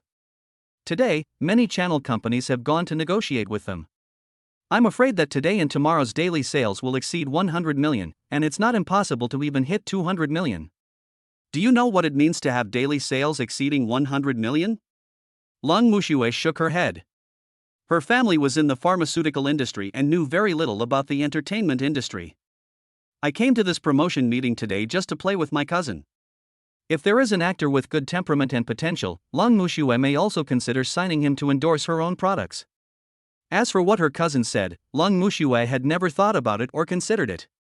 Seeing Lang Mushue shaking her head, Tang Xuemei said with great envy, this means that a large amount of capital will be inclined towards him. It will quickly push a person to the top, to a height that others may never reach in their lifetime. It may even bring benefits that ordinary people cannot imagine. The most important thing is that Chinyang is so talented. The highlights of the skits he talked about on stage today are very good ideas even if they can be used in film and television dramas. Xiaoxue, if you can get his help, he will bring you or the Lang family unimaginable help in the future. Tang Xuemei said earnestly. At the same time, he looked at Chinyang with great interest. What she had just said to Lang Mushue were all her truest thoughts, and even Tang Xuemei wanted to do so. The prerequisite is to get to know Chinyang. Lang Mushue was completely dumbfounded at this point. He turned his head and stared at Chinyang in the distance, with huge waves in his heart already rising. Looking at Chinyang's somewhat familiar face, Lang Mushue found it hard to believe that Chinyang had such great abilities. Xiaoxue, can you help your cousin? Tang Xuemei opened her red lips slightly, and a hint of expectation appeared on her charming face. Lang Mushue nodded woodenly, okay, I'll go find Chinyang. After Lang Mushue finished speaking, she walked straight towards Chinyang. Is there something? Chinyang asked. Lang Mushue was a little embarrassed, but still coughed lightly. Ahem, Chinyang, can I introduce you to a friend? Chapter 80. This is a real man. Lang Mushue's face was full of shyness at this moment. A hint of redness appeared on her originally fair and tender face, and her expression looked a little embarrassed. Just like a shy little girl. Lang Mushue's scene shocked everyone present. Especially Lu Jiannan, Sang Tong and others, they all knew that Lang Mushue had always been arrogant, with a cold and unapproachable face all day long. But now it is like this, which is really beyond everyone's expectation. On the other hand, Chinyang's eyes lit up. The system issued a task, asking me to give Lang Mushue a shock. I was worried about how to complete it before. As a result, the opportunity has come now. Before Chinyang could say anything, Lu Jiannan was already shocked and asked, Lang Mushue actually looked shy towards Brother Yan? Could it be that she has fallen in love with our brother Yan? Like? How do you like? Sang Tong joked directly. Sang Tong's double entendre made Lang Mushue's pretty face turn even redder, like a ripe little apple. Coupled with that shy look, she is almost charming enough to kill people. Chinyang asked directly, knowing a friend? Your friend? Or you? I am my cousin. Lang Mushue said directly. Sang Tong and others were shocked again. Your cousin? Could it be that Miss Tang? Bai Lei said in a lost voice. Bai Lei's expression also made Chinyang stunned. He turned to ask Bai Lei, Miss Tang? Who is she? Bai Lei swallowed his saliva and said quickly, Brother Yang, Miss Tang is a powerful figure. Although she is only a second-tier star now, her background is quite terrifying. Not to mention in Jinghai, even in the entire Jiang province, there are many big shots who want to make friends with him. Bai Lei's words also made Sang Tong and others who just wanted to say some dirty talk quickly choose to shut up. After all, compared with the Tang family, these people are much weaker in strength. Sang Tong nudged Chinyang with his elbow and said, Brother Yang, I advise you to be careful. This Tang Xueme is not only beautiful, but also has a strong background. She has too many suitors, and they are all very powerful people. Brother Yang, such a woman is simply a beauty that brings disaster. It's better to stay away from her. Lu Jiannan also wanted to give him some advice. After all, Chinyang could be said to be his idol now. He also didn't want Chinyang to get into unnecessary trouble. Lang Mushue was almost mad at what Lu Jiannan and others said. When did her cousin become a femme fatale? Lang Mushue angrily retorted, Why are you so talkative? When did my cousin become a beauty who brings disaster?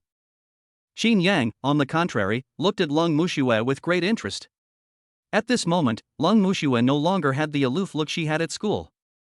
She is just like the girl next door, especially her emergency reaction after being talked about by others, which is very interesting. Oh? When did I become a beauty who brings disaster? A sweet and pleasant voice sounded. Tang Xueme came over and looked at Chinyang with a smile on her face. Everyone's attention was immediately attracted to Tang Xueme, and they all looked at her. Tang Xueme wore a pink evening dress today, which made her look even fairer and softer. Especially that little face that is so delicate and impeccable, it is like a huge temptation, making people around want to get closer to it after seeing it. Tang Xueme only put on light makeup today, but it made her look even more pure. Especially her every frown and smile, she is simply charming, and she exudes a noble temperament that makes many people fall in love with her. Hello, my name is Tang Xueme, can we get to know each other? Tang Xueme extended her hand very generously and looked at Chinyang with a smile on her face. Of course, my name is Chinyang. Chinyang smiled and stretched out his hand, gently holding Tang Xueme's soft and boneless little hand. It feels slightly cool to the touch, but is extremely soft and delicate. It can be called a perfect piece of jade. Chinyang couldn't help it for a moment, and gently pinched it, and said directly, It feels so good. Everyone was shocked. Chinyang pinched Tang Xueme's little hand, and they all saw it. This is simply teasing in public. Chinyang is really brave. Tang Xueme's eyes widened as well, she was shocked. However, when he saw Chinyang's extremely clear eyes, they were completely different from those of the people he had met before. In the past, any man who had seen me or had contact with me, regardless of age or status, their eyes looked as if they wanted to stare into his flesh, but he still acted like a gentleman. Then they want to use various connections, coercion and inducement to take advantage of me. On the other hand, Chinyang looked at himself with clear eyes, and even looked at himself so generously and without any obstruction. This is what a real man is. Tang Xueme covered her mouth and chuckled, Mr. Chinyang's lecture just now has benefited me a lot. Can I continue to ask Mr. Chin for advice? Chinyang did not refuse and said directly, Okay. Then he didn't let go, but just took Tang Xueme's hand and walked directly to the table of Mingyu Film and Television. This scene made everyone present stunned. Especially some people who knew Tang Xueme's identity were so shocked that their jaws dropped. Is that Chinyang? He is actually holding Miss Tang's hand, someone exclaimed. Oh my god, this is too crazy. Chinyang is so charming? He is definitely my idol. I wonder if your focus is wrong. Look, the main thing is Miss Tang. She didn't even refuse and just let Chinyang take her away. This is probably the biggest news today. This sentence instantly woke everyone up. Yes. Tang Xueme did not refuse and let Chinyang hold her hand openly. This is probably the real big event. Mr. Chin is a real man. Even Long Mushue had some doubts. She also rubbed her eyes vigorously. Her cousin Tang Xueme rarely had such close contact with men. Today, Chinyang held her hand, and instead of refusing, she smiled happily. This really refreshed Long Mushue's three views. Lang Mushue shook her head vigorously and hurried towards the table where Chinyang and the others were sitting. When Sang Tong and others who were lagging behind saw this, they looked at each other and hurried over without caring about anyone else. It was only when he returned to his seat that Chinyang came to his senses amidst everyone's astonished gazes. After letting go, he said to Tang Xueme with some regret, sorry, I forgot about it when I was excited. But Miss Tang's hands are so smooth and soft. So nice. Lang Muxue, who was behind, was shocked when she saw this. She knew very well what kind of person her cousin was. Now she actually wants Chinyang to hold her hand. At this moment, Tang Xueme's face was flushed, and even her fair, long neck was a little red. She was simply beautiful. This is the first time for me to let a man I just met hold my hand. However, Chinyang's strong big hand gave Tang Xueme a sense of inexplicable warmth. Tang Xueme quickly adjusted her mentality and looked at Chinyang with seductive eyes. It's okay, if Mr. Chin likes it, you can continue to pull it. Chapter 81, another part. Well. Tang Xueme's words made Chinyang stunned for a moment. Especially when Tang Xueme stretched out her little hand, everyone was stunned. Are these two people going to confess their love directly in front of everyone? Especially the look in Tang Xueme's eyes when she looked at Chinyang, which was full of a hint of autumn. This made Chinyang a little at a loss for a moment. Ahem. Chinyang coughed lightly and said, what does Miss Tang want to talk about? Seeing Chinyang immediately change the subject and not even holding her hand, Tang Xueme felt a sense of victory in her heart. It seems that Chinyang really didn't mean it just now. Chinyang, I'm only 2 years older than you. You don't have to call me Miss Tang. You can call me Xueme like Xiaoxue. Tang Xueme chuckled twice, then continued, Chinyang, your Ringlong movie has such a good performance, when will you shoot the next one? Hearing Tang Xueme talking about the skit, Chinyang forced himself to calm down quickly. Then he said directly, the script is already available, and we will start filming soon. And the results will surpass Ringlong's. Chinyang spoke casually, but his tone revealed a strong confidence. When Tang Xueme heard Chinyang say that the script was ready, she was also stunned. She just asked casually, after all, Ringlong's grades were so good. It is a foregone conclusion that they will be filming another movie. Many companies will strike while the iron is hot, and there's even a chance of a sequel. But Chinyang said that the script was already available. This is too fast. Could it be that Chinyang had already prepared the script? Or maybe Chinyang already knew about Ringlong's performance today? No matter what the result is, it all shows that Chinyang's talent is simply too strong. Tang Xueme gently tucked her hair behind her ears and said with a smile, Chinyang, your explanation of the skit just now cleared up a lot of confusion for me. But I found that some of the exciting moments in the skit you just mentioned can be used in many film and television dramas. But I feel that some of these points are a little difficult to integrate, such as. Tang Xueme raised her doubts. Chinyang did not hide anything and directly explained his doubts to him. The more they talked, the more shocked Tang Xueme felt. Chinyang is so talented, and what he says is easy to understand. Even with just a few words, he can point out the flaws in some movies or TV shows. Chinyang was even able to perfectly avoid these poisonous spots through various small plots and small scenes. Based on what Chinyang said today, his future achievements will definitely leave a strong mark in the film and television industry. At the same time, Tang Xueme became more determined to have a good relationship with Chinyang. I even had some expectations in my heart. It would be even more perfect if something could happen between me and Chinyang. To Lang Muxue and the others, the conversation between Chinyang and the other person sounded a bit like listening to a divine book. However, it did not prevent everyone from seeing from Tang Xueme's shocked eyes and excited expression that Chinyang had completely conquered this beautiful woman. Especially when I saw Tang Xueme pulling her chair from time to time, wanting to sit closer to Chinyang. Sang Tong kept shouting in his heart, Brother Yang, my dear brother-in-law, can you please restrain yourself? You see, you have conquered this woman, Tang Xueme, with just a few words. Isn't this adding a love rival to my sister? Time passed quickly, and 4 or 5 hours passed in the blink of an eye. Today's promotion meeting is about to end. But Tang Xueme still felt like she wanted more. I kept thinking in my heart, what other opportunities would I have to have more contact with Chinyang? He turned around and saw Lang Muxue, and immediately had an idea in his mind. At this time Yen Yong, Wei Gang, and others also came back. Both of their faces were flushed. It seemed that they had drunk a lot, and they seemed to be in a good mood. Huang Kaihong, who was standing by, supported them, and there was an indescribable affection in her eyes as she looked at Chinyang. Yen Yong and the other man came over, hugged Chinyang's thighs, knelt on the ground and shouted excitedly, Boss Chin, you are really our benefactor. As they were talking, the two of them actually started to sob. Before Chinyang came, they lived a hard life. They are simply hated by everyone. To put it bluntly, even a beggar cannot live as miserably as they do. Now that Chinyang is here, he has only filmed one drama. Just lead them to turn things around. Especially at today's promotion meeting, countless people surrendered directly.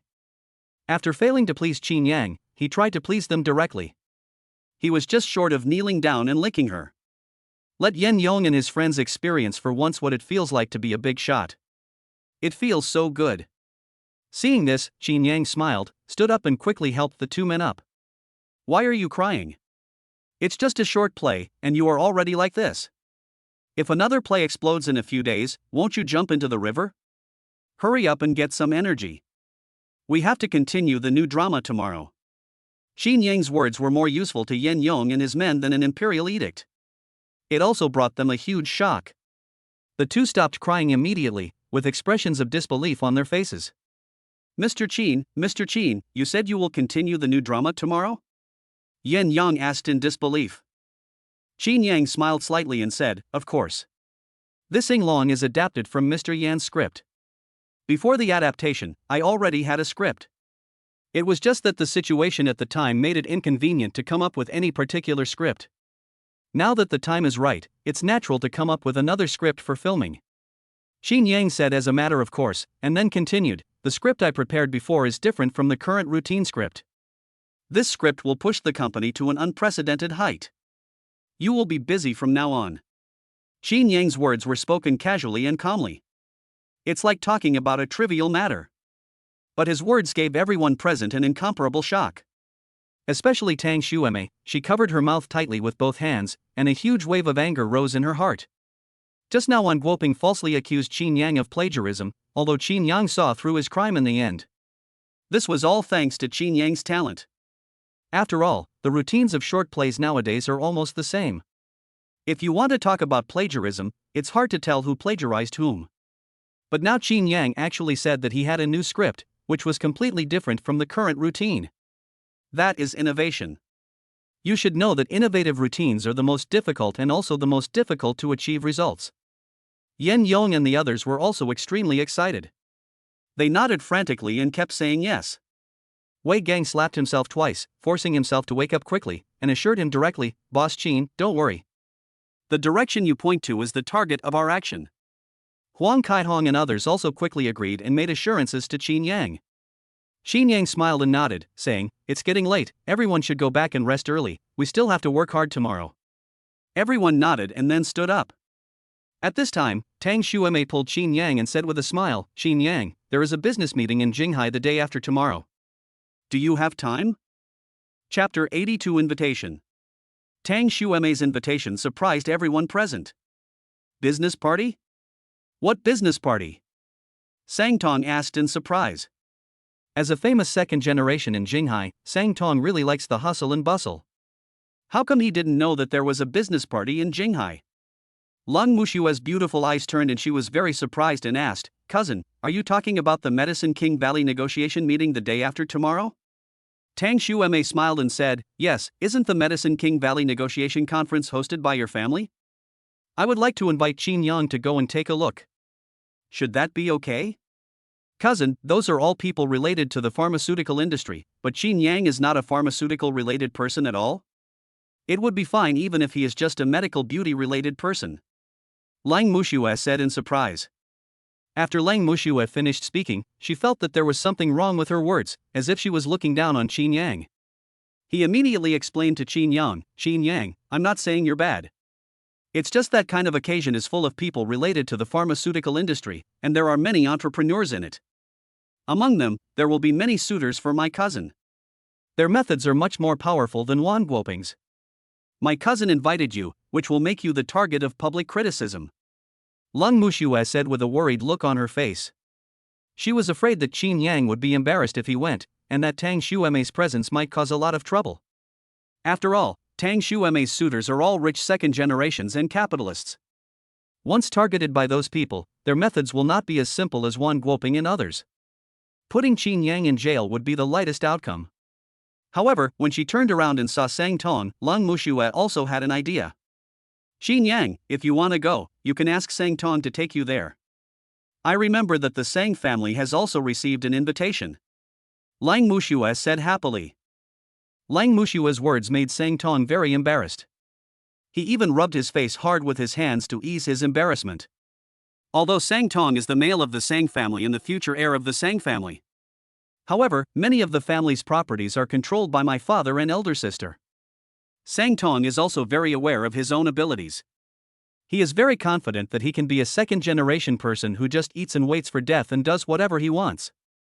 However, when it came to some matters concerning the family business, Sang Tong knew nothing about it. But at this moment, Sang Tong couldn't openly say that he couldn't do it, so he could only say to Chinyang in great embarrassment, "Brother Yang, there's nothing fun about the negotiation meeting, why don't we just make our own short film?" Just when Chinyang was about to agree. Bite.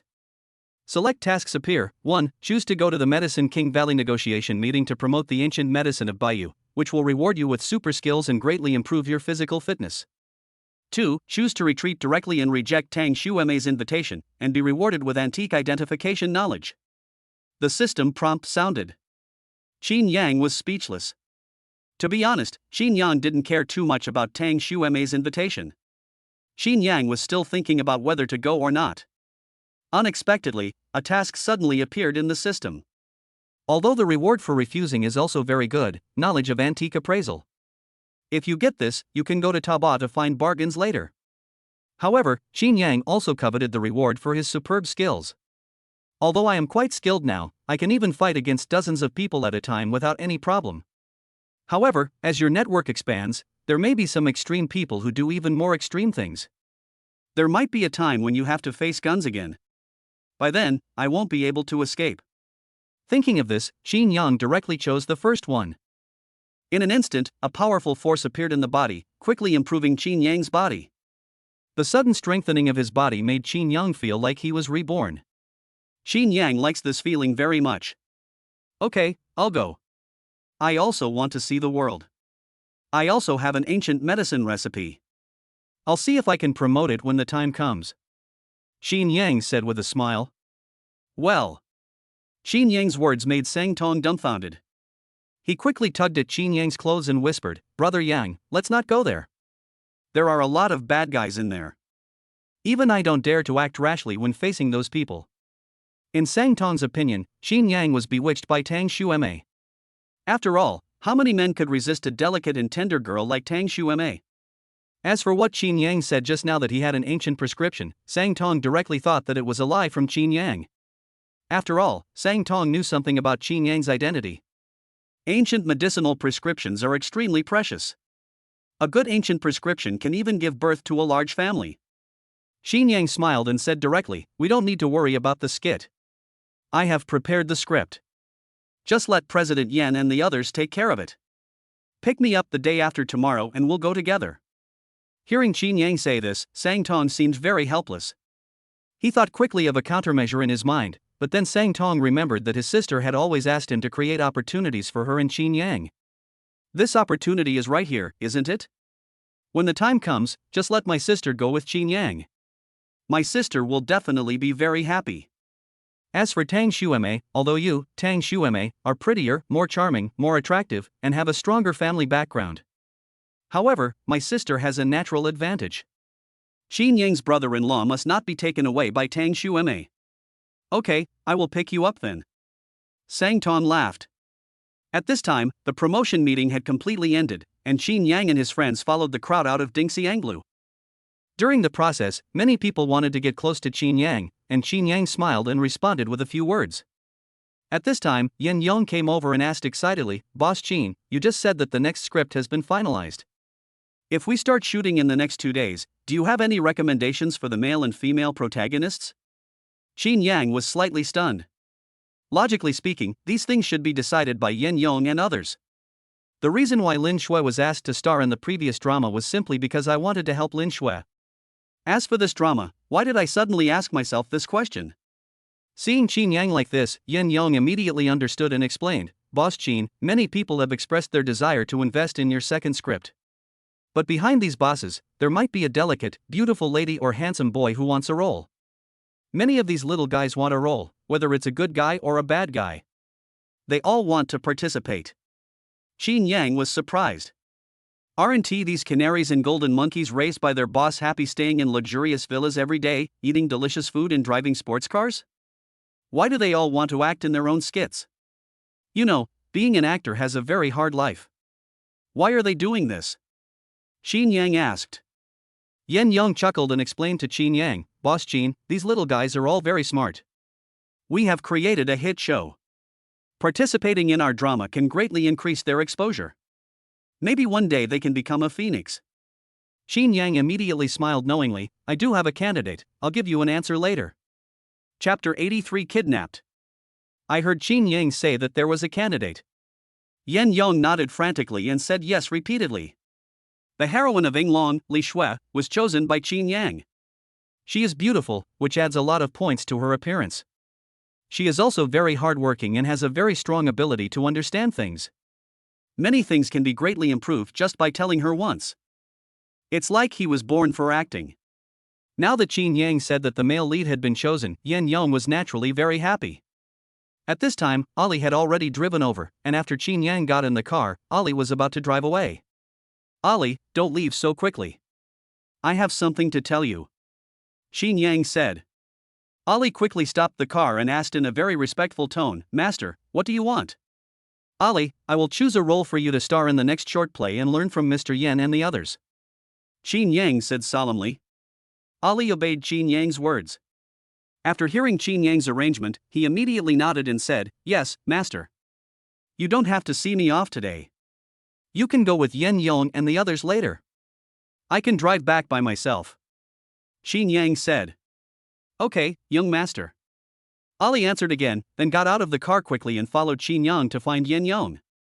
When Yen Yong saw Chinyang coming with Ali, he was stunned for a moment.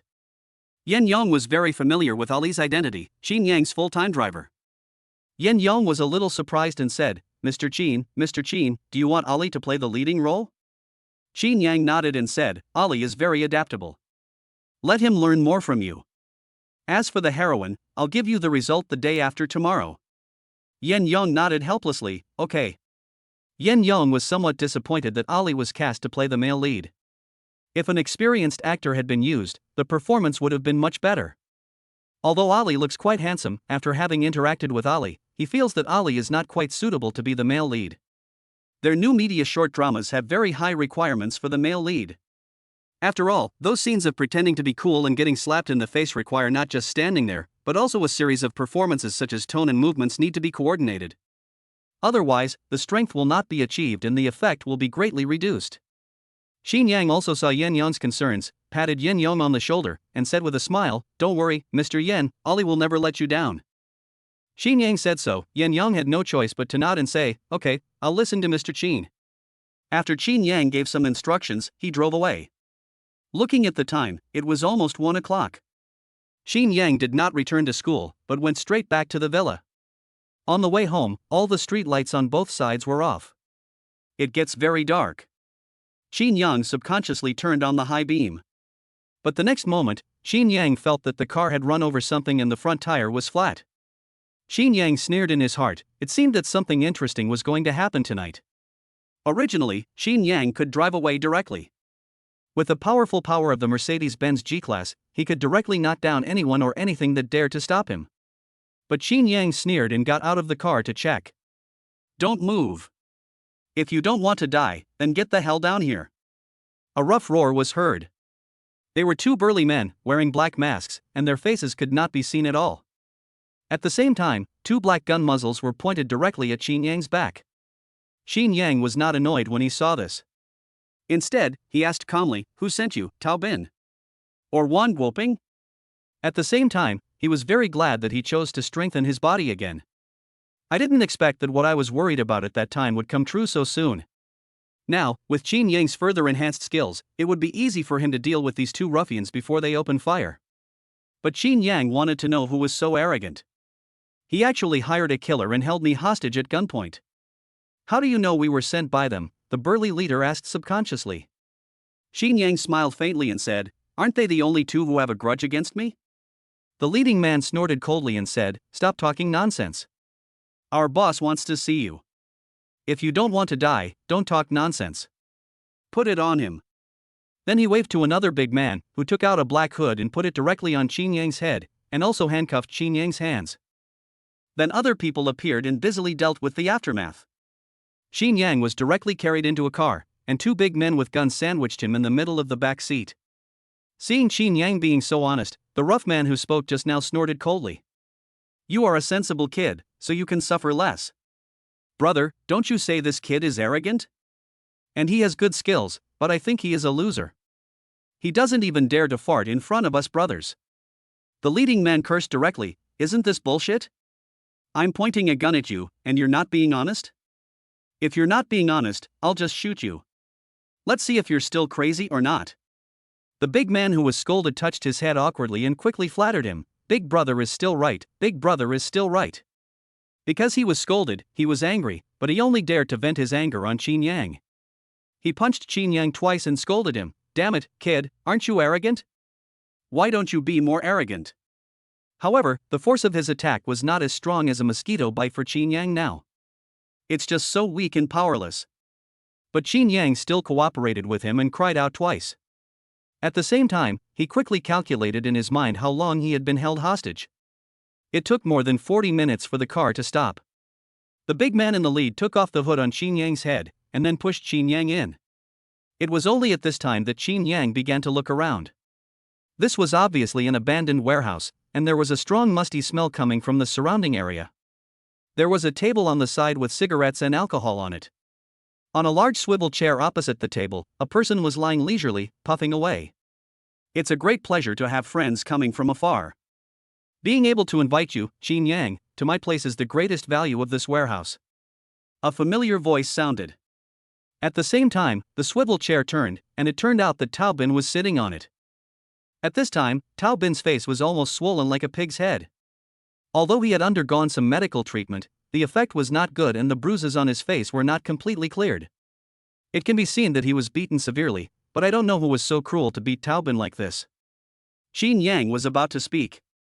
Tao Bin stood up in an instant, pointed at Chinyang and roared with gritted teeth, "Chinyang, I never thought you would have this day. This day next year will be the anniversary of your death. Kidnapping me? Have you thought about the consequences?" Chinyang asked with a sneer. Tao Bin was almost pissed off by Chinyang. He pointed at his own face and roared crazily, "Consequences? I am in this state because of you. Today, I will pay you back 100-fold. Chapter 84. You even dare to rob me." Chinyang smiled faintly.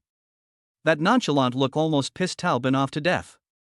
In Tao Bin's impression, Chinyang should kneel down and beg for mercy, begging him frantically to let him go.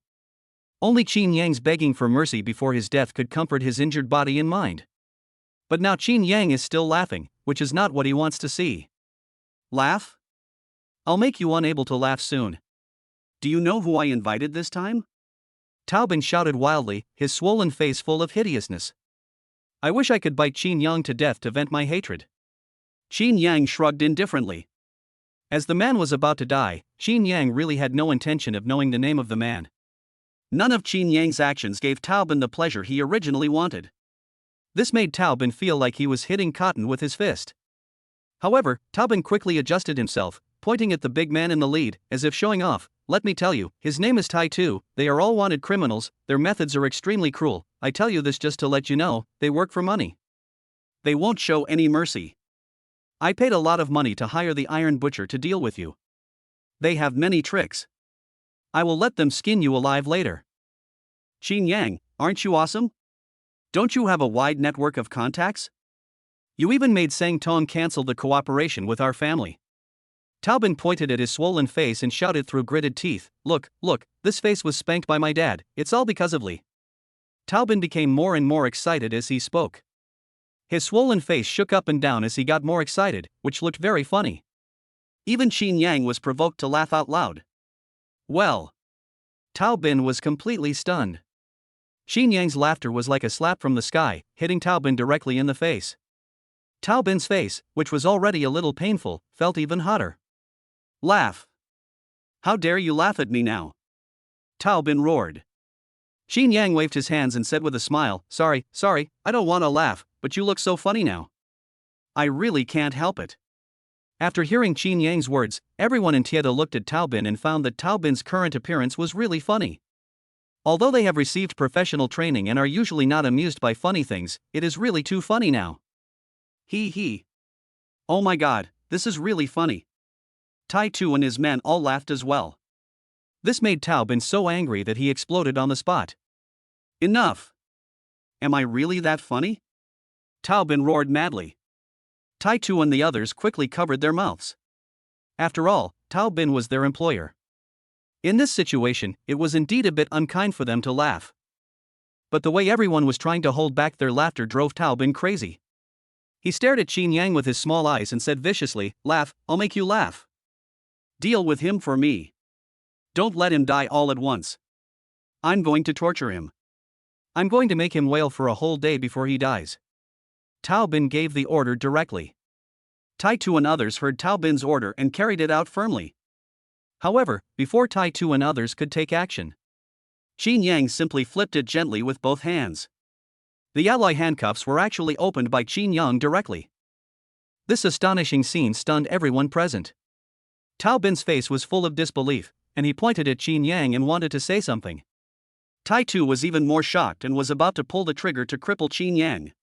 However, before they could make any move, Chinyang raised his hand and slapped Tai-Tu's hand, snatching the gun away in one swoop. With your other hand, grab the other person's hand directly, pull it forward, and push up with your left knee. Bang! It hit the man's chin right away, knocking him unconscious.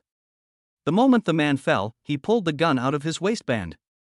Two guns were pointed at Tai-Tu and Tao Bin's heads respectively. Go crazy, keep going crazy. You really want to make me a widow? Do you really think that you can be the groom just by wearing a mandarin jacket? You dare to tie me up? I wish to kill you guys. It's easier than killing an ant. You said you are not 3-year-old children anymore. Do you need me to teach you how to eat, drink, defecate and urinate? Chinyang's domineering voice suddenly resounded throughout the warehouse. It directly shocked everyone present. Because Chinyang's speed was too fast. Chinyang, who was a hostage just now, turned the situation around in an instant. Not only did he knock one of them unconscious, but he even controlled their two leaders. How could they not be extremely shocked? Tai-Tu also opened his mouth wide, his face full of disbelief. Subconsciously, he reached for the dagger on his lower back. Bang! A gunshot rang out. Chinyang shot directly at Tai-Tu's hand. It directly scared those who were about to take action. He was able to shoot at such a close distance and with such a fast speed, and only hit Tai-Tu's hand. This is simply too powerful, even the strongest iron butcher cannot do it. Tai-Tu also saw how powerful Chinyang was, and he shouted while enduring the pain, everyone, don't move. You are no match for him at all. Blood splattered everywhere, and a lot of it fell directly into Tao Bin's mouth. This horrific and bloody scene scared Tao Bin to death. After all, Tao Bin is just a student who has not yet graduated. He has been a little arrogant over the years because his family is rich. But the current situation was simply unacceptable to Tao Bin. Chinyang, no, Master Chin, don't shoot. I don't want to die. Tao Bin kowtowed and begged for mercy frantically. He was afraid that Chinyang would get unhappy and shoot him, making him say goodbye to this world completely. On the contrary, Tai-Tu was a tough guy. Even though his hand was broken, he just grunted. There was no intention of begging for mercy. Instead, he looked directly at Chinyang and said, it's my bad luck to meet you. You can do whatever you want to me. Hearing Tai-Tu say this, Tao Bin became even more frightened. He was afraid that Tai-Tu would anger Chinyang and send him away directly. He immediately started to curse Tai-Tu. Tai-Tu, you are just a dog I called here. Now I order you to kneel down and kowtow to Master Chin. Did you hear that? And the rest of you, all of you, kneel down in front of me. After scolding Tai-Tu, Tao Bin bared his teeth and begged Chinyang, Master Chin, please let me go. I will never dare to do it again. I will never appear in front of you again. Is that okay with you? Please. At this moment, Tao Bin no longer had the arrogance and domineering spirit he had just had. To say he is a lapdog is an insult to lapdogs. Call your father directly. Also, call the police. Chinyang said in a cold tone. How could Tao Bin dare to refuse? He took out his cell phone tremblingly and played the video directly. Chapter 85, Who Robs Who? At this time, inside the Sang family villa, Sang Rui was sitting on the side, drinking tea leisurely. Sang Tong, who was standing next to him, was talking excitedly about how Chinyang could see through the conspiracy of Wan Guoping and Zhu Xing at today's promotion meeting. How could he give lectures to a group of big guys who had been in the industry for many years, and from time to time he would add how miraculously he cooperated with Chinyang, and tell Sang Rui vividly about it. Especially when talking about the Medicine King Valley negotiation meeting the day after tomorrow, Sang Tong directly told Sang Rui that he had invited Chinyang to go together. Sang Rui was immediately happy and praised Sang Tong for being sensible. There was another person sitting next to him, smiling awkwardly from time to time. This person is Tao Bin's father, Tao Hongjin. A few days ago, her good-for-nothing son offended Chinyang at a banquet, which made Sang Rui unhappy. Simply kick the Tao family out of the list of cooperative suppliers. This almost pissed off Tao Hongjin to death. After learning the whole story, Tao Hongjin beat Tao Bin violently. If the boss hadn't stopped him, Tao Hongjin would have wanted to beat Tao Bin, the idiot, to death. In the end, Tao Bin was locked up at home and ordered to reflect on his actions. Afterwards, Tao Hongjin used his connections, gave gifts, and finally asked many people to intercede for him before Sang Rui agreed to see him again. As a result, I waited for almost 10 hours before I saw Sang Rui. It's just that I just said a few polite words and didn't even talk about the business. The evil star Sang Tong is back. Then Sang Tong talked about what happened today eloquently.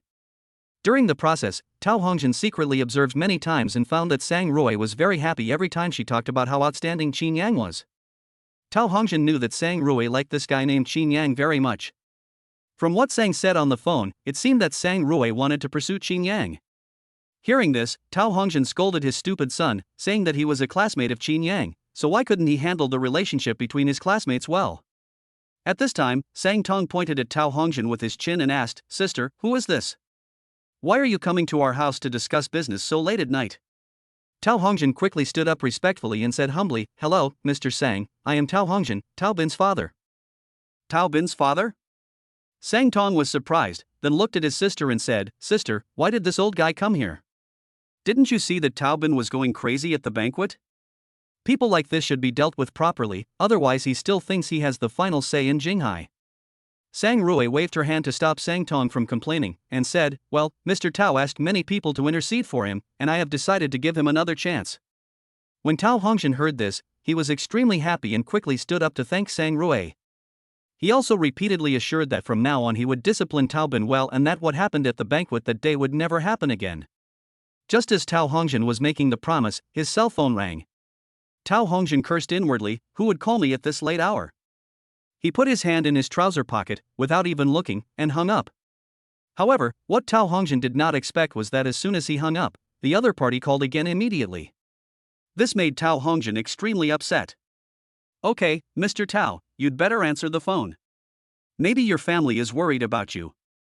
Tell them that everything is fine and go home." Sang Rui waved her hand. Tao Hongjin bowed quickly and said yes repeatedly in a humble tone. I quickly took out my cell phone and saw that the person calling me was Tao Bin. I was wondering what important matter Tao Bin had that made him call me so late at night. At this time, the phone rang again. It was Tao Bin again. Tao Hongjin bowed to Sang Rui again apologetically, and after quickly answering the call, he cursed in a low voice, "You stupid kid, why are you calling me so late? If you have something to say, can't you tell me tomorrow? Dad, please come and save me." Tao Bin's crying voice came directly from the other end of the phone, which made Tao Hongjin stunned for a moment. "Save you? Aren't you at home? Are you a waste? Do you need me to save you at home?" Tao Hongjin scolded again. Tao Bin quickly explained, crying, "Dad, I kidnapped Chinyang, who knows?" Boom! Tao Hongjin only felt that his head was hit as if it had been hit 10,000 times with a sledgehammer. As for what Tao Bin said afterwards, Tao Hongjin didn't hear it at all. His body swayed even more, and he raised his voice and cursed, "You little beast, how dare you kidnap Chinyang, do you want to die?" Tao Hongjin's words shocked Sang Rui and her brother. Tao Bin actually dared to kidnap Chinyang and even called Tao Hongjin? This is just crazy. Sang Rui stood up immediately, her almond-shaped eyes wide open, staring at Tao Hongjin. His anger instantly rose. Anyone who dared to kidnap Chinyang was simply seeking death. Tao Hongjin also felt Sang Rue's sharp gaze and immediately felt completely hopeless. He immediately yelled into the phone, "Where are you? Tell me, I tell you, if you dare to touch a hair of Chinyang, I will fucking kill you." His voice was so loud and his tone was so harsh that he wished he could appear in front of Tao Bin immediately and make him kneel down and apologize to him. He even had to beat Tao Bin severely. Perhaps only in this way could Sang Rue calm down. Only then can their Dao Corporation avoid being completely liquidated. Tao Bin on the other end of the phone now wished he could cry to death. "I just moved a little and immediately felt a heart-wrenching pain in my broken ankle. Dad, please come and save me. I'm at our warehouse in the western suburbs," Tao Bin said while crying and then hung up the phone. Just the action of hanging up the phone almost made Tao Bin feel so painful that he wanted to die. The hatred for Chinyang in my heart was almost reaching its peak. At the same time, even his father Tao Hongjin was hated by Tao Bin. Just now, Chinyang asked his father Tao Hongjin to make a phone call, but his father hung up several times. This made Chinyang very unhappy, and he stepped on his ankle directly. "My ankle was directly crushed." The tremendous pain made Tao Bin wish he could die immediately. But Tao Bin did not have the determination to die. Seeing Chinyang being so cruel, he directly crippled Tai Tu's hand. Some of Tietu's brothers have already developed murderous intentions towards Chinyang. He wanted to take advantage of Chinyang's inattention and attack him from behind. And there are quite a few people who have this idea. After all, they are old friends who have been working together for many years. They can understand each other with just a glance.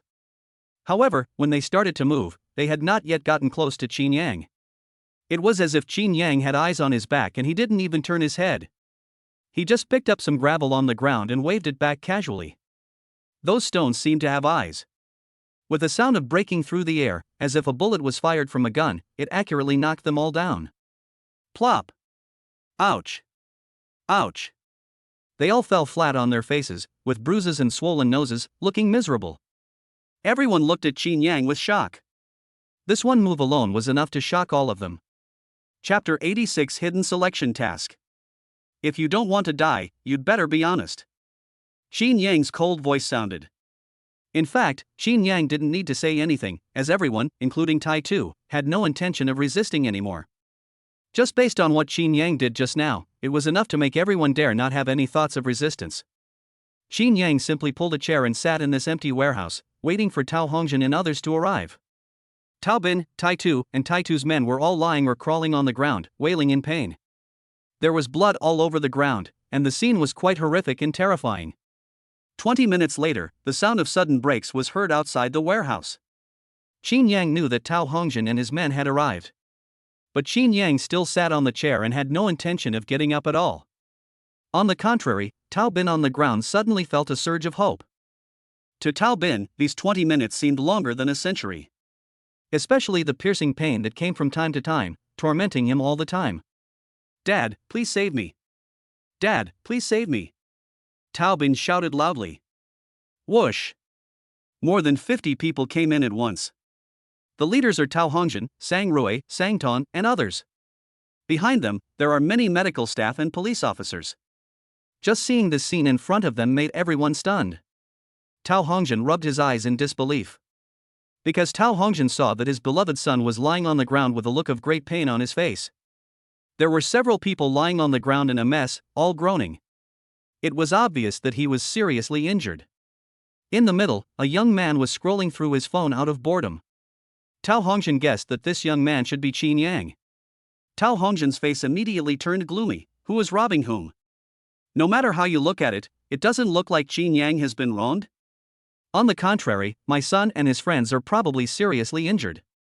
There was a hint of unhappiness in his words. After all, Tao Bin is his own son, no matter how bad he is. That was his own son. Seeing him lying on the ground wailing, he kept crying. Tao Hongjin, who loved his son dearly, actually walked up to Chinyang and asked him directly, "Did you hurt your son?" Chinyang sneered and looked up at Tao Hongjin. Bang! It was just a slap in the face, and Tao Hongjin was knocked around in circles. "You bastard! Stand still and talk. When picking eggplants, you don't even consider the age. Who do you think you are and how dare you question me?" Chinyang's cold voice sounded. He looked so domineering, just like a god of war. Tao Hongjin was awakened instantly. The man lying on the ground was Tai Tu, a cruel and ruthless man. Over the years, Tietu has secretly helped me solve many troublesome people and problems. Now Tai Tu and his brothers were lying on the ground like dead dogs. It can be seen that Chinyang's strength is simply not something that our family can contend with. Especially with Sang Tong and Sang Rui next to them, looking at their cold eyes. Tao Hongjin wished he could beat the beast Tao Bin to death. Chinyang could be said to be the man who controlled his family's destiny. Not only did he kidnap Chinyang, but he also almost offended Chinyang. I was confused for a moment and actually questioned Chinyang. When Tao Hongjin thought of this, he quickly put on a flattering smile and said in an extremely earnest tone, I'm sorry, Mr. Chin. I am Tao Bin's father. Today, on behalf of Tao Bin, I apologize to Mr. Chinyang. Tao Hongjin said this and bowed 90 degrees to Chinyang. The tone and attitude were extremely humble and respectful. But Chinyang didn't buy it and ignored Tao Hongjin. He smiled and said to Sang Tongdao behind him, why are you here? At this time, Sang Rui also hurried over, with endless worry in her embroidered brows. She kept looking Chinyang up and down, but didn't find any injuries on him. She opened her red lips slightly and asked with a worried look on her face, Chinyang, are you okay? At this time, Sang Rui was still wearing purple pajamas, but the loose pajamas could not hide her graceful figure at all. The light illuminated her pretty face, which was as white as jade, making Sang Rui look even more beautiful. Her jet black hair was simply tied up. This must be because she was in a hurry to go out and didn't have time to dress properly. But even so, Sang Rui still exudes infinite charm. Especially the expression of concern for Chinyang made Sang Rui look delicate and petite. It makes people feel lovable at first sight. Chinyang smiled faintly, with them, it's still almost impossible to hurt me. The words were spoken casually and simply. But he has a confident and domineering aura. Looking at Chinyang's extremely domineering look, Sang Rui liked him even more and became more obsessed with him. He immediately smiled and said, I believe you. How can these small fry hurt you? As they spoke, Sang Rui naturally moved forward and hugged Chinyang's arm like a normal couple. She looked up at Chinyang and said sweetly, I'm glad you're okay. Let's leave this to the police. I believe the police will give us a satisfactory answer. As Sang Rui spoke, she hugged Chinyang's arm even tighter, as if she was afraid that Chinyang would run away, and her eyes were full of admiration. Feel the soft and elastic pressure on your arm. There was also a faint fragrance emanating from Sang Rui, which made Chinyang feel it for a moment. When Chinyang saw the unconcealed autumnal look in Sang Rui's eyes, for a moment he had the urge to take her. To be honest, Sang Rui is very beautiful and has an extremely powerful family background. She also has a strong economic mind, otherwise their Dahua Group, a company worth tens of billions, would not have been handed over to her. Bite. Trigger the hidden selection task. 1. Choose to marry Sang Rui. After the selection, Sang Rui will never betray the host, and reward 5 billion in cash. After the selection, the system will automatically cancel it. 2. Choose to reject, just maintain an ambiguous relationship, but not limited to in-depth communication, reward charm plus 2. The system prompt sounded at the right time. Chinyang, who was in the midst of an impulse, was stunned for a moment. These two choices are quite contrasting. If you choose the first one, you will get 5 billion in cash directly. With this 5 billion in cash, even if I get completely out of trouble, I can make a lot of money if I don't invest in industries I don't understand. Not to mention this life, even in the next life, I won't be able to spend all the money. You can become a rich man and live a happy life. And after getting married, with Sang Rui's superb business acumen, he instantly became a winner in life. But the disadvantage is that the system automatically cancels the function, which is something Chinyang doesn't want. But the second option just adds to the charm. Now my charm can actively attract many beautiful women. If I become more charming, how will I be able to live in the future? Wouldn't it mean that all I have to do every day is deal with beautiful women? Isn't this a bit too monotonous and boring? Chapter 87, Brother-in-law, please get in the car. To be honest, Chinyang was a little reluctant to make a choice for a moment. After all, everything I have now comes from the system. Once he chooses to marry Sang Rui, the system will be automatically released, which Chinyang really doesn't want.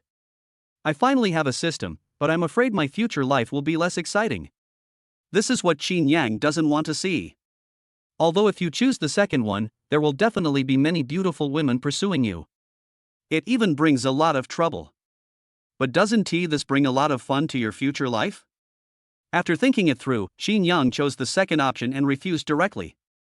In an instant, Chinyang felt a cool sensation in his body, which made him very comfortable.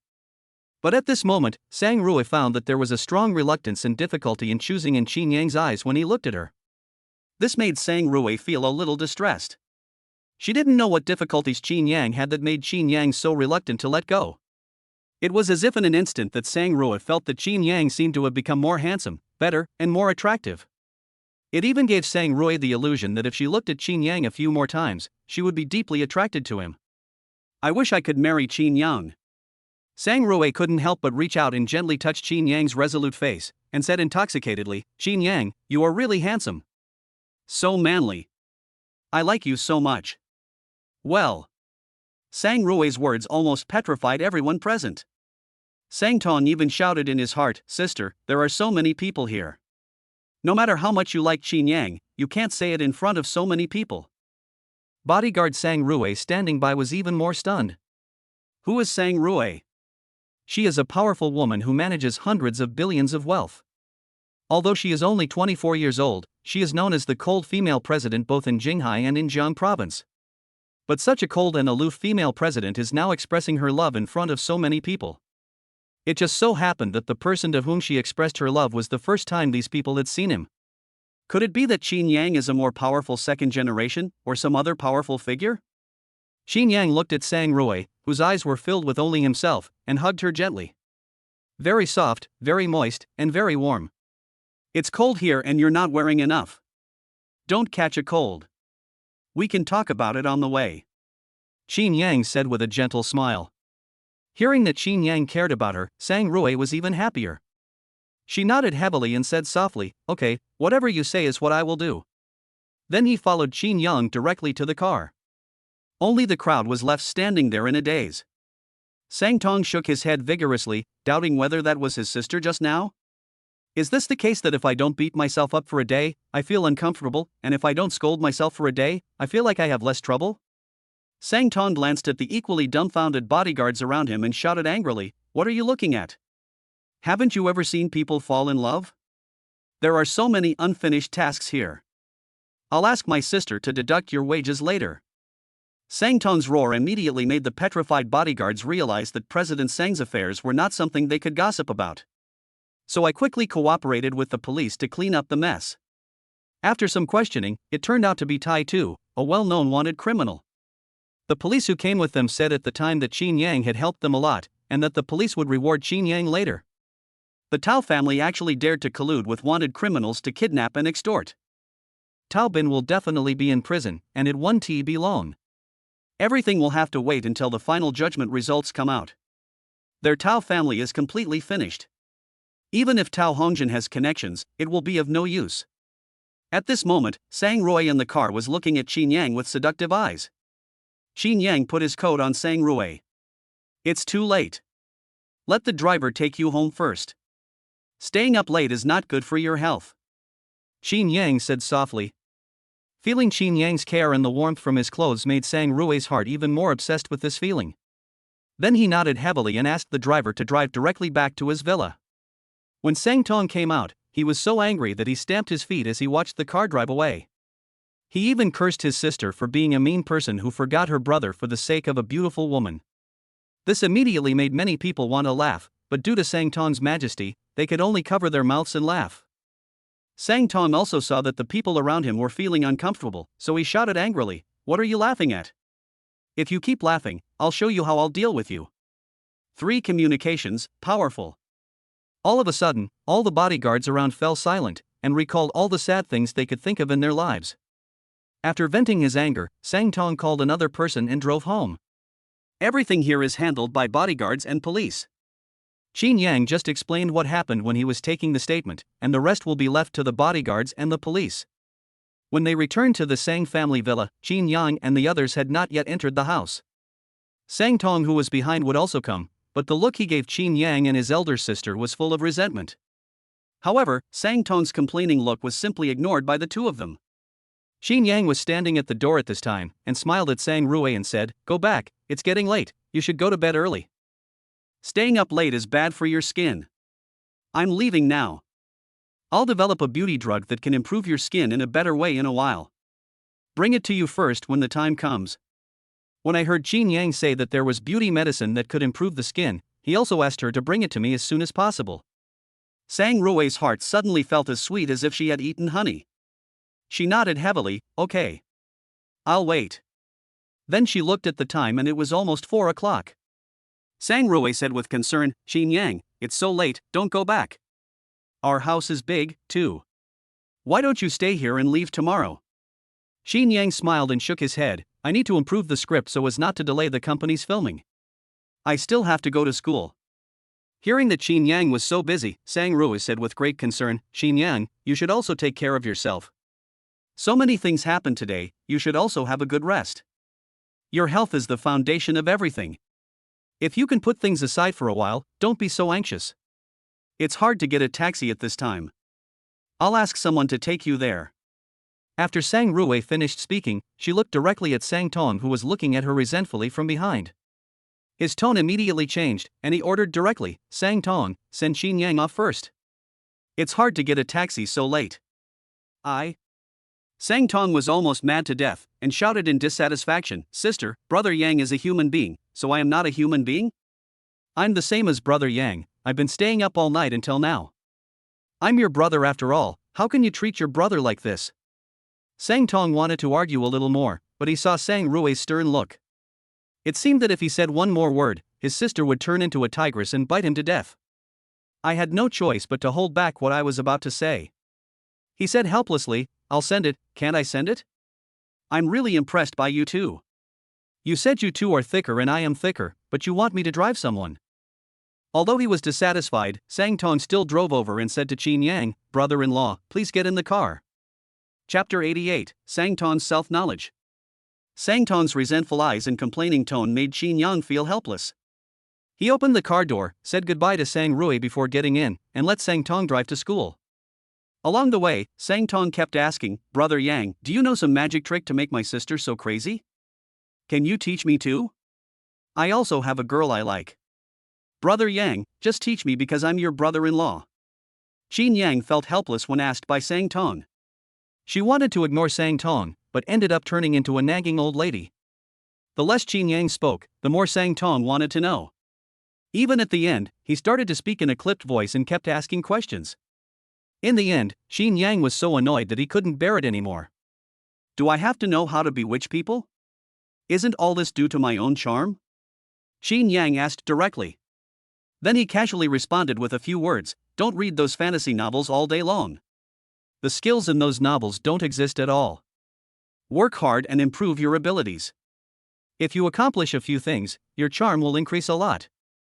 Chinyang said it calmly, but it seemed to open a door that had never been opened for Sang Tong. Well. Sang Tong was stunned for a moment, and carefully savored Chinyang's words. I kept thinking about it in my mind, and what Chinyang said seemed to make sense. Ever since I came into contact with Chinyang.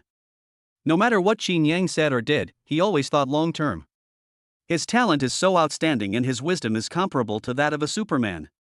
It seems that no matter how big or difficult the problem is, as long as it comes to Chinyang, there is nothing that Chinyang cannot solve. Moreover, Chinyang is like an invincible treasure.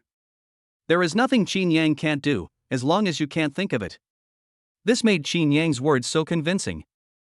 Sang Tong nodded heavily, brother-in-law, you are absolutely right. You are my idol. Your words are like opening a door for me. But when I think about the pain of standing out. Sang Tong immediately made up his mind and said heavily, brother-in-law, I have decided. I will choose to lie down and be my rich second generation. As for the infinite charm and strong face slapping, I'll just let you do it. I choose to just lie down. What Sang Tong said was justified and natural. Chinyang couldn't find any reason to refute for a moment. In the end, Chinyang just nodded helplessly, that's fine, lying down is also a way. Well. At first Chinyang thought Sang Tong would say that he also wanted to work hard. Who knew that Chinyang would actually say that he should just lie down? Chinyang was speechless, but he also admired Sang Tong. After all, there are not many people who can truly recognize themselves. The car arrived at the school quickly.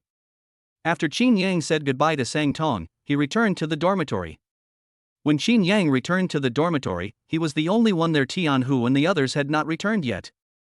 I don't know if they are in the company or having fun after making the money. After all, the short drama Inglong was a huge hit. All employees of Mingyu Film and Television will receive a red envelope reward of 10,000 yuan. The net worth of leading actors like Lin Shui has skyrocketed to millions. It can be said to be a step to heaven. But it's better if there is no one in the dormitory, so I can have a good sleep. After daybreak, I still have to go to school, work on a new script, and a lot of other things to do. Thinking of this, Chinyang fell headfirst into the bed and fell into a deep sleep. I don't know how long it was before the door of the dormitory was opened. Tianhu's extremely excited voice rang out, "Oh my god, the job that Brother Yang found for us is really great. It hasn't even been half a month, and he has directly given us a red envelope reward of 10,000 yuan. Wang Peng and others also echoed, "Yes, yes. That's 10,000. I couldn't even imagine it before. Hee, I heard that Brother Yang shined at the promotion meeting yesterday and shocked everyone. I really want to take a good look at Brother Yang's demeanor. The gratitude in my heart towards Chinyang is simply beyond words." The three of them were talking and laughing. They had just entered the dormitory. "Yang, Brother Yang." Wang Peng's face was full of surprise. "Shoo." The next moment, Wang Peng began to signal them to keep quiet. And he whispered very quietly, "Brother Yang is still sleeping, please keep your voices down." Tianhu and the others nodded frantically, and then Tianhu whispered, "I'm going to buy some breakfast, you all be quiet. Don't wake up Brother Yang." After saying this, Tianhu tiptoed out to buy breakfast. No matter what Wang Peng and Guishao were left doing, they were very careful and cautious, for fear of waking Chinyang up. During this period of time, they have witnessed Chinyang's abilities. They are just like idols, especially when they make money with them. Treat Chinyang like an idol. You don't have to do this. I'm not a tiger or a beast. Chinyang's voice came slowly. Wang Peng was stunned for a moment, then looked at Chinyang in surprise. "Brother Yang, you are not asleep." "I thought you were asleep." "Yeah, we didn't want to wake you up." Guishao also grinned foolishly, thinking about his experiences during this period. Let everyone in 209 be grateful to Chinyang. Especially after entering society, I saw other people as employment experiences, especially many classmates in their group, who also went out for internships. Compared with theirs, my process and experience were so blissful. Chinyang smiled faintly, "Don't be so polite to me, we are brothers after all." The word brother almost made Wang Peng and Guishao cry. But they also nodded heavily, after all, they were brothers. It's not good to talk too much. Everything must be aligned in terms of things. "Brother Yang, you don't know, the boss has a new girlfriend. And she's pretty good looking." Wang Peng came over and laughed. Afterwards, Wang Peng told Chinyang that they did not come back yesterday because Tianhu took them to the bar and brought his new girlfriend with him. This made Wang Peng and Guishao extremely envious. Guishao also came over and said with a chuckle, "That girl is from our school. The boss said he has liked that girl for a long time." Chinyang also immediately became interested. "Oh? I haven't heard the boss mention it before?" Guishao immediately burst into laughter, and Wang Peng also came over and talked non-stop. He also said that Tianhu asked Chinyang to go along if he was available that day so that he could check it for him. Chinyang was naturally very happy and decided to wait for Tianhu to come back and ask him about it. At this time, the protagonist, Tianhu, had already bought breakfast and was heading towards the destination. As soon as I arrived downstairs of the boys' dormitory, I saw a very beautiful figure appear. It was the coolest campus beauty of Jinghai University, Lang Muxue. Looking in Lang Muxue's direction, it seemed to be their boys' dormitory. A crazy idea suddenly came to Tianhu's mind. Could it be that Lang Muxue was also here to find Chinyang? But then I thought about it and it didn't make sense. On the court a few days ago, Lang Muxue looked down on Chinyang. Unexpectedly, Lang Muxue called him and asked, "Classmate, do you know which dormitory Chinyang lives in?" Chapter 89 Lang Muxue comes to visit. 55. Tianhu was stunned for a moment. She was extremely surprised. Why did a school beauty come to find Chinyang? Are all the campus beauties of Jinghai University kept by Chinyang? But thinking about how Chinyang directly rejected Lang Muxue on the court, could Lang Muxue be here for revenge? Although Tianhu didn't think so, he still asked cautiously, "What do you want to see Chinyang about?" After all, these rich kids might have some bad habits, so it's better to be cautious. When Lang Muxue heard Tianhu's question, a hint of joy appeared on her originally cold face, and she asked happily, "Classmate, do you really know Chinyang? That's great, can you take me to find him?" Lang Muxue is a celebrity in Jinghai University, so her appearance naturally attracts a lot of attention. Especially since Lang Muxue came to the boys' dormitory, there were already quite a few people watching around. These people also know that Lang Muxue has always been cold and arrogant. But now Lang Muxue actually smiled at Tianhu. It made all the people watching around dumbfounded. No way, no way. Lang Di actually laughed at such a joke. And he laughed at Tianhu. This is simply too unbelievable. That's right, that's right. Who is Tianhu? He's a complete loser. How can he make the cold school beauty smile at him? This is not fair. Oh my god, is this Tianhu some hidden rich second generation? Otherwise, how could he get the smile of the cold school beauty 55-inch? The people around shouted that it was unfair. They couldn't accept that Tianhu could actually get Lang Muxue's smile. A 55. Tianhu was also stunned on the spot. Lang Muxue actually laughed. Jinghai University, the most cold and beautiful campus beauty, actually smiled at him. This completely overturned Tianhu's three views. Especially the envious eyes of the people around him made Tianhu feel so unreal, just like a dream. "Classmate, can you take me to find Chinyang? I have something to ask him." Lang Muxue's sweet voice sounded again. Lang Muxue's words made Tianhu wake up immediately. The school beauty Lang came to find Chinyang. The reason why Lang Muxue smiled at him just now was because he knew Chinyang. Tianhu swallowed his saliva and said quickly, I know him. We live in the same dormitory. I went out to buy breakfast for Brother Yang. He should still be sleeping in the dormitory now. I heard that I knew Chinyang and that we were in the same dormitory." Lang Muxue was even happier. "Thank you, classmate. Please take me to find him." Lang Muxue said happily, but she muttered softly, "Chinyang is really a lazy pig. It's already this late, and he's still sleeping." Puff. Hearing Lang Muxue's words, Tianhu almost fell down. Little lazy pig? Turning his head to look at the campus belle Lang, Tianhu was even wondering, is Lang Muxue in front of him still the aloof and cold campus belle Lang who keeps strangers away? Little lazy pig, this should be a nickname between lovers. The cold school beauty actually called Chinyang a lazy pig. He was deeply impressed by Chinyang's strength and at the same time slowed down his pace. Quickly send a message to Wang Pang and Guo Xiao in the dormitory. Let them clean up the dormitory and wake up Chinyang. Wang Peng, who received the news from Tianhu, was also shocked. Lang Muxue is coming to see Chinyang?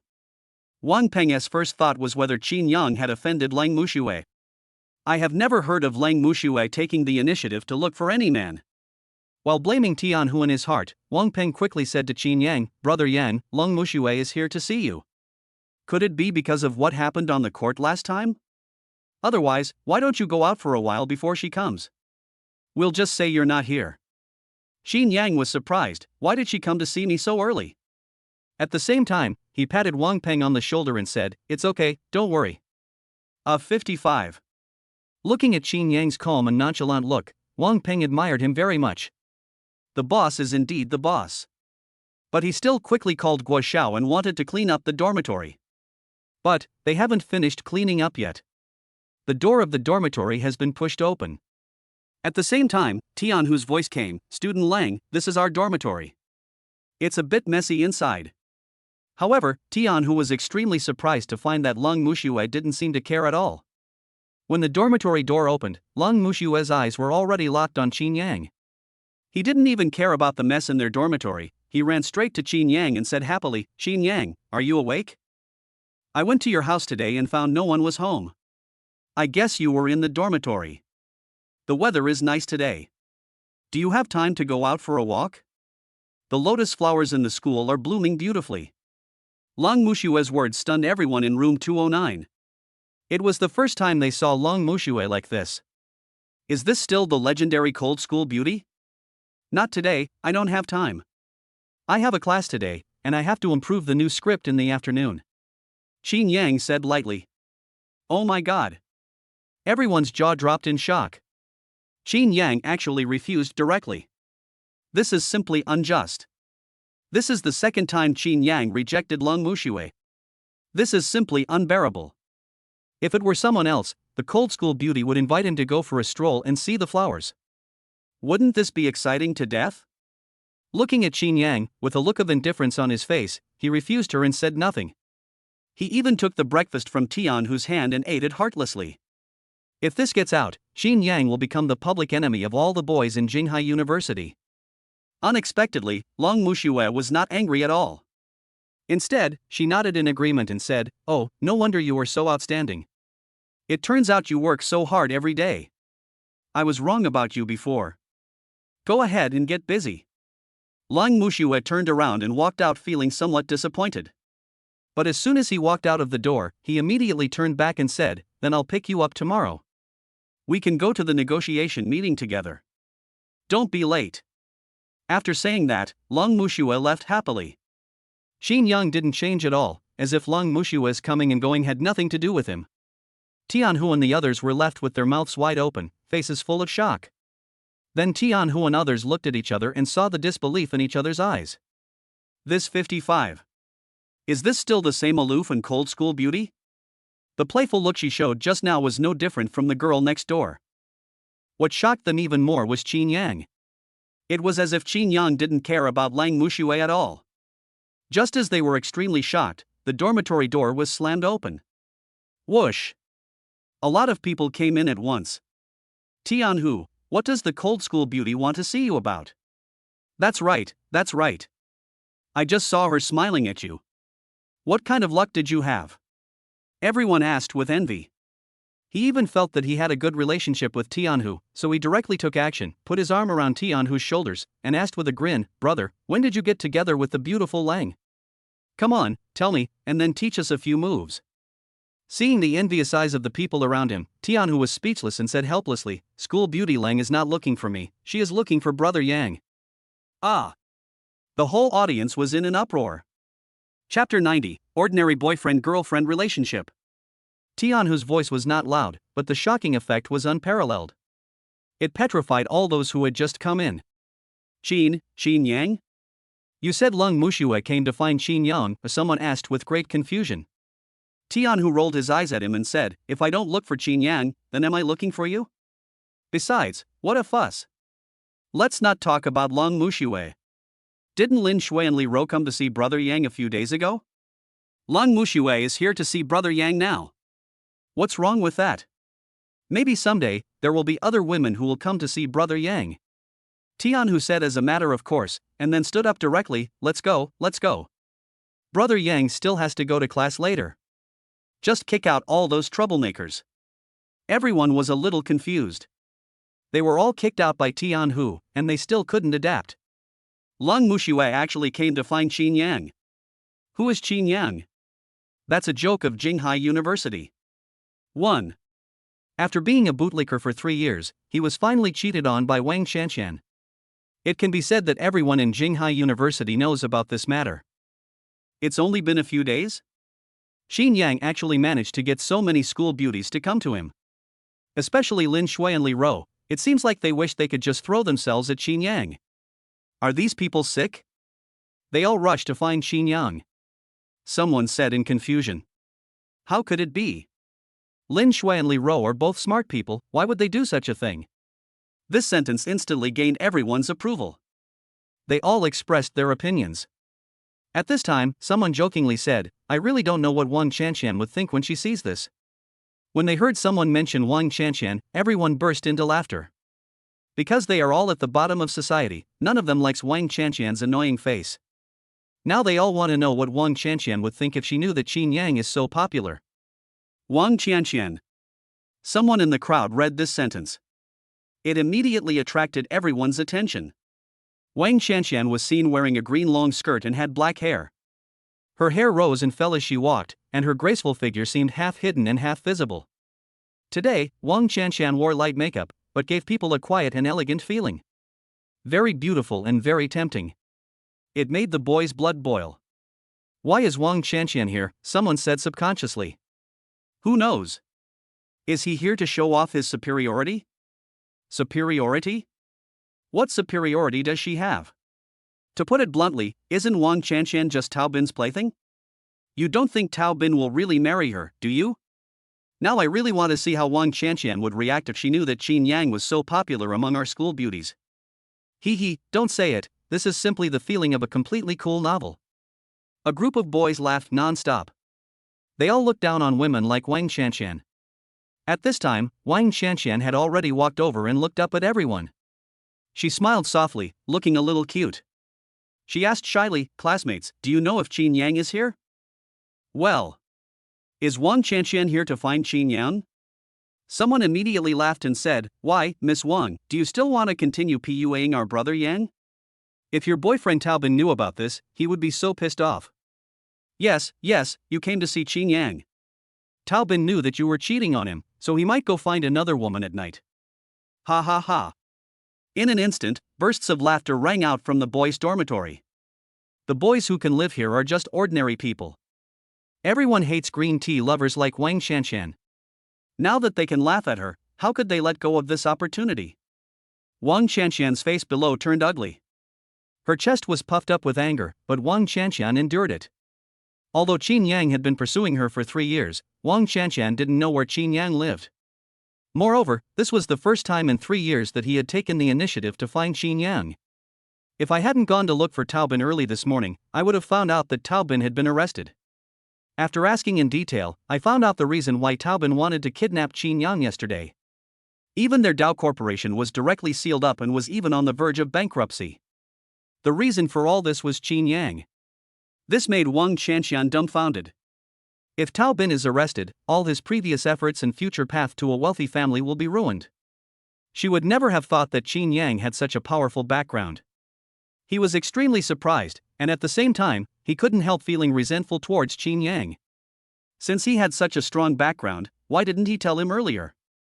He pursued me for 3 years, but he pretended to be a poor student and worked part-time as a delivery man for 3 years. If Chinyang had said it earlier, he would have been rich and powerful. How could she have ignored Chinyang for 3 years? If she took the initiative, Wang Chanshan would not refuse. Wang Chanshan felt so angry when she thought about Chinyang deceiving her for 3 years. However, she still suppressed her anger, put on what she thought was a sincere face again, and said with a smile, "I came to see Chinyang for something." "Classmates, do you know which dormitory Chinyang lives in? We had misunderstandings before, and I came here today just to clear up the misunderstanding with Chinyang. Besides, Tao Bin and I are just ordinary friends. There must be some misunderstanding here." Well, the crowd of onlookers heard Wang Chanshan's shameless words. Everyone was completely surprised by Wang Chanshan's shamelessness. An ordinary friendship? "I think it's an ordinary relationship between a man and a woman," someone sighed and laughed. "Ha, I guess Taobin must be tired of playing around. Is this because he got kicked out that he remembered our brother Yang?" Everyone started to make a noise. "Your ability is not good enough. Taobin slept with his last girlfriend for more than a month, but you were kicked out by him after just a few days. You must have not served her well. You know what? Taobin said before that he likes to be a groom every night, and he doesn't like old ones. Hey, what you said is just like what you saw on the spot. I am the bed, of course I am there." A group of boys were laughing and joking. He kept making dirty jokes about Wang Chanshan. Wang Chanshan's face looked even uglier.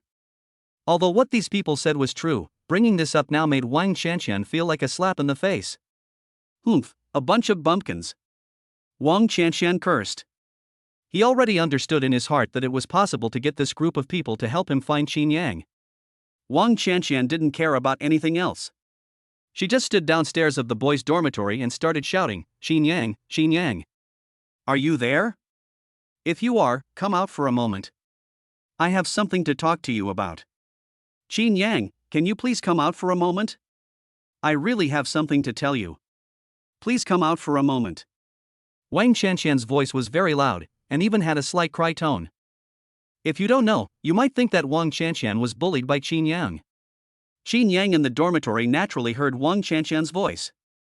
Chinyang frowned slightly, wondering what she wanted to talk to him about.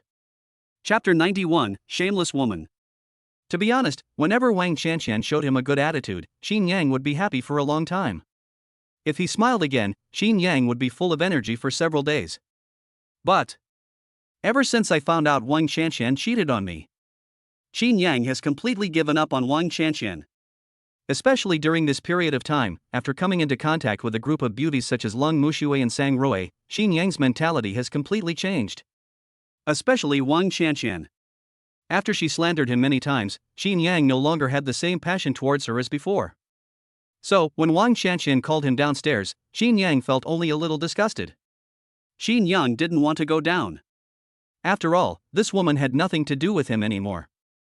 However, Wang Qianqian downstairs kept shouting, Chinyang, are you there? Can you come out for a moment? I really have something to talk to you about. There must be some misunderstanding between us. Can you listen to my explanation? Wang Qianqian's voice suddenly resounded throughout the entire boys' dormitory area. Moreover, Wang Qianqian's voice was filled with tears, as if she had bullied her and didn't want to take responsibility. Chinyang shook his head. This won't work. If Wang Qianqian were to continue doing this, I wonder what kind of rumors would spread about her. Thinking of this, Chinyang stood up and wanted to go down. However, Tianhu grabbed Chinyang, as he was afraid that Chinyang would be deceived by Wang Qianqian again. Wang Qianqian had hurt Chinyang many times before, and they persuaded Chinyang every time. Just a text message or a voice message from Wang Qianqian can make Chinyang immersed in it again. Will this happen again today? Tianhu said worriedly, Brother Yang, you can't go down. This woman has bad intentions. Have you forgotten how this woman played tricks on you before? Brothers, I've told you many times before, you can't be confused anymore. Wang Peng and Guoxiao also came over and tried to persuade Chinyang. Brother Yang, is Wang Qianqian made of gold? Or diamonds? This rotten woman is far inferior to Lung Xiaohua or Lin Xiaohua. Why do you keep thinking about her? Chinyang was touched. Tianhu and the others still cared about him. He smiled faintly and said, Don't worry, I'll just go down and explain it to her.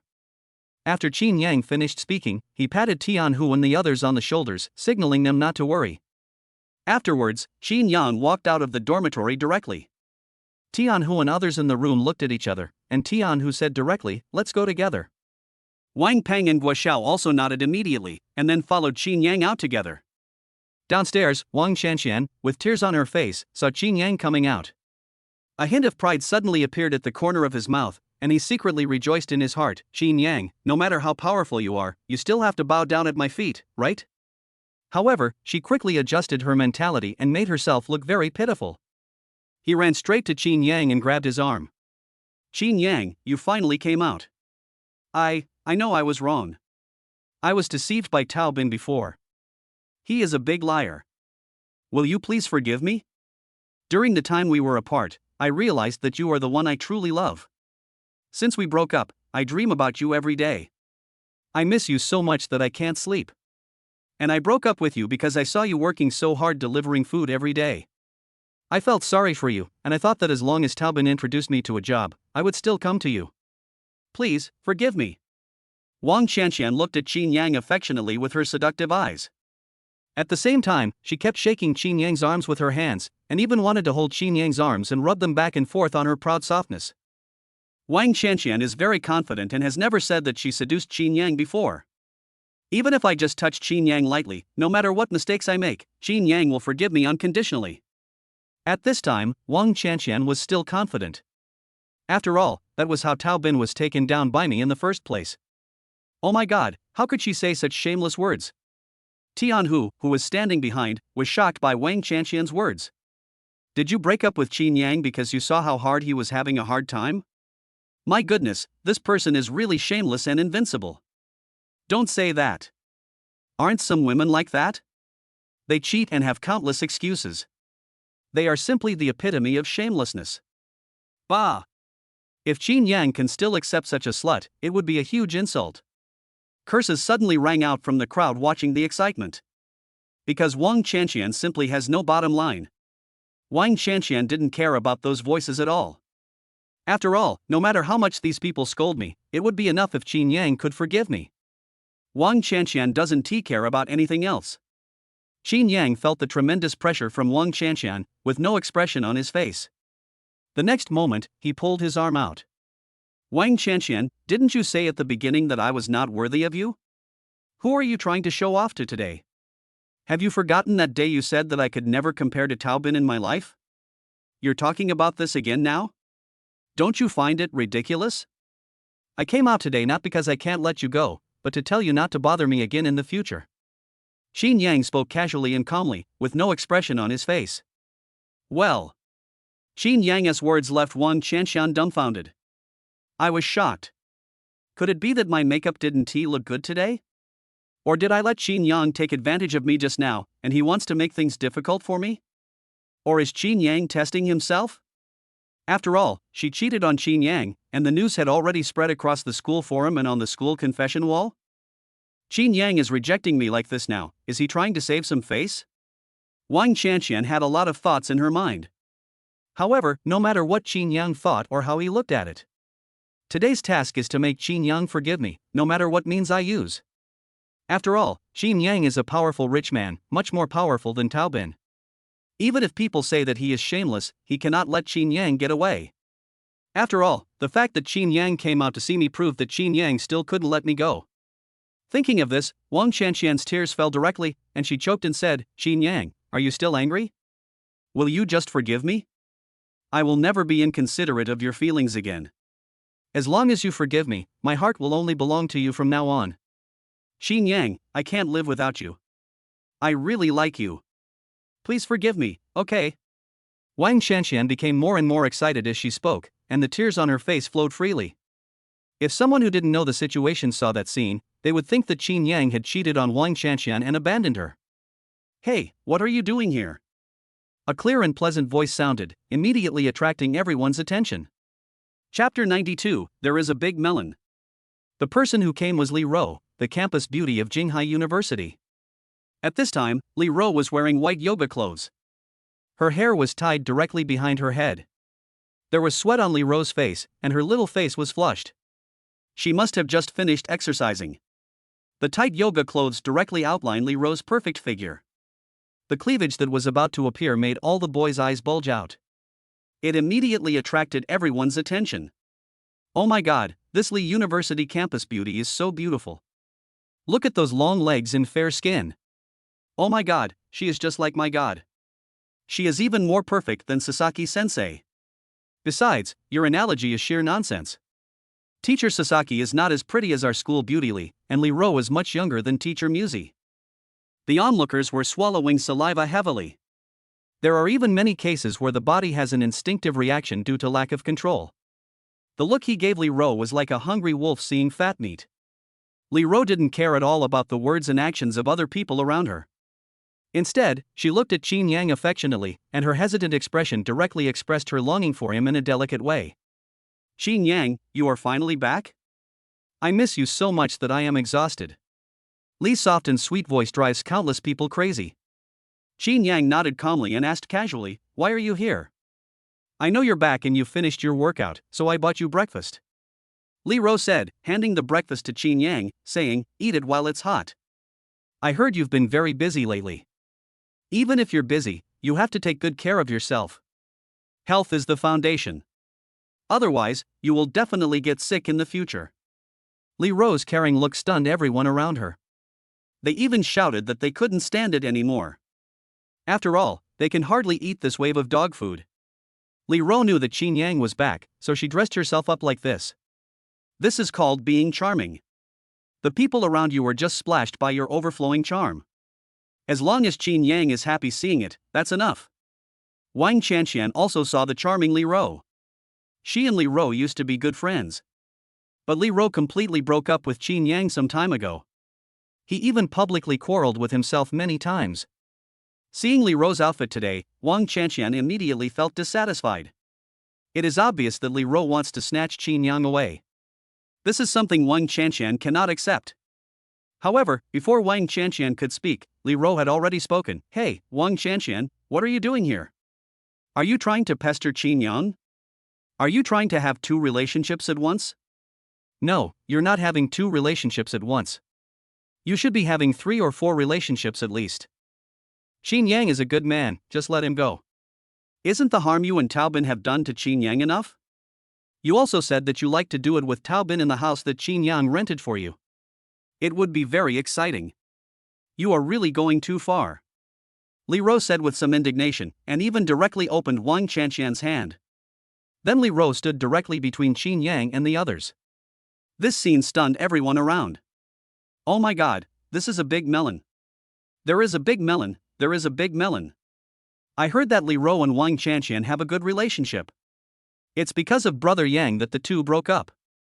It seems that only those who are familiar with her can hurt her. They know Wang Qianqian's dark history. Everyone around had an expression full of anticipation, as if they were ready to eat something big. Some people even took out their cell phones and started recording secretly. Li Ro, what are you talking about? You are making a false accusation. Wang Qianqian became anxious. Because she had a good relationship with Li Ro before, she often showed off to Li Ro. For example, she once told Li Ro that doing it in the house that Chinyang rented for her was not only exciting for herself, but also Tao Bin's performance was amazing.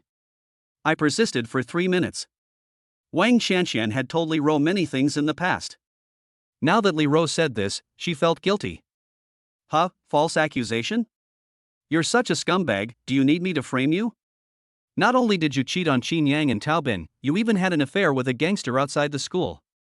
Every Thursday night, you said you were studying in the classroom, but in fact you climbed over the wall and went out to hang out with the gangsters outside the school. And Lu Yiming from the normal university next door, don't you say he has the best health and has been in good health for the longest time? Didn't you take all these people to that rental house? What? You dare to do these things, but you don't dare to admit it? Li Ro started to retort directly.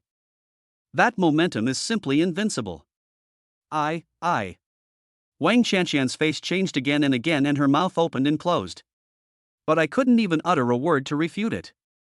But in his heart, he already hated Li Ro. Why don't you say anything? You said I framed you, but you are refuting me? Li Ro questioned Wang Qianqian again. Under Li Ro's extremely scorching gaze, Wang Qianqian took 2 steps back. She really couldn't refute it because she was the one who did all those things. She had also boasted about it to Li Ro in person. I didn't. These were the only words left in Wang Qianqian's mouth, and tears flowed out directly. Wang Qianqian knew that she was talking a lot and making a lot of mistakes now. That would make it even more impossible to get Chinyang back. The only way is to let Chinyang see his pity and feel sympathy for him. Then she looked at Chinyang with her eyes and said softly, Chinyang, believe me. Li Ro is just framing me. I really didn't do those things. It wasn't me, can you believe me? Wang Qianqian asked pitifully. That look was so pitiful. Wang Qianqian knew that from today onwards, her reputation in school would be ruined. But as long as Chinyang can like me again, I can PUA Chinyang. No matter how bad her reputation is, Wang Qianqian doesn't care. Chinyang, you can't trust her. She still wants to cheat you now. She must know that you are rich and wants to cheat you again. Li Ro said quickly. To be honest, Li Ro was still very worried at this time. Chinyang pursued Wang Qianqian for 3 years and acted as her bootlicker for 3 years. Wang Qianqian also boasted to her that no matter what she did wrong, she just had to say a few words of comfort to Chinyang. Chinyang would immediately become like a dog and become indifferent. He would even comfort Wang Qianqian because she pretended to be depressed. If Chinyang can't let go of Wang Qianqian now, it will be the same as before.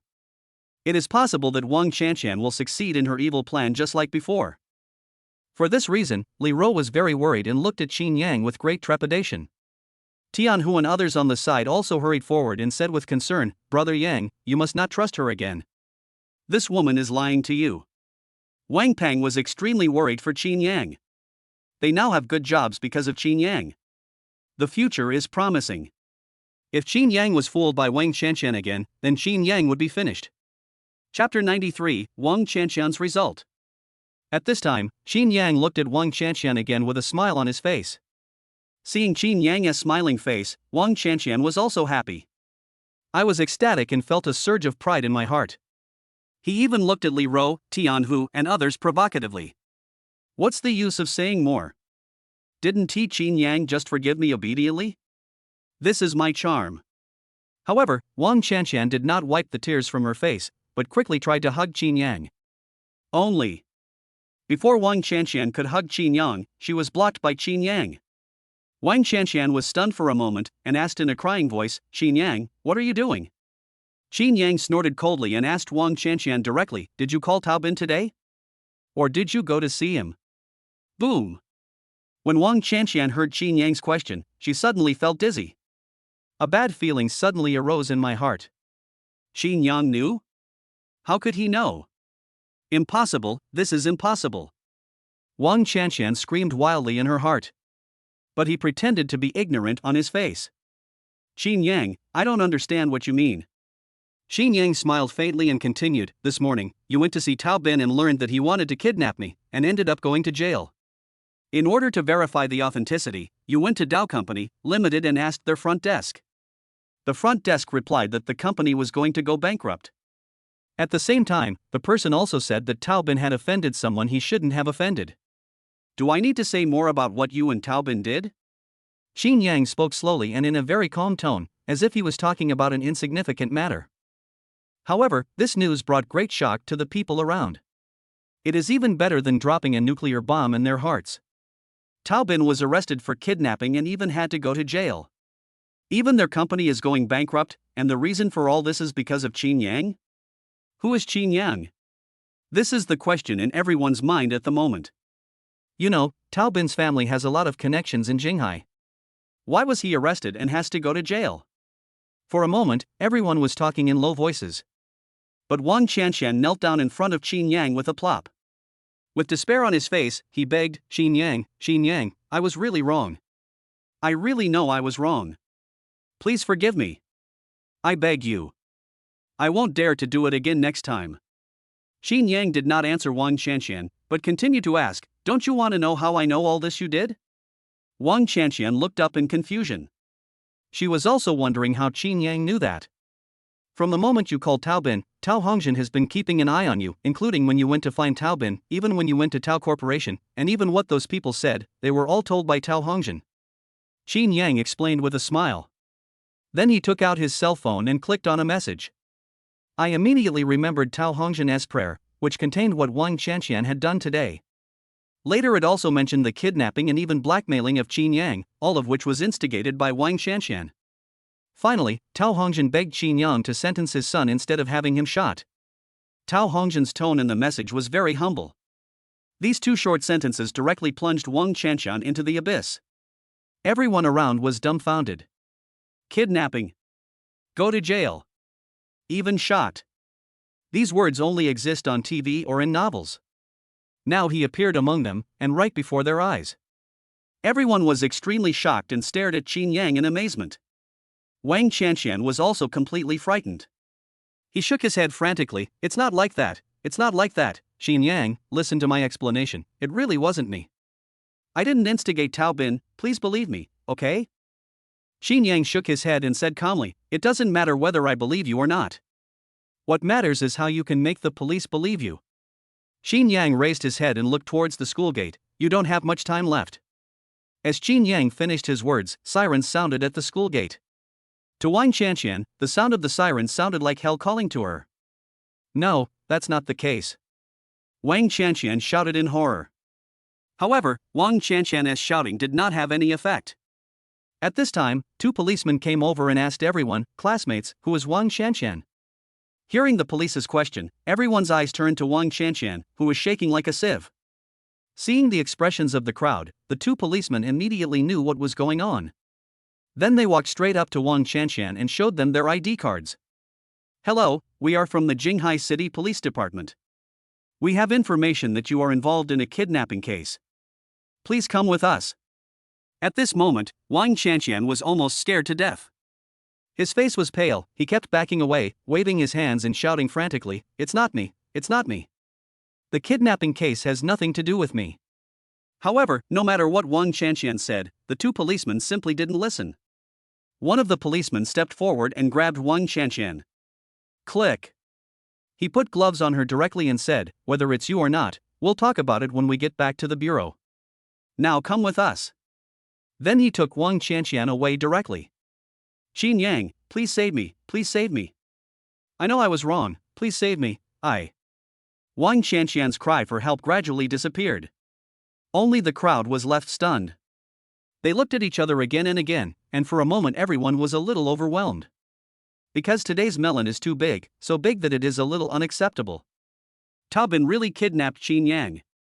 This is too bold and too crazy. Even Li Ro, who had seen a lot of the world, felt frightened at this moment. He looked at Chinyang with a serious look, and finally couldn't help asking Chinyang, what's going on? Tao Bin kidnapped you.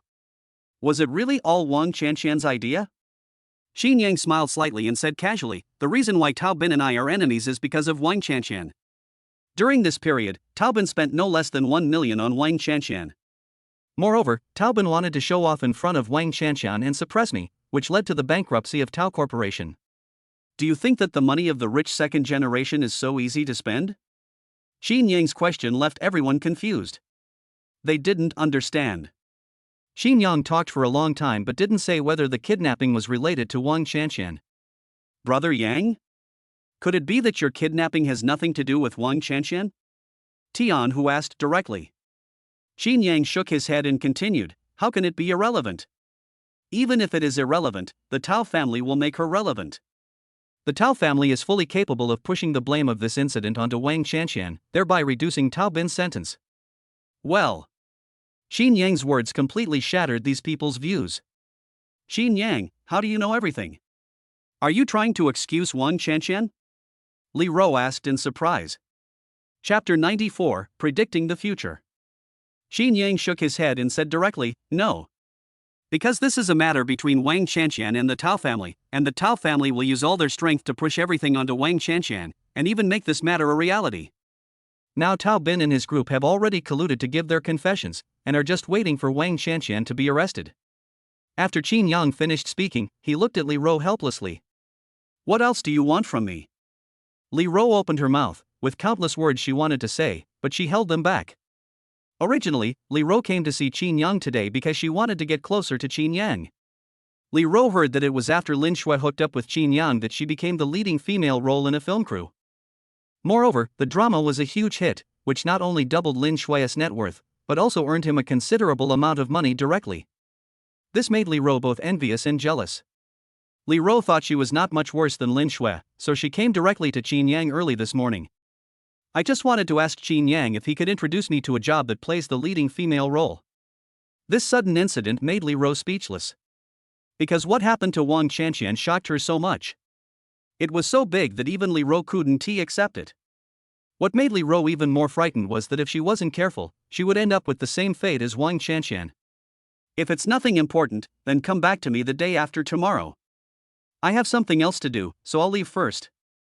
After Chinyang finished speaking, he turned around and looked at Tian Hu and others. He smiled and said, I guess the school will talk to you.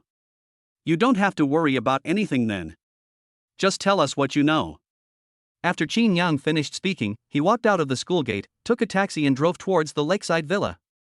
Only a group of extremely confused people were left. However, someone soon reacted. This is a damn big melon, it's so big. If this was posted on the school's confession wall or forum, wouldn't it go viral? Especially since quite a few people were recording the video just now. This is definitely first-hand information.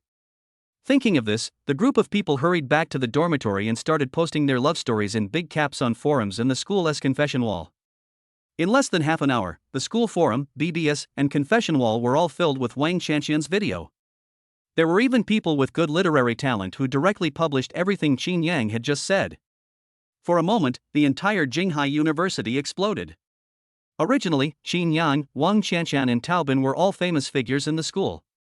Now it has gone directly out of the circle, and Jinghai University has also become popular. Some people cursed Tao Bin and Wang Qianqian, saying that this couple deserved it. Some people also scolded Chinyang for being cold-blooded. Since he knew everything, why didn't he plead for Wang Qianqian? However, the person who pleaded for Wang Qianqian was soon scolded and had his post deleted. After all, there are still very few people who want to be cuckolded, men or women. The school leaders also discovered these posts as soon as possible. This almost angered the school leaders to death. Without any real evidence, isn't this just smearing Jinghai University? If this gets out, how will Jinghai University recruit students in the future? School bullying, the dog is cheated on. There were even kidnappings. So I immediately contacted the administrator and asked them to delete the post and ban the account immediately. However, before the leaders of Jinghai University could finish their work, police officers arrived immediately. The first sentence is to understand the situation of this matter. This scared the school leaders of Jinghai University. They didn't expect that this was actually true. They could only tell the police officers in charge of the case that they didn't know, and then quickly contacted Chinyang. But Chinyang's phone had already been turned off. There's no way to get in touch at all. This made the school leaders very angry. Then the counselor was sent to the dormitory to find Chinyang. When the counselor went to room 209, he found out that Chinyang had already left. The counselor had no choice but to talk to Tianhu and others about the situation. Everyone was surprised to see the counselor coming. The counselor really came, and what Brother Yang said was right. Tianhu said in surprise. What about Chinyang? Such a big thing happened in the school because of him. Why is Chinyang not in the dormitory? Where did he go? The counselor asked immediately. Tianhu and his men all shook their heads. Brother Yang only said that he went out to do something. As for where he went, we don't know. When the counselor heard what Tianhu and the others said, he was overwhelmed. What can I do now? I can only get information from Tianhu and others. Seeing this, Tianhu and others were even more surprised. Chinyang was right about all of this. The school actually contacted them to find out the situation. So, everyone told Chinyang everything about how Wang Qianqian had made things difficult for him over the past 3 years. There is also Chinyang's changes during this period, and the conflicts between him, Wang Qianqian and Tao Bin. The more the counselor listened, the worse his mood became. All signs indicated that Wang Qianqian might really do this. Now that things have come to this, what else can we do? So he quickly contacted the school leaders and told them everything he knew. The school leader was also very troubled. Such a thing actually happened in the school he managed. He could forget about being evaluated for excellence today. Don't even think about getting promoted for a few years. So he quickly instructed the administrator that Tao Bin and Wang Qianqian should not appear on any confession wall, forum, or bulletin board. Although the words were banned, they allowed students to spread them faster and wider. Even many students from other schools exclaimed WTF when they saw this news. This is definitely the male protagonist of a cool novel. After being cheated on, he directly slapped the Aquaman girl in the face and even got this scumbag couple into jail. This is probably something that only happens in novels. Everyone is scolding Tao Bin. Wang Qianqian totally deserves it. There are even those with hot tempers who want to find this couple and teach them a lesson on how to behave. Many people also want to meet Chinyang. I want to see what this great man Chinyang looks like. At this time, Chinyang had returned to the lakeside villa. I am trying my best to organize the script in my mind. What happened in school could no longer have any impact on Chinyang. Chinyang stayed in the villa for the whole day, and until late at night, Chinyang sorted out all the scripts again. After confirming that there were no problems, it was sent directly to Yenyong. After finishing everything, Chinyang looked up and found that it was already past 2 o'clock in the morning. At this time, Chinyang's stomach was already rumbling. I got up, cooked a few dishes, had a sip of wine, and went straight to sleep. Just when Chinyang was sleeping soundly, the doorbell rang. This immediately made Chinyang feel unhappy. I spent the whole day yesterday organizing the script, which was quite taxing. Chinyang got up and opened the door, wanting to see who was so lacking in public morality. The door just opened. 2 beautiful figures appeared before my eyes. It was Sang Rui and Long Mushue. Today, these 2 already beautiful women are dressed even more beautifully. When the 2 of them are together, there is even a sense of competition between them. Chinyang wondered how these 2 people got together. Sang Rui came over and asked with concern, Chinyang, have you been busy all night? Look at your swollen eye bags. I'll feel bad if you do this. Your health is the most important thing. After Sang Rui finished speaking, she immediately looked at Long Mushue with dissatisfaction. Chapter 95, The Bastards. Sang Rui's dissatisfied look made Long Mushue feel helpless. However, seeing Chinyang's haggard appearance, he felt a sense of contempt in his heart. Long Mushue knew about the school matter at the first moment. So many people were looking for Chinyang, but Chinyang ended up hiding at home. This made Lang Mushue feel that Chinyang was an irresponsible man. Now, seeing Chinyang's haggard appearance, he felt even more contemptuous of him. In Lang Mushua's opinion, Chinyang must be so haggard because of the matter with Wang Shanshan and the others. Such a small thing could make Chinyang so haggard. All the good impression I had of Chinyang at the promotion meeting disappeared. He felt even more regretful. Why did he listen to his cousin and actually invite Chinyang? Chinyang is a man who is obviously unable to take responsibility. Chinyang didn't know what Lang Mushue was thinking. But even if he knew, Chinyang would shrug his shoulders and say it didn't matter. In Chinyang's opinion, he is not RMB and cannot make everyone love him. However, Chinyang still asked curiously, "Why did you come together?" Hearing Chinyang's question, Sang Rue immediately took out some clothes and said sweetly, "I guess you just forgot that you were going to the Medicine King Valley negotiation meeting with me today, weren't you? This is the clothes I brought for you. Go wash up. Let's go now." "Oh, sorry, I was writing the script last night, and it was too late, so I kinda forgot about it. You guys sit down and wait for a while, I'll go wash up. I'll be there soon." Chinyang apologized. After Chinyang finished speaking, he didn't act pretentiously. He took the clothes from Sang Rue's hands and went to the bathroom. Seeing Chinyang like this, Lang Mushue despised Chinyang even more. "I specifically reminded him yesterday, but he still forgot. It's simply unreliable. Even the clothes were prepared by women. This is simply unreliable and unplanned. I really don't know how Chinyang won Sang Rue's favor." It didn't take long for Chinyang to wash up and change into a neat suit. When Sang Rue saw Chinyang coming out, countless little stars suddenly appeared in her beautiful eyes. "It's so cool. So charming. Chinyang, you are so handsome. Are you going to charm thousands of girls today?" Sang Rue said sweetly. At the same time, he directly hugged Chinyang's arm. As if declaring his sovereignty, he glanced at Lang Mushue in a demonstrative manner. Seeing Chinyang at this time, Lang Mushue sighed in her heart that Chinyang was really handsome. "After washing up, I felt like I was reborn. He is more eye-catching than those popular young stars, no wonder he can charm Sang Rue. Moreover, Chinyang has an indescribable temperament that is very attractive." If Lang Mushue didn't know so much about Chinyang, she would have been fascinated by him. However, Lang Mushue recovered quickly and coughed softly, "It's getting late, let's go quickly." After Lang Mushue finished speaking, she went straight out of Chinyang's villa. Chinyang and Sang Rue also followed out, got in the car, and drove directly to the Yaoyang Valley negotiation meeting. Along the way, Sang Rue held Chinyang's arm, as if Chinyang would run away. A pair of beautiful eyes stared at Chinyang closely. Chinyang felt a little embarrassed as he felt the gentle pressure on his arm. Because Sang Rue is dressed very beautifully today. A head of beautiful hair, spread out behind the head. Although she put on light makeup, it couldn't hide Sang Rue's charming face. Sang Rue was still wearing a white long dress today, which made her look even fairer and more beautiful. Especially with an imperial green gem on her neck, Sang Rue looks so beautiful and charming. A faint fragrance constantly emanates from her body, which makes people feel relaxed and happy when they smell it. Especially Sang Rue's burning gaze, which showed her desire to eat Chinyang. Lang Mushue, who was sitting next to her, could hardly bear Sang Rue anymore. He opened the car window on her side a crack and looked directly outside. Achoo! At this time, Sang Rue sneezed. Seeing this, Chinyang took off his suit jacket and put it on Sang Rue, saying, "The car is going fast, it's a bit cold, don't catch a cold."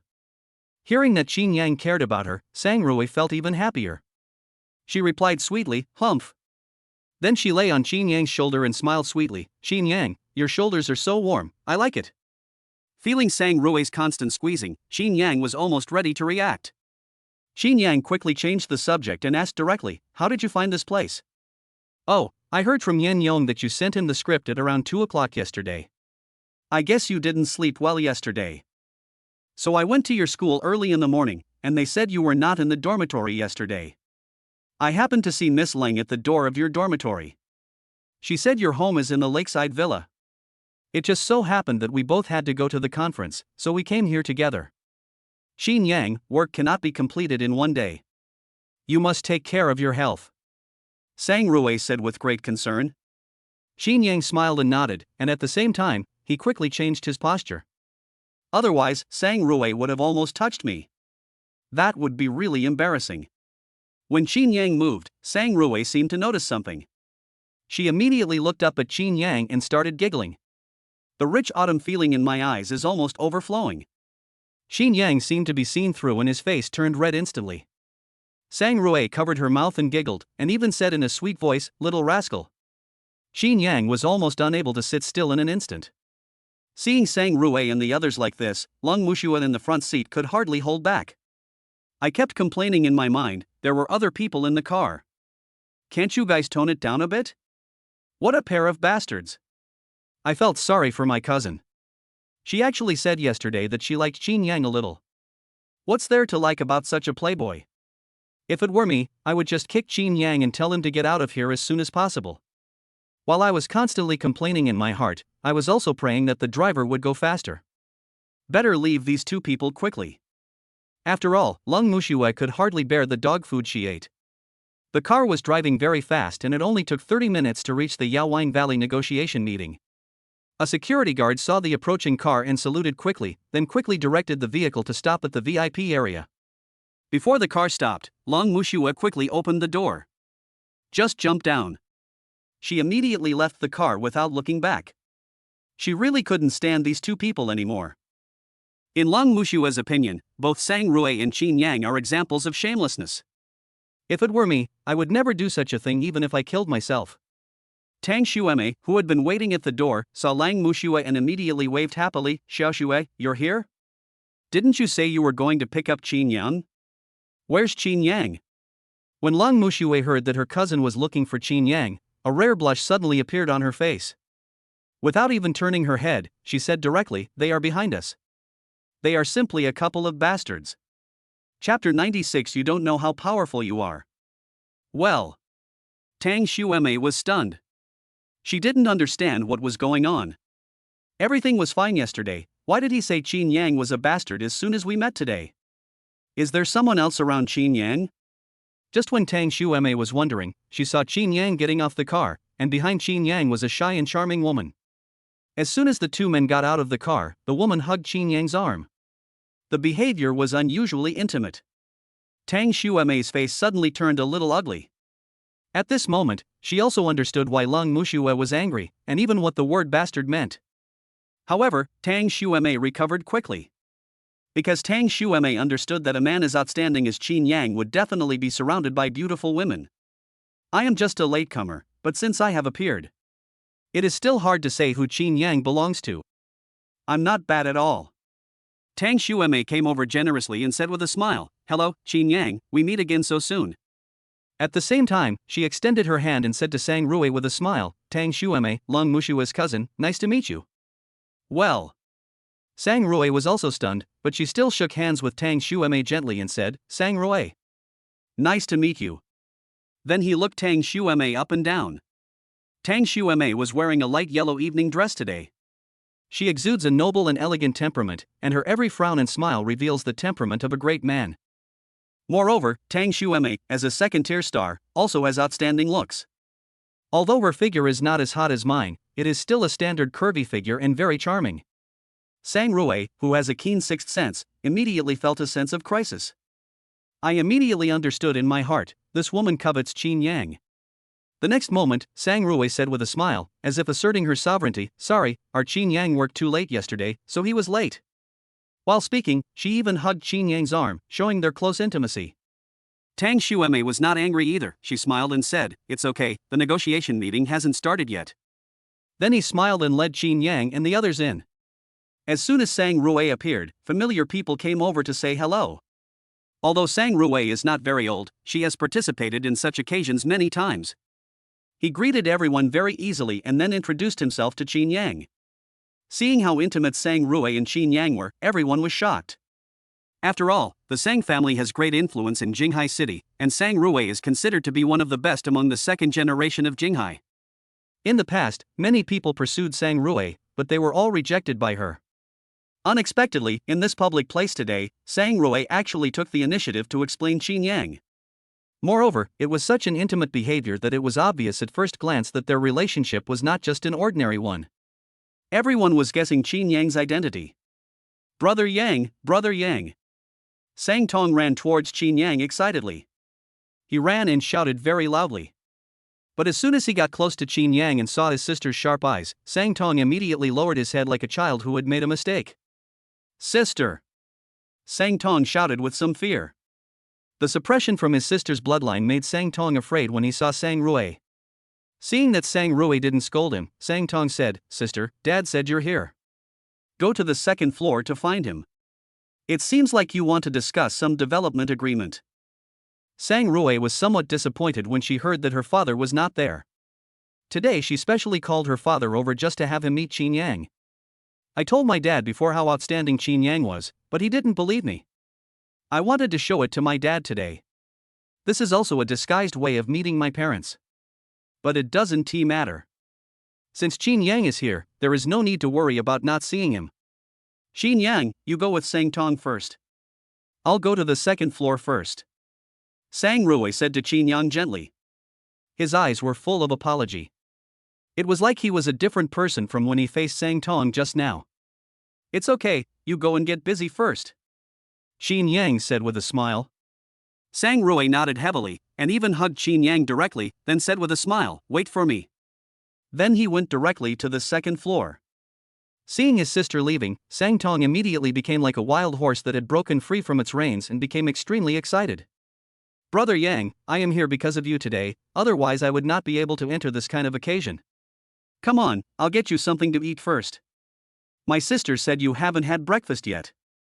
After Sang Tong finished speaking, he directly pulled Chinyang away. Tang Xueme, who was always paying attention to Chinyang, saw Sang Rui and Chinyang separate. He apologized to the person who wanted to talk to him and walked straight towards Chinyang. At this time, Chinyang was having breakfast and found Tang Xueme coming over. Chinyang asked in surprise, "What's wrong?" Tang Xueme smiled sweetly and said, "Chinyang, I heard that you are going to shoot a new drama. I wonder if you have chosen the heroine." Chinyang looked at Tang Xueme in confusion. Then he nodded and said, "Yes, the male lead has been decided, but there is no candidate for the female lead yet." "Why do you ask this, Miss Tang?" When Tang Xueme heard that there was no candidate, she was immediately delighted. Then he smiled and said, "Chinyang, I want to recommend someone to you, is that okay?" "You recommend?" Chinyang was surprised, but he continued, "Okay, but the person has to be good looking and have good acting skills." Tang Xueme also smiled and said, "Of course. For a good script, the selection criteria must be stricter." I heard that Tang Xueme was not joking. Chinyang asked directly, "Who did Miss Tang recommend?" Then he joked directly, "The person you recommended, could it be you?" After Chinyang said this joke, he felt something was wrong. After all, this was only the second time he met Tang Xueme, so it was inappropriate to make such a joke. He smiled and was about to say that he was just joking and asked Tang Xueme not to be angry. After all, Tang Xueme is a star after all, and the people she knows must be from their circle. Although Chinyang and his colleagues' short plays were extremely popular, in the eyes of celebrities, short plays were just fast food. They rarely get recognition from stars like them. "Chinyang, you are so smart. How did you know that the person I recommended was myself?" Tang Xueme said with surprise. Well. Now it was Chinyang's turn to be stunned. Yen Yong told himself that Tang Xueme's family background was not simple. And she is a star, people like her get to choose the scripts, and now she is saying she wants to act in her own skit? "Miss Tang, are you kidding?" Chinyang asked. "Chinyang, why do you ask that?" Tang Xueme looked surprised and puzzled. "Miss Tang, you are a star. Now you say that you want to participate in the short play. You are not joking. What is it?" Chinyang said directly. Hearing Chinyang say this, Tang Xueme smiled and shook her head. Then he said very seriously, "Chinyang, you don't know how powerful you are. Similarly, you don't know how much impact your lecture will have on film history." Chapter 97 Negotiation Meeting on the Second Floor. Chinyang was a little surprised by Tang Xueme's affirmation of him. Chinyang heard from Yen Yong and others that no matter how popular the short play was or what the price was, the stars would just ignore it. Because in their opinion, skits have no artistic value. It will not increase their popularity in the circle and may even become a topic of ridicule by other actors. Especially for a woman like Tang Xueme, if she chooses scripts and requires good screenwriters, this is understandable. Now Tang Xueme actually said that she wanted to star in her own short play, and even said that she would be fine even if she was the second female lead. This really made Chinyang unable to understand. Miss Tang, are you sure you are not joking? Chinyang asked. Tang Xueme nodded solemnly and said firmly, of course, but the screenwriter must be you. Only then will I act in it. Chinyang, if you don't believe me, we can sign the contract now. As for the pay, we can discuss it easily. Tang Xueme's formal look made Chinyang not know what to say. However, if Tang Xueme really stars in the short play, it will add a lot of points to the new work. Whether it is Tang Xueme's appearance or acting skills. Tang Xueme is far better than any other actress in skits. Now that things have come to this, Chinyang naturally would not refuse. It's settled then. You should discuss the other details with Yen Yong and the others. After all, they are the main ones for our Mingyu Film and Television's external negotiations. Chinyang said. Tang Xueme was immediately very happy when she heard Chinyang agree. He kept saying yes, with a smile on his face. At this time, Sang Tong came over and saw Tang Xueme was there too. His expression suddenly became cautious, because as a veteran in the love field, he naturally noticed that there was something wrong with the way Tang Xueme looked at Chinyang. There was even an unspoken meaning, just like when his elder sister saw Chinyang for the first time. Brother Yang, what's going on? Sang Tong asked Chinyang, but his eyes never left Tang Xueme. I have already made plans in my mind if Chinyang says it's okay. Sang Tong immediately called his sister and asked her to come over and put out the fire because the backyard was almost on fire. Chinyang smiled faintly and told Sang Tong directly about Tang Xueme's participation in the new drama. What? Sang Tong was extremely shocked, his eyes widened and his mouth opened so wide that he could swallow a fist. She's going to star in our new play? Brother Yang, are you kidding me? She is Tang Xueme, after all, a second-tier star, and one with quite a lot of traffic. A person like this would star in our new drama, Brother Yang, are you sure you are not kidding? Sang Tong said with a look of disbelief on his face. Chinyang smiled and said, I just finished talking to Miss Tang. She will call President Yan later to discuss the specific matters. Oh my god. So awesome. Sang Tong sighed in his heart, Chinyang's power is so great. During this period, Sang Tong also put in a lot of effort and learned about movies, TV shows, and short plays. Chinyang was able to seduce even a star like Tang Xueme. He was simply invincible. However, he became more cautious in his heart. After all, someone like Tang Xueme actually lowered her status to perform in a short play. If he wasn't coming for Chinyang, Sang Tong would be killed. Sang Tong said yes, but he took out his phone and sent a message to his sister directly, someone set fire in the backyard, come back quickly. After sending the text message, Sang Tong felt relieved and the chat became more casual. Soon Chinyang's phone rang. It turned out to be Sang Rue. After the call was connected, Sang Rue's sweet voice rang out, Chinyang, is this convenient? If it's convenient for you, come to the second floor.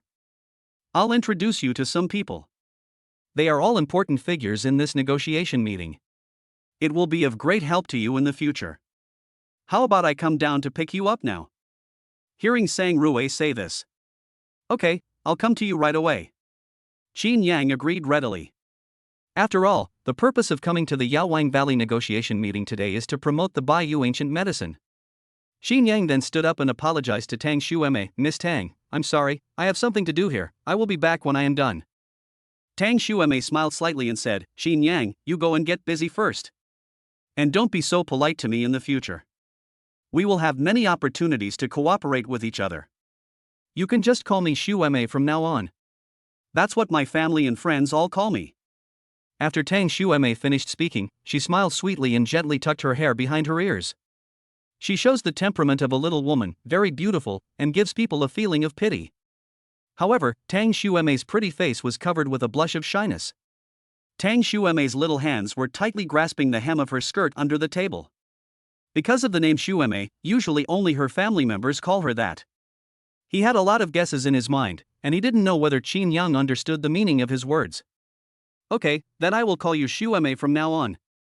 Chinyang agreed and left. When Chinyang reached the second floor, Sang Rue was already waiting at the elevator door. Seeing Chinyang coming, Sang Rue immediately went up to him and naturally held Chinyang's little hand. He took Chinyang directly to the banquet hall on the second floor. This banquet hall is more than 200 square meters, and more than a dozen people are drinking tea there. Speak from time to time and express your opinions. Sang Rui whispered to Chinyang, there are still 3 people who haven't arrived yet. When they are all here, we will start today's negotiation meeting. Chinyang was surprised. Isn't the negotiation meeting downstairs? Why is it starting on the 2nd floor? Chinyang asked. Sang Rui smiled softly and said, this is the real negotiation meeting. Many things can only be made public after they are discussed here. The pharmaceutical industry is lucrative. Our Sang family has invested money and effort. The initial investment alone has reached 1.2 billion yuan. Even so, we only get 10% of the dividend rights. There are many people who want to enter the pharmaceutical industry, and there is competition everywhere. If we don't discuss this well and make it public directly, there might be a disagreement over interests. Wouldn't that make a fool of oneself? After hearing Sang Rui's explanation, Chinyang nodded. It seems that anyone who wants to gain a foothold in this highly profitable industry and get a piece of the pie must have very strong power. Otherwise there won't even be a chance to sit down and talk. Then Sang Rui introduced to Chinyang who the people here were. When introducing the middle-aged man on Sang Rui's right, his eyes were full of admiration. That's my father, Sang Jiangwo. He is the founder of our Dehua group. Sang Jiangwo seemed to have telepathic connection. He turned his head and glanced at Sang Rui and Chinyang. The moment he saw Chinyang, he smiled and nodded at Chinyang, and then continued chatting with the person next to him. At this time, the door of the banquet hall opened again and 3 people came in at the same time. The leader was an old man in his 70s, followed by 2 middle-aged men. They did not look like ordinary people by their temperament. Seeing these 3 people come in, everyone stood up at once, with smiles on their faces. Mr. Shui, you are here, please take a seat, please take a seat. Elder Shui clasped his hands together and apologized, I'm sorry, everyone. There's a bit of traffic jam on the road today, but don't worry, the ancient medicine Baiyu that I mentioned has been successfully developed. I'll have a good chat with you later. Chapter 98. What a coincidence. Chinyang, who was standing below, was stunned when he heard Mr. Shui talking about the ancient medicine Baiyu. I sighed in my heart, isn't this too much of a coincidence? The ancient medicine he developed was actually Baiyu. I just don't know if their Baiyu is the same as mine. To be honest, Chinyang was still quite looking forward to it. Sang Rui, who was always paying attention to Chinyang, saw Chinyang's surprised expression, covered her mouth and chuckled. What's wrong, Chinyang? Are you surprised to hear the word ancient medicine? Chinyang thought, I am really surprised. But before Chinyang could speak, Sang Rui said again, in fact, many of today's healthcare products are obtained through the study of ancient books. There are even many Chinese patent medicines that are obtained by studying and analyzing the prescriptions in ancient books and improving them. Not only is it very effective, but once it is launched on the market, it will be well accepted by the public. After Sang Rui finished speaking, she looked at Elder Shui who was being praised by everyone and continued. Elder Shui said that the ancient medicine he developed this time, Baiyu, can not only improve beauty when taken for a long time, but also improve physical fitness. Hearing Sang Rui's words, Chinyang nodded. Baiyu does have this effect, but if you want to achieve physical fitness, you have to take it for at least 3 months before it will be effective. Ah. Hearing Chinyang say this, Sang Rui's pretty face suddenly showed a hint of surprise.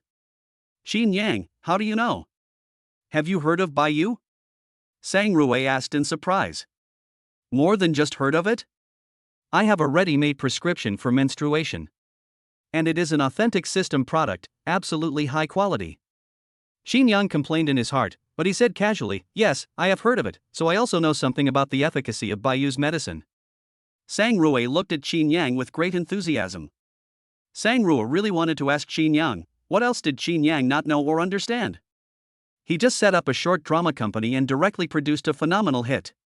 His musical talent is also ridiculously strong. He also lives in a lakeside villa, which is the most luxurious house in Jinghai. Now, Chinyang actually said that he had knowledge and research on Baiyu.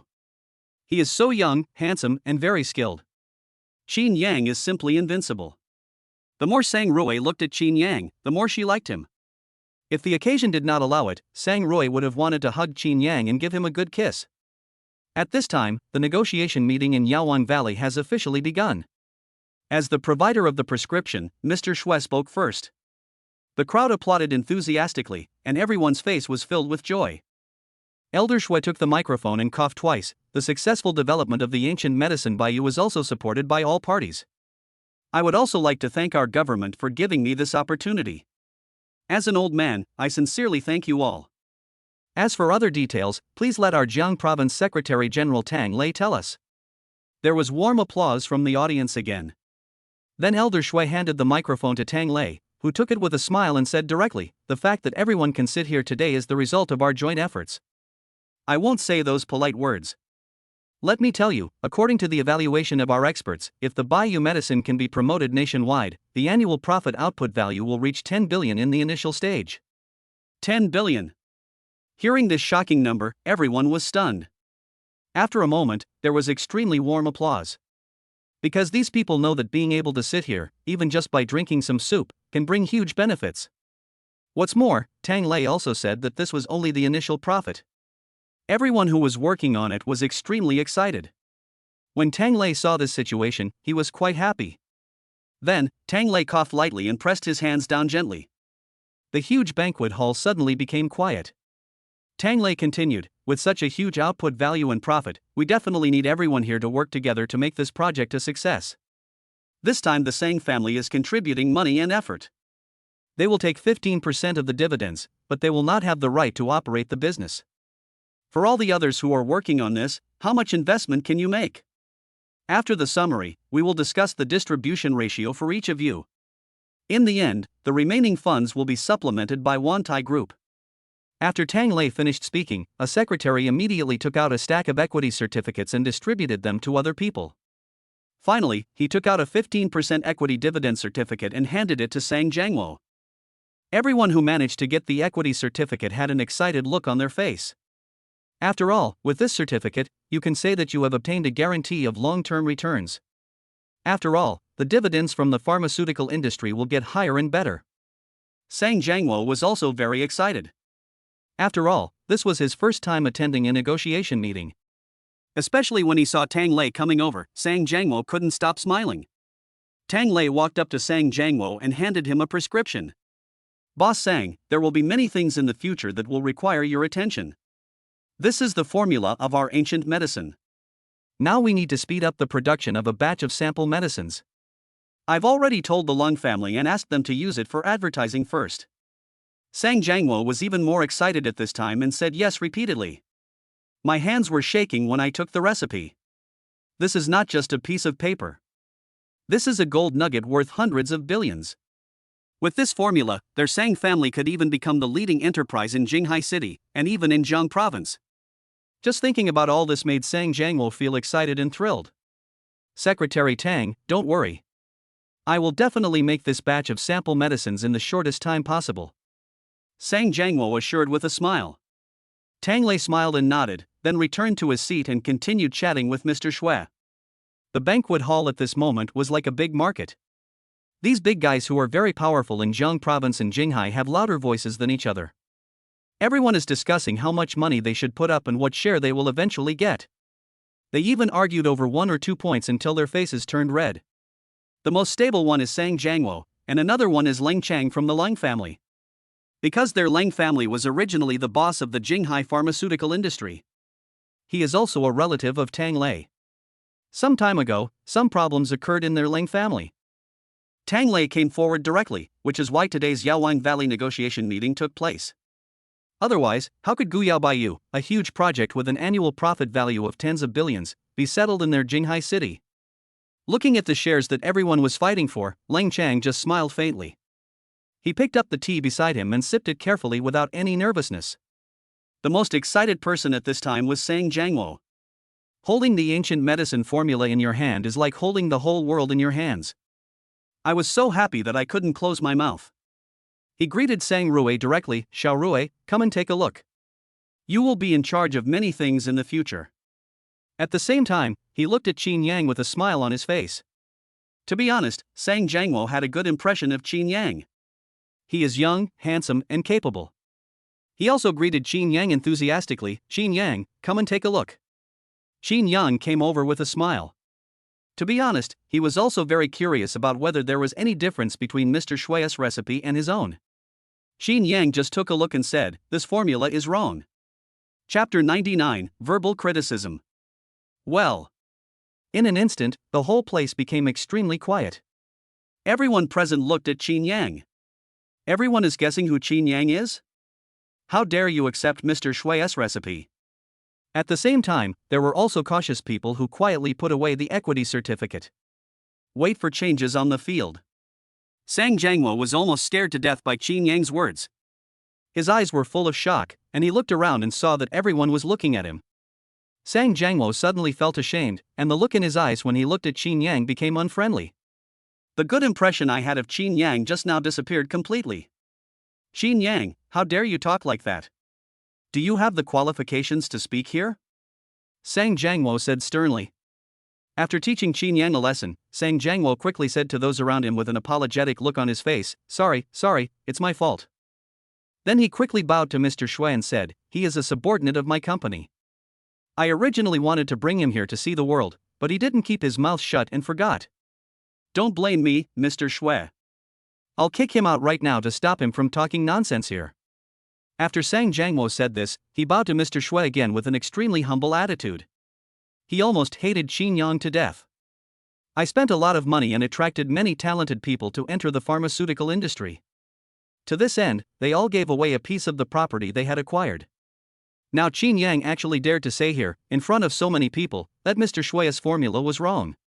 Isn't this going to kill yourself? While she was angry at Chinyang, she had already made up her mind that she would never let her daughter be with such a person. All that talk of being steady and reliable, and all that talk of having great abilities, is bullshit. Not killing Chinyang is already a special favor.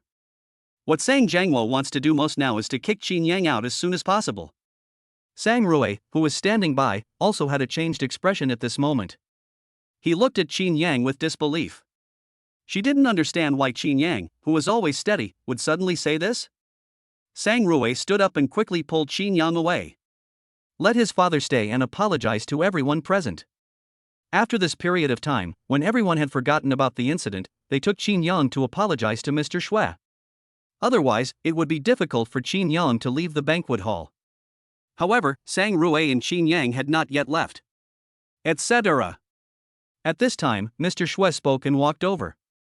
Although he had a smile on his face, anyone could tell that there was more to it than a nonchalant expression underneath Mr. Shui's smile. After Mr. Shui came over, he looked Chinyang up and down carefully. Young people in their 20s are, at most, just graduated from college. Old Shui even sniffed Chinyang's body and did not smell any herbal scent. In his mind, he compared Chinyang's appearance with those of the experts he knew and whose photos he had seen. No one looks like Chinyang, not even close. Young man, did you just say that my prescription was wrong? This is the recipe I developed for nearly 5 years. Now, you say it's wrong. I want to ask, how can you judge that my prescription is wrong? Mr. Shui's words made everyone in the banquet hall sneer at Chinyang. Someone immediately snorted, I think this guy is just showing off. Look at how young he is, at most he has just graduated from college. I see that he is so close to that girl from the Sang family. He must be relying on his good looks to get close to the Sang family. Does he think that he can act cool just by getting close to the Sang family? He doesn't even look at where this place is. Let me tell you, if you want to graduate in the pharmaceutical industry, you have to be at least 26 years old. Looking at this kid, he is only about 22 at most. Now he is brazenly saying that Mr. Shui's prescription is wrong. He is simply brazen. For someone like him, I don't think he's even qualified to be Master Shui's apprentice. What kind of disciple? I don't think he's even qualified to be a disciple. Those who want to be Master Shui's disciple can line up from Jinghai to the provincial capital. Who the hell is he? For a moment, everyone criticized Chinyang. It was as if Chinyang was a sinner who had violated the laws of heaven. On the other hand, Chinyang smiled and shook his head lightly. I didn't take people's bad words seriously. But Chinyang's indifferent look seemed to everyone like the reaction of someone who had failed to pretend to be cool and whose lies were exposed. Kick him out. He doesn't know who he is and yet he still wants to show off here, someone shouted. There were even people who wanted to come and attack Chinyang. But Mr. Shui raised his hand to stop him. Mr. Shui was very pleased with everyone's performance just now. Especially when everyone focused their fire on Chinyang, they severely belittled Chinyang. Throughout most of Mr. Shui's life, no one has ever dared to doubt him. Now, Chinyang, a sharp-tongued boy in his early 20s, had actually said something wrong. This made Mr. Shui feel ashamed. However, reason told him that if he forgave Chinyang in public today, it would show his magnanimity. He walked towards Chinyang and said with a smile, "Young man, I see that you are only in your early 20s. If you are studying at a medical university, you must have just graduated. I just smelled you, and there's no herbal scent on you, which proves that you haven't come into contact with any herbs in at least a month. I don't know what basis you have for saying that my prescription is wrong. But I want to say, young man, when you point out someone else's mistake, it's best to provide real evidence." As soon as Mr. Xue finished speaking, he felt like he had told a huge joke. Then he immediately said, "It doesn't matter if you can't say it, as long as you apologize to me in public. How about we put this matter behind us?" After Mr. Xue finished speaking, he coughed lightly, straightened his body, and looked at Chinyang with a smile. He was waiting for Chinyang to apologize. Then he said very generously that he forgave Chinyang. Then Chinyang was educated again. Mr. Xue felt a little regretful. Wouldn't it be great if there was a camera to record this? I no longer have any desire for money. The only thing that matters is this call.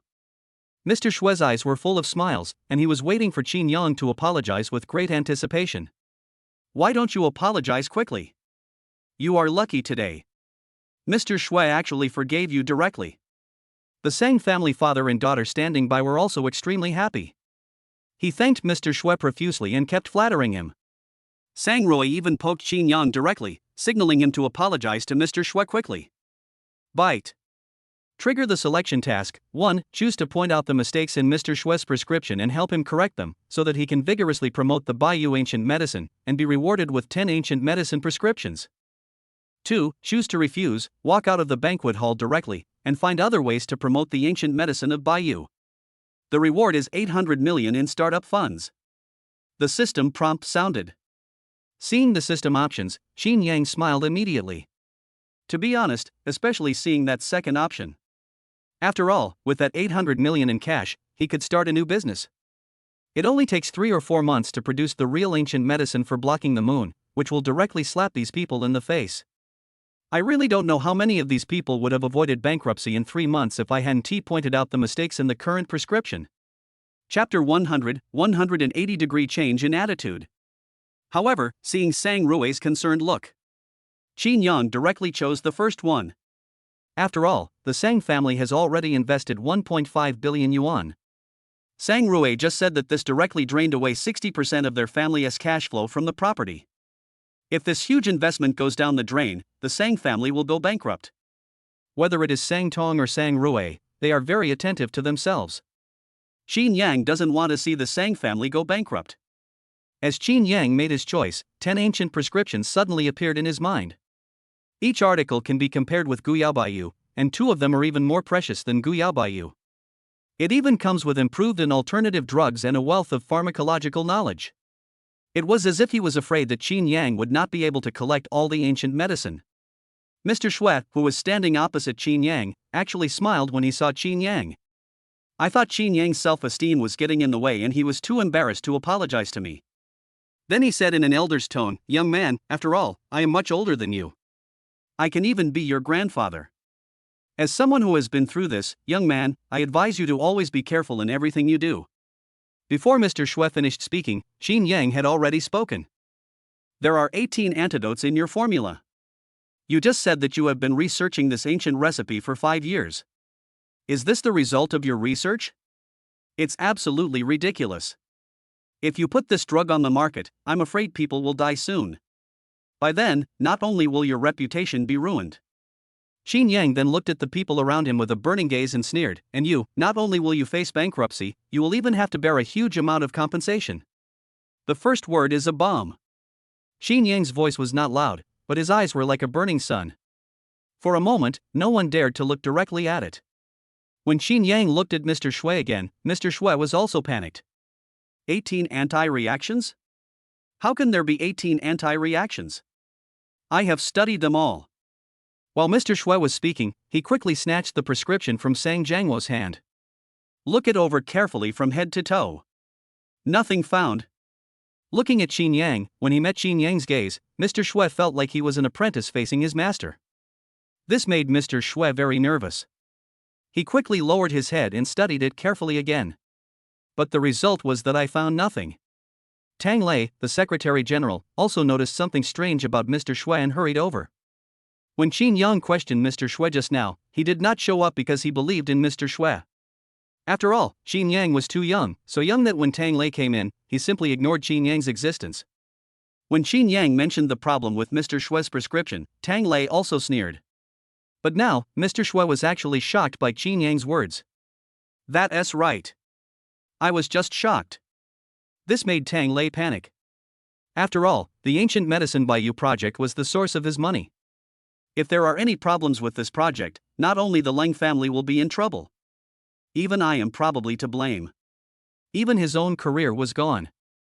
Tang Lei is only 34 years old this year, but he has already become the Secretary General. There is a lot to be done in the future. He really can't afford to lose.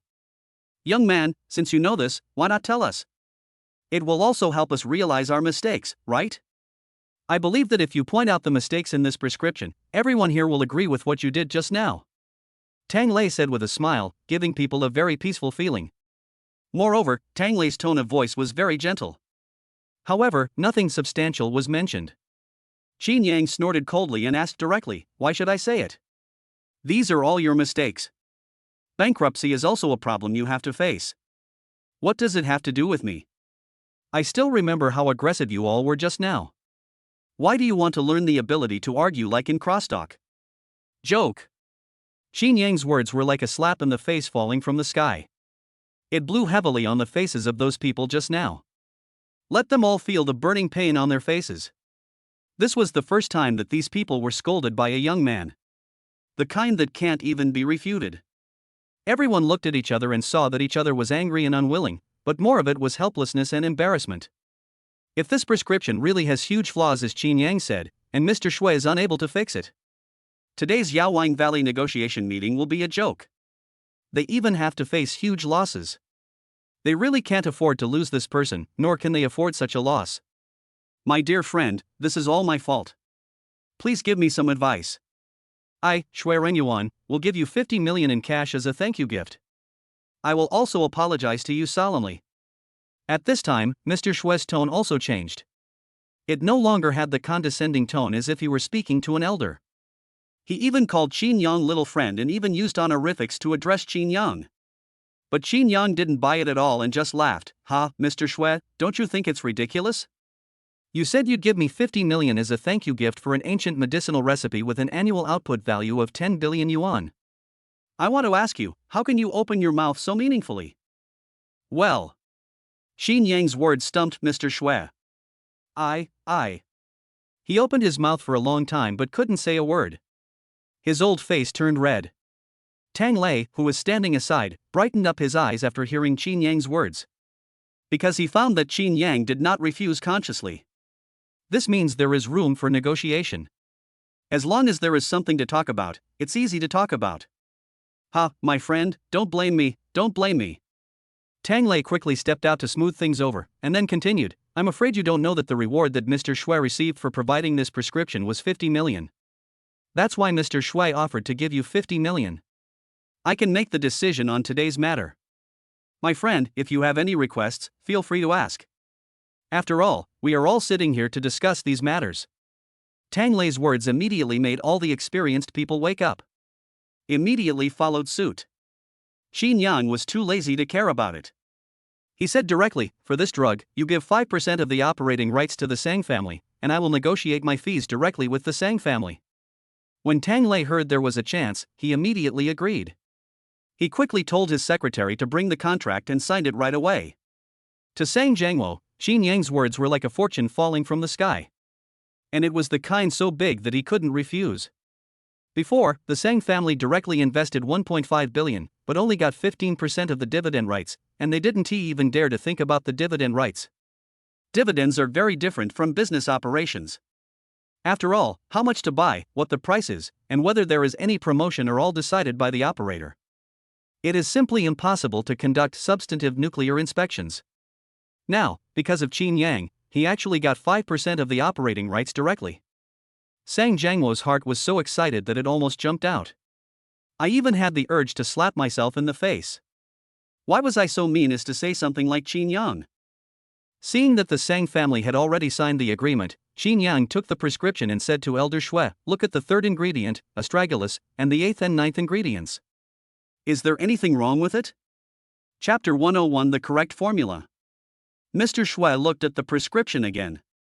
"But I looked at it for a long time, and my brain CPU was about to burn out, but I couldn't see anything wrong."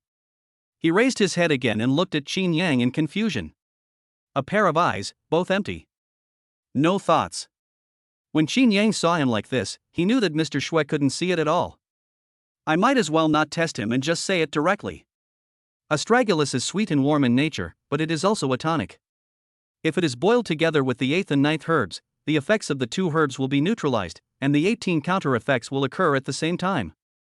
Also, the dosage of Salvia miltiariza you used is wrong.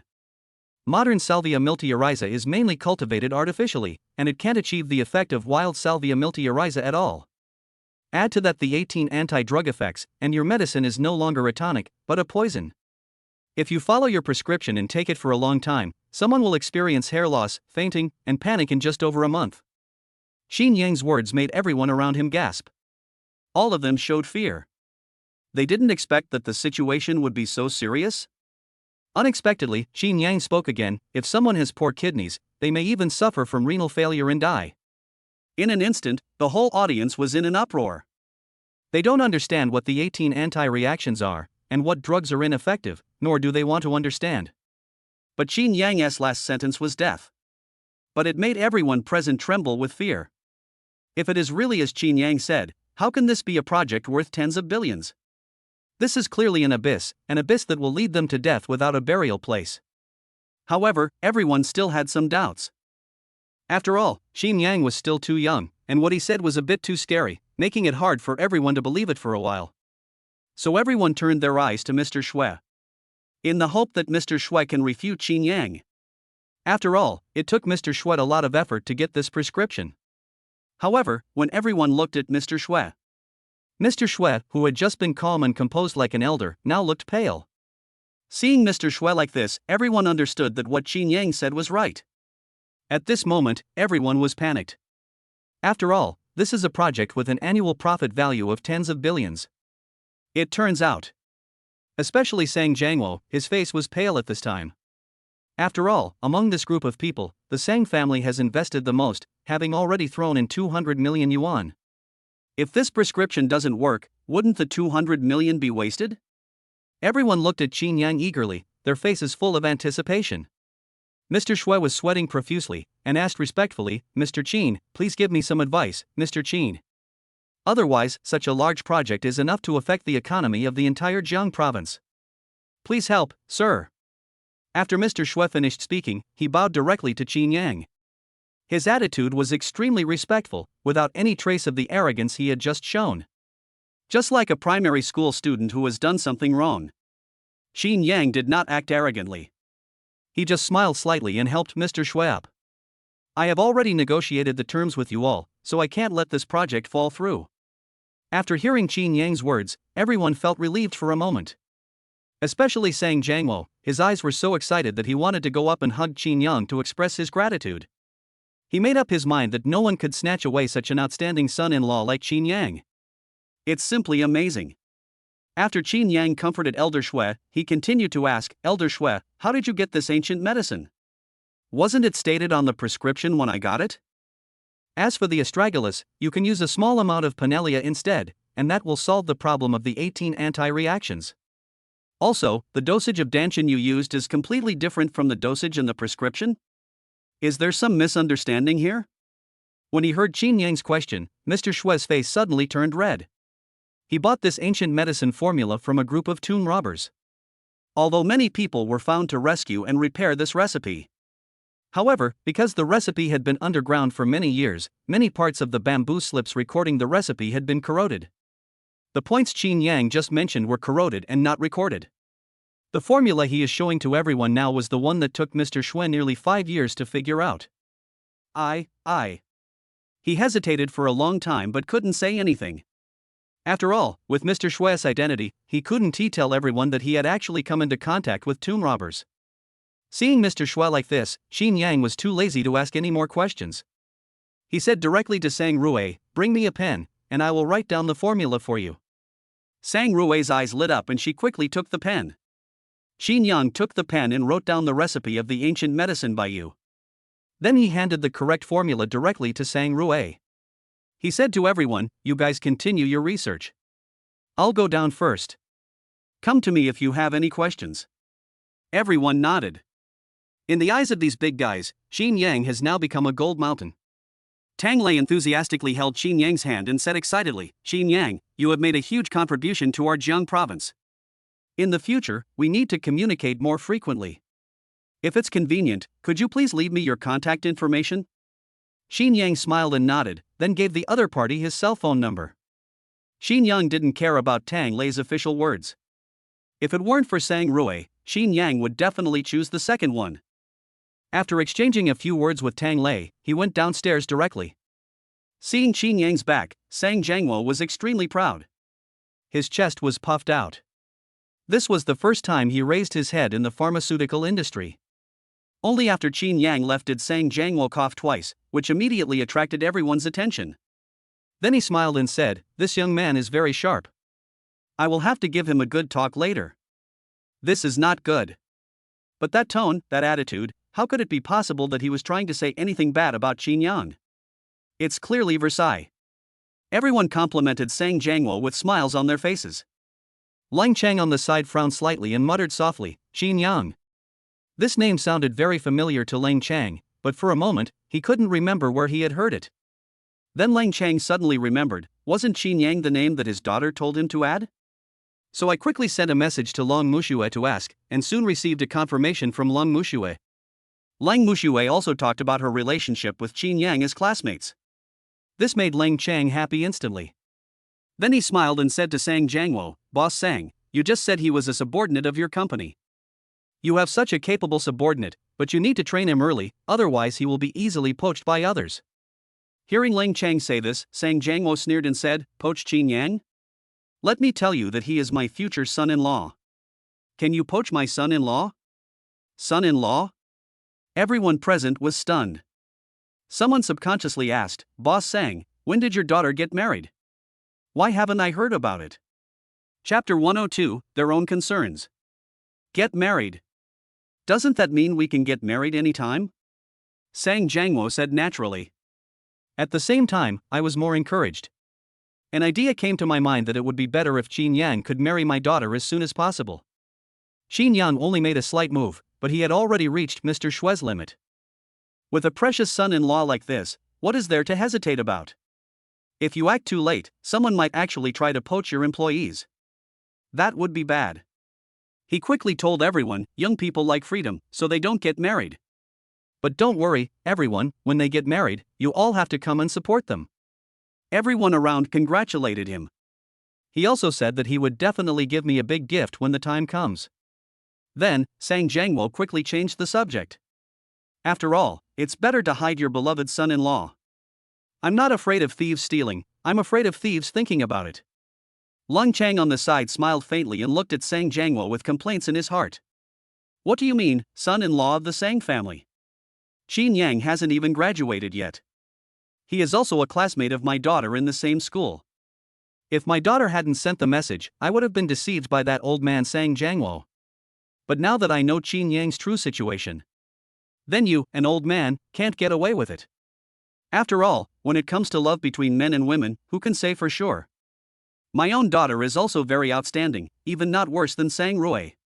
As long as Chinyang is not married, he is not considered the son-in-law of the Sang family.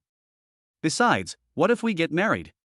In today's society, there are still so many divorces even after marriage. Moreover, Chinyang's knowledge of ancient medicine is amazing.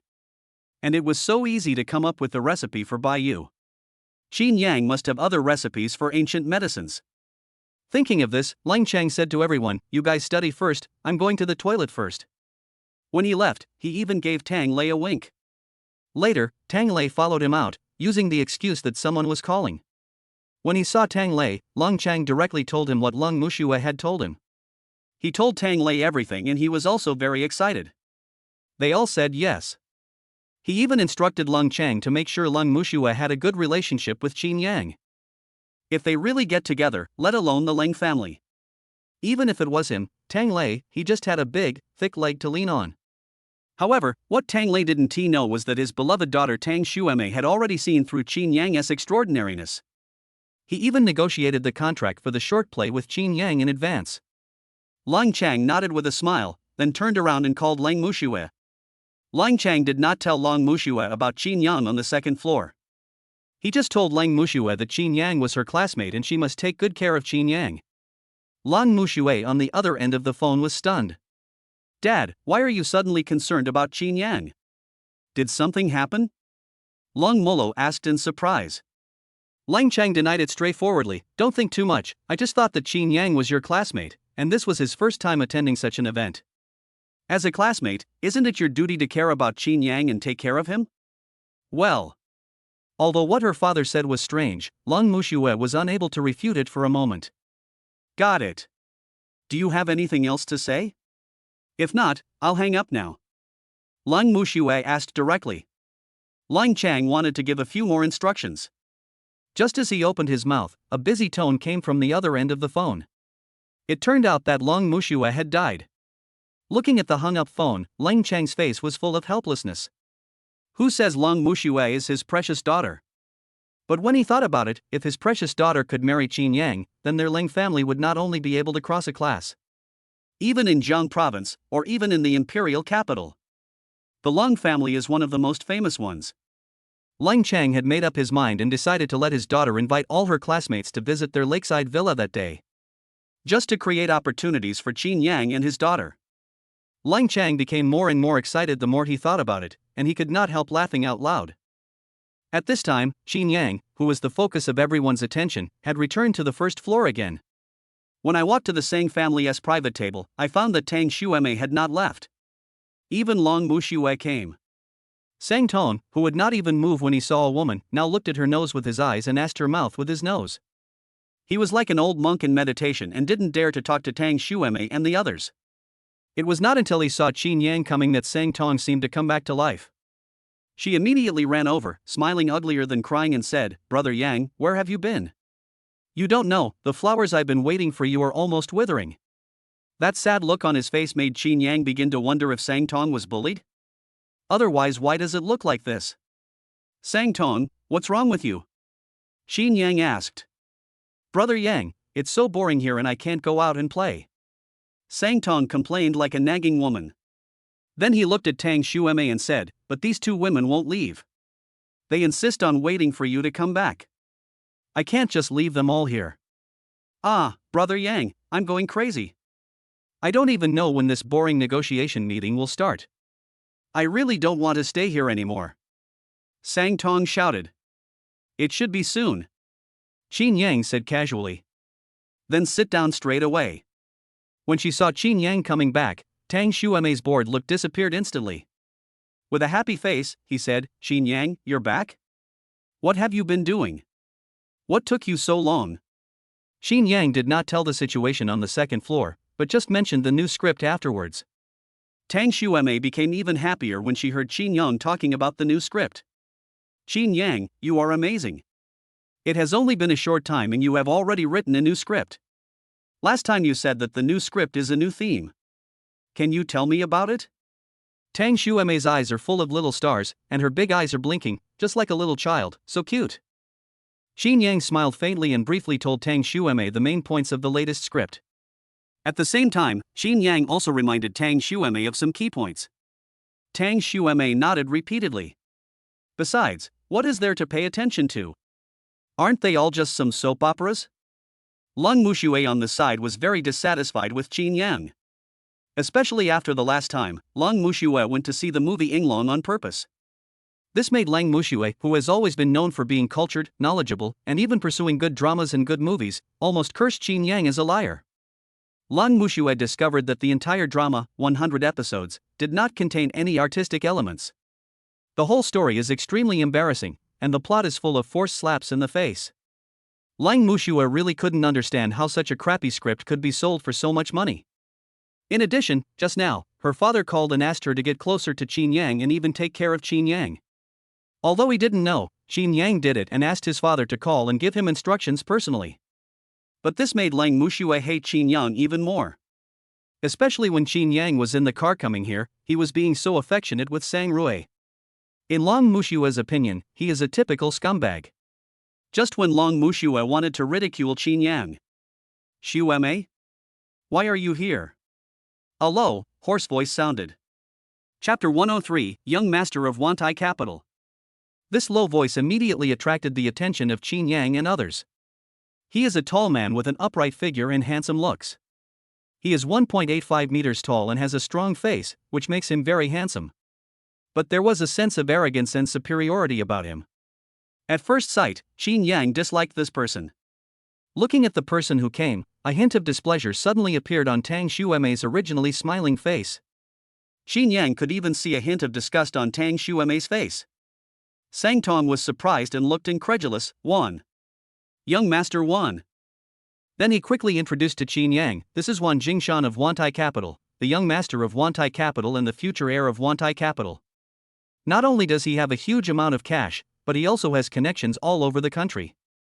All the powerful people in the provinces have good relations with him.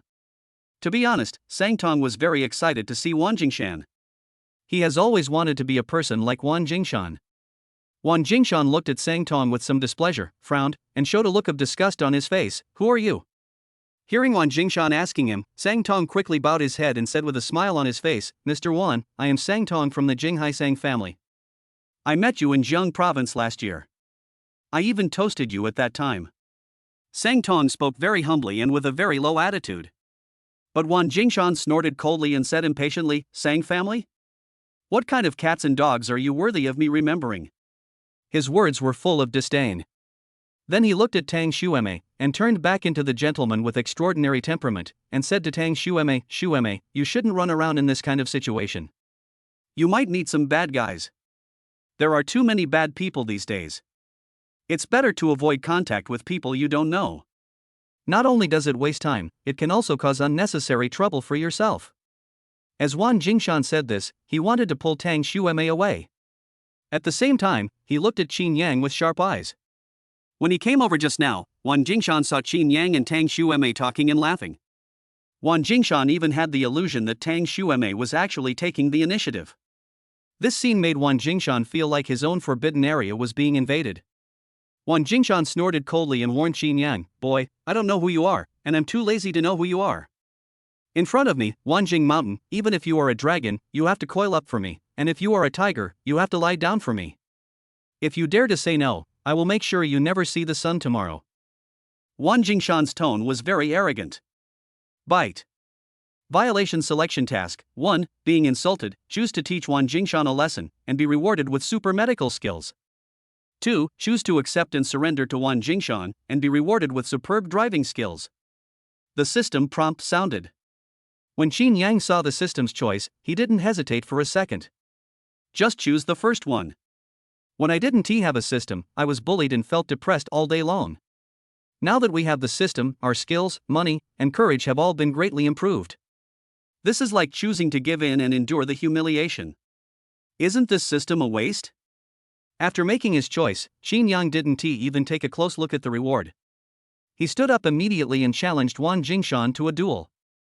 Wan Jingshan was knocked 2 meters away and then fell heavily to the ground. Where did you come from, you bastard? You just spit shit out of your mouth. Didn't your parents teach you to be civilized and polite since you were a child? But it doesn't matter. Since there are no adults to discipline you, I will discipline you on their behalf. Chinyang said condescendingly. This scene. Instantly, everyone around was dumbfounded. Someone familiar with the situation exclaimed, someone beat up young Master Wan. Who is this? How dare you hit young Master Wan?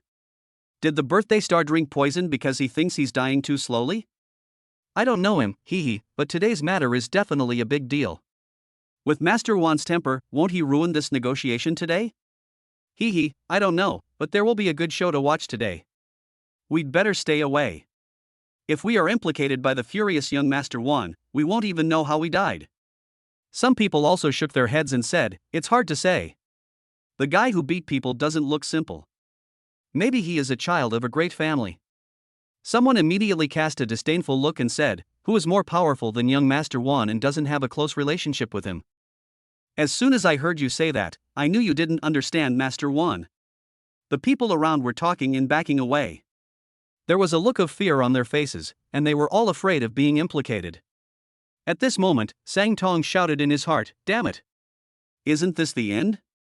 He quickly ran over and wanted to help Wan Jingshan to see if he could ease the situation.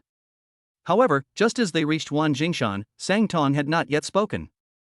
Bang! Wan Jingshan slapped Sang Tong hard on the face. He said in a sharp tone, "Who the hell are you? How dare you come to help me? Are you here to laugh at me?" Sang Tong covered his swollen face, feeling very aggrieved. I have really suffered an unexpected disaster. He retreated to Chinyang's side, quickly and quietly pulled Chinyang, and said in a fearful tone, "Yang. Brother Yang, how about I hold him back and you run quickly? This guy has a black hand. If you stay, you'll probably suffer." "Oh? Want I capital?" Chinyang smiled slightly, and then said casually, "So what?" Chinyang's casual look and calm tone. He didn't take Wantai capital seriously at all, and even gave people a feeling of contempt. "Boy, you are looking for death." Wan Jingshan roared angrily. He stood up with red eyes and stared at Chinyang. "Boy, you have guts. In Jiang province, if you dare to touch my Wan Jingshan, today I will make you regret coming to this world." Hearing Wan Jingshan's threat, Chinyang laughed out loud. "Okay, I want to see how you make me regret it." Chinyang's voice was flat and casual. But it gave people a feeling of looking down on Wan Jingshan, which shocked everyone. This is a provocation to young Master Wan. He is simply a warrior. There was sympathy in their eyes when they looked at Chinyang. This is exactly what ignorance is all about. Sang Tong, who was standing by, was so scared that he almost cried. He really wanted to say it. "Brother Yang." "No. Lord Yang. You said you were fine, why would you offend him?" Now even if his father came, he probably wouldn't be able to save Chinyang. Tang Xuemei's face at the side also turned a little ugly. She knew that all this was because of her. Tang Xuemei didn't want Chinyang to suffer an unexpected disaster, so she quickly walked up to Wan Jingshan and said, "Wan Jingshan, are you done yet? You were the one who provoked me first today, and Chinyang was just angry, so he took action. You are such an adult, why do you always have a childish temper every day? I will ask Chinyang to apologize to you later. No one can hold this matter against you anymore." Tang Xuemei didn't know that her words of dissuasion were like the fuse that ignited the powder keg, directly causing Wan Jingshan to explode. "No, I'm going to destroy him today. No one can stop me." Chapter 104. Dad, why did you hit me? Wan Jingshan roared so loudly that it seemed as if he wanted to eat Chinyang and still couldn't vent his hatred. After yelling, Wan Jingshan called his bodyguard directly. "Xiao Wu, bring people to the banquet hall. How dare anyone provoke me? I'm going to destroy him today." Wan Jingshan said angrily into the phone. After hanging up the phone, Wan Jingshan laughed and said, "Boy, aren't you arrogant? Aren't you crazy? Let's see how crazy you can be later. How dare you hit me?" Chinyang, on the other hand, remained calm and composed, watching Wan Jingshan's helpless rage without any sign of nervousness. Seeing Wan Jingshan's angry look, Tang Xuemei also felt a little overwhelmed. "I would like to give you some more advice." But it almost scared Sang Tong, who was standing next to him. I thought to myself, "Aunt, could you please stop making trouble? Isn't all this because of you? If you and Chinyang hadn't been chatting and laughing, how could you have summoned Wan Jingshan, this living ancestor?" He quickly ran over and stopped Tang Xuemei. He even called his elder sister and father immediately. "Sisters, come quickly. Chinyang has offended Wan Jingshan of Wantai capital, and now Wan Jingshan wants to destroy Chinyang." A group of bigwigs on the second floor were discussing how to allocate specific matters. When Sang Rui heard Sang Tong's call, her eyes widened instantly and she looked incredulous. "Xiao Rui, what's wrong? Did your brother get into trouble downstairs again?" Sang Jiangwo asked with a smile. Sang Jiangwo was very happy at this time because of Chinyang. He had become the focus here today. "You know, these people used to look at me with their chins down.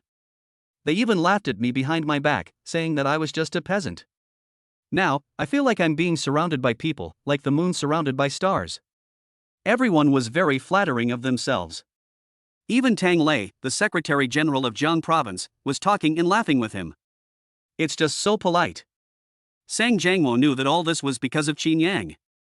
Dad, Sang Tong said Chinyang had a conflict with someone downstairs. Sang Rui said directly.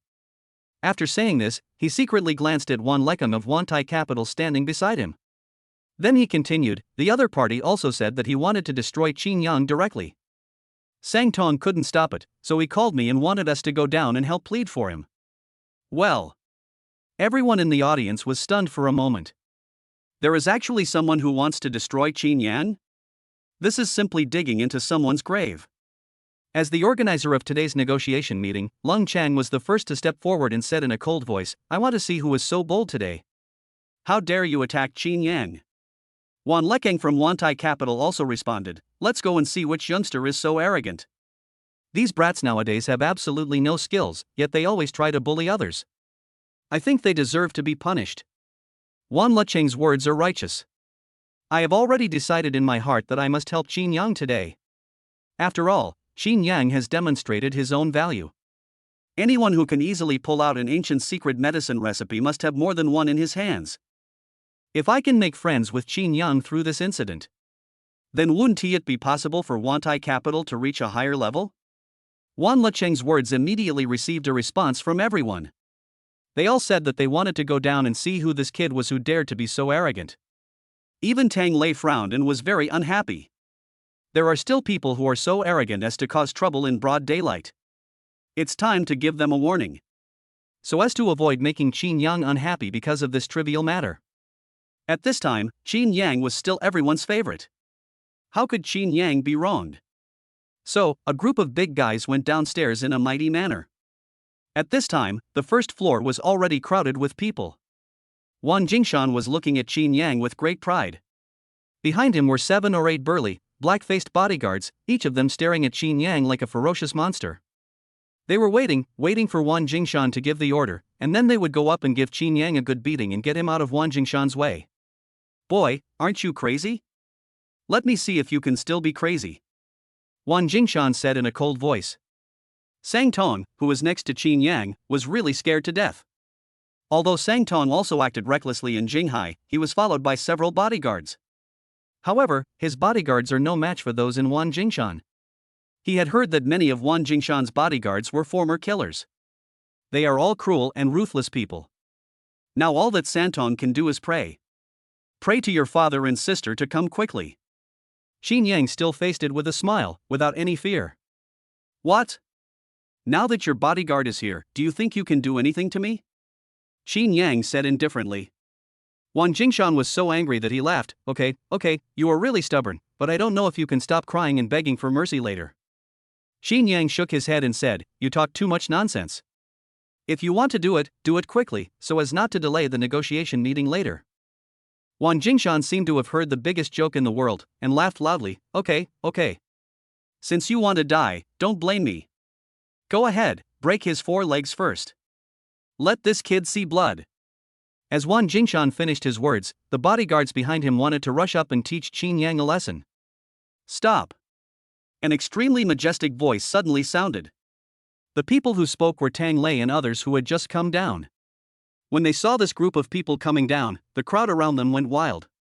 Amidst the discussion, they immediately made way. Who is this? He's so powerful that he dares to cause trouble at a negotiation meeting. Is he crazy? The speaker was Wan Lekang. The reason why he spoke first was that he wanted to leave a good impression on Chinyang, in order to lay a good foundation for future contact with Chinyang. However, as soon as he finished speaking, he saw Wan Jingshan opposite Chinyang. My own baby son. Suddenly a bad thought came to my mind. No way. The kid who would not conflict with Chinyang must be his son, right? Just when Wan Lekang was doubting himself. When Wan Jingshan saw his father coming, he felt more confident. Suddenly he laughed even more arrogantly. Ha, kid, you are dead today. Wan Jingshan pointed at Chinyang and laughed. In an instant, Tang Lei and his group who had just come down all looked at Wan Lekang. In this situation, how could they not know what is going on? Wan Lekang was also dumbfounded. He looked at Chinyang and then at his son with a grim face. An impulse suddenly surged in his heart, and he wanted to strangle Wan Jingshan, the rebellious son, to death. Then he told everyone that he didn't know this rebellious son. "Dad, this kid is too arrogant. He just hit me."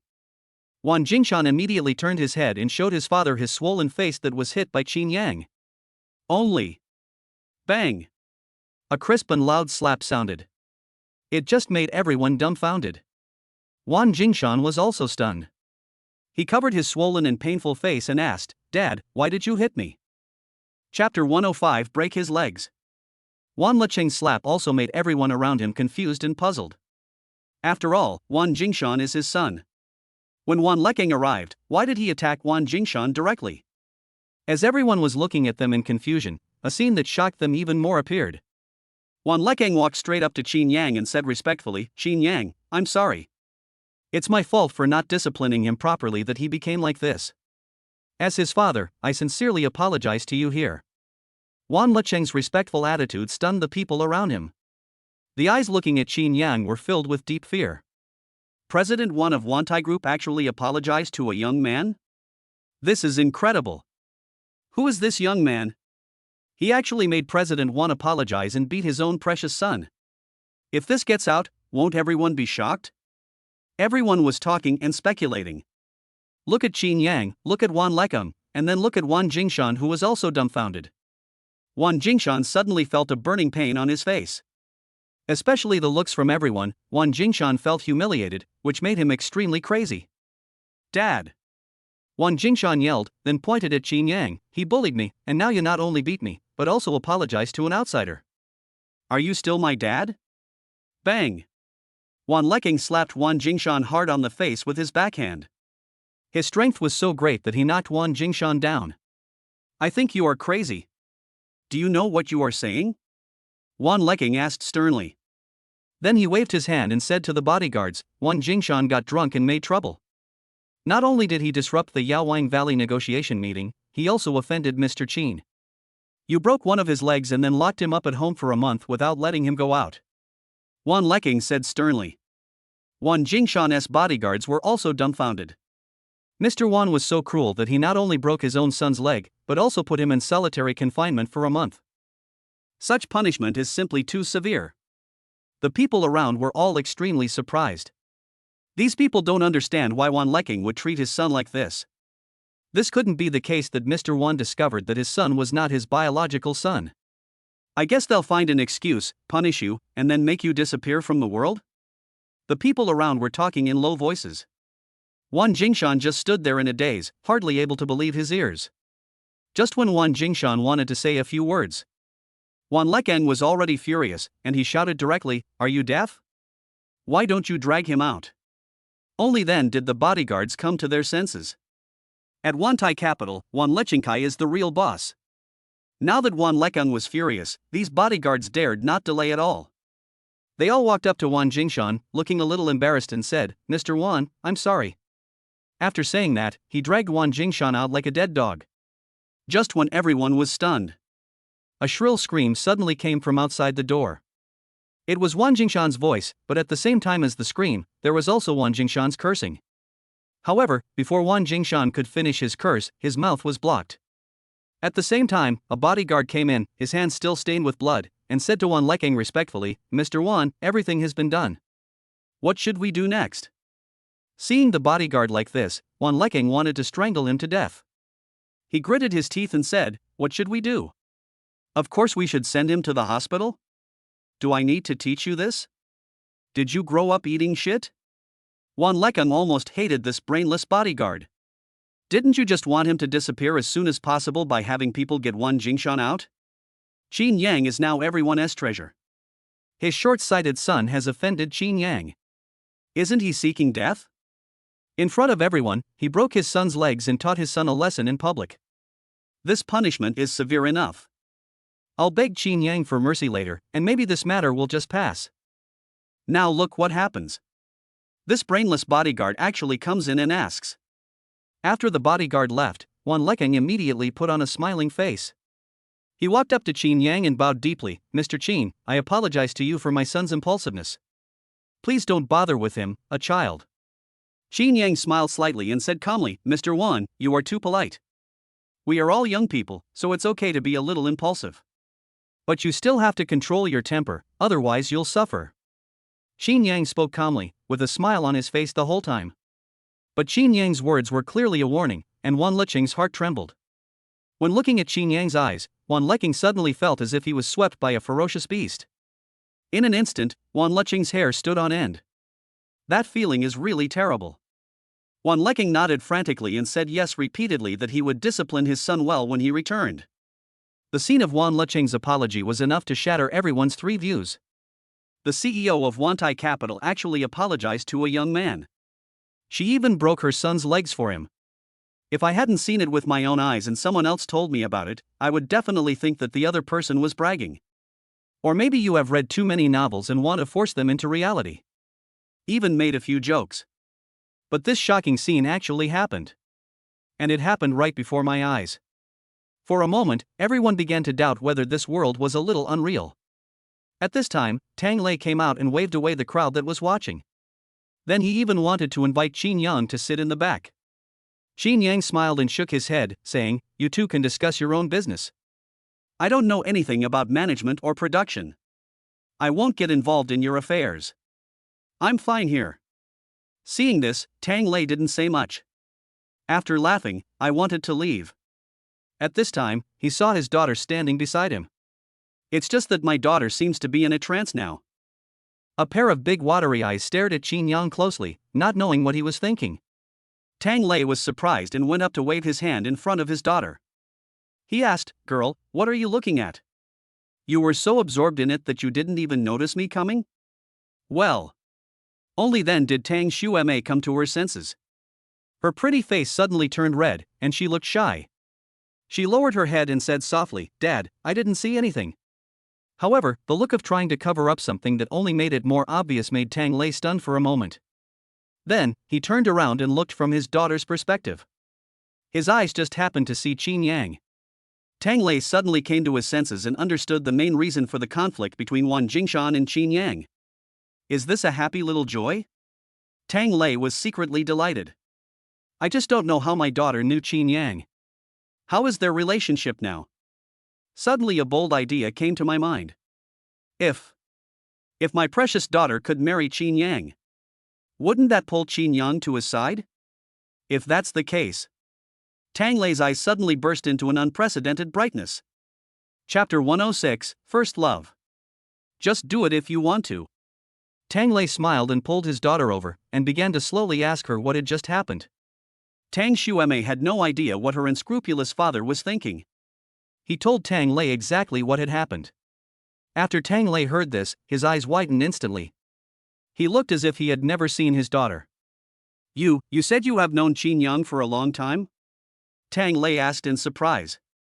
When he saw his father coming up, he asked Chinyang directly. Tang Xuemei's pretty face turned slightly red in an instant. She nodded shyly and said, There was a promotion meeting for the film and television industry in Jinghai before, and Chinyang and I met at the promotion meeting. Tang Xuemei briefly recounted the process of her acquaintance with Chinyang. She even said that she had signed a contract with Chinyang, going to star in Chinyang's new drama. Even the words between the lines show that Chinyang is really capable. He is not a playboy. Even the second generation of the imperial capital are not as good as Chinyang. Hearing the news, Tang Lei almost jumped for joy. I laughed wildly in my heart. Of course I know Chinyang is capable, and it is a great ability. If Chinyang hadn't been here today, perhaps the entire Jinghai pharmaceutical industry would have been completely destroyed in a few months. I'm afraid even I will have to be investigated. Even his career was over. But there was no expression on his face, and he said directly, Okay, Chinyang is a good kid, I am very optimistic about him. Since you have become friends and even signed a contract, you must abide by it. Dad will no longer be involved in your future acting career. Tang Lei looked at the people who had dispersed and continued, Dad has something else to do, so I won't stay here. However, Chinyang had a conflict with the Wan family because of you. You'd better comfort him. After Tang Lei finished speaking, he patted Tang Xuemei on the shoulder and gave her a big smile as encouragement. Ah! Tang Xuemei was stunned. He looked hard at his father in front of him, who was smiling widely. For a moment, Tang Xueme couldn't believe that this was really her father. Before, my father was strongly against me becoming an actor. This is also true. Tang Xueme is obviously a second generation and has a very strong background. But that's also why he's just a second-tier actor. Why the 180-degree turn now? Tang Xueme didn't understand. But I don't want to ask. But since my dad doesn't stop me, that's great. Tang Lei gave his daughter a few instructions, then brought Tang Xueme over and said with a smile, "You young people are communicating, I won't get involved. You guys continue chatting, I have something else to do, so I'll leave first." When Tang Lei left, he patted Chinyang on the shoulder a few times and left with a smile. The conflict between Chinyang and Wan Jingshan has made Chinyang the focus of attention. Tang Lei, he is the Secretary General of Jiang Province. He is only in his 40s and has a promising career ahead of him. Judging from his attitude towards Chinyang just now, it was clear that he was treating him like a junior. Chinyang was talking and laughing with Tang Xueme, and they looked like a couple. For a while, people who didn't know the truth were all speculating. Just now, Wan Leking apologized to Chinyang and even broke his own son's legs. This must have something to do with Tang Lei. Maybe Chinyang is Tang Lei's designated son-in-law.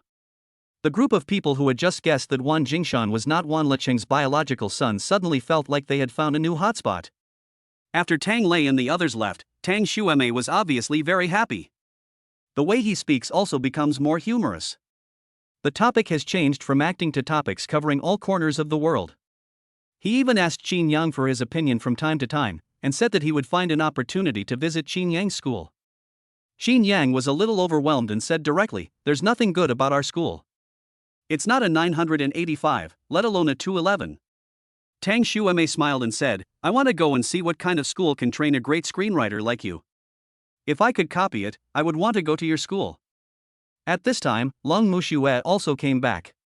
But there was a clear look of unhappiness on Long Muxue's face. Seeing this, Tang Xueme asked, "Xiao Xue, what's wrong with you?" Long Muxue glanced at Chinyang, her eyes full of resentment. "It's all because of him. My dad just scolded me. He said I watched Wan Jingshan causing trouble and I didn't stop him. He also said that Chinyang was frightened and that it was all our Ling family's fault. After all, this negotiation meeting was organized by our Ling family." Lang Muxue said as she took out a golden card and handed it to Chinyang, "Here, take it. My dad asked me to give it to you. He said it's a little compensation for you." Lang Muxue didn't even wait for Chinyang to speak, and directly forced the golden card into Chinyang's hand. When Lang Muxue's soft and boneless little hand touched Chinyang's warm big hand, it trembled suddenly. Whoosh, quickly pull it back. A blush of shyness suddenly appeared on the originally cold and fair face.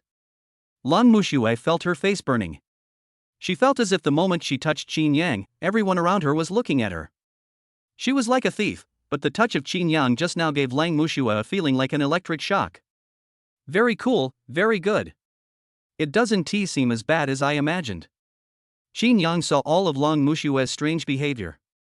Chinyang didn't know what was wrong with Lang Muxue, so he asked, "Lang Muxue, what's wrong with you?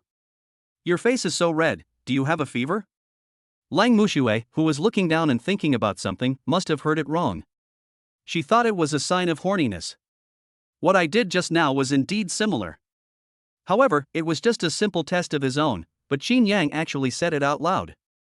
He instantly got angry, like a kitten whose tail was stepped on. "You are the one who was being horny. Chinyang, do you know how to speak?" Lang Muxue said angrily. However, that rosy and chubby little face looked even cuter at this moment. For a moment, Chinyang, Tang Xueme and Sangtong were all stunned. They don't know. What happened to Lang Muxue?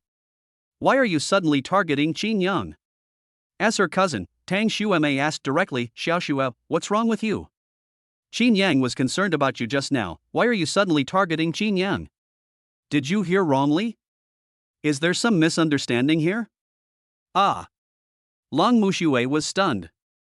Care about me? He's not talking about me? Lang Muxue was too embarrassed to say the word sexy. But An's angry look made Tang Xueme understand immediately. He directly pulled Lang Muxue and said with a smile, "Just now Chinyang saw that your face was red, and he asked if you had a fever. What were you thinking about just now? Your mind wasn't on this, and your face suddenly turned red? Are you daydreaming?" There are so many people here. Did you see the boy you like? Do you want me to give you his contact information? Hearing her cousin's joke, Long Mushue's pretty face turned even redder. I. Long Mushue hesitated for a long time but couldn't say anything. Finally, Long Mushue stood up suddenly. I'm thirsty, I want to drink some water. Long Mushue said and left. Chinyang and the other two looked at the tea on the table and suddenly became speechless. Chapter 107 Charming again. What they didn't know was that just now, Lang Chang called Long Mushue aside and asked in detail about everything Chinyang did at school. He asked in great detail and focused on his relationship with Chinyang. The reason why Lang Mushue knew Chinyang's name was mainly because Chinyang had been a bootlicker for 3 years. But at that time, she had only heard of him, and she was not very familiar with Chinyang. I have had contact with Chinyang, and the first time I met him was on the basketball court last time. Ever since that time, Long Mushue subconsciously began to pay attention to Chinyang. She found that Chinyang's life seemed to be on a roll after he left the court. Long Mushue told him everything about Chinyang's situation. At the end, Long Mushue frowned, and finally told Lin Tian that the owner of Lakeside Villa No. 1 was Chinyang, and she also told her father. When I heard that Chinyang was the owner of Villa No. 1, even the knowledgeable Long Chang was dumbfounded. An expression of disbelief on his face. After confirming with his daughter again and again, Long Chang told Lang Mushue directly. Chinyang is an amazing man. He even told Lang Mushue what happened on the second floor. Finally, he said that if Chinyang had not been here today, perhaps in a few months, not only their Lang family, but all families that invested in the Bayou Ancient Medicine would face bankruptcy. Finally, he said something to Long Mushue that made Long Mushue blush and feel shy. Swear, if you can get together with Chinyang, our entire Lang family will depend on you in the future. I think Chinyang is very handsome and capable. Do you think we can give it a try? Long Mushue knew that it was difficult for children from big families like theirs to choose their own marriage partners. My sister is such a domineering person, but in the end, didn't she marry someone she didn't love just to save the Lang family? How could I be immune? Lang Mushue still remembers how excited her father was when she agreed to his request. But if you think about it carefully, Chinyang is still very good. Judging from his appearance alone, he is very handsome.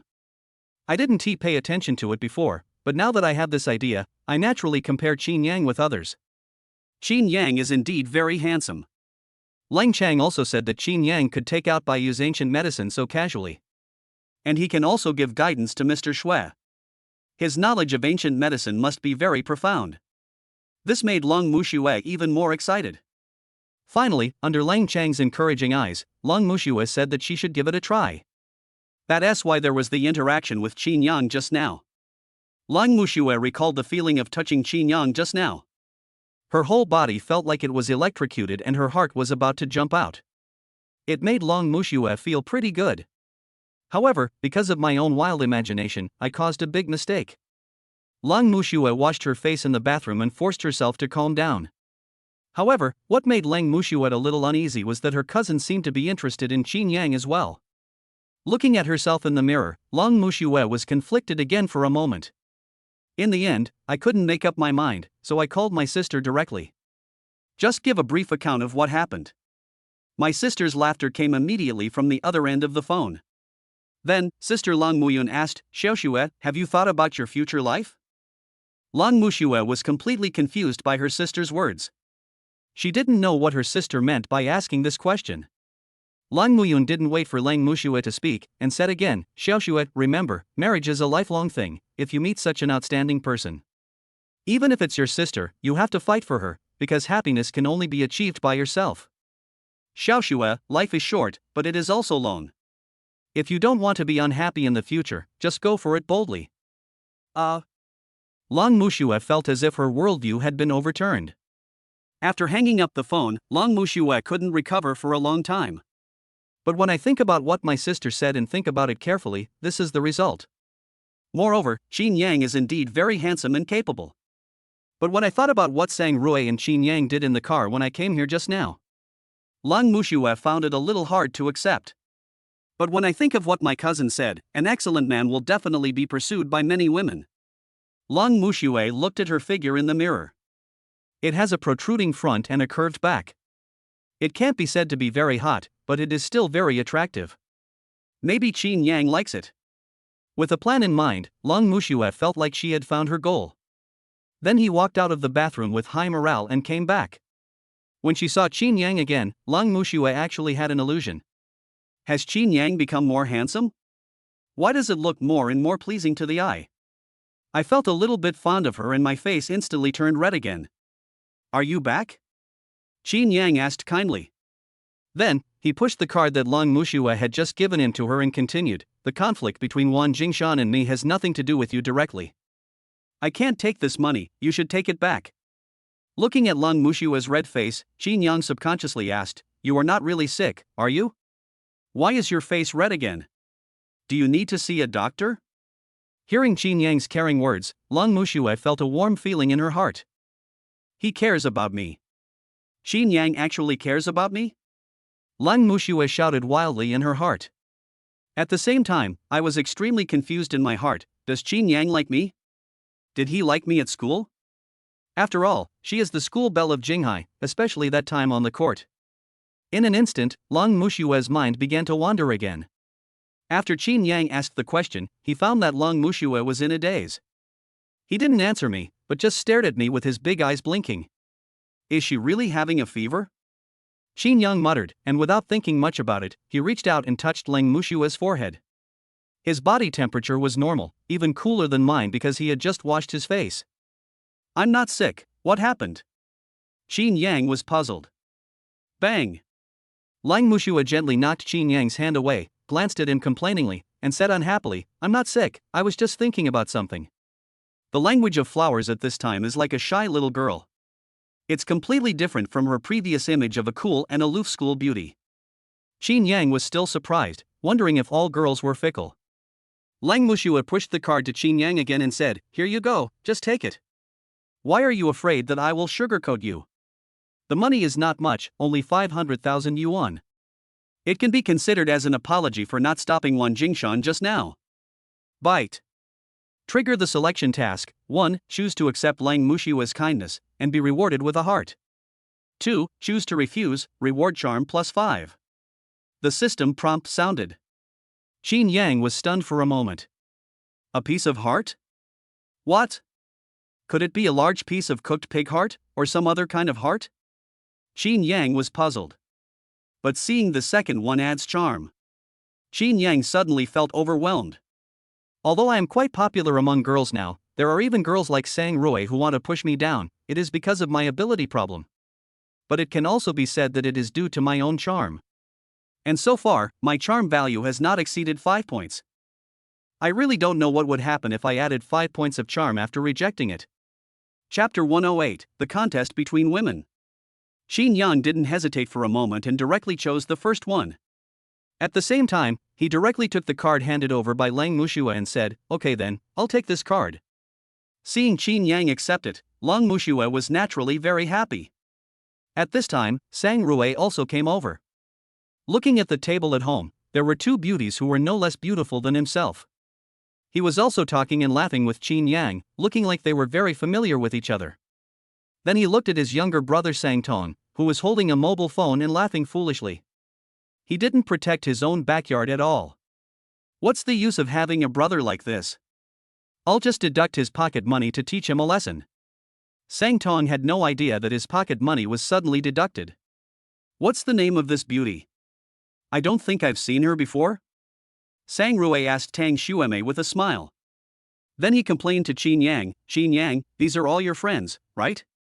Why don't you introduce them to me? While speaking, she sat down next to Chinyang and naturally hugged Chinyang's arm. She acted like a hostess. Tang Xueme didn't get angry when she saw Sang Rui like this. She still smiled and said, Tang Xueme, Long Mushue's cousin, is a partner of Chinyang. Tang Xueme said this very generously, without any emotion at all because of Sang Rui and the hostess's attitude. Well. Tang Xueme's sweet smile made Sang Rui feel like she was hitting cotton. Sang Rui smiled faintly, and then continued to ask, your last name is Tang, and you are Long Mushue's cousin. Could you be the daughter of our Secretary Tang? I've heard that Secretary Tang's daughter is gentle, virtuous, and well-mannered. Today I saw that it was indeed the case.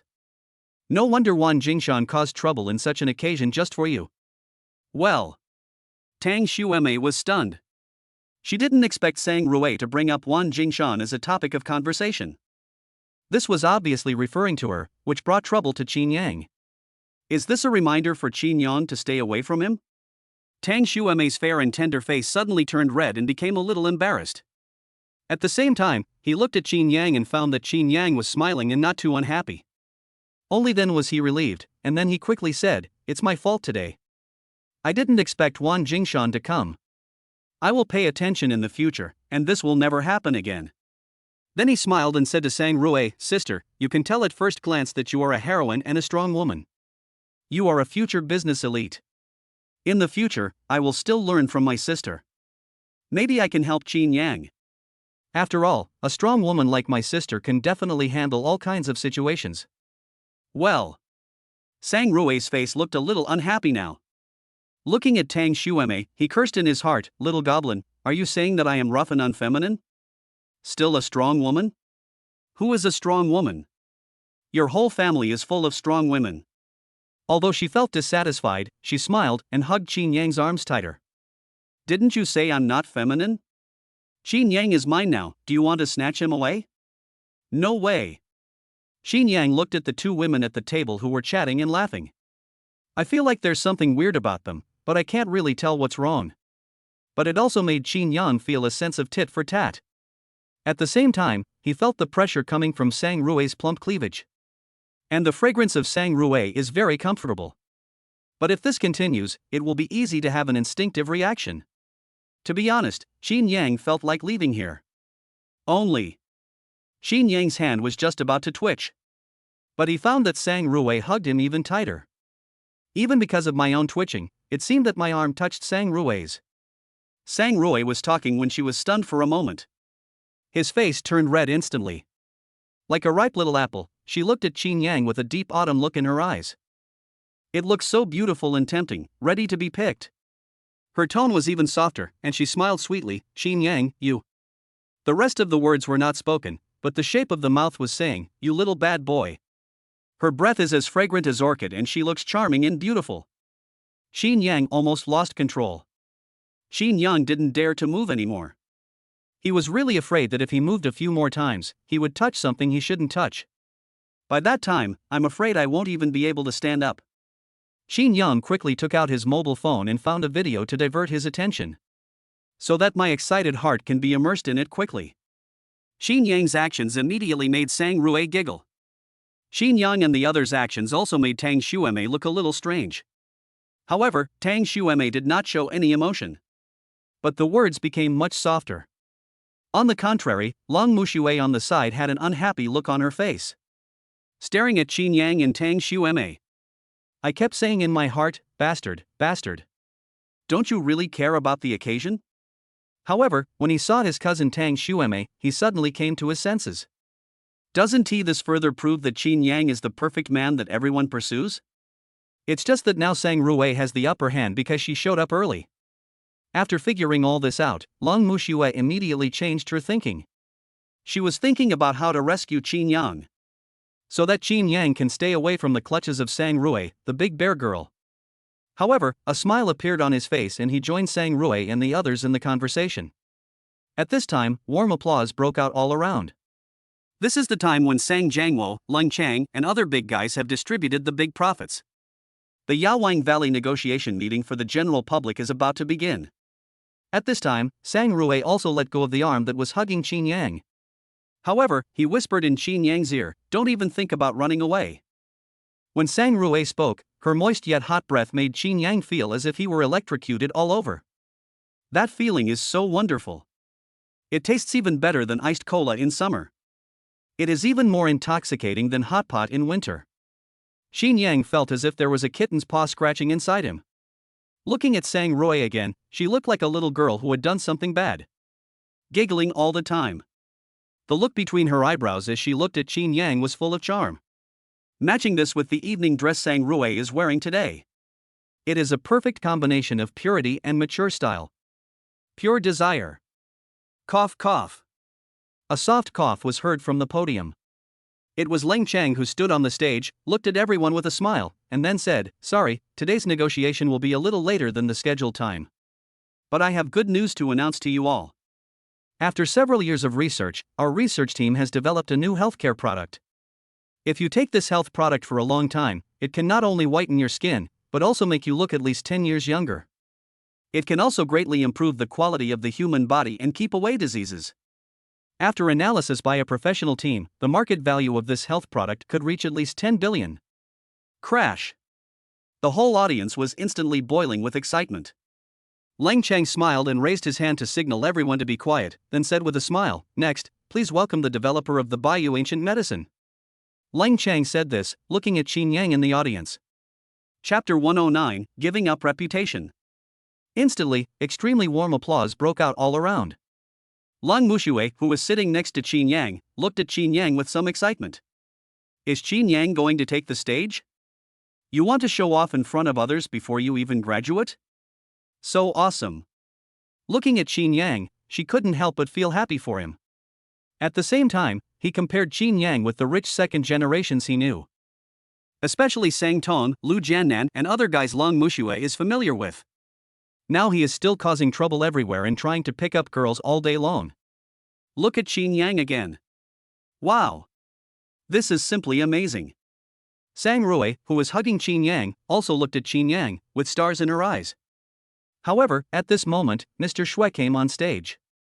But there was something unnatural on his face. Seeing Mr. Shui coming on stage, Lang Chang led the applause and handed the microphone to Mr. Shui. Let us give Mr. Shui a round of applause to welcome him to the stage and say a few words to us. Instantly, warm applause broke out again from the audience. It turned out to be Mr. Shui. I was wondering how he could develop a new ancient medicine. It must be Mr. Shui. Who else do you think it is? Who else can develop a new ancient medicine? And it's worth tens of billions. Mr. Shui is so powerful. Mr. Shui is our god. Mr. Shui. The people in the audience cheered loudly. Some people even put their hands together and bowed down to Mr. Shui, just like believers. Lang Mushue and Sang Rui were both dumbfounded when they saw Mr. Shui coming on stage. Not to mention the formula of this ancient medicine, was it provided by Chinyang? Why is it Mr. Shui who is on the stage now? Isn't this definitely stealing the limelight? Sang Rui, who had a hot temper, wanted to stand up and question Lang Chang, Mr. Shui, and the others. She wanted to ask what was going on. Do you really think Chinyang is easy to bully? Today she wants to stand up for Chinyang, and no one can stop her. Sang Rui couldn't tolerate the unfair treatment her man received. However, just as Sang Rui was about to stand up with anger on her face, she was pulled back by Chinyang. This is what I mean. Chinyang suddenly spoke. Just now when Tang Lei came over to greet him, Chinyang told Tang Lei about this and said that he would not go on stage. That's why this scene happened. Well. Chinyang's words directly shocked Sang Rui. Several people looked at Chinyang, not understanding why Chinyang did this. Tang Xueme, who was standing aside, had a gleam in her eyes. There was a look of surprise in the eyes when he looked at Chinyang. In just a moment, Tang Xueme understood what Chinyang meant. But he was still a little uncertain and asked, Chinyang, are you just going to give up this hard-earned reputation? Chinyang smiled faintly and asked, will there be a great loss if we don't give up this reputation? Or, without this reputation, I will have no income? Well. Chinyang's casual yet heroic words completely moved Tang Xueme. Tang Xueme actually applauded Chinyang directly, Chinyang, I am not as good as you. Well. Sang Rui and others were stunned. Look at Tang Xueme, then look at Chinyang. I have no idea what these two people mean. Cousin, what are you guys talking about? Can't you just say what you want to say directly? Lang Mushue said with some dissatisfaction. Sang Tong, who was standing by, also nodded repeatedly. Sang Tong thought that he was not stupid. Although he participated little in the family business, it was because he was too lazy to do it. After all, isn't it nice to just eat, drink, have fun, and wait for death? Now he could understand every word Chinyang and the others said. How do they connect together? It's like listening to a book from heaven? Tang Xueme smiled and said, Chinyang did this on purpose. He just wanted to give up this reputation. Why? Lang Mushue was puzzled and continued to ask with a look of disbelief, with this reputation, Chinyang's future will be much easier. Even if we go to the imperial capital, there will be many people rushing to curry favor with Chinyang. Isn't this a good thing? Tang Xueme shook her head and chuckled, then asked, is Chinyang's path difficult to follow now? Don't these people at the negotiation meeting know, or does Mr. Shui himself not know? Or maybe some powerful capital bosses don't know? After Tang Xueme finished speaking, she paused to let these people accept her words, and then asked again, your two families are the main members of this negotiation meeting. Especially Sister Sang, do you think that Chinyang is not famous and look down on him, or do you abandon Chinyang directly after the medicine is produced and not give him any profit? After Tang Xueme said this, she took a sip of water and let them digest what she had just said. Sang Rui was the first to react, and then she looked at Chinyang, with a gleam of light in her eyes. He really didn't expect that Chinyang would still be in this mood. Even though I had been following my father in the business world since I was a child, I never thought about so much at first. Long Muxue and Sang Tong also came to their senses at this time. Similarly, there was admiration in his eyes when he looked at Chinyang. After all, there are very few people who can truly let go of their reputation. Especially Lang Muxue, she felt like she was getting to know Chinyang all over again. The indescribable feeling in my heart towards Chinyang became even stronger. If the occasion was not inappropriate, Long Muxue really wanted to pull Chinyang aside and ask him how he did it. Have you been hiding your abilities on purpose for the past 3 years? At this time, Mr. Shui on the stage raised his hand to suppress the extremely enthusiastic applause. Then he bowed deeply in the direction of Chinyang. The people in the audience were puzzled as to why the highly respected Mr. Shui bowed. Ahem. Elder Shui coughed lightly and said, I want to apologize to everyone today. Because the formula of Baiyu's ancient medicine is not my credit, and I made some mistakes during the research and development process. Finally, it was an expert who wished to remain anonymous who gave me guidance and finally determined the composition of this ancient medicine. Today I would like to take this opportunity to express my gratitude to the great person who wishes to remain anonymous. After Mr. Shui finished speaking, he bowed again. And he bowed 90 degrees, which lasted for a full 15 seconds before Mr. Shui stood up. The uneasy and embarrassed expression on his face just now suddenly dissipated a lot. Quiet. The originally lively audience was now so noisy that you could hear a pin drop. These people were all shocked by what Mr. Shui said. After a long while, someone finally responded and whispered, Mr. Shui actually said that this medicine was developed with the help of someone else? I really don't know who this master is. I don't know, but the person who can get guidance from Mr. Shui must be a more respected person. These people would never have thought that the person who could give guidance to Mr. Shui was a young man. And sit right next to them. Mr. Shui, you are too polite. The fact that you took the initiative to bring this up is enough to show your character. Yes, Mr. Shui, we still respect you. In an instant, the audience remembered the compliments for Mr. Shui again. This made Mr. Shui extremely uneasy. But when he looked at Chinyang below the stage, there was something unnatural on his face. Chapter 110, she is Secretary Tang's daughter. Chinyang, who was in the audience, was looking up and happened to meet Mr. Shui's gaze. Chinyang smiled and nodded to show encouragement. Seeing that Chinyang had no dissatisfaction, Mr. Shui felt relieved. Just now when Tang Lei found him and asked him to go on stage, Mr. Shui was very resistant at first. Because of him, Baiyu's ancient medicine almost got into big trouble. Fortunately, Chinyang took action in the end and avoided huge losses. Otherwise, not only would he lose face, but those bankrupt big families would not let him go. In the end, Tang Lei directly brought up Chinyang and said that this was Chinyang's intention. After all, Chinyang is still too young, and in order to avoid attracting attention, he asked Mr. Shui to step in on his behalf. Only then did Mr. Shui reluctantly agree. However, Mr. Shui still felt sorry for Chinyang. But now everything is going smoothly.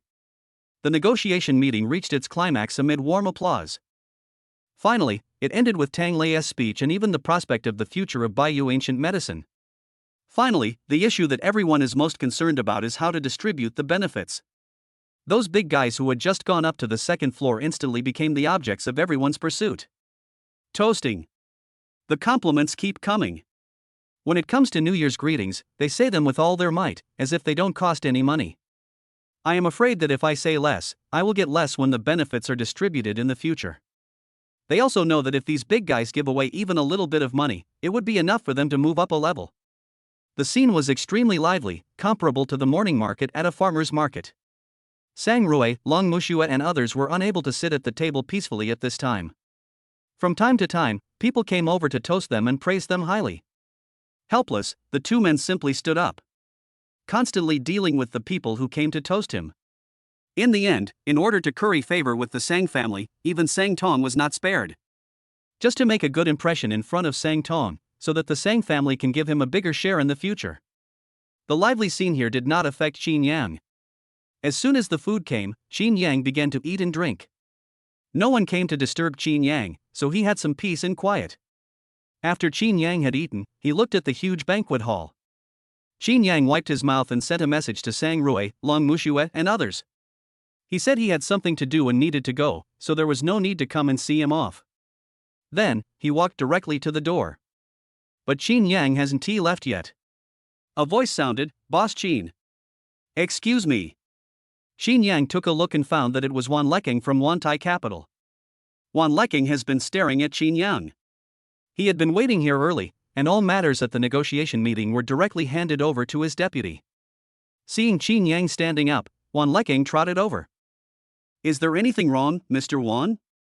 Chinyang asked puzzledly. Wan Leching's face was full of flattering at this time, and he quickly took out a black card. He handed it to Chinyang with both hands respectfully, and said respectfully, "Boss Chin, it was my son who was ignorant just now. He offended you. This is a small token of my appreciation. Please accept it, Mr. Chin. There are also cards for delivery."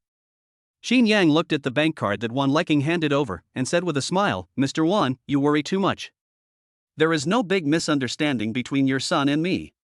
Didn't you punish him just now? I don't need to accept this card. This matter will be over." Chinyang said casually, and then thought about leaving.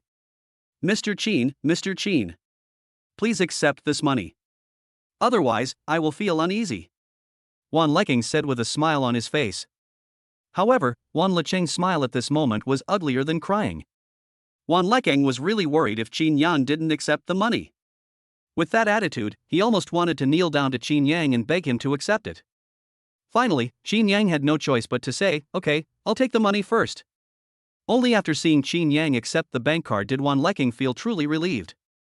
After all, Chinyang's value is too great now. Just now, after Chinyang walked out of the second floor, someone mentioned that Chinyang had such a deep understanding of ancient medicine. Maybe he has other ancient prescriptions.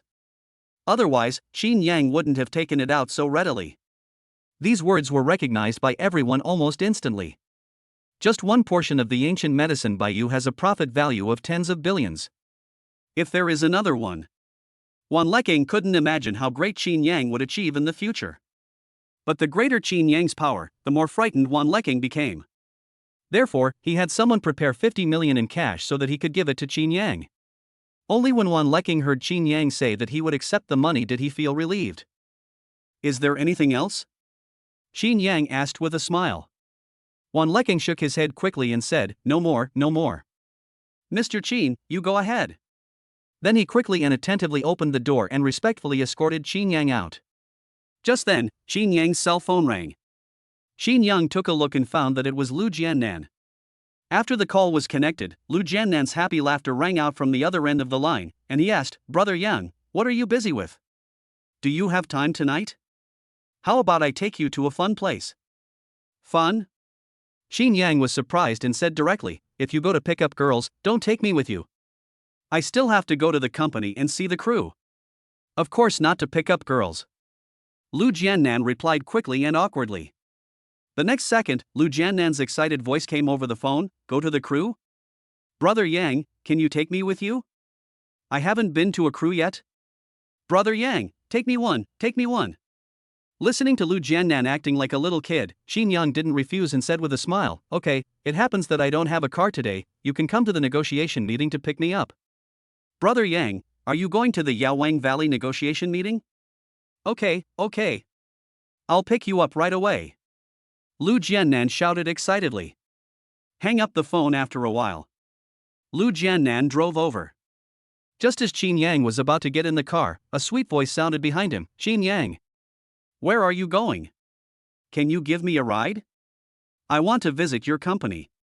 The person who spoke was Tang Shueme. At this time, Tang Shueme changed into a blue tight denim outfit. However, the tight clothes made Tang Xuemei's hot body look even more perfect and hot. Similarly, because of the blue color, Tang Xuemei's already fair skin looks even whiter. She also tied up her hair, which was originally loose. The round little face also looks more delicate and charming. Especially when she looked at Chinyang and smiled slightly, 2 dimples appeared on her face, which made her look so beautiful. Tang Xuemei's beauty is different from Sang Rui's beauty. Mulberry core is more like a beautiful rose that makes people want to pick it. Tang Xuemei's beauty is like a flower bud about to bloom. Especially Tang Xuemei's walking posture, which shows her seductive body even more perfectly. Lu Jianan in the car was staring so hard that his saliva was about to flow. Brother Yang, this girl scored 9.9 points. Lu Jianan was amazed, and then said with some envy, if there is such a superb beauty, I will not go to pick up those girls in nightclubs. She is Secretary Tang's daughter. Chinyang said unhappily. Lu Jianan's eyes widened and he was suddenly speechless. Chapter 111, The Selection of the Female Lead. Chinyang's words almost scared Lu Jianan to death. Secretary Tang's daughter? How dare you make fun of the other person? When I get home, I'll tell Secretary Tang about this. It doesn't require a big deal, just a little bit of trouble will be enough for their family to bear. Now Lu Jianan is hoping that the other party didn't hear what he just said. What were you talking about just now? You seemed very happy. Tang Xuemei asked with a smile. I'm talking about you. Chinyang said directly. Puff. Lu Jianan was so frightened that he almost knelt down in front of Chinyang. I screamed in my heart, brother, please stop talking. Please. He kept winking at Chinyang, begging him not to say anything. Oh? Me? What are you talking about me? Tang Xuemei asked with a smile. Then, he got in the car without even asking Chinyang and the others where they were going. I'm saying you're good looking. Chinyang said, then he looked at Lu Jianan and introduced him, his name is Lu Jianan, and he's also a shareholder of our company. Jianan, this is Tang Xuemei, the heroine of our new drama. When Lu Jianan heard that Chinyang didn't say what he had just said, he immediately felt relieved. Hello, Mr. Lu. Tang Xuemei said very generously. What should Lu Jianan do? He quickly smiled frantically and nodded repeatedly, saying, hello. Just call me Xiao Lu. That flattering look almost made Tang Xuemei laugh. You're not staying here? Isn't the banquet over yet? Chinyang asked Tang Xuemei. Tang Xuemei shook her head. I came here today just to see you. Now that I've met you and we've finished talking about things, there's no point in staying here any longer. Let's go to your company first. Didn't you say that the new drama will start filming soon? After Tang Xuemei finished speaking, she supported her chin with both hands and looked at Chinyang sweetly. This scene made Lu Jianan dumbfounded. I shouted wildly in my heart, I'm going. The mouse is the bridesmaid for the cat. This world is crazy. Brother Yang is simply invincible. In the beginning, Sang Rui was madly pursuing Yang Gu. Even Long Mushue, who was known for her aloofness in school, smiled at Brother Yang. Now even Secretary Tang's daughter has great feelings for Brother Yang. Brother Yang is a bit too strong. While Lu Jianan was shouting wildly in his heart, he looked at Chinyang with such admiration in his eyes. Chinyang patted Lu Jianan and said directly, why are you still standing there? Why don't you drive quickly? Why are you standing there like an idiot? It's just right to take Miss Tang to the company. There are still many things to discuss in detail with Yin Yong and others. Lu Jianan nodded frantically and said yes repeatedly. Quickly start the car and drive to the company. On the way, he kept looking at Chinyang. The more I watch, the more awesome Chinyang seems. The admiration for Chinyang in my heart is like the water of the Yangtze River, endless. Just with this one trip, she was immediately confirmed as the heroine of the new drama. Moreover, she is the daughter of the Secretary General. If I tell this to others, who would believe it? But it actually happened. Lu Jianan really wanted to yell, Brother Yang is awesome, Brother Yang is mighty. Drive carefully, why are you looking around? Be careful of accidents. Chinyang scolded directly. Road. Oh, okay. I'll concentrate on driving. Lu Jianan nodded quickly, and then concentrated on driving. I absolutely dare not look at him blindly again. Tang Xueme, who was sitting in the back row, saw this interesting scene. She was amused and giggled again. Chinyang, you guys are so funny. Being with you will definitely bring me a lot of fun. Chinyang was also helpless. The car arrived at the company quickly. The company is very busy. Yen Yong and others are preparing for the new drama. Seeing Chinyang and the others coming, Yen Yong immediately ran over and said with a smile, "Boss Chin, you are here." At the same time, Yen Yong also noticed Tang Xueme behind Chinyang. His eyes suddenly lit up. Yen Yong naturally knew Tang Xueme. He can be said to be a very famous second-tier actor, or even a quasi-first-tier one. I heard that he seems to be a relative of the Lung family in Jinghai, and his identity is not simple. This should be the leading actress Chinyang is looking for. If Tang Xueme plays the leading female role, it will definitely add a lot of points to their new drama. But when I think about how so many leaders and partners have approached me openly or secretly since early this morning, Yen Yong suddenly felt overwhelmed, and his expression immediately became a little awkward. "I just happen to have something to tell you." "Oh? What's the matter?" Chinyang was puzzled. Seeing Yen Yong hesitated to speak, he said directly, "If you have anything to say, just tell me directly. We are from the same company, why should you be embarrassed to talk to me?" Hearing Chinyang say this, Yen Yong nodded frantically and said yes repeatedly. Then he ran back to his office and brought over a stack of documents. "Boss Chin, I told you before about the selection of the female lead. You said you would give me news today. But today, several partners have recommended people to come in. Look at these materials and see how we choose one." While Yen Yong was speaking, he directly handed the top piece of information to Chinyang, and said mysteriously, "Boss Yen, this is recommended by our superior department director Gu Zhouhai, who said he is a relative of their family. I'm only 21 years old and I just graduated from the Imperial Film and Television Academy. She is also very beautiful, and she graduated from a film and television academy. She has a talent for acting. Can you take a look at this?" Yen Yong handed the information to Chinyang, his face still full of anticipation. Chinyang smiled faintly, his eyes like torches, looking at Yen Yong without saying a word. Under Chinyang's gaze, Yen Yong lowered his head and his old face immediately turned red. Chinyang's sharp eyes put Yen Yong under tremendous pressure.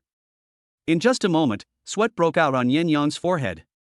Finally, Yen Yong couldn't stand Chinyang's pressure anymore and tried to explain, "Boss Chin, I have already decided on the heroine." Chinyang spoke directly. Then he threw it directly to Yen Yong without even looking at the information in his hand. Hearing Chinyang's straightforward refusal, Yen Yong's old face suddenly became a little embarrassed. But when he thought of Gu Zhouhai's warning to him, Yen Yong smiled bitterly and said, "Boss Chin, would you like to reconsider it?" He even quietly pulled Chinyang, wanting to pull Chinyang aside to talk to him in secret. However, Chinyang just stood there without moving. "Mr. Yen, if you have anything to say, just say it directly. Lu Jiannan is our shareholder, and Miss Tang is the heroine of the new drama I have agreed to star in. You don't have to avoid them if you have anything to say." Chinyang's words were calm. It was very casual, but it made Yen Yong extremely embarrassed. Just thinking of Gu Zhouhai's words, Yen Yong said painfully, "Boss Chin, I think you'd better consider the matter of the heroine." Then he bowed deeply to Tang Xueme and said very sincerely, "Miss Tang, I know you are a very good actor. It can be said that appearing in our new drama can bring us a lot of traffic. But..." Yen Yong stuttered and could only bite the bullet to explain, but Director Gu said that if we don't use his relatives, our play will definitely not pass the review. Chapter 112, Sending Guests Away. As soon as Yen Yong said this, he suddenly felt the urge to throw the jar into the ground. With a wry smile on his face, he said, "Although our new drama has achieved great success, there are even signs that we are about to become a big hit, but we are still just a short drama company. Even in the eyes of some big capitalists, it's just a stroke of luck. My connections are still not established. But this Gu Zhouhai is our superior department, and he holds the power of life and death over our company. No matter how well our show is made, if he doesn't approve it, it won't be shown at all. And the script may be leaked." Yen Yong said this, and then said to Tang Xueme with great apology, "Miss Tang, if that Gu Zhouhai plays a shady trick, even you will be in trouble. I advise you not to participate in the performance." Speaking of this, Yen Yong had a look of helplessness on his face, just like the Monkey King, who had the ability to cause havoc in heaven but was still bound by a small tight hoop. Yen Yong's helplessness and unwillingness did not resonate with Chinyang. Chinyang gently patted Yen Yang's shoulder and comforted him directly. Boss Yen, don't be so pessimistic. I don't think Director Gu will block our show. And he would never do anything shady to Miss Tang. Yen Yang's eyes suddenly lit up, and he asked expectantly, Boss Chin, do you know Director Gu? Chinyang smiled and shook his head. Well. Yen Yang was stunned. He looked as if he couldn't believe it. He didn't need Gu Zhouhai to recommend him, and he was sure that he wouldn't get stuck. He also said that he didn't know Director Gu. For a moment, Yen Yang's brain almost crashed. He didn't understand if Chinyang had become so arrogant just because his drama became a hit? Don't you know that Director Gu has the power of life and death over them? Phew! I'm dying of laughter, really dying of laughter. Lu Jiannan at the back laughed out loud. Then he hugged Yen Yang familiarly and said with a smile, Boss Yen, don't worry. I'm sure everything will be fine. If that guy named Gu dares to stop us, he will definitely be in big trouble. Isn't this nonsense? Does Gu Zhouhai dare to trip up Tang Xueme again? If that were the case, Tang Lei wouldn't even have to show up. All it takes is one phone call and Gu Zhouhai's location will be lost. How dare you plot against Tang Xueme? How desperate are you? Well. When Yen Yang heard this, he was almost dumbfounded. It's okay to say that Chinyang is arrogant. After all, Yinglong has a great influence. But where did Lu Jiannan get the courage from? Yen Yang, have you drafted the contract? A fierce voice sounded from outside the door. Bang! The company's door was pushed open roughly. A group of people rushed in directly. When he saw the person coming, Yen Yang suddenly felt overwhelmed. This is really the case. Speak of Cao Cao and he will appear. Because the person who came was Gu Zhouhai's relative, Gu Shaoyan. Mr. Qin, this is Director Gu's relative, Gu Shaoyan. Yen Yang secretly told Chinyang. Chinyang looked Gu Shaoyan up and down. 155 centimeters tall, wearing light white clothes. But the waist is thicker than a bucket. At a rough glance, it weighs at least 200 kilograms. To say that she is a tank is a bit unfair to the word tank. Even when walking, there was a clanging sound. The big round face is like a big pancake, and the eyes are like the sesame seeds on the pancake, pitifully small. Such small eyes, but with big eyeshadow. The foundation on the face is also applied thickly. As Gu Shaoyan walked, powder would fall down from her face. It looks exactly like the evil spirit in a horror movie. Behind her, there were two people who looked exactly like Gu Shaoyan. Dark and fat, with a face full of flesh. Before Yen Yong could speak, Gu Shaoyan came over with an unhappy look on her face and pouted, Yen Yong, your company is not doing well either. I came here as the heroine of your new play, but there's not even anyone to welcome me. That's so disrespectful to me. Do you still want to release your new drama? Gu Shaoyan said dissatisfiedly, and she had already noticed Chinyang next to Yen Yong. I was immediately attracted by Chinyang's handsome appearance. A greedy gleam suddenly shone from his eyes, which were as small as sesame seeds. His tone suddenly became much softer, and he asked, who is this handsome guy? He looks pretty good. I decided that this handsome guy will play the leading male role in your new drama. Then, as if he had thought of something, he smiled and said, in the new drama, we must add more kissing scenes and bed scenes. After all, with the new media nowadays, if there is more exciting stuff, those people will like to watch it. The tone of her command made it seem as if she was the screenwriter and director of the show. At the same time, Gu Shaoyan swallowed her saliva. He even gave a direct order to Yen Yong, why don't you introduce him to me? Yen Yong was quite helpless when he saw this, but he still went up to her and said, Ms. Gu, this is Chinyang, the new director of our company. He is also the screenwriter of our new drama. When Gu Shaoyan heard Chinyang's name, his mouth suddenly opened wide. As for her eyes, no matter how hard she stared, they were just two black sesame seeds. Chinyang, she is Chinyang? The editor of the drama Yinglong? I didn't expect her to be so young and so handsome. This is simply great.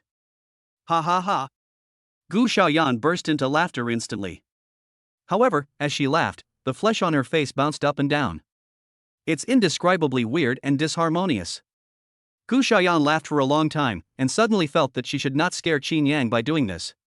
He quickly restrained himself and looked Chinyang up and down again. He nodded with great satisfaction, not bad, not bad.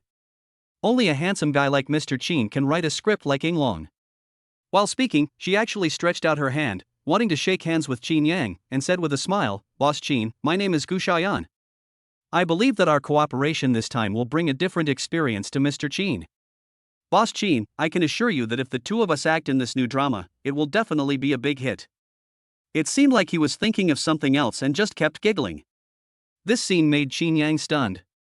The next second, Chinyang directly refused. "We already have a female lead for this drama. Miss Gu, I'm sorry to have made you come here for nothing." Chinyang's direct refusal left Gu Xiaoyan stunned. The outstretched hand stopped in mid-air in an extremely awkward manner. There was even a hint of anger on that round, pan-shaped face. "Chinyang, do you know what you are talking about? Do you know my identity? Let me tell you, no one in the Jinghai entertainment industry has ever dared to talk to me like this. Now, I'll give you one last chance.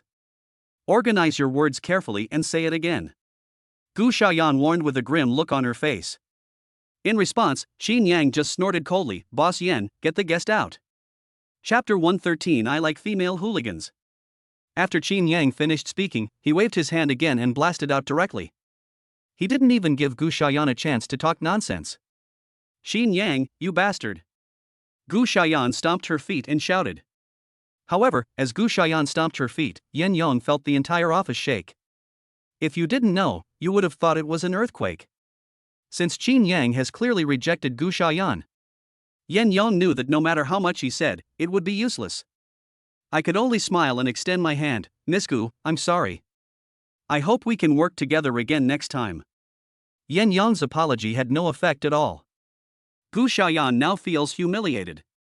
At the same time, Gu Xiaoyan turned her gaze to Tang Xueme standing beside her. The graceful Tang Xueme still had a smile on her face and looked as beautiful as a fairy from heaven. He started questioning Yen Yong directly. "Yen Yong, tell me honestly, is it because of this little slut that you don't let me play the leading female role?" Yen Yong smiled awkwardly, stretched out his hand again, and invited Gu Xiaoyan to go out. Seeing Yen Yong's behavior, no matter how dumb Gu Xiaoyan was, she knew that it was because of Tang Xueme that she was not allowed to play the leading female role. Gu Xiaoyan felt like she was slapped in the face today. He snorted coldly and shook his hand heavily. Walked directly out of the office of Mingyu Film and Television. "I have already started thinking about how to take revenge on Chinyang and the others."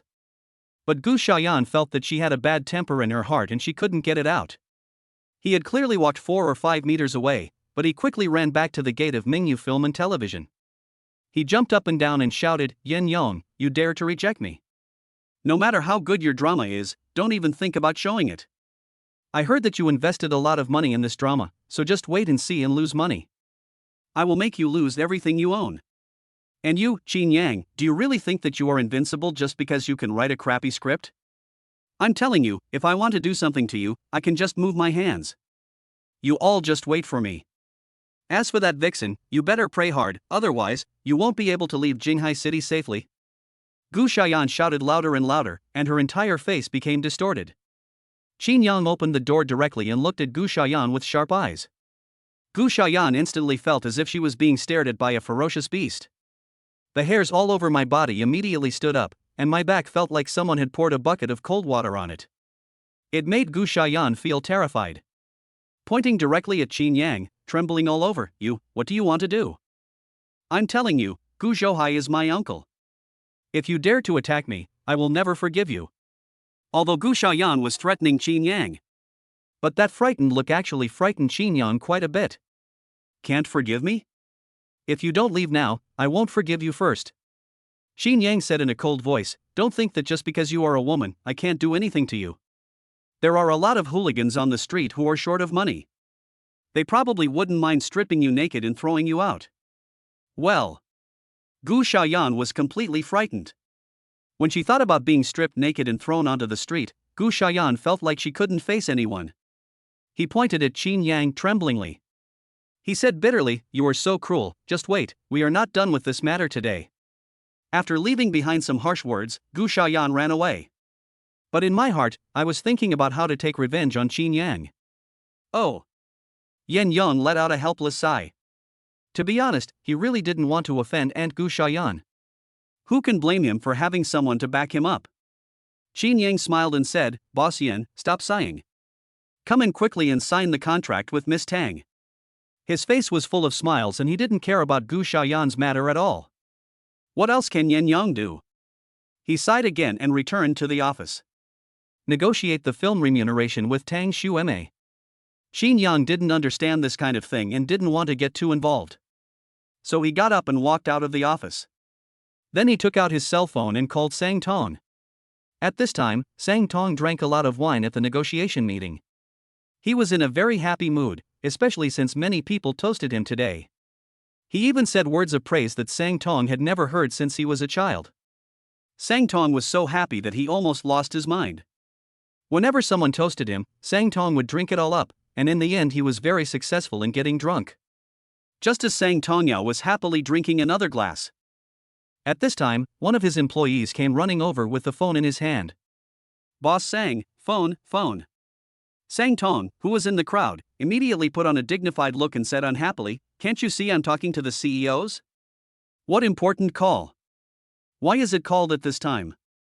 Don't bother me, I'm hanging up. Compliments were heard again from the surroundings. Boss Sang is so domineering. Boss Sang is awesome. But the subordinate did not leave. He still held the phone, waiting for Sang Tong to call. After Sang Tong drank some wine, his gangster temperament was immediately exposed. He immediately started to curse, Are you f***ing deaf? I just told you to hang up, then get out. Did you not hear me, or are you deliberately looking for trouble? Sang Tong cursed and was about to come over and kick the subordinate. He just came over, and before Sang Tong could even lift his foot. It's Chinyang. Mr. Sang, are you sure you want to hang up? The subordinate said quickly. Well. When Sang Tong heard the name Chinyang, he immediately sobered up. He quickly handed the wineglass to the subordinate and said doubtfully, My brother Yang. The subordinate quickly showed his phone to Sang Tong. Oh my god. It's really brother Yang. Sang Tong shouted in surprise. All of a sudden, Sang Tong also sobered up from the other half of his drunkenness. He quickly took the phone and didn't even look at the group of people who were chatting animatedly just now. He quickly grabbed his phone and ran into the bathroom. Sang Tong's scene made those people dumbfounded.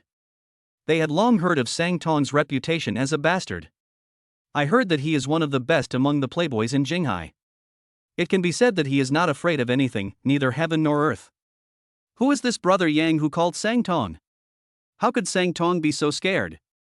That's right, the feeling that Sang Tong gave them was fear. At this time, Sang Tong quickly washed his face and woke himself up as quickly as possible.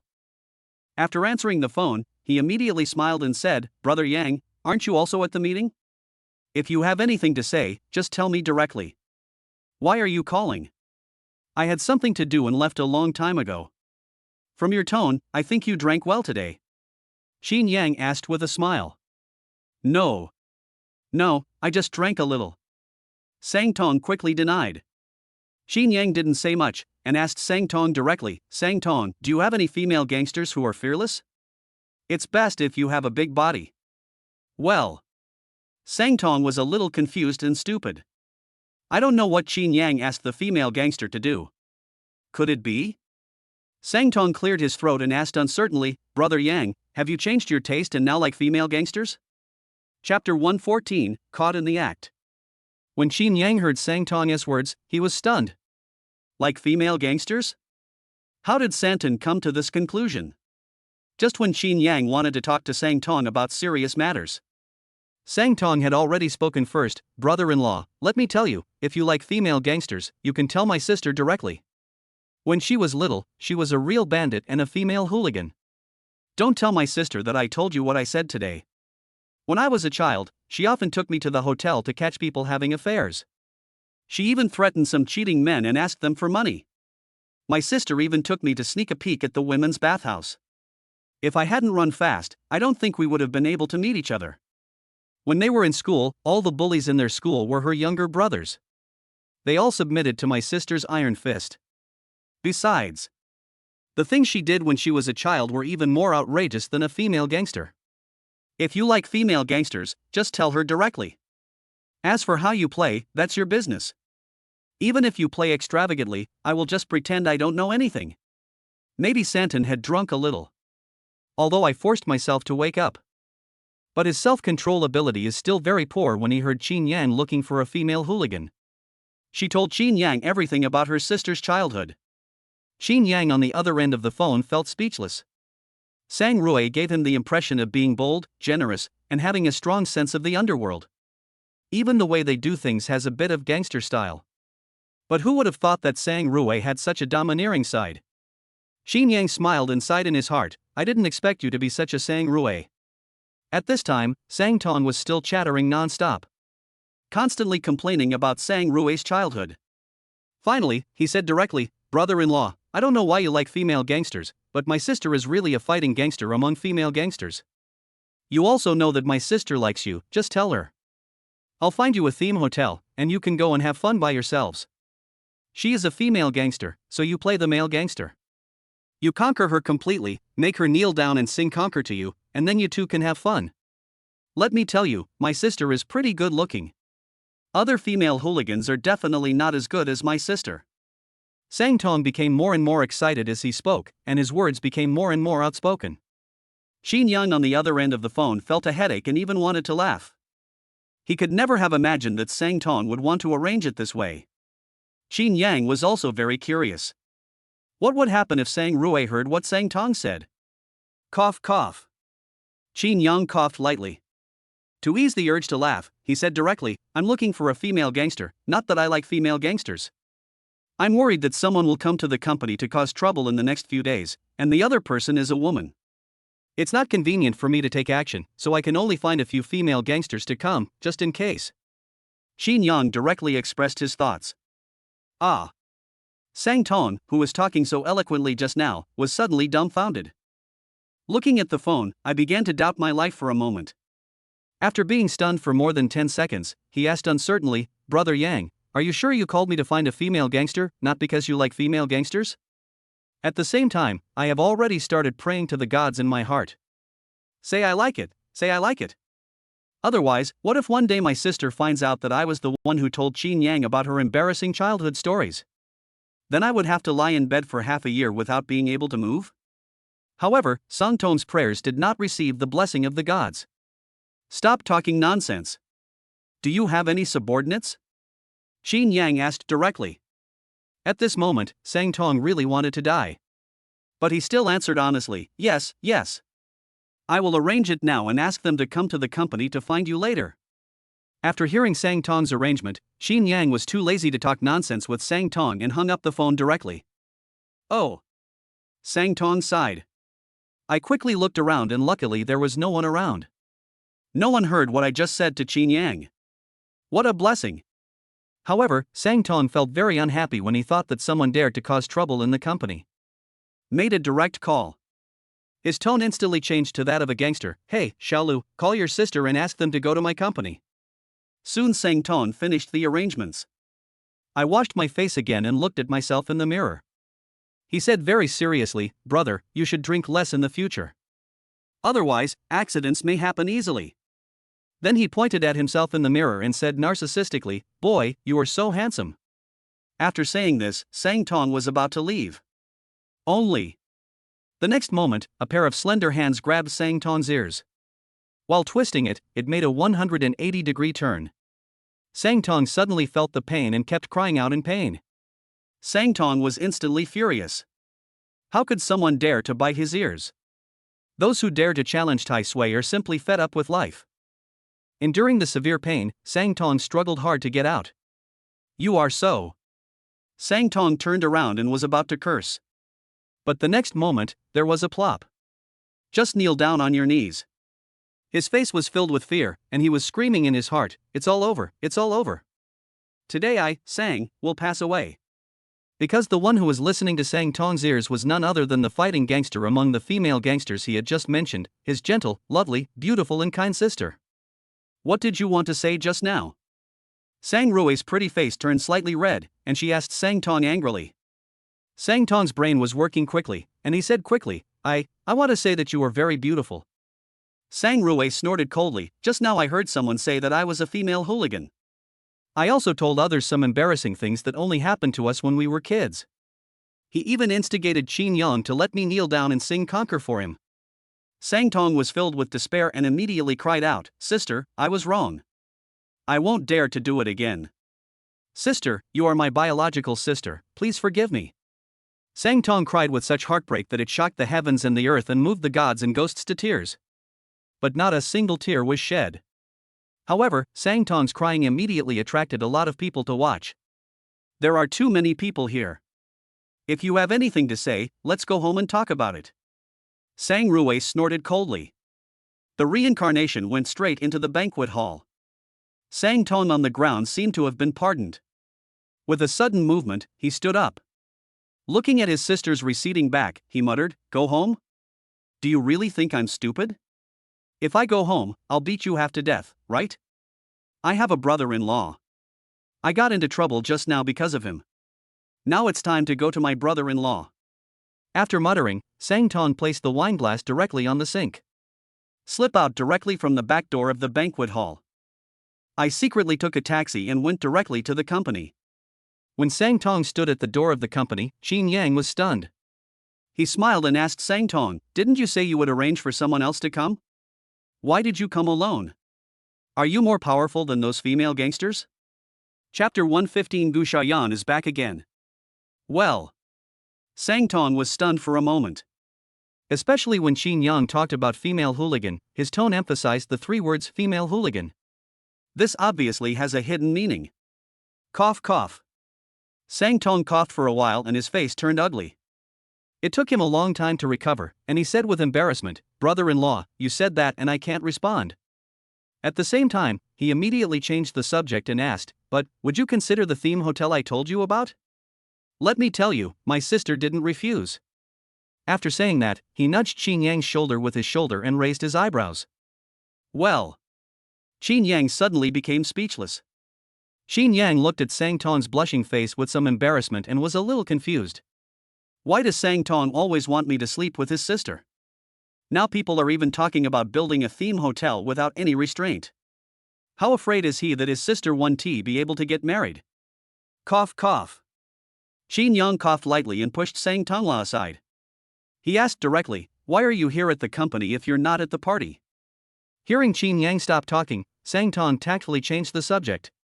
"Of course I'm coming to the company to have a look.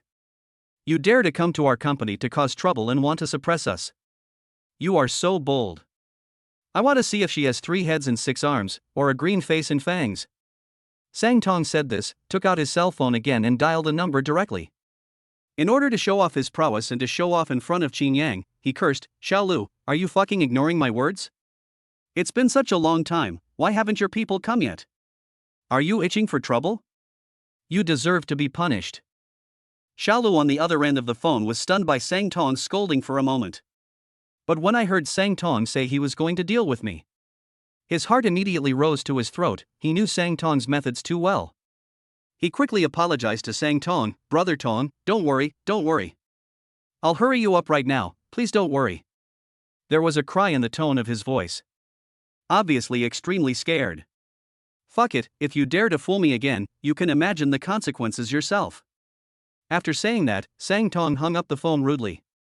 He turned to look at Chinyang, and immediately put on a flattering expression, "Brother Yang, just wait and see." He had a completely different look from when he called Xiaolu last time. Chinyang didn't think much about it.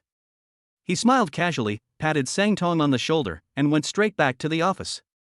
Sang Tong immediately followed Chinyang like a little follower. After entering the company, Sang Tong looked around here and there, feeling very fresh. When I saw company employees, I greeted them warmly regardless of whether I knew them or not. Chinyang ignored him and went back to the company to review the script with Yen Yang again. "Yen Yang, get out here." Suddenly, a rough voice sounded again. It turned out to be Gu Xiaoyan who came back. When Yen Yang saw this round-faced female warrior, he felt overwhelmed. I could only come out with a smile on my face. "Miss Gu, what else do you want?" "Humph." Gu Xiaoyan snorted coldly, looked around, and didn't see Chinyang, and she immediately felt dissatisfied. "Where's Chinyang? Ask him to come out too. Wasn't he being stubborn just now? Not only do I want to play the leading female role today, I also want him to apologize to me in person. Otherwise, this matter will not end today." Gu Xiaoyan was aggressive, as if she had obtained an imperial sword. Chinyang, who was in the house, also heard the noise outside. He frowned and came out directly. Then I saw Gu Xiaoyan's arrogant and domineering side. When Gu Xiaoyan saw Chinyang, a hint of joy suddenly appeared in her sesame-sized eyes. I kept sighing in my heart that Chinyang was so handsome and good-looking. If I had a bed scene or a kissing scene with Chinyang, it would definitely feel great. Ahem. Gu Xiaoyan coughed lightly and said in a condescending tone, Chinyang, I'll give you one last chance. I'll play the leading role in your new drama. This will benefit all of us. After Gu Xiaoyan finished speaking, an imaginary picture appeared in her mind, which was Chinyang admitting his mistake to her very respectfully. He hugged her and said very softly, you will be the heroine in all the scripts from now on, and you can add as many sex scenes as you want. In fact, Gu Xiaoyan had already decided how many children she and Chinyang would have, and even thought of their names. Only. Don't you understand what I said? Chinyang said in a cold tone, and then continued, whether it is a play of my company or a play of another company, as long as it is my script, you will not be able to participate. Isn't what I said clear enough? Well. Gu Xiaoyan was completely dumbfounded. Chinyang's words were like a basin of ice water from the Arctic, poured directly on his head. What about sex scenes, kissing scenes, and thinking of names for the children?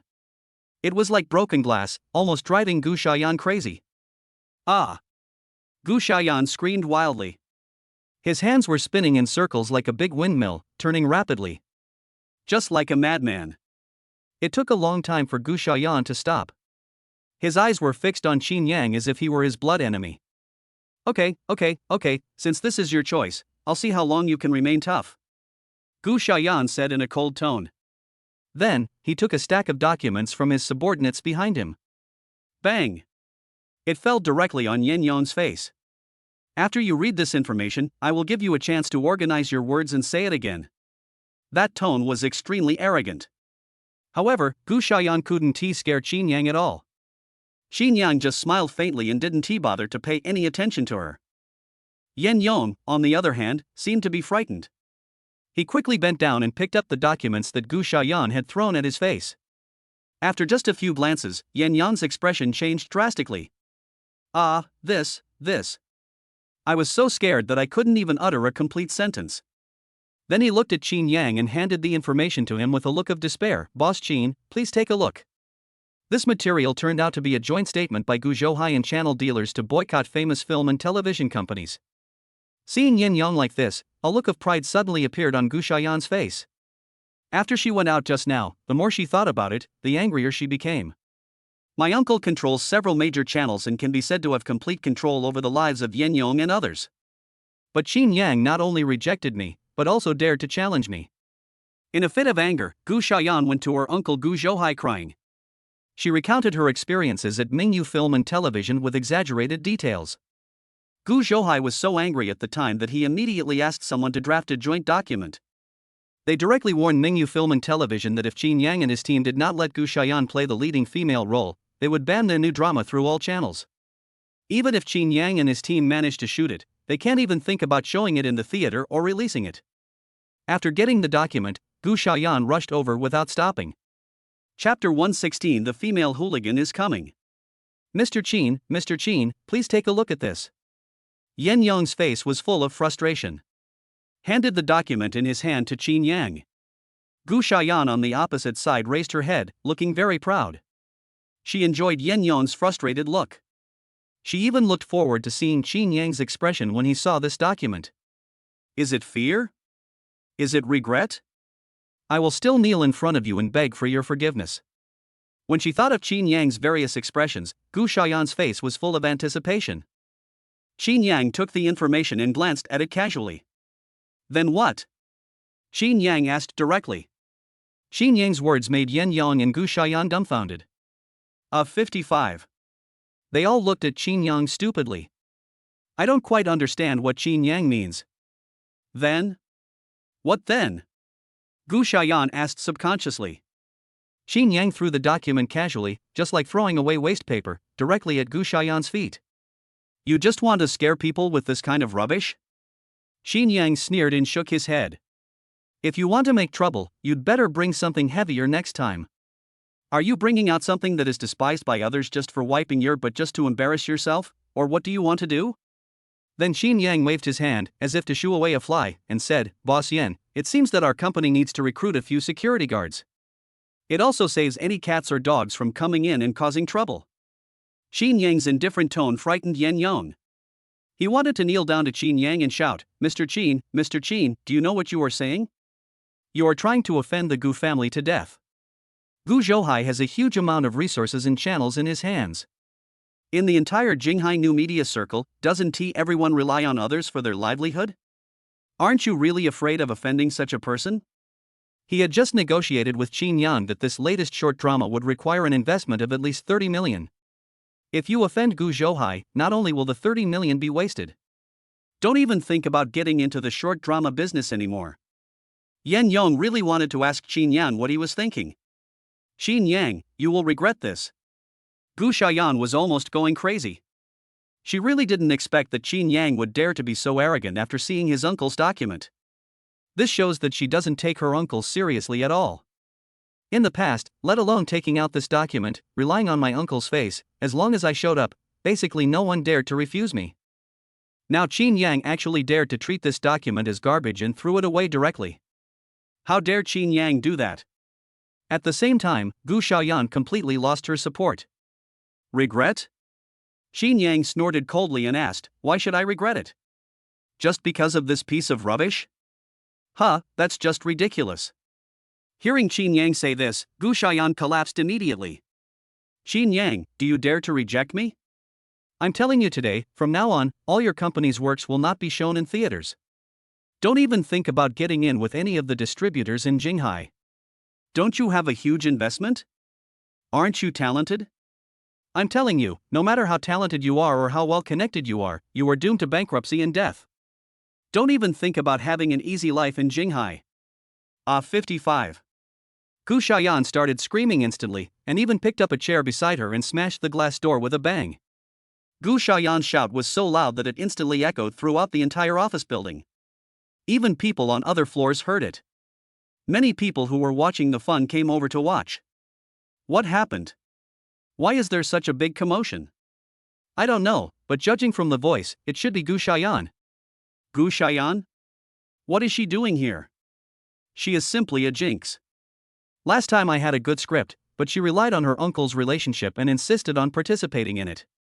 Her ugly appearance ruined my drama. Hey, who said it wasn't? Now that Gu Xiaoyan has set her sights on Old Yen and his team are in trouble.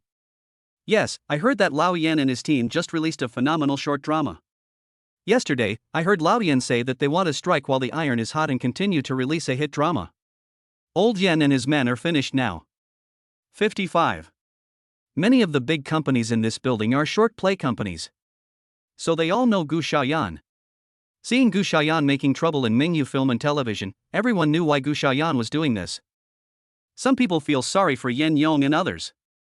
But in my heart, I just wanted to laugh at their jokes. After all, Old Yen and his team had been in the spotlight in the past 2 days. Especially at the promotion meeting, it was simply the most glorious moment.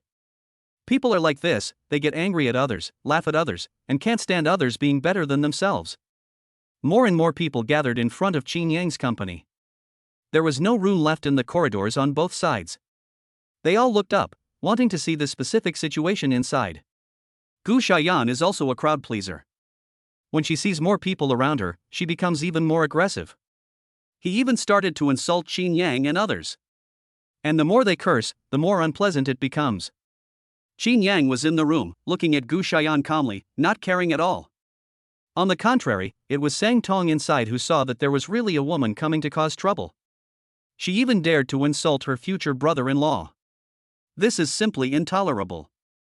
If it weren't for the fact that Gu Xiaoyan was a woman, and extremely ugly. Sang Tong wanted to go up and teach Gu Xiaoyan a lesson. At the same time, he almost cursed Xiao Lu to death in his heart.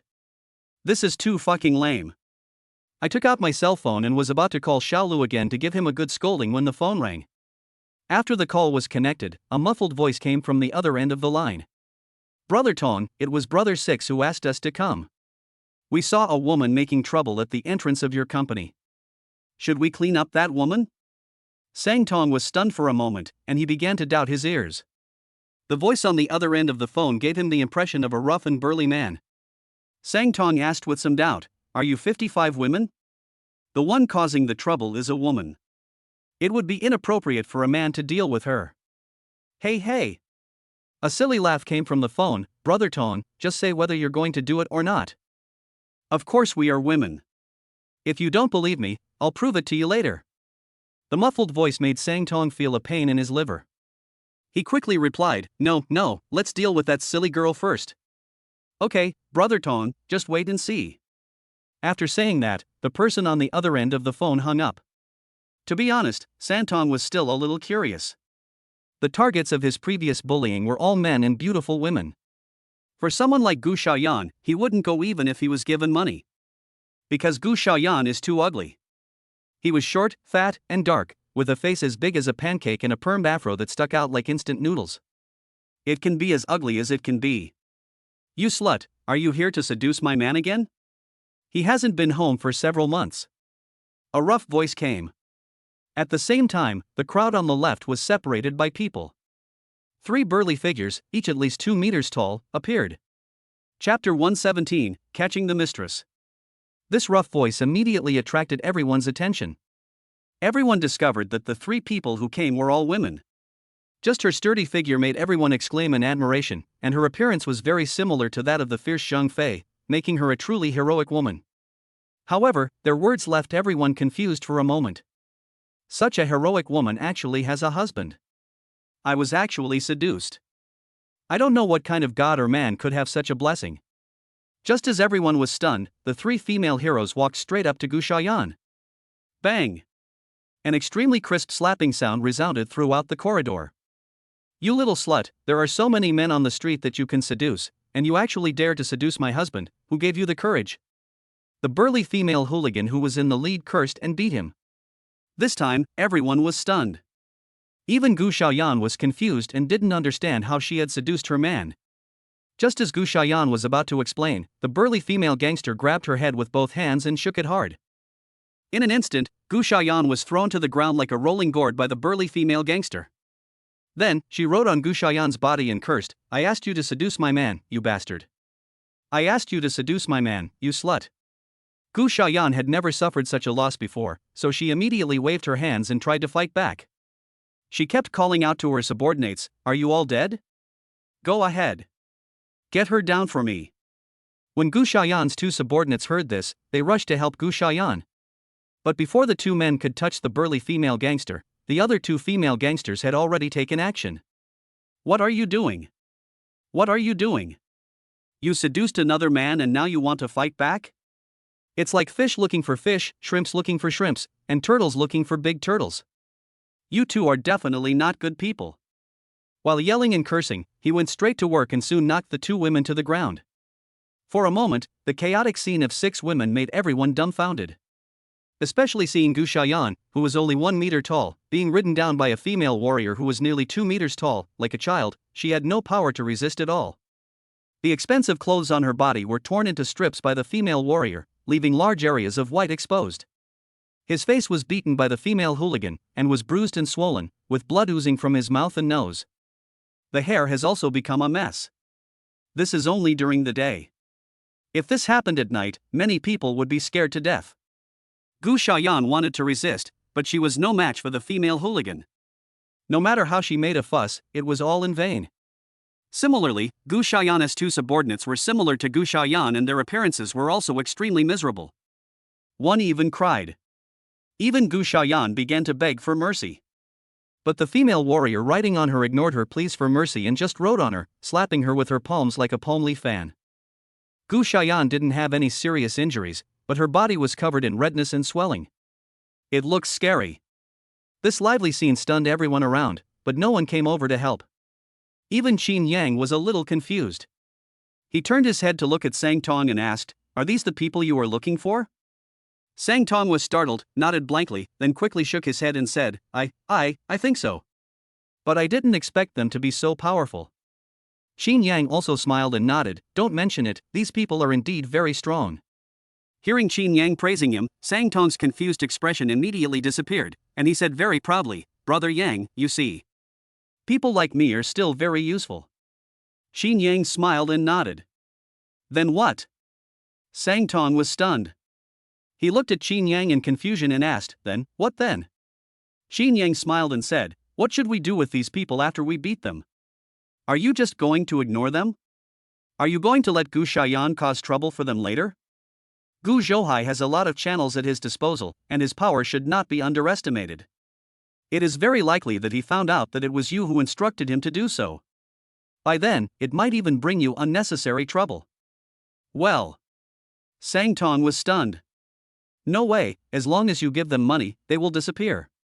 It only takes a few months for everything to go well here, and then they can come out again. As long as the money is in place, they won't say anything.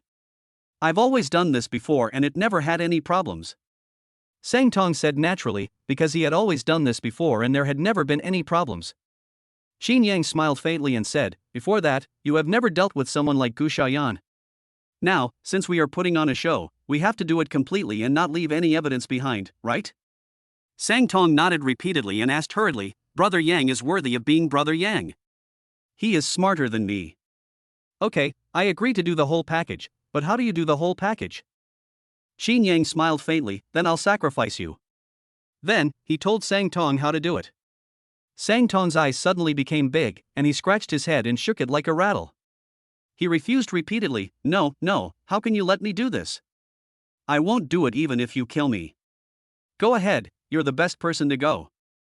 Otherwise, I'll call your sister later and tell her you're here and ask her to pick you up. I heard that my sister was asked to pick me up."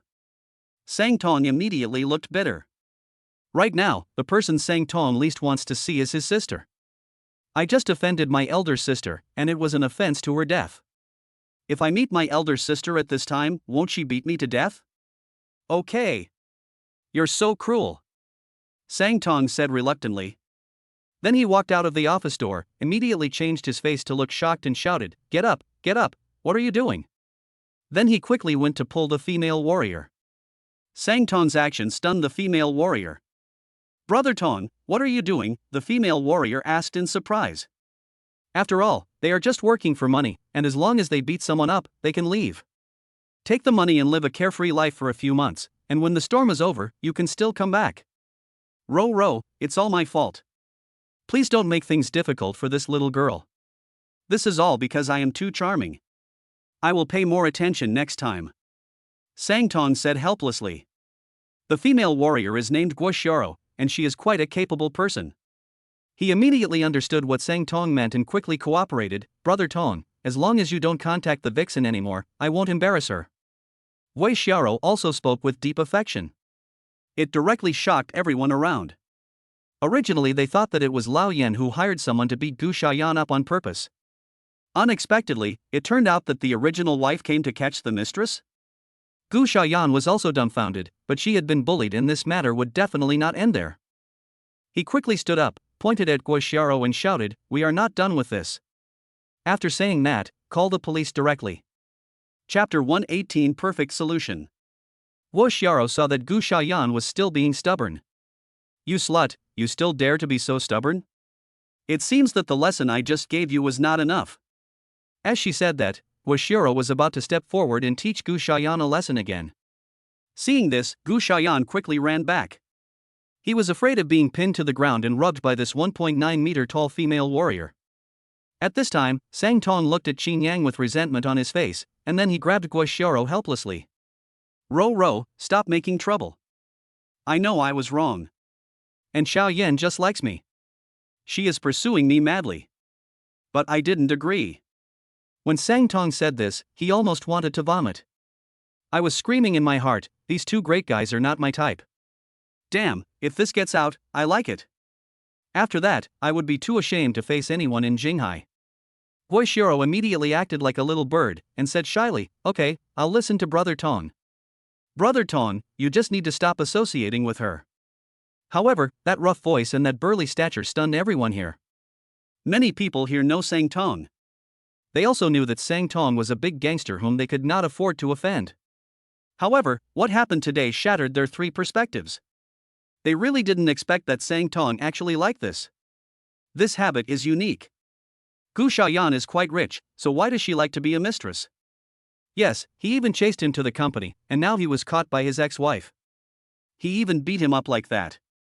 Hey, I just thought that Gu Xiaoyan wanted to embarrass Lao Yan and the others. Now I see that this is the reason. She deserves to be beaten. I have to say that Santon is still charming, but his taste is really not good enough. Ha ha. The discussions of the people around her made Gu Xiaoyan crazy. It's not what she said, it's not like that. Gu Xiaoyan yelled and explained frantically. Gu Xiaoyan was almost mad with anger. She wanted to say that this was a false accusation by Sang Tong and his men. But Gu Xiaoyan's anxious look required explanation. It's impossible to make people believe it. After all, Sang Tongren is very handsome, and everyone can understand why Gu Xiaoyan is attracted to him. Soon the police came. Seeing Gu Xiaoyan looking like a beggar with large white patches exposed on her body, and two other women who looked like her next to her, the police officer was also surprised. He immediately said to the people around him, go away, there's nothing to see here. Then he asked Gu Xiaoyan, what's going on?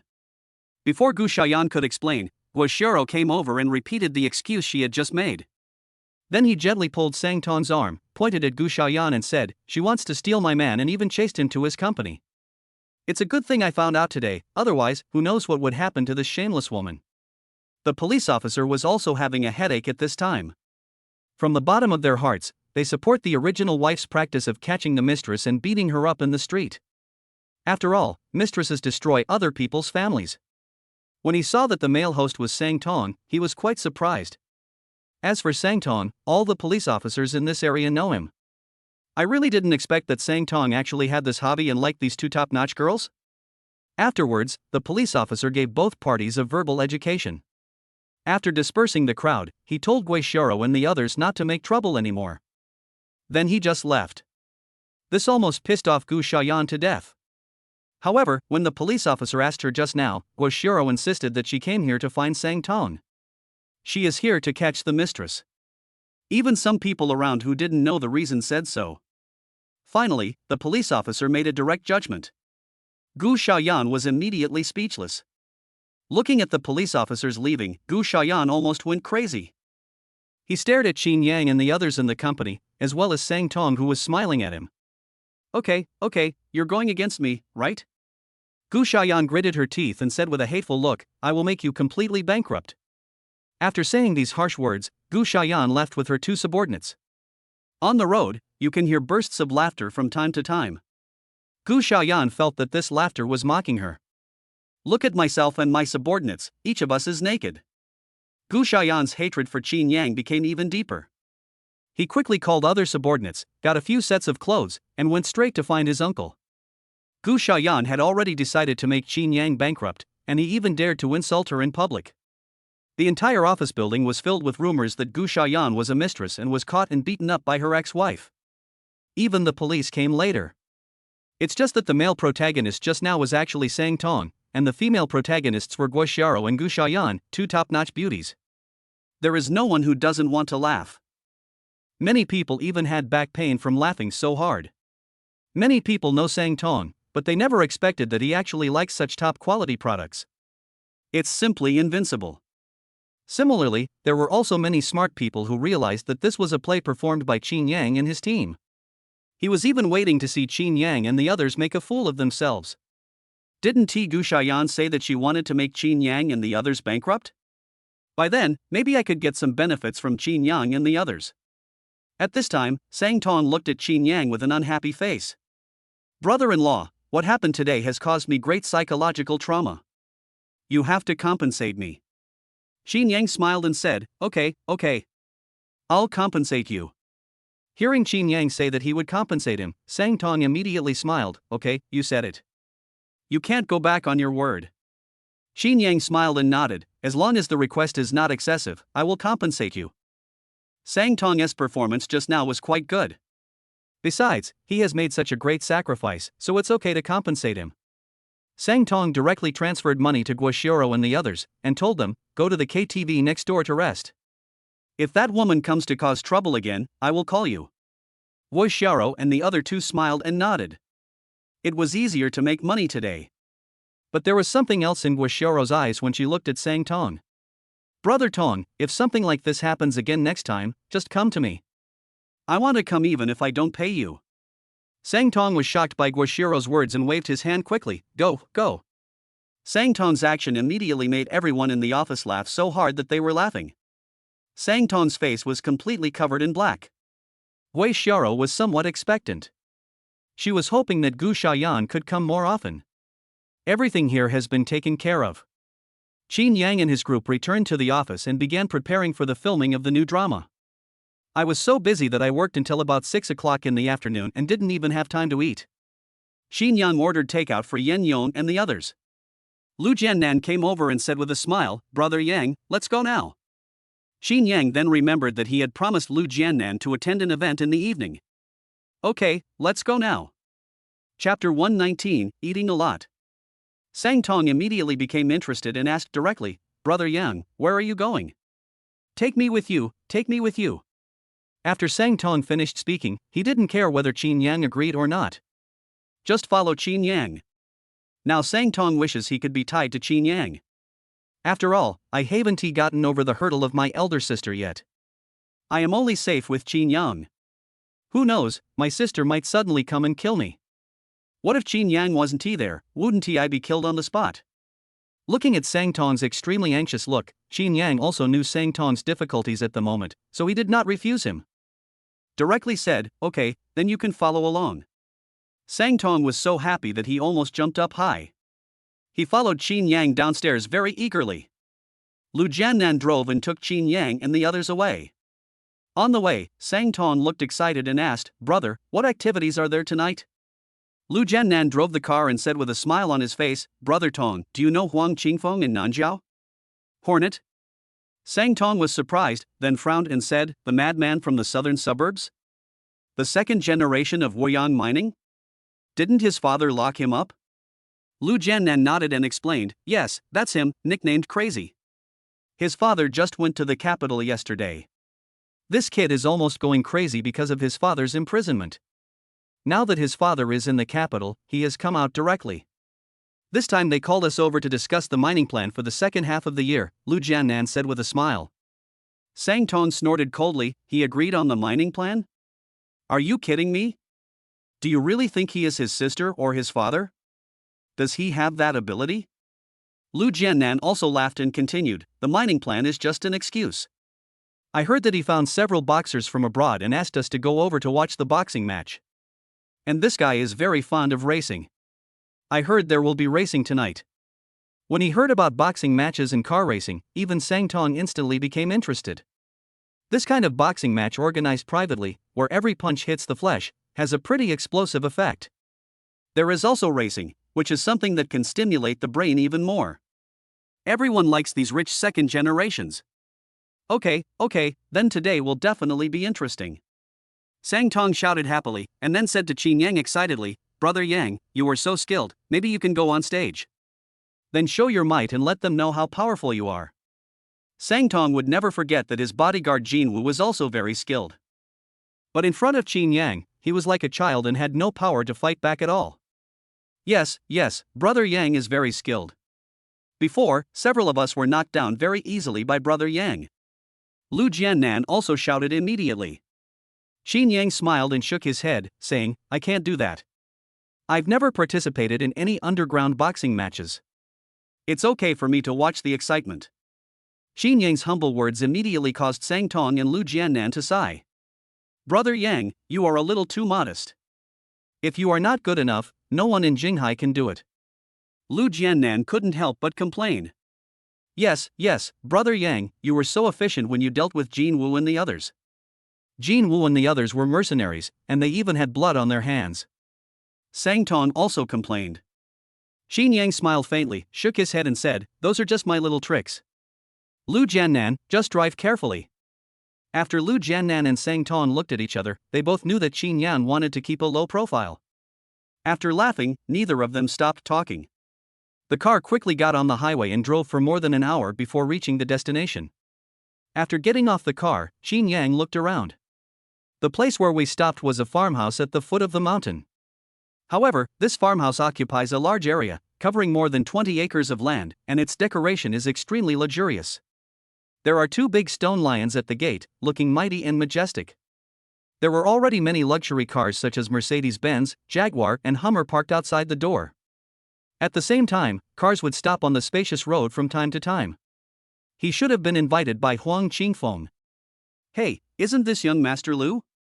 Young Master Lu came late today, so he will have to drink a few glasses of wine as punishment later. Someone who was familiar with Lu Jiannan joked. Mr. Qian, you came very quickly.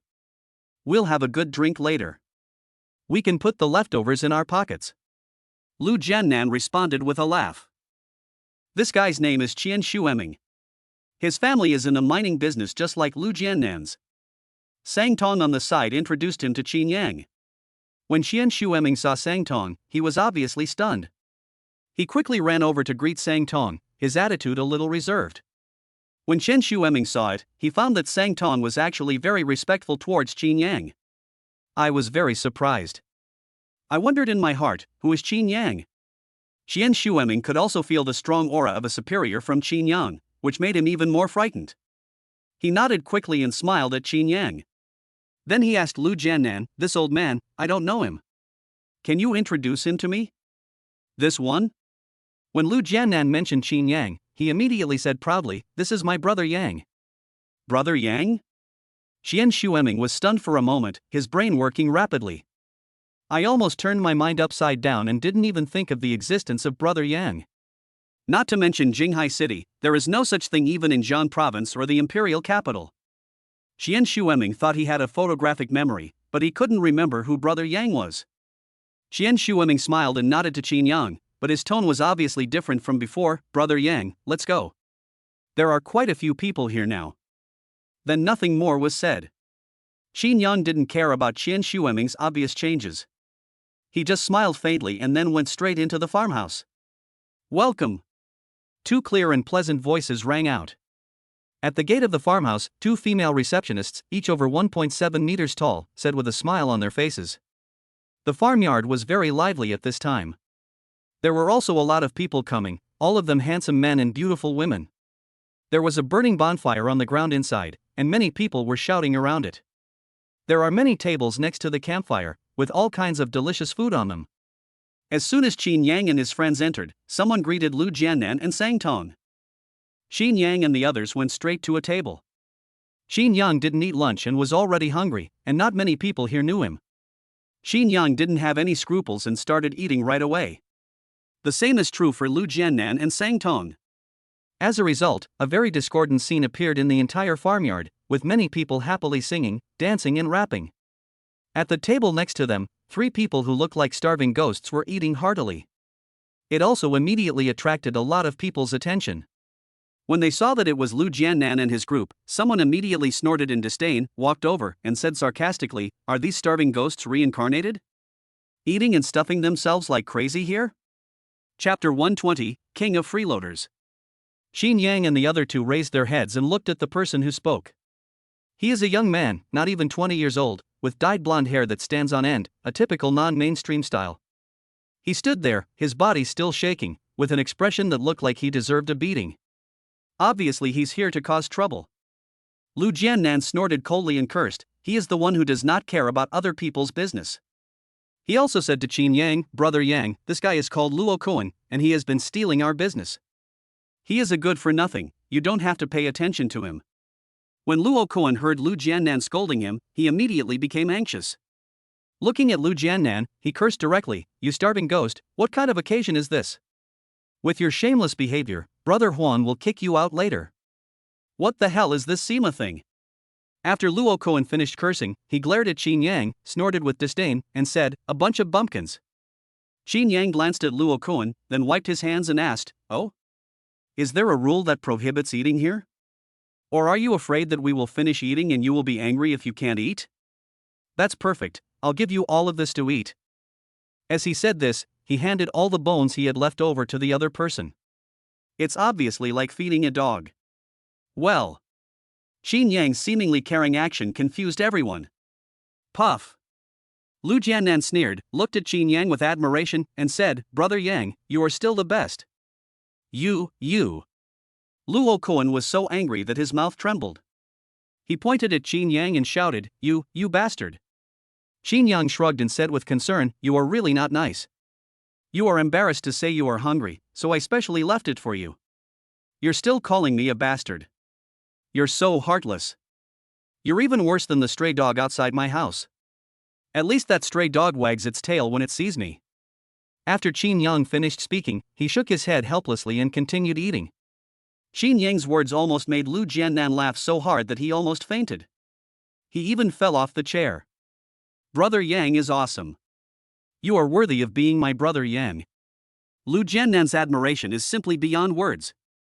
After he finished speaking, Lu Jiannan looked at Luo Koan with a sneer on his face and said, "You are really blind. Why did you pick on my brother Yang when you could pick on anyone else? Brother Yang doesn't have time to deal with you now, so get out of here." Luo Koan was almost pissed off by Chinyang. With the cooperation of Lu Jiannan on the side, Luo Koan couldn't even utter a word of counterattack. He could only snort heavily, "You are a bunch of starving ghosts reincarnated. Let's see how rampant you can be later." After leaving behind a few polite words, Luo Koan walked away in disgrace like a defeated stray dog. Chinyang and the others continued eating.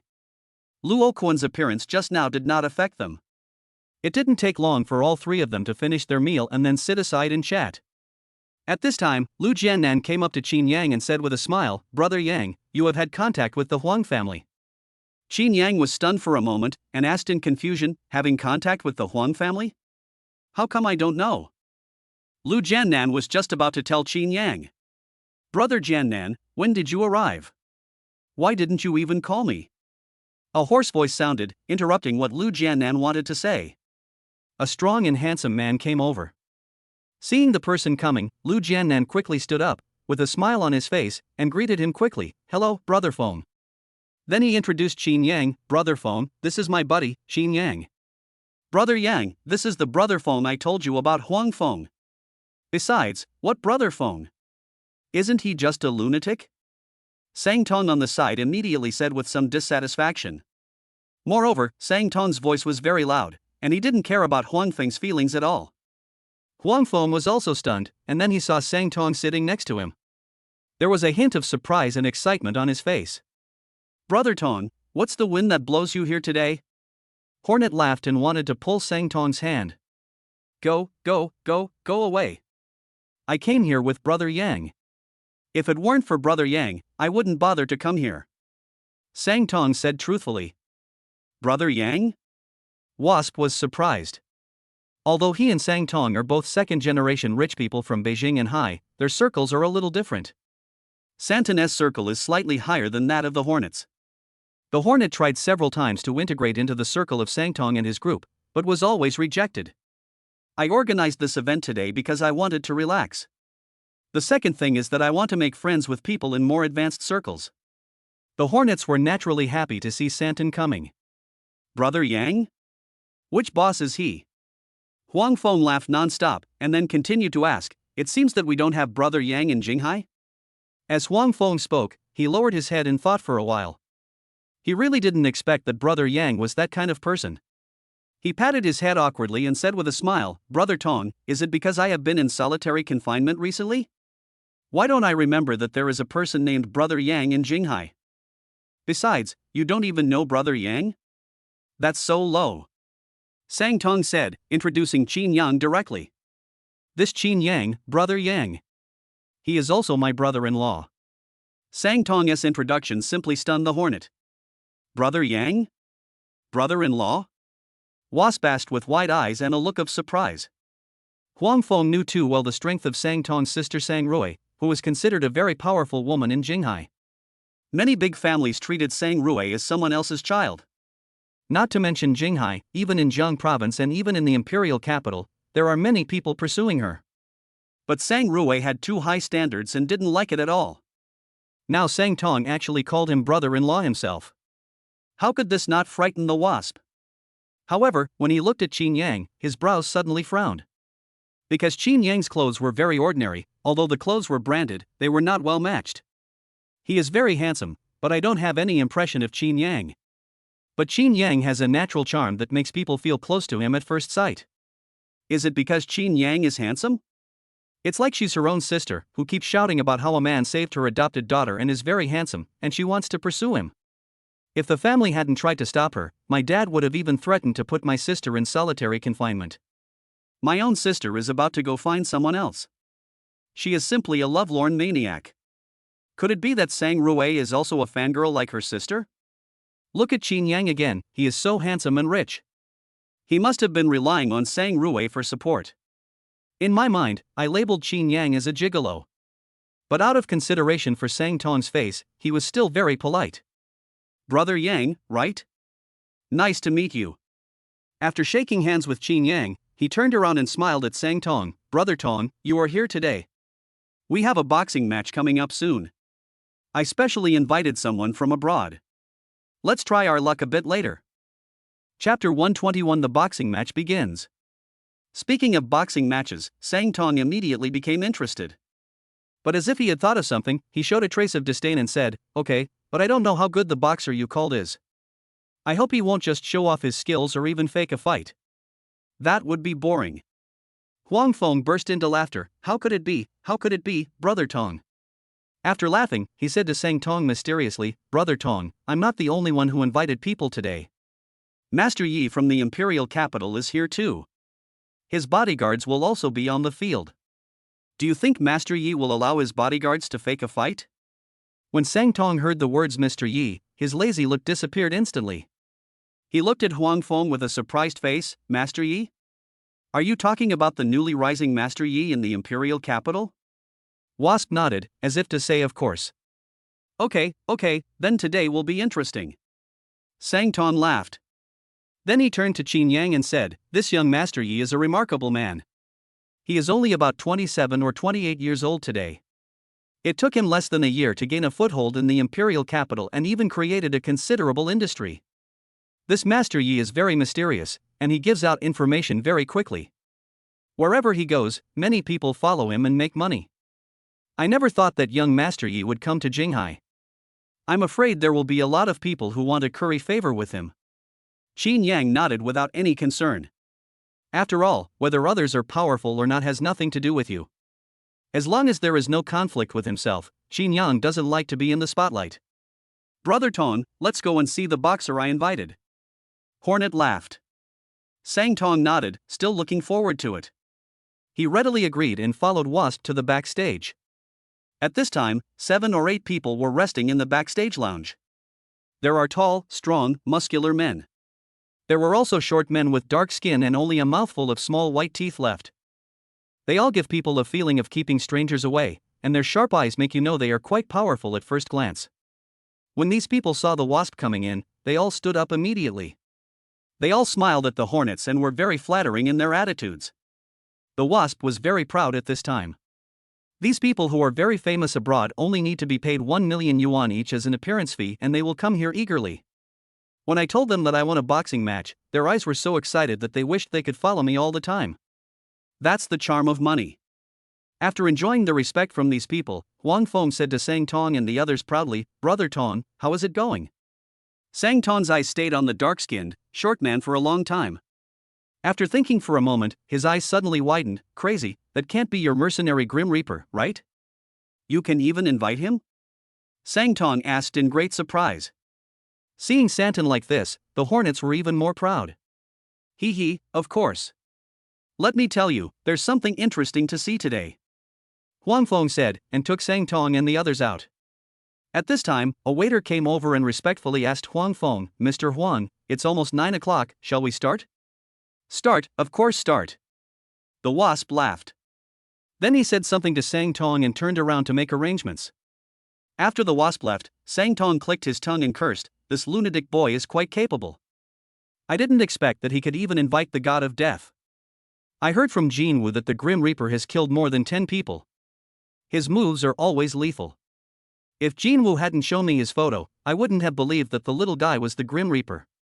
"Brother Yang, what do you think of those guys? Aren't they awesome?" Chinyang smiled faintly and said casually, "How can I put it? It's just like that." "Well." Sang Tong was stunned for a moment, his face full of surprise. But before Sang Tong could say anything, Chinyang asked Lu Jianan and Jiannan, "I don't quite understand why you invited boxers to your party? And what does Wasp mean by betting twice? Hearing Chinyang's question, Lu Jiannan said helplessly, Brother Yang, let alone our Jinghai city, in terms of the mining industry in the 3 or 4 surrounding cities, their Huang family is the boss. The amount of mining to be done each year and even the mining rights to be obtained are all determined by the Huang family. This wasp has a bit of a violence cult. He often organizes various boxing matches, car races and other events. Those of us who depend on the Huang family for our livelihood will all come to show our support. Since it's a competition, there will definitely be winners and losers. If we're lucky, Huang Feng will be able to get a smaller share after winning. Some people come here for the excitement. If they win, they will get a very generous reward. After listening to Lu Jiannan, Chinyang shook his head and sighed, rich people still know how to have fun. Lu Jiannan smiled bitterly and shook his head. He didn't like these things. But the situation forces us to do it. Sang Tong curled his lips and said, besides, it was this madman who did it. The suppression is so severe now. If something goes wrong, not to mention Huang Feng, even their Huang family will be in trouble. After Sang Tong finished speaking, he quickly approached Chinyang and asked in a flattering manner, brother-in-law, you just said that they are just like that. Isn't there anyone powerful among them? Sang Tong asked very sincerely, because he had seen Chinyang's skills. His proud bodyguard Jin Wu was completely unable to fight back in front of Chinyang. That's not the case. The relatively powerful one among them is the burly guy after entering the door. If all of them burst out, no one can be his opponent. Chinyang said casually. That big man?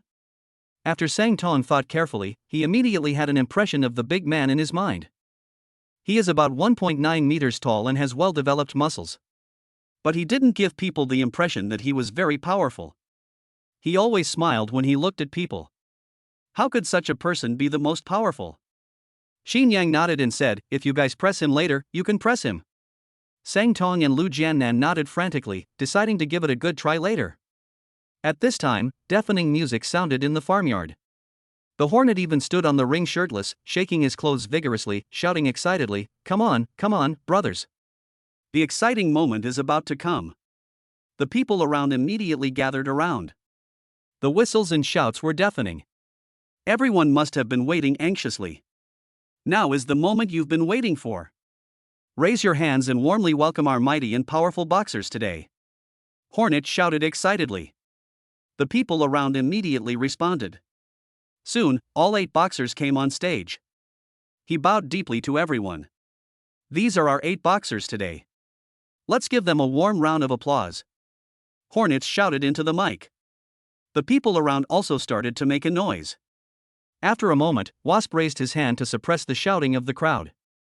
Today's highlight is here, let's start the boxing match. Chapter 122, I'll just depend on Brother Yang. As the hornet finished his words, fireworks suddenly rose up on both sides of the ring. This instantly ignited everyone's passion. It directly brought the atmosphere on the scene to the extreme. At this time, 2 boxers came up to the 2 sides of the ring. After the 2 men came on stage, they waved their fists at the people around them as a greeting. Just this one move completely ignited the hormones in the men's bodies. After a while, when the shouting around him subsided, Hornet began to introduce them. These 2 are masters I invited from abroad. The guy on the left, Anthony, has practiced free fighting for more than 10 years and has a brilliant record of defeating 15 people alone. After the Hornets finished speaking, the black man on the left immediately began to show off his muscles. Those well-developed biceps muscles are twice as thick as those of ordinary people, and it is obvious that they have great explosive power. The guy on the right is from the famous foreign mercenary group Blackstone. As for Blackstone, I won't introduce him to you, right?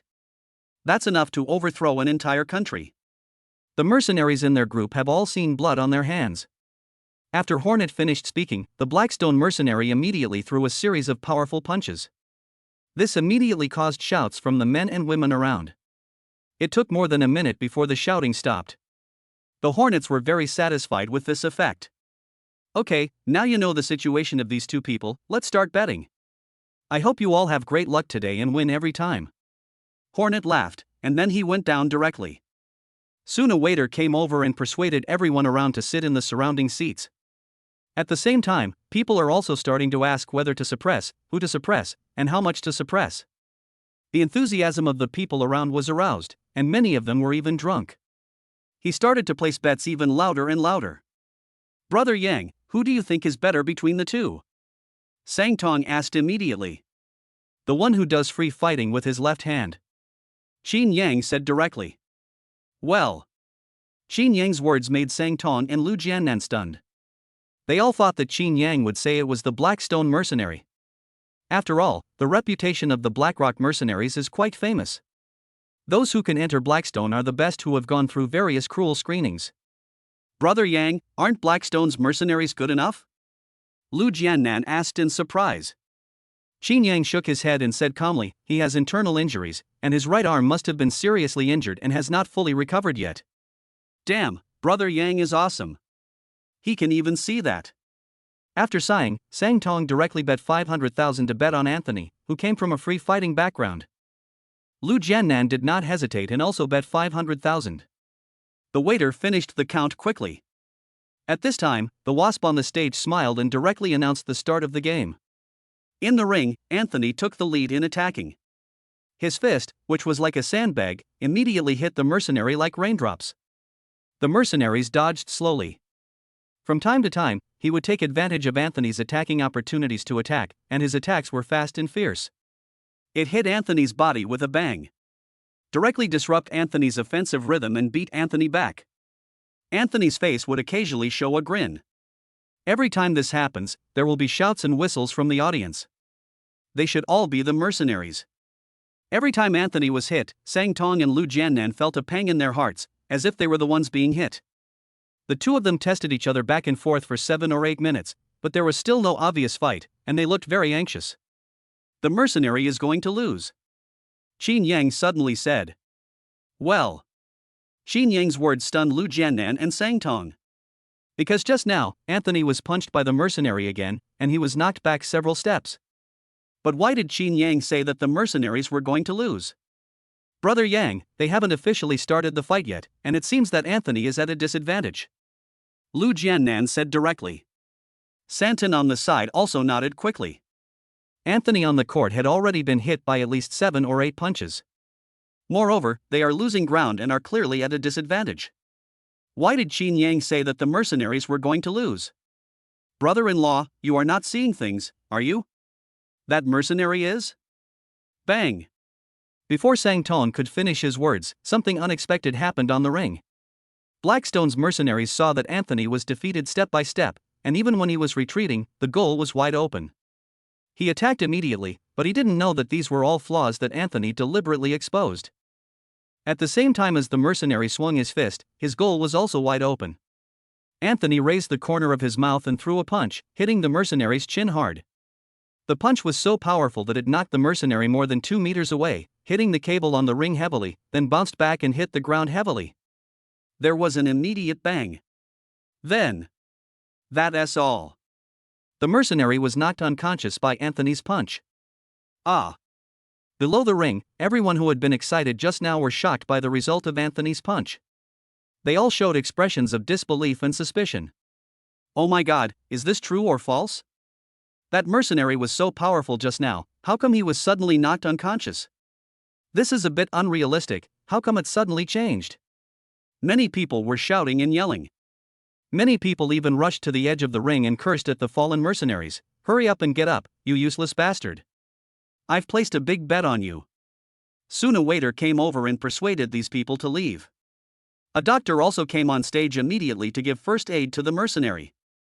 Well. Seeing this scene, Lu Jiannan and Sang Tong were both stunned. I actually won, and it was so easy.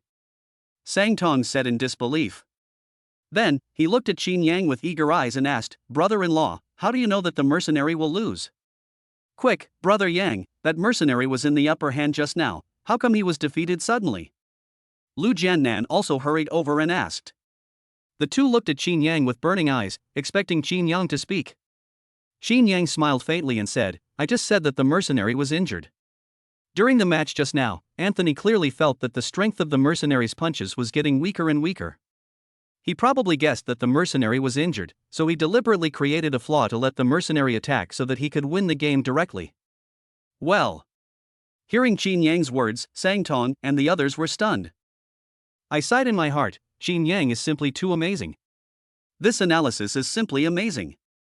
The look he gave Chinyang became even more fiery. Lu Jiannan and Sang Tong looked at each other and instantly realized that the other person had the same idea as they did.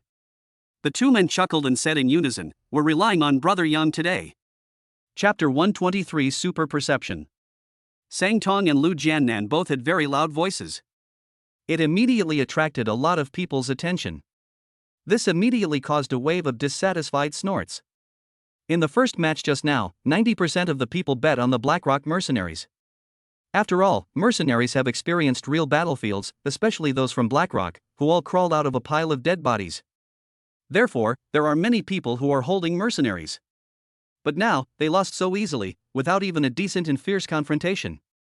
These people felt like they spent a lot of money to have fun, but in the end they got an old cow that was 3 wheels bigger than themselves.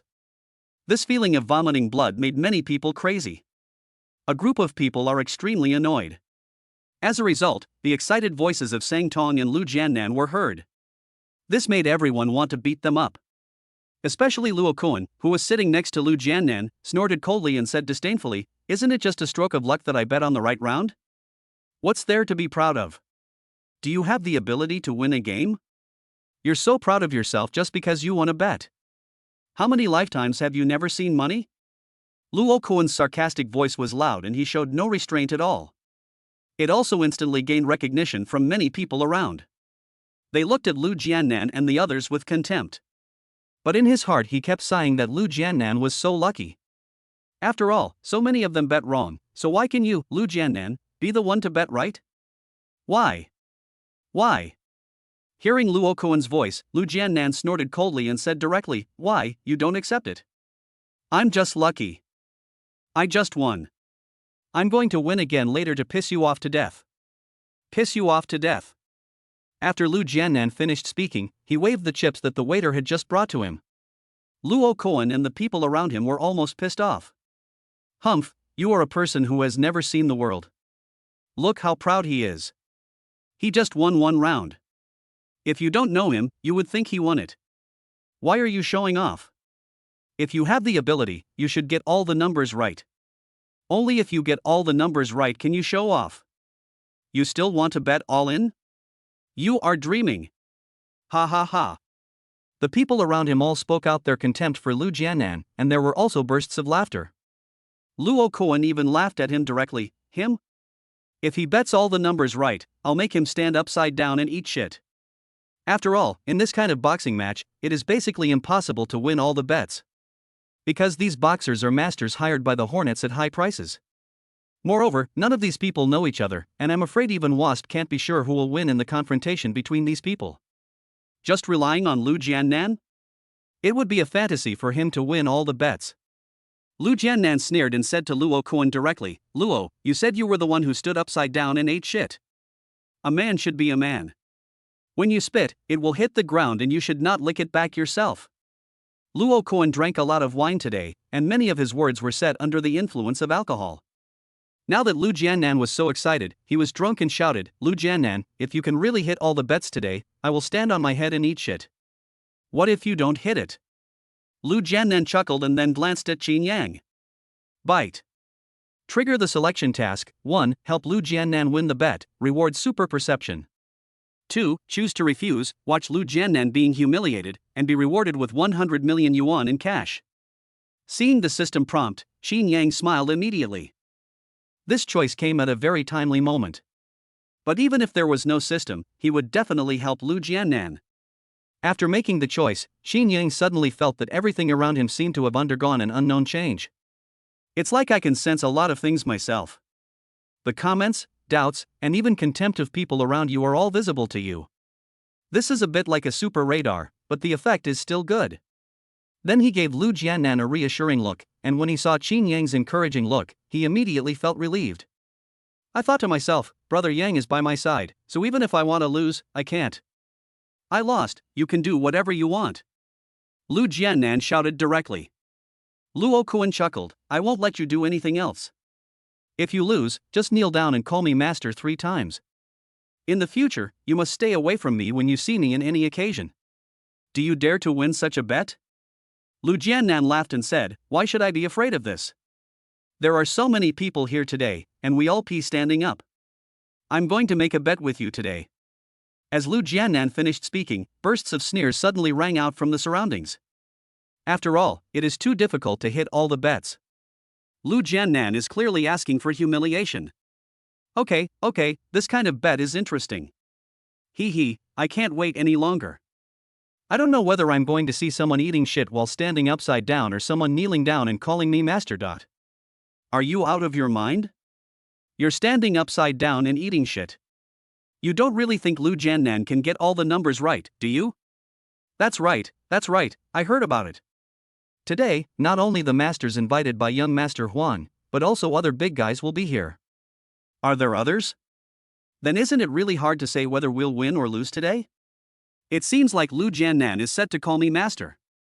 The people around also joined in the cheering and were also looking forward to today's game. After Lu Jiannan and Luo Kuan finished their bet, they carried the unconscious mercenary away from the ring. After another round of cleaning up, the Hornet walked onto the ring. He laughed and said, "Are you all shocked by the fight just now? Even I am stupid. I really didn't expect that Anthony was so awesome. He actually knocked down a mercenary with just one punch. We didn't see that kind of fierce fist fighting. I guess you're disappointed, right? Don't be afraid, we have more to come." Next, please welcome our second round of contestants. As soon as Huang Feng finished speaking, two boxers came onto the stage. The two people who came on stage this time were both tall men, about 1.9 meters tall. Those bulging muscles look a bit scary. He has a very tough look, with a face full of flesh, and he doesn't look like a good guy at first glance. The man on the left had a hideous and terrifying scar on his face, and his eyes were grayish-white, obviously he was blind. The Hornets didn't bother to introduce themselves this time. I just said that these two are very famous killers abroad. Then, the Hornets simply stepped down. A waiter came over and counted the bets with everyone. "Brother Yang, who are you betting on this time?"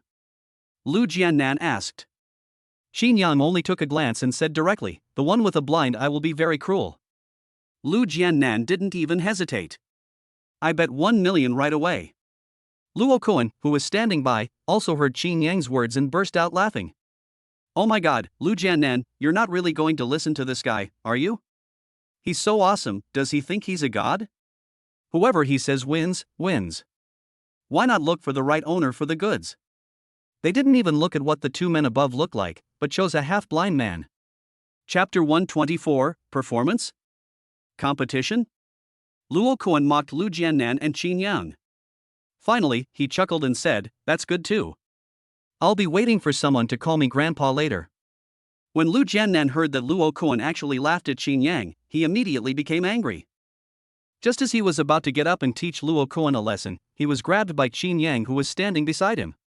Chinyang shook his head at Lu Jiannan and said with a smile, "Don't worry, it will be interesting to see someone eating shit upside down later." He looked so calm, as if he was telling a joke. Lu Jiannan nodded heavily. He now worshipped Chinyang like a god. "Luo Kuan, just get ready. I think if you make a video of yourself eating shit while standing upside down, you will definitely go viral." Lu Jiannan sneered. "Humph, I wonder who will be more popular." Luo Kuan retorted without showing any weakness. Lu Jiannan still wanted to argue with Luo Kuan, but when he saw Chinyang, Lu Jiannan snorted coldly and listened to Chinyang. He ignored Luo Kuan and waited for Luo Kuan to eat shit upside down so that he could record it and post it online. At this time, the two big black men on the ring started with the sound of a wasp. It was like a wild beast out of a cage, pouncing directly at the other party. The fist, as big as a sandbag, smashed towards the opponent madly as if it was free. After just a few hits, there was already a lot of blood on the ring. However, these two people seemed to feel no pain at all, they were just like wild beasts. Attack the opponent madly. This time, the two men clearly did not have any attacking skills. They attacked like wild beasts. In just a moment, the people in the audience were shouting wildly. This is what they want to see. The punches hit the flesh and blood splattered everywhere. This is the most exciting and the ring match they want to see the most. Seeing the enthusiasm of the people around him, Huang Feng's mouth curled up. The two people on the stage completely gave up their fighting skills and attacked like wild beasts. Because Huang Feng had already told them before going on stage just now. When you get to the stage, you want the kind of fistfights that hit you real hard. The bloodier and more brutal, the better. He also told them that there would be benefits to be gained no matter whether they won or lost the game. On the contrary, if they fail to achieve this effect, they will have to worry about the consequences. So, as soon as these two came on stage, they seemed to go crazy and fought each other desperately. In less than 2 minutes, the two people on the stage had blood all over their faces, and blood was still oozing out from the corners of their mouths, noses and mouths. There was blood oozing out of many parts of his face and body. The scene was quite brutal. This extremely brutal scene immediately irritated the nerves of the people in the audience. Good. This is a fight between real men. I like this kind of battle. Ah! Everyone in the crowd around was shouting wildly. It was as if they had become part of the stage. It's like he's fighting desperately. Sang Tong and Lu Jiannan were also excited and clenched their hands tightly. Every time the person he chose punched the other person, Lu Jiannan would immediately yell. It was as if he had hit him. Every time that man was hit by a punch or a kick from the other party, Lu Jiannan also felt like he was being beaten. He let out a cry with an unpleasant expression. Their actions made Chinyang speechless. In the end, I just didn't bother to watch anymore and started drinking tea and playing with my phone. He didn't care at all about the fight in the ring. Brother Yang, you don't even want to watch such a fierce battle? Lu Jiannan asked directly after discovering Chinyang. Chinyang smiled faintly. It's just a fight between two weaklings. What's so great about it? Besides, they could have decided the winner long ago. I'm performing for you right here now. Otherwise it would have ended long ago. Well. Chinyang's words stunned Lu Jiannan and Sang Tong. Performance? Lu Jiannan was puzzled. He looked at the two people fighting desperately on the ring, which made him a little suspicious for a moment. How could that be? Brother Yang, look how fiercely those two men fought. It doesn't look like a performance. Lu Jiannan said. At the same time, the one-eyed black man was seen punching the opponent directly, and blood immediately gushed out of the opponent's body. The scene was tragic. Yeah. Lu Jiannan immediately followed everyone and shouted. Then he said to Chinyang, Brother Yan, look. It's so tragic. Even if I wanted to act it out, I'm afraid I can't act it out. Chinyang smiled faintly and said directly, now pay attention to the two people on the stage. When they attack each other, are they hitting the vital points? Will you be able to dodge the opponent's attack quickly and cleanly like in the last fight? Even to increase the show effect, did they deliberately use their arms and shoulders to resist the opponent's fists? The most important point is, look at that one-eyed man, his attack point is right at the opponent's shoulder. Chinyang directly exposed the tricks of the two people on the stage. Lu Jiannan was stunned for a moment. In the end, even Sang Tong stopped and listened to Chinyang's words, and then compared them with Chinyang's words and observed the actions of the two people on the stage. At this time, Lu Jiannan and others were surprised to find that the two people on the stage were fighting fiercely. It can even be described as inhumane. However, their fists always attacked each other's arms and shoulders. Especially the one-eyed man, his fists were almost hitting the opponent's chin or chest several times. In the end, all the punches hit nothing in a very strange way. There was even one time when Lu Jiannan clearly saw his fist hitting the man, but the other party didn't react at all. Without even seeing the opponent's fist coming, the one-eyed black man fell down in a very strange way. Fell down. It's like being powerless. Although his movements were quick, so fleeting that people couldn't even tell they were acting. But because of Lu Jiannan and the others, they listened to Chinyang. Always pay attention to the action in the ring. So, Lu Jiannan and his team discovered this at the first opportunity. Brother Yang, Brother Yang. They. Lu Jiannan pointed at the stage and shouted tremblingly. Chinyang, however, looked as if he was used to it and smiled as he pulled Lu Jiannan to sit down.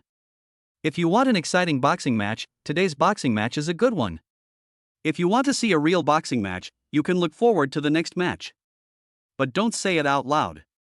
Chinyang said directly.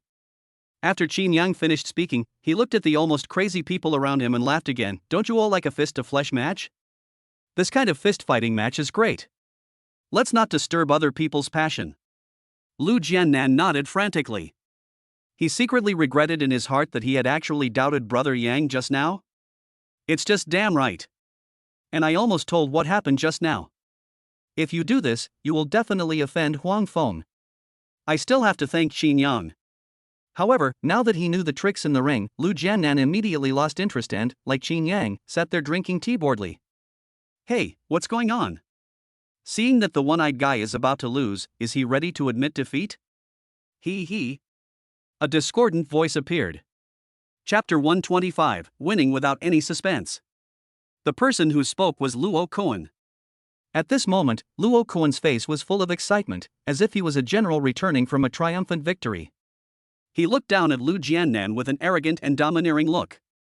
See this asking for a beating, Luo Kuan?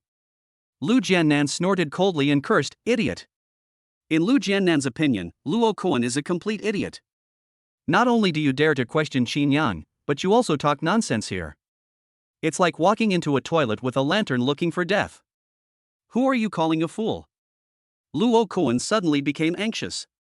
Pointing at the ring, he shouted hysterically, look at the ring, the blind man you support is getting beaten. You're still being so arrogant now? I really don't know what you have the capital to be so arrogant about. Look, that blind man has no strength to fight back, and can only take the beating. Have you figured out how you're going to kneel down later? How dare you bark here so brazenly? Lu Jiannan, you deserve to be called a jerk. Wait until you kneel down and call me master, you won't be so arrogant anymore. Especially in the ring, the one-eyed black man was knocked down by the opponent with one punch. Luo Kuan felt proud and burst into laughter. After taking a look at the arena, Lu Jiannan snorted coldly again. If Chinyang hadn't explained it just now, he would definitely have thought like Luo Kuan that the one-eyed big black man had been beaten. But now, Lu Jiannan simply sneered at their performance. What's the point of just humming? Luo Kuan mocked again. He thought that Lu Jiannan was about to lose and wanted to cheat. He said directly, it was you, Lu Jiannan, who said just now that a man's words are a pitfall, don't try to lick it back then. I'm telling you, I can. Fuck. What's going on? No way? Brother, stand up quickly. Get up here, I've placed a huge bet on you. There was a burst of shouting, cursing and exclamations from the surrounding area, interrupting what Luo Kuan was about to say. The scolding and noisy shouting also attracted Luo Kuan's attention. Luo Kuan subconsciously looked towards the ring. On the ring, the one-eyed big black man was still standing on the ring, although blood was still flowing from his body. It looked quite tragic, but he still stood there like a tumbler. His opponent, the big black man who was taller, stronger and more ferocious than him, just lay on the ring, motionless, and it was unknown whether he was dead or alive. Medical staff have come forward to check the situation. Fuck. Luo Kuan was also dumbfounded. He never expected that the winner would be decided in such a short time between him and Lu Jiannan. What made Luo Kuan even more unbelievable was that it was this one-eyed big black man who would win. This completely subverted his three views. Just now on the ring, it was clearly this one-eyed big black guy who was being beaten madly. Even just now, this one-eyed big black man was knocked to the ground. How did this suddenly turn out to be the case? Luo Kuan simply couldn't believe that this was true. Ha, I just said you were an idiot, but you didn't admit it. How about now? Lu Jiannan immediately counterattacked with a laugh. At this time, Luo Kuan was already dumbfounded. He stood there like a wooden stake, staring blankly at the ring, unable to utter a word. Lu Jiannan laughed even louder, pointing at Luo Kuan and said, hey, are you stupid? I'm telling you, even if you want to play dumb, you'll have to do a handstand and eat shit for me later. It took Luo Kuan a long time to react, and he shouted frantically, impossible, impossible, this is absolutely impossible. While shouting, Luo Kuan directly pulled over his little brother and asked like crazy, tell me, how did that old black man lose just now? Tell me. Luo Kuan thought this was the most certain one. After all, the one-eyed Lao He was on the verge of being crippled just now. How come the situation was reversed in the blink of an eye? His younger brother was frightened by Luo Kuan's crazy look and stammered, the one-eyed man did it on purpose. He fell to the ground on purpose. Just to attract the opponent to attack on the ground, and then directly use a ground skill triangle stranglehold to lock up the person we bet on. Boom! Luo Kuan felt as if his brain had been hit by a sledgehammer 180 times.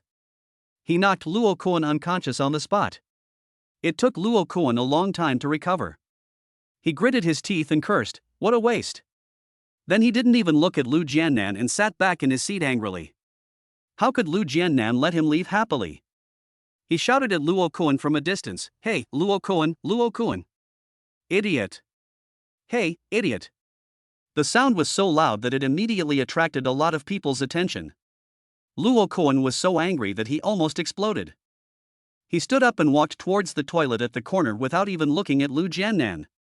"Hey, idiot, you're not going to eat now. The game isn't over yet, why don't you wait a little longer? I still need to record the video." Lu Jiannan shouted from behind. This sound made the whole audience burst into laughter.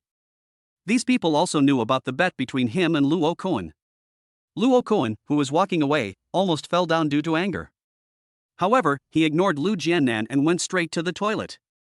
At this time, a waiter came over. He simply gave them the chips that Lu Jiannan and Sang Tong won this time. This time, each of them won a full 2 million. Although the money was not much, the sparkling and shining chips made everyone excited. After all, they all want to win and don't want to lose. The most important thing is that after winning more, you can get more shares for the family.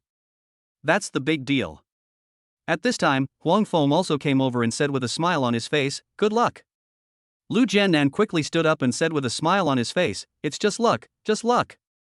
Sang Tong said calmly, "This is all thanks to my brother-in-law. With my brother-in-law here, I can't lose even if I want to." Sang Tong's words immediately attracted a lot of people's attention. Even Huang Feng was very surprised. "Your brother-in-law?" Huang Feng asked doubtfully, then looked at Chinyang. He is obviously just an ordinary person. Although he is very handsome, he doesn't have any other special temperament. Could this guy be a hidden master? Huang Feng shook his head, because he did not see the temperament of a master in Chinyang. Huang Feng smiled and said, "Okay, then bet more, there will be more exciting things later. And Master Yi also called me, he will be here soon." After Huang Feng finished speaking, he exchanged a few words with others and then left. It took more than 10 minutes to clean up the ring. Huang Feng changed his clothes and stood on the stage again, shouting loudly, "Brothers, was that a very satisfying performance?" There was a sudden burst of crazy responses from the audience. "Well, let's make the confrontation more intense. Now, please welcome our ace mercenary the Grim Reaper to the stage." Chapter 126, One Move at Most. As Huang Feng finished speaking, a short but dark-skinned man slowly walked onto the stage. It is the ace among the mercenaries, the Grim Reaper. As the Grim Reaper came on stage, almost crazy shouts rang out from the audience. There are also many people who are unaware of the reputation of the Grim Reaper. Seeing the crowd around him shouting crazily, he started shouting too, and then quickly asked people he was familiar with why this god of death was making such a loud noise. "Save yourself from looking so low." In a moment, everyone below the ring knew about the crazy deeds of the Grim Reaper. Below the ring, shouts, applause, and whistles were one wave after another. There was no emotion on the face of the Grim Reaper, he just waved his fists at the people in the audience. This made the audience go crazy again. After a long time, Huang Feng stepped forward and raised his hand to signal everyone below to be quiet. Well, I don't need to say more about the deeds of the god of death. Now let's welcome our other contestant. As Huang Feng finished speaking, another burly man with tattoos and a height of 170 centimeters came up from the stage. Huang Feng introduced, "This is also a foreign expert. He started practicing ancient Muay Thai at the age of 4, and even has a glorious record of killing a Bengal tiger." After Huang Feng finished his introduction, the ancient Muay Thai boxer waved to everyone and performed a very fierce kicking move. It immediately attracted applause from everyone. "Oh my god, he can actually kill a tiger? Is he still a human being? It's so fucking perverted. I've heard that ancient Muay Thai is very cruel when you are young, and it's hard for one person to succeed out of hundreds of people." Yeah. I've heard that too. The training in ancient Muay Thai is brutal, but those who can come out of it are all great people. Of course, otherwise how could we kill a tiger? It's a tiger. A tiger weighs more than 400 kilograms. The audience was talking about it. They were all amazed at the cruelty of ancient Muay Thai training and how powerful it was that could kill a tiger. They were amazed at how powerful this boxer must be, and some even said that he was more powerful than the god of death. This statement immediately attracted many people's agreement.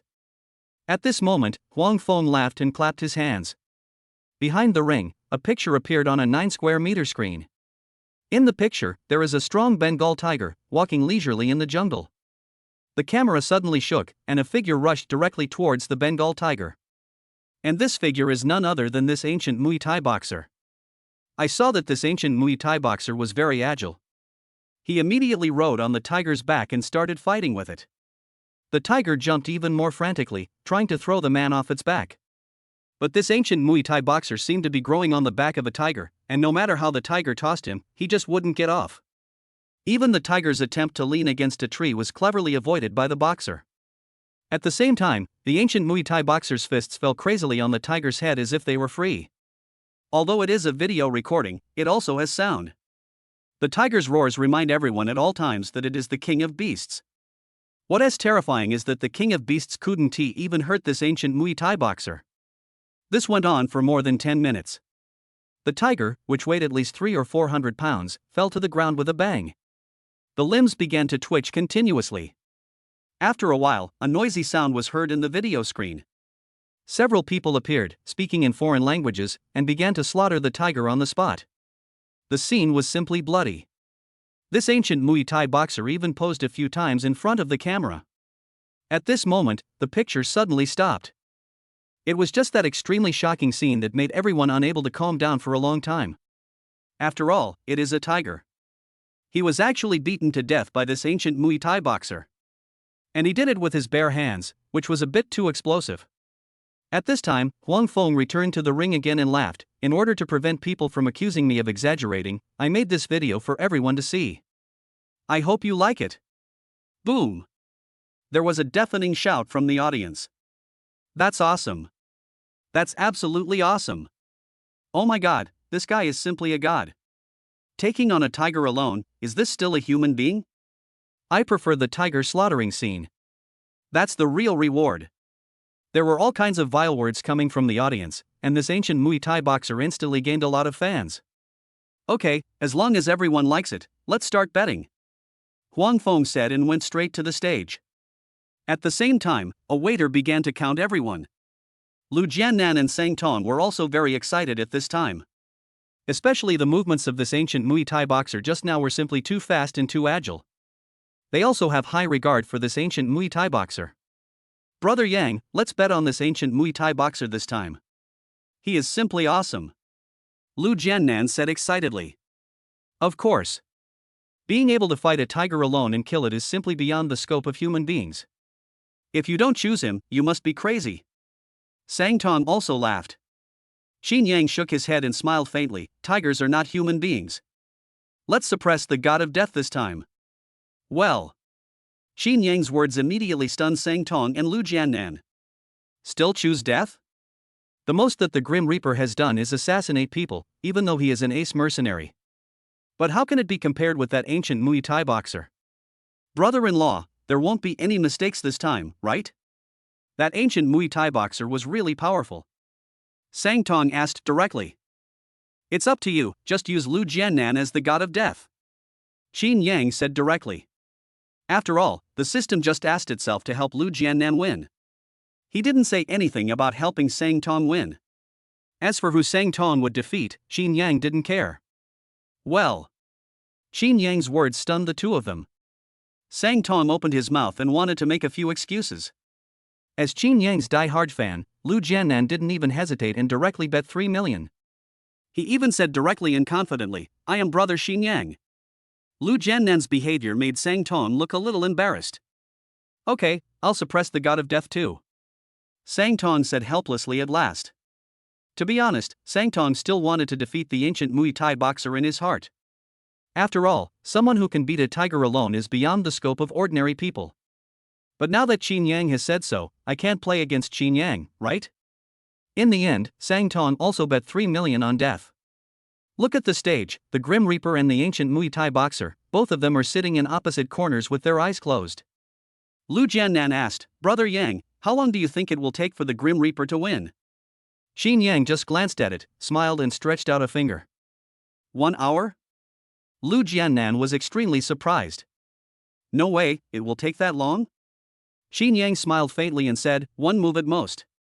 Chapter 127 In the blink of an eye. Puff. Chinyang's words made Lu Jiannan and Sang Tong spit out the tea in their mouths. At most, 1 move at most? Lu Jiannan said with eyes wide open and a look of disbelief on his face. The same thing happened to Sang Tong. His eyes were wide open and he stared at Chinyang with a burning gaze. He even doubted his own ears. Finally, he quickly took a piece of paper, wiped his mouth, and said uncertainly, "Brother-in-law, are you kidding? Looking at the video, it doesn't look fake. Anyone who can subdue a tiger alone can be considered a great man. You think such a great man could hold out for one more move when facing the god of death?"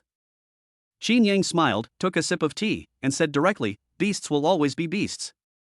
How can they be compared with humans?" Although that ancient Muay Thai boxer was able to subdue the tiger and was quite agile, his weaknesses were still much greater than the tiger's. These weaknesses may not be a problem when facing wild beasts, but when facing a person who fights with humans all day long, they will be infinitely magnified. But this Grim Reaper is the best among them.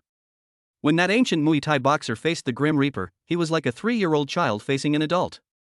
He was powerless. Well, Chinyang's words were like muffled thunder, constantly ringing in the hearts of Sangtong and the others. Although it is hard to accept, what Chinyang said seems to make sense. For a moment, it was impossible to refute. Lu Jiannan was also quite shocked, but then he thought that he had already finished pressing it. Without thinking too much, he said directly, "Okay, if that's the case, then we are sure to win." Sangtong's face turned red, as if he had made some decision. Bang! He slammed the table suddenly, which immediately attracted a lot of people's attention. Sangtong also stood up directly, waved to Huang Feng on the ring, and shouted, "Hey, madman, I want to ask you something." Huang Feng naturally heard Sangtong's reckless behavior and loud shout. He took the microphone and said with a chuckle, "Brother Tong, if you have anything to say, just tell me."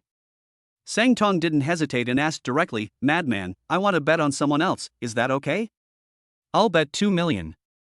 This ancient Muay Thai boxer can only hold out for one move in the hands of the god of death." Wow! The whole audience was in an uproar in an instant. Everyone's eyes suddenly turned to Sangtong. Oh my god, does Sangtong want to give money to Mr. Huang? I don't know, but this is quite bold. That ancient Muay Thai boxer was able to fight a tiger alone. I really don't know if Sangtong is sick. Since you have such confidence in the god of death, why not just suppress him? Why do you have to do this? People around were talking about it. They were all laughing at Sangtong. Huang Feng was also stunned when he heard this.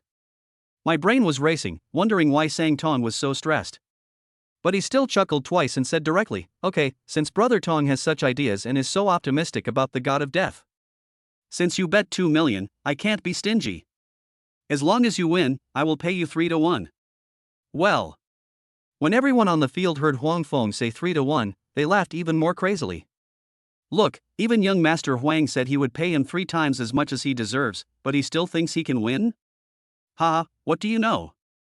Maybe young Master Sang has too much money and nowhere to spend it. The laughter from the people around became louder. Although because of Sangtong's identity, he didn't dare to say too many harsh words. However, the tone and eyes revealed contempt. They were all waiting to see Sangtong make a fool of himself.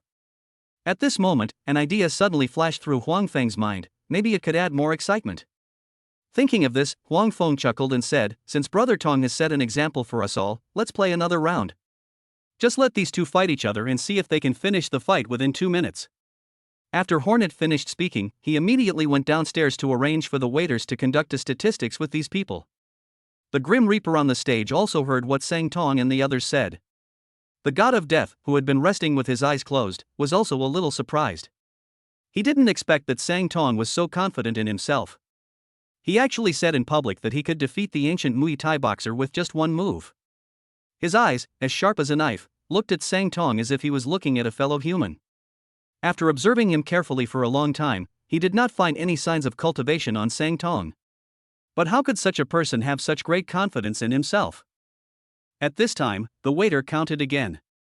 At this time, Huang Feng on the stage, in order to increase the excitement, directly said to the 2 contestants on the stage, "Today you must show all your strength. If you can win the game in the shortest time, I will give you an extra 5 million. I heard Huang Feng say there would be an additional reward of 5 million.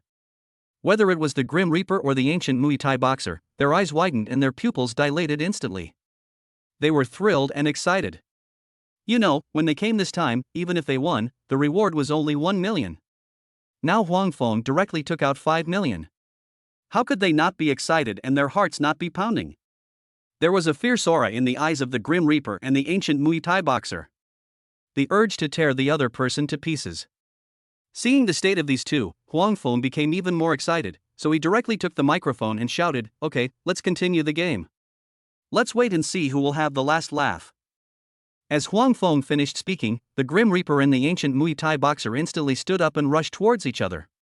Everyone in the audience was instantly tense. His eyes were wide open, staring at the ring, afraid of missing any details. Sang Tong was also extremely nervous, and his hands were so nervous that the joints turned white. The 2 million he just took out was all his pocket money. If we lose this, then we will really have nothing. Sang Tong, relax, you will definitely make a small profit this time. Chinyang laughed happily. Sang Tong swallowed his saliva, turned his head to look at Chinyang, and said directly, "Brother-in-law, you must not cheat me." But before Sang Tong could finish his words, he was interrupted by voices of doubt around him. Ah! Oh my god, what's going on? Isn't this a fake match? The discussions of the people around were almost enough to overturn the farmhouse. What's wrong? What's wrong? Sang Tong asked around in confusion. However, when Sang Tong looked towards the ring, he was also stupid. There was only death left standing on the ring. The ancient Muay Thai boxer was lying on the thunder platform with his arms and legs spread out, motionless, as if he was dead. How come the winner was decided in the blink of an eye? Sang Tong asked quickly, "What's going on? What's going on?" Chapter 128 Young Master Yi is here. We won, we won. Lu Jiannan murmured softly, and then, as if he had just come to his senses, he instantly picked up Sang Tong and shouted frantically, "Brother Tong, we won." Lu Jiannan's action also made Sang Tong's eyes light up instantly.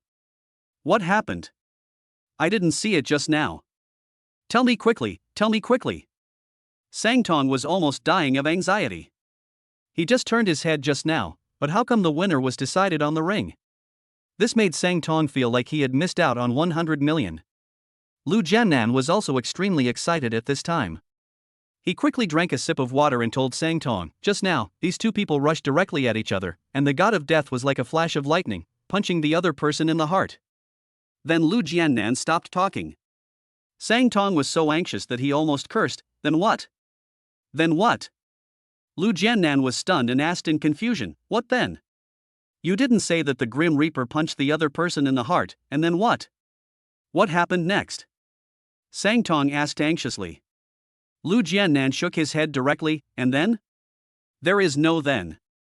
However, Lu Jiannan tilted his head and thought for a while, then pointed directly at the ring and said, "And then there is no then, isn't this the result of then?" Puff. Sang Tong was about to vomit blood. I felt extremely regretful. Why did I lose focus just now?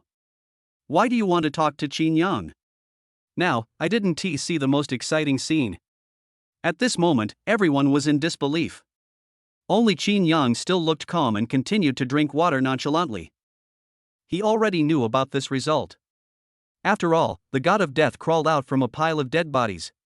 When dealing with a boxer who only knows how to attack wild beasts, one naturally needs to be aware of his opponent's weaknesses. As long as you find a weakness, it would be extremely easy to knock down the opponent. However, Sang Tong and Lu Jiannan looked so ignorant that they were a little too noisy. What's the big deal? After all, the Grim Reaper is an ace mercenary. Chinyang said calmly, and then continued, "Sit down and drink some water." Hearing Chinyang say this, Sang Tong and the other man looked at each other and quickly sat down obediently. He looked at Chinyang with a silly smile, as if he was looking at a pile of shining gold. Chinyang is so awesome and has such a sharp vision. This is the truest thought in the minds of Sang Tong and Lu Jiannan. At this time, medical staff had already gone up to the ring to rescue. There were many people around who wanted to find Huang Feng to argue with him. In their opinion, this is definitely the inside story. In this kind of real person competition, how can you knock out the opponent with just one move? What's more, the opponent is an ancient Muay Thai boxer who can fight a tiger alone. This doesn't make sense at all. Huang Feng was also very confused at this time.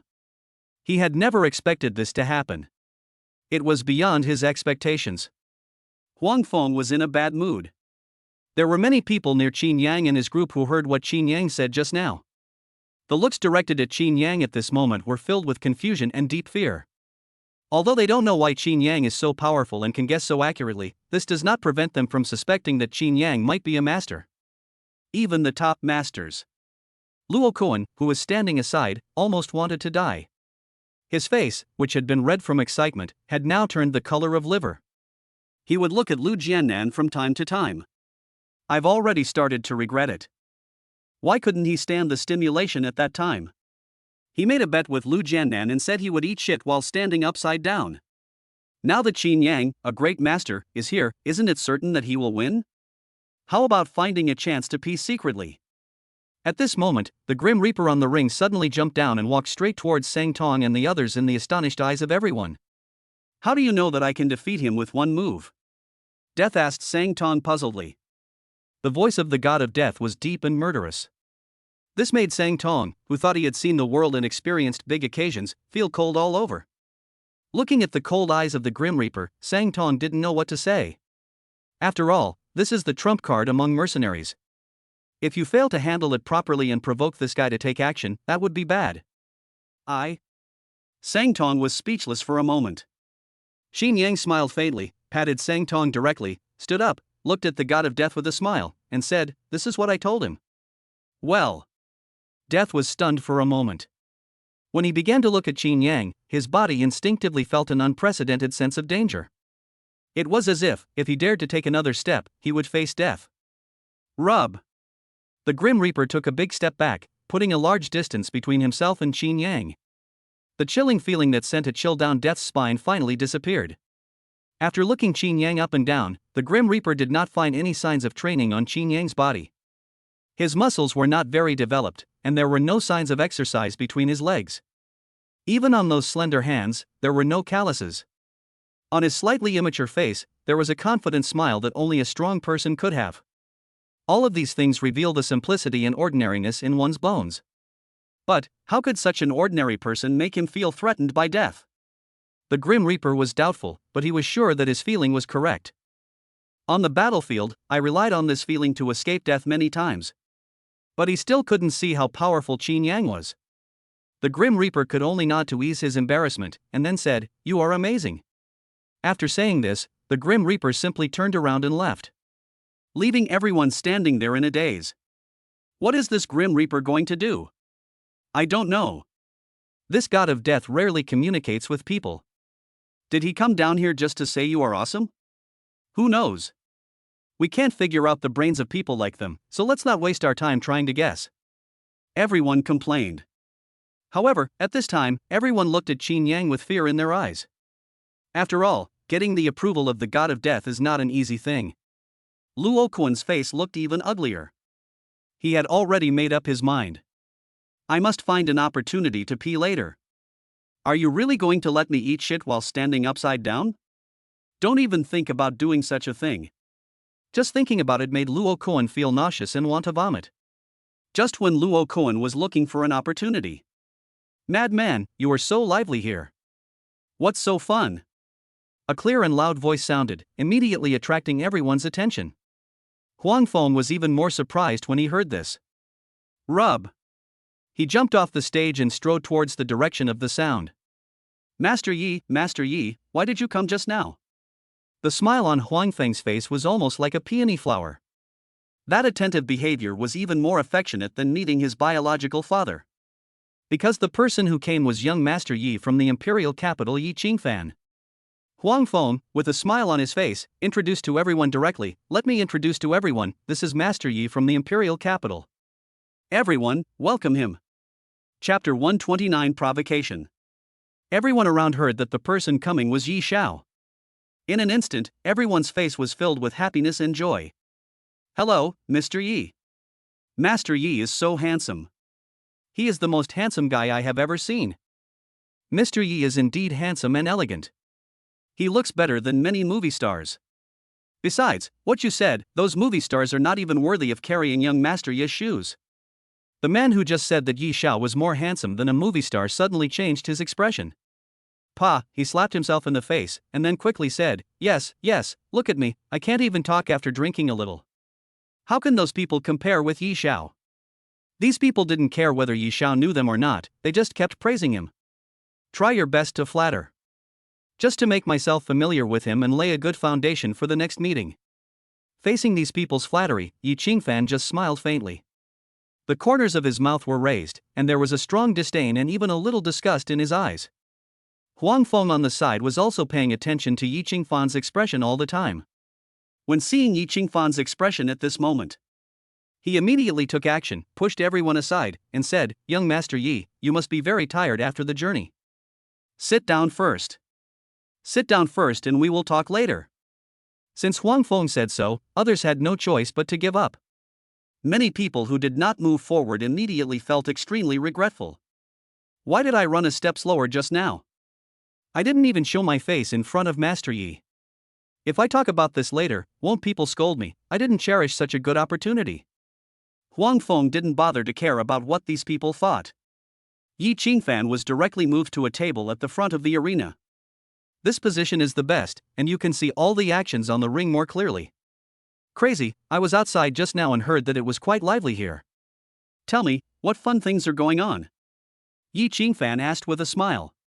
Hearing Yi Qingfan's question, Huang Feng naturally would not hide anything and directly told Yi Qingfan everything that had just happened. Oh? Yi Qingfan was also startled, then laughed and said, "You said that the god of death just used only one move to defeat that ancient Muay Thai boxer?" Huang Feng nodded repeatedly. Humph, Yi Qingfan snorted coldly, and said with great disdain, "I say, lunatic, you are too bad. You told me on the phone that there was an exciting boxing match, and you said you had hired a boxer at a high price. Is this the boxer you hired? He's really too cheap." Well. Huang Feng was stunned for a moment. He didn't expect Yi Qingfan to belittle him like this. And it happened in front of so many people, without giving myself any face at all. Huang Feng felt unhappy for a moment, but when he thought about the benefits that could be gained from cooperating with Yi Qingfan, he did not get angry at the first moment. Although his expression was ugly, he still suppressed it and complimented directly, "Young Master Yi, you are joking. How can our small place compare with you?" Yi Qingfan turned his head and glanced at Huang Feng, sneering again, "Madman, I know you must be unconvinced in your heart." Hearing Yi Qingfan say this, Huang Feng smiled and said, "Young Master Yi, you think too much, too much. How can I not accept it?" At the same time, he waved his hands repeatedly, "No, no." But there was already some unhappiness on Huang Feng's face. After all, Huang Feng felt a little embarrassed to be scolded by Yi Qingfan in his own territory. Yi Qingfan seemed to have seen through him and said directly, "Madman, how could I not know the little tricks in your mind? It just so happens that I brought some people with me, so let them have a fight, then you'll be convinced, won't you?" After Yi Qingfan finished speaking, he didn't care whether Huang Feng agreed or not, and simply waved behind him. A hot girl stood up from behind Yi Qingfan. The girl looked to be no more than 25 or 26 years old. Walked straight to the ring. This made Huang Feng's face look a little ugly. "Mr. Yi, what are you doing?" Huang Feng didn't want to fight with Yi Qingfan's men. After all, he wanted to discuss cooperation with Yi Qingfan. But I didn't expect Yi Qingfan to be so aggressive. And what he said was full of thorns, as if he looked down on me. "What? Crazy, are you scared?" Yi Qingfan sneered. Then he looked at everyone around him with disdain, snorted again, and said, "They all say you are crazy, but I don't think you are crazy." Yi Qingfan shook his head. "This little broken place of yours, Jinghai, is really boring. Even a lunatic like you is starting to act cowardly. I think from now on, you should stop calling yourself a lunatic and just call yourself a bug." Yi Qingfan spoke with contempt, not giving Huang Feng any face at all. A hint of anger suddenly appeared on Wasp's face. Even a clayman still has some energy left, let alone him, the Wasp. He is considered a top figure among the second generation of Jinghai. So many people are rushing to curry favor with me. Now he was being humiliated in public by Yi Qingfan, he really couldn't bear it anymore.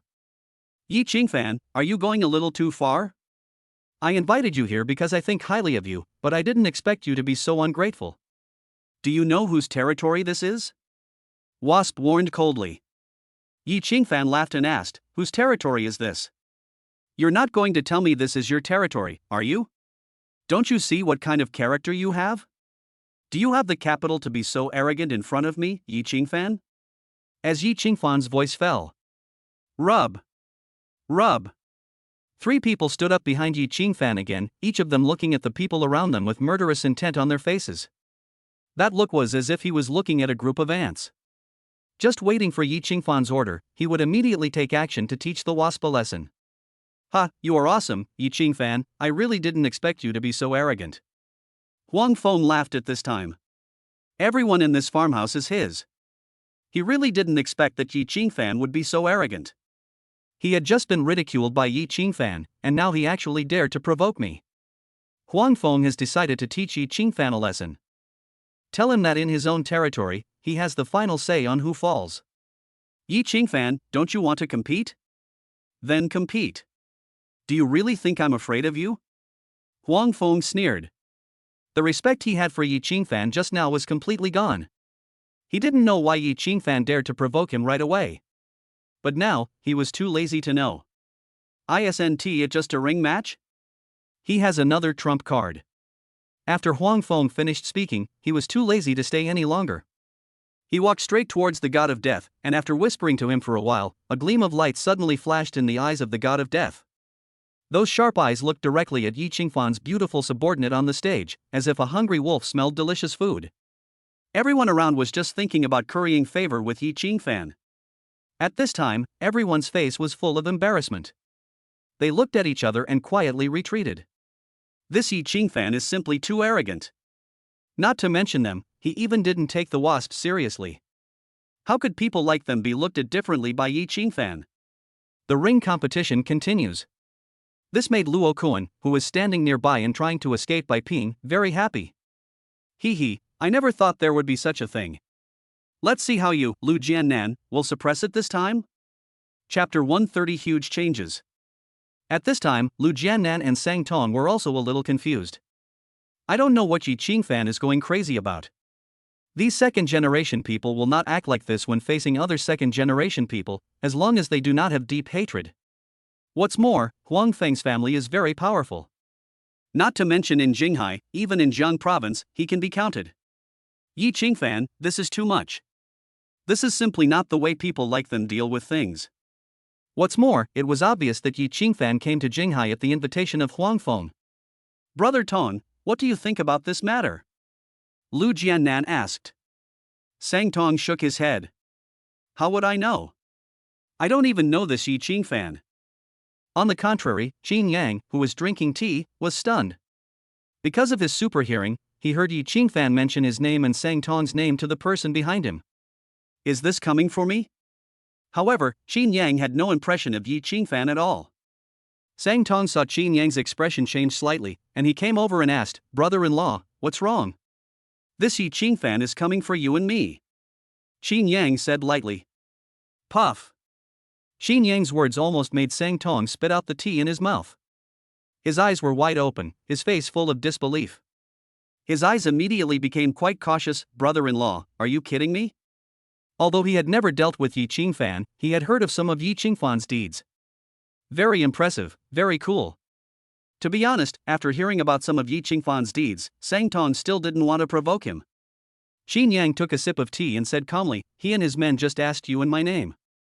I think if he hadn't come for you and me, he definitely wouldn't have mentioned you and me. Hearing Chinyang say this, Sang Tong suddenly felt overwhelmed. This matter is quite serious. Even Lu Jiannan started to worry about Chinyang. This Yi Qingfan is not an ordinary person. Brother Yang, why don't we just leave? Lu Jiannan said in a low voice. At the same time, he lowered his body and looked at Yi Qingfan cautiously with his small eyes. Sang Tong also nodded quickly, and he also agreed with Lu Jiannan's opinion. Chinyang smiled faintly. What are you afraid of? The fun has just begun, and do you think, with Yi Qingfan's attitude, he won't look for us after he leaves today? Well. Sang Tong and Lu Jiannan were completely dumbfounded. They also agreed with Chinyang's statement. Yi Qingfan didn't take Huang Feng seriously at all. Would he not go to find them? Then brother-in-law, what should we do? Sang Tong was now at a loss. After thinking for a long time, Sang Tong took out his mobile phone and said, I'd better call my sister and ask her to come. My sister knows a lot of people, and today she met so many people at the negotiation meeting in Medicine King Valley. And Tang Lei, Secretary General Tang, if it really doesn't work, let Secretary General Tang come forward, this matter will definitely be resolved. The more Sang Tong spoke, the more he felt that this was the only safe way. I just want to call Sang Rui. Chinyang raised his hand and put down Sang Tong's phone. He smiled and said, "What are you afraid of? Can Yi Qingfan turn the sky upside down?" Chinyang said it casually, his face still very calm. He looked calm and composed, without any fear at all, as if he didn't take Yi Qingfan seriously at all. However, it was Chinyang's calm look that made Sang Tong and the others feel instantly at ease. Sang Tong was no longer nervous and nodded directly. "Okay, brother-in-law, I believe you." Lu Jianan also nodded repeatedly at this time. Looking at Chinyang, his heart instantly calmed down. At the same time, in his heart, he was extremely shocked by the huge changes that Chinyang had undergone during this period of time. He and Chinyang are classmates. Although we haven't had much contact before, who in the entire Jinghai University doesn't know Chinyang's name? After being a bootlicker for 3 years, you will be laughed at by everyone. It is simply the epitome of a waste who doesn't fight back when beaten or respond when scolded. But it hasn't even been a month since I came into contact with Chinyang. Chinyang was able to make the campus belle of Jinghai University pursue him. Even a cold and aloof campus belle like Lang Mushue threw herself into Chinyang's arms. Not to mention the school belle, even a woman like Sang Rui can't wait to have a relationship with Chinyang. Sang Tong, the big shot that he used to look up to, always called him brother-in-law all the time. Even Tang Lei's most beloved youngest daughter was flirting with Chinyang. Just now, with Chinyang's guidance, he won the bets on 3 boxing matches in a row. This was something I never dared to think about before. Now, facing Yi Qingfan, the man from the imperial capital who even Sang Tong was a little afraid of, he just smiled slightly. He didn't take Yi Qingfan seriously at all. Chinyang's change before and after is so huge. It's so big that I can hardly believe it's real. I really don't know how Chinyang could have changed so much. Just as Lu Jianan was daydreaming, a waiter came over to count. The ones fighting on the ring this time were the Grim Reaper and Yi Qingfan's beautiful subordinate. "Brother Yang, who are you going to bet on this time?" Lu Jianan asked directly. Chinyang looked at the ring, glanced at it, and said directly, "Let's suppress the god of death this time. Although the god of death cannot beat that girl, it should be no problem to kill her. Besides, the god of death has already made up his mind to kill. It is unlikely that the girl will survive today." Well, Lu Jianan was instantly confused by Chinyang's words. "I can't beat him, but I can kill him? What's the reason for this?" Sang Tong was also confused by Chinyang's words. "Brother-in-law, what are you talking about? I can't beat him, but I can kill him?" Sang Tong asked. "I'm telling you, you don't understand, so just place your bet," Chinyang said directly. But after thinking about it, Chinyang spoke again. "But there is one thing you need to ask Huang Feng clearly, whether this death god will kill you. If it's just a confrontation, the death god will definitely lose today." Well, Chinyang's words left Sang Tong speechless again. He now wished he could be an unknown person, so that he would not attract Yi Qingfan's attention. Maybe I can get through it today. However, just when Sang Tong was still thinking about how to be a nobody, Lu Jianan stood up and asked loudly, "Brother Feng, I want to ask you something." Lu Jianan's voice immediately attracted everyone's attention. Huang Feng saw that it was Lu Jianan, and without thinking too much, he said directly, "It's Brother Lu, if you have anything to say, you can just ask directly." Lu Jianan didn't hesitate and asked directly, "Well, Brother Feng, I want to ask, is it a life and death battle between the god of death and that young lady on the ring? Or is it just a normal fight?" Well, Lu Jianan's words stunned everyone present. They didn't know why Lu Jianan asked this? If you ask this question, you must have a hole in your head, right? Is there any difference in this question? Huang Feng, who was angry, burst into laughter. He took the microphone and said, "I'm fine with it." Then he asked Yi Qingfan, "Yi Qingfan, you should answer this question.